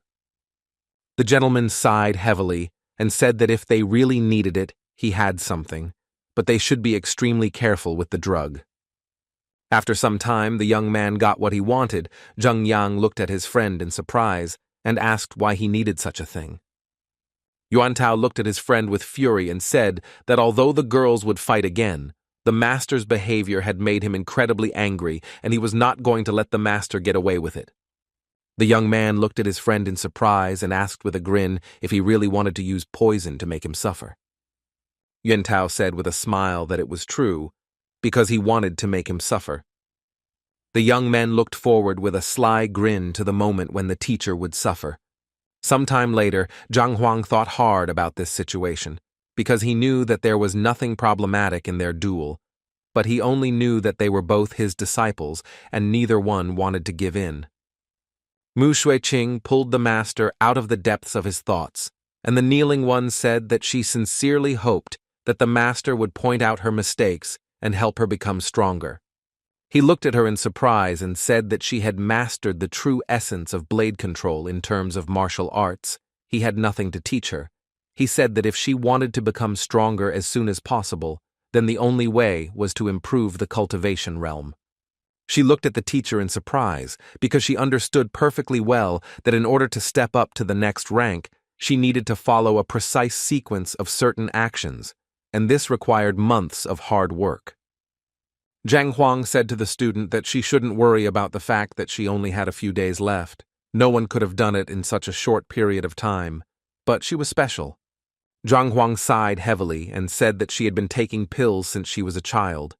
There were quite a few drugs whose effects were cumulative, and if she took this into account and used special methods, it could give her an advantage, even if the effect was short-lived. She looked at him in surprise and asked if she really could.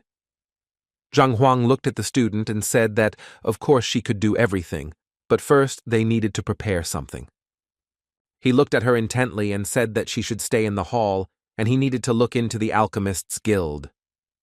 She asked in surprise why she didn't go with him, since her father was a professional guild alchemist, and he could help. He looked at her in surprise, as he remembered that he was currently using the identity of a teacher, and he could not accidentally give himself away. He understood that with the help of an alchemist, everything would be much easier. For this reason, he agreed with her. The man asked in surprise, Did the master really want to activate the properties of the pills for her to take earlier?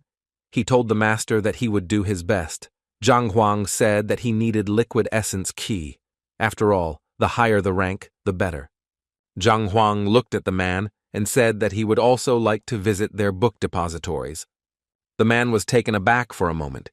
He said that the liquid essence is not a problem, but as for the storage, they usually do not provide access to it, to people who are not professional alchemists. But looking at the master, he expected a positive response from the management. At the same time, at the academy, the master was informed that the director was looking for him, and the issue was related to Master Liu. The man looked at the teacher intently and said that he must have heard that there had been a small skirmish between Master Liu and Master Zhang's disciples, and since he had been in contact with Master Liu, the director wanted to discuss something about it. Mo Hongyi looked at the man in surprise, not understanding what was going on. He sighed heavily, because he knew that Master Liu and Master Zhang were the same person, but his disciples unknowingly got involved in a serious fight. He looked at the man in surprise and asked why the director needed him. He said that the director would like the foreman to talk in person and discuss the situation, and since he was well acquainted with one side, he could put in a good word. Mo Hongye was dumbfounded and asked if the director really wanted him to reconcile the masters. He was puzzled because he knew that the two of them were one person. He didn't understand how he could bring them together. A moment later, he told the man to tell the director that he would personally speak with Master Liu.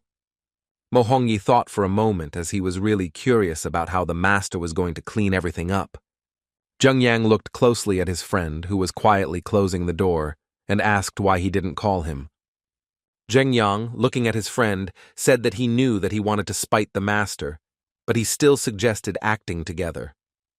Yuan Tao sighed heavily and said that he was a little worried that the master might find out about this and punish him. For this reason, he did not want his friend to get involved in such a thing. Zheng Yang smiled and told his friend that they were almost like brothers and he couldn't let him go alone. Zheng Yang thought for a moment and said that this would not do. The young man looked at his friend in surprise and asked what he meant. Zheng Yang said that they needed to enter the master's chamber and needed to find a certain utensil that he would definitely use. For this reason, they would not have time to do everything. The young people looked at each other, because they understood that in this situation, Wang Yin would help them a lot, since she was small and inconspicuous, and also agile. Sometime later, they quietly snuck into the academy. After checking everything, they noticed that there was no one inside. Yantao told his friends that they could enter, but he would keep watch outside. The young man looked at his girlfriend intently and said that she needed to hurry. She sighed heavily and said that she was almost done. Yuan Tao, who was guarding the door, tensed up as he heard someone's footsteps. With the speed of lightning, he ran into the room and told his friends to hurry up because someone was coming. The teacher slowly entered the room and asked if the master was there. He froze for a moment in surprise as he saw the young men, and they reported that the master was not in the room.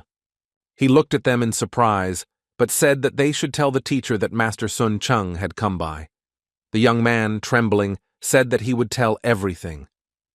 As he left, he glanced at them sideways, not understanding why they looked so familiar, but he decided not to dwell on it, and simply left.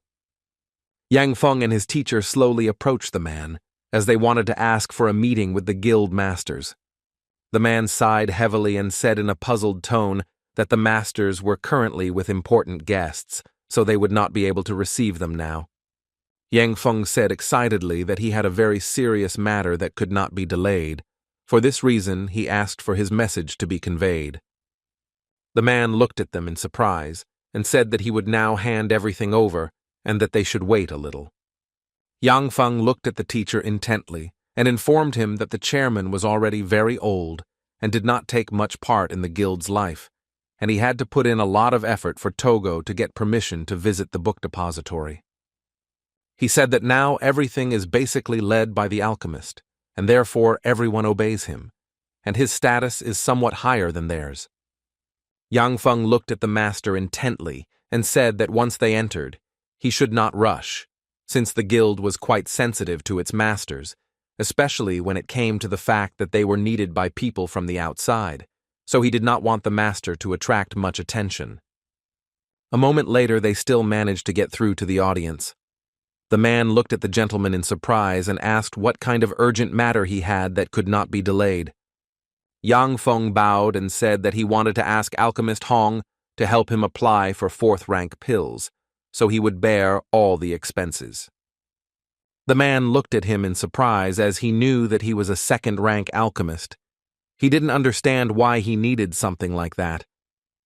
Yang Feng said that he had his reasons for doing so, but he had no intention of doing anything that would violate the guild's regulations. The man looked at him in surprise and said that as an alchemist, he should clearly understand that he should not jump above his head. Yang Feng sighed heavily and looked away, saying that he was simply asking for help in filing a petition, but the man flatly refused to do so. He looked at the alchemist closely and said that with his rank, he would not see the recipe, and if that was all he wanted, then they could go. A moment later, Master Zhang looked at Zhang Shao and asked him to put in a good word for him with Master Zhang. Zhang Shao smilingly assured the master that he did not need to worry about such things, as he would soon meet the master. John turned around and glared at the men. He was unhappy, as he had made it clear to them that it was time for them to go. Yang Feng was puzzled and told the alchemist that he really needed help. Jan looked at the alchemist with fury. He shouted that if he really wanted the recipe, he could submit the petition himself once he became a third-rank alchemist. Zhang Huang looked at the man intently and asked if in order to obtain the recipe, he had to become a third-rank alchemist and pass an exam to do so. Jan said in anger that if it were that easy, there would be many more alchemists in their guild. Zhang Huang looked at the man with a smile and said that all they needed to do was create a third-rank pill. He said that if he followed his instructions, everything would work out. The master looked at the man with a grin and asked if he knew how to do it. Zhang Huang looked at everyone present and said with an innocent smile that they could waste no time and begin right away. The men were shocked because they saw that he wanted to help the alchemist create a third-rank pill. They said that this was just crazy, and we were not at all sure that he would succeed. But a moment later, they froze in shock as they saw what they had done. Yang Feng froze in surprise. He couldn't believe that he was holding the white sun pill in his hands. Jan was shocked and didn't understand how this was even possible, because he saw that the pill was perfect. He was sure that they would fail when they used this manufacturing method, but now he saw with his own eyes that it was perfect. Zhang Huang said with a smile that they didn't need to be surprised at all, since it was even too easy. Jan looked at the man with fury, as he knew that only with the outstanding knowledge of alchemists could such brilliant results be achieved. He did not understand who was in front of him now. Yang Feng looked at his colleagues intently and said that before them was the new chairman of the medical guild, who had successfully found ways to cure 19 diseases that everyone thought were incurable, Liu Cheng. The men froze in shock, as they did not expect to hear something like this at all, and they were puzzled, as they did not understand why he knew alchemy so well. Zhang Huang looked at them intently and said that it didn't matter whether it was medicine or alchemy. One had to be able to have a clear understanding of all the ingredients in order to get the perfect medicine.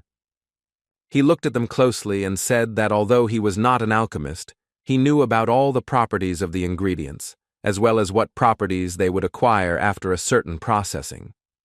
Zhang Huang said with a smile that medicine covers a huge range of techniques and skills. For this reason, he cannot explain everything so simply. He spent some time talking about how medicine and alchemy were related. The man froze in shock because he had never heard anything like this before. A moment later, he paid his respects to Master Liu. Zhang Huang looked at everyone present and said that now Yang Feng was at another rank, and he wanted to know if he had the qualifications to request a recipe. The man looked at them intently and said that the alchemist now had experience and could create third-rank pills based on the sample. Zhang Huang sighed heavily and said that if he knew that everything was so simple, he would not have even asked for help. He was puzzled because he had wasted a lot of time in vain. A moment later, They moved to another room.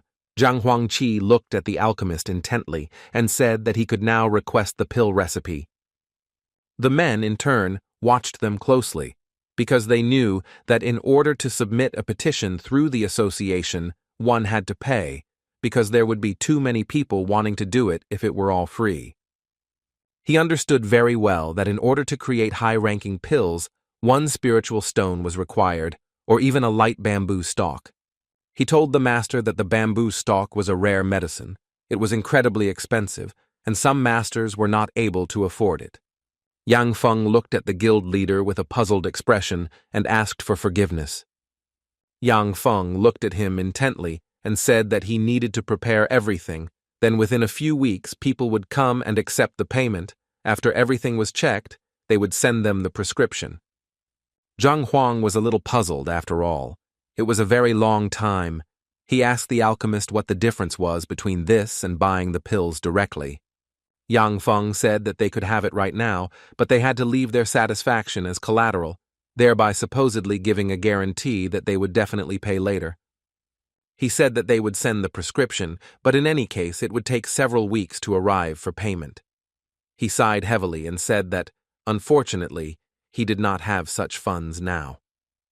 Zhang Huang thought for a moment and decided to look for another way out. Yang Feng said that they could also repay by providing them with certain information or knowledge in any field if they found it useful. Zhang Huang looked at the alchemist in surprise and asked what information he was talking about. He looked at him in surprise and asked if it was really possible to pay for information. Zhang Huang said with a happy smile that this was simply wonderful news. The men looked at him in surprise and wondered if a mere doctor could possibly say something that could impress high-ranking alchemists. Yang Feng, frozen in shock, asked Chairman Liu what he was writing now. The man was shocked. He understood that he could be punished and have his alchemist license taken away for violating the regulations. At the same time, a message came to the International Association of Alchemists Guild. The man read the notification that a second-rank alchemist, who had just successfully passed the exam and moved up to the third rank, but had not yet managed to receive a certificate, had applied for a fourth-rank pill recipe. Shishengyu was shocked, because he knew that the man had just passed the exam and had no practice behind him, and he was already requesting high-ranking pills.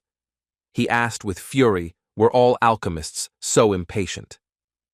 Shishengyu told Showdown that if something like this happened again, he should simply ask for a price several times higher. But a moment later, they saw a notification that said the man didn't have any spirit stones, but he could answer any question they had. Shishengyu was furious, as he didn't know what to ask such a low-ranking alchemist. He didn't understand how a man could be so self-confident. The chairman of the International Alchemist Guild Association, Su Lu, looked into the hall and anxiously asked the alchemists what had happened. The man, taken aback, said that nothing had happened. They just had a madman. Sulu asked in surprise, was it really a madman who made him so excited? But a moment later, he read the notices and became furious himself. He did not understand how a simple alchemist dared to look down on them. He shouted that the man was not only impudent, but also sick. Zhang Xiao angrily told the chairman that they should revoke the man's license for insubordination. Sulu sighed heavily and said angrily that they would not rush, and since he was so confident, they could ask him a question and let him realize for himself that he was not worthy of the title of alchemist. Zhang Xiao said with a satisfied grin that this was very good, because he just wanted to ask the chairman about something, and in that case, he would immediately write to the man, and they would see if he could handle everything, because he was sure that the alchemist would show his incompetence. A moment later, the man began to write a question on the wall. Sulu looked at his colleague with a grin and said that not even every fifth-rank alchemist could answer this question, but fortunately, he had read about the recipe in ancient treatises, so he knew the correct answer. At the same time, Yang Feng, in tears, asked the alchemist what he should do. Hong sighed heavily and said that this was no longer just a joke, but a violation of the guild rules and a display of disrespect for high-ranking specialists. But a moment later, the men froze in surprise as they saw that a question had come back to them. They stood silently, looking at the head of the doctor's guild, waiting for an answer. After a few seconds, Zhang Huang began to write a reply with a smile on his face. Zhang Xiao became furious upon receiving the answer. In a hurry, he looked at the chairman and shouted that they had to stop putting up with this. He shouted that he would go right now and file a petition to revoke the license. The chairman said that this did not need to be done. He looked at the man intently and said that the alchemist had given absolutely the correct answer. Zhang Xiao, in turn, froze in shock and, looking at the chairman, asked if this was really true. The chairman looked at the man closely and explained the answer and the combination of herbs in the recipe. Sulu looked at his colleague intently and said that the method worked since he had tested it himself, but he was still surprised since he did not understand how a third-rank alchemist could know the answer to the question asked. The man was shocked and could not believe that the answer was correct. Yang Feng looked at Zhang Huang with a puzzled expression and asked if everything was okay. Zhang Huang asked him in surprise what he was talking about. Yang Feng was terrified because he knew that he would definitely be punished. He knew that the alchemists on the other side must have been furious at such an answer. He sighed heavily and turned around as if he realized that his career was over, but the men all looked at the wall in surprise and wondered how this was even possible. They were shocked that the guildmaster answered correctly. Yang Feng asked in shock if he was saved, but a moment later they noticed that another question had come to them. The man was surprised by the question, as he understood that a fifth-rank alchemist would not even be able to answer such a question. The men looked at each other excitedly and wondered if the alchemists on the other side were really in their right minds. They didn't know if the head of the doctor's guild was able to answer the question. Zhang Huang looked at the wall with a sly smile, as he could definitely give an answer to the question asked. The men froze in shock when they saw what the guild leader had written, because he had written that the answer to the question would cost them 3 spiritual stones. At the same time, in the International Alchemist Guild Association, everyone was frozen in shock. The man was furious as they decided to continue asking questions to check if the alchemist really knew the answer, or if he was just lucky. The chairman told his colleague to simply agree, because he himself did not know the answer to the question asked, and he was extremely interested in what the alchemist would answer.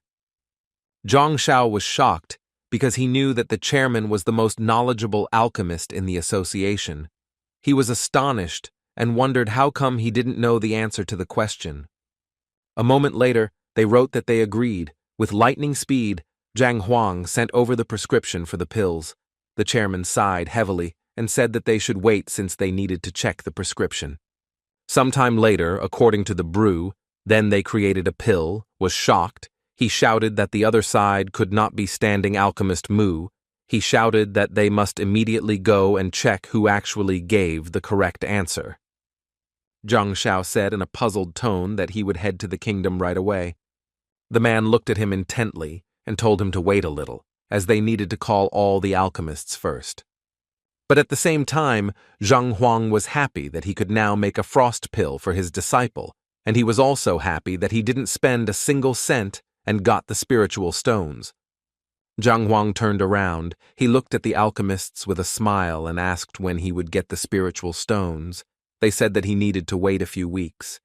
He even sighed his forehead and said that it was a very long time. Yang Feng looked at him intently and asked what they should do now. Zhang Huang said that they could start preparing the ingredients now. Yang Feng said that they could find all the ingredients since they were quite common, but they wouldn't be able to concoct this pill without a fourth-rank alchemist. Zhang Huang looked at him in surprise and said that he could do it. Yang Feng was taken aback, because at his level he could only create a third-rank pill. Zhang Huang smiled and told the alchemist that he didn't need to worry and should just prepare the ingredients, and after that, he would help completely. Zhang Huang smiled and said that at worst, everything would blow up if they failed to create the pill. Everyone present was shocked by his answer. Yang Feng looked at him with a puzzled expression and said that if an explosion occurred, none of the 9th-rank experts would survive. let alone them who had only made a breakthrough to the 8th. Zhang Huang thought for a moment and wondered if this explosion would be able to destroy the entire guild. He was confused, as he never thought that this pill would be so destructive. Yang Feng said that there was no department, not only that it could lead to such consequences, but also that the ingredients for making the pill were quite expensive and they would not like to waste them. Yang Feng looked at the man intently and said that this pill would cost hundreds of millions and 3 spiritual stones. Zhang Huang was shocked by this cost. He was puzzled because he knew that this would not work. He understood that they could not simply waste the valuable ingredients. A moment later, he turned around and wrote to the alchemists that they could ask more questions, but they would cost several spirit stones.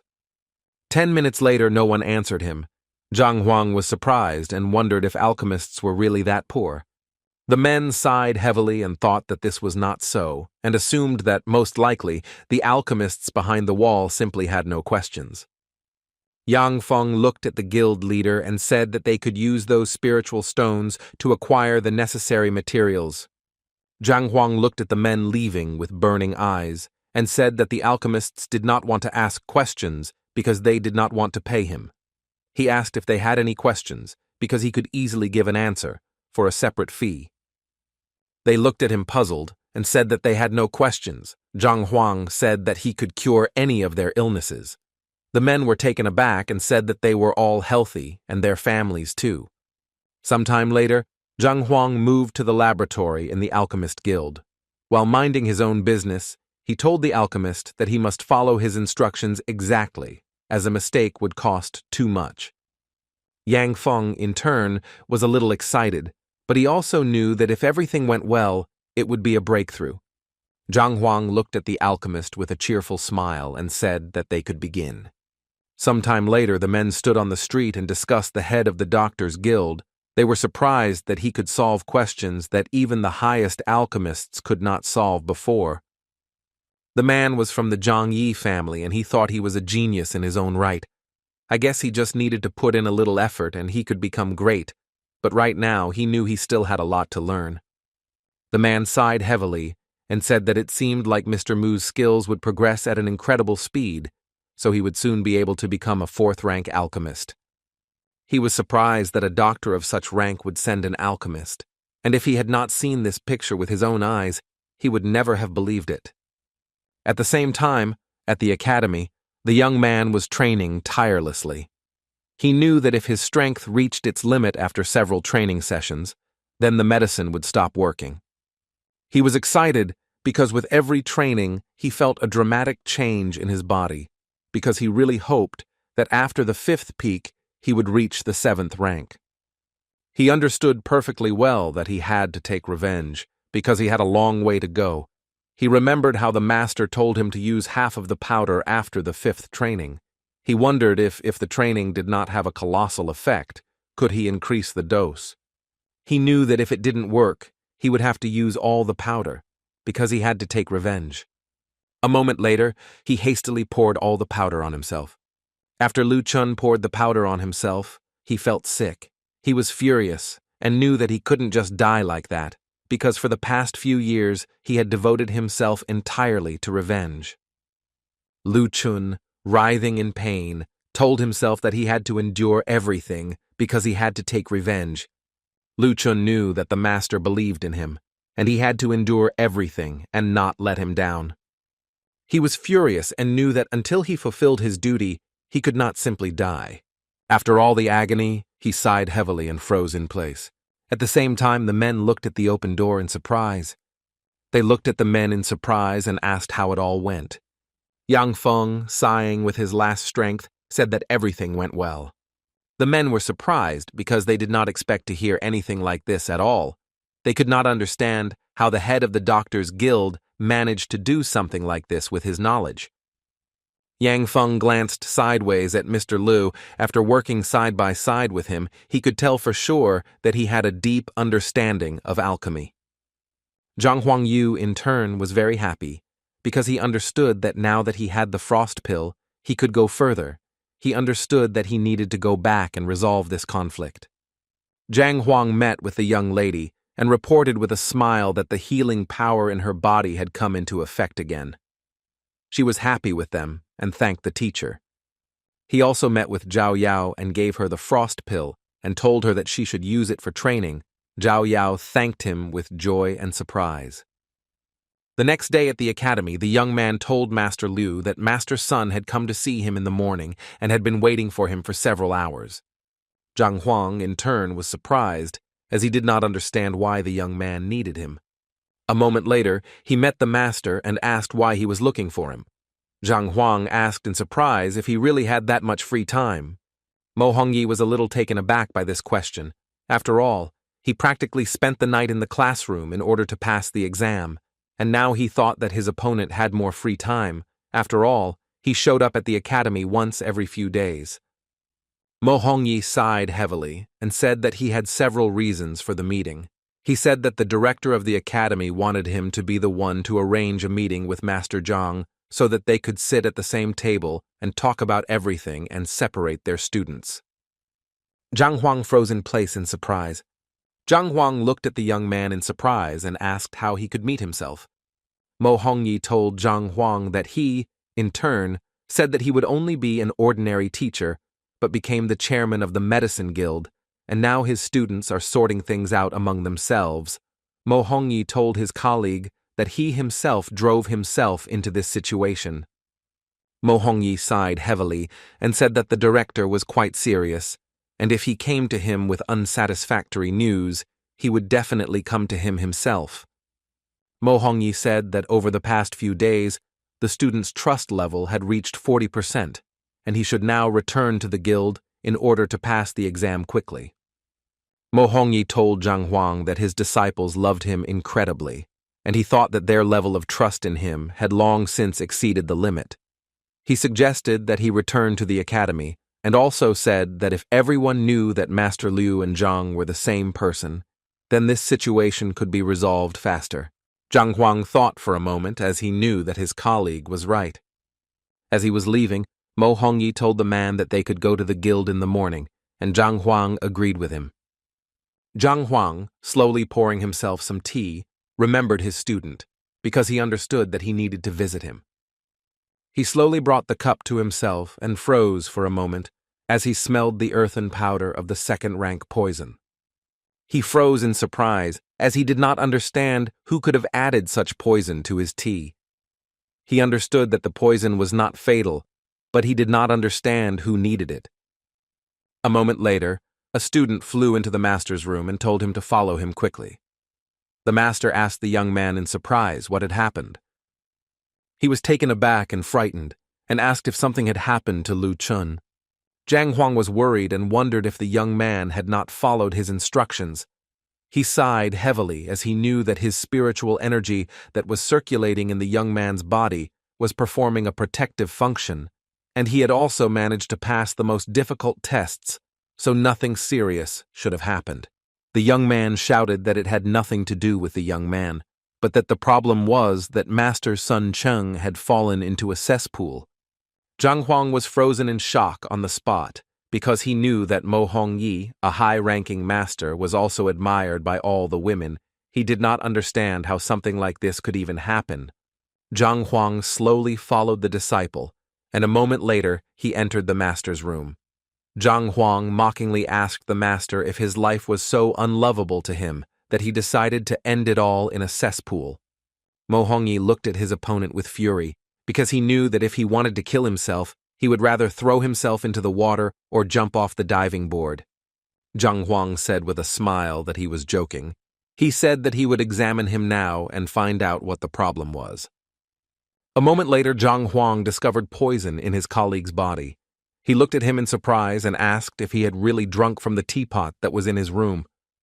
Zhang Huang understood very well that this poison could not only cause stomach upset, diarrhea, and a feeling of weakness throughout the body, but also disrupt the connection between the brain and the body, paralyzing the spirit and muscles. He was puzzled and did not understand how much poison was used.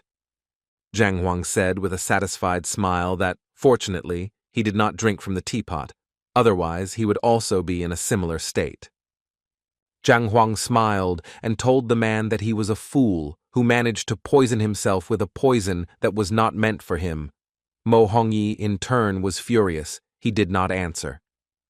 Zhang Huang said with a smile that the poison must have an antidote, and he had several options to solve the problem. The first one involves preparing a considerable amount of the necessary ingredients, but it may take several days, and the second one does not require so much time. Zhang Huang said with a smile that he could cure him today, so he asked his colleague what he chose. A moment later, Mo Hongyi chose the second option. Zhang Huang looked at Meng Tao with a smile and asked him to step outside for a while. The young man didn't have time to go out when he heard a loud crash. He froze in surprise. Zhang Huang smiled and was glad that his colleague chose a different option. He said that he had read about this poison and knew the typical symptoms of poisoning, as well as the methods of treatment. Zhang Huang smiled and said that it would be much easier with a silver needle and spiritual energy than with collecting all the ingredients. After some time, Zhang Huang left the room and told his disciple that the master would wake up in a few hours and he should keep an eye on him, but if his help was needed, they should find him.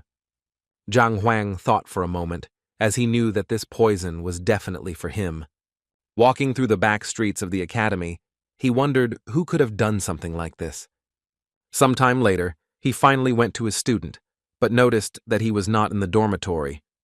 A moment later, the master noticed a note on the table. The young man was writing to his master and asking for his forgiveness because he could not come to terms with what had happened. Zhang Huang wondered for a moment if the young man really wanted revenge. Zhang Huang was furious, as he knew that his student had always thought of such things, but rushing straight into battle after finishing training was unwise. He understood that the death of his parents could not be forgiven to anyone, but acting without knowing who his opponent was and what he was capable of was too reckless. Zhang Huang sighed heavily and wondered how such a calm and intelligent man could be so reckless. He knew very well that the young man did not want to drag him into this situation, but he could not sit idly by knowing what could happen there. Zhang Huang was well aware that after his reincarnation, he had taught students for various purposes while pursuing his own, but now he was puzzled and wondered whether he could still call himself a teacher. Zhang Huang sighed heavily, as he knew that being a teacher was not easy at all, and the same was true for a student. He understood perfectly well that this post implied responsibility, reliability, and strong ties. A moment later, he used his powers to find his student. The young man looked at his father intently and said that under Master Lu's guidance, Alchemist Mu had managed to create a 4th rank pill. The man sighed heavily and said that he knew about it. Jiang Shao asked his father in surprise if this was really so. Jiang Shao, in turn, compared several facts about Master Lu and Zhang. He understood that two brilliant people seemed to have appeared out of nowhere. Jiang Shao looked at his father and the guest intently, but asked if it could be that Master Zhang and Master Liu were somehow related. Before they could finish speaking, they suddenly heard a loud noise. Jiang Shao asked his father excitedly what was going on. The man was puzzled and said that the sound was coming from the Fengshi Hall. With their lightning speed, they rushed towards the hall, for they knew that they had to find out quickly what was going on. In the hall, after successfully passing the exam, the masters were awarded with distinctive marks. If the master passed successfully, he had to submit a petition for the issuance of distinctive marks. He had to bow to the statue and receive the approval of other masters and ancestors.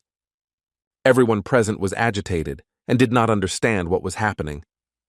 The men were excited and surprised because they saw that all the signs were rattling. Sun Chang was surprised and puzzled as he saw that the tablets were all vibrating at the same time. He wondered if a master had been chosen.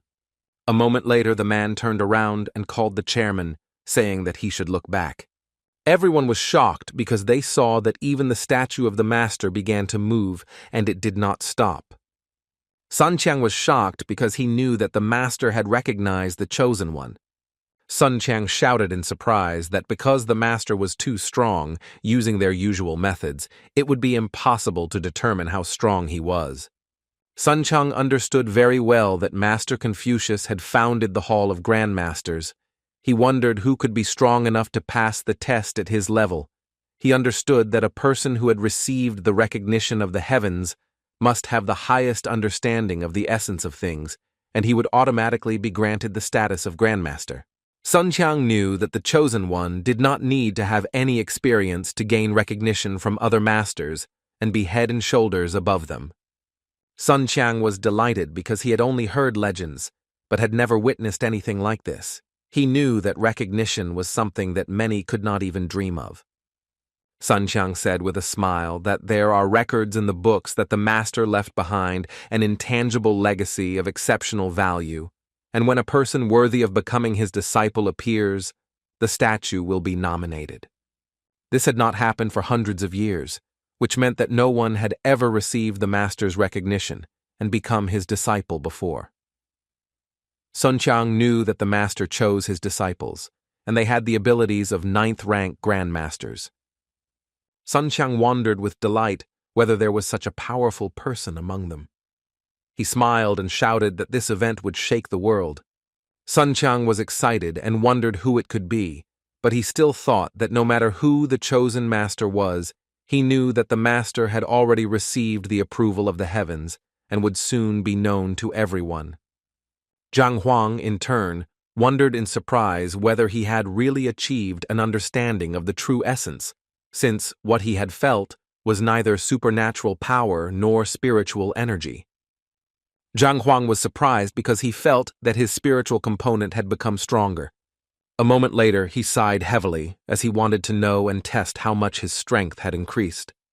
But a moment later, the young man was taken aback and stood there in surprise because he had believed that after absorbing Ming Li's energy, his strength would grow by leaps and bounds, and for this reason, he had expected to see an improvement of 8 or 9 points, but not just 1. Zhang Huang sighed heavily. He understood that the golden description was much better with him. He always got about 5 points. But a moment later he was taken aback, for he felt the eye of insight. Zhang Huang was surprised because he understood that with the help of spiritual power, one can use the eye of insight and see the true essence of things, right down to the advantages and disadvantages of certain martial arts methods. Zhang Huang was shocked, as he knew that this was not something that a mere master could achieve, and required at least the 6th rank. He was puzzled, as he did not understand how this could happen. A moment later, everything before him went dark. Zhang Huanghe froze in place in surprise and wondered if he was in his subconscious right now. The man looked at him intently and asked if he would agree to become his disciple. Zhang Huang was puzzled and didn't understand what was going on at all. He knew that in the library of the heavenly path he could find all the information he needed, and even more, so he didn't understand why he needed some teacher. A moment later he told the man that he was not interested. The man disappeared with lightning speed. Zhang Huang knew that the old man had invaded his mind without permission, and he did not know whether he was a good or bad person. The men looked intently at the statue, because they knew that soon the whole world would know about their hall. They understood that now before their eyes a miracle from Master Confucius was happening.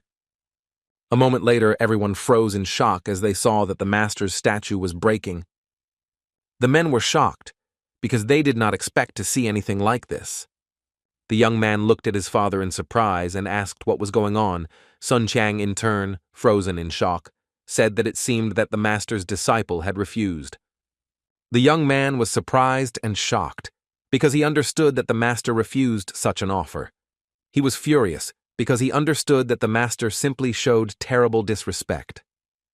Sun Chang, in turn, was furious, as he realized that the statue had moved and then cracked, meaning that the man the master had been willing to accept as a disciple had rejected his proposal. Zhang Huang was a little puzzled. He didn't understand what he had just seen and where he was, since he didn't feel any magical field. Zhang Huang, he was excited, and did not understand why a man who seemed to come out of nowhere would take him as a student.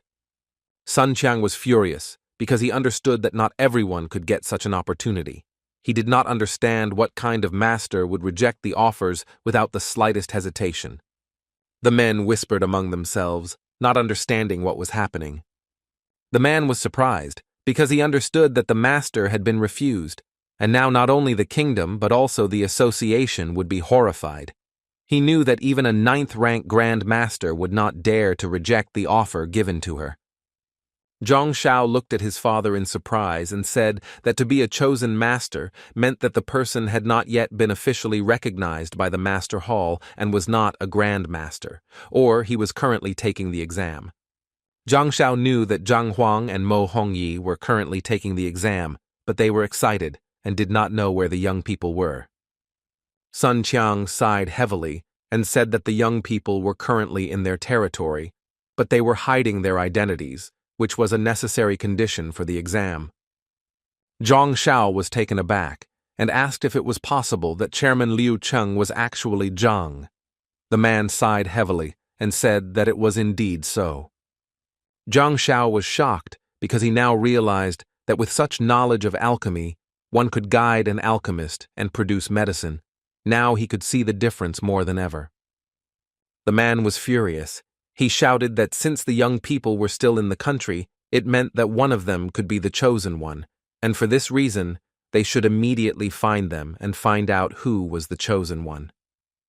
Zhang Shao, in turn, shouted that everything was correct and that a chosen one would appear in their hall, whom even the master wanted to accept his disciples, and for this reason, they should immediately find out who it was. Sun Qiang sighed heavily and asked the men not to fuss, as they would immediately send a man to search. A moment later, Sun Qiang informed everyone present that Mo Hongyi was not feeling well and was currently unconscious. But as for Master Zhang, he had locked himself in and did not want to see anyone. Zhang Shao said that it was obvious that Master Zhang was the chosen one, and for this reason, they had to report this to the association.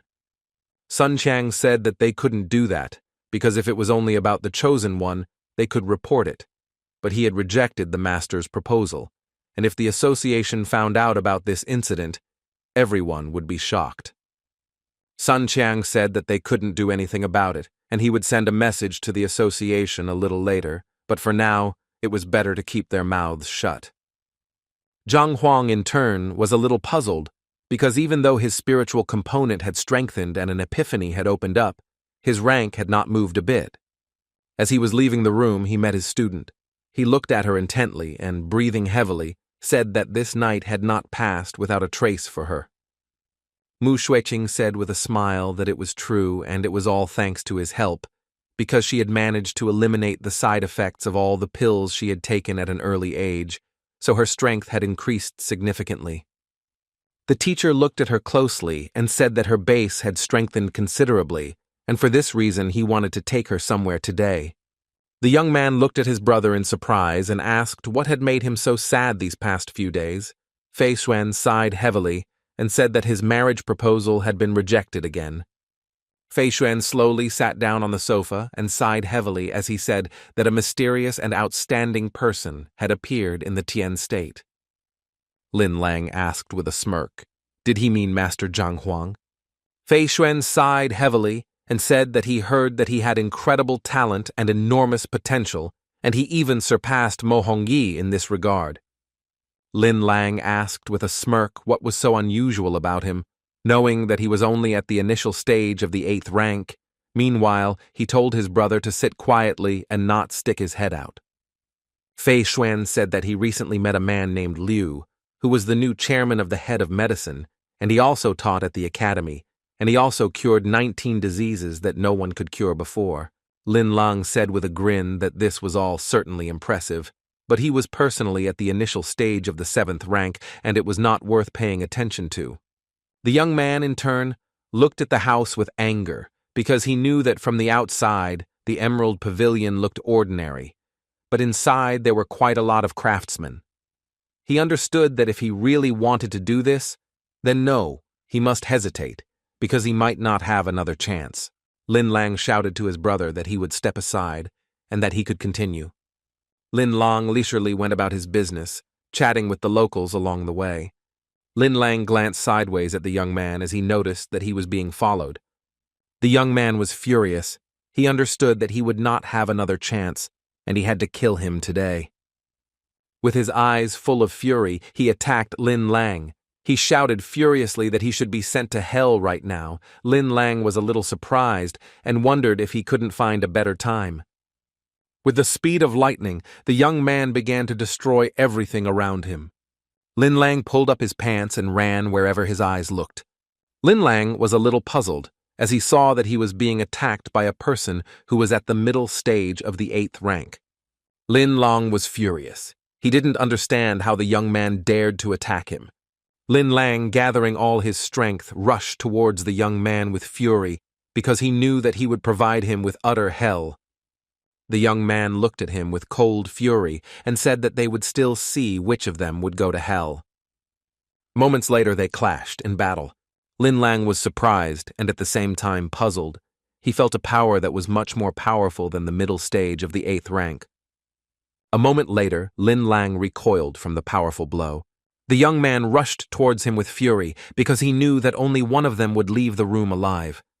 With lightning speed, he attacked Lin Lang Yi and dealt him crushing blows. Lin Lang was furious.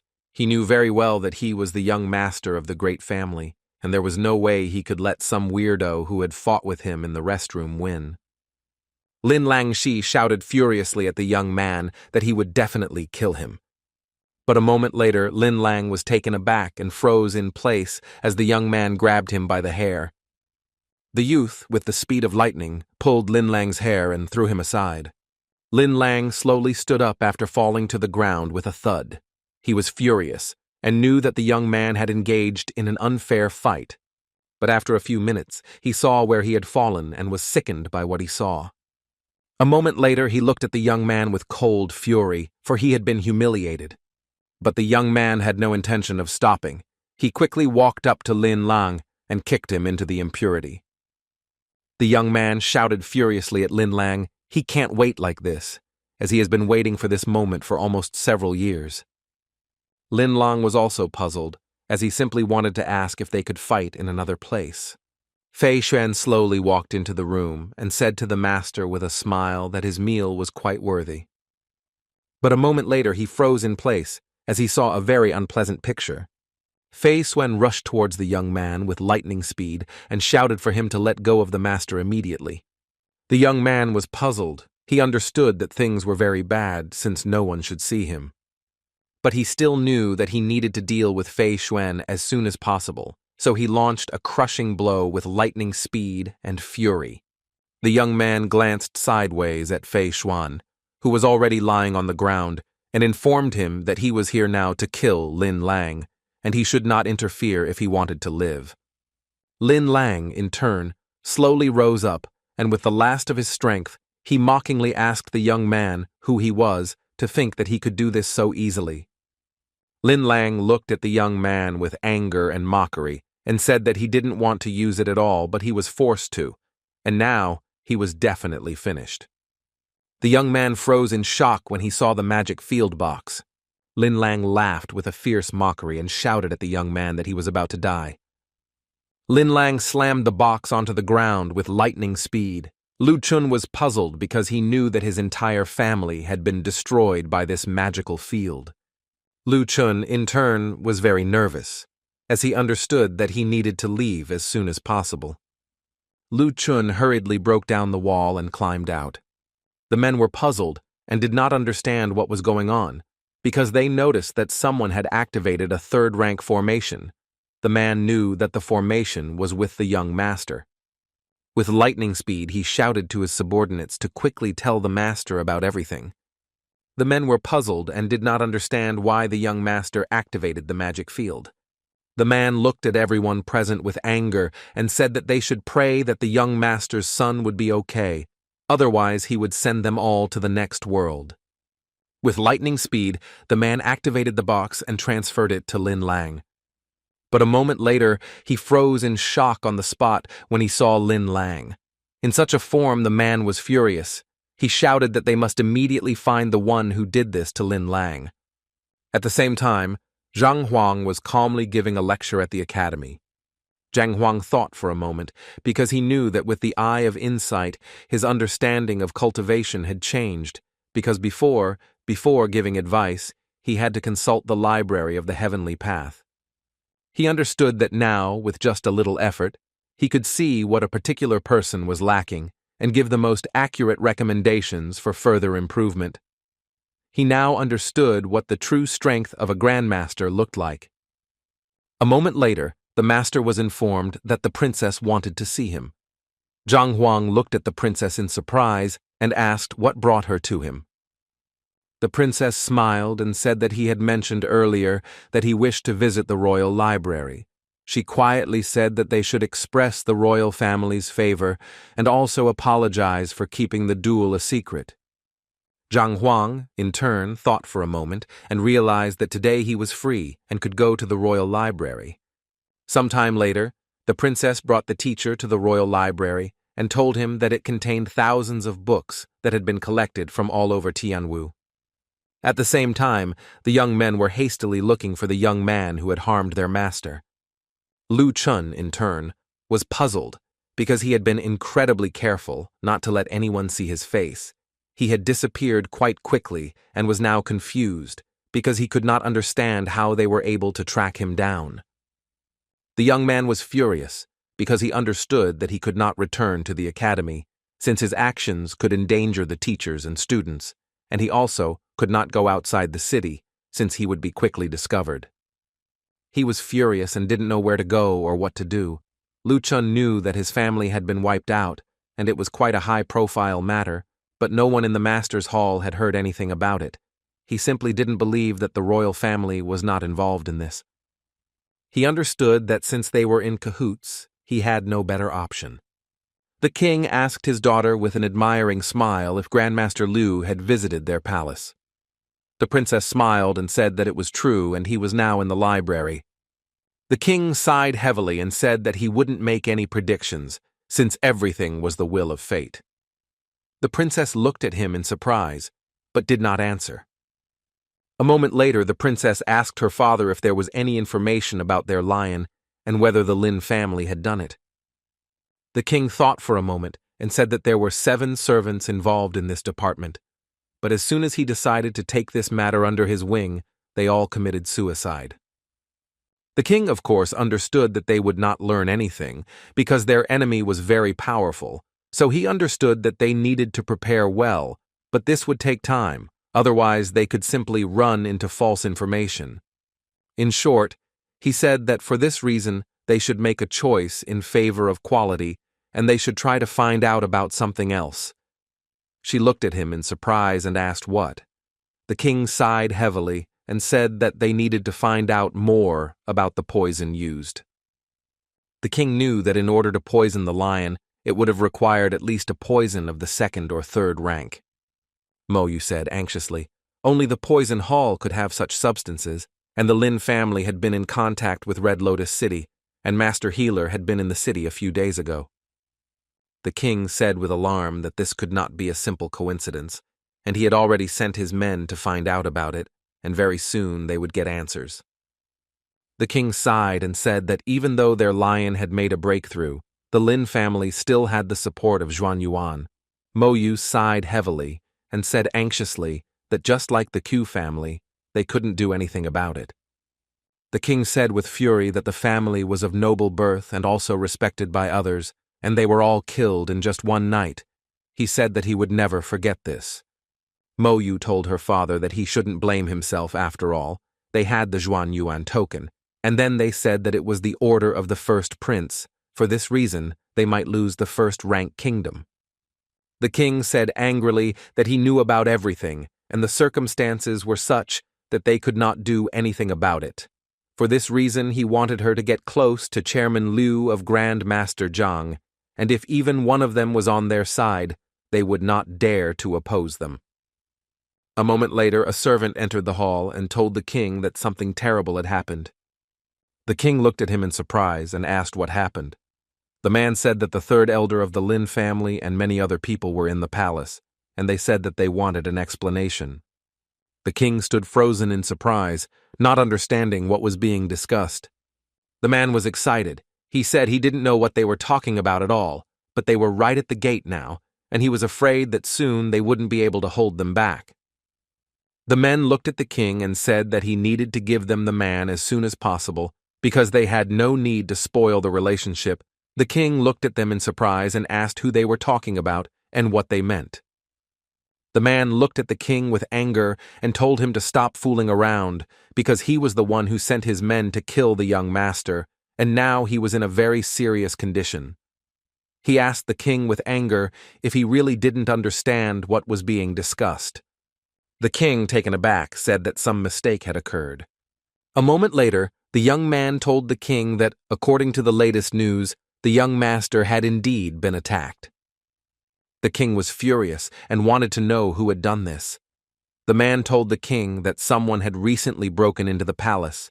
The king told his subordinate to immediately find the man because they should not suffer because of this incident. The king looked closely at the elder and said that he could assure him that they had nothing to do with what had happened. The elder grinned and told the king that in that case he had nothing to fear and they could simply remove the guards and they would see to everything themselves.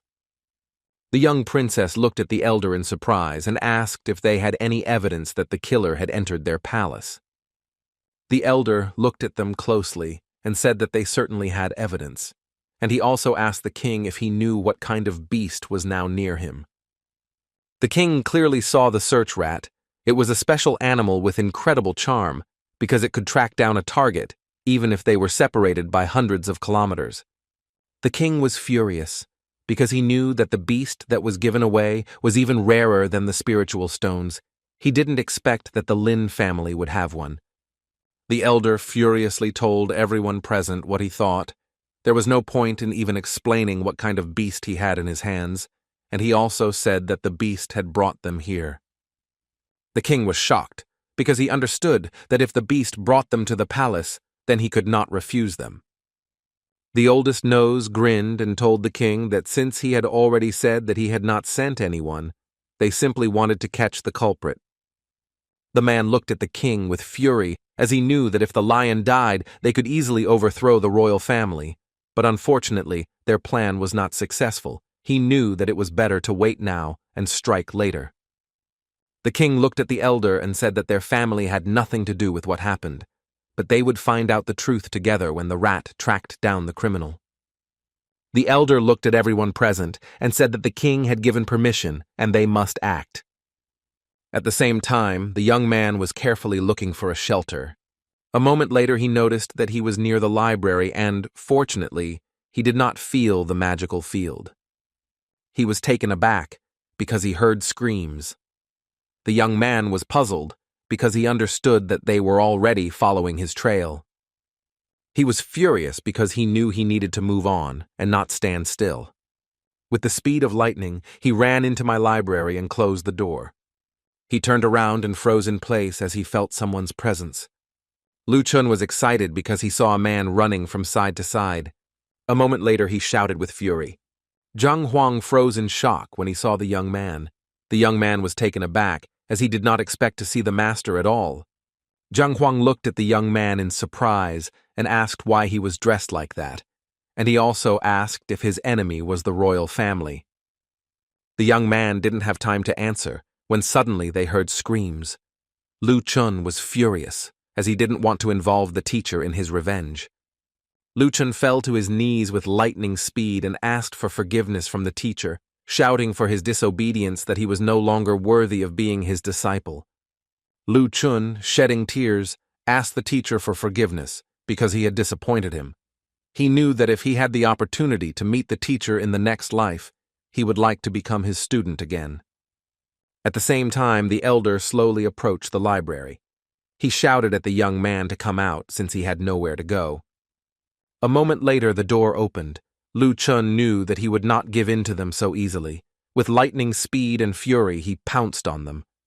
The elder looked at the young man with fury and said that he certainly deserved to die. A moment later, they clashed in combat. The elder noticed that the young man had no fighting skills, only strength. With lightning speed, the elder twisted the young man's arm, causing him to scream. The man looked at him with fury and said that he seemed to have underestimated the Lin family. A moment later, he struck him and threw him back, the youth falling to the ground with a crash. The elder looked at the young man with fury and wondered if he was a master of poisons. He understood perfectly well that if this was really the case, then he needed to deal with it immediately. A few seconds later, he pounced on him in rage and shouted that he would kill him right now. Lu Chun was shocked because he realized that it was already over. He was puzzled because he knew that he just wanted to get as far away as possible. He didn't want to involve the master in all this, but he couldn't think that the elder would be so strong that he wouldn't even be able to fight back. A moment later, the elder struck furiously at where the young man was. A deafening blow thundered, but the young man was not there. The man looked around in anger, as he did not understand who dared to interfere with his administration of justice. Lu Chun froze in shock when he saw his teacher standing next to him. With the speed of lightning, the king ran up to the man and said that there had been some mistake. The king looked closely at everyone present and introduced them to each other. The elder looked at the man in surprise and asked if he was the famous doctor who had recently been appointed to the post after he had resolved 19 cases that were considered incurable. The elder told the man that he respected him very much and therefore asked him to step aside. The elder looked at him intently and said that what just happened would definitely happen. He said that if he didn't do it, he would not apologize for his rudeness. Zhang Huang asked with cold fury what would happen to him for disobeying. The king looked at the chairman and said that the young master of the Lin family was attacked, so the elder and his men were pursuing the criminal. He asked the chairman not to interfere in such a showdown. Lu Chun bowed to his teacher and said that he must be responsible for his actions because he did such things to his young master, and now people came for him, and this has nothing to do with him. Lu Chun knew very well that he could pretend that he didn't know the teacher now, because he didn't want him to get into trouble. Zhang Huang furiously told his disciple to shut his mouth. He asked who gave him permission to speak, that it didn't concern him. Zhang Huang looked at everyone present and asked for forgiveness, saying that the criminal they were talking about was one of his disciples, Lu Chun. He froze in shock on the spot. Lu Chun, he was shocked by his teacher's words because he had done something like this for the sake of his student, whom he had known for only a week. He reproached himself for thinking only about his place. Lu Chun fell to his knees in front of his teacher and burst into tears, because he knew that he had caused him trouble, but he still did not expect that his teacher would do this. However, it meant that because of him, he was going against the Lin family. The young princess, in turn, was surprised, since she did not expect at all that the young man would be his student, but she was surprised because she knew that he would remain his teacher for only a short time, and she was amazed that he decided to recklessly go against the great family. The elder looked at them intently and said that he was very glad that he recognized that the young man was his disciple. He asked in surprise how their young master dared to convince them that he even sent his disciple to deal with him. The princess was taken aback, and looking at the elder asked what he meant. She said that the teacher was not a nanny at all, and could not know what his student was doing.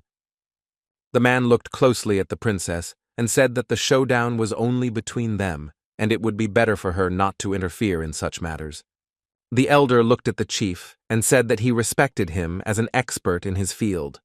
He asked Chief Lu if he would follow him voluntarily or if he needed to force him to do so. Zhang Huang, in turn, casually said that he had not finished reading the books and did not have time for such games. Everyone present froze in shock. They did not understand what was being discussed. The elder said angrily that no matter what motivated him, he should go with him and humbly accept his punishment.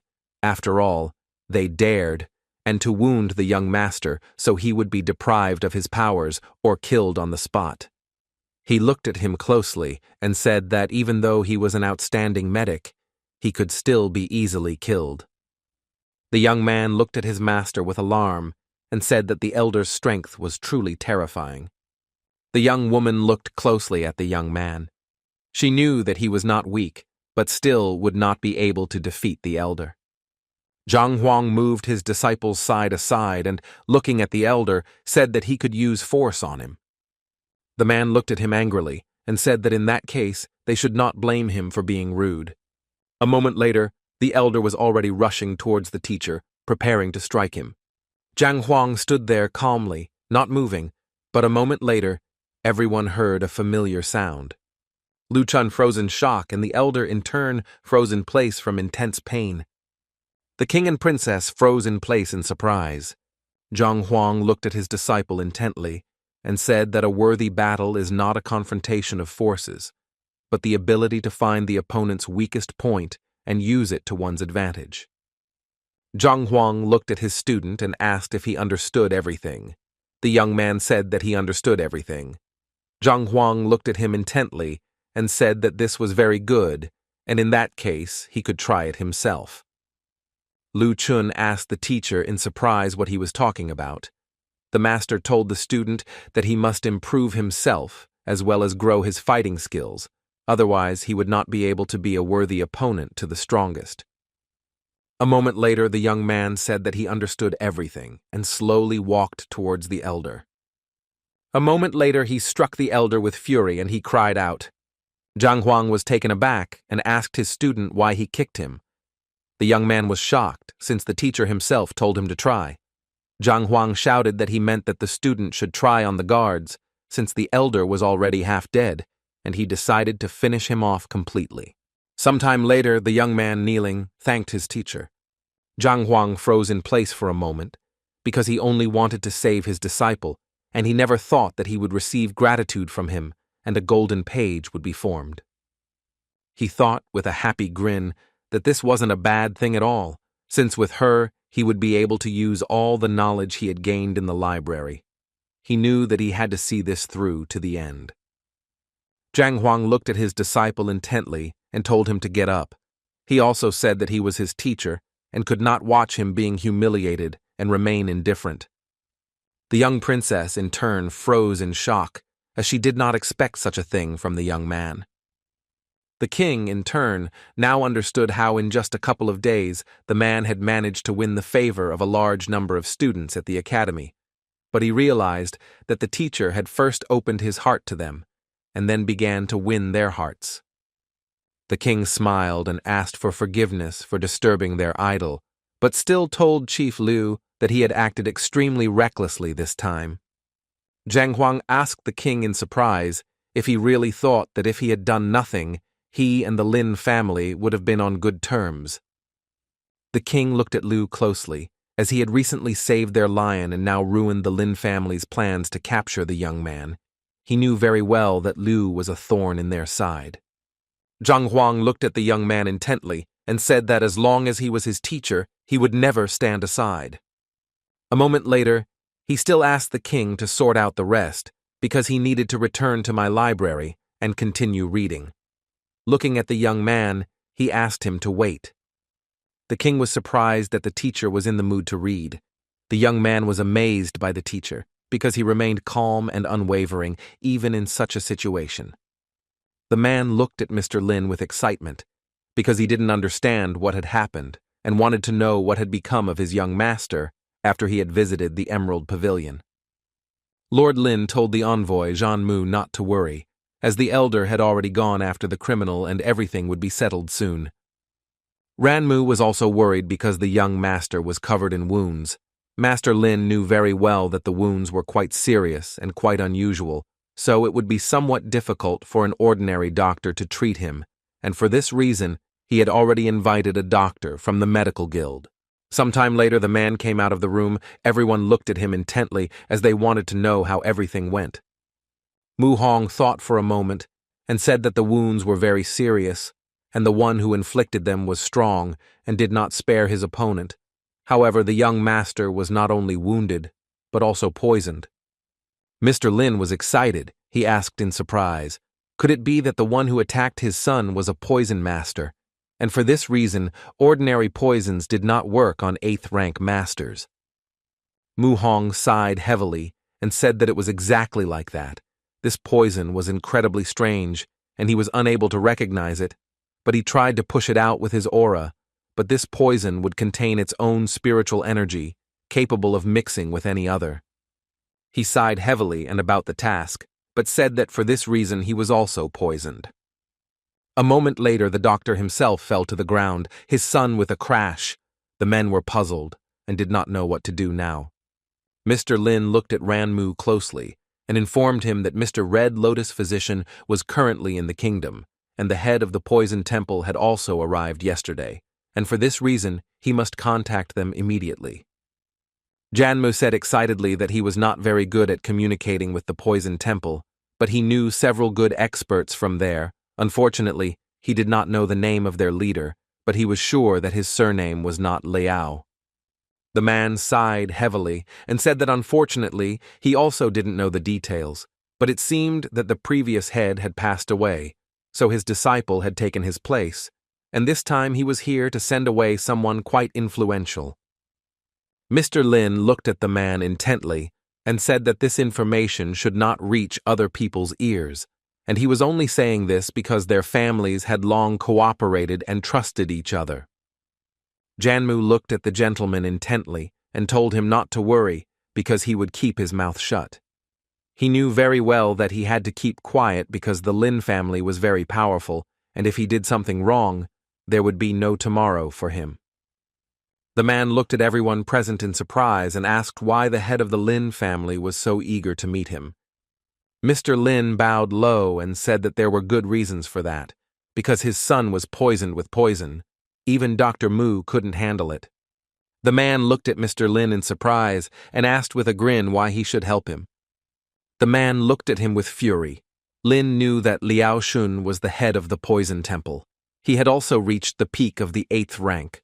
The master knew that he had no need to spoil the relationship with him. The master looked at him intently and said that what you offer him is a 3rd rank mid-grade gold pill. A first-class 8th rank alchemist from the kingdom created it, and it is of the highest quality. Also, it can help the master greatly increase his strength, and it can help him reach a higher rank. The man understood perfectly well that this pill was of incredible value. Its power was amazing. He understood that if a man suggested something like this, it meant that he was desperate. Lo Shun looked at the master with a mocking look, as he knew that the pills did not have any practical use for the poison master. Lo Shun said that he could offer something else, and if he could do what he said next, then he would not only cure his son, but also help him get rid of the person he had chosen. Mr. Lin looked at him intently and said that he was listening carefully. Liao Shun said with a grin that it was very simple. After all, he knew that the Lin family was quite influential in Xuanwu, so he wanted the Lord to establish a trading platform for their craftsmen. The gentleman looked at him with concern and said that, although they were not the last people in this kingdom, they did not rule it, and he was afraid that many might express dissatisfaction with this request. Lo Shun smiled and told the Lord that he knew very well that he had poisoned the royal lion in order to seize power, so he said that the Lord should not worry, because if they began to cooperate, he would help get rid of the beast. Mr. Lin was surprised, but he still understood that he might be able to implement the original plan and gain the influential support from the Red Lotus.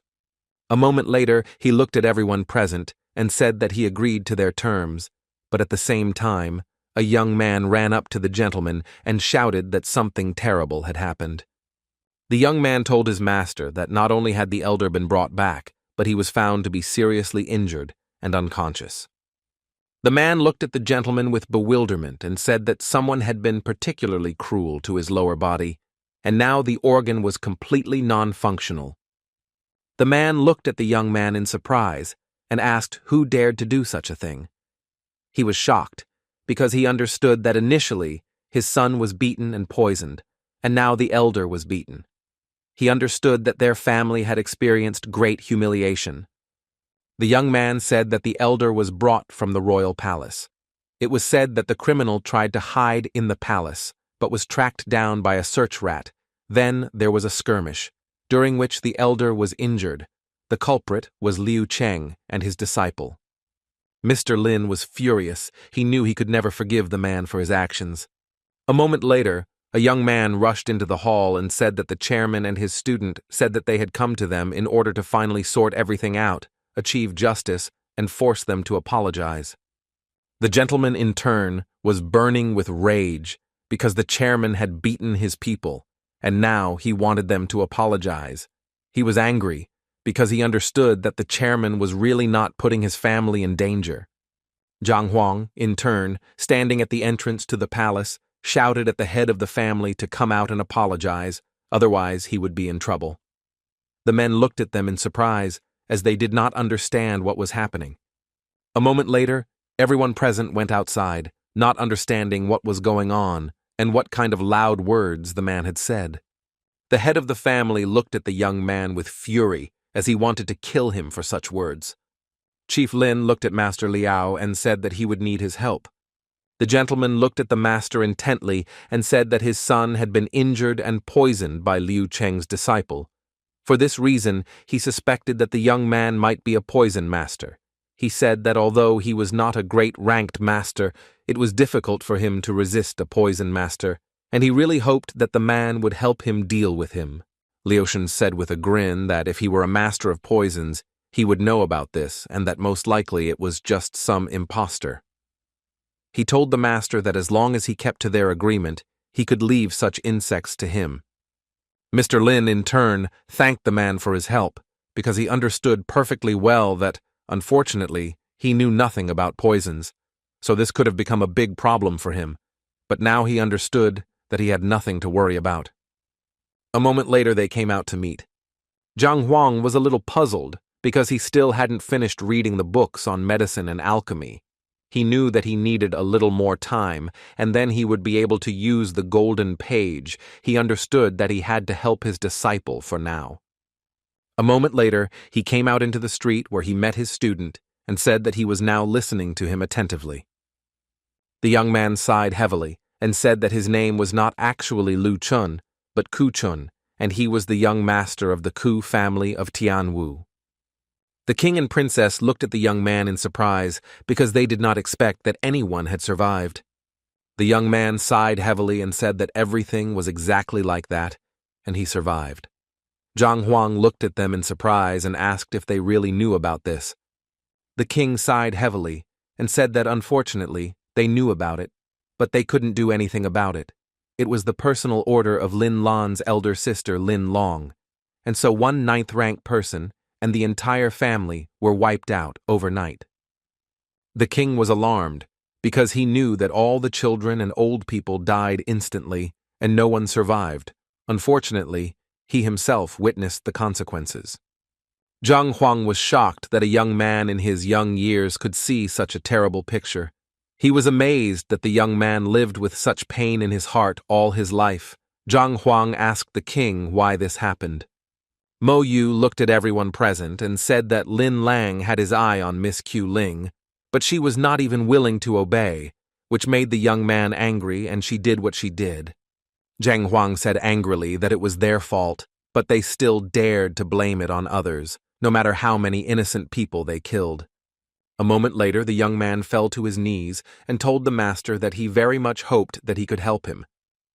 Zhang Huang looked at the young disciple intently and told him not to worry, as now that he knew everything, he would definitely make sure that justice was served. The king anxiously asked the chairman what he was going to do. Zhang Huang, with cold fury, said that he would help his disciple, and he didn't care about the rest. As he left, Zhang Huang said that they had killed many innocent people and must be punished for it, and everyone must definitely know about what they had done. He shouted furiously that his disciple was not a whipping boy. At the same time, in the academy, Long Tao told Mu Shuiqing that the master and Lu Chun had gone to the Lin Yi family's house and had a showdown there. The youth said that the master had said that he wanted as many people as possible to know about what was happening. Mu Shuiqing asked in surprise, was Lu Chong's enemy the Lin family? Now she understood perfectly well why he didn't keep his mouth shut. After all, it was better to be the enemy of an entire kingdom than such a family. Mu Shuiqing said furiously that they couldn't stand by while their teacher was in danger. The young people were very excited and didn't know what to do or how to help their teacher. Mu Shuiqing said excitedly that she doubted that their strength would be enough, but she still hoped that they could find practical use for their potential to fully unleash it. Mu Shuiqing shouted that they owed Master a huge debt, so they couldn't leave him alone in the face of danger, and so they had to act right now. The young man looked at his friends and said that he had very good news. The ladies looked at him in surprise and asked what he was talking about. Yen Tao said with a happy smile that the shameless Master Liu seemed to be in big trouble because he had one disciple whom he had seen a couple of times in his life, but he had somehow offended the Lin family, and his entire family was destroyed, and now the master was starting a showdown in the Lin family to stand up for his disciple. Zhao Yao asked in surprise, was he really talking about the famous Lin family now? She was terrified because she knew that this family was incredibly dangerous, and not only was it incredibly strong, but it also had the support of the royal family. Yen Tao said with a smile that the master had made quite a noise there and was demanding an apology. Zhao Yao, in turn, understood perfectly well that the family was so powerful that even they, ordinary disciples, had heard about it. She was surprised that he was willing to go so far for the sake of a disciple. Zhao Yao looked at her friends and said that although the master had been unfair when they fought, he was definitely a good teacher to have such a strong spirit and thus stand up for his disciple with all his might.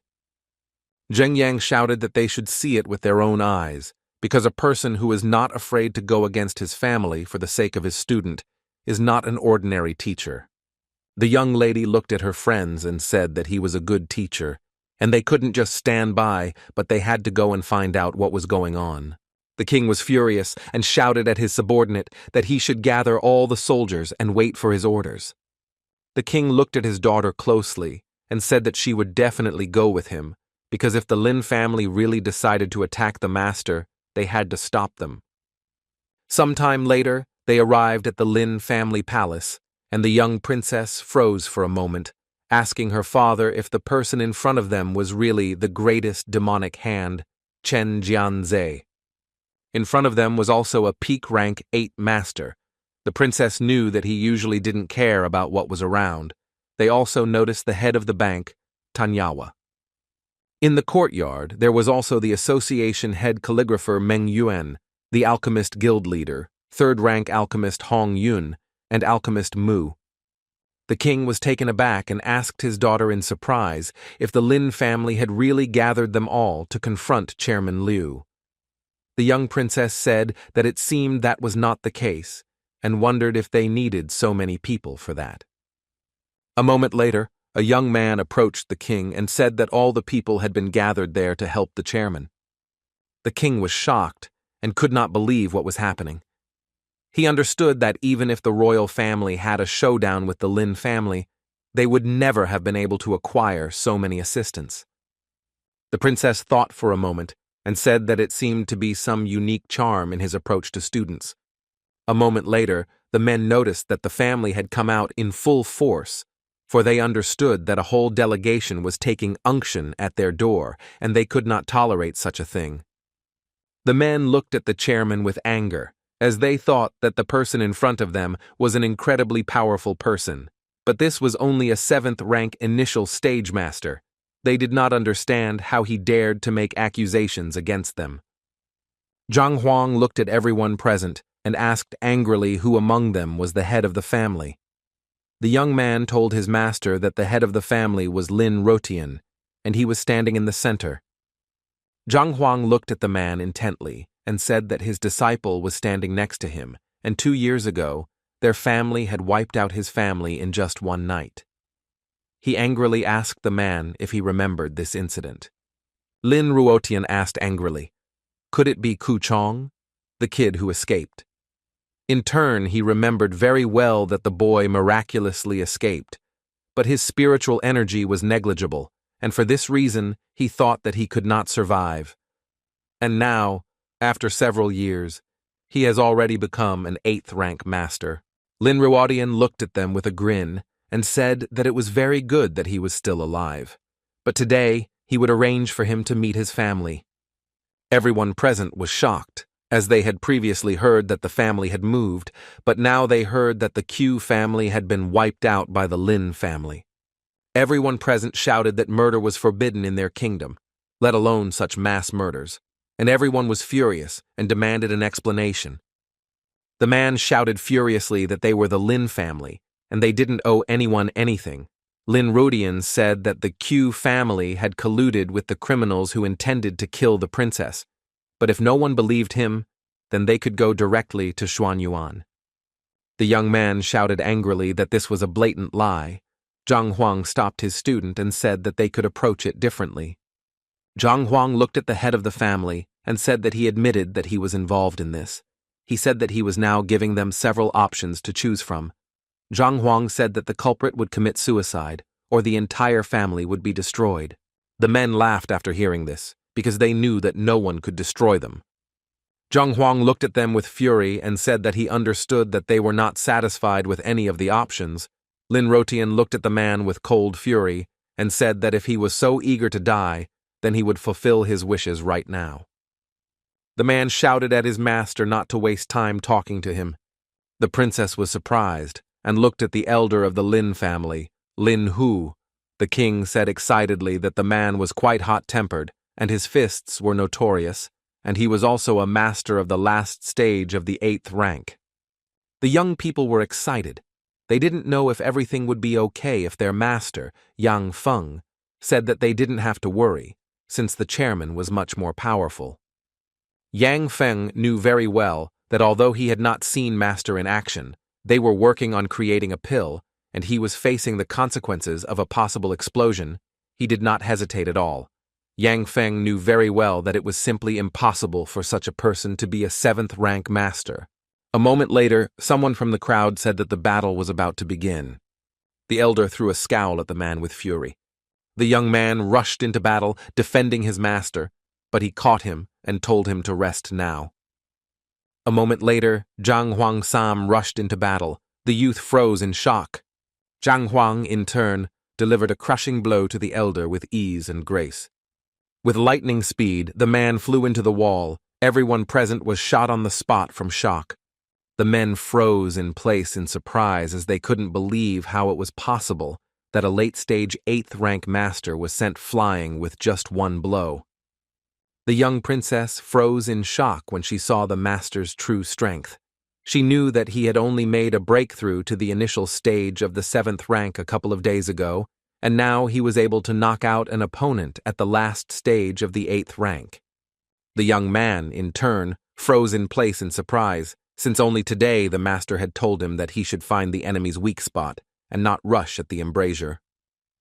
The head of the family was shocked. He did not expect that the young man would quit the game. So soon he noticed that his spiritual core was destroyed. He knew that the elder was far from the weakest fighter of their family. Lin Ruoshan looked at the man with fury, as it seemed he still had some skills. He shouted that he was very arrogant, that you had brought an event into their family in order to destroy them, and now he had to put him in his place. Zhang Huang looked at the man with cold fury, and said that it seemed like he still couldn't choose between the two.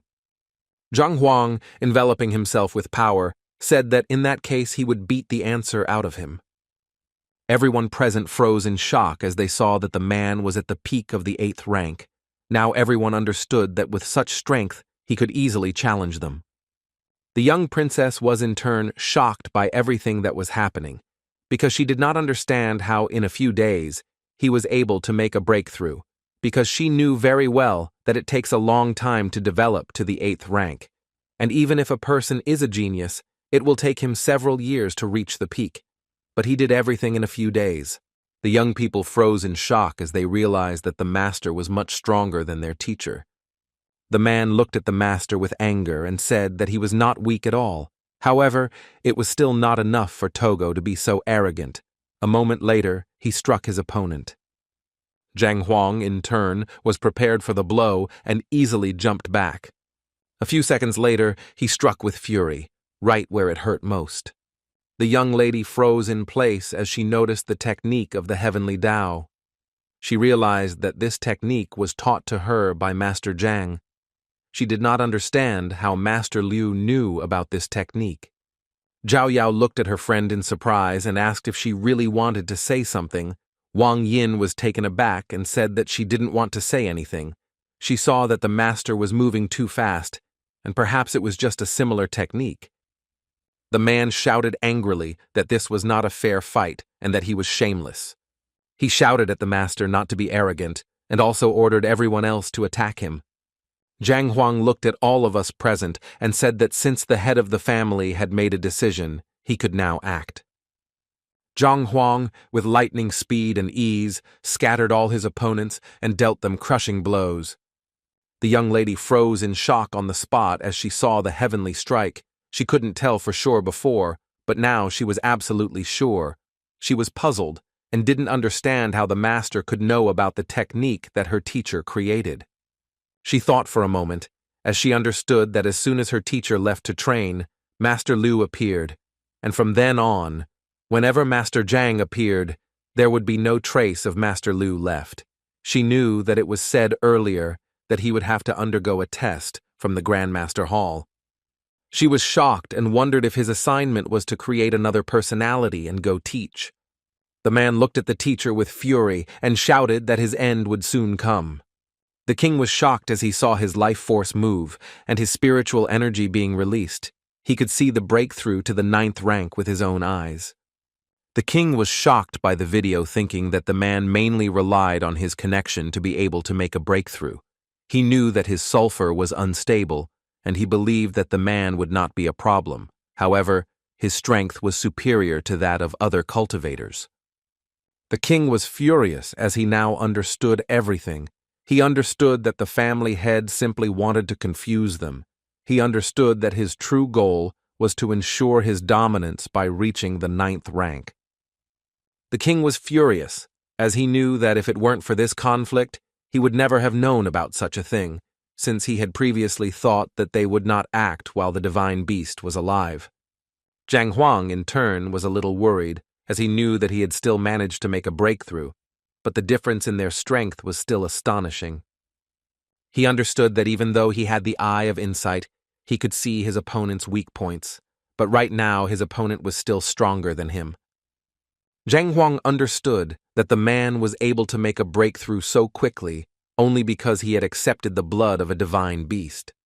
Zhang Huang was worried because he knew that although his heavenly path techniques were quite effective, they would still be useless in the coming battle.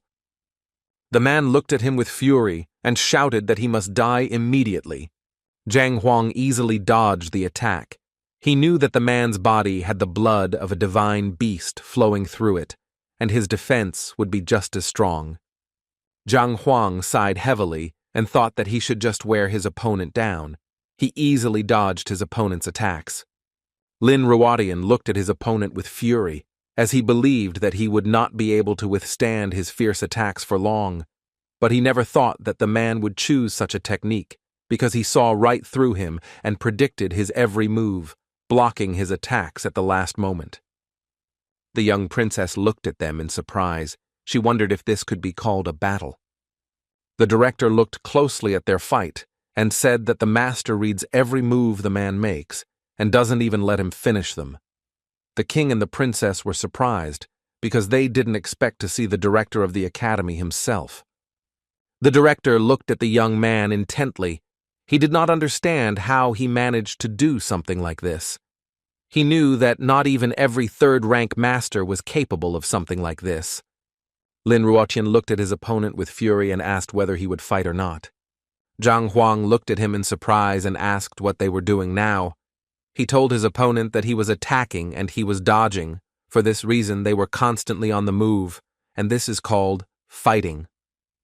Lin Ruodian shouted with cold fury and anger that the man was about to try his weapon. Zhang Huang looked at the man in surprise, but a moment later he looked at him with a grin and said that it was very good. Zhang Huan glanced sideways at Zhao Yao and said that she should give him the blade. The young ladies looked at the master in surprise. She was surprised and did not understand why he was asking her for the blade. A moment later she said that since they were here to help him, it didn't matter. With lightning speed, the young lady threw the blade to the teacher. Zhang Huang caught the blade that his student threw to him with ease and grace. Lin Ruodian, in turn, flew towards the enemy with lightning speed in order to strike him. But a moment later he froze in place in surprise. Zhang Huang, in turn, used the blade technique, and his son delivered blows to his opponent with the speed of lightning. Lin Ruodian was shocked as he noticed that the aura surpassed the true essence. Everyone present was shocked as they noticed that this skill surpassed the true essence of blade mastery. They were surprised and did not understand how the master managed to achieve this. A moment later, Chairman Zhang informed everyone that it was not the blade's blow at all. Chairman Zhang said that the blade spirit is divided into 3 boundaries: upper, middle, and lower, depending on the skill and perception of the master. At the lower boundaries, the master is able to summon the blade spirit, which will become an extension of his body. Chairman Zhang said that even though the master had summoned 10 balls, he was only using the spiritual energy of the blade itself, since he had not yet fully mastered it. Chairman Zhang said that the master understood the true essence of the blade, but his skills still did not allow him to use it to its full potential, and once his spiritual power was fully developed, he would be able to fully release the true essence and develop his strength to the maximum. And then he would be unrivaled. Chairman Zhang was shocked and could not comprehend how he had managed to reach such a level. Zhao Yao froze in shock, as this aura seemed very familiar to her. She realized that she could clearly see the aura of the heavenly path in front of her. She looked at her friend in surprise, as she realized that it was her teacher in front of her now, Wang Yin. She nodded to her friend in response to her silent question. Zhang Huang looked at the man with a fierce grin and said that his decision to use a weapon was perhaps the most reckless. With lightning speed, he began to strike his opponent blow after blow. Lin Rodian quickly dodged in response. Lin Rodian was furious because just a few minutes ago his opponent had only been dodging, but now he was attacking without sparing his strength. Everyone present was surprised, because when it came to close combat, Master Liu would dodge. But now everyone saw that their positions seemed to have changed. Zhao Yao said that the Lin family was famous for their swordsmanship skills, and everyone in the kingdom knew about it. But now she didn't understand what was going on. In turn, the director of the academy noted that the chairman was too strong, because under normal circumstances, even if he had grasped the true essence of the blade and the soul of the blade, but with the strength of the 8th rank, it was impossible to continuously use the sword spirit for such attacks. He knew that everything had its limit, and the larger and more active the attack, the more true qi would be absorbed. They were surprised because they saw that after so many attacks, his aura was still bright and strong, and for this reason, Lord Lin was unable to strike back at him, and this could only mean that either his aura was incredibly saturated or incredibly pure. The director said that only by breaking the aura to a certain level can it be used without fear of being exhausted. He knew that only after reaching a certain level of aura purification can the blades reach the target at such a distance while maintaining strength and speed. Zhang Huang looked at the master with a grin and said that he himself decided to use the weapon. He did not understand why the master did not attack then. Lin Ruotian was shocked by this question, because he saw that the man's blades were flying everywhere, and he didn't even have the chance to defend himself properly, and for this reason, he couldn't attack him. But in turn, the gentleman looked at the man with fury, as he understood that he needed to end the fight quickly. Lin Ruotian glanced sideways at Master Healer and Master, knowing that they should have already acted. He shouted that if they poisoned the man, he would agree to all their conditions. Everyone present froze in shock as they saw the head of the poison hall and the Master Healer. The men were shocked and wondered if Mr. Liu was going to be poisoned. Lo Shun looked at the family's head with a grin and said that he would definitely remember his words. The young princess was alarmed and looked at her father and expressed her indignation. And alarmed, the king was furious, as he could not have imagined at all that this time the Lin family would decide to use poison. The man looked at his master in surprise and asked what they should do. He said that they should help the master, because if the master of poisons really decided to act, he would immediately petition the association to deal with the Red Lotus. Liao Shun looked at Liu Cheng intently and said with a smirk that he was impressed by his actions, but unfortunately they were on opposite sides today. Lin Rotian, in turn, was annoyed by their conversation and wanted them to quickly deal with his opponent. Zhang Huang smirked and said to Master Healer that he was now more burdened than ever by the terms of the contract, but it seemed that he had the courage to bring Master Liao Yi to cause chaos. Master Healer was frozen in shock on the spot. Liao Shun smirked and said that he seemed to know about the contract. The healer froze in place in surprise because he knew that only a few people knew about the contract. He thought for a moment and wondered if it was possible that Chairman Liu was Master Zhang. Liao Shun looked at the enemy with fury and said that even if he was familiar with the master healer, it did not change the essence. With the speed of lightning, he moved towards the enemy in order to strike him. But the gentleman healer stopped him with lightning speed. The young man looked at the healer in surprise, as he did not understand what he was doing.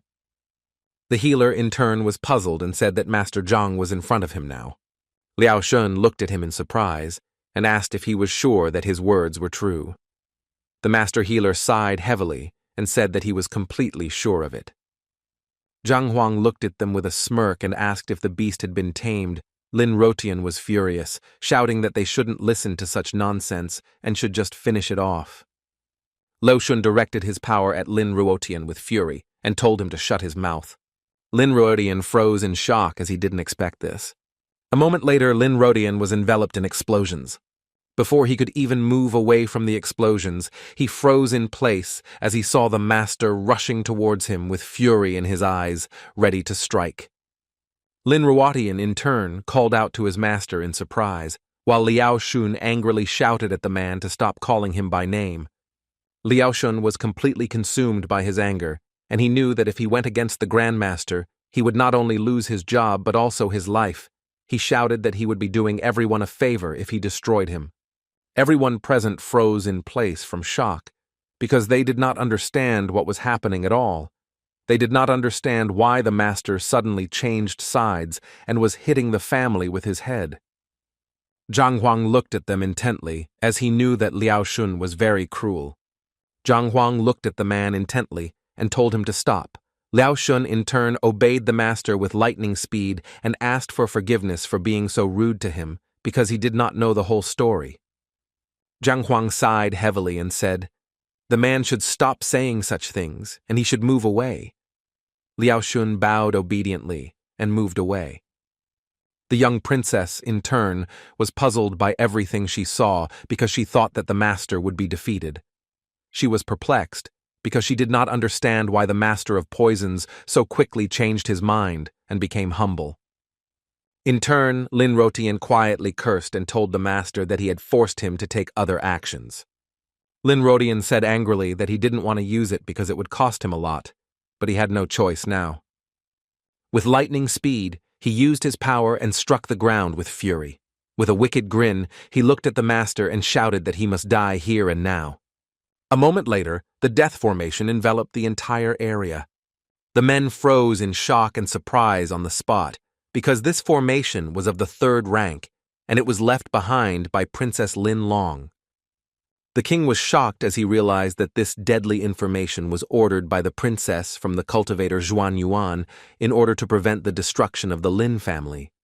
The man laughed furiously and shouted that now it would be the end for everyone, because he understood that whoever dared to go against his family would be immediately executed. Lin Rotian looked at everyone present with fury and shouted that they came to watch a show of how his family was being destroyed, but in return, he would destroy everyone in one fell swoop.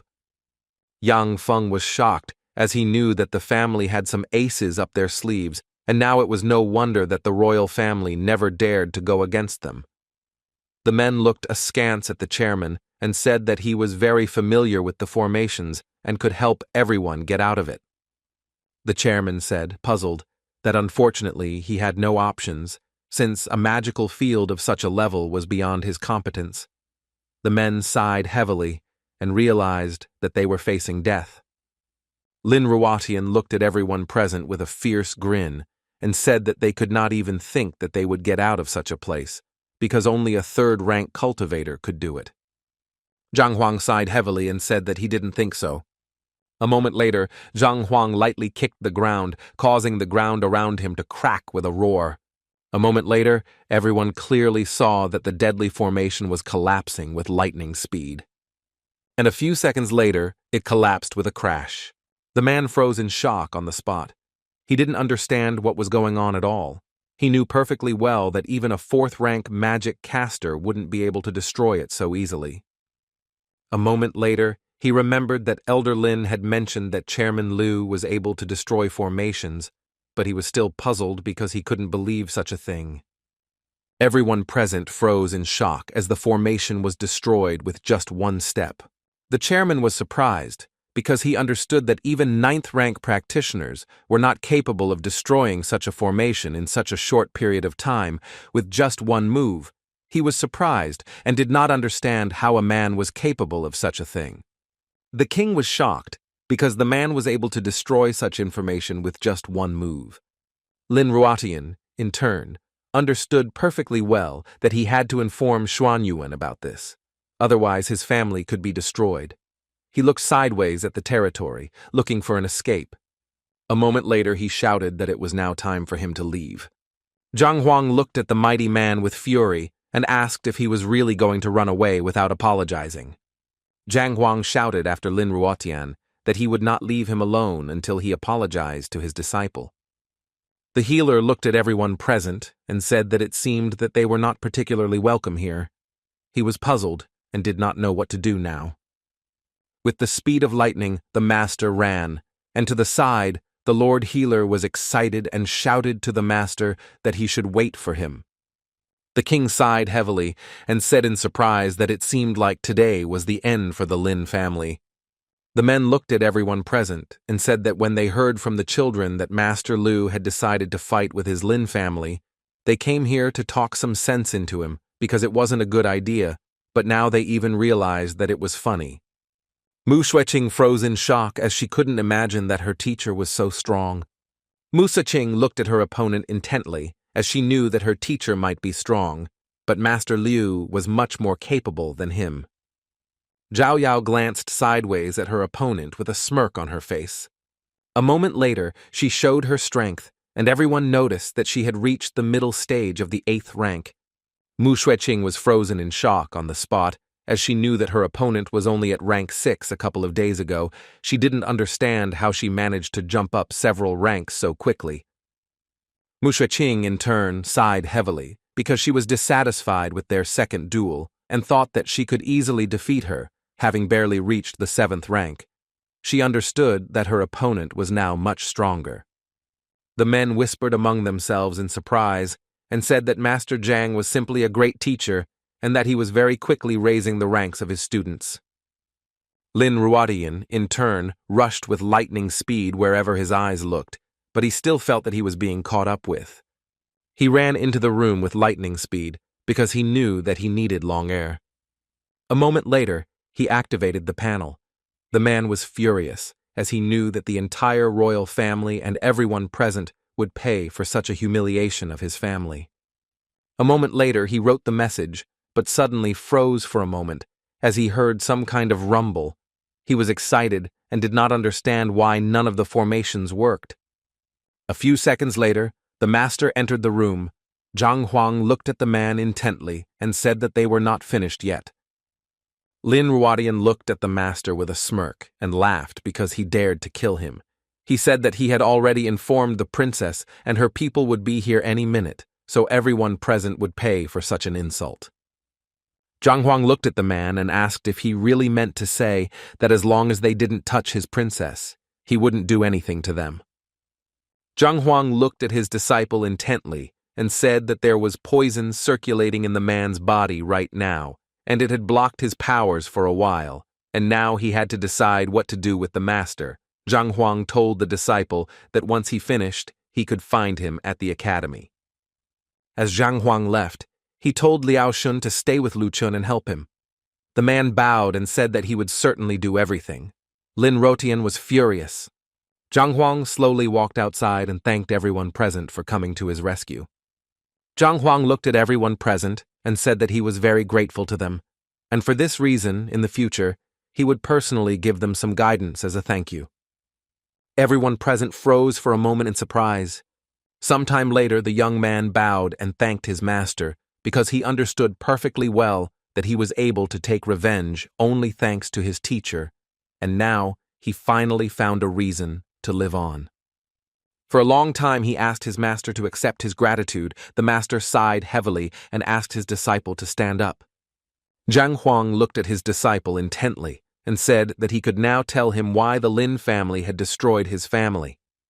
The youth said without looking up that the teacher had long ago realized that the Lin family did this to his family, not because of that incident, but because of their family heirloom. Zhang Huang looked at him in surprise and asked what he was talking about. Lu Chun said that they wanted to get the ancestral scripture volume. Lu Chun said that the relic was not of great value, but there were records written by Master Confucius himself. Lu Chun Yi asked, "Is he really talking about the outstanding master who founded the Master's Hall?" Zhang Huang looked at the disciple intently and asked if his ancestors were familiar with such a great master. The young man sighed heavily and said that, unfortunately, he did not know such details. He had never even seen these scriptures, and only his father had mentioned something about them. Lu Chun told his master that these scriptures were not hidden in his house, but were safely hidden in the mountains. He told his master that if he was interested in such writings, he could get them for him. Zhang Huang said with a smile that even though they were valuable, he didn't need them. He understood that the scriptures might be incredibly valuable, but they wouldn't help him in cultivating his powers, so they were useless to him, and moreover, they belonged to his disciple, and he didn't want to disturb him. The young man asked for forgiveness and bowed, saying that he had not thought through his words. He understood perfectly well that the master had done this to him out of negligence of some scriptures, and his words sounded as if he suspected him of selflessness. Zhang Huang looked closely at the disciple's wedding and asked what he decided to do with the head of the Lin family. The youth sighed heavily and said that he did not kill him.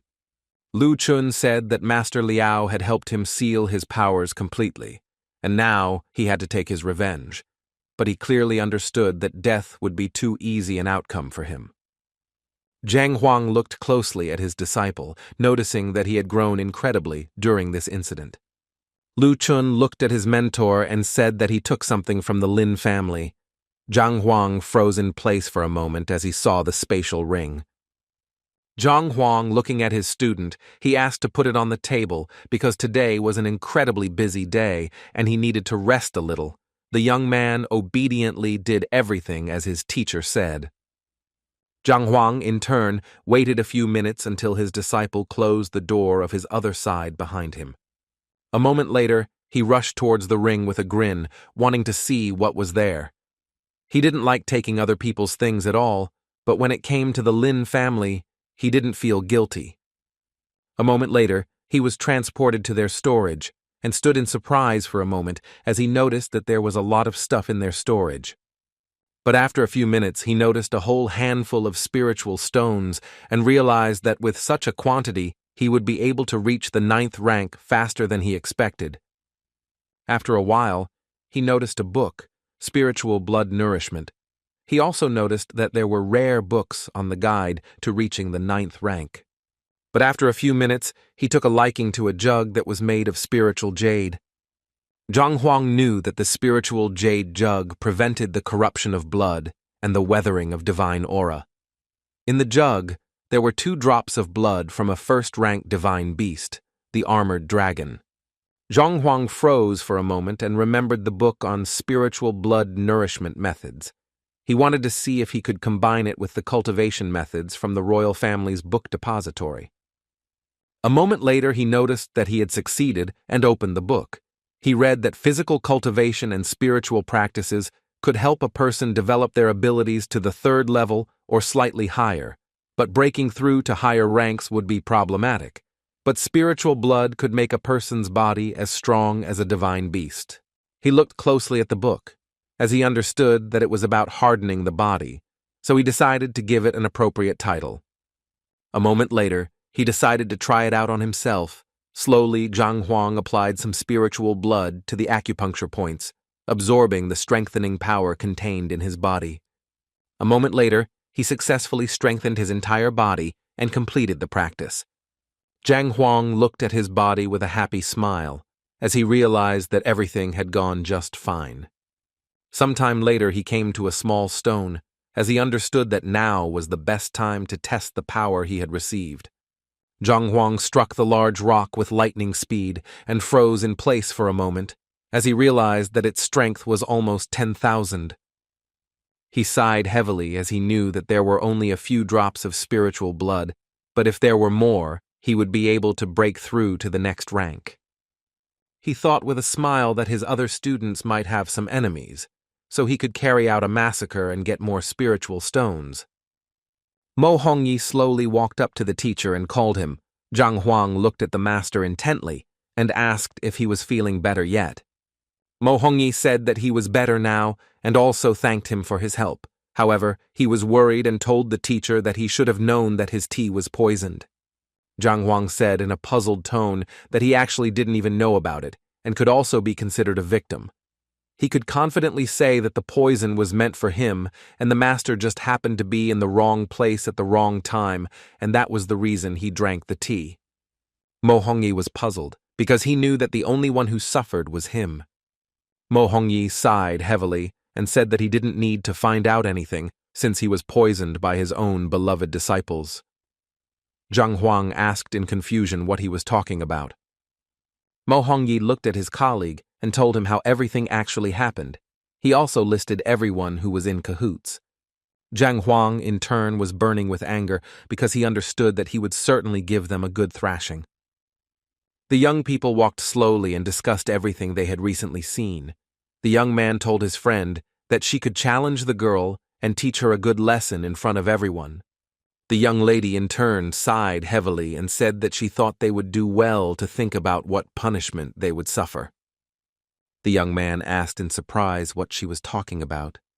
Zhao Yao looked at her friend intently and said that she thought it would be better for her to explain everything to them, and they should think about how best to apologize to Master. Wang Yin looked at everyone present with frightened eyes. The young people looked at her in confusion and asked what was going on. Wang Yin sighed heavily and said that they suspected that Master Liu was Master Zhang.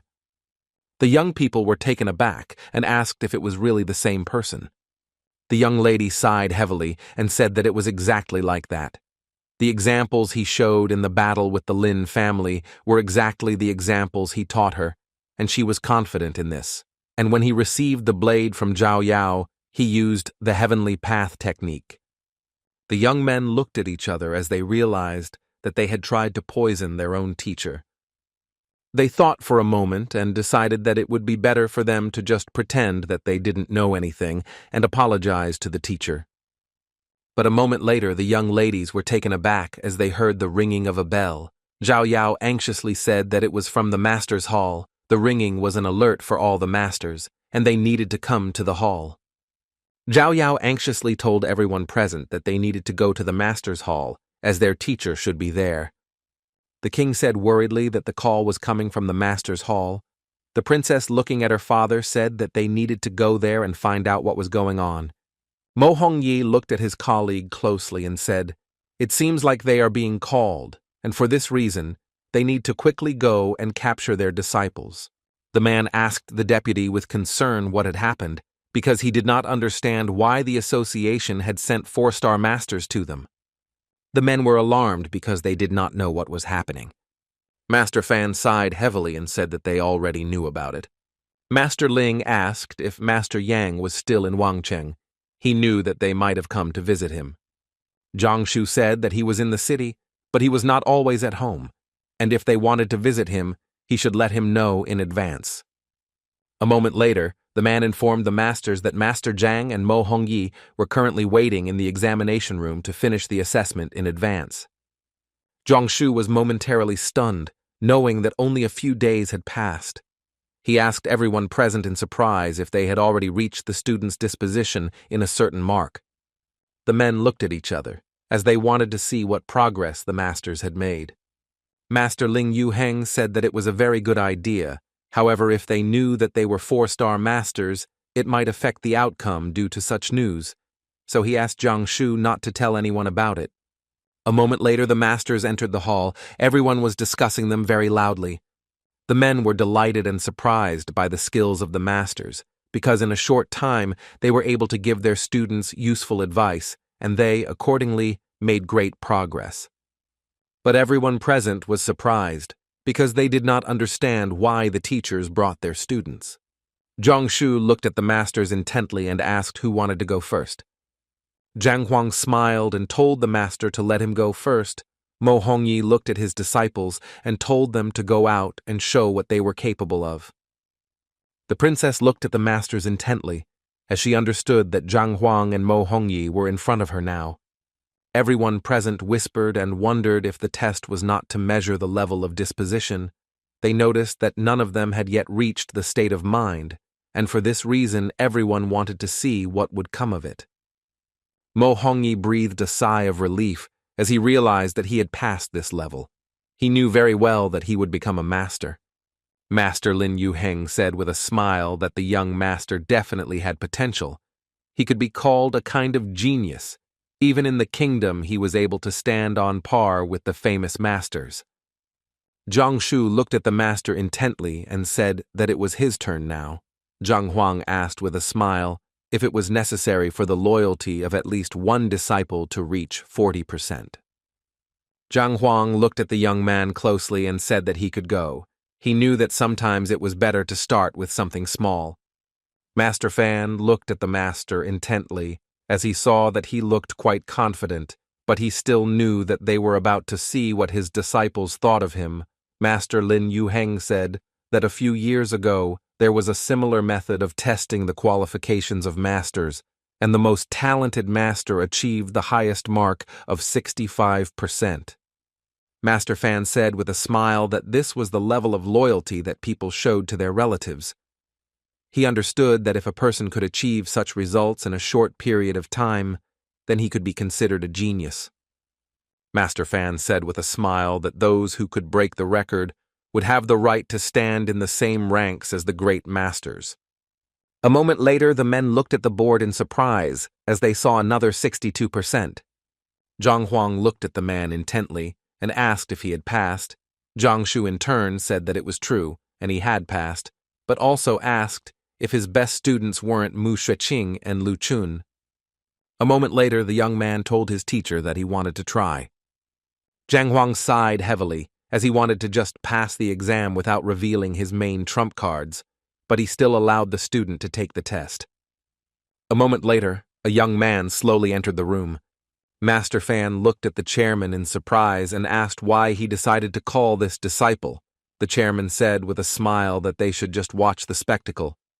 A moment later, everyone was taken aback and froze in shock on the spot, because they did not understand how something like this could happen, because they saw that the master's disciple was 99% loyal to him. They were shocked, and after all, the disciple was absolutely devoted to his teacher and was even ready to sacrifice himself for the master. Master Lin Yuheng was shocked, as he saw before him direct proof that a disciple was so devoted to his teacher that he was willing to die at his command. Master Fan, in turn, truly thought that his strength was inferior to those geniuses, but he could not think that Master simply did not want to send his best disciple. He was amazed that it only took Master a few days to earn such loyalty. Everyone present whispered among themselves as they were amazed by the result, and they wondered how they could call him an ordinary master after what they had seen. The chairman looked at everyone present with a smile and said that since they had successfully passed the exam, they could no longer waste time on each other. He looked closely at the masters and said that they could return to their true forms. A moment later, the young men listened to the advice and revealed their true forms. Everyone present was shocked because they did not expect to see something like this. Yang Feng in turn was taken aback and said that in his entire life he had admired two people. But, as it turned out, it was the same person. The young people froze in shock because they now understood who their teacher was. The young lady was puzzled because she had previously dreamed of being taught by Zhang Huang. She knew very well that if she had known about this earlier, she would not have waged a meaningless duel. The young lady sighed heavily as she realized that everything had turned out as she had expected. The young people, in turn, were alarmed. They did not know what to do now, and were very afraid that the master would abandon them after they had annoyed him. The king looked at his daughter in surprise because he did not expect to see anything like this. Initially, he believed that Master Liu had more prospects than Master Zheng, and wanted his daughter to have more contacts with him, so that in the future he would have a wonderful son-in-law. But now he understood that his dream was destined to come true. Zhang Shu looked at the young people closely and congratulated them, handing them the tokens. He said that all that was left was to complete the recognition ceremony, and in addition, they would have to familiarize themselves with their new rights and responsibilities, after which they should come to the Fengshi Hall. Zhang Huang, walking slowly behind the chairman, noticed the statue and recognized the old man. He looked at the chairman intently and asked who this shameless old man was. He did not understand who would even erect a statue of such a person. Everyone present was shocked by his words. Master Lin Yuheng looked at the young man with anger and asked if he really didn't know who it was. Zhang Huang looked at the master in surprise because he knew perfectly well that he didn't need to know who it was because he was upset that he had snuck up on him. A moment later, he looked at the men in bewilderment and asked who they were, as they were following closely behind them. Master Fan smiled and told the master that they had come from far away and that the chairman had simply not had time to introduce them to each other. Zhang Huang sighed heavily and casually said that he would forgive them this time.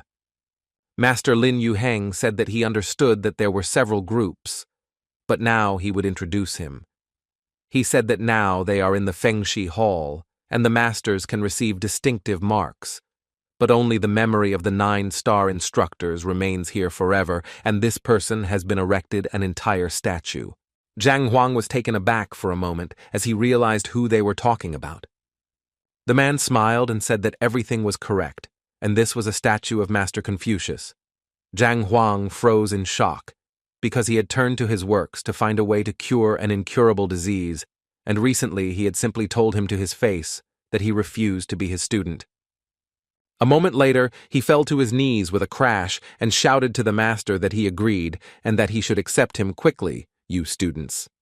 The young man was puzzled, and the old man had not even introduced himself then, but now he understood that if he had known that the master himself was in front of him, he would have immediately accepted his offer without any hesitation. Everyone present froze in shock. Master Fan looked at the chairman in surprise and asked if it was really him. The chairman sighed heavily and said that judging from his expression and this performance, it was not so. Mo Hongyi sighed heavily and told the master that Master Confucius had long since passed away and that this was just a statue and would not answer him. Zhang Huang asked in surprise if the statue was unconscious. Zhang Huang was angry with himself as he knew that he had such a great opportunity to become a disciple of the master himself, and he had ruined it all. The chairman looked at them intently and said that they might as well start. The chairman smiled and said that even though they had successfully passed the exam, however, before they could receive their badges, they had to gain the recognition of other masters as well as the recognition of the hall, and once they succeeded in this, a special aura would descend upon them as an encouragement, meaning that even if they did not have a badge with them, others would still recognize them by their aura. Zhang Huang looked at everyone present in surprise and asked if there were any who could not get approval. The chairman looked at them intently and said that of course this was the case. He also pointed out that there were countless ancestral tablets in the hall, and each one of them contained a piece of the spirit of the previous outstanding master. Even if they could not materialize or had no consciousness, they were still able to determine whether they were qualified enough to become a master. The chairman said that they should just kneel down and receive approval. After the tablet moves, he said that the more ancestors acknowledge them, the more concentrated the aura will be. Zhang Huang looked at the chairman intently and asked what happened to those who did not receive recognition. The chairman smiled and said that not receiving recognition is a normal phenomenon. The plaques in this hall were given to famous and talented masters during their lifetime. Only those who can really attract their attention will receive recognition. A moment later, he said with a smile, "What percentage of the masters received recognition?" The young people became a little tense when they heard the number. The chairman said with a smile that only 6-star masters could be completely sure that they would receive recognition, but how many elders would approve of the master was individual. Master Lin Yuheng said that in fact the recognition of the hall is just a tribute, but the more masters recognize them, the more obvious it becomes that the person is very talented. Zhang Huang, in turn, was a little excited, as he was worried. He looked intently at the young man, knowing that he had been called a genius and that in comparison to him, he was nothing but dust. The chairman looked at them intently and said with a joyful smile that he very much hoped that during his lifetime, at least one master would appear who would achieve the unquestioning recognition of the elders.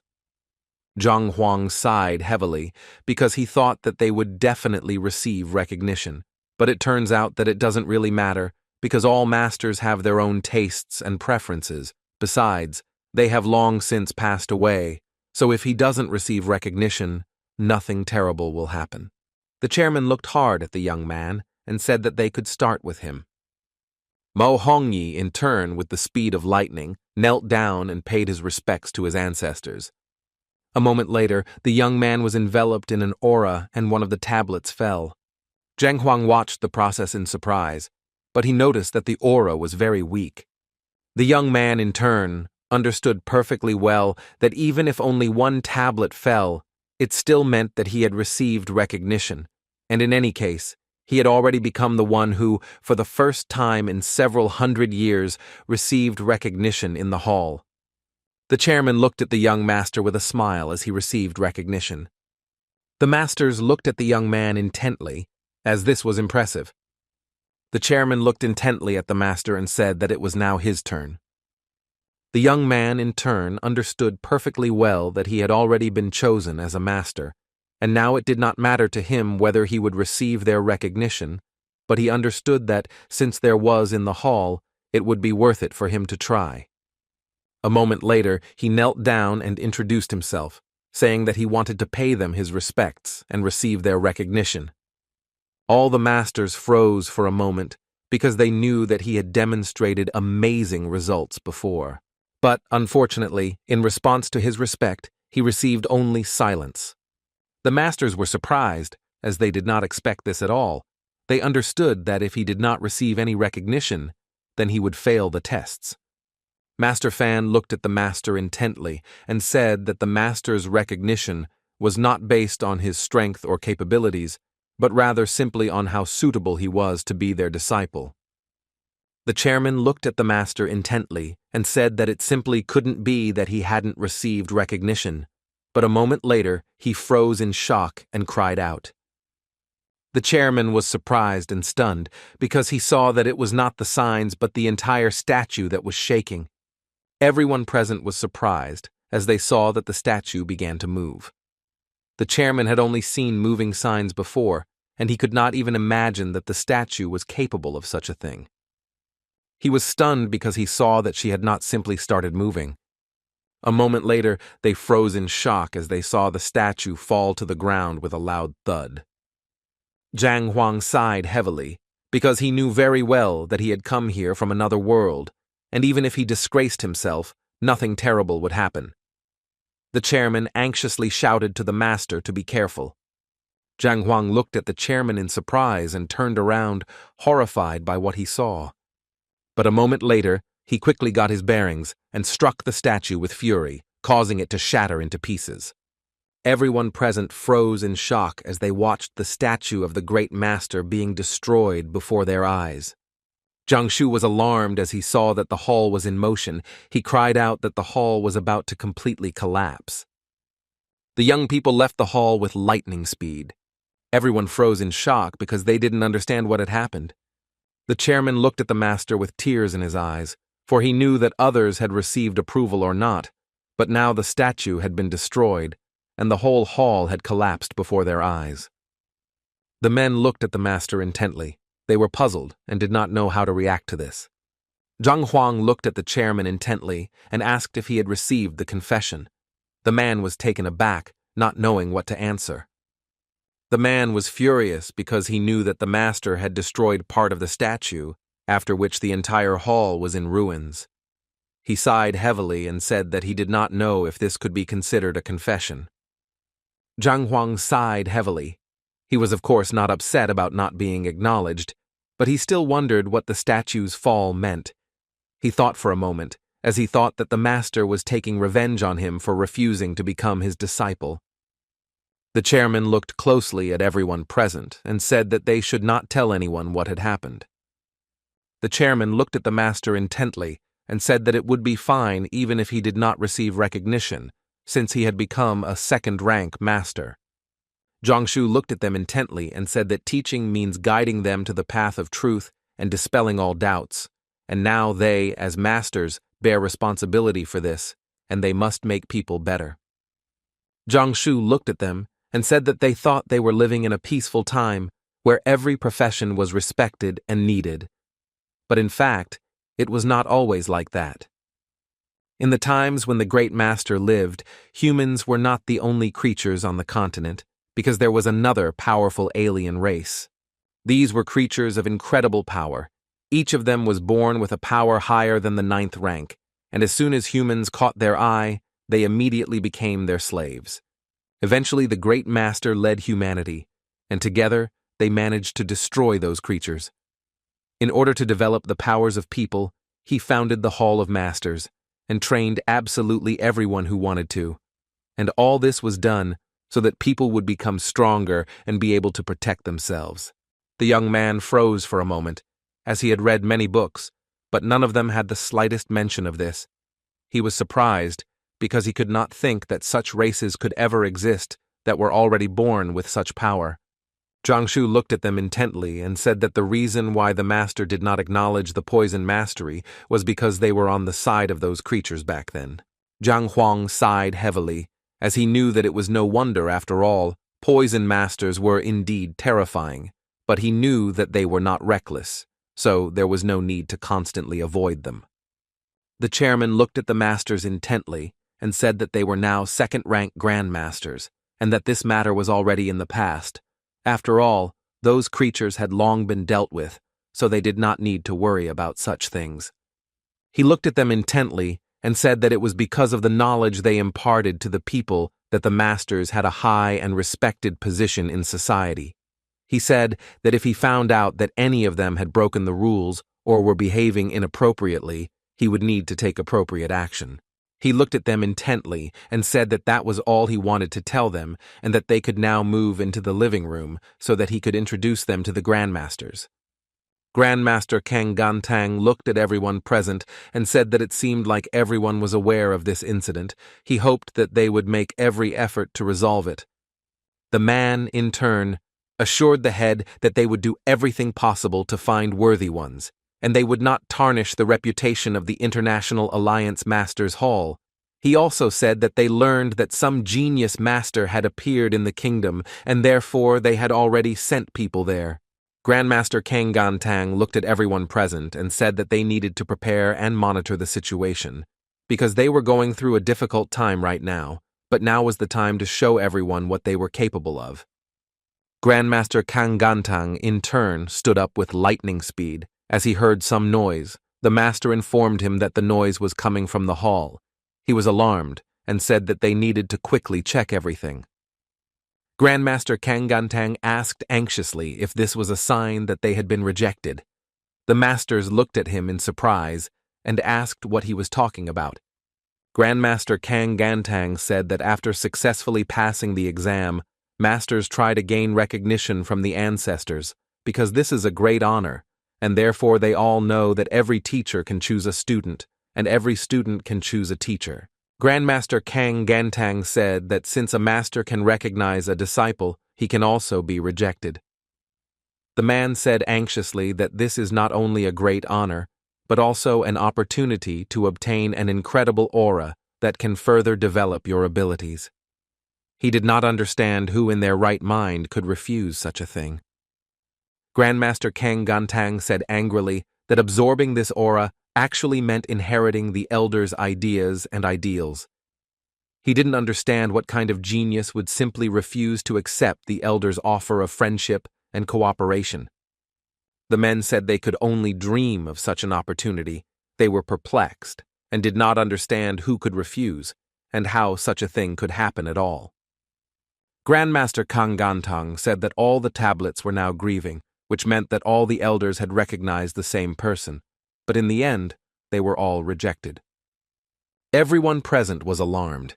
They did not know how this was possible, because nothing like this had ever happened in history.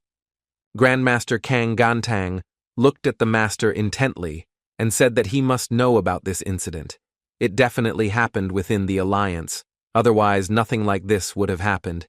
He knew that if they could get a genius who had received recognition from the elders, it would cause a furor. A moment later, they noticed that the Confucius tablet was shaking. All those present froze in shock because the most honorable master received a refusal. Jiangshu said that masters should look at the world more broadly, lift up not only the form, but also the essence of things, respect and memory of the greenhouse in their hearts, not in the tablets. He looked at the master with a smile and told him not to worry, since the hall knows how to restore the tablets, and very soon everything will be reconstructed.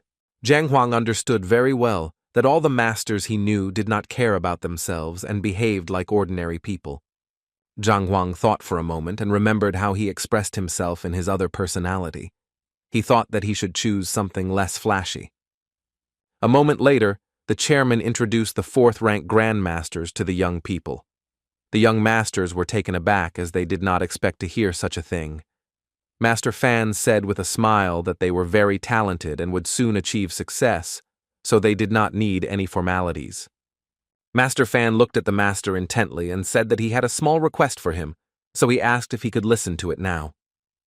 Master Fan said that he heard that Grandmaster Yang was currently in Wangcheng. He wanted to know if they could meet him. Jiang Huang in turn was taken aback because they wanted to meet him in particular. Jiang Huang was puzzled and didn't know what to do. He was afraid that they would guess that he was hiding under a pseudonym. The master asked him if there were any problems. Jiang Huang said in a hurry that his master was always on the move, and he didn't even know when he would be back. Jiang Huang smiled and said that as soon as he let them know, he would contact them immediately. The man smiled and thanked them for their concern. Master Fan looked at the young people and said that since they had passed the exam successfully, they could get straight to the point. Master Fan said that they found Zhang's results astonishing and had come to verify that this was the case, and they also needed his help. The chairman smiled and said that since they needed help, they would certainly help them. Master Fan thanked them and said that even if they didn't know anything about the alliance's status on the continent, he thought that they would have at least heard mentions of something like that. He said that they were probably familiar with the classification of kingdoms: unranked kingdom, second-rank kingdoms, first-rank kingdoms, and titled kingdoms. All kingdoms are under the control of the alliance. The alliance sounded quite loud, but in reality, the kingdom was acting alone, which made them much weaker. For example, the Minsa Empire. Regardless of the number of masters, they were much more economically developed. Of course, everyone has their own masters' halls, which are controlled by the scale, and in order to determine the best and to diversify the abilities of the masters, the alliance holds a masters competition, and the winner receives very generous rewards. Master Fan looked at everyone present and said that now, with the change of leadership, their new chairman wants to change everything, and they must watch over the kingdoms, look for talents, and cultivate them. Jiangshu looked at everyone present in surprise, as he knew that this competition would take place in a few months. Master Fan looked closely at Jiang Huang and said that he had achieved incredible success in his younger years, and so they wanted to invite him to participate in the competition. Jiang Huang hesitated for a moment, not knowing what to answer. Master Fan in turn said that they would not rush him to answer, and they would wait a few days. The young man looked at them with a smile and said that he needed to think about it. Jiang Huang was puzzled because it was the first time he heard of something like this, and what's more, he didn't know what was going on and how, so he should be careful and not agree right away. Jiang Huang looked at everyone present and said that if this was all, he would have to leave them. Master Lin Yuheng looked at the master intently and told him to tell his teacher that they would like to have the opportunity to meet him.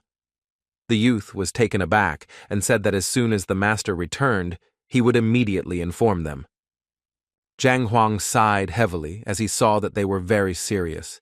He knew that he had to use the old methods, but he didn't know how effective they would be when there were fourth-rank masters standing in front of him. Zhang Huang had just left the hall when his students suddenly greeted him. He looked at them with fury and said that they would get into trouble when they returned. As he left, he told the young people that they should follow him. A moment later, all the students were walking in unison behind the teacher. A moment later, he was scolding them, Zhang Huang shouting that it didn't matter whether he was Liu or not. He was a teacher first, shouting that they should at least respect him. Because of some small thing, they decided to use poison. The young people, kneeling, begged for forgiveness, saying that nothing like this would ever happen again. Zhang Huang shouted in anger that they dared to put poison in the master's tea.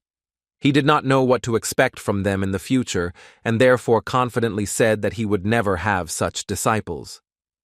The young men, with their lightning speed, knelt before the teacher and begged for forgiveness.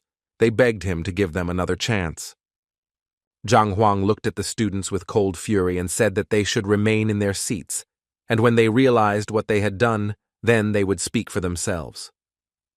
A moment later, he looked at the young men closely and said that they had been in a relationship, master-student, where he had to hide his true identity. He said that now that he had ended his identity, their relationship was also ended, but he could still show them the exercises by which they could reach the highest rank. But that was all. The young lady was shocked by this statement, but the teacher said that all good things must come to an end, and even if they were no longer his students, they should continue to train hard and not slack off from work. Mu Xueqing shouted to the teacher that she wanted to follow him further. He looked at her in surprise and said that she was the daughter of an alchemist. He did not understand how she was going to fulfill her duty if she decided to follow him. Zhang Huang looked at the young lady intently and said that if she really wanted to follow him, she should settle all matters with the alchemist, and only then could she come to him. A moment later, the girl knelt before the teacher and thanked him for his kindness, help, and guidance. Zhang Huang froze in surprise on the spot as he saw another book. He looked closely at the young girl as he had been guiding her and teaching her fencing and various techniques. He could not have imagined that now, when it was time to temporarily separate, he would be able to obtain another golden book after her sincere words of gratitude. Lu Chun, in turn, also knelt before the master and said that he was left completely alone in this world, and therefore would follow the teacher anywhere. Zhang Huang sighed heavily and looked at the young man with a puzzled expression, as he knew that with his temperament, no amount of reasoning would help. A moment later, he finally agreed to take him on as a disciple.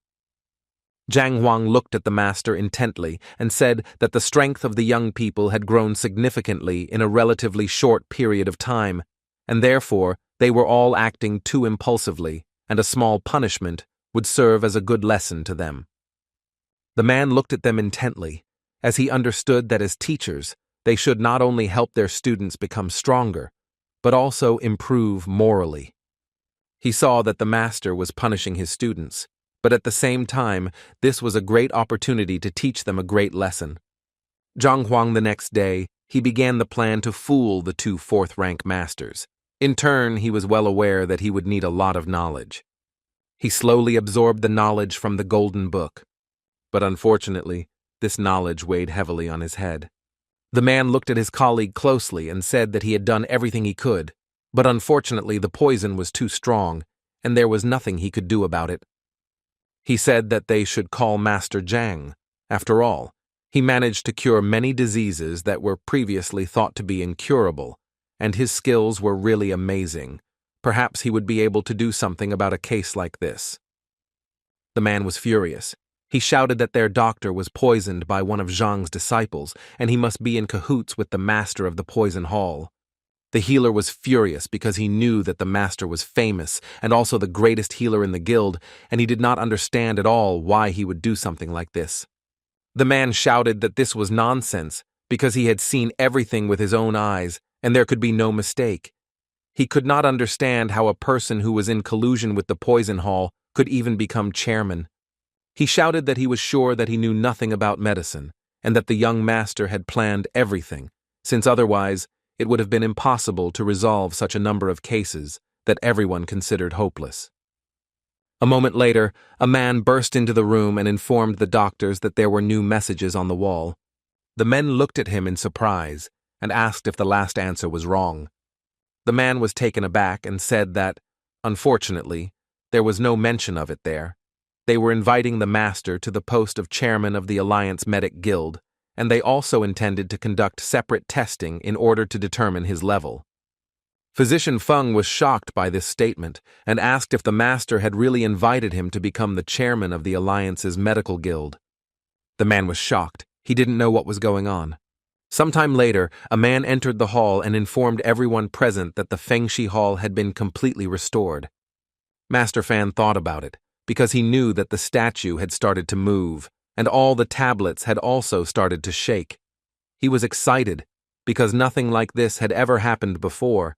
He looked at Master Ling Yi and asked if he had figured out what was going on. Grandmaster Lin said that he had previously thought that this might have happened because Master Zhang had asked for confessions. However, the 9th rank master had once hoped to become Confucius's disciple, but was rejected by him, so for a 2nd rank master, this was simply impossible. Master Lin Yuheng looked at everyone present and said that they shouldn't rush to conclusions, even though they don't understand what happened yet. But the boss should know about it, so they should go back and inquire about it at the headquarters.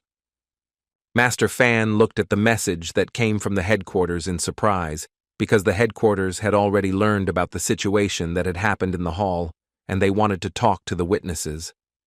The men were shocked, because they did not expect that after passing the elder's exam, they would be rejected by the master.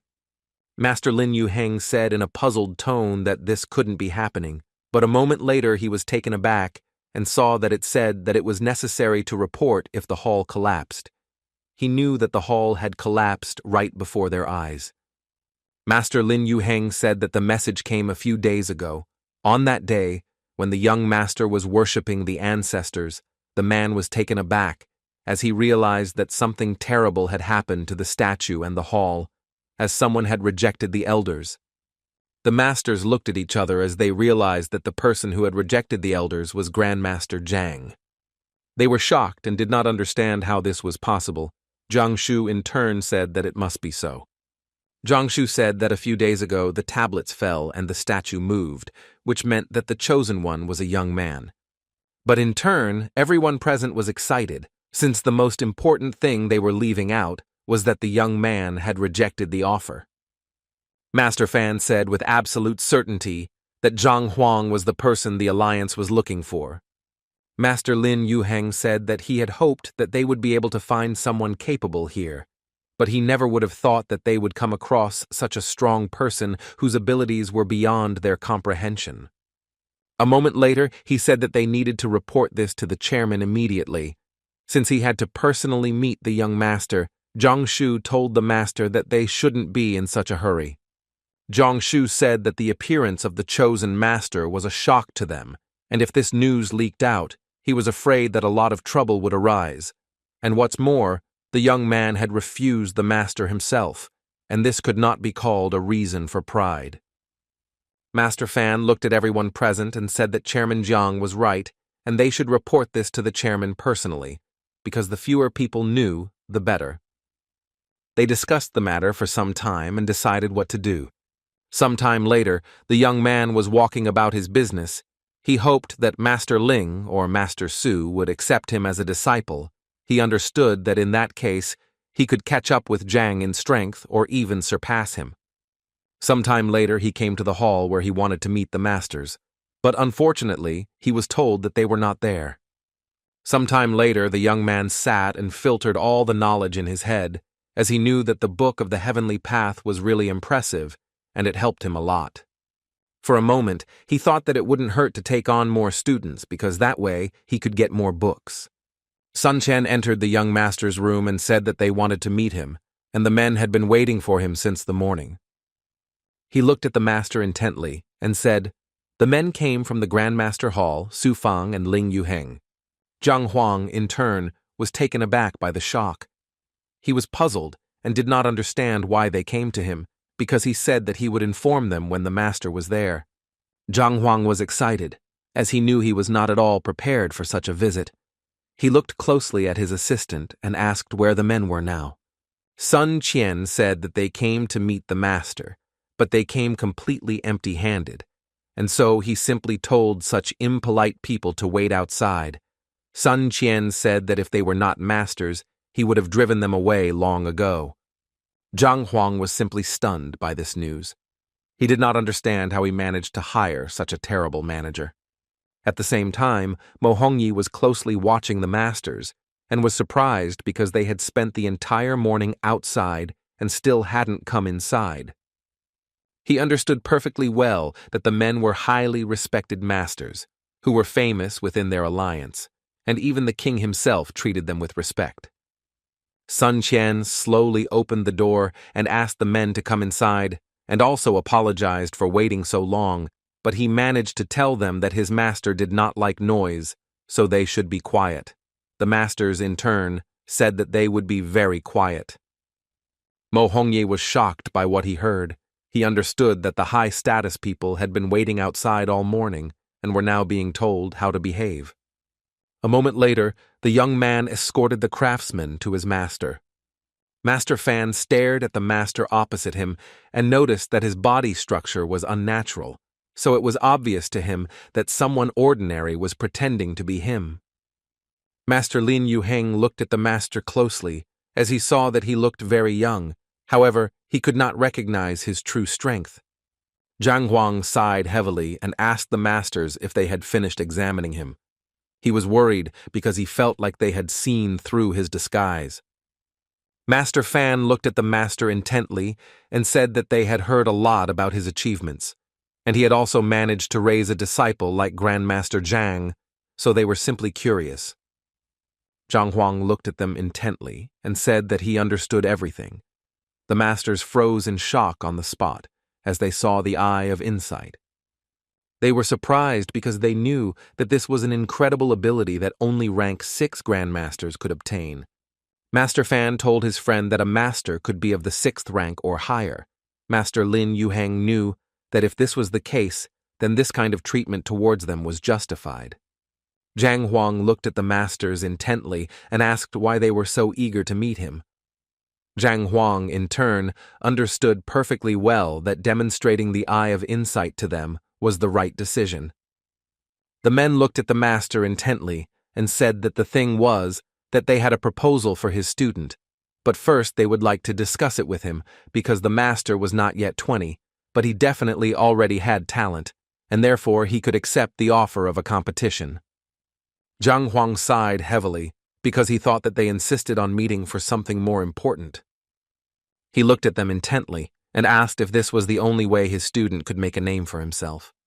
The men were taken aback and said that this was not what they meant at all. He looked at them intently and said that if this was the only thing they wanted to discuss, then they were free to go, because whether his student would take part in the competition or not was his personal decision, and he was not going to influence it in any way. The men were taken aback and said that they had acted rashly. Master Fan looked at the master closely and said that they had been having difficulty practicing recently, so since they were fortunate enough to meet the master today, they hoped that he could guide them in the right direction. Master Lin Yuheng was shocked. He didn't want to anger the master. Master Fan Tiwo said that they shouldn't miss this opportunity. Zhang Huang looked at them in surprise and asked what their problem was, but he was puzzled because he had already said goodbye to them, but they did not know when to stop. Master Fan said that he was currently practicing the small, pure yang methods, but every time he reached the 7th phase, he felt like his body was being torn to pieces and he could no longer continue. Zhang Huang thought for a moment. He knew that he had managed to gather a huge amount of knowledge from all over the kingdom, but he had never heard of anything like this. He looked at the man intently and told him to show him his capabilities. A moment later, the man subdued and began to demonstrate his powers. Zhang Huang froze for a moment, as he was impressed by the master, but unfortunately, he did not understand anything that he was doing, and in turn he knew that he should turn to the library of the heavenly path. He looked through the books for some time, looking for an answer. With lightning speed, the young man found what he needed and rejoiced with joy. A moment later, he told the master that his show technique was enough for him, Master Lin Yuheng looked at the master in surprise and asked if he had already found a solution. Zhang Huang told the master that if he wanted to proceed to the 8th phase, he should simply follow his instructions, without resisting or doubting. The man was shocked. He said that he had been trying to do this for 5 years, so now he was ready to do anything and do anything. Zhang Huang, in turn, was pleased with such unquestioning cooperation. A moment later, he told the master what he should do. Master Lin Yuheng, in turn, watched his friend closely. He did not know if this would help. Zhang Huang said with a smile that if Master followed his instructions, then everything would work out. Zhang Huang looked at the master and said what needed to be done. Master Fan, in turn, was puzzled and said that he would not last long. Master Lin Yuheng slowly walked up to his friend and asked for forgiveness, saying that he should forgive him. The man looked at his friend in surprise and asked what he was talking about. But a moment later, Master Lin Yuheng hit his friend where it hurt most. Master Fan did not understand what he had done to offend his friend so much that he did something like that. He was furious and didn't understand why his friend would do something like this at his most critical moment, but Master Lin Yuheng continued to beat his friend. Master Fan, with cold fury and burning eyes, shouted at the master that he would answer for his actions. But a moment later, everyone noticed that the master had reached the 8th phase. Master Lin Yuheng froze in shock on the spot. He couldn't believe that these actions helped his friend to achieve the transition to another rank. Master Fan, in turn, froze in surprise on the spot because he knew that the great masters could not help him, but Grandmaster Yang helped him make the transition with just a few blows. With lightning speed, he knelt down and thanked the great master for his help. Zhang Huang looked at the man intently and asked if he understood what had happened. Master Fan sighed and was puzzled, asking the master to enlighten him. A moment later, the master told him everything. The men froze in shock as the master was able to clearly see the problem and solve it with lightning speed. Zhang Huang looked at them closely and said that it would take a little time to recover, because these blows were very painful. Master Fan timidly looked at the master and said that he had already successfully overcome this phase, but he still wanted to know what he should do if he tried to move on to the 9th. Master Lin Yuheng was shocked by his friend, because he saw that impudence is the second happiness. Zhang Huang said that he should use this method until he could make a breakthrough. Master was a little puzzled by this answer. Sometime later, the princess returned to her father's house and froze with rage, because she saw ruins instead of a house. She told her subordinate to immediately find her father and brother, because she understood that if something happened to them during her absence, she would raze the entire kingdom to the ground. Burning with anger, she said that she would definitely kill Liu Cheng. A moment later, the man informed the princess that the head of the family and the young master were inside. The princess entered her father's house with the speed of lightning and froze in shock when she saw her father and brother.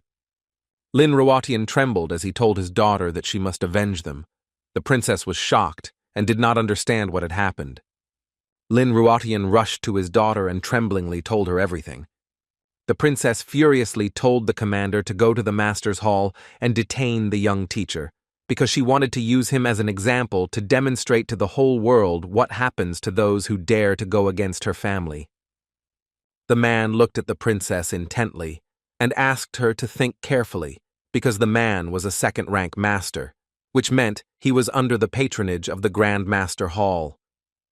The princess screamed furiously that he had destroyed her family, injured her father and brother, and even if all the masters stood up for him, she would never accept it. She knew that the head of the hall was a good friend of the prince, and if they only joined forces, there would be no problems. She was furious because she knew he was a master from a small state and she could kill him without any consequences. The gentleman looked intently at his daughter and said that he would like to go with her to see his death with her own eyes. Lin Ruotian said that the man was currently in a residence not far from them. He had not shown up since yesterday. He hoped that the commander could capture him and bring him to them, as he wanted to torture him long and slowly. After a while, the king froze in shock on the spot as he saw the commander from Xuanyun who was looking for Zhang Huang, and he also realized that the princess was somewhere nearby. Princess Pistol looked at her father and said that Liang Qingming is now at the last stage of the 9th rank. The king was puzzled and never thought that the princess under his command would be so strong. Commander, he didn't know what to do now. The king was in shock as he understood that their kingdom was doomed to destruction. A moment later, he looked at his daughter closely and handed her the ring, telling her that she should take it and run away, even if the kingdom ended today. As long as she lived, there would still be hope for the future. Mo Yu froze in place for a moment, as she knew the young princess's character very well, and she would definitely take on the royal family once she killed Zhang Huan. The king, leaving with a heavy sigh, told his daughter that now she must go, and he would remain in the kingdom, and if the princess really decided to go against them, he would defend the kingdom until his last breath, because it was his duty. Sun Qian, in turn, walked out into the street with lightning speed and shouted furiously at the man that just because God had given him a loud voice, it did not mean that he could show his abilities. He shouted at the man that he should show respect and live in peace. The man froze for a moment in shock, as he saw that the butler was of very low rank, and he did not understand how he dared to behave like that. The man looked at the butler angrily and said that he wanted to see Zhang Huang right away. Sun Qian, in turn, looked at the man casually and said that it seemed like these were his last words. Liang Qingming looked at the butler with fury and said that he was the commander of the royal guard, and he allowed himself to make such statements towards him. A moment later, the craftsmen came out into the street and asked in surprise what was going on, because they had heard some noise. Sun Qian bowed to his master and said that the man said that he wanted to see the young master immediately, but he still asked him to leave. Liang Qingming looked at everyone present with cold fury and said that since they were eager to die, he would fulfill their wishes. With lightning speed, he rushed towards the young people. A moment later, the general pointed his diamond hand at his opponents. Zhang Huang looked sideways at the master and said that he would leave the general to him, and he also said that he should bring the bird down to the ground. Master Fan told the master that he would fix everything immediately. The man was furious, as there was complete chaos and disgrace in front of him. With lightning speed, he used his power and stopped the furious attack. The general was shocked as he felt the power of the enemy on himself. Master Fan looked at the man intently and said that he should come down. A moment later, the bird staggered and, disorientated, fell to the ground with a crash. Zhang Huang froze in surprise for a moment as he saw the true strength of the transcendent mortals. The princess turned with cold fury and looked at her commander and said that he must kill them all. Master Fan looked at the princess in surprise as he did not understand the purpose of this order. The commander froze in shock on the spot and, looking at the elder, asked for a few minutes. The princess was furious and did not understand why her commander was so scared.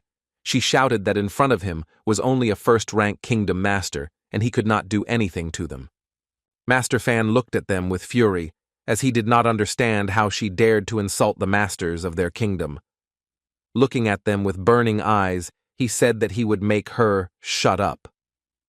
The young princess was taken aback and, looking at the commander, asked if he was going to do anything about this situation. The commander walked up to the princess with lightning speed and slapped her across the face with fury. For a while, he continued to slap her face in layers.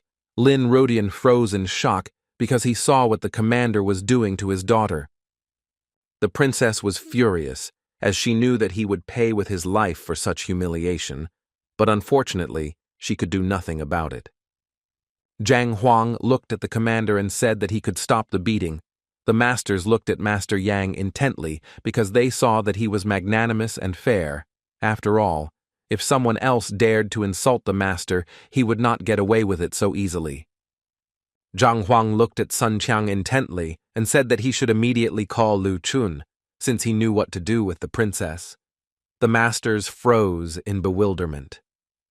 A moment later, the young man came to his master, Zhang Huang told his disciple that in front of him now was the princess of the Lin family, and he could do with her as he saw fit. The princess looked at the young man in bewilderment and asked what she was doing, because she was Princess Xuanyuan and knew that if he laid a finger on her, she would destroy his entire family. The young man, in turn, looked at her with fury, and a moment later, with the same fury, hit her. For a while, he beat her furiously, sparing no effort. Zhang Huang looked closely at his student, as he thought that he should still teach him a few techniques. A moment later, Lu Chun walked up to the master and thanked him for the opportunity. Zhang Huang looked at the master and said that he should get rid of them. Sometime later, Zhang Huang sat quietly drinking tea and thinking about what he saw.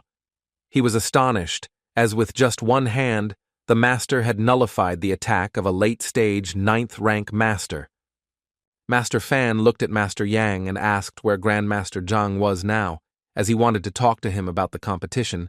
Master Yang said that the young master was currently very busy refining his abilities. The masters were a little puzzled, because they did not know when they would have a chance to talk to the master. Master Yang looked at them intently and said that he had already answered their questions, and even if he was his teacher, he would make the decision personally. Master Fan said that the conditions were negotiated every year by famous grandmasters from all over the world, and there were no specific rules, but there was a generous reward, and if the participant managed to take the prize place, as a reward, he would not only receive spiritual stones, but also the opportunity to cultivate in the secret realm. Zhang Huang, hearing about the reward, blossomed before our eyes, and looking at the Grandmaster, asked him to tell her everything in more detail. Master Lin Yuheng said that he couldn't answer the question specifically, because based on the first-place awards from previous years, the participant had received mid-rank spiritual stones. Zhang Huang thought for a moment, as he knew that the Tianwu kingdom was quite weak, so there weren't many records about spiritual stones, and he didn't know anything about the types of stones. Master Fan said that now they mainly use lower-rank spiritual stones, although the spiritual energy in them was sufficient, but it was not pure enough. Due to this decline and a certain rank, it was quite difficult to absorb.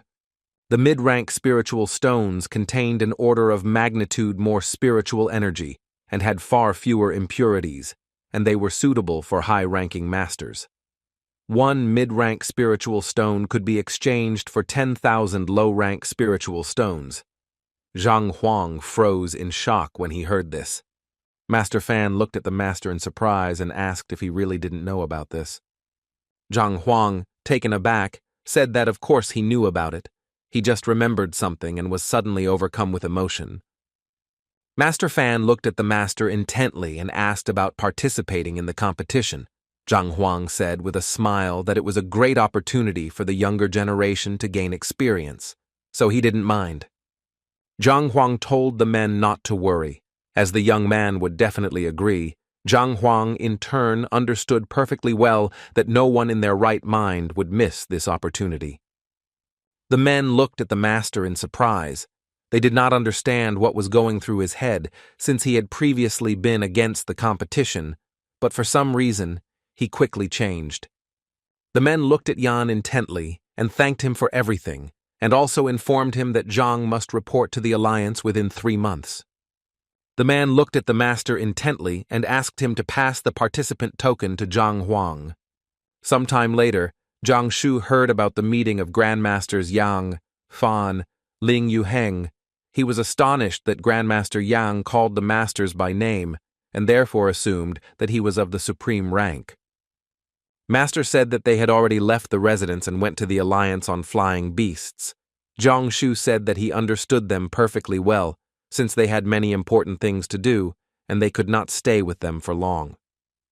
Zhang Shu said that they should pay a visit to Grandmaster Zhang, and his teacher too, since he would not be staying in the kingdom for long. The next day, Zhang Huang met with his disciples. He looked at them intently and said that they should stand up. Zhang Huang looked at his disciples intently and said that he had to leave the kingdom and go to the alliance, and for this reason, he would not force them to follow him. A moment later, the young men said in unison that they wanted to follow him. Zhang Huang looked at Lu Chun and asked what about him. Lu Chun looked at the teacher intently and said that, as he had said before, his life belonged to the teacher, so wherever he went, he would follow him, but before that, he had to visit his ancestors. He said that the alliance was very far from the kingdom, and if he went that far now, he didn't know when he would return, and he also asked the teacher to help him take what his ancestors left behind, because he was not yet strong enough for Togo to do it on his own. Zhang Huang, in turn, agreed to help the young man, because he understood that he meant his family's treasures. Zhang Huang looked at the students intently and said that the teacher and students are connected by fate and under normal circumstances. If they don't like a particular lesson, they can leave and also change teachers, but if they follow him, they won't have such an opportunity. Zhao Yao asked the master in surprise, did he really mean to say that they had become his followers? He looked at them intently and said that everything was correct, and if they wished to become them, they must observe the following rules: respect the master, follow his instructions, and never go against his will.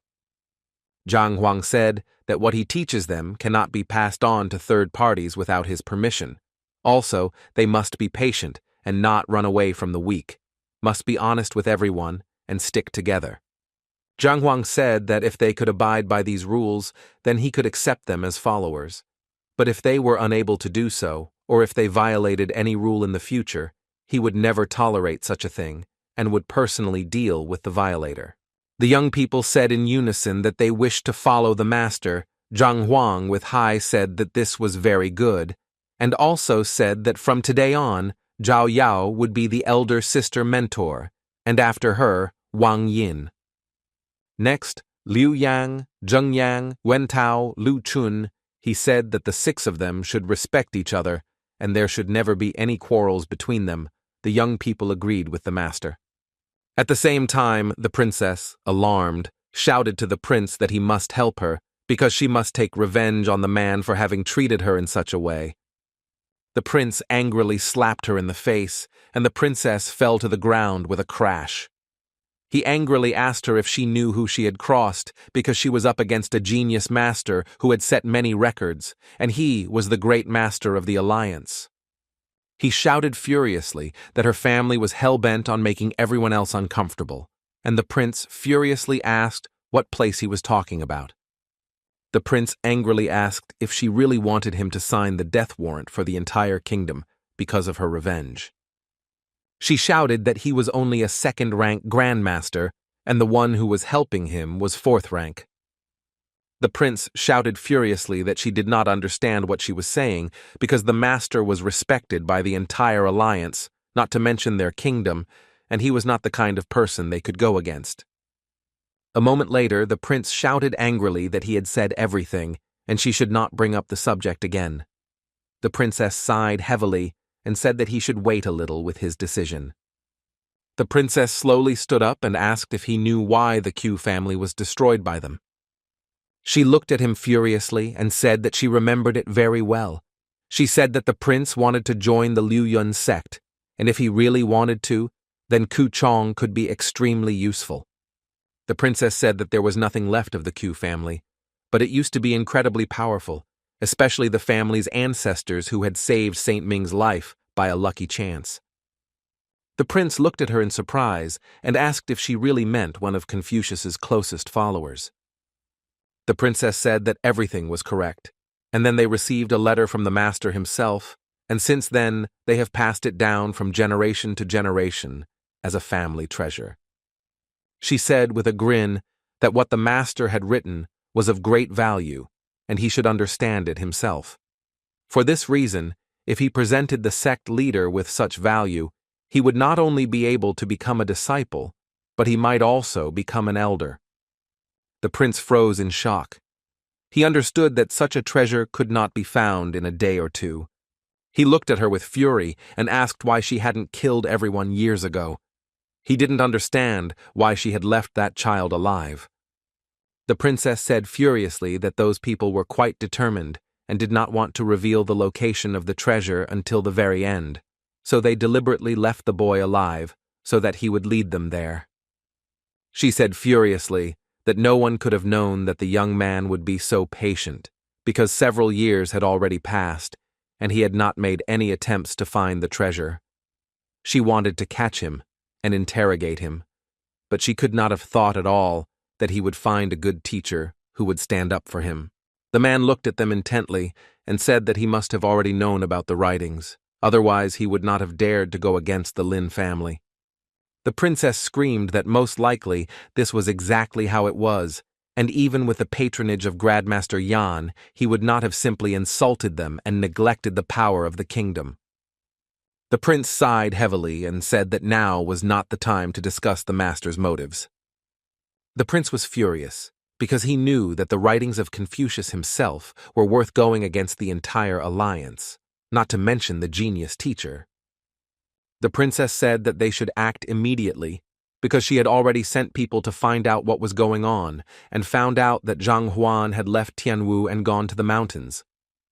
She said that the alliance was on the other side, and she could guess that he went for the treasure. She understood that if they presented it to the alliance, it would be quite difficult for them to get the treasure. The prince sighed heavily and said worriedly that if the letter got to the alliance, it would really not be so easy to get it. The man, looking at the prince, said that his people had already reported to him that the grandmasters had left them yesterday, and even Grandmaster Yang had not shown up, and for this reason Zhang took his disciples and went to the mountains. The prince, in turn, understood very well that the mountains were quite dangerous, and if masters who had not reached the 9th rank entered there, they would die in a matter of minutes. So if they took advantage of the situation correctly, no one would ever know the true reason for what happened. He looked at everyone present with a grin and said that it seemed like heaven was blessing them, and for that reason, they could just kill them all in the mountains.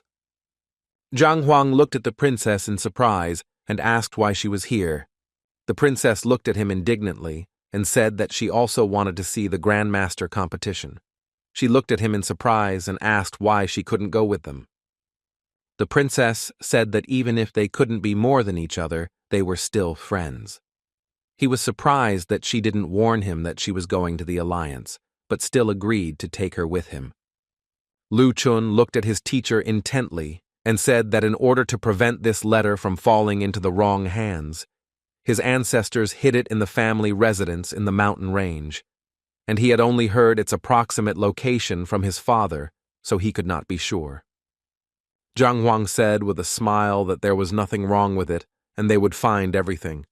He understood perfectly well that they had to find the treasure, because an entire family had died because of it. But a moment later he froze in place, because he didn't know how they would be able to find the treasure in such a huge area. In turn, the princess was a little puzzled, because she didn't know how they would find something they had never even seen. A moment later, Zhang Huang said that he had a brilliant idea that might work. A moment later, the young man drew arrows on the parchment paper and tossing and turning in different directions, looking for where the residence of Lu Chun's family was. The young people looked at him in bewilderment. The princess sighed heavily and told him that he had to try a little harder if he wanted them to believe it. Zhang Huang looked into the distance and pointed out where they should go. He smiled and said that he was confident in the method that was based on the relationship between heaven and earth. He understood perfectly well that the library of the heavenly path was able to point out his mistakes, and it did not matter that he did not know the right direction, because he just needed to draw it, and relying on his inner feelings, he would be able to understand in which direction he needed to go. The young people looked at their teacher with admiration, but the princess, in turn, only sighed heavily, since they all believed him. Zhang Huang looked at everyone present and said, "Who will stay here, where he is, and who will go with him?" Sometime later they finally arrived at the young man's residence. The young princess froze in shock on the spot as they actually found that place. She was puzzled and did not understand how the master managed to do such a thing. Zhang Huang rushed towards the residence with lightning speed, but the young man stopped his teacher because he knew that there was an incredibly dangerous, hidden array here, and his ancestors had established it, and only the blood of his descendants would stop him. Lu Chun said that he needed to donate a few drops of his blood, and then this place would become safe and they would be able to go inside. He knew that if it weren't for the protective field, then humans would be able to easily look into the residence. Zhang Huang quietly whispered that he could see the core. Zhang Huang was puzzled, because he knew that the blood array could only be stopped by a family member of the one who installed it, but in turn, he understood that it was not difficult for him to break it by force. Zhang Huang looked at the building with a keen eye and said that the core was right under the roof. A moment later, the young man managed to safely remove the array. The young man slowly entered the house and bowed to his ancestors. The princess looked at the teacher in surprise and asked if he was not going to go. Zhang Huang said that this thing belonged to Lu Chun's family, and he was only here to help him. As long as it was safe here, it didn't matter whether he was inside or outside. The young man bowed to his teacher. Zhang Huang looked at him intently and said that it was time for them to go. A moment later, the young man presented his teacher with the writings that had been left behind by his ancestors. Zhang Huang looked closely at the very ancient scroll. He noticed that it had been treated with a special method that protected it from destruction. He had no intention of laying claim to the disciples' belongings, but he thought he might as well take a look. Zhang Huang froze in place from shock as he saw the great wisdom of the master. The words contained his spirit and perception of the world. He understood that yes, but her letter would definitely help improve the mental strength of the reader. The young people looked at each other with alarm as they noticed that the teacher and his student had reached the letter. The prince said angrily that Grandmaster Zhang's teacher must have given him something as a talisman. For this reason, they had to act quickly and surely. He knew that they should not leave him a chance. He looked closely at all those present and said that they should have the letters. The man bowed to his master and said that he would do everything. The young man looked at the teacher's wedding with alarm, but the princess said that he did not need to worry, since this always happened to him when he read the world around him simply ceased to exist for him. A moment later, they were taken aback as they heard someone approaching them. At the same time, a man flew towards Zhang Huang with the speed of lightning, and he held his sword in his hand. A moment later, Zhang Huang felt drops of blood on himself. He froze for a moment when he saw his student who was pierced by a sword. The man shouted angrily at the young man that he should let go of his sword, but the young man flatly refused to do so. Lu Chun shouted furiously that he would not allow a man to hurt his teacher. He screamed with rage and burst into tears. A moment later, Zhang Huang turned around and called out to his disciple. He looked at the man with cold fury and shouted that he must die right now. A moment later, a pillar of light appeared near them. The general froze in surprise when he saw the book in the sky. The prince and princess fell to the ground with a crash. A moment later, the prince left the area with lightning speed and shouted to the princess that she must also flee. Zhang Huang looked at everyone with cold fury as he heard the young people running away. He was beside himself with rage and shouted that they must die. While running away, the prince turned around because he heard the princess calling him. Turning around, he called out to her, but froze in shock when he saw that the princess had disappeared. A moment later, the prince fell to the ground with a thud and froze in shock. He was puzzled and wondered if the princess had just died. A moment later, the young man jumped off the bird and shouted at the prince to quickly climb on it and fly away. Zhang Huang looked at everyone with cold fury and said that they should not even think that they could escape. Burning with anger, he shouted that they must die. In turn, the princess looked at the young man with alarm and saw that he fell to the ground with a crash. She screamed and called him. Zhang Huang fell into his memories. He called his disciple, but it was all in vain. Opening his eyes, he saw his disciples calling him. A moment later, with the speed of lightning, he sat up and called his student. Zhang Huang quickly ran up to him and shouted that he should wake up and answer him immediately. Zhang Huang was anxious, shouting that everything would be fine, and he would not allow anyone to hurt him again. Zhang Huang, in turn, understood perfectly well that the true key of the heavenly path should heal his wounds. Zhang Huang was on the verge of panic because he couldn't protect his student. He begged him to wake up because he knew that he would definitely be able to fix everything. Zhang Huang was worried because everything happened too fast, and he couldn't do anything. He knew that nothing good would come out of it, but he couldn't think that his disciple would decide to sacrifice himself for him. The princess called out to him worriedly. A moment later, the princess shouted and called the teacher, and also said that he must pull himself together.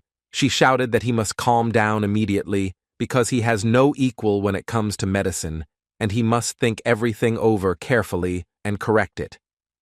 Zhang Huang came to his senses with lightning speed, but unfortunately, he did not know what to do.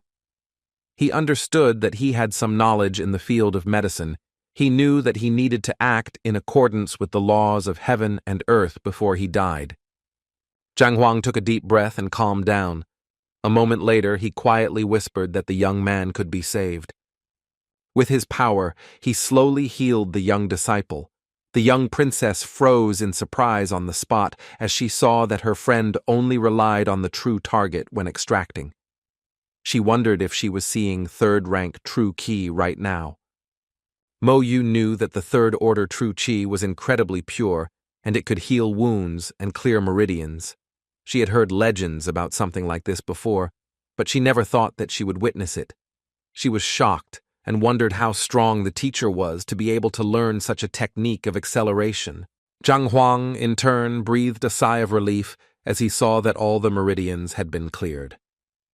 The young lady looked at the teacher with concern and asked how the young man was. Zhang Huang sniffed and said that he should be fine now, but he was currently unconscious. Unfortunately, he couldn't say when he would wake up. The princess looked at the young man closely and said that if they didn't know what to do, then perhaps Grandmaster Yan would have some ideas. Zhang Huang in turn thought for a moment, because he knew very well that he was the one wearing the guise of Grandmaster Yang, and if he didn't know what to do, neither did he. The princess said that she heard that 7th-rank masters and came out were able to influence a person's behavior and consciousness, as well as search for a soul.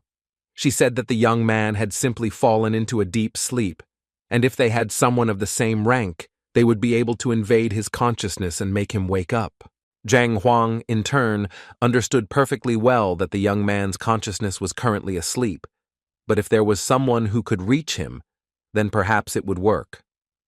The princess said that she heard from others, the higher the rank, the more methods he will have, but if one cannot do it, it does not mean that someone of a higher rank cannot do the same.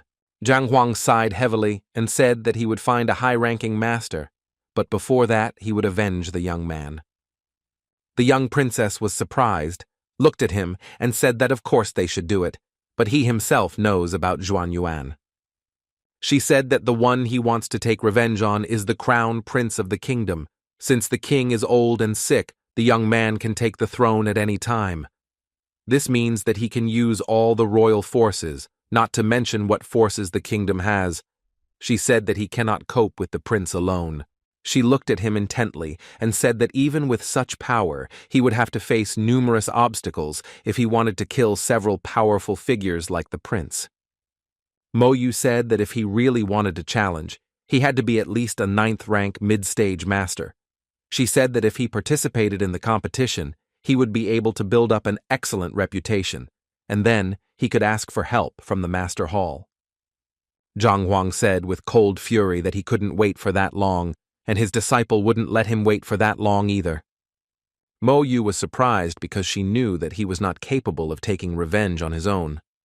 She shouted that even if he was so eager to do so, he must at least be a peak 9th-rank master, otherwise he would become easy prey. Zhang Huang stood up with lightning speed and said that he could easily achieve this. He just needed to find a way to achieve it in a few days. The princess looked at him in surprise and asked if he really thought it was that easy. She shouted that this was the ultimate rank of a martial artist and it was much more difficult to achieve than the previous ones.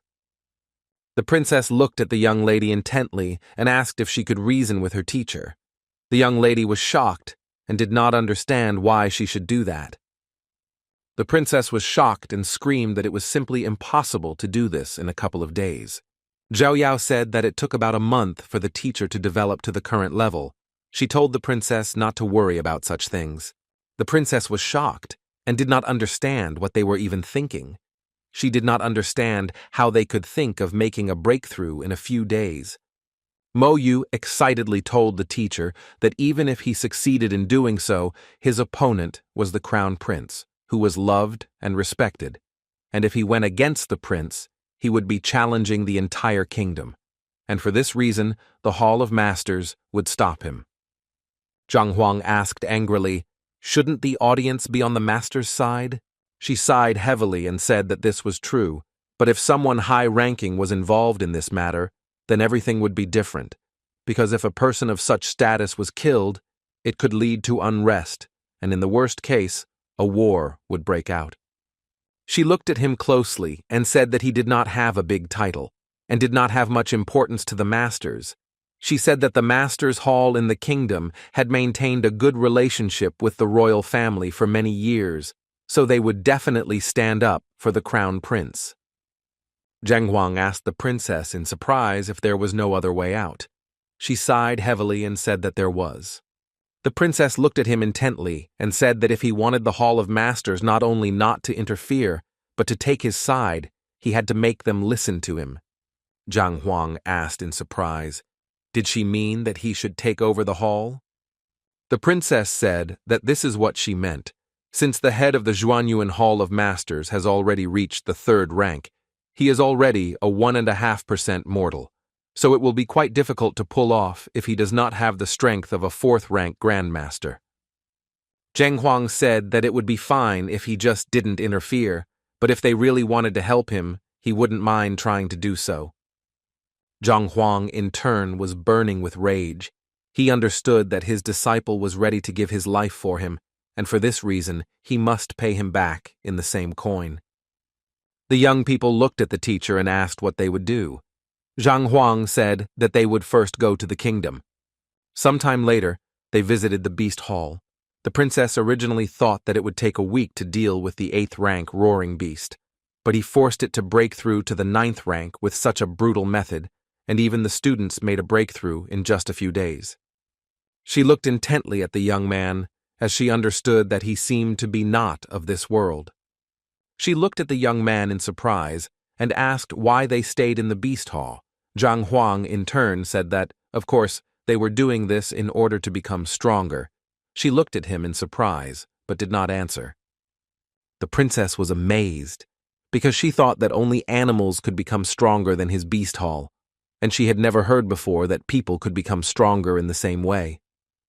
The man looked closely at the tamer and said that they had come to the Hall of Beasts after all. He knew that this was where the Taming tournament would take place. Luotan smiled and told his comrades not to worry, because he would definitely win it for them. Luotan looked at them in surprise and asked if they didn't believe it. Luotan was puzzled as they were still talking about Zhang Huang, but in turn, he knew that the man was a 2nd-rank master like him. Luotan said that the man had passed the exam the first time, and he would do it too, but even better, for this reason they did not need to worry, because he would be the champion. The man looked at him intently and said that he hadn't meant that at all. He knew that the true heroes of the titled states had come to the Taming tournament, and he shouldn't underestimate them at all. Luotan said with a happy smile that he had studied the tasks of the last tournament well, and for this reason, with his strength, he would be able to win. Master Feng said that the task of each tournament is different from each other, and the reason why the tournament was postponed is because the kingdom captured an extremely strong beast, but none of the professionals were able to deal with it. A moment later, they turned around in surprise, as their conversation was interrupted by the ringing of a bell. Master Feng was surprised and did not understand what was happening. Beast Tamer Liu, in turn, was alarmed, saying that the bell rang 7 times. Beast Tamer Liu said that it seemed like someone wanted to undergo the 10-cell trial. Luo Tan asked in surprise what it was about. Master Feng said that the 10-cage trial involved taming 10 beasts one by one, each with a level that would only increase, and for this reason, the test subject had to complete the trials in just a few hours. Luo Tan, in turn, was surprised and did not know who could cope with something like this alone. Luo Tan was indignant for a while, because he knew that the animals could behave unpredictably. Master Feng said that they should look at this spectacle, Master Feng looked into the distance and noticed that the animal trap array had been activated and the test would soon begin. The young man said nervously, "Whoever dared was seeking death." Luo Tan asked if there was any benefit from this competition. Master Feng informed the young man that whoever managed to pass this test would receive a drop of the blood of a spirit beast. The young man was surprised, as he had never heard anything like this. Now he was aware of what the reward would be for the test. Luo Tan said that even one high-level beast was quite difficult to tame, let alone 10. Master Feng said that if they were ordinary beasts, it would be easy. Master Feng, on the other hand, understood very well that the beasts were currently at the early stage of the 9th rank.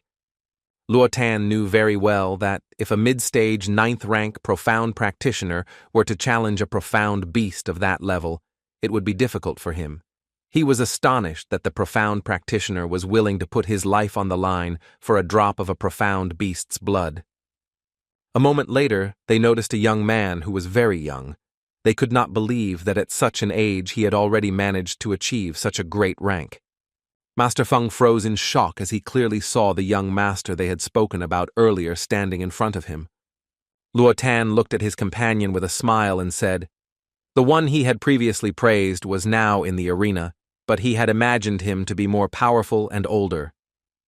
Zhang Huang, in turn, understood perfectly well that he needed to do everything possible so that he could avenge his disciple. He knew that he only had one way to obtain the blood of the spiritual beast. He knew that the blood of a spirit beast was incredibly valuable. Even if the beast hall possessed such a resource, they would never put it up for sale. Zhang Huang knew that if he couldn't get it by force, the only way was to test it, because according to the records in the book, if he succeeded, he could get the drop for free. A moment later, the young man rushed at the animals with lightning speed. Luo Tan was shocked by the master as he rushed forward. At first, he wondered if the master was planning to win by acting on the breach. The young princess was very excited and shouted to her friend to be careful. Luo Tan told his companions that the master had gone crazy, because he understood that in order to appease the wolves, he first had to offer them meat. Master Feng froze in shock, because he did not understand what was happening. Everyone present was surprised and did not understand what the wolves were doing, and why they were behaving like domestic dogs. The young man was stunned because he saw that the wolves had completely submitted to the master, and they wanted to conclude their contract with him. He did not understand what was happening at all. Master Feng saw that the master simply rushed towards the wolves to attack, and then everything turned out somehow incomprehensible. Beast Tamer Lu sighed heavily and said that this was what the young master was famous for. The man smiled and said that it was true, but he did not expect the master to resort to this method this time. The young master conquered everyone with his skills. Luo Tan froze for a moment in surprise as the master tamed the animals without beating them. Luo Tan was furious that the young master had managed to do something like this in a single moment. He knew very well that the storm wolves and 8th rank late-stage beasts were incredibly fast and strong, and they could be excellent helpers. Zhang Huang looked at the wolves with a cold rage and said that they should go and mind their own business instead of wasting time on nonsense. The young man was shocked and did not understand why the master tamed them and then abandoned them. Xie Guxian asked the elder in surprise if he had seen what the master had just done. Wei Yu said in confusion that he only understood that the master had beaten them, and he did not understand the rest. Xie Guxian said that the young master was incredibly fast, and it was no wonder. He noticed that the master not only used the techniques of an animal master, but also those of a grandmaster. Shigukin knew very well that charging at a pack of storm wolves was a very crazy idea, but in reality, he only pressed on the acupuncture points, thereby breaking through the stagnation of the forces in their bodies that were preventing movement. He said that it was the same as clearing the meridians for a martial artist. The rank of the storm wolves had not changed, but their strength had increased significantly. He knew that helping the beasts to improve was not an easy task. Wei Yu, in turn, was shocked by what he heard. He understood that in front of them now was a person of great rank. Shiguchen looked at the young master and said that although he was incredibly young, he was definitely a genius among the tamers. Wei Yu sighed heavily and said that they would soon see whether he was a genius or not, as he would soon move on to the second stage, where 3 tigers of his own rank would be waiting for him. Shiguchen said in a puzzled tone that unfortunately, the young man would not be able to use the same methods on an opponent of equal strength. Zheng Huang, in turn, looked closely at the beasts waiting for him at the second rank. He noticed that one of them was missing an eye, the second one was missing a tail, and the third one was missing ears. It seemed strange to him and painfully familiar. He noticed that they looked quite strong and fierce, and so the young man thought that it would not be as easy for him to tame them as wolves. He understood perfectly well that he simply did not have time to think about such things because he had to do everything very quickly. A moment later, he rushed towards the first beast. The man was shocked because he knew that the young master was simply crazy, since he knew that the tiger's armor was in the abdominal area. Zhang Huang learned of the incredible defense in the abdominal area and thought that he needed to pierce them with one blow and break their will. A moment later, with a roar, he dealt the beast a crushing blow. Everyone present was shocked by the master as he pierced her with one blow. A few seconds later, the tiger fell to the ground with a crash. Zhang Huang looked at everyone else with a gentle smile and said that they didn't need to be afraid, because he would just hit them once and then it would be over, because he knew that as long as they stood on their own 2 feet, he couldn't go any further. The tigers looked at each other in bewilderment. They were alarmed. A moment later, the tigers began to fall to the ground with a crash. The men were alarmed and did not understand what was happening.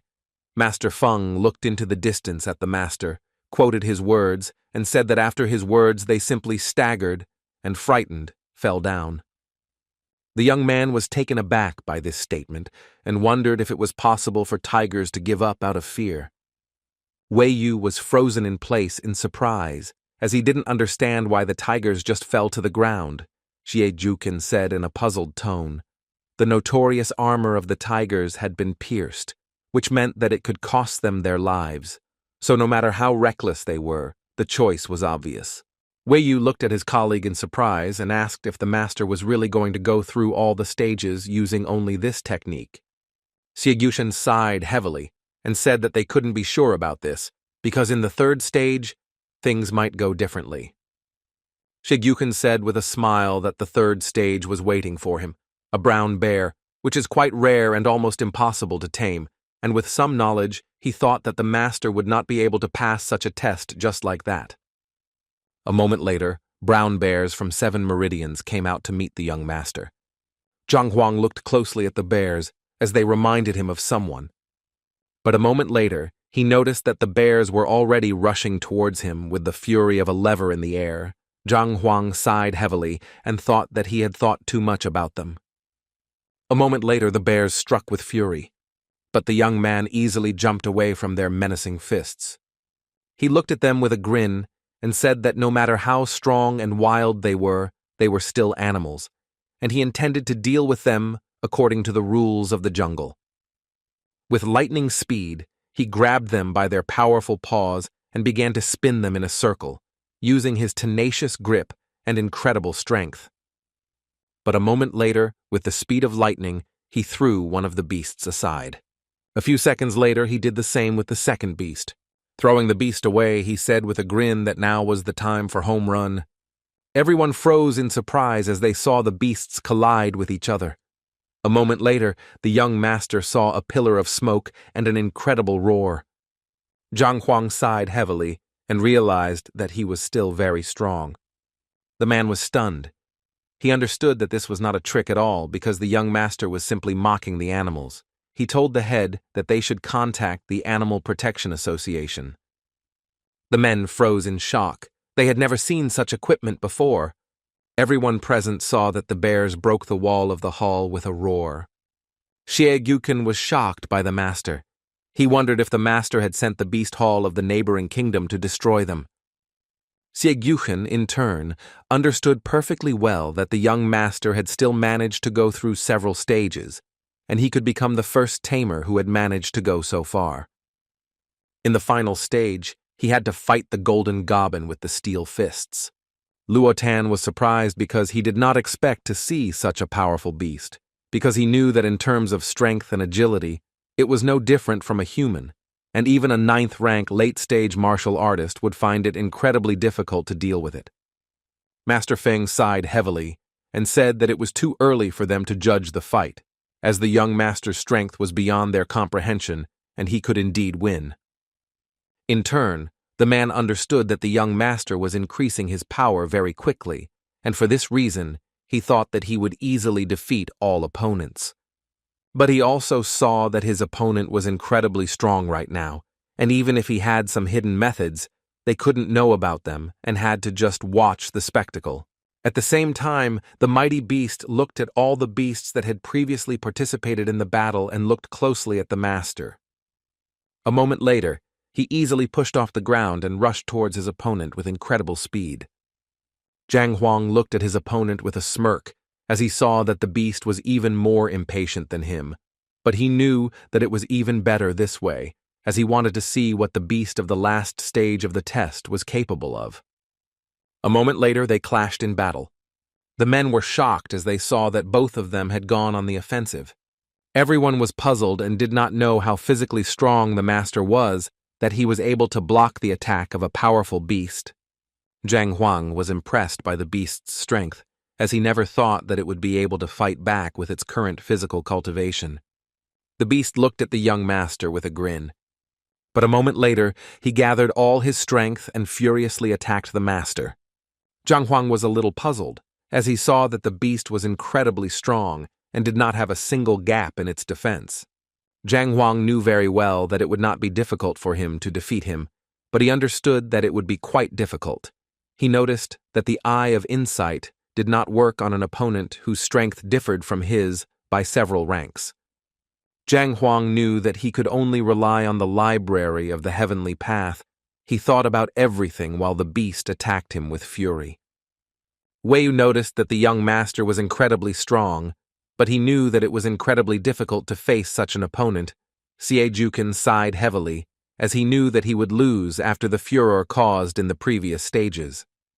Xie Jukin told his subordinate to prepare an array to stop the beast as he left, but a moment later, the man flinched and called out to the chief. Xie Jukin froze in shock and couldn't believe what had happened as he turned away, as he saw with his own eyes that the master had gotten along with the animal and tamed it. He looked at his colleague in surprise and asked what happened. Wei Yu said excitedly that just now it looked like the master whispered something to the beast. The men were shocked and could not believe what they were seeing. They did not understand what the young master could have said that the beast immediately joined him. The young man was surprised and stunned, as he could not believe what he saw. He wondered if such a competition was just a setup. Zhang Huang looked at the beast with a grin and said that it seemed like all of its problems were now solved, so he could let it go. Zhang Huang, in turn, resolved the problem of the beast that he had since birth. He understood that even if he wanted the beast to become his companion, he would not refuse him, but he did not need it. A moment later, he showed everyone present that he had successfully passed all the tests. He looked at the master intently and asked if he had completed everything. The head smiled and informed the master that he had, of course, completed everything. He looked at the men intently and asked what about the spirit beast's blood. The chief laughed and said that he would like to present him with the prize personally. Xie Jukin said, with a smile, that all the masters present and their friends had the honor of witnessing the grand and passing of the test, and since the tamer was able to pass everything, he received a corresponding reward. A moment later, the head opened the lid and slowly handed the young tamer his gift. Zhang Huang stared at his long-awaited prize, because he knew that with just one drop he still had a long way to go. He knew that he had to at least reach the peak of the 9th rank for that to avenge his disciple. The leader looked at everyone present and said that anyone who wanted to could accept the challenge in the future and receive a drop of the spirit beast's blood as a reward. Zhang Huang looked at his head with a smile and asked if he could do it a second time, since anyone could challenge him. The man looked at the master in surprise and asked what he had just said. Zhang Huang smiled and said that he wanted to take the test again. The chief was surprised, because the master had already taken the test and won. Zhang Huang said with a smile that it was true, but he himself just said that anyone could challenge and obtain the blood of a spirit beast, but since he needed more blood, he could do it again. The man was puzzled, because he saw that the young master had passed everything with ease, and the victory meant nothing to him. He understood that if he continued to challenge him every time after the victory, then their hall would simply go bankrupt. Zhang Huang smiled and told the leader that he didn't have to worry so much. He just needed to go through the trials 20 more times and he wouldn't dare to disturb them anymore. After all, he wasn't that greedy. Zhe Yuken was shocked by the young master's words. After all, he had just said that he was not greedy at all. He was alarmed by his words and assumed that someone had really sent him to them. Zhe Yuken knew very well that he simply could not allow the young man to destroy their hall that had existed for many generations. Zhang Huang smiled and told the leader that if he gave him his consent, he would continue doing this as he really liked this process. Zhe Jushin asked the young man to stop for a moment. Zhe Yuken was puzzled and told the master that he shouldn't be in such a hurry. After all, he had just passed the tests and was probably exhausted, so he should rest first.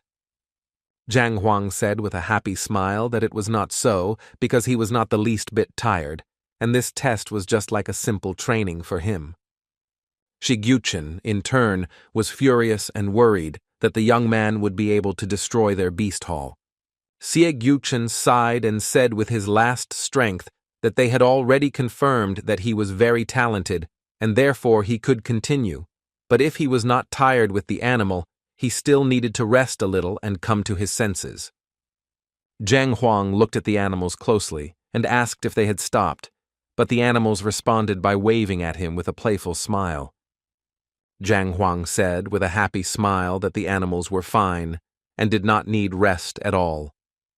The chief froze in surprise as he saw that the master was incredibly strong, but not smart enough to understand him, since he almost directly said that he did not approve of this. Wei Yu looked at the young master intently and said that the head was trying to tell him that since he had passed the tests, there was no need for him to do it again. Zhang Huang looked at them intently and said that he wanted to pass the test, and after all, every time he could get 1 drop of blood from a spirit animal, and this was very important. Wei Yu looked at the young master with fury, because he saw that he was simply mocking them. The leader sighed heavily and said that they all knew that he could pass the tests with his ease, but he had to give other masters the opportunity to pass these tests as well. Zhang Huang looked at them intently, because he didn't expect that they would be against him undergoing the tests again. A moment later, he looked at them closely and said that he really needed another 19 drops of blood and he could buy them or do something to get them. The men, in turn, froze in shock at such a figure. Zhe Yuchen sighed heavily and told the master that he could buy them. A moment later, he said that the value of 1 drop was estimated at 5 spiritual stones. The young master looked at them in surprise, as he was taken aback by the rates. A moment later, he casually said that they could forget about it, since he could just take the tests, since it would be cheaper.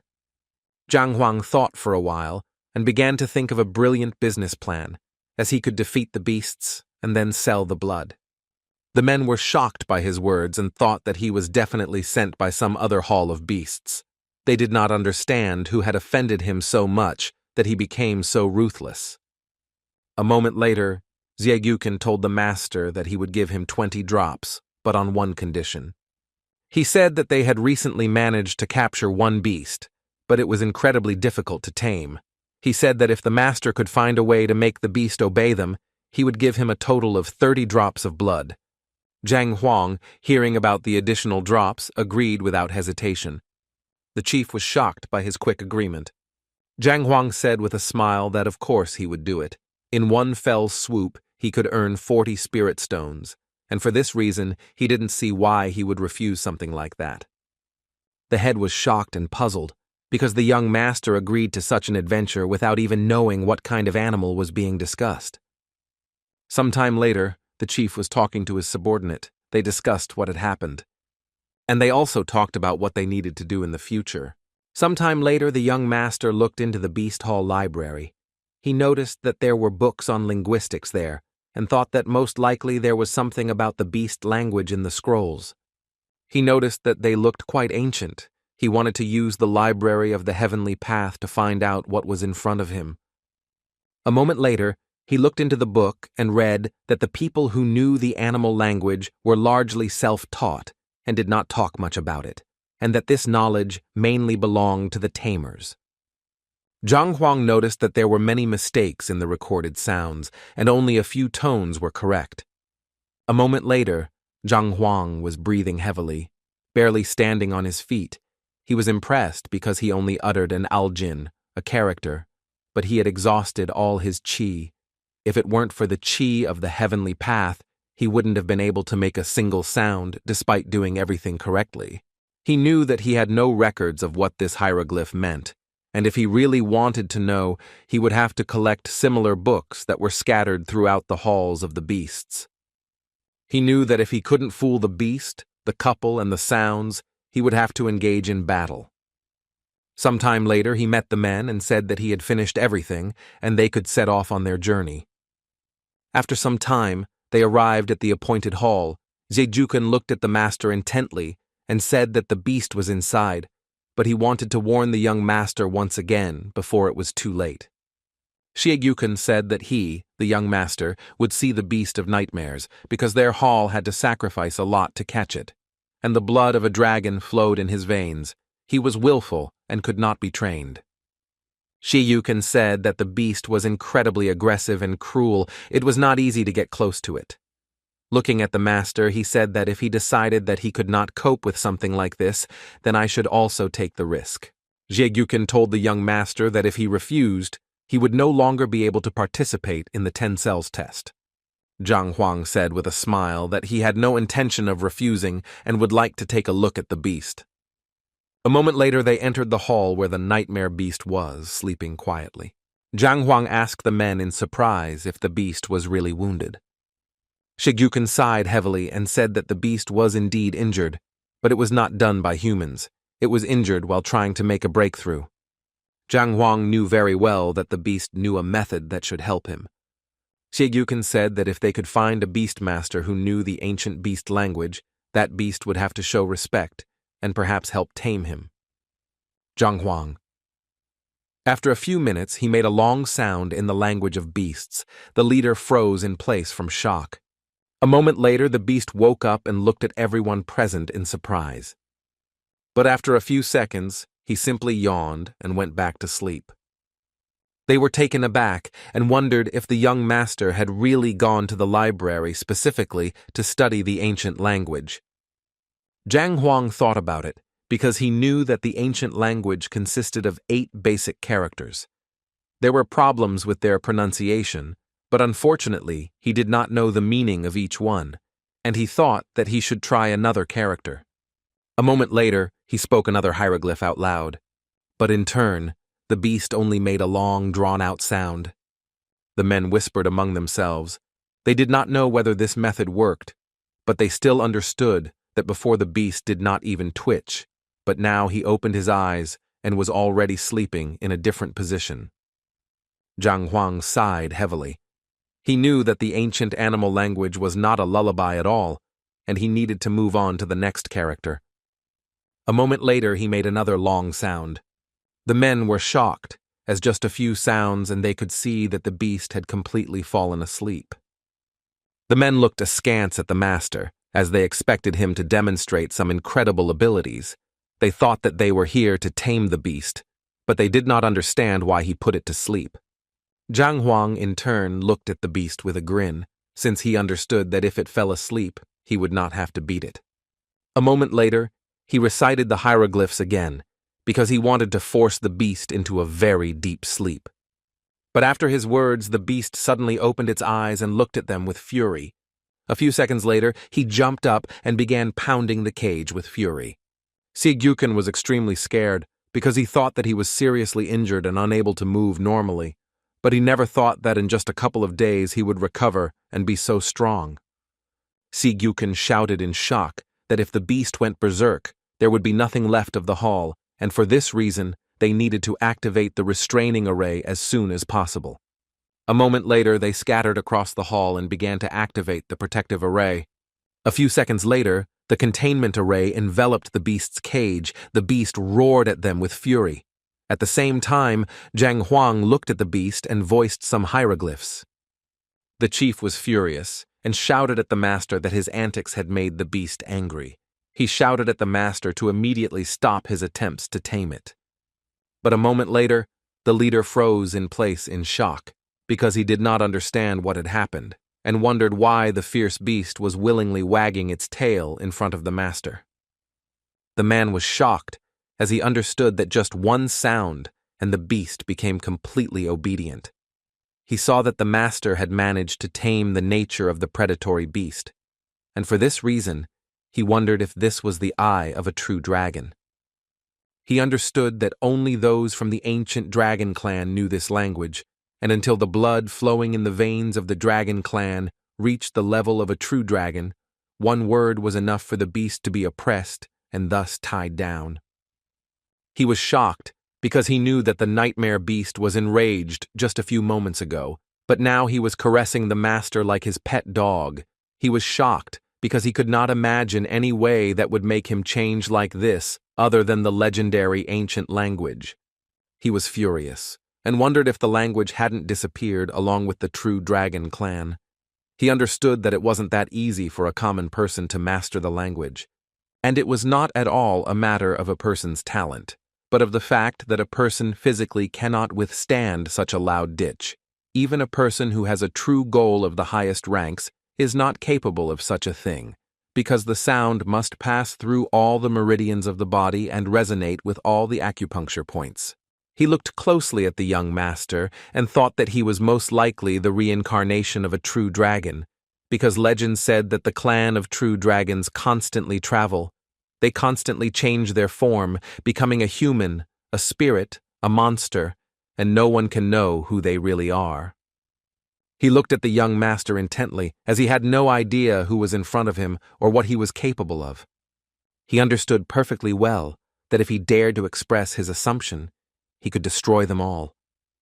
Zhang Huangqi was a little surprised, because he was going to use the techniques of the heavenly path, but then he decided to try and pass the strange sound.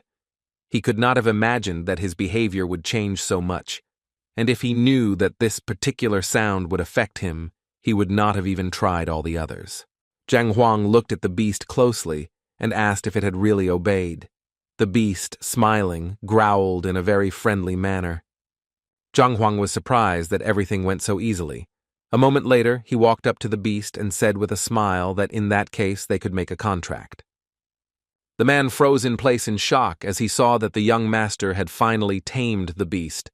Zhang Huang looked at the head of the hall with a smile and said that he had already done everything as they wanted, so he wanted to collect his reward as soon as possible. The head of the hall was furious because he wanted the master to tame it for their hall of beasts, that is, for the beast to become their pet and serve them well.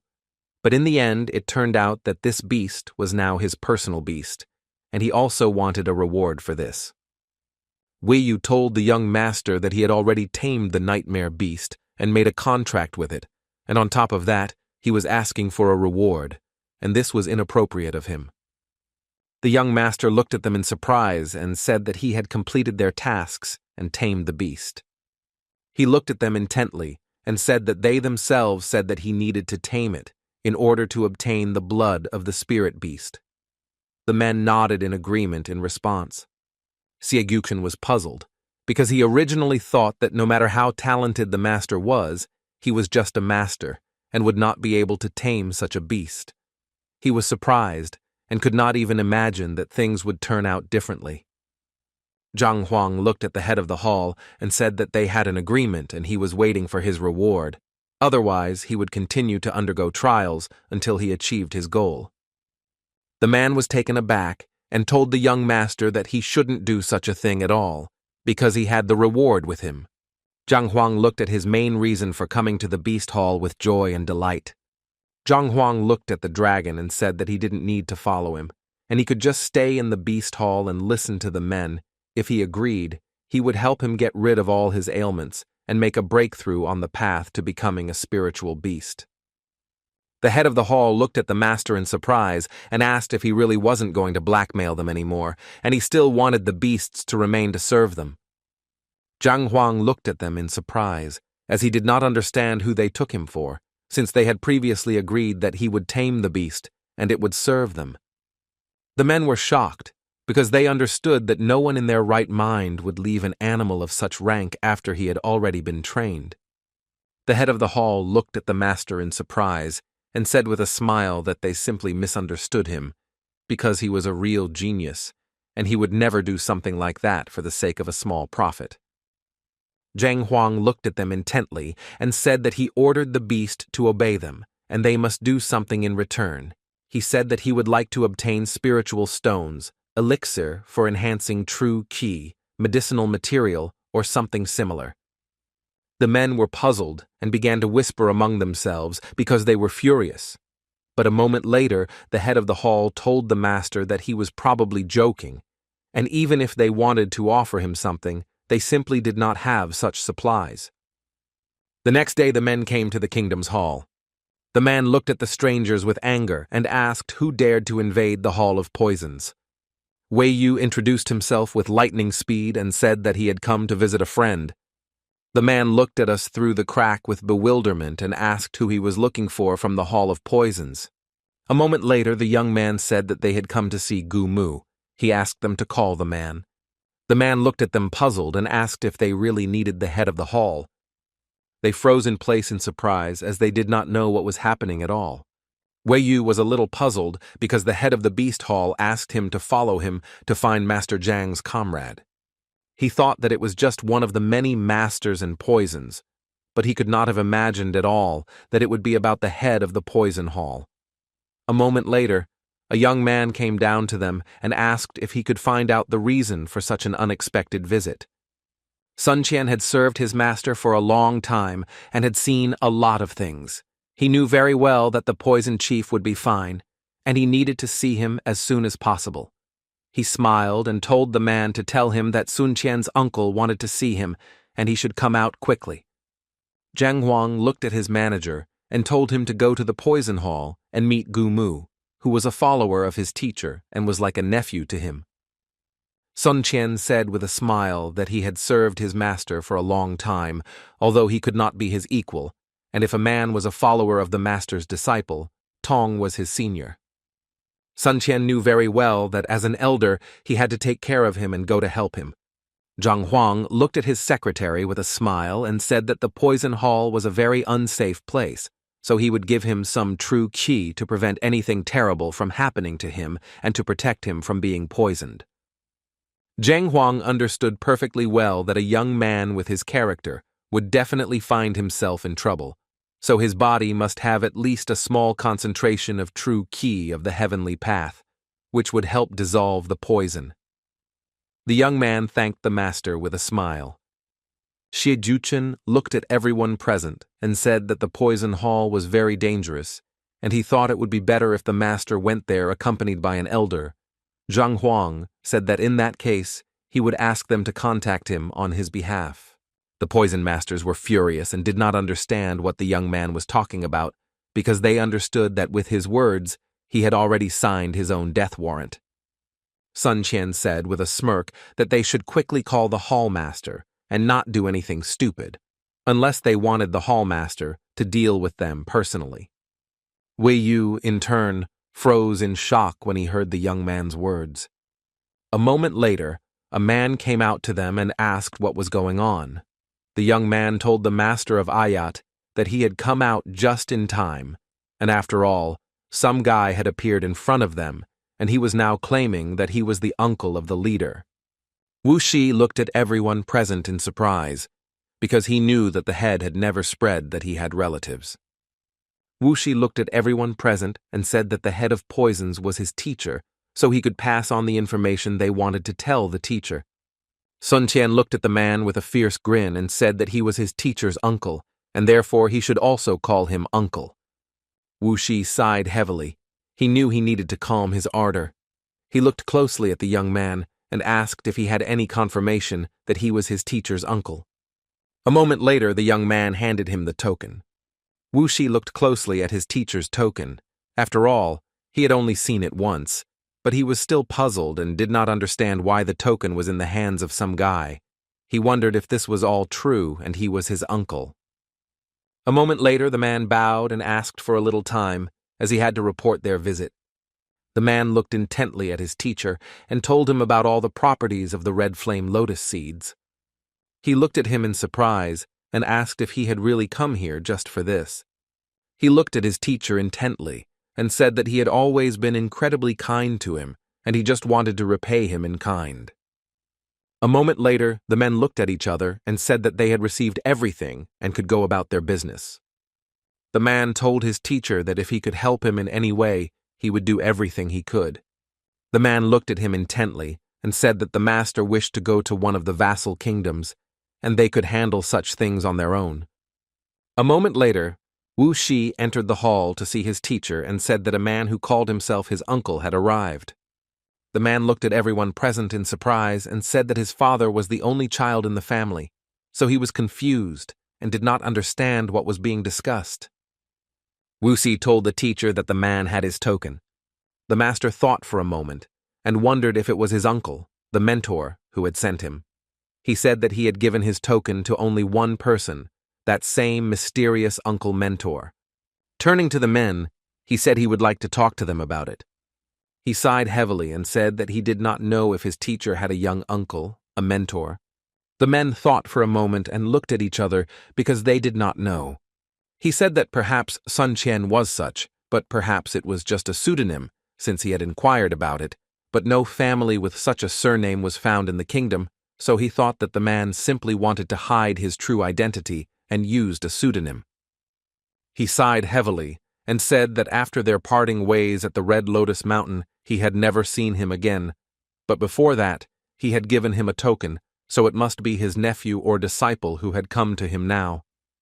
The man was puzzled and said that his disciple had passed away many years ago, but he had never told him that he had any more followers. For this reason, he had to find out everything.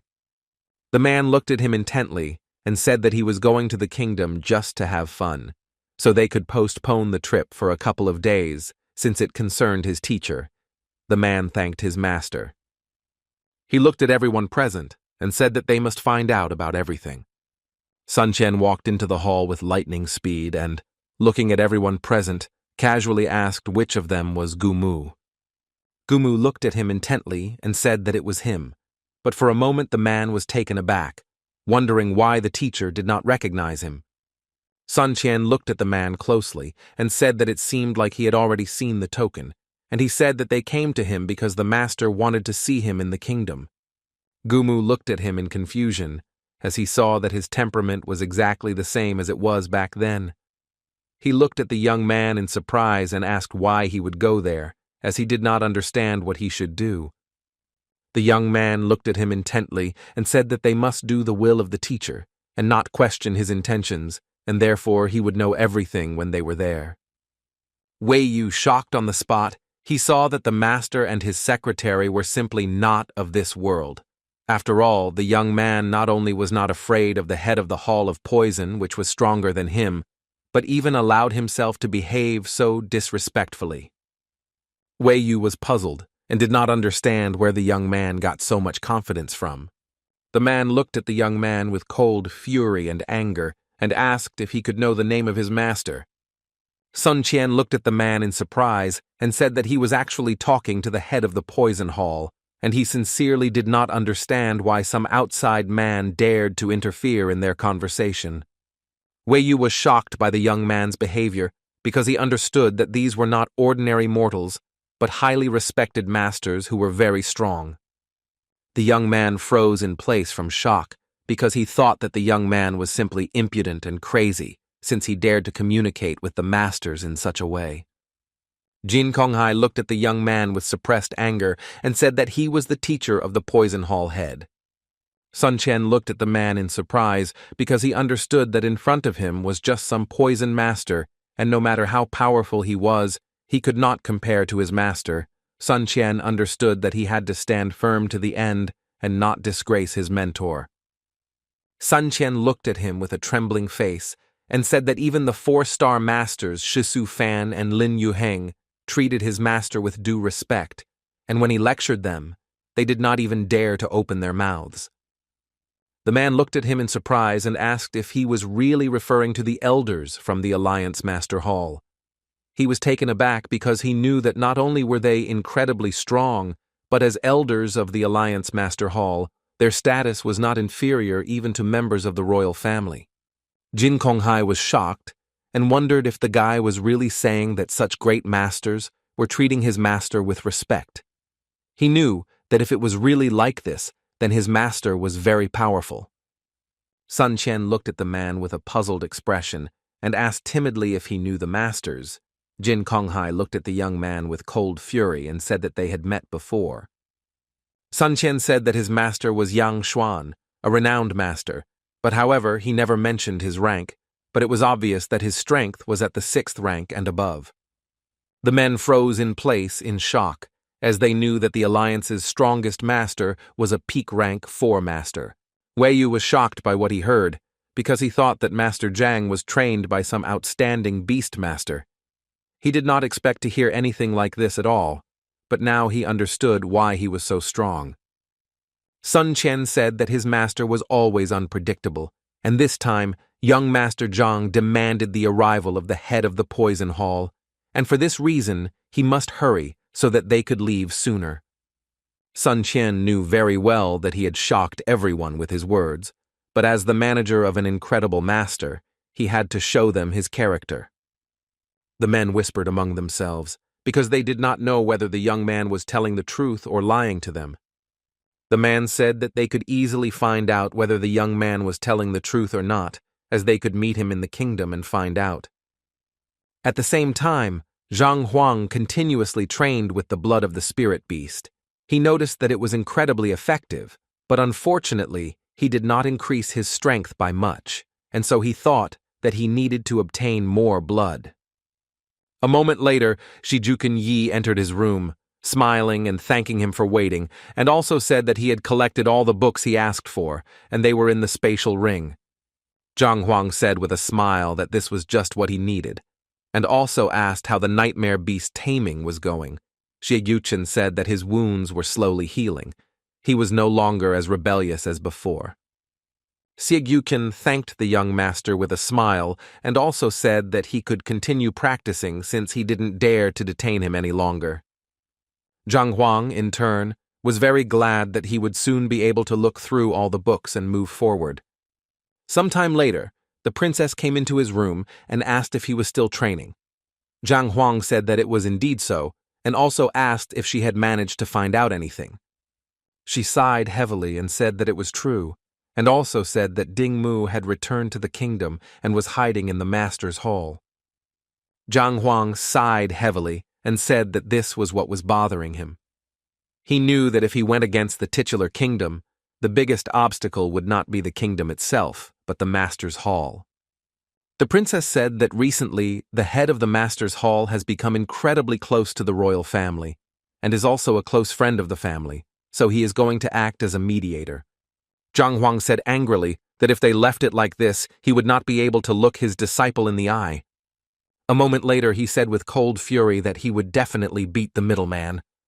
The princess looked timidly at the young man and said that, unfortunately, she had one more bad news. He looked at her in surprise and asked what she was talking about. She sighed heavily and said that the king had already announced his willingness to pass on his title to Prince Ding Mu. Zhang Huang was taken aback and asked if this was true. He was furious because he knew that it was quite difficult to kill the crown prince, but it was still possible. But if he was going to kill the king, then there would be unrest in the kingdom in the future. Zhang Huang was furious because he knew that the prince had prepared very well, but he was still burning with anger because he knew that he had to deal with him. He looked at the princess with cold fury and asked when the ceremony would take place. In a hurry, the princess said that the ceremony was scheduled for today. She asked excitedly if he really wanted to disrupt the coronation. The princess was alarmed. She shouted after the young man that he had not yet reached the peak of the 9th rank, and it was reckless of him to act like that. But a few seconds later, the young man informed her that he had already reached the peak of the 9th rank. The princess was shocked because she understood that in just a few days, he was able to achieve such an incredible breakthrough. She saw that he had achieved something incredible because some masters spent their entire lives trying to break through to such a level. A moment later, she ran out and followed the master and told him that she would also go with him. Zhang Huang casually looked at her and said that she was too weak and should stay with the others because he knew that this time a bloody battle could not be avoided and he could somehow take care of himself, but he could not vouch for the others. She looked at him intently and said that she was a master and also a princess, and if she just watched from the side, they would not dare to touch her. Zhang Huang looked at her intently and still agreed, but said that she would have to stay by his side, but if she felt that she was in danger, she should fly away immediately. The princess sighed heavily, but still agreed to his condition. Sometime later, the men arrived at the Zhuanyuan kingdom. They noticed that the street layout was quite interesting. They even had a hidden formation. Gumu said that the royal family specializes in formations, and in the royal family, the title is rightfully given only to geniuses. Sun Qian looked at everyone present with indignation because he knew that the prince had insulted the young master, and therefore he did not have long to live. And if we talk about true geniuses, then the young master had no equal. He looked at everyone present with a smile and said that the young master was not yet 20, but he was already a calligrapher, a painter, a master tamer. He looked at them intently and said that the young master was also the chairman of the Alliance's Physician Guild. For this reason, he was simply the most incredible person. The man looked at the young man in surprise and said that his master from the small kingdom did not understand how he managed to become the chairman of the Alliance's Physician Guild. Sun Yen said that the young master is not an easy person. He answered all the questions about illnesses and their treatments that were asked by the masters of the Alliance Doctor Guild. He also dealt with the previous chairman of the Alliance Doctor Guild. They were shocked and gave him the position. The young man looked at him in surprise because he knew that the young master's name was Zhang Huang, and he had heard that the famous doctor who managed to cure even incurable diseases was called Liu Cheng. Sun Qian said with a smile. This was the young master's alias.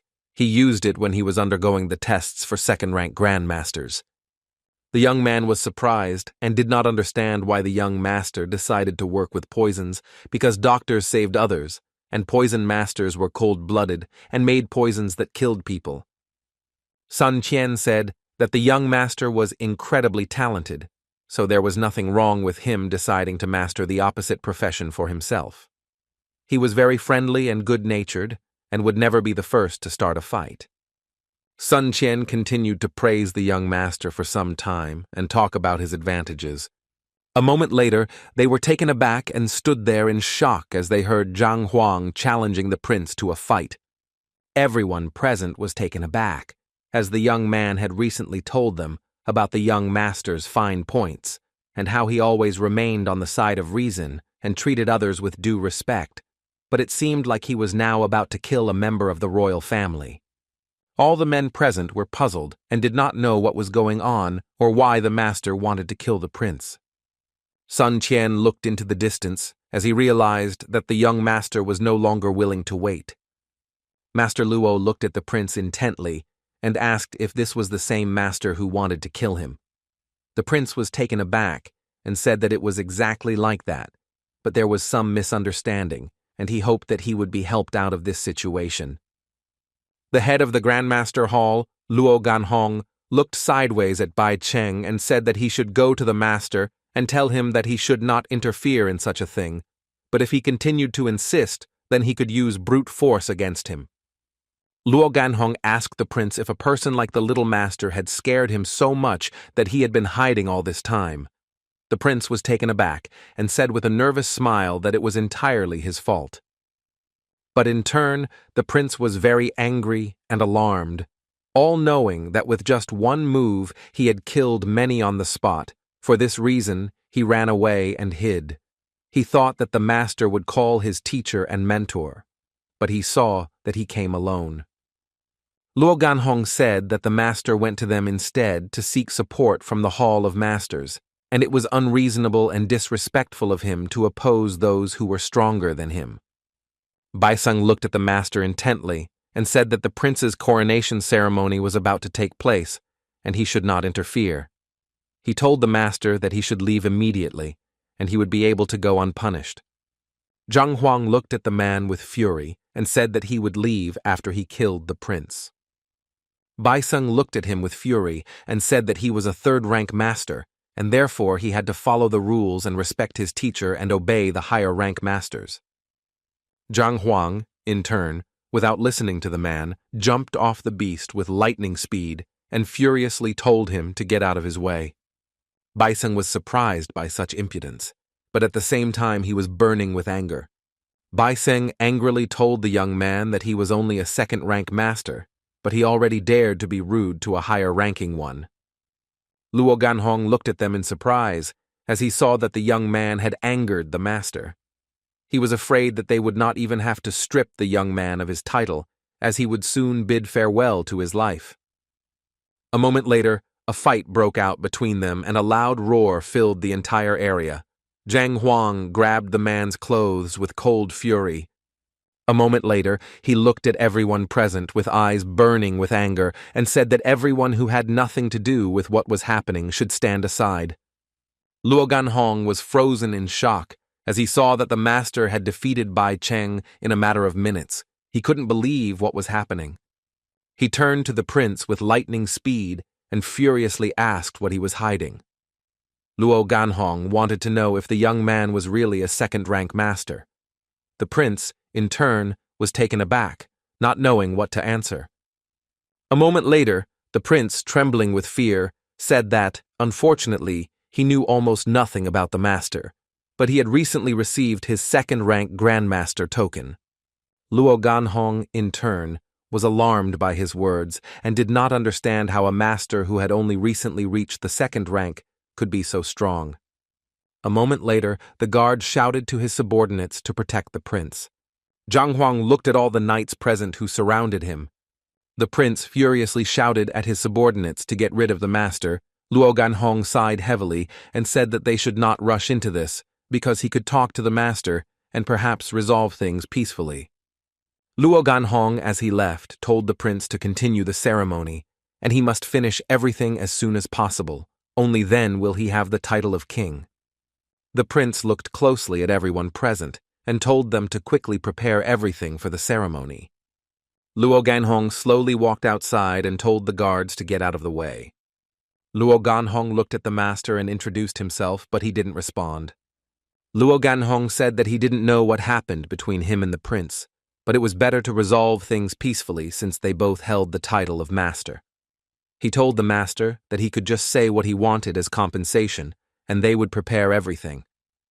Zhang Huang looked at the master with fury and said that he only wanted the prince, and he would leave after he dealt with him. The man looked at the master with anger and said that the prince was the heir to the kingdom. He would also soon become the king, and if the master killed him, then there would be unrest in the country, and innocent people would be in a sad situation. Zhang Huang walked closer to the master and angrily told him to get out of the way. Luo Ganhong looked at the master and said that he saw incredible potential in him, but he was now crossing the line. Zhang Huang looked at him with cold fury and said that if he did not move away, he would die immediately. A few seconds later, he directed his rage and strength at the master. With the speed of lightning, the master flew back from the deafening blow. Luo Ganhong froze in place for a moment as he felt a powerful blow. He noticed that the master had used the power of the Great Path, and so he didn't even realize when the master had managed to do this. He noticed that the master had a perfect technique without a single flaw. He knew that he shouldn't underestimate the master. Luo Ganhong in turn came to the realization that he would have to fight the young man with all his might. A moment later, he gathered all his strength, swung his fists, and flew towards his opponent. The men froze in place in surprise because they saw a peak ghost rank technique. The young man was surprised because he understood that he was now seeing advanced techniques with a huge number of movements, due to which the enemy had practically no chance to resist.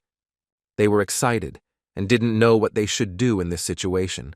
The young man thought that Gu Mu was needed to deal with the soldiers. He looked at the young master intently as he saw that his strength and potential were simply at their peak. Zhang Huangke was burning with anger, gathering all his strength he wanted to strike. Luo Ganhong struck his opponent with lightning speed. But the young man didn't even think about retreating. He rushed towards his opponent with ease and grace. Luo Ganhong was shocked and couldn't understand how this was possible. It seemed to him that his opponent could sense the location of his attacks. He froze for a moment when he saw the master rushing towards him with fury in his eyes. He was shocked because he knew that he had dealt him a blow that he could not prevent. Zhang Huang dealt a crushing blow to his opponent with lightning speed. Zhang Huang said with cold fury without raising his eyes that a second-rank master fighting a third-rank master should be considered a breach of subordination. He said angrily that as soon as he finished all the business, he would personally inform the Hall of Masters about what had happened, and they would judge them there. Luo Ganhong, in turn, writhing in pain on the ground, understood that if this really happened, he would certainly be removed from his post as head, and they could also start an investigation, after which he would become the laughingstock of the entire alliance. The young man was surprised but also happy. As he saw that Zhang Huang wanted to challenge the hall alone, he thought that the young master was a very interesting person. A moment later, the prince ran out into the street and called for Chief Luo. He was puzzled and did not understand how this could happen.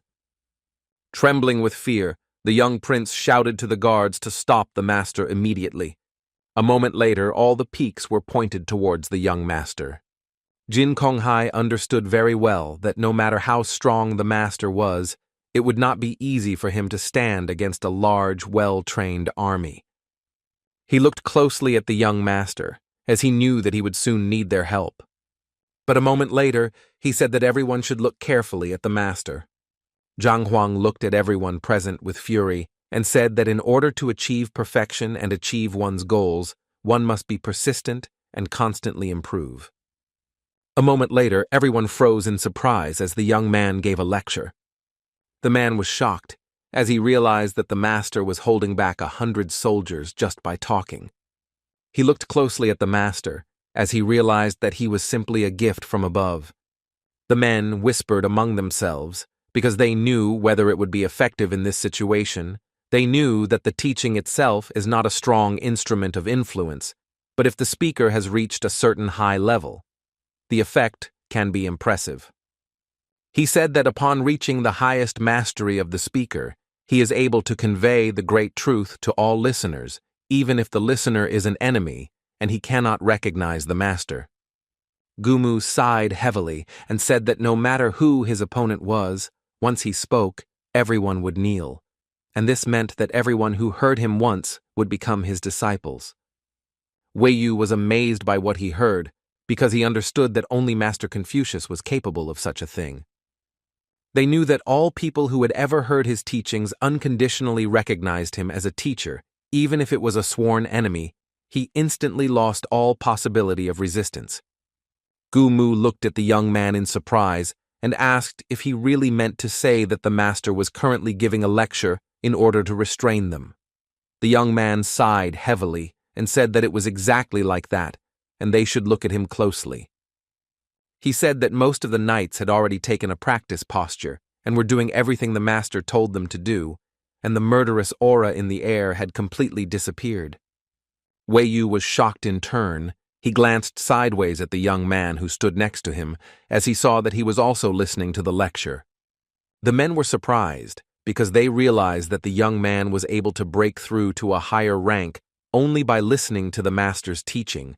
They understood that even if the master was able to direct his true ki to make a breakthrough to another rank, it would take a certain amount of time. The young man looked at Zhang Huang intently. He was amazed by his skills and didn't know what he was capable of. At the same time, the prince was burning with rage because he did not understand why they did not listen to him. He shouted to his knights to immediately carry out the order and kill the master.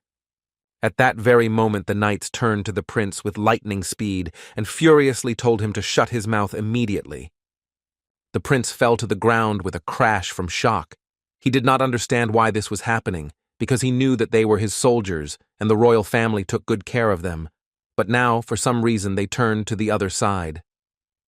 The prince was furious because he understood that he had only killed the master's disciple, and he had become alarmed and caused such a noise.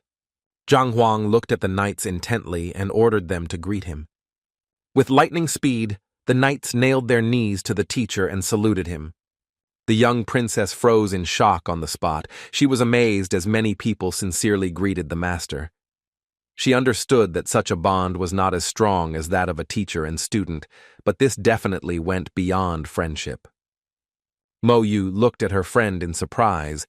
As he went against many people without even blinking an eye, she understood that he had the opportunity to become famous throughout the world. Zhang Huang looked at everyone present and said that if they did not intend to stop him, they should immediately move away. A few seconds later, the soldiers parted and made way for their teacher. The prince was furious. He shouted that he was the crown prince and would soon become king. He did not understand how such trash could kill him. With the speed of lightning, he looked at his subordinate and said that he should give him the jade seal. He looked at everyone present with a smirk and said that he was now the king of the state and was recognized by the alliance. For this reason, no one would be able to go against him. Zhang Huang looked at the young man closely, as he knew that he had ignored the ceremony and taken the throne in this manner, and now that he had become the king, killing him would be a bit problematic. The young man looked at the master with a grin and shouted that he was now the rightful king of the kingdom, and no one would dare touch him. He looked with fury at all the knights present and said that they definitely deserved to die for their treachery. The king looked at the young master with fury and said that he had rejected Chief Luo's proposals, and it was too late now even if he changed his mind. But a moment later, a notification came from the alliance, as they said that the becoming of king needed to be done in full ceremony and reported to them, but the prince broke the rules and became king on his own, so the alliance refused to acknowledge it. Everyone froze in shock, as they did not expect such a thing. The prince, in turn, was no less shocked. The prince's subordinate said that this was definitely a message from the alliance, because he had seen something like this before. The prince angrily hit his subordinate and said that he knew this already. Zhang Huang looked at the prince and said that since the alliance did not recognize him and he was not the rightful king, no one would obey him. The prince looked at him with fury and shouted that he did not have enough strength to kill him. The prince, mocking the master, shouted that his family had managed to obtain such vast possessions, found a kingdom, and receive a title that was passed down from generation to generation, and no one had the right to claim it. The men watched everything that was happening, but they noticed that the prince wanted to activate the kingdom formation. Jin Konghai was excited because he knew that the formation could only be activated with a seal, and it was the kingdom's last line of defense, but once it was activated, no one would be able to stand. The prince, with a fierce grin, said that he would kill everyone present, because if he did not become the rightful king, he would at least bury everyone, including himself. Wei Yu looked at the young man intently and said that he was the envoy of the alliance, and also asked if there was any way to break the formation. The envoy said angrily that this formation absorbed the power of mountains and rivers, and it had been deployed for a long time but had never been used, meaning it should have accumulated a huge amount of energy, not to mention that even if the leader himself were here, he would not be able to do anything about it. Sun Qian looked at everyone present in surprise, since they still called themselves great masters. He said that there was nothing special about pharmacy, and as long as the young master was here, they had nothing to worry about. The messenger looked at the young man with fury and shouted that the formation had great power, and it was activated for the first time in 1,000 years. Sun Qian casually looked at everyone present and told the envoy that if he had finished his tirade, then he would like to continue observing. At the same time, the prince looked at the master mockingly. The men were alarmed. They did not understand what was happening and why the information was not activated. Sun Qian said with a smile that although the young master had not passed the formation master test, to him, these kinds of formations were the same as those used to catch animals, and there was nothing unusual about it. At the same time, the prince shook the box anxiously. He did not understand why it did not work. Zhang Huang walked closer to the prince and said with a grin that he must have expected something like this, but still, his formation was powerless against him. Zhang Huang looked at the prince intently and said that he had destroyed it the moment he set foot on the territory. The prince was dumbfounded, and he didn't expect to hear anything like this. He was shocked that in front of him now was the person who had destroyed the Lin family's formation in an instant. He was furious because he knew that because of the Lin family, he was at a disadvantage. A moment later, he said angrily that it seemed like the end had come for him. But after a few seconds, he turned furiously into the field of bodies at the master and shouted that they would still see who would survive. Zhang Huang easily intercepted the prince and squeezed him by the throat. The prince was shocked. He asked the master not to kill him, since everything happened because of the woman Lin Long. He looked at the young man intently and said that his kingdom would give him whatever he wanted, even 100 spirit stones, or even more.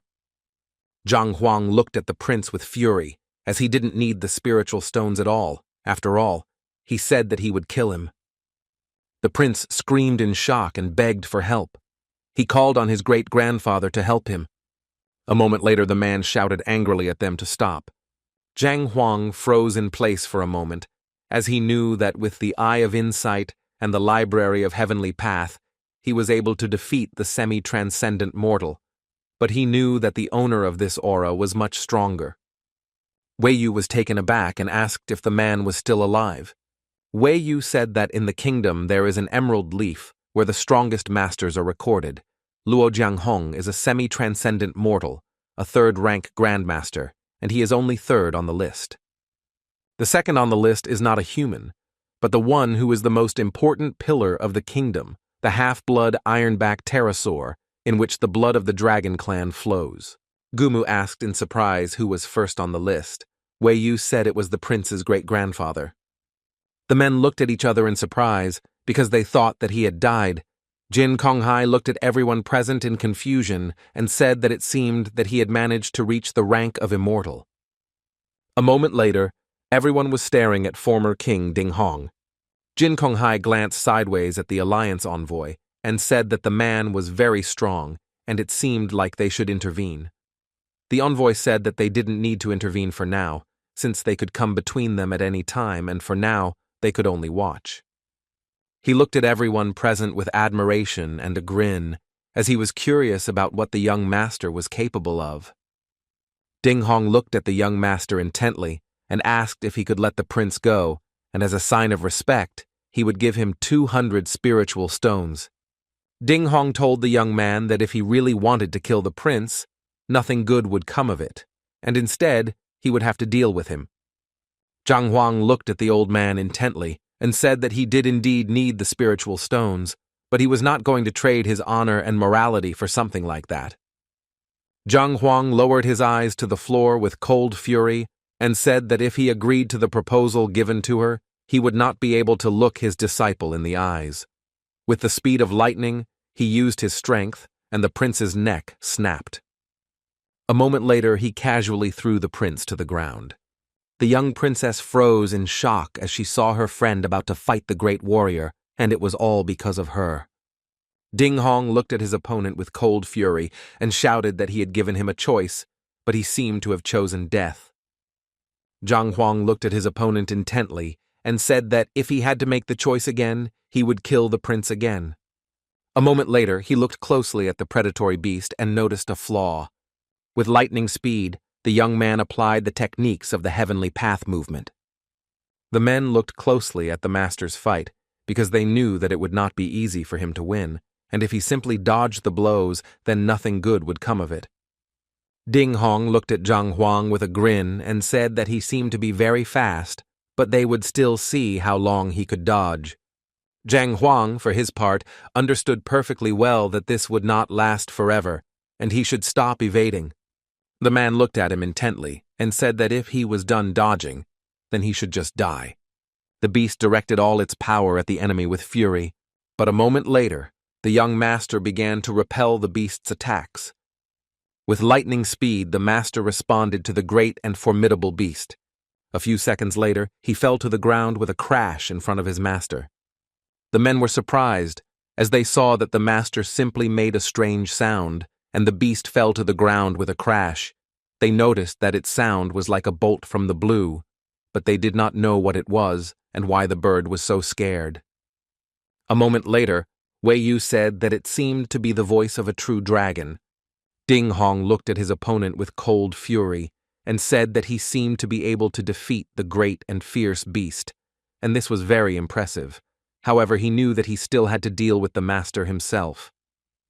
A moment later, the man gathered all his strength and delivered a palm-shaped strike of primordial qi. Zhang Huang, in turn, did not lose his composure, and, having gained strength, struck back in the form of a fist of the heavenly path. A moment later, they were engaged in a fierce battle. Ding Hong looked at the young man intently, as he understood that he was only a 9th rank master, but his strength was not inferior to transcendental mortals, and he impressed the man with his skills.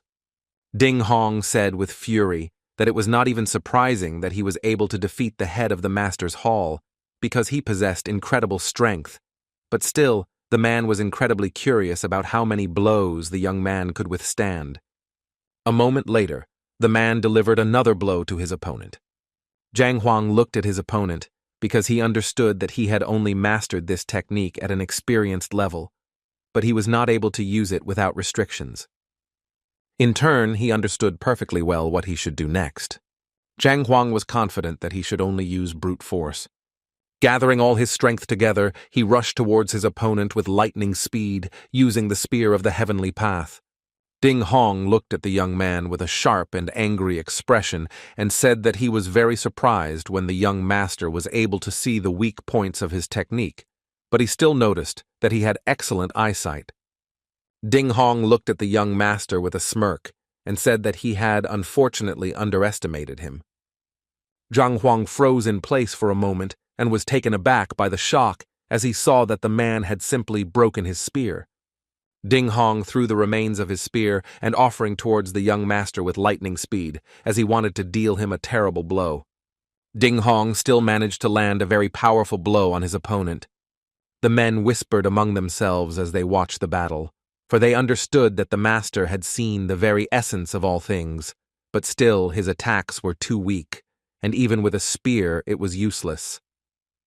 Zhang Huang recoiled from the attack, but he still managed to stay on his feet. The man looked at him intently and shouted that he was too weak. He looked at the master with an arrogant grin and asked what he could do for him. Zhang Huang looked at the man and said that he was completely right, because his attacks were indeed weak, and he could not win with the strength of the 9th rank. Zhang Huang told the man that since he mentioned that everything would work out if he had the strength of a semi-transcendent mortal, then he just needed to make a new breakthrough. He leisurely reached into his pocket and pulled out a pill. Some time later, the young man advanced to the peak of the 9th rank with lightning speed.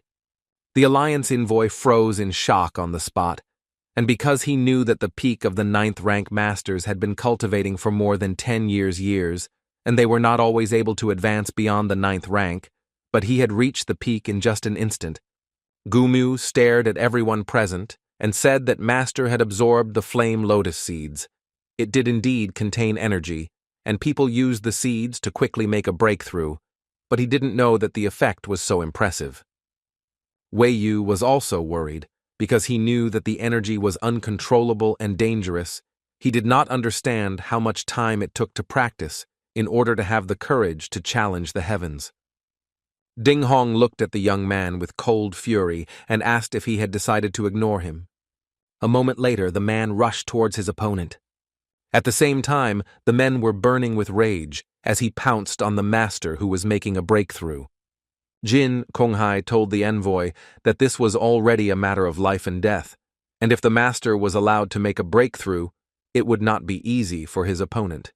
The alliance envoy said that if the young man decided to make a breakthrough at such a time, it meant that he had already thought about everything, and they should just see what happens next. Ding Hong channeled all his might and rushed towards the enemy. The men were alarmed as they realized that the young master was not even blocking the attacks. The young princess froze for a moment in shock, because she was very worried about her friend. Ding Hong looked at his opponent with cold fury, because he saw that he was trying to make a breakthrough right on the battlefield, but the young master only thanked the man for it. The messenger froze in place from our cat, as he saw that the man attacked the master with all his might, but he easily parried the blow. The man looked at the master with cold fury. A moment later, he drew his sword and attacked his opponent with fury, knowing that he would die anyway. Zhang Huang, in turn, knew very well what his opponent was capable of. He used the technique of heavenly path movements with lightning speed and jumped back with ease and grace. Zhang Huang, in turn, understood perfectly well that he had a very strong opponent in front of him, but the lotus flame seeds had an incredibly explosive force, and if it weren't for his opponent's strike, he would not have been able to contain the energy tearing apart his body. He understood that if it weren't for his opponent, he would have died a different death. The man looked closely at his opponent, as he thought he was very strange. He understood perfectly well that he needed to finish him off as quickly as possible. With lightning speed, he struck his opponent. Zhang Huang saw that now, with the eye of insight, he could read the weak points of the masters, who was stronger than him by 1 rank. He understood that now he would not lose to his opponent in strength. With lightning speed, he rushed into battle and used the heavenly path fist technique. The man froze in place for a moment as he saw the power of his opponent, who was attacking him with fury. Unable to withstand the blow, he flew to the ground with a crash. The man was shocked, wondering if he had just witnessed the power of the longevity rank. Ding Hong was puzzled and didn't understand how this was possible, but he still believed that a young man with such strength would only rely on his fists. Ding Hong knew that the young man would never be able to bypass his blade mastery. The men were furious and thought the old man was simply shameless because he had used the true essence and gone on the defensive. Ding Hong sighed heavily as he expected it to be a long battle. He looked closely at his opponent and admitted that he was strong, but now neither of them would be able to hurt each other. Ding Hong said that since Ding Mu was already dead, they could put all the grudges in the past. Zhang Huang looked at the old man with cold fury and said that he was thinking too much. He slowly took out the sword from his belt. All the knights present froze in shock as they saw their swords move. Ding Hong froze in place in surprise as he saw that his sword was also shaking. He understood that swords were shaking and dragons were roaring. He was dumbfounded, as he understood that this was a much deeper technique. He looked at the young man intently and in surprise, as he saw that he had used the spirit of the blade. He did not understand how the boy had made a breakthrough and achieved something like this. Zhang Huang knew very well that the spirit of the blade was like the soul itself, one with thoughts, and from now on, everything would be according to his will. He looked at the enemy with a grin and said that now they would see if he could wound him. Ding Hong froze in shock. Ding Hong was surprised and didn't understand what was happening. A moment later, Ding Hong was taken aback by the shock as his opponent struck him in the arm. Ding Hong noticed that his technique had dissipated. Ding Hong was shocked because he knew that this could not go on any longer. He knew that he had to run like lightning, because that was the only way he could survive. Zhang Huang looked at his opponent with cold fury and asked with anger in his eyes where he was going. Ding Hong was furious because he knew he couldn't dodge the attack. Ding Hong was furious and ran away from the enemy with lightning speed, but he was glad that the enemy would soon catch up with him. Zhang Huang knelt down and furiously told his opponent not to even think about running away. Ding Hong saw a gap in the wall and rushed towards it with lightning speed. Zhang Huang was furious because he knew that even though he had managed to make a breakthrough, he knew that using force against the will of the heavens was unacceptable, and so he felt that he had reached his limit. The Alliance envoy knew that they didn't have to worry about the man since he had used a blood sacrifice.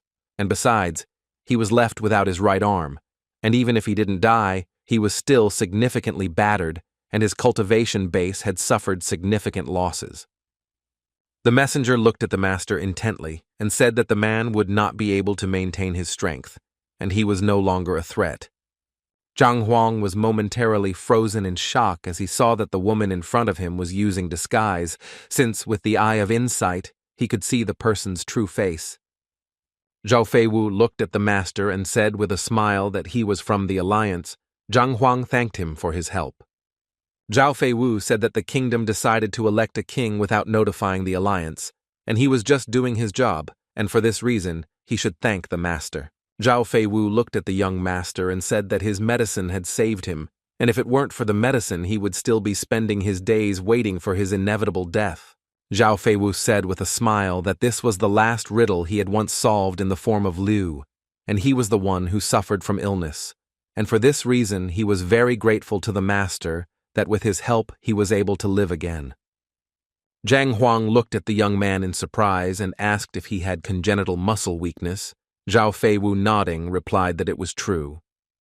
Zhang Huang said with a smile that since his prescription had helped him recover, and he had helped him today, then they were even. Zhao Feiwu said in a puzzled tone that this was true, but however, the master had killed the king of one of the titled states and exiled one of the ancestors, and if they didn't do anything now, there would be big trouble. Zhang Huang froze in shock for a moment, because he only thought about revenge. But now he understood that if everything was left as it was, then soon the kingdom would fall into complete chaos. The young man smiled and told the master that he could give him some advice, because since the master had broken the old order, if he became king, no one would be against it. Zhang Huang froze in surprise, because he knew perfectly well that he would only be able to rule for a few years, and he did not want that at all. Zhang Huang said with a smile that he did not want to be king at all, but he could find someone suitable for this role. The young man looked at him in surprise and asked who it could be. Zhao Feiwu asked the master if he was talking about Sun Qian now. The young man sighed heavily and said that he had nothing to do with it. Zhang Huang burst out laughing, and a moment later said that it was impossible, because it would simply be a waste of his potential. Zhao Feiwu in turn understood perfectly well that like the servant, like the master. Zhang Huang looked up and shouted to the prince and ace that she must come down immediately. Zhao Feiwu looked at the master in surprise and asked if he really wanted to appoint her. Zhang Huang looked at everyone present and said that it was correct, and he wanted her to become the first queen. He looked at them intently and asked if everyone present had any objections. The young princess froze in place in surprise, wondering if he really intended to make her the queen of Zhuanyuan. Zhao Feiwu was taken aback by the fact that the young princess had not yet reached the 9th rank, and there were many masters in the kingdom who had similar strength. Zhang Huang said that the young lady was not yet strong enough, but for her age, this was an incredible result, and as long as she had enough strength and resources, it would not be difficult for her to keep them under control. Zhao Feiwu said excitedly, "Changing the king is a serious matter. If she is not strong enough, she will not be able to sit on the throne, and serious problems will arise because of this." Zhang Huang looked at the princess intently and asked if she wanted to be a 9th rank peak master. The young lady looked at him in surprise, and with the speed of lightning, replied that of course she wanted to. Zhang Huang smiled and handed her one pill and told her to eat it and sit down for a while. A moment later, the young princess ate the pill and sat on the ground. Zhang Huang stood next to the princess and used his power to raise her rank. Zhao Feiwu was shocked by the master's actions because he knew that the 4th rank masters in the alliance were not capable of such a thing. Now he understood why the great masters worshipped him. Jin Konghai Bell was shocked because he had seen the skill transmission with his own eyes. He knew that masters were able to develop exclusive programs and improvements for their students, and then use their own energy to strengthen and improve them. Jin Konghai understood very well that for this, a master must be at least of the 6th rank. He must also have an idea of the student's abilities and know which methods are suitable for a particular student. He must not allow a single mistake. Jin Konghai was amazed because he saw that the master quickly got to work, as if he did it every day. He didn't even need any preparation, and he did everything perfectly. A moment later, everyone present looked at the princess with their mouths open, who had instantly reached the peak of rank 9. The men, frozen in shock, wondered if they had really seen a breakthrough. A moment later, the princess bowed to her teacher and thanked him. Zhao Feiwu looked at them and said that after all, the princess had achieved a breakthrough and was now becoming a queen, but it was still not enough to convince the others. Zhao Feiwu looked at the master intently and said that such masters were quite powerful. However, in order to rule a kingdom, this was not enough. One had to at least become a semi-transcendent mortal. Zhang Huang thought for a moment, and after a few minutes, he told everyone present that they should wait a little while. He slowly walked towards the beast. Zhang Huang looked at the beast with cold fury and said that from today on, he would acknowledge the princess as his mistress and would obey her orders. He furiously asked if the beast had any objection. Jin Konghai was taken aback for a moment, as he knew that the beast was loyal to the royal family, proud and majestic, but now the master just walked up to him and began to threaten him into submitting to Mo Yu. A moment later, everyone present was taken aback, as they saw that the terrible beast had recognized the young lady as its mistress and had fulfilled the blood oath. Everyone present was surprised, as they knew that this was unfair, and the beast did not have an ounce of the dragon's majesty. But still, the young master's actions impressed them. Zhang Huang looked at everyone present and said that it seemed like this would be enough. He also said that he needed to go to the master's hall, and if he didn't do so, he wouldn't solve his problem. Zhao Feiwu told the master that if he challenged the Hall of Masters, it would mean that he would challenge all masters. Zhao Feiwu was furious and shouted at the young master to think it over again. Zhang Huang looked at the young man with cold fury and said that he didn't need to think for long, since he had already decided everything. At the same time, in the kingdom of Tanyavu, the king was informed that the princess and the master had already reached the kingdom. The king said with a smile that his daughter was incredibly responsible, and it was she who insisted on accompanying the master to the alliance, thereby leveling the conditions. A moment later, the man told the king that the master would cause a disturbance at the crown prince's coronation ceremony and killed him. The king froze in shock on the spot, because he did not expect to hear anything like this at all. He knew that the status of the crown prince of the titled kingdom was incredibly high. He thought that the young master was tired of living. The king looked at the man with concern and asked what was wrong with his daughter. The man looked intently at the king and said that the lady would ascend the throne as empress. The king froze in shock and confusion on the spot. He didn't understand what he just heard and wondered if it was possible to become the new ruler after they killed the crown prince. At the same time, Hong Kong was giving a lecture in the Alliance Hall. The man looked at Master Hong and thanked him for his efforts, as he had just returned and was already teaching. Hong Kong said with a smile that helping everyone and cultivating new talents is his job. A moment later, the men were taken aback as they heard the ringing of bells. Hong San didn't think anything interesting would happen right after he returned. After a short conversation, the men decided to have some tea. Sometime later, a man entered the hall and said that the ringing was from a titled kingdom.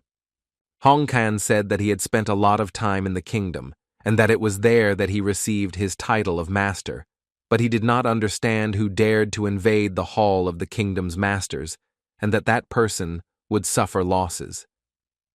Hong Kan said that he left a piece of his will there, and even fourth-rank masters would not be able to deal with something like that, let alone some rogues. Hong Kan said with a smile that in the hall of the masters of the kingdom, not only part of his will was stored, but also that of several other masters. The head of the hall said that he believed that even at this stage everything would be over, but a moment later they were taken aback as they heard the fifth ringing of the bell. The men were puzzled because some man had passed by too quickly and had dealt with them all. The head of the hall looked closely at the young man and said that he should quickly find out who was in the royal hall now. The man froze in shock because he knew that this was not just a man in front of him. He did not understand what kind of monster he had offended this time. With the speed of lightning, he bowed to Master Zhang and said that the Hall of Masters, and he also asked for his forgiveness for what happened earlier. Zhang Huang sighed heavily and said that he would not remember the past, but he needed help. He asked the man if he had any books or materials containing information on awakening the sleeping soul. The man looked at him in surprise and asked if he really wanted to awaken the student. Luo Ganhong said that their hall could not be called weak, but even they did not dare to deal with this matter. After all, only 7th-rank masters could influence the consciousness of other people. But he also said that the master could find the air of the ancient spiritual shaman. Zhang Huang looked at the man in surprise and asked who a spiritual shaman was. Luo Ganhong said that these were people of a special profession that existed in ancient times, and he only heard about it from his elders. They said that these people used a special dance to summon and collect the soul. Zhang Huang asked the man if he knew where they could be found, or if there were any books about this profession.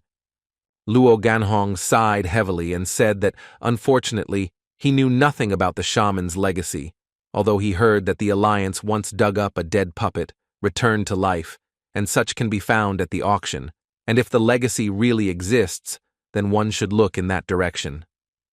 Zhang Huang, in turn, understood perfectly well that although spiritual shamans seemed like a fairy tale to him, it was still better than nothing.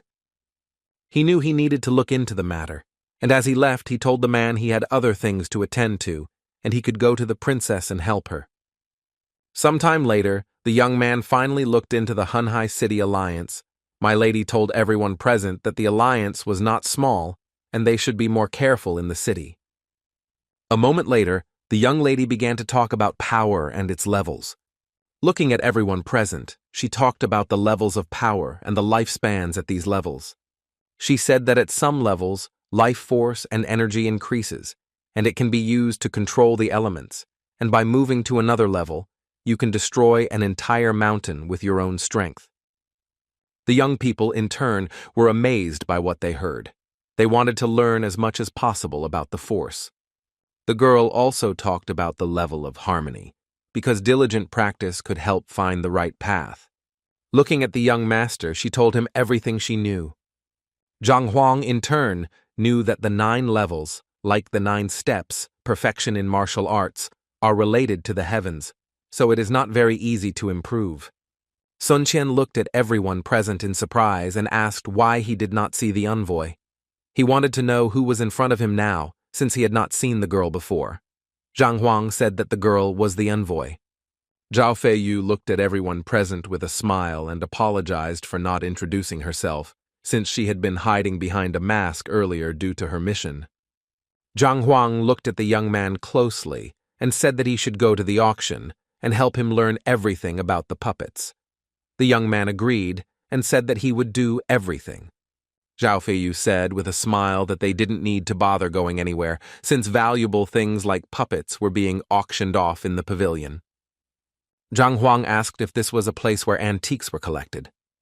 She looked at the young men and said that it was all true, and so, as she had nothing to do and she knew the area very well, she could be his free guide. Zhang Huang's spirits were lifted when he heard that she wanted to work for free. With lightning speed, the young people went to the exit because they knew that they needed to get to the pavilion as quickly as possible. Zhang Huang gave his disciples lotus seeds and told them that they should practice harder. The young men accepted his gift with pride, but were still very upset because they wanted to go with him. Gumu looked at the teacher with a puzzled expression and said that he was not suitable for this kind of terrain. The man told him that he could stay in the hall. The young lady walked slowly through the city and told the young people everything, and she also told them that gold coins were almost never used in the city, and that jade amulets and spiritual stones were used for trade. A moment later, she told them all the prices. Zhang Huang was puzzled and did not understand why there was a need to earn gold coins if they did not work in the city. Sometime later, they came to a pavilion where only antiques were sold. Sun Qian looked at everyone present and said that he had opened a shop before, so he knew that there were many treasures here. Zhao Feiyu said with a smile that it seemed like he had a clear vision for something like this, but still, no one is immune from making a mistake. But if that happens, you can just call an appraiser. Jin Konghai said that an appraiser can make mistakes several times in his life, and if he exceeds the limit, he will no longer be able to work. Jin Konghai said that every treasure that an appraiser appraises must be registered and recorded, otherwise it will also be considered a mistake. Zhang Huang sighed heavily and said that in fact, everything is the same as in other professions. Zhang Huang turned around and looked at the man closely, as he said that he had a stone that was like a star and could easily light the way in the darkness. Zhang Huang looked at the man closely because he knew that although his foresight was not perfect, he could easily see the value of some things. He looked closely at the small stone and asked what it was. The man, in turn, hurried to the stone. A moment later, the man smiled and told the master that he seemed to have a keen eye, as this was the most valuable item he had. Unfortunately, it was not entirely clear what kind of treasure it was, but it had been tested by fire and had not been washed with water, and there was not a single defect, and from this one could conclude that this was a first-class treasure. The young lady was shocked, as she understood that he was now deceiving them. After all, a first-class treasure could not cost so cheap. The man was taken aback and said that he was not deceiving them, and the thing was really valuable. Zhang Huang looked at the man intently and asked with a smile how much the stone cost. The man smiled and said that since the gentleman had noticed him, he would sell him for next to nothing, just 100 spiritual stones. Zhang Huang froze in shock and surprise. After all, he thought that everything in such tents was cheap. The young lady looked at her companion intently and quietly said that street vendors were constantly overcharging and he should not be taken in. She said with a smile that he should watch what she did next. A few minutes later, the young lady approached the man and began to bargain. The man was taken aback and said that he had named the real value of the thing, although he did not know what it was, but he was sure that they had a real treasure in front of them. He looked at them hard and said that he might have overstated the value, but he wanted them to offer him their price, and if they came to an agreement, they could buy it. The girl said that she liked that option and was ready to give him 15 stones. The man smiled and said that he agreed to that price. The young lady looked hard at her companion and said that she had won, and now he must pay. Zhang Huang, in turn, really wanted to pay for this product, but unfortunately, he could not find such an amount. He sighed heavily and said that 15 stones were very expensive. The man was surprised and said that it was a small thing. The young lady, in turn, said that it was a normal price, and he could pay. She looked at him intently, for she knew he was here for the puppet, but it was worth much more, and he could not afford a small purchase now. Zhang Huang looked at the man and said that he would first like to estimate the cost of this product and then bargain. The man agreed. Zhang Huang looked closely at the thing and noticed the old writing, and in turn realized that because of it, no one could appreciate the thing. A moment later, he realized that he was holding a dragon-scale amulet that had been forged many thousands of years ago. In turn, he understood that he needed to take this product, since it would be useful to him, but a moment later they looked back, because they heard a man approach them and say that for such a price, he would take the stone. The merchant looked closely at the young men and said that if they did not want to take his goods, he would immediately sell them to the young master. The man said with a grin that he liked the product and would like to receive it. Zhang Huang looked at the man and asked for forgiveness and said that he also liked the product and did not want to give it away just like that. The man looked at the merchant intently and said that he was willing to give 50 spiritual stones for this product. The merchant froze in place for a moment. The man looked at the buyer intently and said that the appraiser had already made his offer, and if the price did not suit them, then they should give the goods back. Zhang Huang looked at the merchant intently and said that if he offered a price that was acceptable to him, he would like to have the stone for himself. Zhang Huang said with a smile that he would give him 50 gold coins. The man froze for a moment in surprise. The young lady in turn was amazed at his price, since there had just been a conversation about how they were trying to cheat her. She did not understand who was now trying to cheat whom. The appraiser looked at them with a grin, as he did not understand where they came from, because he knew that spiritual stones and gold coins were completely different currencies and could not be compared. The salesman looked at the young man and asked for forgiveness, and said that unfortunately he could not sell him this product. Zhang Huang asked if he really thought that he had not offered enough. Zhang Huang sighed heavily and said as he left that he had already thought that he would sell it to him and solve his problem with insomnia and nightmares. The seller looked at him in surprise and asked what he had just said. A moment later, the salesman was shouting in a hurry and calling the young master back. The appraiser looked at them closely and said that the singer should have absorbed spiritual energy and improved his body. Under good conditions, insomnia occurs very rarely, and he does not need to listen to the tricks of a fool at all. Zhang Huang looked at the salesman intently and said that he had been suffering from night sweats lately, and if he woke up in the middle of the night, his body would twitch like a dead person. The man was taken aback and said that he had consulted many doctors, but no one could help him. He was surprised that the young master knew about such a thing. Zhang Huang looked at the man intently and said that he could easily solve his problem. He also said that this was his chance and he should take it, but if he didn't, he wouldn't live long. The man looked at the appraiser in a hurry and asked for forgiveness, and also said that, unfortunately, he could not sell him the goods. The appraiser sighed heavily and, as he left, told the seller to be careful, as there were many charlatans in the area. Zhang Huang smiled and told the appraiser that it was none of his concern. Zhang Huang looked at the man intently and said that he didn't need to worry, because if he agreed, he would help him. Zhang Huang sighed heavily and told the salesman that many of the things he did for a living were ill-gotten and had very bright auras. He told the salesman that he didn't need to explain that this was due to tomb robbery. The man was taken aback and said that a few months ago the grave of a master who followed the way of the mirror was excavated, but he was still shocked because he did not expect the master to know about such a thing. Zhang Huang looked at the man closely and said that he needed to calm down since he did not care about his affairs at all, but it was a pity that the master died from betrayal. For this reason, the resentment captured not only his body and spirit, but also the things that he had with him. Zhang Huang looked at the man and said that the things that were in the tomb were cursed. For this reason, he needed to return everything to its place, and then everything would be fine with him.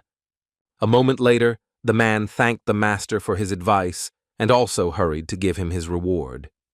Zhang Huang smiled and gave money for the purchased goods. The man was taken aback and said that the master should accept it as a gift, as a token of gratitude. Zhang Huang smiled and said that if he did not give money, it would be robbery. A moment later, the young lady watched the amazing picture of the exchange. She was in shock, did not understand why then so much torment was fed with trading. She looked at him in surprise and asked if he was a doctor or if he had just guessed. With lightning speed, the young man hid his goods in his pocket. He was glad that everything had worked out for him. Jin Konghai looked at the young lady in surprise and said that he unfortunately did not fully understand how trading worked, but he wanted to know if this was really how people traded. She sighed heavily, and about the task, she said that they should forget about it, since she herself did not fully understand everything. A moment later, Zhang Huang, with a satisfied smile, told everyone present that they could move on, as there might be something more interesting to come next.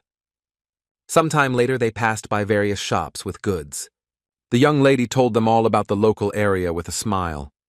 Zhang Huang looked around, because he knew that his target was a puppet, and if there was a first-class palace here, then they just needed to go in there and find out everything about the goods. A few minutes later, they came across a man who, with a smile, invited them to come and look at the various goods. Zhang Huang glanced sideways into the vendor's tent, wanting to see if there were any treasures there. He looked closely at all the goods and realized that there was nothing valuable there, or he couldn't identify them. A moment later, the young man called his master, for he saw the appraiser they had seen earlier. Zhang Huang, in turn, noticed that the market was selling not only treasures, but also medicinal potions. The appraiser, at the same time, told his teacher that in front of them now was the calming herb that he had been looking for earlier. The young lady looked closely at the plants and described it with precision. The man smiled and said that the lady was indeed observant, and it was indeed a calming herb. He said that in the entire alliance there was only one herb that affected the soul. Thus it was said that it could awaken even a sleeping soul. Zhang Huang looked closely at the herb, as he understood that the herb's action was to calm the mind so that one could easily enter consciousness and obtain twice the result. Zhang Huang looked at the man closely and asked if they had really been feeding the grass with spiritual stones. The man smiled and said that this is the only way sprouts appear. It is necessary to surround the plants with stones so that they absorb the necessary energy and give the plant energy to grow. And it took 100 of such stones to grow the plant. Zhang Huang, in turn, was amazed that they spent so many spiritual stones on some plant, because he knew that from the beginning of cultivation until now he had not used so many stones. The man said with a smile that this is true, because the calming poison is not at all like other herbs. It changes its properties and has a very strong effect on the soul. Zhang Huang, looking at the plants, he knew that it was quite strong, but it still had not reached the level of stealth, but he still knew that it was quite useful for the casual. He understood that although the herb was not able to awaken the soul, it kept it in place and even slightly increased its strength. He understood that it would be very useful for his student. He looked at the man closely and asked how much it was worth. The man said that it was the most valuable treasure in their pavilion, so it would be worth 500 spiritual stones. Zhang Huang was taken aback by what he heard. The man looked at the seller intently and said that he was already taking the weed, and he also said that he wanted to get more. The salesman looked at the young gentleman intently and said that he might like to look at something else. Zhang Huang slowly walked up to the men and asked if they could wait for a while. The appraiser looked at the young man with concern, as he had robbed him earlier. He looked at him with rage and asked what he was up to again. Zhang Huang asked with a smile if they could let him look at the grass. He said that usually the one who bids the most money buys it, so he could bid a higher price and take the grass. The man looked at the young man with cold fury as he repeated the previous phrases again. Jin Konghai quietly asked the young girl how he could speak so brazenly. She sighed heavily and said that it turned out that the young master wanted to find trouble for himself. Zhang Huang asked what price they wanted to offer and also asked if they would be willing to nobly give him the grass. The man looked at the master intently and said that he really needed this herb and he would not want to give it up, no matter how much he was willing to pay. Zhang Huang stared at the men, as he knew it was no wonder that they could pay such a price. Zhang Huang looked at them and said that he offered them 500 gold coins. The men froze in shock as he offered them something like this. The young lady quietly told the master that he must prepare for battle, because without his protection, the young man could easily be beaten to death. The man looked at the young man with anger and asked if he really thought that the pavilion did not need spiritual stones, and they would gladly sell him the precious thing for gold coins. Zhang Huang said with a smile that it was true. Zhang Huang looked at them intently and said that they were wrong in one thing. He was not buying it from the palace, but from them, and he hoped that they would give in to him for a certain price. The man looked at him in surprise and asked if he really needed to buy and then sell it to him. He looked at the young man with anger and asked why he needed to do such a thing. The appraiser looked at the young man with fury and shouted that his teacher was a great man, and he was now talking nonsense in front of him. Zhang Huang looked at them with a grin and said that if you look closely, you can tell at a glance who the appraiser really was. The man looked at him intently and said that since he knew he was an appraiser, he should know that he had no problems with his money, and therefore he would not sell the weed. The man looked at the seller intently and said that he should take all the herbs and send them to his house. Zhang Huang sighed heavily and said that he thought the respected appraiser understood such things, but he was just wasting money on cunning fakes. Appraiser Liu Shi looked at the young man angrily and asked if he really didn't know who he was talking to. The man looked at the young man with cold fury and asked whose purchases he was calling counterfeit. He told the master that he would not be able to leave so easily after such words. Zhang Huang looked at the man and said that he should just admit that he was ashamed of his mistake and he just wanted to get even with him. The man looked at him with anger and asked what exactly he meant by fake, and he also wanted to hear what evidence he had to prove he was right. The man looked at him intently and said that if he provided evidence, he would admit he was wrong. The young lady froze for a moment. She did not understand what was happening. Zhang Huang looked at them intently and asked why they thought he was lying. He said that they had bought emerald bamboo earlier. The men looked at the young man with alarm and asked what was wrong with him.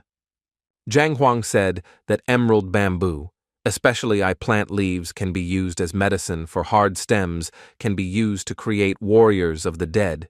Ni bamboo is also suitable for fighting. Zhang Huang looked at the men closely and said that the question was what they needed the emerald bamboo for. The appraiser said that of course they needed it for alchemy, after all. The other functions were good, but they could not compare with alchemy.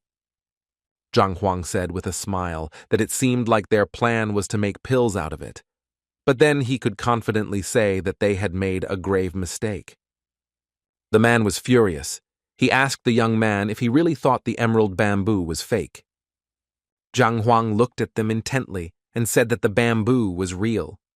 The men, in turn, looked at him in bewilderment, as they did not understand what he was talking about at all. The men looked at him with fury and said that he had lied to them and was simply making fun of them. The young lady was shocked because she saw that the young master had previously said confidently that they had bought a fake, and now he was saying that it was the original. She thought that he was simply not right in the head. Zhang Huang looked at them in surprise, as he didn't understand why they were so impulsive. He said that he simply told them that they wanted to create a pill but bought the wrong one, but he didn't say that the emerald bamboo was not real. The man looked at him angrily and asked what he meant. Zhang Huang said with a casual smile that it was very simple, after all. It was indeed real bamboo in front of them, but if they wanted to use it to create pills, then he could guarantee that they would fail, and they might also die. Appraiser Liu Shi said angrily that when the soul breaks through, it interacts with heaven and earth and easily absorbs energy, making it easier for soul demons to evolve, so the pill can eliminate their influence.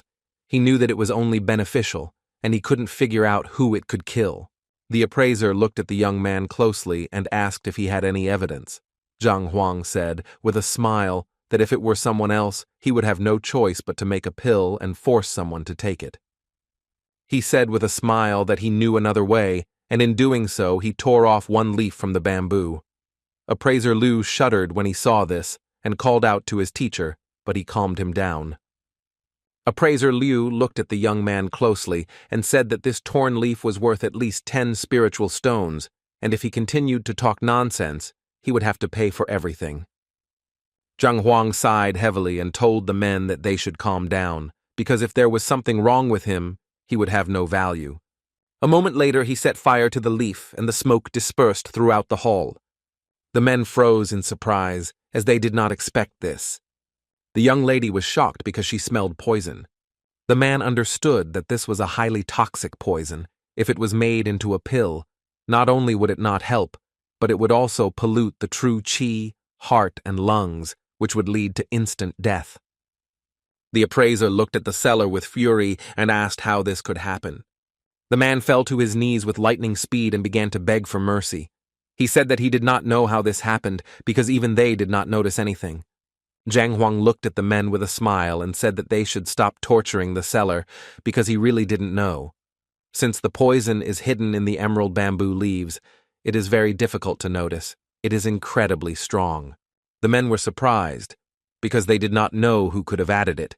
They did not understand and wondered how the poison ended up on the leaves if the bamboo was not deliberately poisoned. Jin Konghai said that this poison was very unique. It was almost impossible to identify even when it hit Qi, and its power was incredible, it could kill. The young lady was confused. She didn't understand where the poison came from if no one had added it. Zhang Huang said that the emerald bamboo grows in Hongshu Lake. He looked at everyone closely and said that everyone knew very well what the lake was famous for. He said that the place was filled with fresh leaves, tea leaves of both life and death, and it was also infested with leaf snakes, which fed on the leaves and secreted poison. The appraiser was amazed because he knew very well that although the poison was incredibly poisonous, it had a specific smell that could be felt immediately. Zhang Huang said that it is not the snake's saliva that is the problem, but that the bamboo itself is a nest for snakes.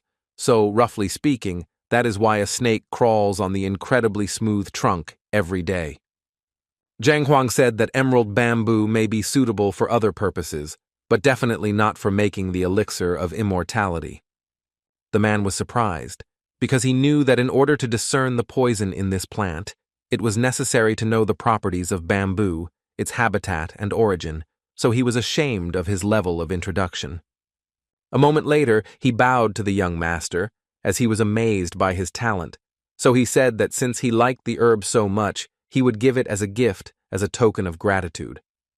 Appraiser Liu was surprised because he knew that his teacher had bought the grass for a fabulous amount of money.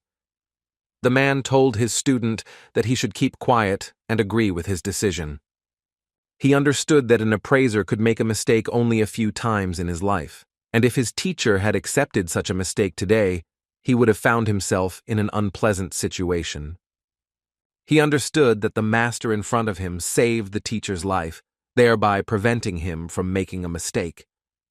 Appraiser Liu was shocked because he knew that his teacher had already broken the rules and made the acceptable number of mistakes. He didn't understand how the master knew about this. He looked closely at the young man and wondered if he was such a young but already talented antique dealer. Zhang Huang, in turn, said with a smile that he was not worthy of accepting such a valuable gift. Zhang Huang called his assistant and told him to give them the gold coins because he could not allow the men to be left with nothing. The men froze in shock as they were taken aback by his words. The appraiser looked at the young master intently and said that he was grateful to him and therefore did not need his money. Zhang Huang said, with a smile, that it was not such a big amount and he could afford such a purchase. Appraiser Liu knew very well that the amount given was just trash. The appraiser smiled and told the young master that he seemed to have appraised a lot of treasures. Sun Qian said, with a satisfied smile, that their young master was the famous master Zhang Huang, and his teacher was the famous master Yang Xuan. The men froze in shock as they realized he had a great mentor. Appraiser Sai Xiaoyu looked at the young master with a smile and bowed to express his respect. The young lady looked at the man in surprise as she heard his name. She wondered if it was the owner of the pavilion who was standing in front of her now. Zhang Huang looked at the man with a smile and said that he heard the pavilion recently acquired a certain puppet. Appraiser Sai Xiaoyu said with a smile that the puppets really do exist and that they will be auctioned off in this pavilion tonight. Zhang Huang was puzzled because he knew that he did not have a single spiritual stone with him, and one could not participate in the auction if a person did not have stones. He might not even be allowed into the hall. The appraiser Sai Xiaoyu said with a smile that if the master was interested in it, he could offer him a private room. Zhang Huang looked at the man intently and asked what the price of the puppet was if he suddenly wanted to buy it. Appraiser Sai Xiaoyu thought for a moment, but after a few minutes, he said what the minimum and maximum price of this item was. Appraiser Sai Xiaoyu looked at the young master and asked if he wanted to participate. The young man was taken aback and said that it sounded very interesting, but he didn't have enough funds. Appraiser Sai Xiaoyu said with a smile that it was no big deal since he had some savings and could add to it if needed. Zhang Huang looked at the appraiser with a happy smile and said that he was short of this amount, but he named the entire amount. For a moment, everyone froze in shock, not knowing how to react to his words. The appraiser was shocked by the young man, as he did not ask for a certain amount to be added, but to buy the puppet entirely. The young lady, in turn, was surprised and puzzled, as she saw that the master did not have a penny to his name, and he was planning to buy a puppet. The appraiser looked at the master with a smile and asked if he had forgotten to take his wallet when he left the house. Zhang Huang said that he had a few gold coins with him because he had spent it all on the way and was now really broke. The appraiser was shocked because he had just said out of politeness that he would lend him some money, but he had not expected this at all because he had just recently spent a fabulous sum. Zhang Huang sighed heavily and asked how he could quickly earn such a sum here.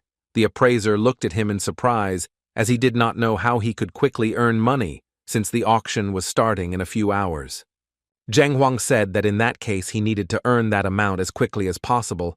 The man said that it was simply impossible to do. Appraiser Liu looked at his teacher intently and said that there was a way to earn that kind of money in a short time. The man looked at his student and said that it was simply impossible to do, because the pavilion was created a long time ago and no one had ever managed to earn so much. Zhang Huang asked in surprise what they were talking about. Appraiser Sai Xiaoyu said that there is a place created for 5th rank appraisers. It is called Luban Kushui, and if he passes well, he can get the rewards that have been lying there since the foundation of the pavilion. There will definitely be about 5,000 spiritual stones there. The young man, in turn, looked at the men in surprise. He lit up when he heard this number. Zhang Huang grabbed the appraiser's hand with lightning speed and said that it was time for them to go earn money. The appraiser was shocked because he did not expect this. Sometime later, they all came into the hall together. The appraiser looked at the young man intently and said that he did not need to hurry and that he should listen to him carefully first. Appraiser Sai Xiaoyu said that there are rewards for participation. Naturally, a stake is also needed. He needs to put up 100 spiritual stones as collateral. He said that, of course, he can put up collateral for him so that he does not look for stones. Zhang Huang was amazed by the amount of the deposit. He understood that without the deposit, all the appraisers would want to try themselves. Zhang Huang looked at the man intently and said that he could lend him some, and once he passed the test, he would immediately return the stones. He said that he would lend him the fee, but the test had a serious time limit. Appraiser Sai Xiaoyu said that in order for a whole stream of treasures to rain down on him, he needs to determine the value and origin of the item. For this, he is given only 10 breaths. The young lady was amazed by what she heard. She was surprised, asking if this was really possible. Zhang Huang casually looked at the appraiser and said that he therefore wanted to get the stones quickly since he was in a hurry. The men froze for a moment in surprise. A moment later, a young man knocked on the door and shouted a challenge. Zhang Huang entered the hall with lightning speed and left everyone present outside the door. Everyone was puzzled because they saw that the young man was very self-confident. Sun Qian asked the man in surprise if he really thought that their master would fail the test. Sun Qian said with a satisfied smile that they could make a bet, and the stake would not be that big, and they could bet 3,000 spiritual stones. The appraiser was furious because he knew that this was all his savings. He looked at the young man in surprise and asked if he had that amount. Sun Qian looked at them and asked if he had that amount of money his master would not have borrowed the stones from them. The appraiser was shocked because the young man did not have the funds and he wanted to make a bet. The young lady was taken aback by the young man because he said he was sure that his master would win. He made a bet when he had no money. She understood that the master was the same as his servant. The appraiser told the young man that he had no money and could not place a bid. The young man smiled and said that he really did not have any money, but the owner of the pavilion did, and he asked to lend it to him. The man, in turn, froze in place from shock because he wanted to offer the master money just out of politeness, but now something went wrong. Sun Qian said that even if the owner of the pavilion was stingy and ignored the kindness of the master and did not lend him such a sum, there was nothing wrong with that. He looked at the lady intently and asked her to lend him some money. The young lady was shocked because she was just passing by and found herself in the center of what was happening. The appraiser was furious and did not understand what the young man meant when he said that he was ignoring the young master's kindness. Sun Qian smiled and said that the appraiser need not worry, because if he lost, he would definitely get his money. He asked with a grin if they would bet. Sun Qian said with a smile that their master had no equal in strength and he would easily emerge victorious. The assessor was furious. He shouted that they would immediately make a bet, because he did not believe that their master would cope with the test. The young man, in turn, was jubilant with joy. Sun Qian looked at everyone present and said that they could join in, since it would be too late later. Everyone present thought for a moment. A moment later, they heard that the competition had begun. After some time, Zhang Huang walked out of the hall with a satisfied smile and goods in his hands. The appraiser looked at the young man in surprise and said that the treasures were not for appraisal and could not be taken. Zhang Huang looked at everyone present in surprise and said that he had no idea how or what, because as soon as he finished, they pounced on him and he couldn't do anything about it. The appraiser looked at the young master in surprise and asked if it was spiritual excitement. Zhang Huang looked at him in bewilderment. The appraiser said that if the weapon reaches a certain level, it will be spiritual. The same thing happens with paintings, but they cannot have a soul like a human, but they recognize themselves. It is somewhat similar to how animals recognize the owner by a drop of blood. Jin Konghai said that the spiritual weapon understands its own problems but cannot communicate with others, so it cannot be corrected in any way.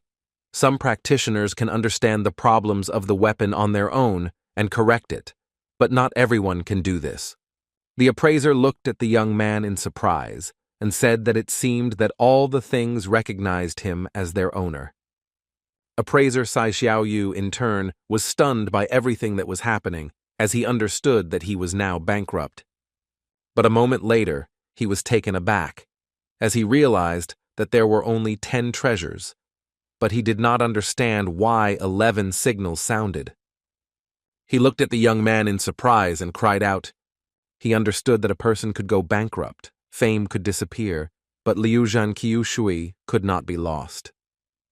With the speed of lightning, the man fell to his knees and shouted to the master that Liu Zhan Qiushui was the treasure of the pavilion and she represented his greatness. He begged him to leave her. Zhang Huang looked at the man in surprise, as he knew that the treasure had already recognized him. The man told the master that if he left this treasure, they would pay him compensation. Zhang Huang, in turn, began to calculate for what price he was willing to give them the treasure. For some time he counted and added new amounts. On the way out, he said that they had to give him 60,000 spiritual stones. The man was taken aback by the shock, as he understood that they were a pavilion, not a money shop, and they could not give him that much. Zhang Huang looked at them with a smile and said that since they couldn't give him that many spiritual stones, they had to compensate him in another way. Looking at the men, he said that they had to help him find martial arts techniques, and he also needed to find the puppet and all the books about soul casters. Zhang Huang looked at them intently and asked with a grin if this option was suitable for them. The man was taken aback and said that they could find everything, but the puppet would be a little problematic since it did not belong to the pavilion. Zhang Huang said with a happy smile that it was no big deal since he had already earned the spiritual stones and could buy the puppet. He looked at them closely and said that as long as they could collect the required items, there should be at least 1,000 of each. Appraiser Sai Xiaoyu looked at the young master intently and told him what books they had. Zhang Huang said with a smile that he would expect the book from them, and they should also give him the stones they earned for passing the test. Sun Qian told his master that the appraiser had just lost a bet and owed them 6,000 spirit stones. Zhang Huang asked the young man in surprise what he was talking about. Zhang Huang smiled and told his subordinate that he had a good idea, but he should have bet more, since he still needed a few thousand stones. Appraiser Liu stared at them and said angrily that he had lost, which meant he had to pay, but if he collected all his money, he would have about 3,000 spiritual stones, so he wondered if he could compensate and the rest with treasures. The man handed the master a small ring. Zhang Huang stared at the ring with his eye. A moment later, he sighed heavily and asked the man if this was really all he had collected in his entire life. The man told his student that he should get the box he had received last time, and that way he would be able to pay. The man looked sideways at the master and said that if the product didn't suit him, he didn't know what to do. A moment later, he leisurely presented the young master with a certain item. Sun Qian looked at the treasure in surprise, as it did not seem very valuable to him.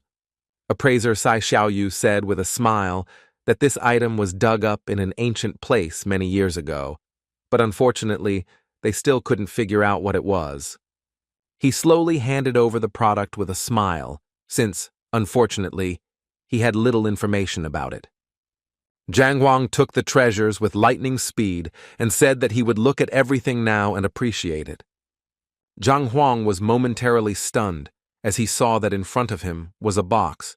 Unfortunately, it was impossible to open, but it was made to store very important treasures. It had minimal defects and was a very valuable treasure. The man looked at the master intently and asked if he could tell what this thing was.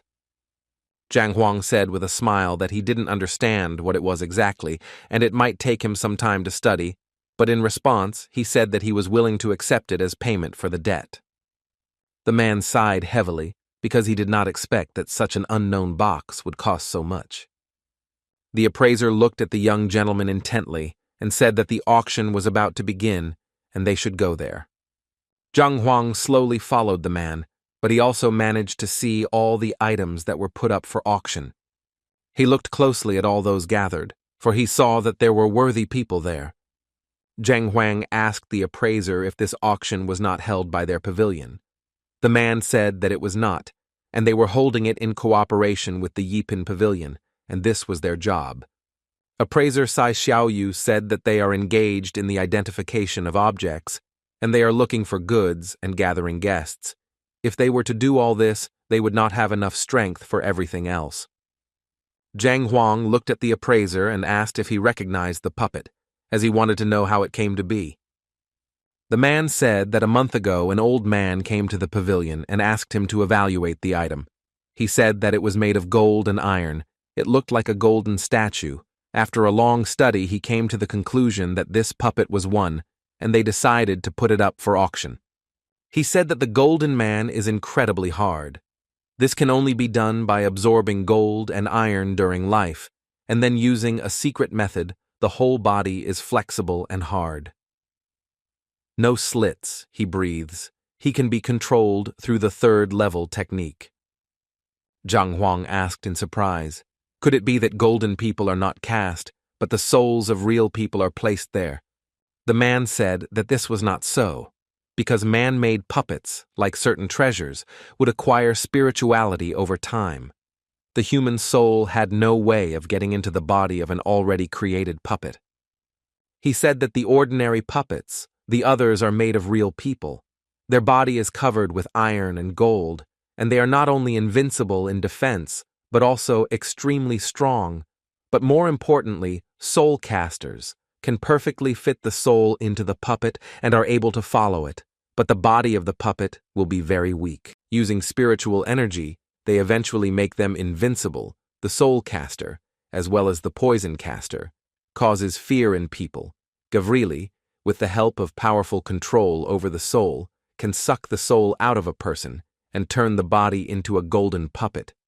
Appraiser Sai Xiaoyu said that because of such danger, other masters opposed the soul cultivator, and the famous master made sure that the soul cultivator did not have any followers. Zhang Huang, in turn, said that he had heard about this profession, and now he was wondering if it was true that the soul could be awakened. The man sighed heavily and said that the soul is complex and mysterious. Even the enormous power of the 9th stage of the hidden peak cannot touch it, but the only one who can do so, albeit a weaker witch soul master. Zhang Huang, in turn, understood that this was very good and useful information because now his student had hope. A moment later, the man hit the drum and informed everyone that the auction had officially begun. A moment later, the man greeted everyone present and also informed them of the items that would be up for auction. He said that each item had been assessed by their booth and given an accurate description and price. Zhang Huang, in turn, was surprised that there were so many treasures at the auction. The appraiser smiled and said that this was so because the auction was only held once a year and all the items put up for sale were worth a fortune. Zhao Feiyu asked with a smile, could anyone really receive an invitation, and she also handed the auction catalog to the master. Zhang Huang began to look closely at the various treasures. He was amazed by the variety of goods and thought that his disciples could use some of the goods. Zhang Huang said with a smile that this place attracts many people. The appraiser smiled and said that sometimes 3 stones would not be enough for treasures. Zhang Huang smiled and said that it didn't matter, and they would just look, and if there was not enough money, the master would lend it to him. The man decided because he realized that the master remembered everything. Zhang Huang said with a smile that he was of course joking, but I wonder if he could add another thing to the auction now that he had found something. Appraiser Sai Xiaoyu froze in shock and said that he would help him find someone to look at his goods. He was puzzled because he knew that he could soon be ruined because of the young master. A moment later, the man announced that the auction would begin with the first lot. He said that the first lot was the purest bone-chilling ice grass, and even from a distance they could feel its ice grass root chill. The man praised the product and talked about all the advantages, and he also did not forget to indicate the price of the product. A moment later, the bidding began and people began offering different prices.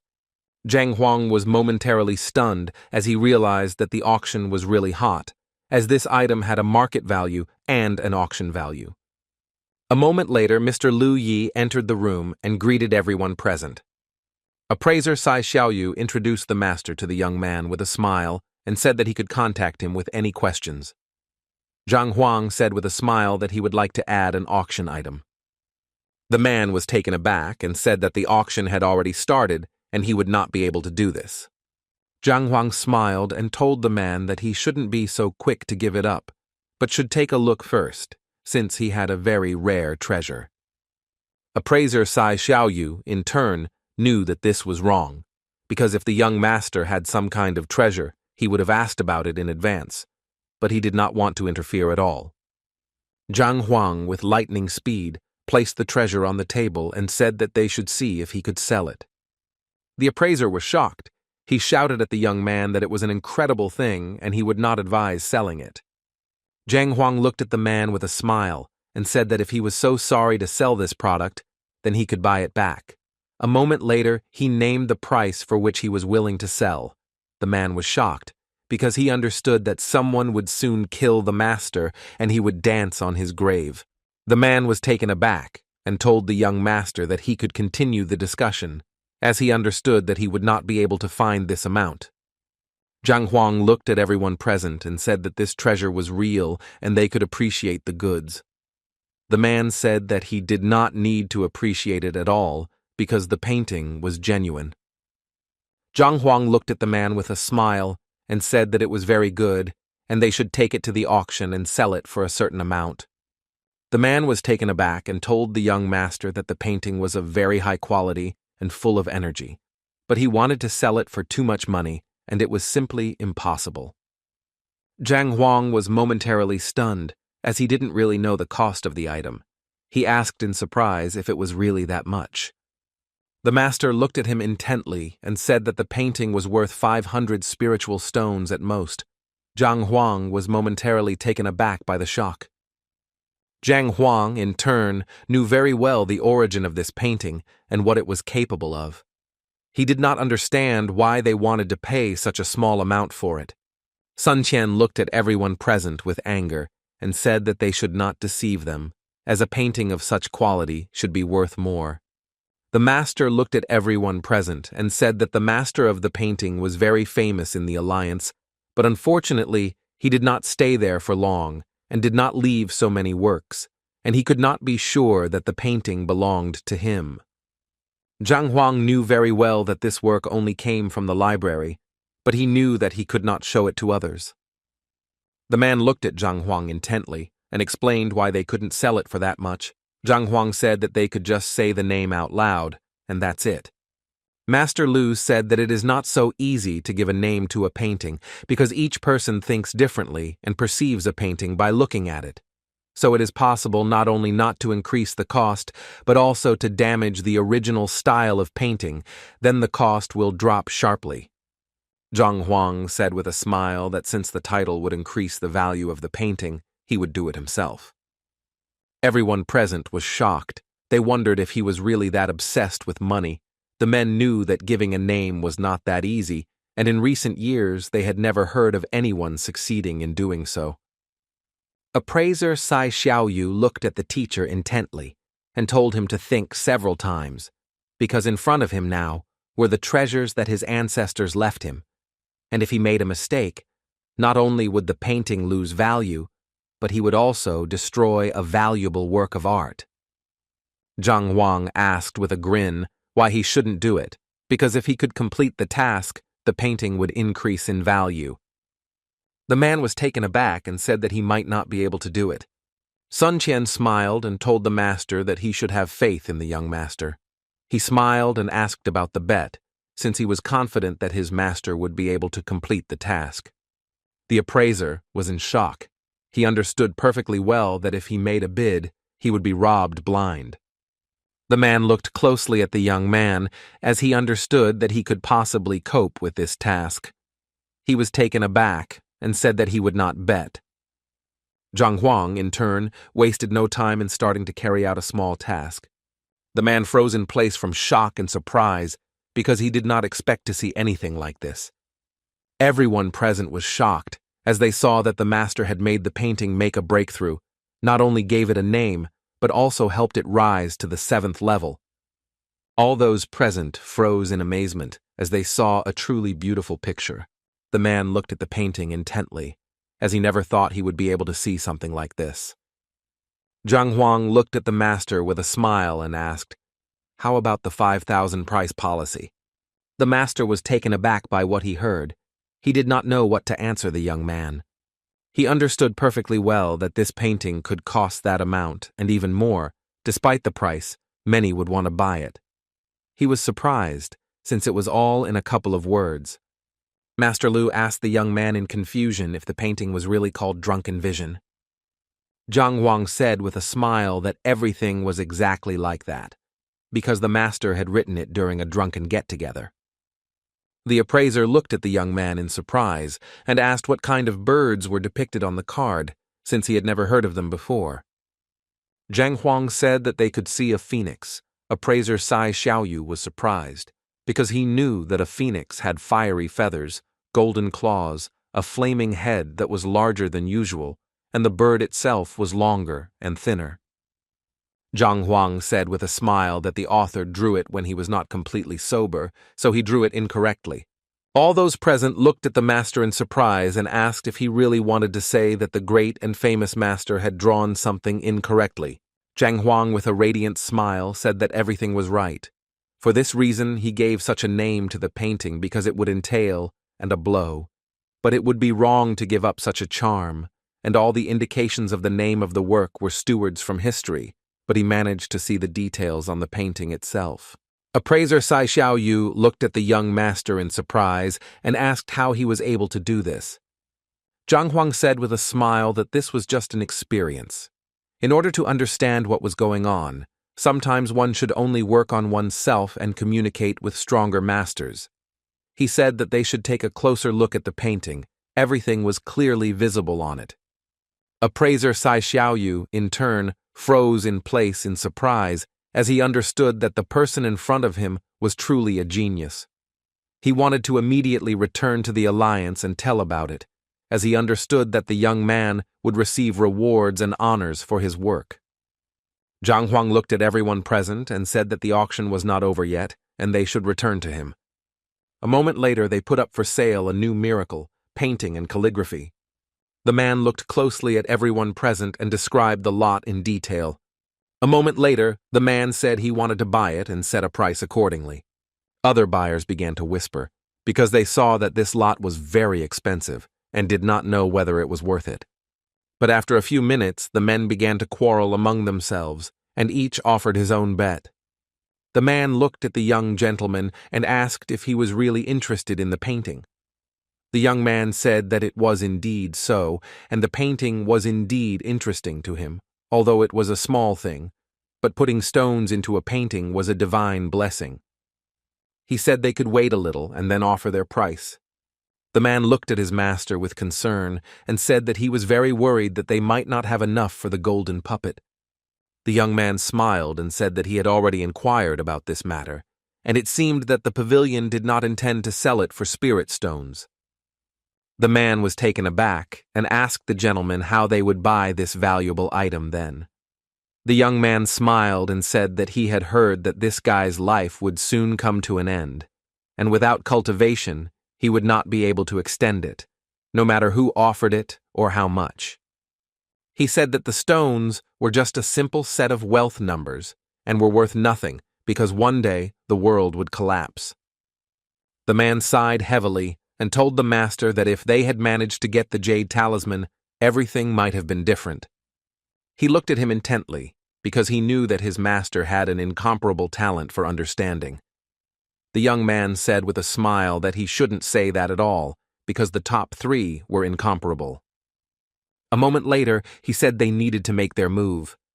At the same time, a man was bargaining below, and with a smile after a few minutes, he said that the goods had already been sold. Zhang Huang was surprised by the sale price of the painting, as he never thought that a painting could fetch so much money. A moment later, the man said that his master would buy the painting for a certain amount of jade talismans. Everyone present froze in surprise, as they understood that these jade talismans were necessary for training, and they were slightly more expensive than the spiritual stones. Appraiser Sai Xiaoyu said with a smile that at this price, no one would be able to increase the price. Zhang Huang was furious, because he wanted to give the painting a name in order to get more spiritual stones to buy the puppet, and he, in turn, would be happy to receive stones, not jade.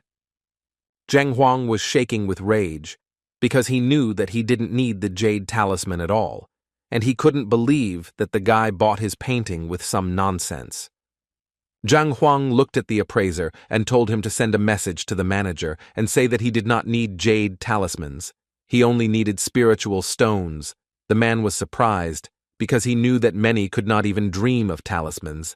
Zhang Huang, barely containing his rage, shouted that he only needed spiritual stones. The man said with a fierce grin that they had offered the best price and no one would dare to compete with him. The host was happily asking if anyone could offer a better rate, but suddenly he heard a message from the room. He was taken aback and asked if there was a higher price in stones. If not, then the lot would go to another man. The men froze in shock, shouting that if it wasn't enough, they could add more. The host looked at everyone present and said that he, of course, apologized, but the seller had just told him that he did not accept jade talismans, only stones. The young man froze in shock, because he had been trying to get the talisman from the teacher for a long time, and the guy needed spiritual stones. A moment later, the host said that unless there was a higher bid, the item would be sold. A moment later, the young people were rejoicing at their bargain. The young master told his subordinate to find out immediately who sold the painting and where he got it from. The man looked at the gentleman intently and said that now the painting had been sold. He wanted to know what they should do next. The young man said angrily that they should look at the puppet. Some time later, the young man was jubilant because he had acquired some things, a whole beautiful day. He knew that his disciples would receive their reward. The host looked closely at everyone present and said with a smile that the next lot was the long-awaited puppet. He said that the goods had been checked for authenticity at the Treasure Inspection Pavilion and had passed the inspection. It belonged to the guardians of the ancient magic masters and was of incredible value. The man smiled and said that the owner of this item wanted to sell it or find a replacement for it. Zhang Huang looked at the man closely, as she could see what level he was at, but she knew that something was wrong with him. Everyone present whispered intently, looking at the man, not realizing that he was very lucky that he was able to find this find. The host looked at everyone closely and said that they should behave quietly and they would now hear what the owner wanted in return, but if they could get what he needed in a day, then they could make an offer. A moment later, the man said he didn't need anything in particular, but if they had anything to offer, he would listen to them. All those present looked at the man in surprise, as they did not understand what was being discussed. They whispered in the hope of what he would offer him. The young man looked at the man with a smirk, as he understood that he was simply trying to raise the price of the find. He said with a grin that since there is no limit and there is no low or high price, he said that he will wait a little and will be able to beat the price. The man said that most likely they would bargain and show all their riches. Moments later, he said they could see what the people had to offer. The young lady was in turn puzzled. She understood very well that there were moments when the puppet could not be used, and the only people who wanted to buy it were those who wanted to observe the skills of the ancient magician. The appraiser told the young lady that she was mistaken. In fact, the reason why they wanted the puppet was not because of the puppet itself, but because of its heritage, and although it was only a part of the master's power, if done correctly, it could give rise to a terrifying power. She looked at him in surprise and asked what you were doing to revive something good, and she also wanted to know if they really wanted to make a man out of him. The man said that a person's lifespan is limited, but the spirit can live for a very long time. If they find a way to do this, then it will be possible to transfer the soul of those who died in ancient times. When the Hall of Fame fought against evil spirits, they used this method to escape. The young lady was shocked because, despite the fact that she was well-read and knowledgeable, she had never heard of anything like this before.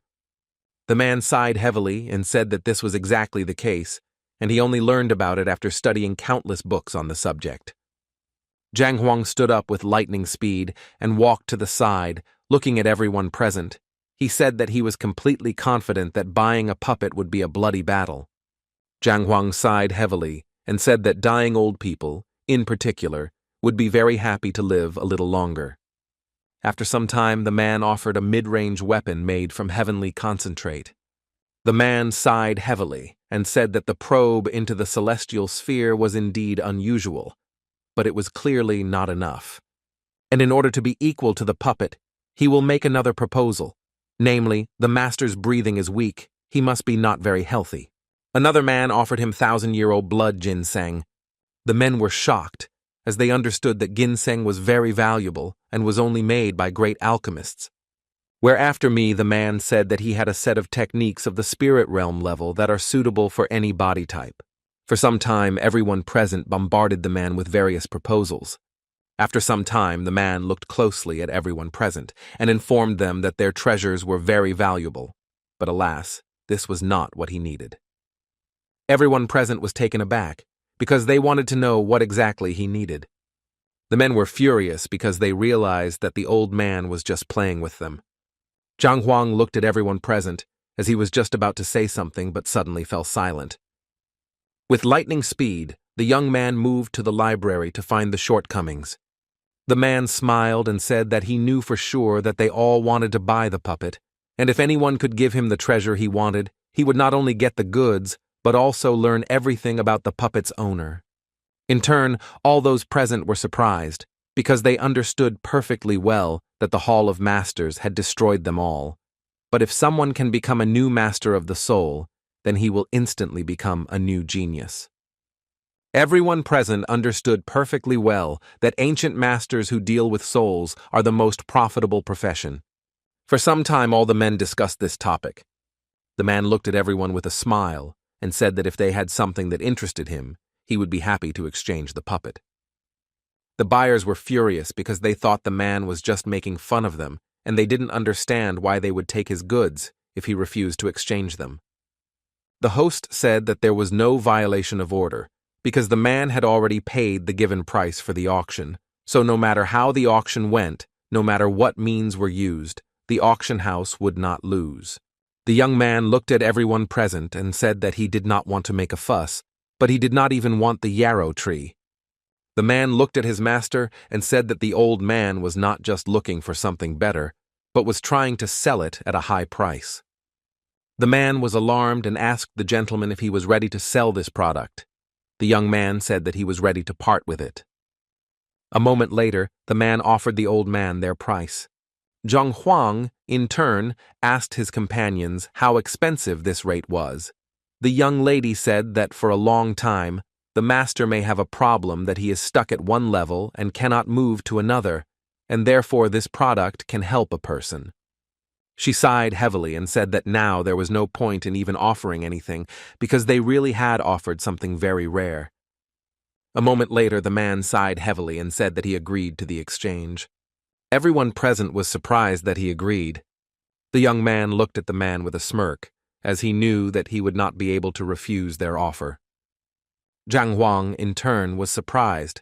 He shouted at the man not to agree, because he had not yet made his proposal. Zhang Huang looked at the man intently and said with full confidence that he could help bring him back. The man froze in shock and looked at the young man, asking what he had just said. After a short dialogue, everyone present began to whisper. They did not understand what he meant. The young man, in turn, was shocked. He did not understand why the man was taken aback and froze in place, since he offered the best and highest price. For some time, the men watched everything with indignation and conducted a furious dialogue. The man looked at the young master intently and asked if he was serious. Zhang Huang looked at the man intently and said that he was very serious in his words and he should just give him the puppet and he would do his best to take it out of him. The man looked intently at the young man and said in all seriousness that he agreed to such conditions. Everyone present froze in shock. They did not understand what had happened and why he had changed his mind so quickly. The young man froze in shock. He asked his subordinate if the man really agreed to this proposal. In turn, he was furious and burning with anger, since he did not think at all that he would lose the bidding. He looked at his subordinate intently and said that he must do everything possible to ensure that they could get the puppet. Song Chao looked at the man with cold fury and said that he should do everything possible and impossible since he really wanted to get the puppet. The man, in turn, was a little puzzled by the gentleman's words, but he still agreed to do everything possible. The man looked at everyone present and said that they were willing to do the same if he agreed to sell them the puppet. Everyone present was flushed with rage and fury. They did not understand what was happening. Zhang Huang, in turn, understood perfectly well that this procedure would be very difficult to do, even with their library of the heavenly path. He did not understand how they intended to do this. He asked in surprise, did they really have a better proposal? The men were puzzled and did not understand how the young man could say such things. Zhang Huang looked at the young man closely and asked if he really didn't know how to bargain. Song Chao said sheepishly that he knew one good method. Zhang Huang was surprised by this statement. He said that the man was possessed by an evil spirit, he was suffering, and if the young man knew some normal working method, then he could give him a seat.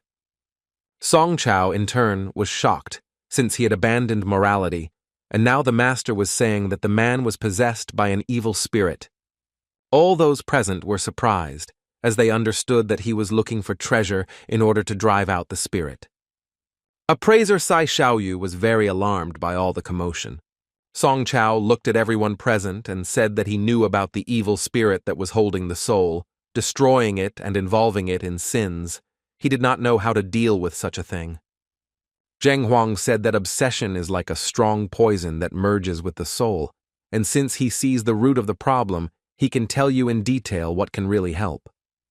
Zhang Huang looked at the man intently and said that he should give him the puppet, and he would help him, but he would not go into detail with so many people in the hall. The man looked at him intently and agreed, and also asked for forgiveness for the fact that he could not sell this thing to anyone. Song Chao looked at his subordinate intently and asked if he knew how to exorcise spirits. He sighed heavily and said that he did not know. Song Chao, burning with rage, said that they had to find out who was in the room and how he intended to do such a thing. After some time, everyone gathered in the room where the puppet was. The man looked intently at everyone present and asked them to help him solve this problem. Zhang Huang looked at the masters intently and said that he had one request for them. Zhang Huang said with a sly smile that it was very simple. He came closer to them and said with a smile that they should do everything as he says and everything will be fine. A moment later, the men apologized to the salesman in unison. The man was taken aback and didn't understand what they were going to do for a moment. He thought they were going to rob him. Master Lu looked at Zhang Huang with worry, but Zhang Huang said with a smile that they didn't have to worry. If they wanted to kill him, they would have already done so. The man looked at the young man with anger and asked what he wanted then. Zhang Huang asked the man if he hadn't asked him to help him get rid of the spirit. He intended to help, but first he had to suppress it. The man was taken aback and exhaled with peace of mind and told the young master that he could continue. Zhang Huang grinned fiercely as he told the man to get ready, and he swung his hand at him. The man didn't have time to react before the young man angrily hit him in the face. A few seconds later, he struck him in the chest with lightning speed. The master froze in place in shock. He hoped that the young man would not kill the man. Everyone present was surprised and amazed by the spectacle as the young master simply beat the man in front of everyone. The man rose up with lightning speed, using his last strength, and said furiously that he would kill him. Zhang Huangshui looked at the man with bewilderment and asked why he wanted to kill him if he just wanted to help him. The man looked at the young man with cold fury and asked what he was talking about. Zhang Huang looked at the man menacingly and said that he came here to take someone's body and tried to kill his soul, and now he says that he doesn't know what he's talking about. Those present were stunned by the shock on the spot as they saw the body thief with their own eyes. They knew that the body thief is a special technique, captivity, souls needed as borrowing a body for the return of the soul. Zhang Huang looked at everyone intently and said that they should not panic, since he was not finished yet. If everything was like this, and his soul was entangled by evil spirits, he could not do anything about it. The man looked at him with cold fury and told him not to talk nonsense because he was simply possessed and could not fix it. Zhang Huang looked at the man intently and said that they knew what he had done to suppress the other soul, but he could see what was happening right now. Zhang Huang said that the man came to the auction house and sold the puppet without saying what he wanted, and if he was not mistaken, then at that time his soul was in charge. But he was silent not because he did not want to say, but because the spirits were holding him back. Under pressure from the people and in a state of excitement, he had the opportunity to take possession of the body, and when he said that the one who buys the puppet will be taken to the tomb of the magician, he wanted to lure people to set a trap, to kill more powerful magicians. A moment later, the man said angrily that he wanted to raise the price. Zhang Huang looked at the masters intently and said that they must remove the seal from the man. A moment later, the men obeyed the young master and did everything as he said. The man slowly rose up and angrily told the young man that he did not think that in such a case he would be able to get rid of the evil spirits. He looked at the young man in surprise and asked what he was up to again. Zhang Huang told the man that he had not asked him to leave when he removed the seal. The man was surprised and did not understand whether he really wanted to stop him with his strength. Zhang Huang said that they could try to do so. A moment later, the man furiously directed all his strength at the young master and shouted that he could easily die. Zhang Huang dodged the man's attack with lightning speed. The man was furious and didn't understand what was wrong with the guy. A moment later, Zhang Huangnan struck back. The man froze in shock and a moment later fell to the ground with a crash. Zhang Huang looked at the man with a grin and asked if something had happened. Everyone present was surprised, as they understood that the man was stronger than the young master, but they did not understand why he was now a weakling compared to the master. The young lady was shocked as she saw that the master's strength had weakened. Jin Konghai said that the man's current strength was at different stages. He told everyone present about the man's strength in great detail, but he didn't understand why he was so weak now. Zhang Huang said with a smile that it was not only he who saw all his deliveries and shortcomings, but everyone else as well. The man looked at everyone present with anger and said that he was simply wounded and could not use his full strength. Zhang Huang said that even if he was injured, so that he could not use his power several realms higher, because a soul like his would not be equal in strength to the one that was taken away. He looked at the man closely and said that although he had accepted the body, He had not adapted to it, especially after the injuries he had inflicted.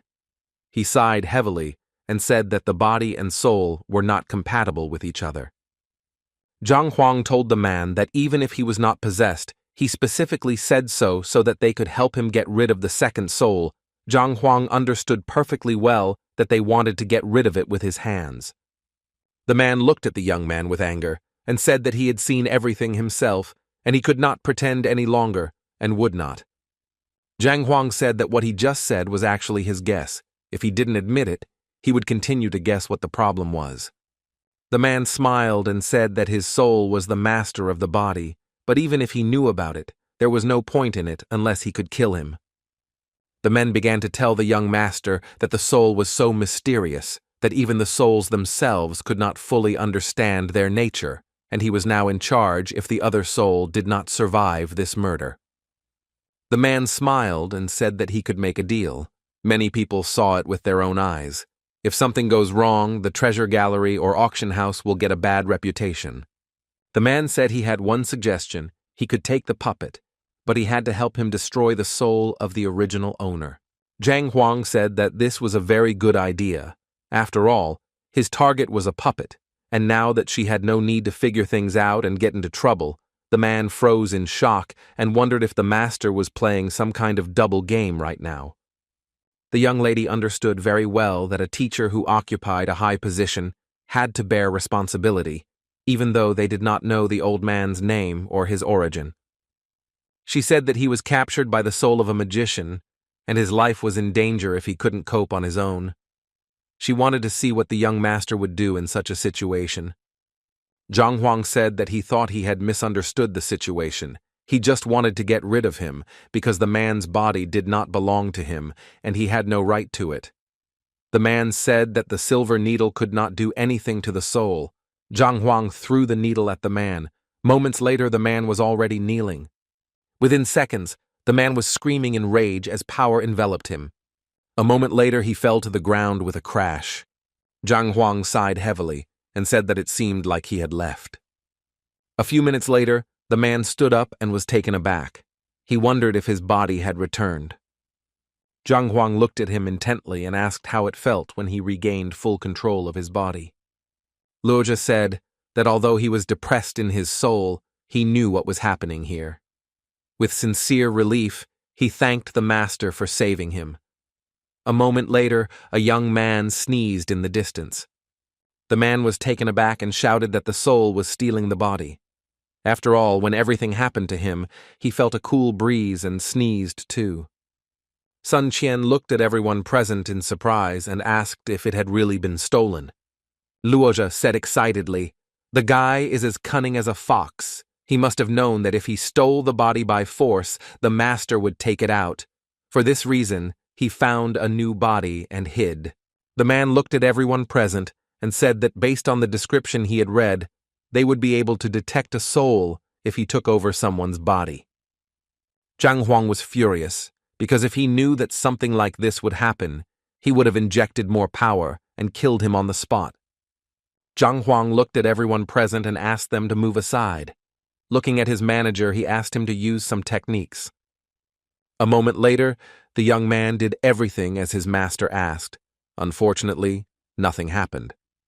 He asked for forgiveness from everyone present with a smile, as he had been busy working on his abilities lately, so he had relaxed a little. Zhang Huang said that was enough, and at that very moment, he used his force on the young man. After a few seconds, everyone present saw the soul energy. He furiously asked the master how he knew that he was in this body. Zhang Huang said angrily that he must immediately get out of the young man's body, otherwise he would kill him. Zhang Huang said that he should leave the body and should not involve innocent people in this matter. But he, in turn, shouted that they would die anyway, and it didn't matter whether it was one person or several, and since he didn't have his own form, no one could seal him. But a moment later, he cried out in a loud voice for help. Zhang Huang, looking at everyone present, said that he thought he was dying. A few minutes later, the young man was engulfed in purple flames. Luoja said in surprise that this was the cultivation of the soul, encouraging it to improve itself towards ascent, Zhang Huang asked him in surprise what he meant by this. The man said that soul cultivators are different from normal fighters. They cultivate their true essence and body, but they cultivate their soul. Thus, even after absorbing the energy after stealing, they can quickly recover and not stop in a weakened state. And now that his soul was killed, it meant that everything accumulated inside would be in the host body. The man said that the young man's self-improvement would receive a huge boost. Everyone present could see that a soul-devouring cultivator would soon appear before them. They knew that this was the most ancient profession and was much older than poison masters. The man was shocked because he knew that the young master had just used several silver needles to get rid of the soul, and his servant had just absorbed the soul cultivator who was planning to absorb him. It was no wonder to him that they acted arrogantly when they found the right one. A moment later, the young man entered the first level of transcendence. He looked at everyone present and at himself in bewilderment, since they had previously wanted to devour him. He did not understand what had happened. Zhang Huang asked the man where he had caught the soul cultivator, and also asked if he could catch a few more. Answer: he wanted to help his disciples make a breakthrough. Everyone present froze in shock as he wanted to break the caster to improve his strength. Luoja said that they were completely wiped out in the time village, and those who survived must have used some secret method to enter into deep sleep. The young man sighed heavily as he felt a little offended. Zhang Huang looked at the man intently and asked what happened to the puppet and the soul cultivator. Luoja said that he found out from an ancient book where the soul cultivator's tomb was and went there, thinking that there were non-mortal treasures there. But in the end, he found a puppet, but as soon as he took it away, a soul attacked him. Zhang Huang asked the man if he could take him to that grave, as he wanted to find treasure. Zhang Huang told him that if he was worried, he could tell him where the tomb was, and he would go there himself. The man said that the master had saved his life, and he really wanted to go there. Luozhu looked at the master intently and asked him to be careful, because that place was very strange, and it was better to prepare in advance, otherwise he would not be able to protect himself. Zhang Huang looked at the man closely, knowing that he needed to get there and thinking about what he needed to do. A moment later, he told the man that he must go and prepare everything well. Appraiser Sai Xiaoyu said with a smile that the rain cultivators had long since ceased to exist, and he asked the master if he could also take a look at their final resting place. Zhang Huang said that he agreed, but he still advised him to prepare enough spiritual stones in advance and buy something for himself for the journey. Zhang Huang asked if he could ask to be taken to the library to read about cultivators, and he also said that he would have to bother the pavilion owner to prepare a place for him and his disciples to stay overnight. Zhang Huang looked at his disciples closely and said that going to the tomb was extremely dangerous, so they should rest and improve their strength as soon as possible. So he provided them with stones and said that they should break through by themselves, otherwise they would not be able to go with him.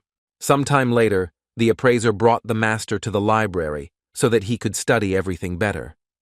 Zhang Huang looked around as if he was ready to start reading, but after absorbing the information for a long time, he was exhausted. The young man, in turn, was very tired, absorbing all the knowledge that was in the library, and with the speed of lightning, he fell asleep. The next day, he met with the puppet. Unfortunately, he didn't have time to examine it before, and he hoped that the puppet itself would give him a hint, and he hoped that he could find something and understand the spellcasters more fully. Upon examining the puppet, he realized that it was a first-level special soul mage purified puppet that possessed self-awareness and could also allow people's souls to invade and manipulate them. Several souls, cooperating, had a greater attack power. The disadvantage was that the consciousness voluntarily leaves the body. It will be impossible to awaken it. The young man was surprised, and at the same time puzzled. He did not understand how the thing could be alive or have consciousness. He stared at the puppet as he understood that the object created by the soul caster was given the special mission of becoming a golden puppet. A moment later he began searching, as he wanted to know how it could be used.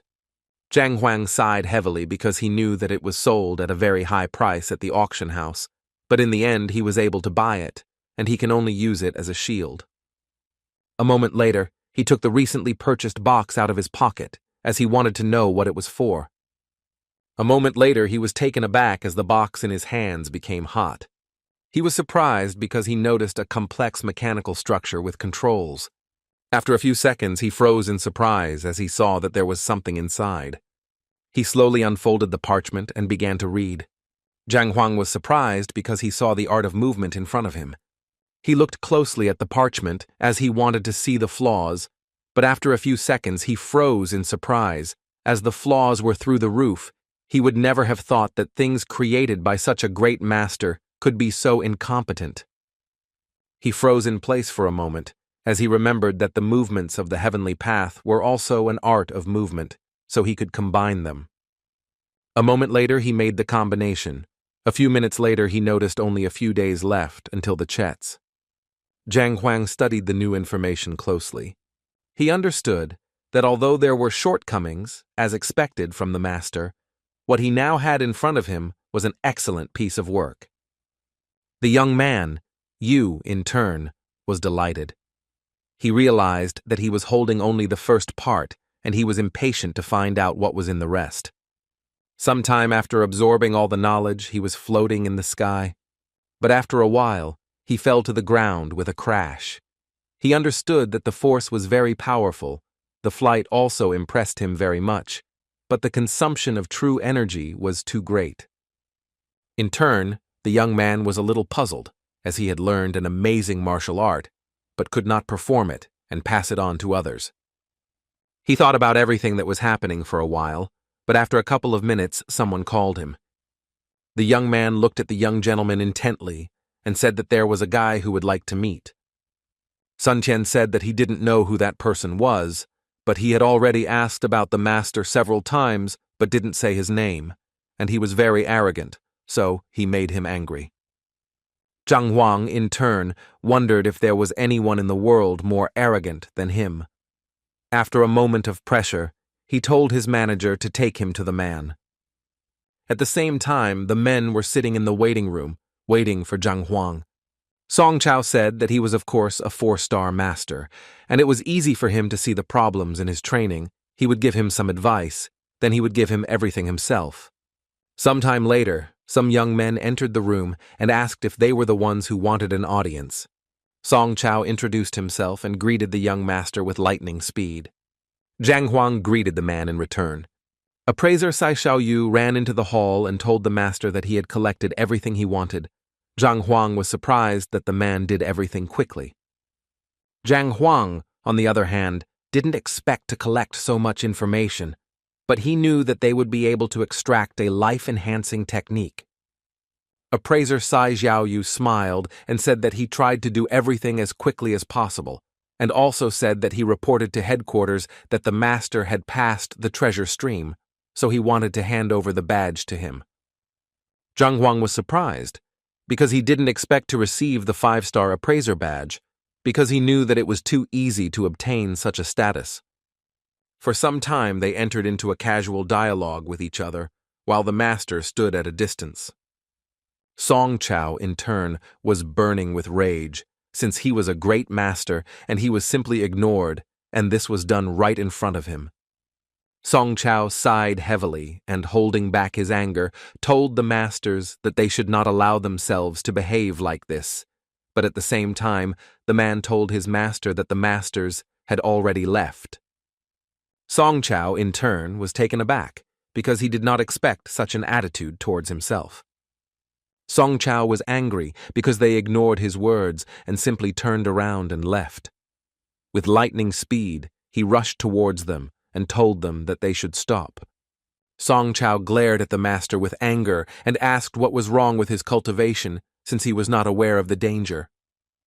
Zhang Huang knew very well that his new abilities had been tested by the library, and there was not a single mistake, so he knew that everything was fine. He knew very well that the man in front of him wanted to deceive him using his own method. Song Chao smirked at the young man and said that if he wanted to break through, he could guide him in the right direction. Zhang Huang asked the master if he had been feeling any vague pain or weakness lately. Song Chao shouted that he was not talking about his own problems now, but he still wondered how the master could know such a thing. Zhang Huang looked at the man and said that unfortunately he made a mistake in one technique and hurt himself. As a result, the cold energy meridian was overheated, his left leg became numb, and he felt weak. Zhang Huang said that he would like to receive 5,000 spiritual stones in exchange for help. Zhang Huang smiled and told the master that he had already approached other people, but unfortunately they could not solve his problem, and without him he would have to recover for at least a year. A moment later, the young man handed him the payment.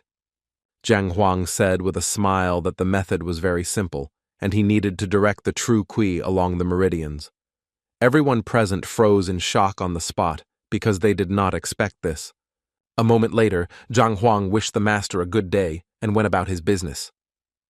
The man looked at his master in surprise and asked if he didn't want to take the puppet from the master. He didn't understand why the master gave him the money. The young man sighed heavily and said that it was a courageous order. Song Chao was taken aback and became furious, as he realized that the young man had simply deceived him.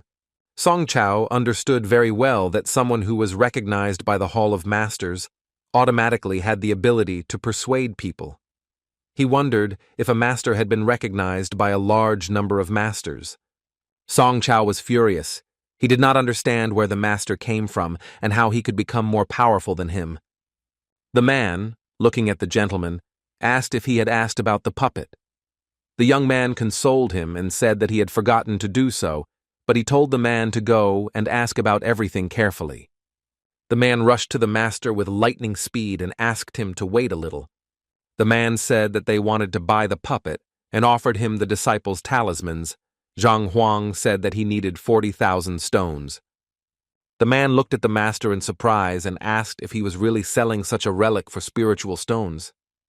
Zhang Huang said that they would give him the spiritual stones and he would give them the puppet. He had no use for the talismans. If they didn't have the stones, then the deal was off. The man looked at the master intently and said that he had just the right amount of spiritual stones. A moment later, they made an equal exchange. A moment later, the man came to his master and said that the puppet was now theirs, and they bought it for only 40,000 spiritual stones. The man looked at the young gentleman in surprise and asked if something was wrong, as he saw that his reaction was ambiguous, but the young man only shouted at his subordinate to leave immediately. Zhang Huang knew that with this amount of spiritual stones, it would be much easier for him to cultivate, and he could also read a few books to improve his cultivation a little. Zhang Huang was very happy, because he knew that he would be able to format the new ability with the help of the Heavenly Path Library. A moment later, a spiritual stone dissolved in his hand. He understood that they were created from the spiritual energy of nature, so they were as pure as jade. They should be quite durable, but for some reason, they broke very easily. He was a little puzzled and didn't know how many spiritual stones he would need. He understood that his body had been enhanced by the library, so it was much stronger than that of ordinary people, and therefore it was much more difficult for him to cross the boundary between the mortal and spiritual realms than it was for ordinary people. He understood that if he wanted to use several hundred or even several thousand spiritual stones at once to provide him with spiritual energy, there was only one way, and that was to use a formation.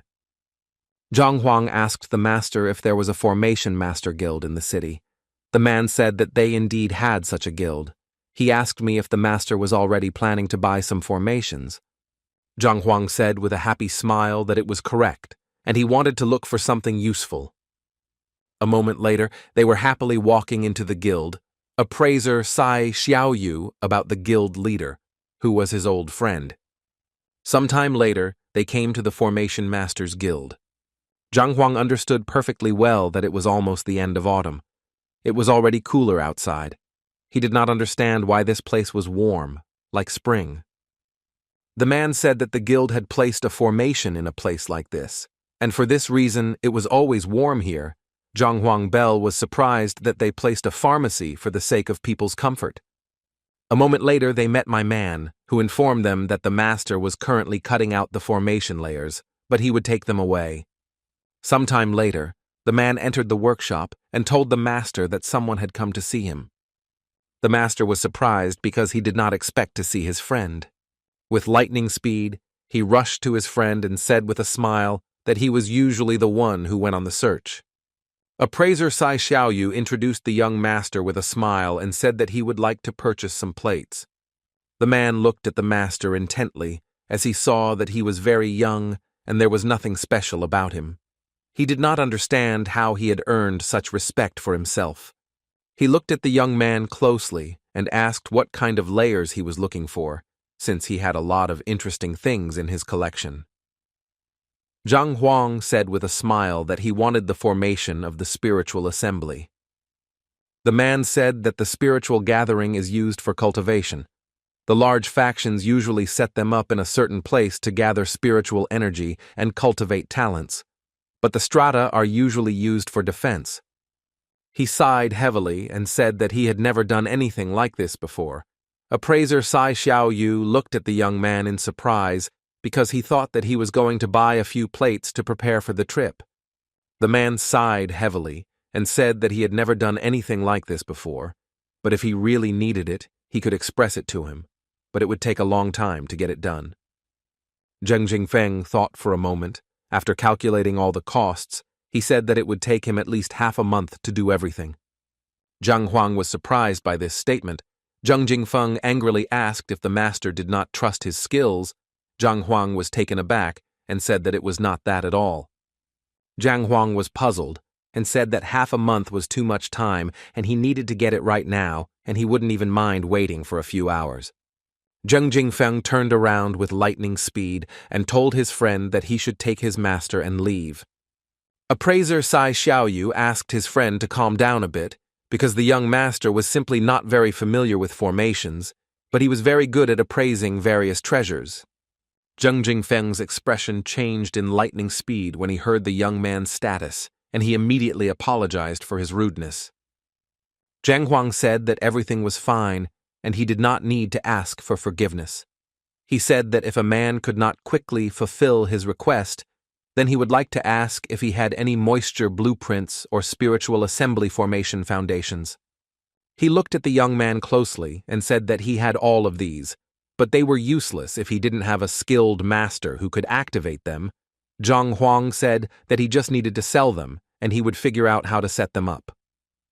Zheng Jingfeng looked at the young man intently and said that if he could prove to him that he created formations and was a true master, then he would show him the formation drawing and also sell him anything he wanted. Zhang Huang looked at the man closely and asked if he could create a formation, then he would sell him everything. The man smiled and said that was true. Zhang Huang sighed heavily and asked the man for a few minutes of silence. The man looked at the young master with a puzzled expression, as he did not understand why he was behaving in such a manner. The voices asked whether the master really wanted to master everything in an instant. Appraiser Sai Xiaoyu looked at his friend intently and said that he had better prepare everything that the young man asked for, since he had his own path, so he could easily complete everything. Appraiser Sai Xiaoyu looked at the young man, wondering if he was really studying everything quickly now. Zhang Huang, for his part, knew very well that he had many books related to the formation masters, but he had never really delved into them. He thought now was the time to do it. Zhang Huang looked at the master intently and asked if he had a formation flag since he wanted to set it up here. Zheng Jingfeng told the man that he could do anything. Zheng Jingfeng, in turn, understood perfectly well that the young man was not yet familiar with the formation plates a moment ago, and now, closing his eyes, he was going to line up. Zhang Huang said with a smile that he would do everything now, and there was no need to worry. Zheng Jingfeng quietly asked his friend who he had brought to him.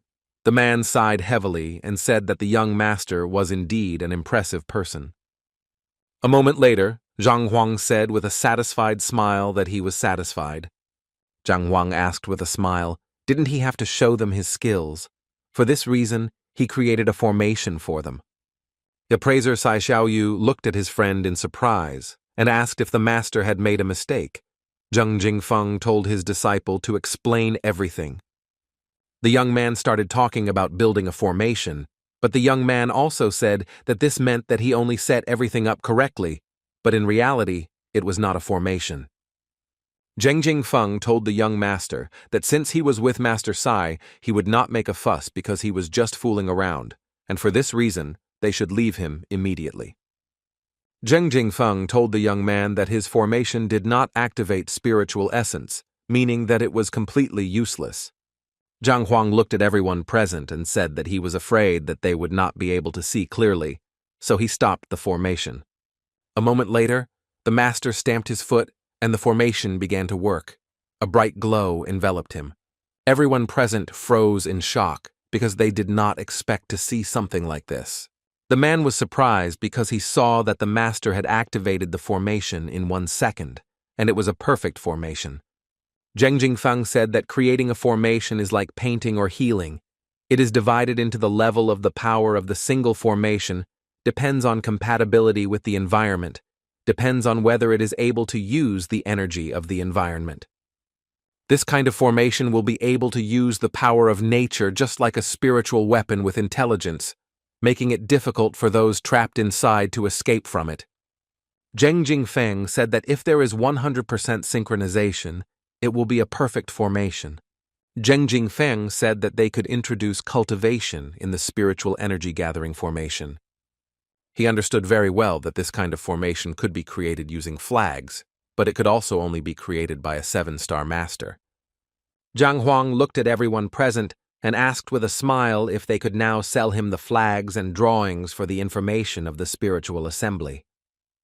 The man was taken aback and looked at the young master, but still said that he would sell everything to him, and he was also interested in what level he had. Zhang Huang asked if he was talking about formations now, since he was unfortunately in a difficult situation and could not answer this question since he had not checked yet. The man was surprised that the person in front of him was not a formation master. He looked at the young man intently and asked if he would like to take the test in their guild. In that case, Zhang Huang smiled and said that he would not mind taking it. Zheng Jingfeng said with a smile that they could pass it right now, and as for the flags and blueprints, after the test he would get permission, and they would just give him a set so he wouldn't have to pay. The young man, in turn, beamed with joy when he heard the word free. Zheng Jingfeng looked at the young master intently and said that their branch was a little different from others, and it would be more difficult for him since he needed to clear the formation sea. Zheng Jingfeng said that the sea of formations is a large number of formations that were left behind by the masters, and if he wants to pass the tests, he will definitely encounter all kinds of formations. Zhang Huang happily took the master by the arm and said that he basically understood everything, and they could go and do the tests, but before that, he would like to read a few books about formations. The man was surprised, but still agreed. Appraiser Sai Xiaoyu looked at his friend and asked him what level he thought the master was. Zheng Jingfeng said that he couldn't say, but he was sure that Zhang Huang was simply a genius. Sometime later, Zhang Huang looked into the library. For some time he mastered all the knowledge and was glad that he had become familiar with all the information. He understood that now he could easily go and pass the tests. Sometime later, the man told his companions about the construction of the hall. He said that they would soon enter the hall where tests would take place, and after they entered inside, there was a possibility that they would encounter traps, hallucinations, and even death. He smiled and said that there were many killing formations here, but each participant would have a protective talisman in their hands, so when they encountered such danger, they could simply use it and the formation would be deactivated. He looked at them intently and asked with a smile if they understood him. The young people said in unison that they would try to go through everything and not disappoint the teacher. Smiling, the man said that this was very good, and he would certainly demonstrate to them how it should be done. A moment later, the young man noticed that there was another participant and reported this to his teacher. The man looked at the young man in surprise and said that he, obviously, but what? Who doesn't even know what he's doing? The man was surprised, because the young man simply walked in arrogantly without any support or talisman. He did not understand how one could be so impudent. The man looked at the young man intently and expressed his displeasure because he had not even prepared himself. But a moment later, the man froze in surprise as he saw a closed formation in action. He sighed heavily and said that this is the most difficult formation. It blocks their senses, and they cannot see anything. Even their compass cannot determine the type of formation, and it will be difficult to awaken. The man looked closely at his students and explained to them what and how to do, but the young man was taken aback and called his teacher, and also said that he should look at the young man himself. The man looked at them in surprise, not understanding what had happened or why they were so excited, but the young man told his teacher to turn around and look closely. He was furious and did not understand why they were so surprised. He said that the student had definitely fallen into a trap, but when he turned around, he froze in place from the slag. All present were surprised, as the holding formation was dispersed with its ease. The man looked at his students in surprise and asked what had happened.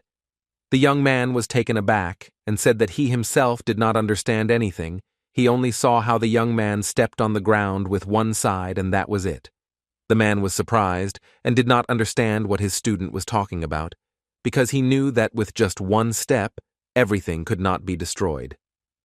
The man looked at the young man with anger, knowing that no matter what method he used, the constructions at the first stages were quite simple, but later it would be very difficult.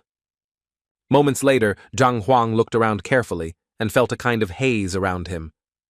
The man was surprised because he realized that the young man had launched the second stage of the formation, namely, the illusion. The man said that in this formation, clean air will rise up and polluted air will fall down. When they touch each other, it creates a special sound, and when someone hears this sound, his consciousness will be trapped. Then there is definitely no escape. The man looked at the young man with anger because he saw that he was very young, and he understood that the young man simply would not be able to go further. But after a few minutes, everyone froze in shock as they saw that the pharmacy had been scattered again. The man was shocked and did not understand how this could happen, because he saw a very young man in front of him. For this reason, he thought that the young man had colluded with the formations and staged a performance in front of them. The young man asked his teacher if it was possible for a young man to just randomly kick formations. The man was furious and shouted that the formations could not be destroyed by randomly kicking. The young people whispered among themselves in surprise. They didn't know how he had done such a thing. The man said angrily that he was not sure how he got through it all, and for now they needed to watch. He understood perfectly well that if the young man was able to dispel these formations so easily, he had a good rank. Everyone present froze in surprise as they saw him immediately move on. The young men looked at him intently as he entered the falling petals formation. The man said that such a formation is very insidious because the falling petals of flowers surround the person. Surrounding him, they turn into a trap, and at the moment when they begin to fall to the ground, the person discovers that he is dying in a beautiful landscape without pain. They looked closely at where the young man was being tested, because they heard a very big roar. Zhang Huang sighed heavily as he realized that this kind of battle formation was quite dangerous, and knew that next time he would have to dispel it in advance. Everyone present froze in shock on the spot. They were surprised and puzzled because they saw that he had dispersed the formation with one kick. They did not understand how he did such a thing. The young people were astonished, as they understood that in front of them was a young master who was not even 20 years old and was taking the exam to become a 4th-level formation master. The man came crashing into the room and asked the others what it all meant. He looked at them with fury and asked if they knew that his students were supposed to be tested today, so they were fooling around. Zheng Jingfeng smiled and said to the elder that he shouldn't rush, because having another test subject would even benefit all the disciples. The elder was surprised and excited, and asked the men if they were sure that the young man had come to them for the sake of the test, and not to hinder his disciples. The men said that it was they who had persuaded him to go and take the tests. Zheng Jingfeng said with a smile that he was very curious to see how many stages he could go through. Zheng Jingfeng said in surprise that the young man had already passed 3 stages and had moved on to the 4th. The aging man looked at everyone present with his rage and asked them why they thought he had come in such anger. He understood that they were simply making fun of him. The man was surprised because he had not expected that the young man would be able to pass the test so quickly. They noticed that the candle had not gone out and thought that he must have failed the final stage. Zheng Jingfeng looked at the elder with a smile and said that it was not that easy to dispel the last level formation. The elder would have started talking about his disciples, but suddenly they heard a loud crash. The man froze in place for a moment in surprise, as he knew that the last eternal spring formation that maintained the formation sea and weather in the guild had just been dispelled. Zheng Jingfeng knew very well that in order to be able to maintain a large number of formations, allowing them to be launched into a random pattern, naturally this required a large area, and it so happened that it was this area that also helped maintain the inner weather in the guild. The men were taken aback and wondered if the young master had really destroyed all the formations. With lightning speed, they rushed to meet the young master, as they wanted to know whether he had passed or not. The elder looked at his disciples and asked what just happened. The man was taken aback and said that the young man had dispelled all the formations. Zheng Jingfeng asked in surprise, "Did the young man really go through everything so quickly?" The young man looked at the guild leader and said that the master had not used anything and had gone through everything himself. Zheng Jingfeng was puzzled because he knew that all the techniques were very strong and difficult. He did not understand how the young man was able to pass everything. The man looked at the guild leader with a puzzled expression and said that the young man had only used his leg. Everyone present looked at him in surprise, as they wondered if there was a formation dispersal technique called one's own leg. The man said that from the first to the last stage, the young man simply used his foot and stepped on each formation, after which they would stretch out with a bang. Zheng Jingfeng asked the man in surprise, did he mean that the young man simply dispelled them by kicking them? The men were shocked and furious, because they did not know if it was possible to destroy the formations in this way. They were surprised, because they did not understand why they had never heard of such a thing before. The young man looked at the teachers intently and said that their elder was telling the truth, and they also saw that he was simply stepping on something with his foot. The old woman said that it seemed that the young man was just lucky, and the information was simple. But the man, in turn, said that they are not simple and even complex. A moment later, he told the elders about all the formations that were there. The men were surprised. Zheng Jingfeng looked at them intently and asked what was on the last one. The man said the last one was a killer in the drunken heart format. Zheng Jingfeng knew very well that it was almost impossible to survive after such a formation, but he even managed to dispel it. The man said that when he entered the formation, he saw how it affected his consciousness. He thought that the young man would not be able to dispel it, but with just 2 blows he destroyed everything, and most of the formation supporting the guild was also dispelled, so the exam was over. Everyone present froze in shock. They did not understand whether this was true or a lie. A moment later, a young man came out of the room. He sighed heavily and said that he thought in the future he should not touch the formations of the 4th level or higher. Zheng Jingfeng looked at the master in surprise and asked if he had really dispelled all the formations. He sighed heavily and said that he had simply stopped them. Zheng Jingfeng looked at him in surprise and asked what he was talking about, but a moment later, he let out a heavy sigh as he realized that their guild was saved. After all, if he really went all out, he would not only have destroyed the strongest trial pharma, but also most of the guild formation. Zhang Huang asked with a smile, was he now a master of pharmacy since he purified the sea with the formation? Zheng Jingfeng looked at the young man intently, as he wanted to know his level right now, and he saw that he was very capable. He said he could give him the 4th rank master analog badge. He said that this is an option when someone has passed the exam and completed all the stages. The young man agreed and said that he now hoped that he would give him the formation of a spiritual congregation. Zheng Jingfeng said with a smile that of course he would give everything to him right away. Zhang Huang asked in surprise, could the badge really only collect energy for 10 stones at a time? Zheng Jingfeng said that being able to gather 10 stones worth of spiritual energy at once was the best result in their guild. Zhang Huang sighed heavily, knowing that this was not enough for him. Zhang Huang asked if they had formations that could extract energy from an unlimited amount of stones. The man sighed heavily and said that of course they did.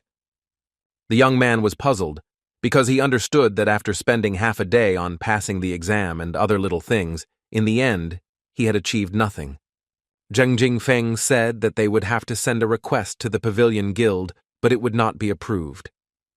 The elder looked at the man and said that he could create a formation of this level. He just needed to cut out a formation plate. Zheng Jingfeng knew perfectly well that he could cut it out, but unfortunately it was very difficult without special tools. Zhang Huang looked at them intently and asked if they could show him the blueprints of the formation of a top-level spiritual gathering and the plate itself. Sometime later, he held the drawing itself in his hands and realized that it was indeed very complex. But in turn, he understood perfectly well that if he used the library of the heavenly path, he would be able to achieve his goal. A moment later, he told the master that he should show him the empty top-level formation plate. After some time, he began to draw patterns on it. But unfortunately, it was all in vain, since he couldn't even scratch her. A moment later, he began reading and found that he needed a mid-level spiritual weapon combined with intent. With lightning speed, he turned around and looked at them with a satisfied smile and said that he knew how to do it, and also asked if anyone had an intermediate-level spirit sword. Zheng Jingfeng quickly handed over the sword he had to the master. After some time, the young man took the sword out of its sheath and looked at it in surprise. Zhang Huang was taken aback for a moment, as the sword was enveloped in an incredible power.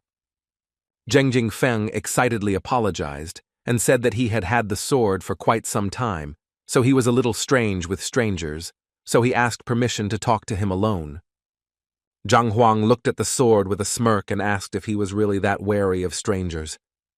After a few seconds, Zhang Huang touched some points on the sword and looked at the sword with fury, saying that if he continued to jump like this, he would really smash it to pieces. The man froze in shock as he saw the Imperial Jade sword just submit to him.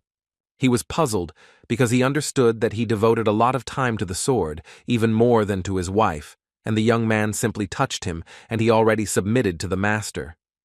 The man looked at his friend intently and said that the master had simply borrowed the sword and that he would not take it back forever. Zhang Huang, with lightning speed, he put the formation into the wall. Everyone present looked at him in surprise, because they knew that he was going to carve symbols on it, but he did not understand why he took the sword in his hands. They were surprised. They didn't understand why he pressed the plate into the wall. They all froze for a moment when they saw that the young man was enveloped in incredible power. Zheng Jingfeng understood that in order to make a formation plate of this level, a tool of a higher spiritual level was needed. Zhang Huang began to swing his sword with lightning speed, carving what he wanted onto the plate. The man froze in surprise as he saw that the master was using the sword to carve information into the plate. After a few minutes, the young man turned around and handed over the sword with a smile, saying that that should be enough. The man sighed heavily and told the master that he had had the sword for a long time, but he still could not make it obey him. He looked at the master intently and asked if he would like to be the full owner of the sword, but the young man, in turn, casually refused the offer. A moment later, he pulled the plate out of the wall, and they saw it crack. A second later, they noticed the wall collapse with a loud bang. Everyone present was shocked by what was happening, as they realized that it seemed like the master had a plan to destroy their guild. Zhang Huang was puzzled and wondered if the walls of the guild were made of paper. The man asked the master if he had broken the formation plate. He was taken aback, not knowing what to answer. Zheng Jingfeng took the plate from the young man with lightning speed. Zheng Jingfeng said that the plate would be activated when true energy interacted with it. He sighed and said it looked like it was a failure. The elder said that the sword was a weapon and its power was simply too great. He told the master that it was a mistake to use the sword. Zheng Jingfeng said that he did not agree with this statement because if they had failed to do this, the plate should have been shattered into pieces, but it was intact, so it was an obvious success. Appraiser Sai Xiaoyu. That she had some rational reaction, she rejected those who were not suitable for her.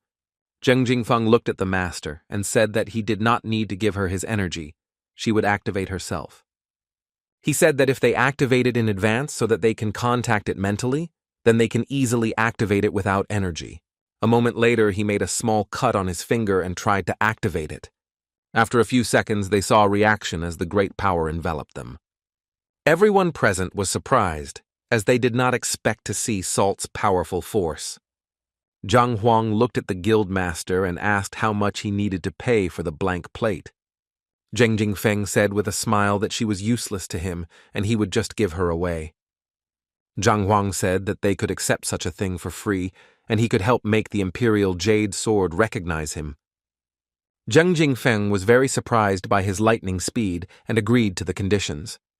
Appraiser Sai Xiaoyu smiled and reassured his friend that he didn't need to worry because the master would take care of everything. A moment later, the man handed the sword to the master. Zhang Huang furiously told the sword that from now on, he had better listen to what the guild leader said, and if he didn't, he would destroy him with a bang. The man was surprised and puzzled as he understood that threats would not help here, because he had already been through this many times. Zhang Huang threw the sword to the master with a smile and said that he had handled everything. The man was surprised and could not believe what was happening. He understood that he himself could not do this even after a long period of time. He looked closely at the weapon, realizing that he would have to be a little tougher to get its acceptance. Zhang Huang told the guild leader that he had some business to attend to, and it was time for him to leave. The men stared at the young master, surprised and puzzled by his skill, and therefore wanted to know who he really was. Zheng Jingfeng didn't know who the master really was, but he knew that they had to report him. Zheng Jingfeng asked the elder to find out everything about the young master, including his background and activities. Sometime later, the man received information about the young master. The elder looked at him intently and informed him that in less than a few months, he had come all the way from the backwater to their alliance kingdom. The elder said that he was shocked when he saw the records. He was very surprised and did not understand where he got such abilities and skills from. Zheng Jingfeng said that the master was very talented, and he must be heading to the Alliance Masters tournament. Zheng Jingfeng looked at the elder and said that such a genius would of course have to go there in person, even if he didn't intend to participate.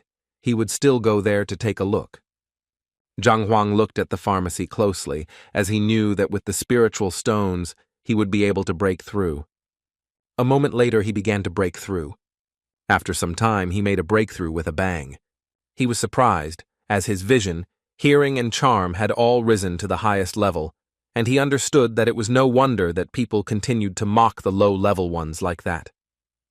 He was happy because he knew that now that he could reach the pinnacle of longevity, he would be able to reach the peak of strength. But in turn, he knew that he had used up all his reserves and was now broke. He was very disappointed that he was left with nothing, and he realized that he needed the stones again. But unfortunately, he knew that such stones would not be enough for him now, but he knew that he would find a way to get more spiritual stones when he returned. Some time later, he was informed that the preparations were complete. Zhang Huang looked at his companions closely and asked if they were going with him or returning to the alliance. They said that of course they would go with him. The young lady smiled and said that she had only read about soul casters in books, and if she had a chance to look at their legacy, no danger would be able to stop her. She looked at the man and said that he didn't need to worry as she was strong enough and could still take care of herself, and she also said that they would have a great master with them who could help. Zhang Huang looked at everyone present and said that if they were all ready, they could leave right now. Sometime later, they came to the border. Luo Zhu said that they were now in the Several Peaks mountain range, each of which had its own name. They knew very well that there were many spirit beasts here, and unfortunately, they would not be able to fly over directly, Otherwise, they would have a high chance of being attacked by flying spirit beasts. Jin Konghai looked at the man and asked about the little beast he had mentioned earlier. After all, they knew that not only was he strong and agile, they said he had a dragon bloodline, which made him very dangerous. Luoja said that the beast is not that far away. Just a few 100 meters away, the last time he observed its behavior, when it leaves its nest for food, you can sneak in, and this time they have a fairly large group, making them a big target. Jin Konghai said that the beast was very strong and they were close to each other, and for this reason, he was completely useless in a fight with such a strong beast. Luoja sighed heavily and said that he was also completely useless when faced with a flying beast of such strength. Zhang Huang looked at everyone present and said that they could stay here where they were while he scouted the road ahead with Master Luo and Master Sai, and then they would call them if everything was clear. As the men walked further, they noticed that there were a lot of tracks. They realized that someone had passed by this place, and they must have known about the cemetery. Zhang Huang understood that if people encountered such a dangerous creature, they must have fled as far as possible. The man said that the location of the cemetery was well hidden, and even he found it very difficult to find out where it was. But they were still alarmed, and did not understand where the tracks came from and whether they led in the right direction. They slowly moved along the path and noticed that there were more and more tracks. A moment later, the man pointed in a certain direction and told them where they needed to go. But before they could take a single step, men suddenly came down to meet them and looked at them menacingly. Appraiser Sai Xiaoyu looked at the men intently and asked who they were and why they were bothering them. The young men looked at the men intently and said that their master was the eldest and that he was working somewhere there, and unfortunately, he couldn't stand it when someone bothered him, so they had to go around to go.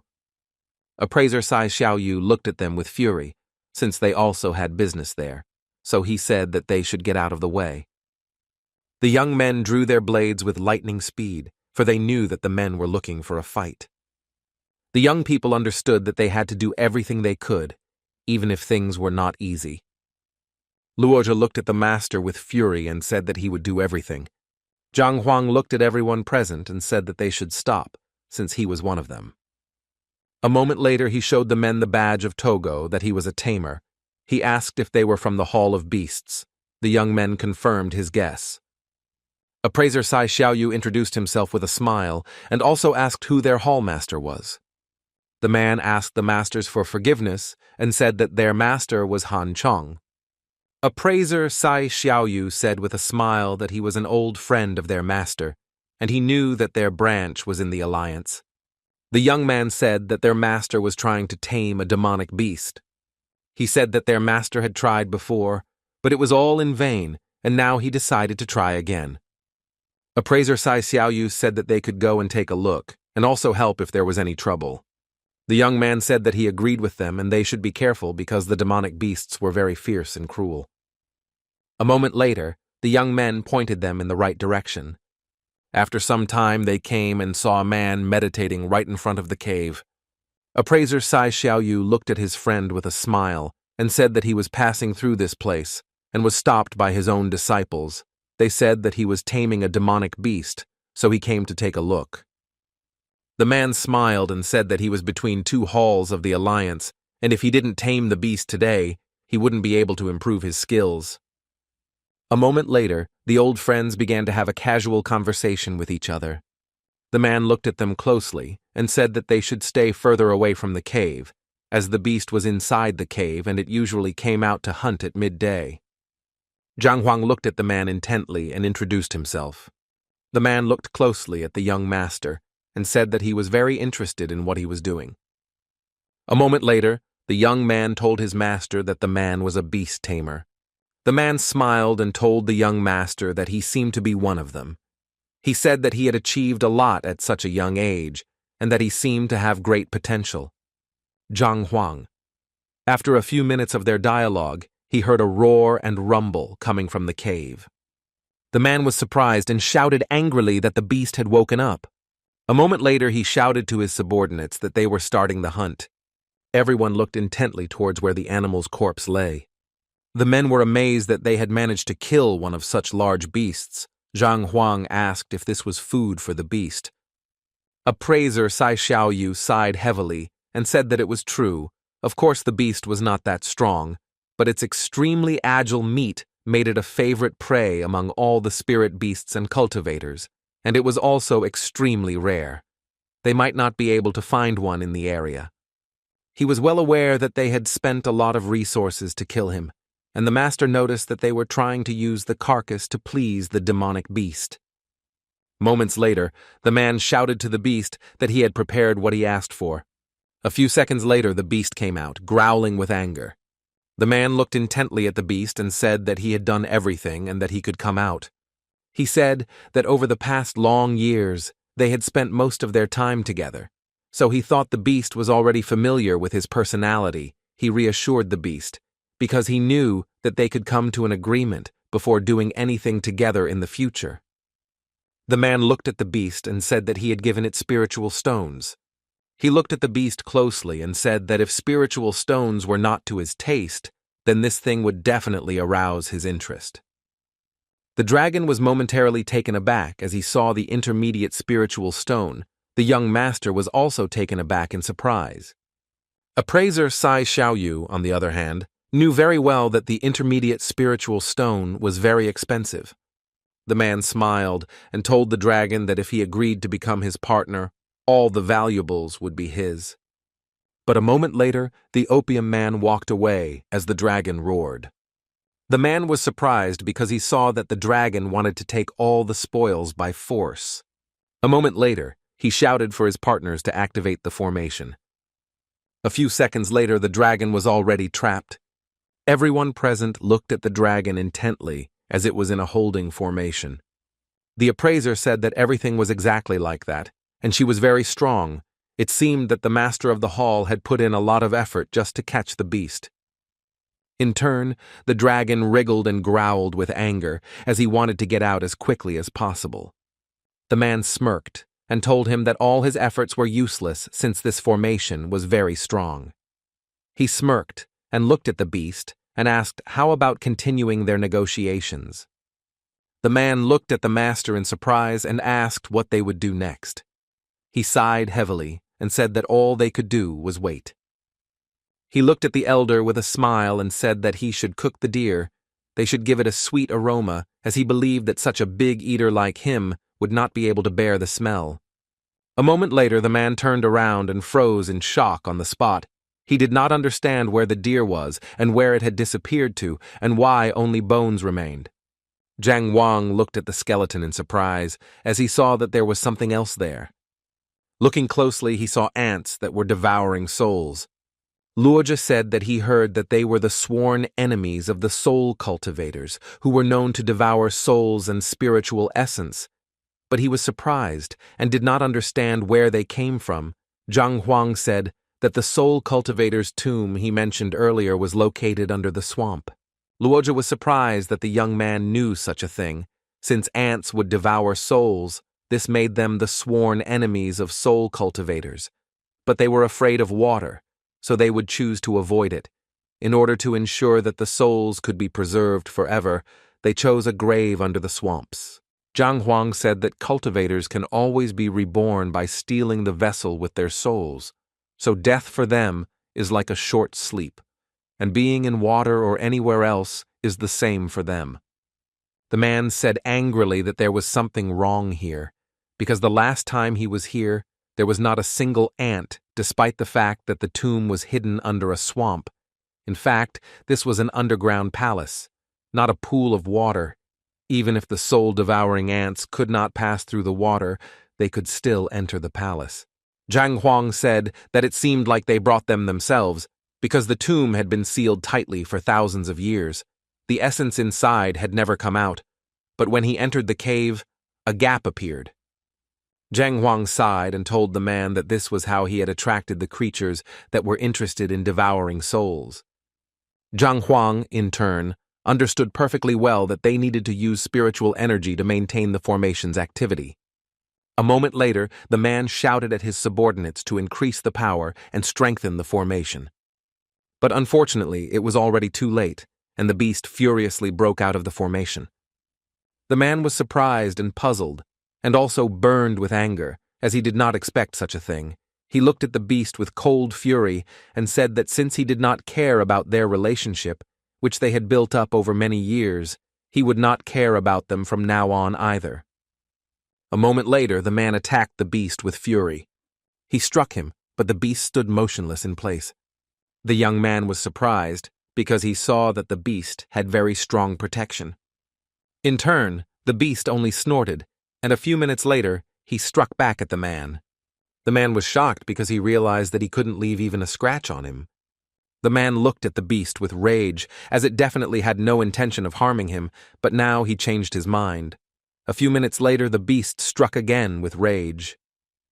The man was angry and shouted at the beast to calm down and not force him to attack. He angrily asked the beast if it really thought he was going to just use the formation to fix it, but in turn, it shouted that if he had no other choice, then that was what he would do. He looked at the beast intently and said that if he wanted, they could forget about their long friendship. A moment later, the beast flew into the air and dealt a very powerful blow to its opponent. The men looked at the master with excitement and asked him for help, as they understood that the beast was very strong. Zhang Huang stared at the beast that was hovering. The man was furious and simply could not believe that he had failed anyway. At the same time, the beast flew towards his enemy with the speed of lightning. The man looked at the beast with cold fury. He wondered if this was how his life would end. After a few seconds, the beast froze in place and began to tremble. The man froze in surprise and did not understand what was happening because he knew that in front of him was the proudest beast, which no one had ever subdued. Zhang Huang froze in shock on the spot. He did not understand what was happening because he simply yelled at the proud beast, and it turned into something like a dog. Zhang Huang angrily pushed the beast away and told it to move away from him because it was dirtying his shoes. The man smiled and thanked the master for saving his life. Zhang Huang said that I only did it because the master in the audience asked him to, so he should thank him. He looked at the young master and said that he might not know about it. Beasts can transform into spirits until they reach the realm, but they usually only do so when they submit to someone. After some time, the man looked at everyone intently and thanked everyone for saving him. Appraiser Sai Xiaoyu said with a smile that he hadn't done anything special, but their master had, and he began to praise the master and talk about all his achievements. The man was shocked by what he heard because he thought that the young man was an ordinary craftsman. A moment later, he apologized for his rudeness and presented him with the spiritual stone that he had previously wanted to use to attract the demonic beast, but it was useless to him now, so he wanted to give it to the master. Zhang Huang said with a smile that he would not refuse such a gift, since it would be useful to him, but he would like to take it not for free, but in exchange for healing his wounds. The man asked in surprise if he could really heal his wounds, because he knew perfectly well that the beast had wounded him several times, and he had overdone it with force and damaged his internal organs. Zhang Huang smiled and said that it was okay and they would fix it, and a moment later he ordered his beast to do everything. He was surprised and did not understand what was happening, and was taken aback when the beast hit him with fury. The man said that he would just drink the medicine, but after a few seconds, the man was already flying towards the ground with a roar, but a little later he noticed that he could freely move his hands and feel energy. A moment later, he acquired a new skill, the Great Ocean All-Encompassing Hand. Those present were shocked, they were surprised, they asked if all his injuries were really healed. Zhang Huang said with a smile that he noticed them. That's why he cured them, and he doesn't need to pay extra for it at all. The man with the speed of lightning knelt before the master and thanked him. A moment later, the man told the master that others had also been injured because of him, and he wanted him to help them. Zhang Huang said with a smile that he had already done everything while he was unconscious, but he still had to charge for the treatment. The man smiled and said that he, of course, knew about it, and I would like to provide the 8,000 spiritual stones that he used earlier as beast bait. The men were surprised and puzzled because the price was very high, but the master said that spiritual stones were indeed expensive, but they were worth nothing when it came to his old friends. The master looked intently at the young master and said that since the beast had already been tamed by him, all that remained was to leave their company. As they left, the men talked among themselves, because they knew that they might not have tamed the beast, but at least they remained safe. The men discussed the new master with admiration, calling him a genius. The man looked at the master intently and asked if they should continue or take a rest. Zhang Huang said that they should not rush since he needed to deal with the beast. He asked them to call the others. A moment later, the young people were taken aback as they heard a rumble in the distance. Everyone present froze in shock as they saw that the master had tamed the beast. Zhang Huang looked at his pet closely and said that they were heading down the swamp, so he wanted him to guard the area and not let anyone in. A moment later, he looked sharply at everyone present and informed them that it was time for them to be on their way. After some time, they arrived at the appointed place. Luoju looked at everyone present and said that once they entered the water with the master, they should use pure Qi and follow them. A few seconds later, they jumped into the water. Luoju swam to the entrance of the cave, carrying out various manipulations. He slowly opened the entrance. Zhang Huang looked at the man closely as he saw the exquisite craftsmanship. He was amazed that the man used stones to create the mechanism, and at first glance the level of craftsmanship was not evident. He understood that the person who built this mechanism was not so bad. A moment later, the man informed them that they were now in the passage to the grave, and the grave itself was at the very end. He looked at everyone present and said that they should not rush in this long corridor with many traps and mechanisms. They should slowly explore everything in order to move forward. A moment later, he said they could use puppets to clear the way. They watched closely as the puppets walked safely towards adventure. But after a few seconds, they were trapped. Everyone present was surprised because they understood that the puppets were made of special materials, and they were extremely durable, but they were easily cut with one blow. Zhao Feiyu looked at the master intently, as she was glad that he had figured out the replacement of the man's soul. Otherwise, they would not have even reached the cave. Luoju sighed heavily and said that all the traps and mechanisms were dangerous, and he would go ahead and light his entire route. He sighed heavily and said that they all had to follow his instructions without question, otherwise he would not be able to guarantee their safety. Appraiser Sai Xiaoyu looked at the teacher intently and asked if it was a formation. Zhang Huang said that it was not. After all, he would definitely be able to sense the flow of energy.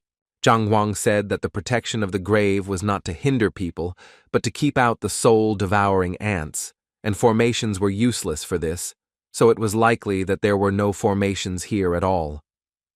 The man was excited. He said that, unfortunately, none of them were good at mechanics, and if they had an engineer, it would be much easier for them.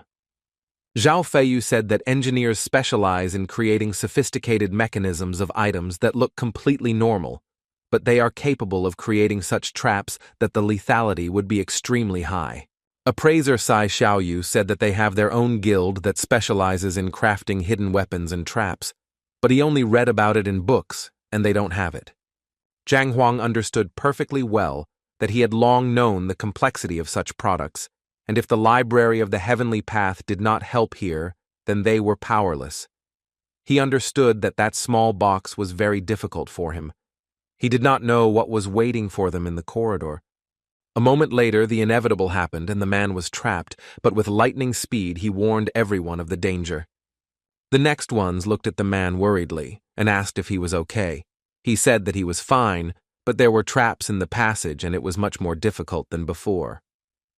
Zhang Huang looked at his companion and asked how deep the passage was and how long it would take to reach the end. A moment later, the man told the master everything he knew about the passage. The young man sighed heavily as he knew that this would be a very long time. Luoju knew very well that if they acted quietly and slowly, they would overcome everything. For some time, they discussed intently all their further actions. The man sighed heavily because he knew that the engineers his grandmother left behind were extremely complex. Zhang Huang knew very well that even formations could be destroyed, so if they could find the switch, perhaps they could disable the trigger as well. The man looked at the young master with anger and said that after all, this was an extremely sophisticated matter, and if it were that easy, they would have done it long ago. They understood perfectly well that there was water in the pool, and for this reason they would not be able to find the source. Zhang Huang said that if they couldn't find him with their compass, it didn't mean they couldn't find him with their something else. He said that they shouldn't panic. A moment later, he said that they should trust him. Zhang Huang used his magic with lightning speed. Luoja looked at everyone present and said that they could make the pass and rest for a while. Luoja said that the traps had become more difficult, but they had enough time and they would definitely be able to reach the end. They just needed to follow him straight. Luoja looked at the young master in surprise as he angrily kicked the wall.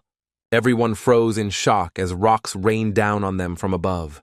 Luoja, with a satisfied grin, told everyone that they could continue on their way since the trap had been disarmed, and everyone froze in surprise.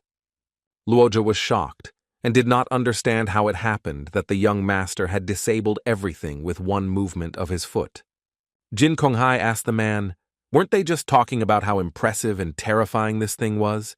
He didn't understand why the master just kicked the wall and turned everything off. Luoja ran up to the young master with lightning speed and asked him to stay. Sometime later they entered a huge hall, and the man said that his soul had been stolen, last time in this very place. Zhang Huang knew very well that something was wrong, so he changed his vision. He was surprised because he realized that someone had set up a barrier here, and he couldn't even look through it. He wanted to see if his library could handle it. Zhang Huang knew very well that he had read quite a lot of Tomb Raider novels from his past life. He knew that traps were the same as formations. There was always a way around it. But a moment later he froze in surprise as he realized that in front of him was ordinary land and there were no traps.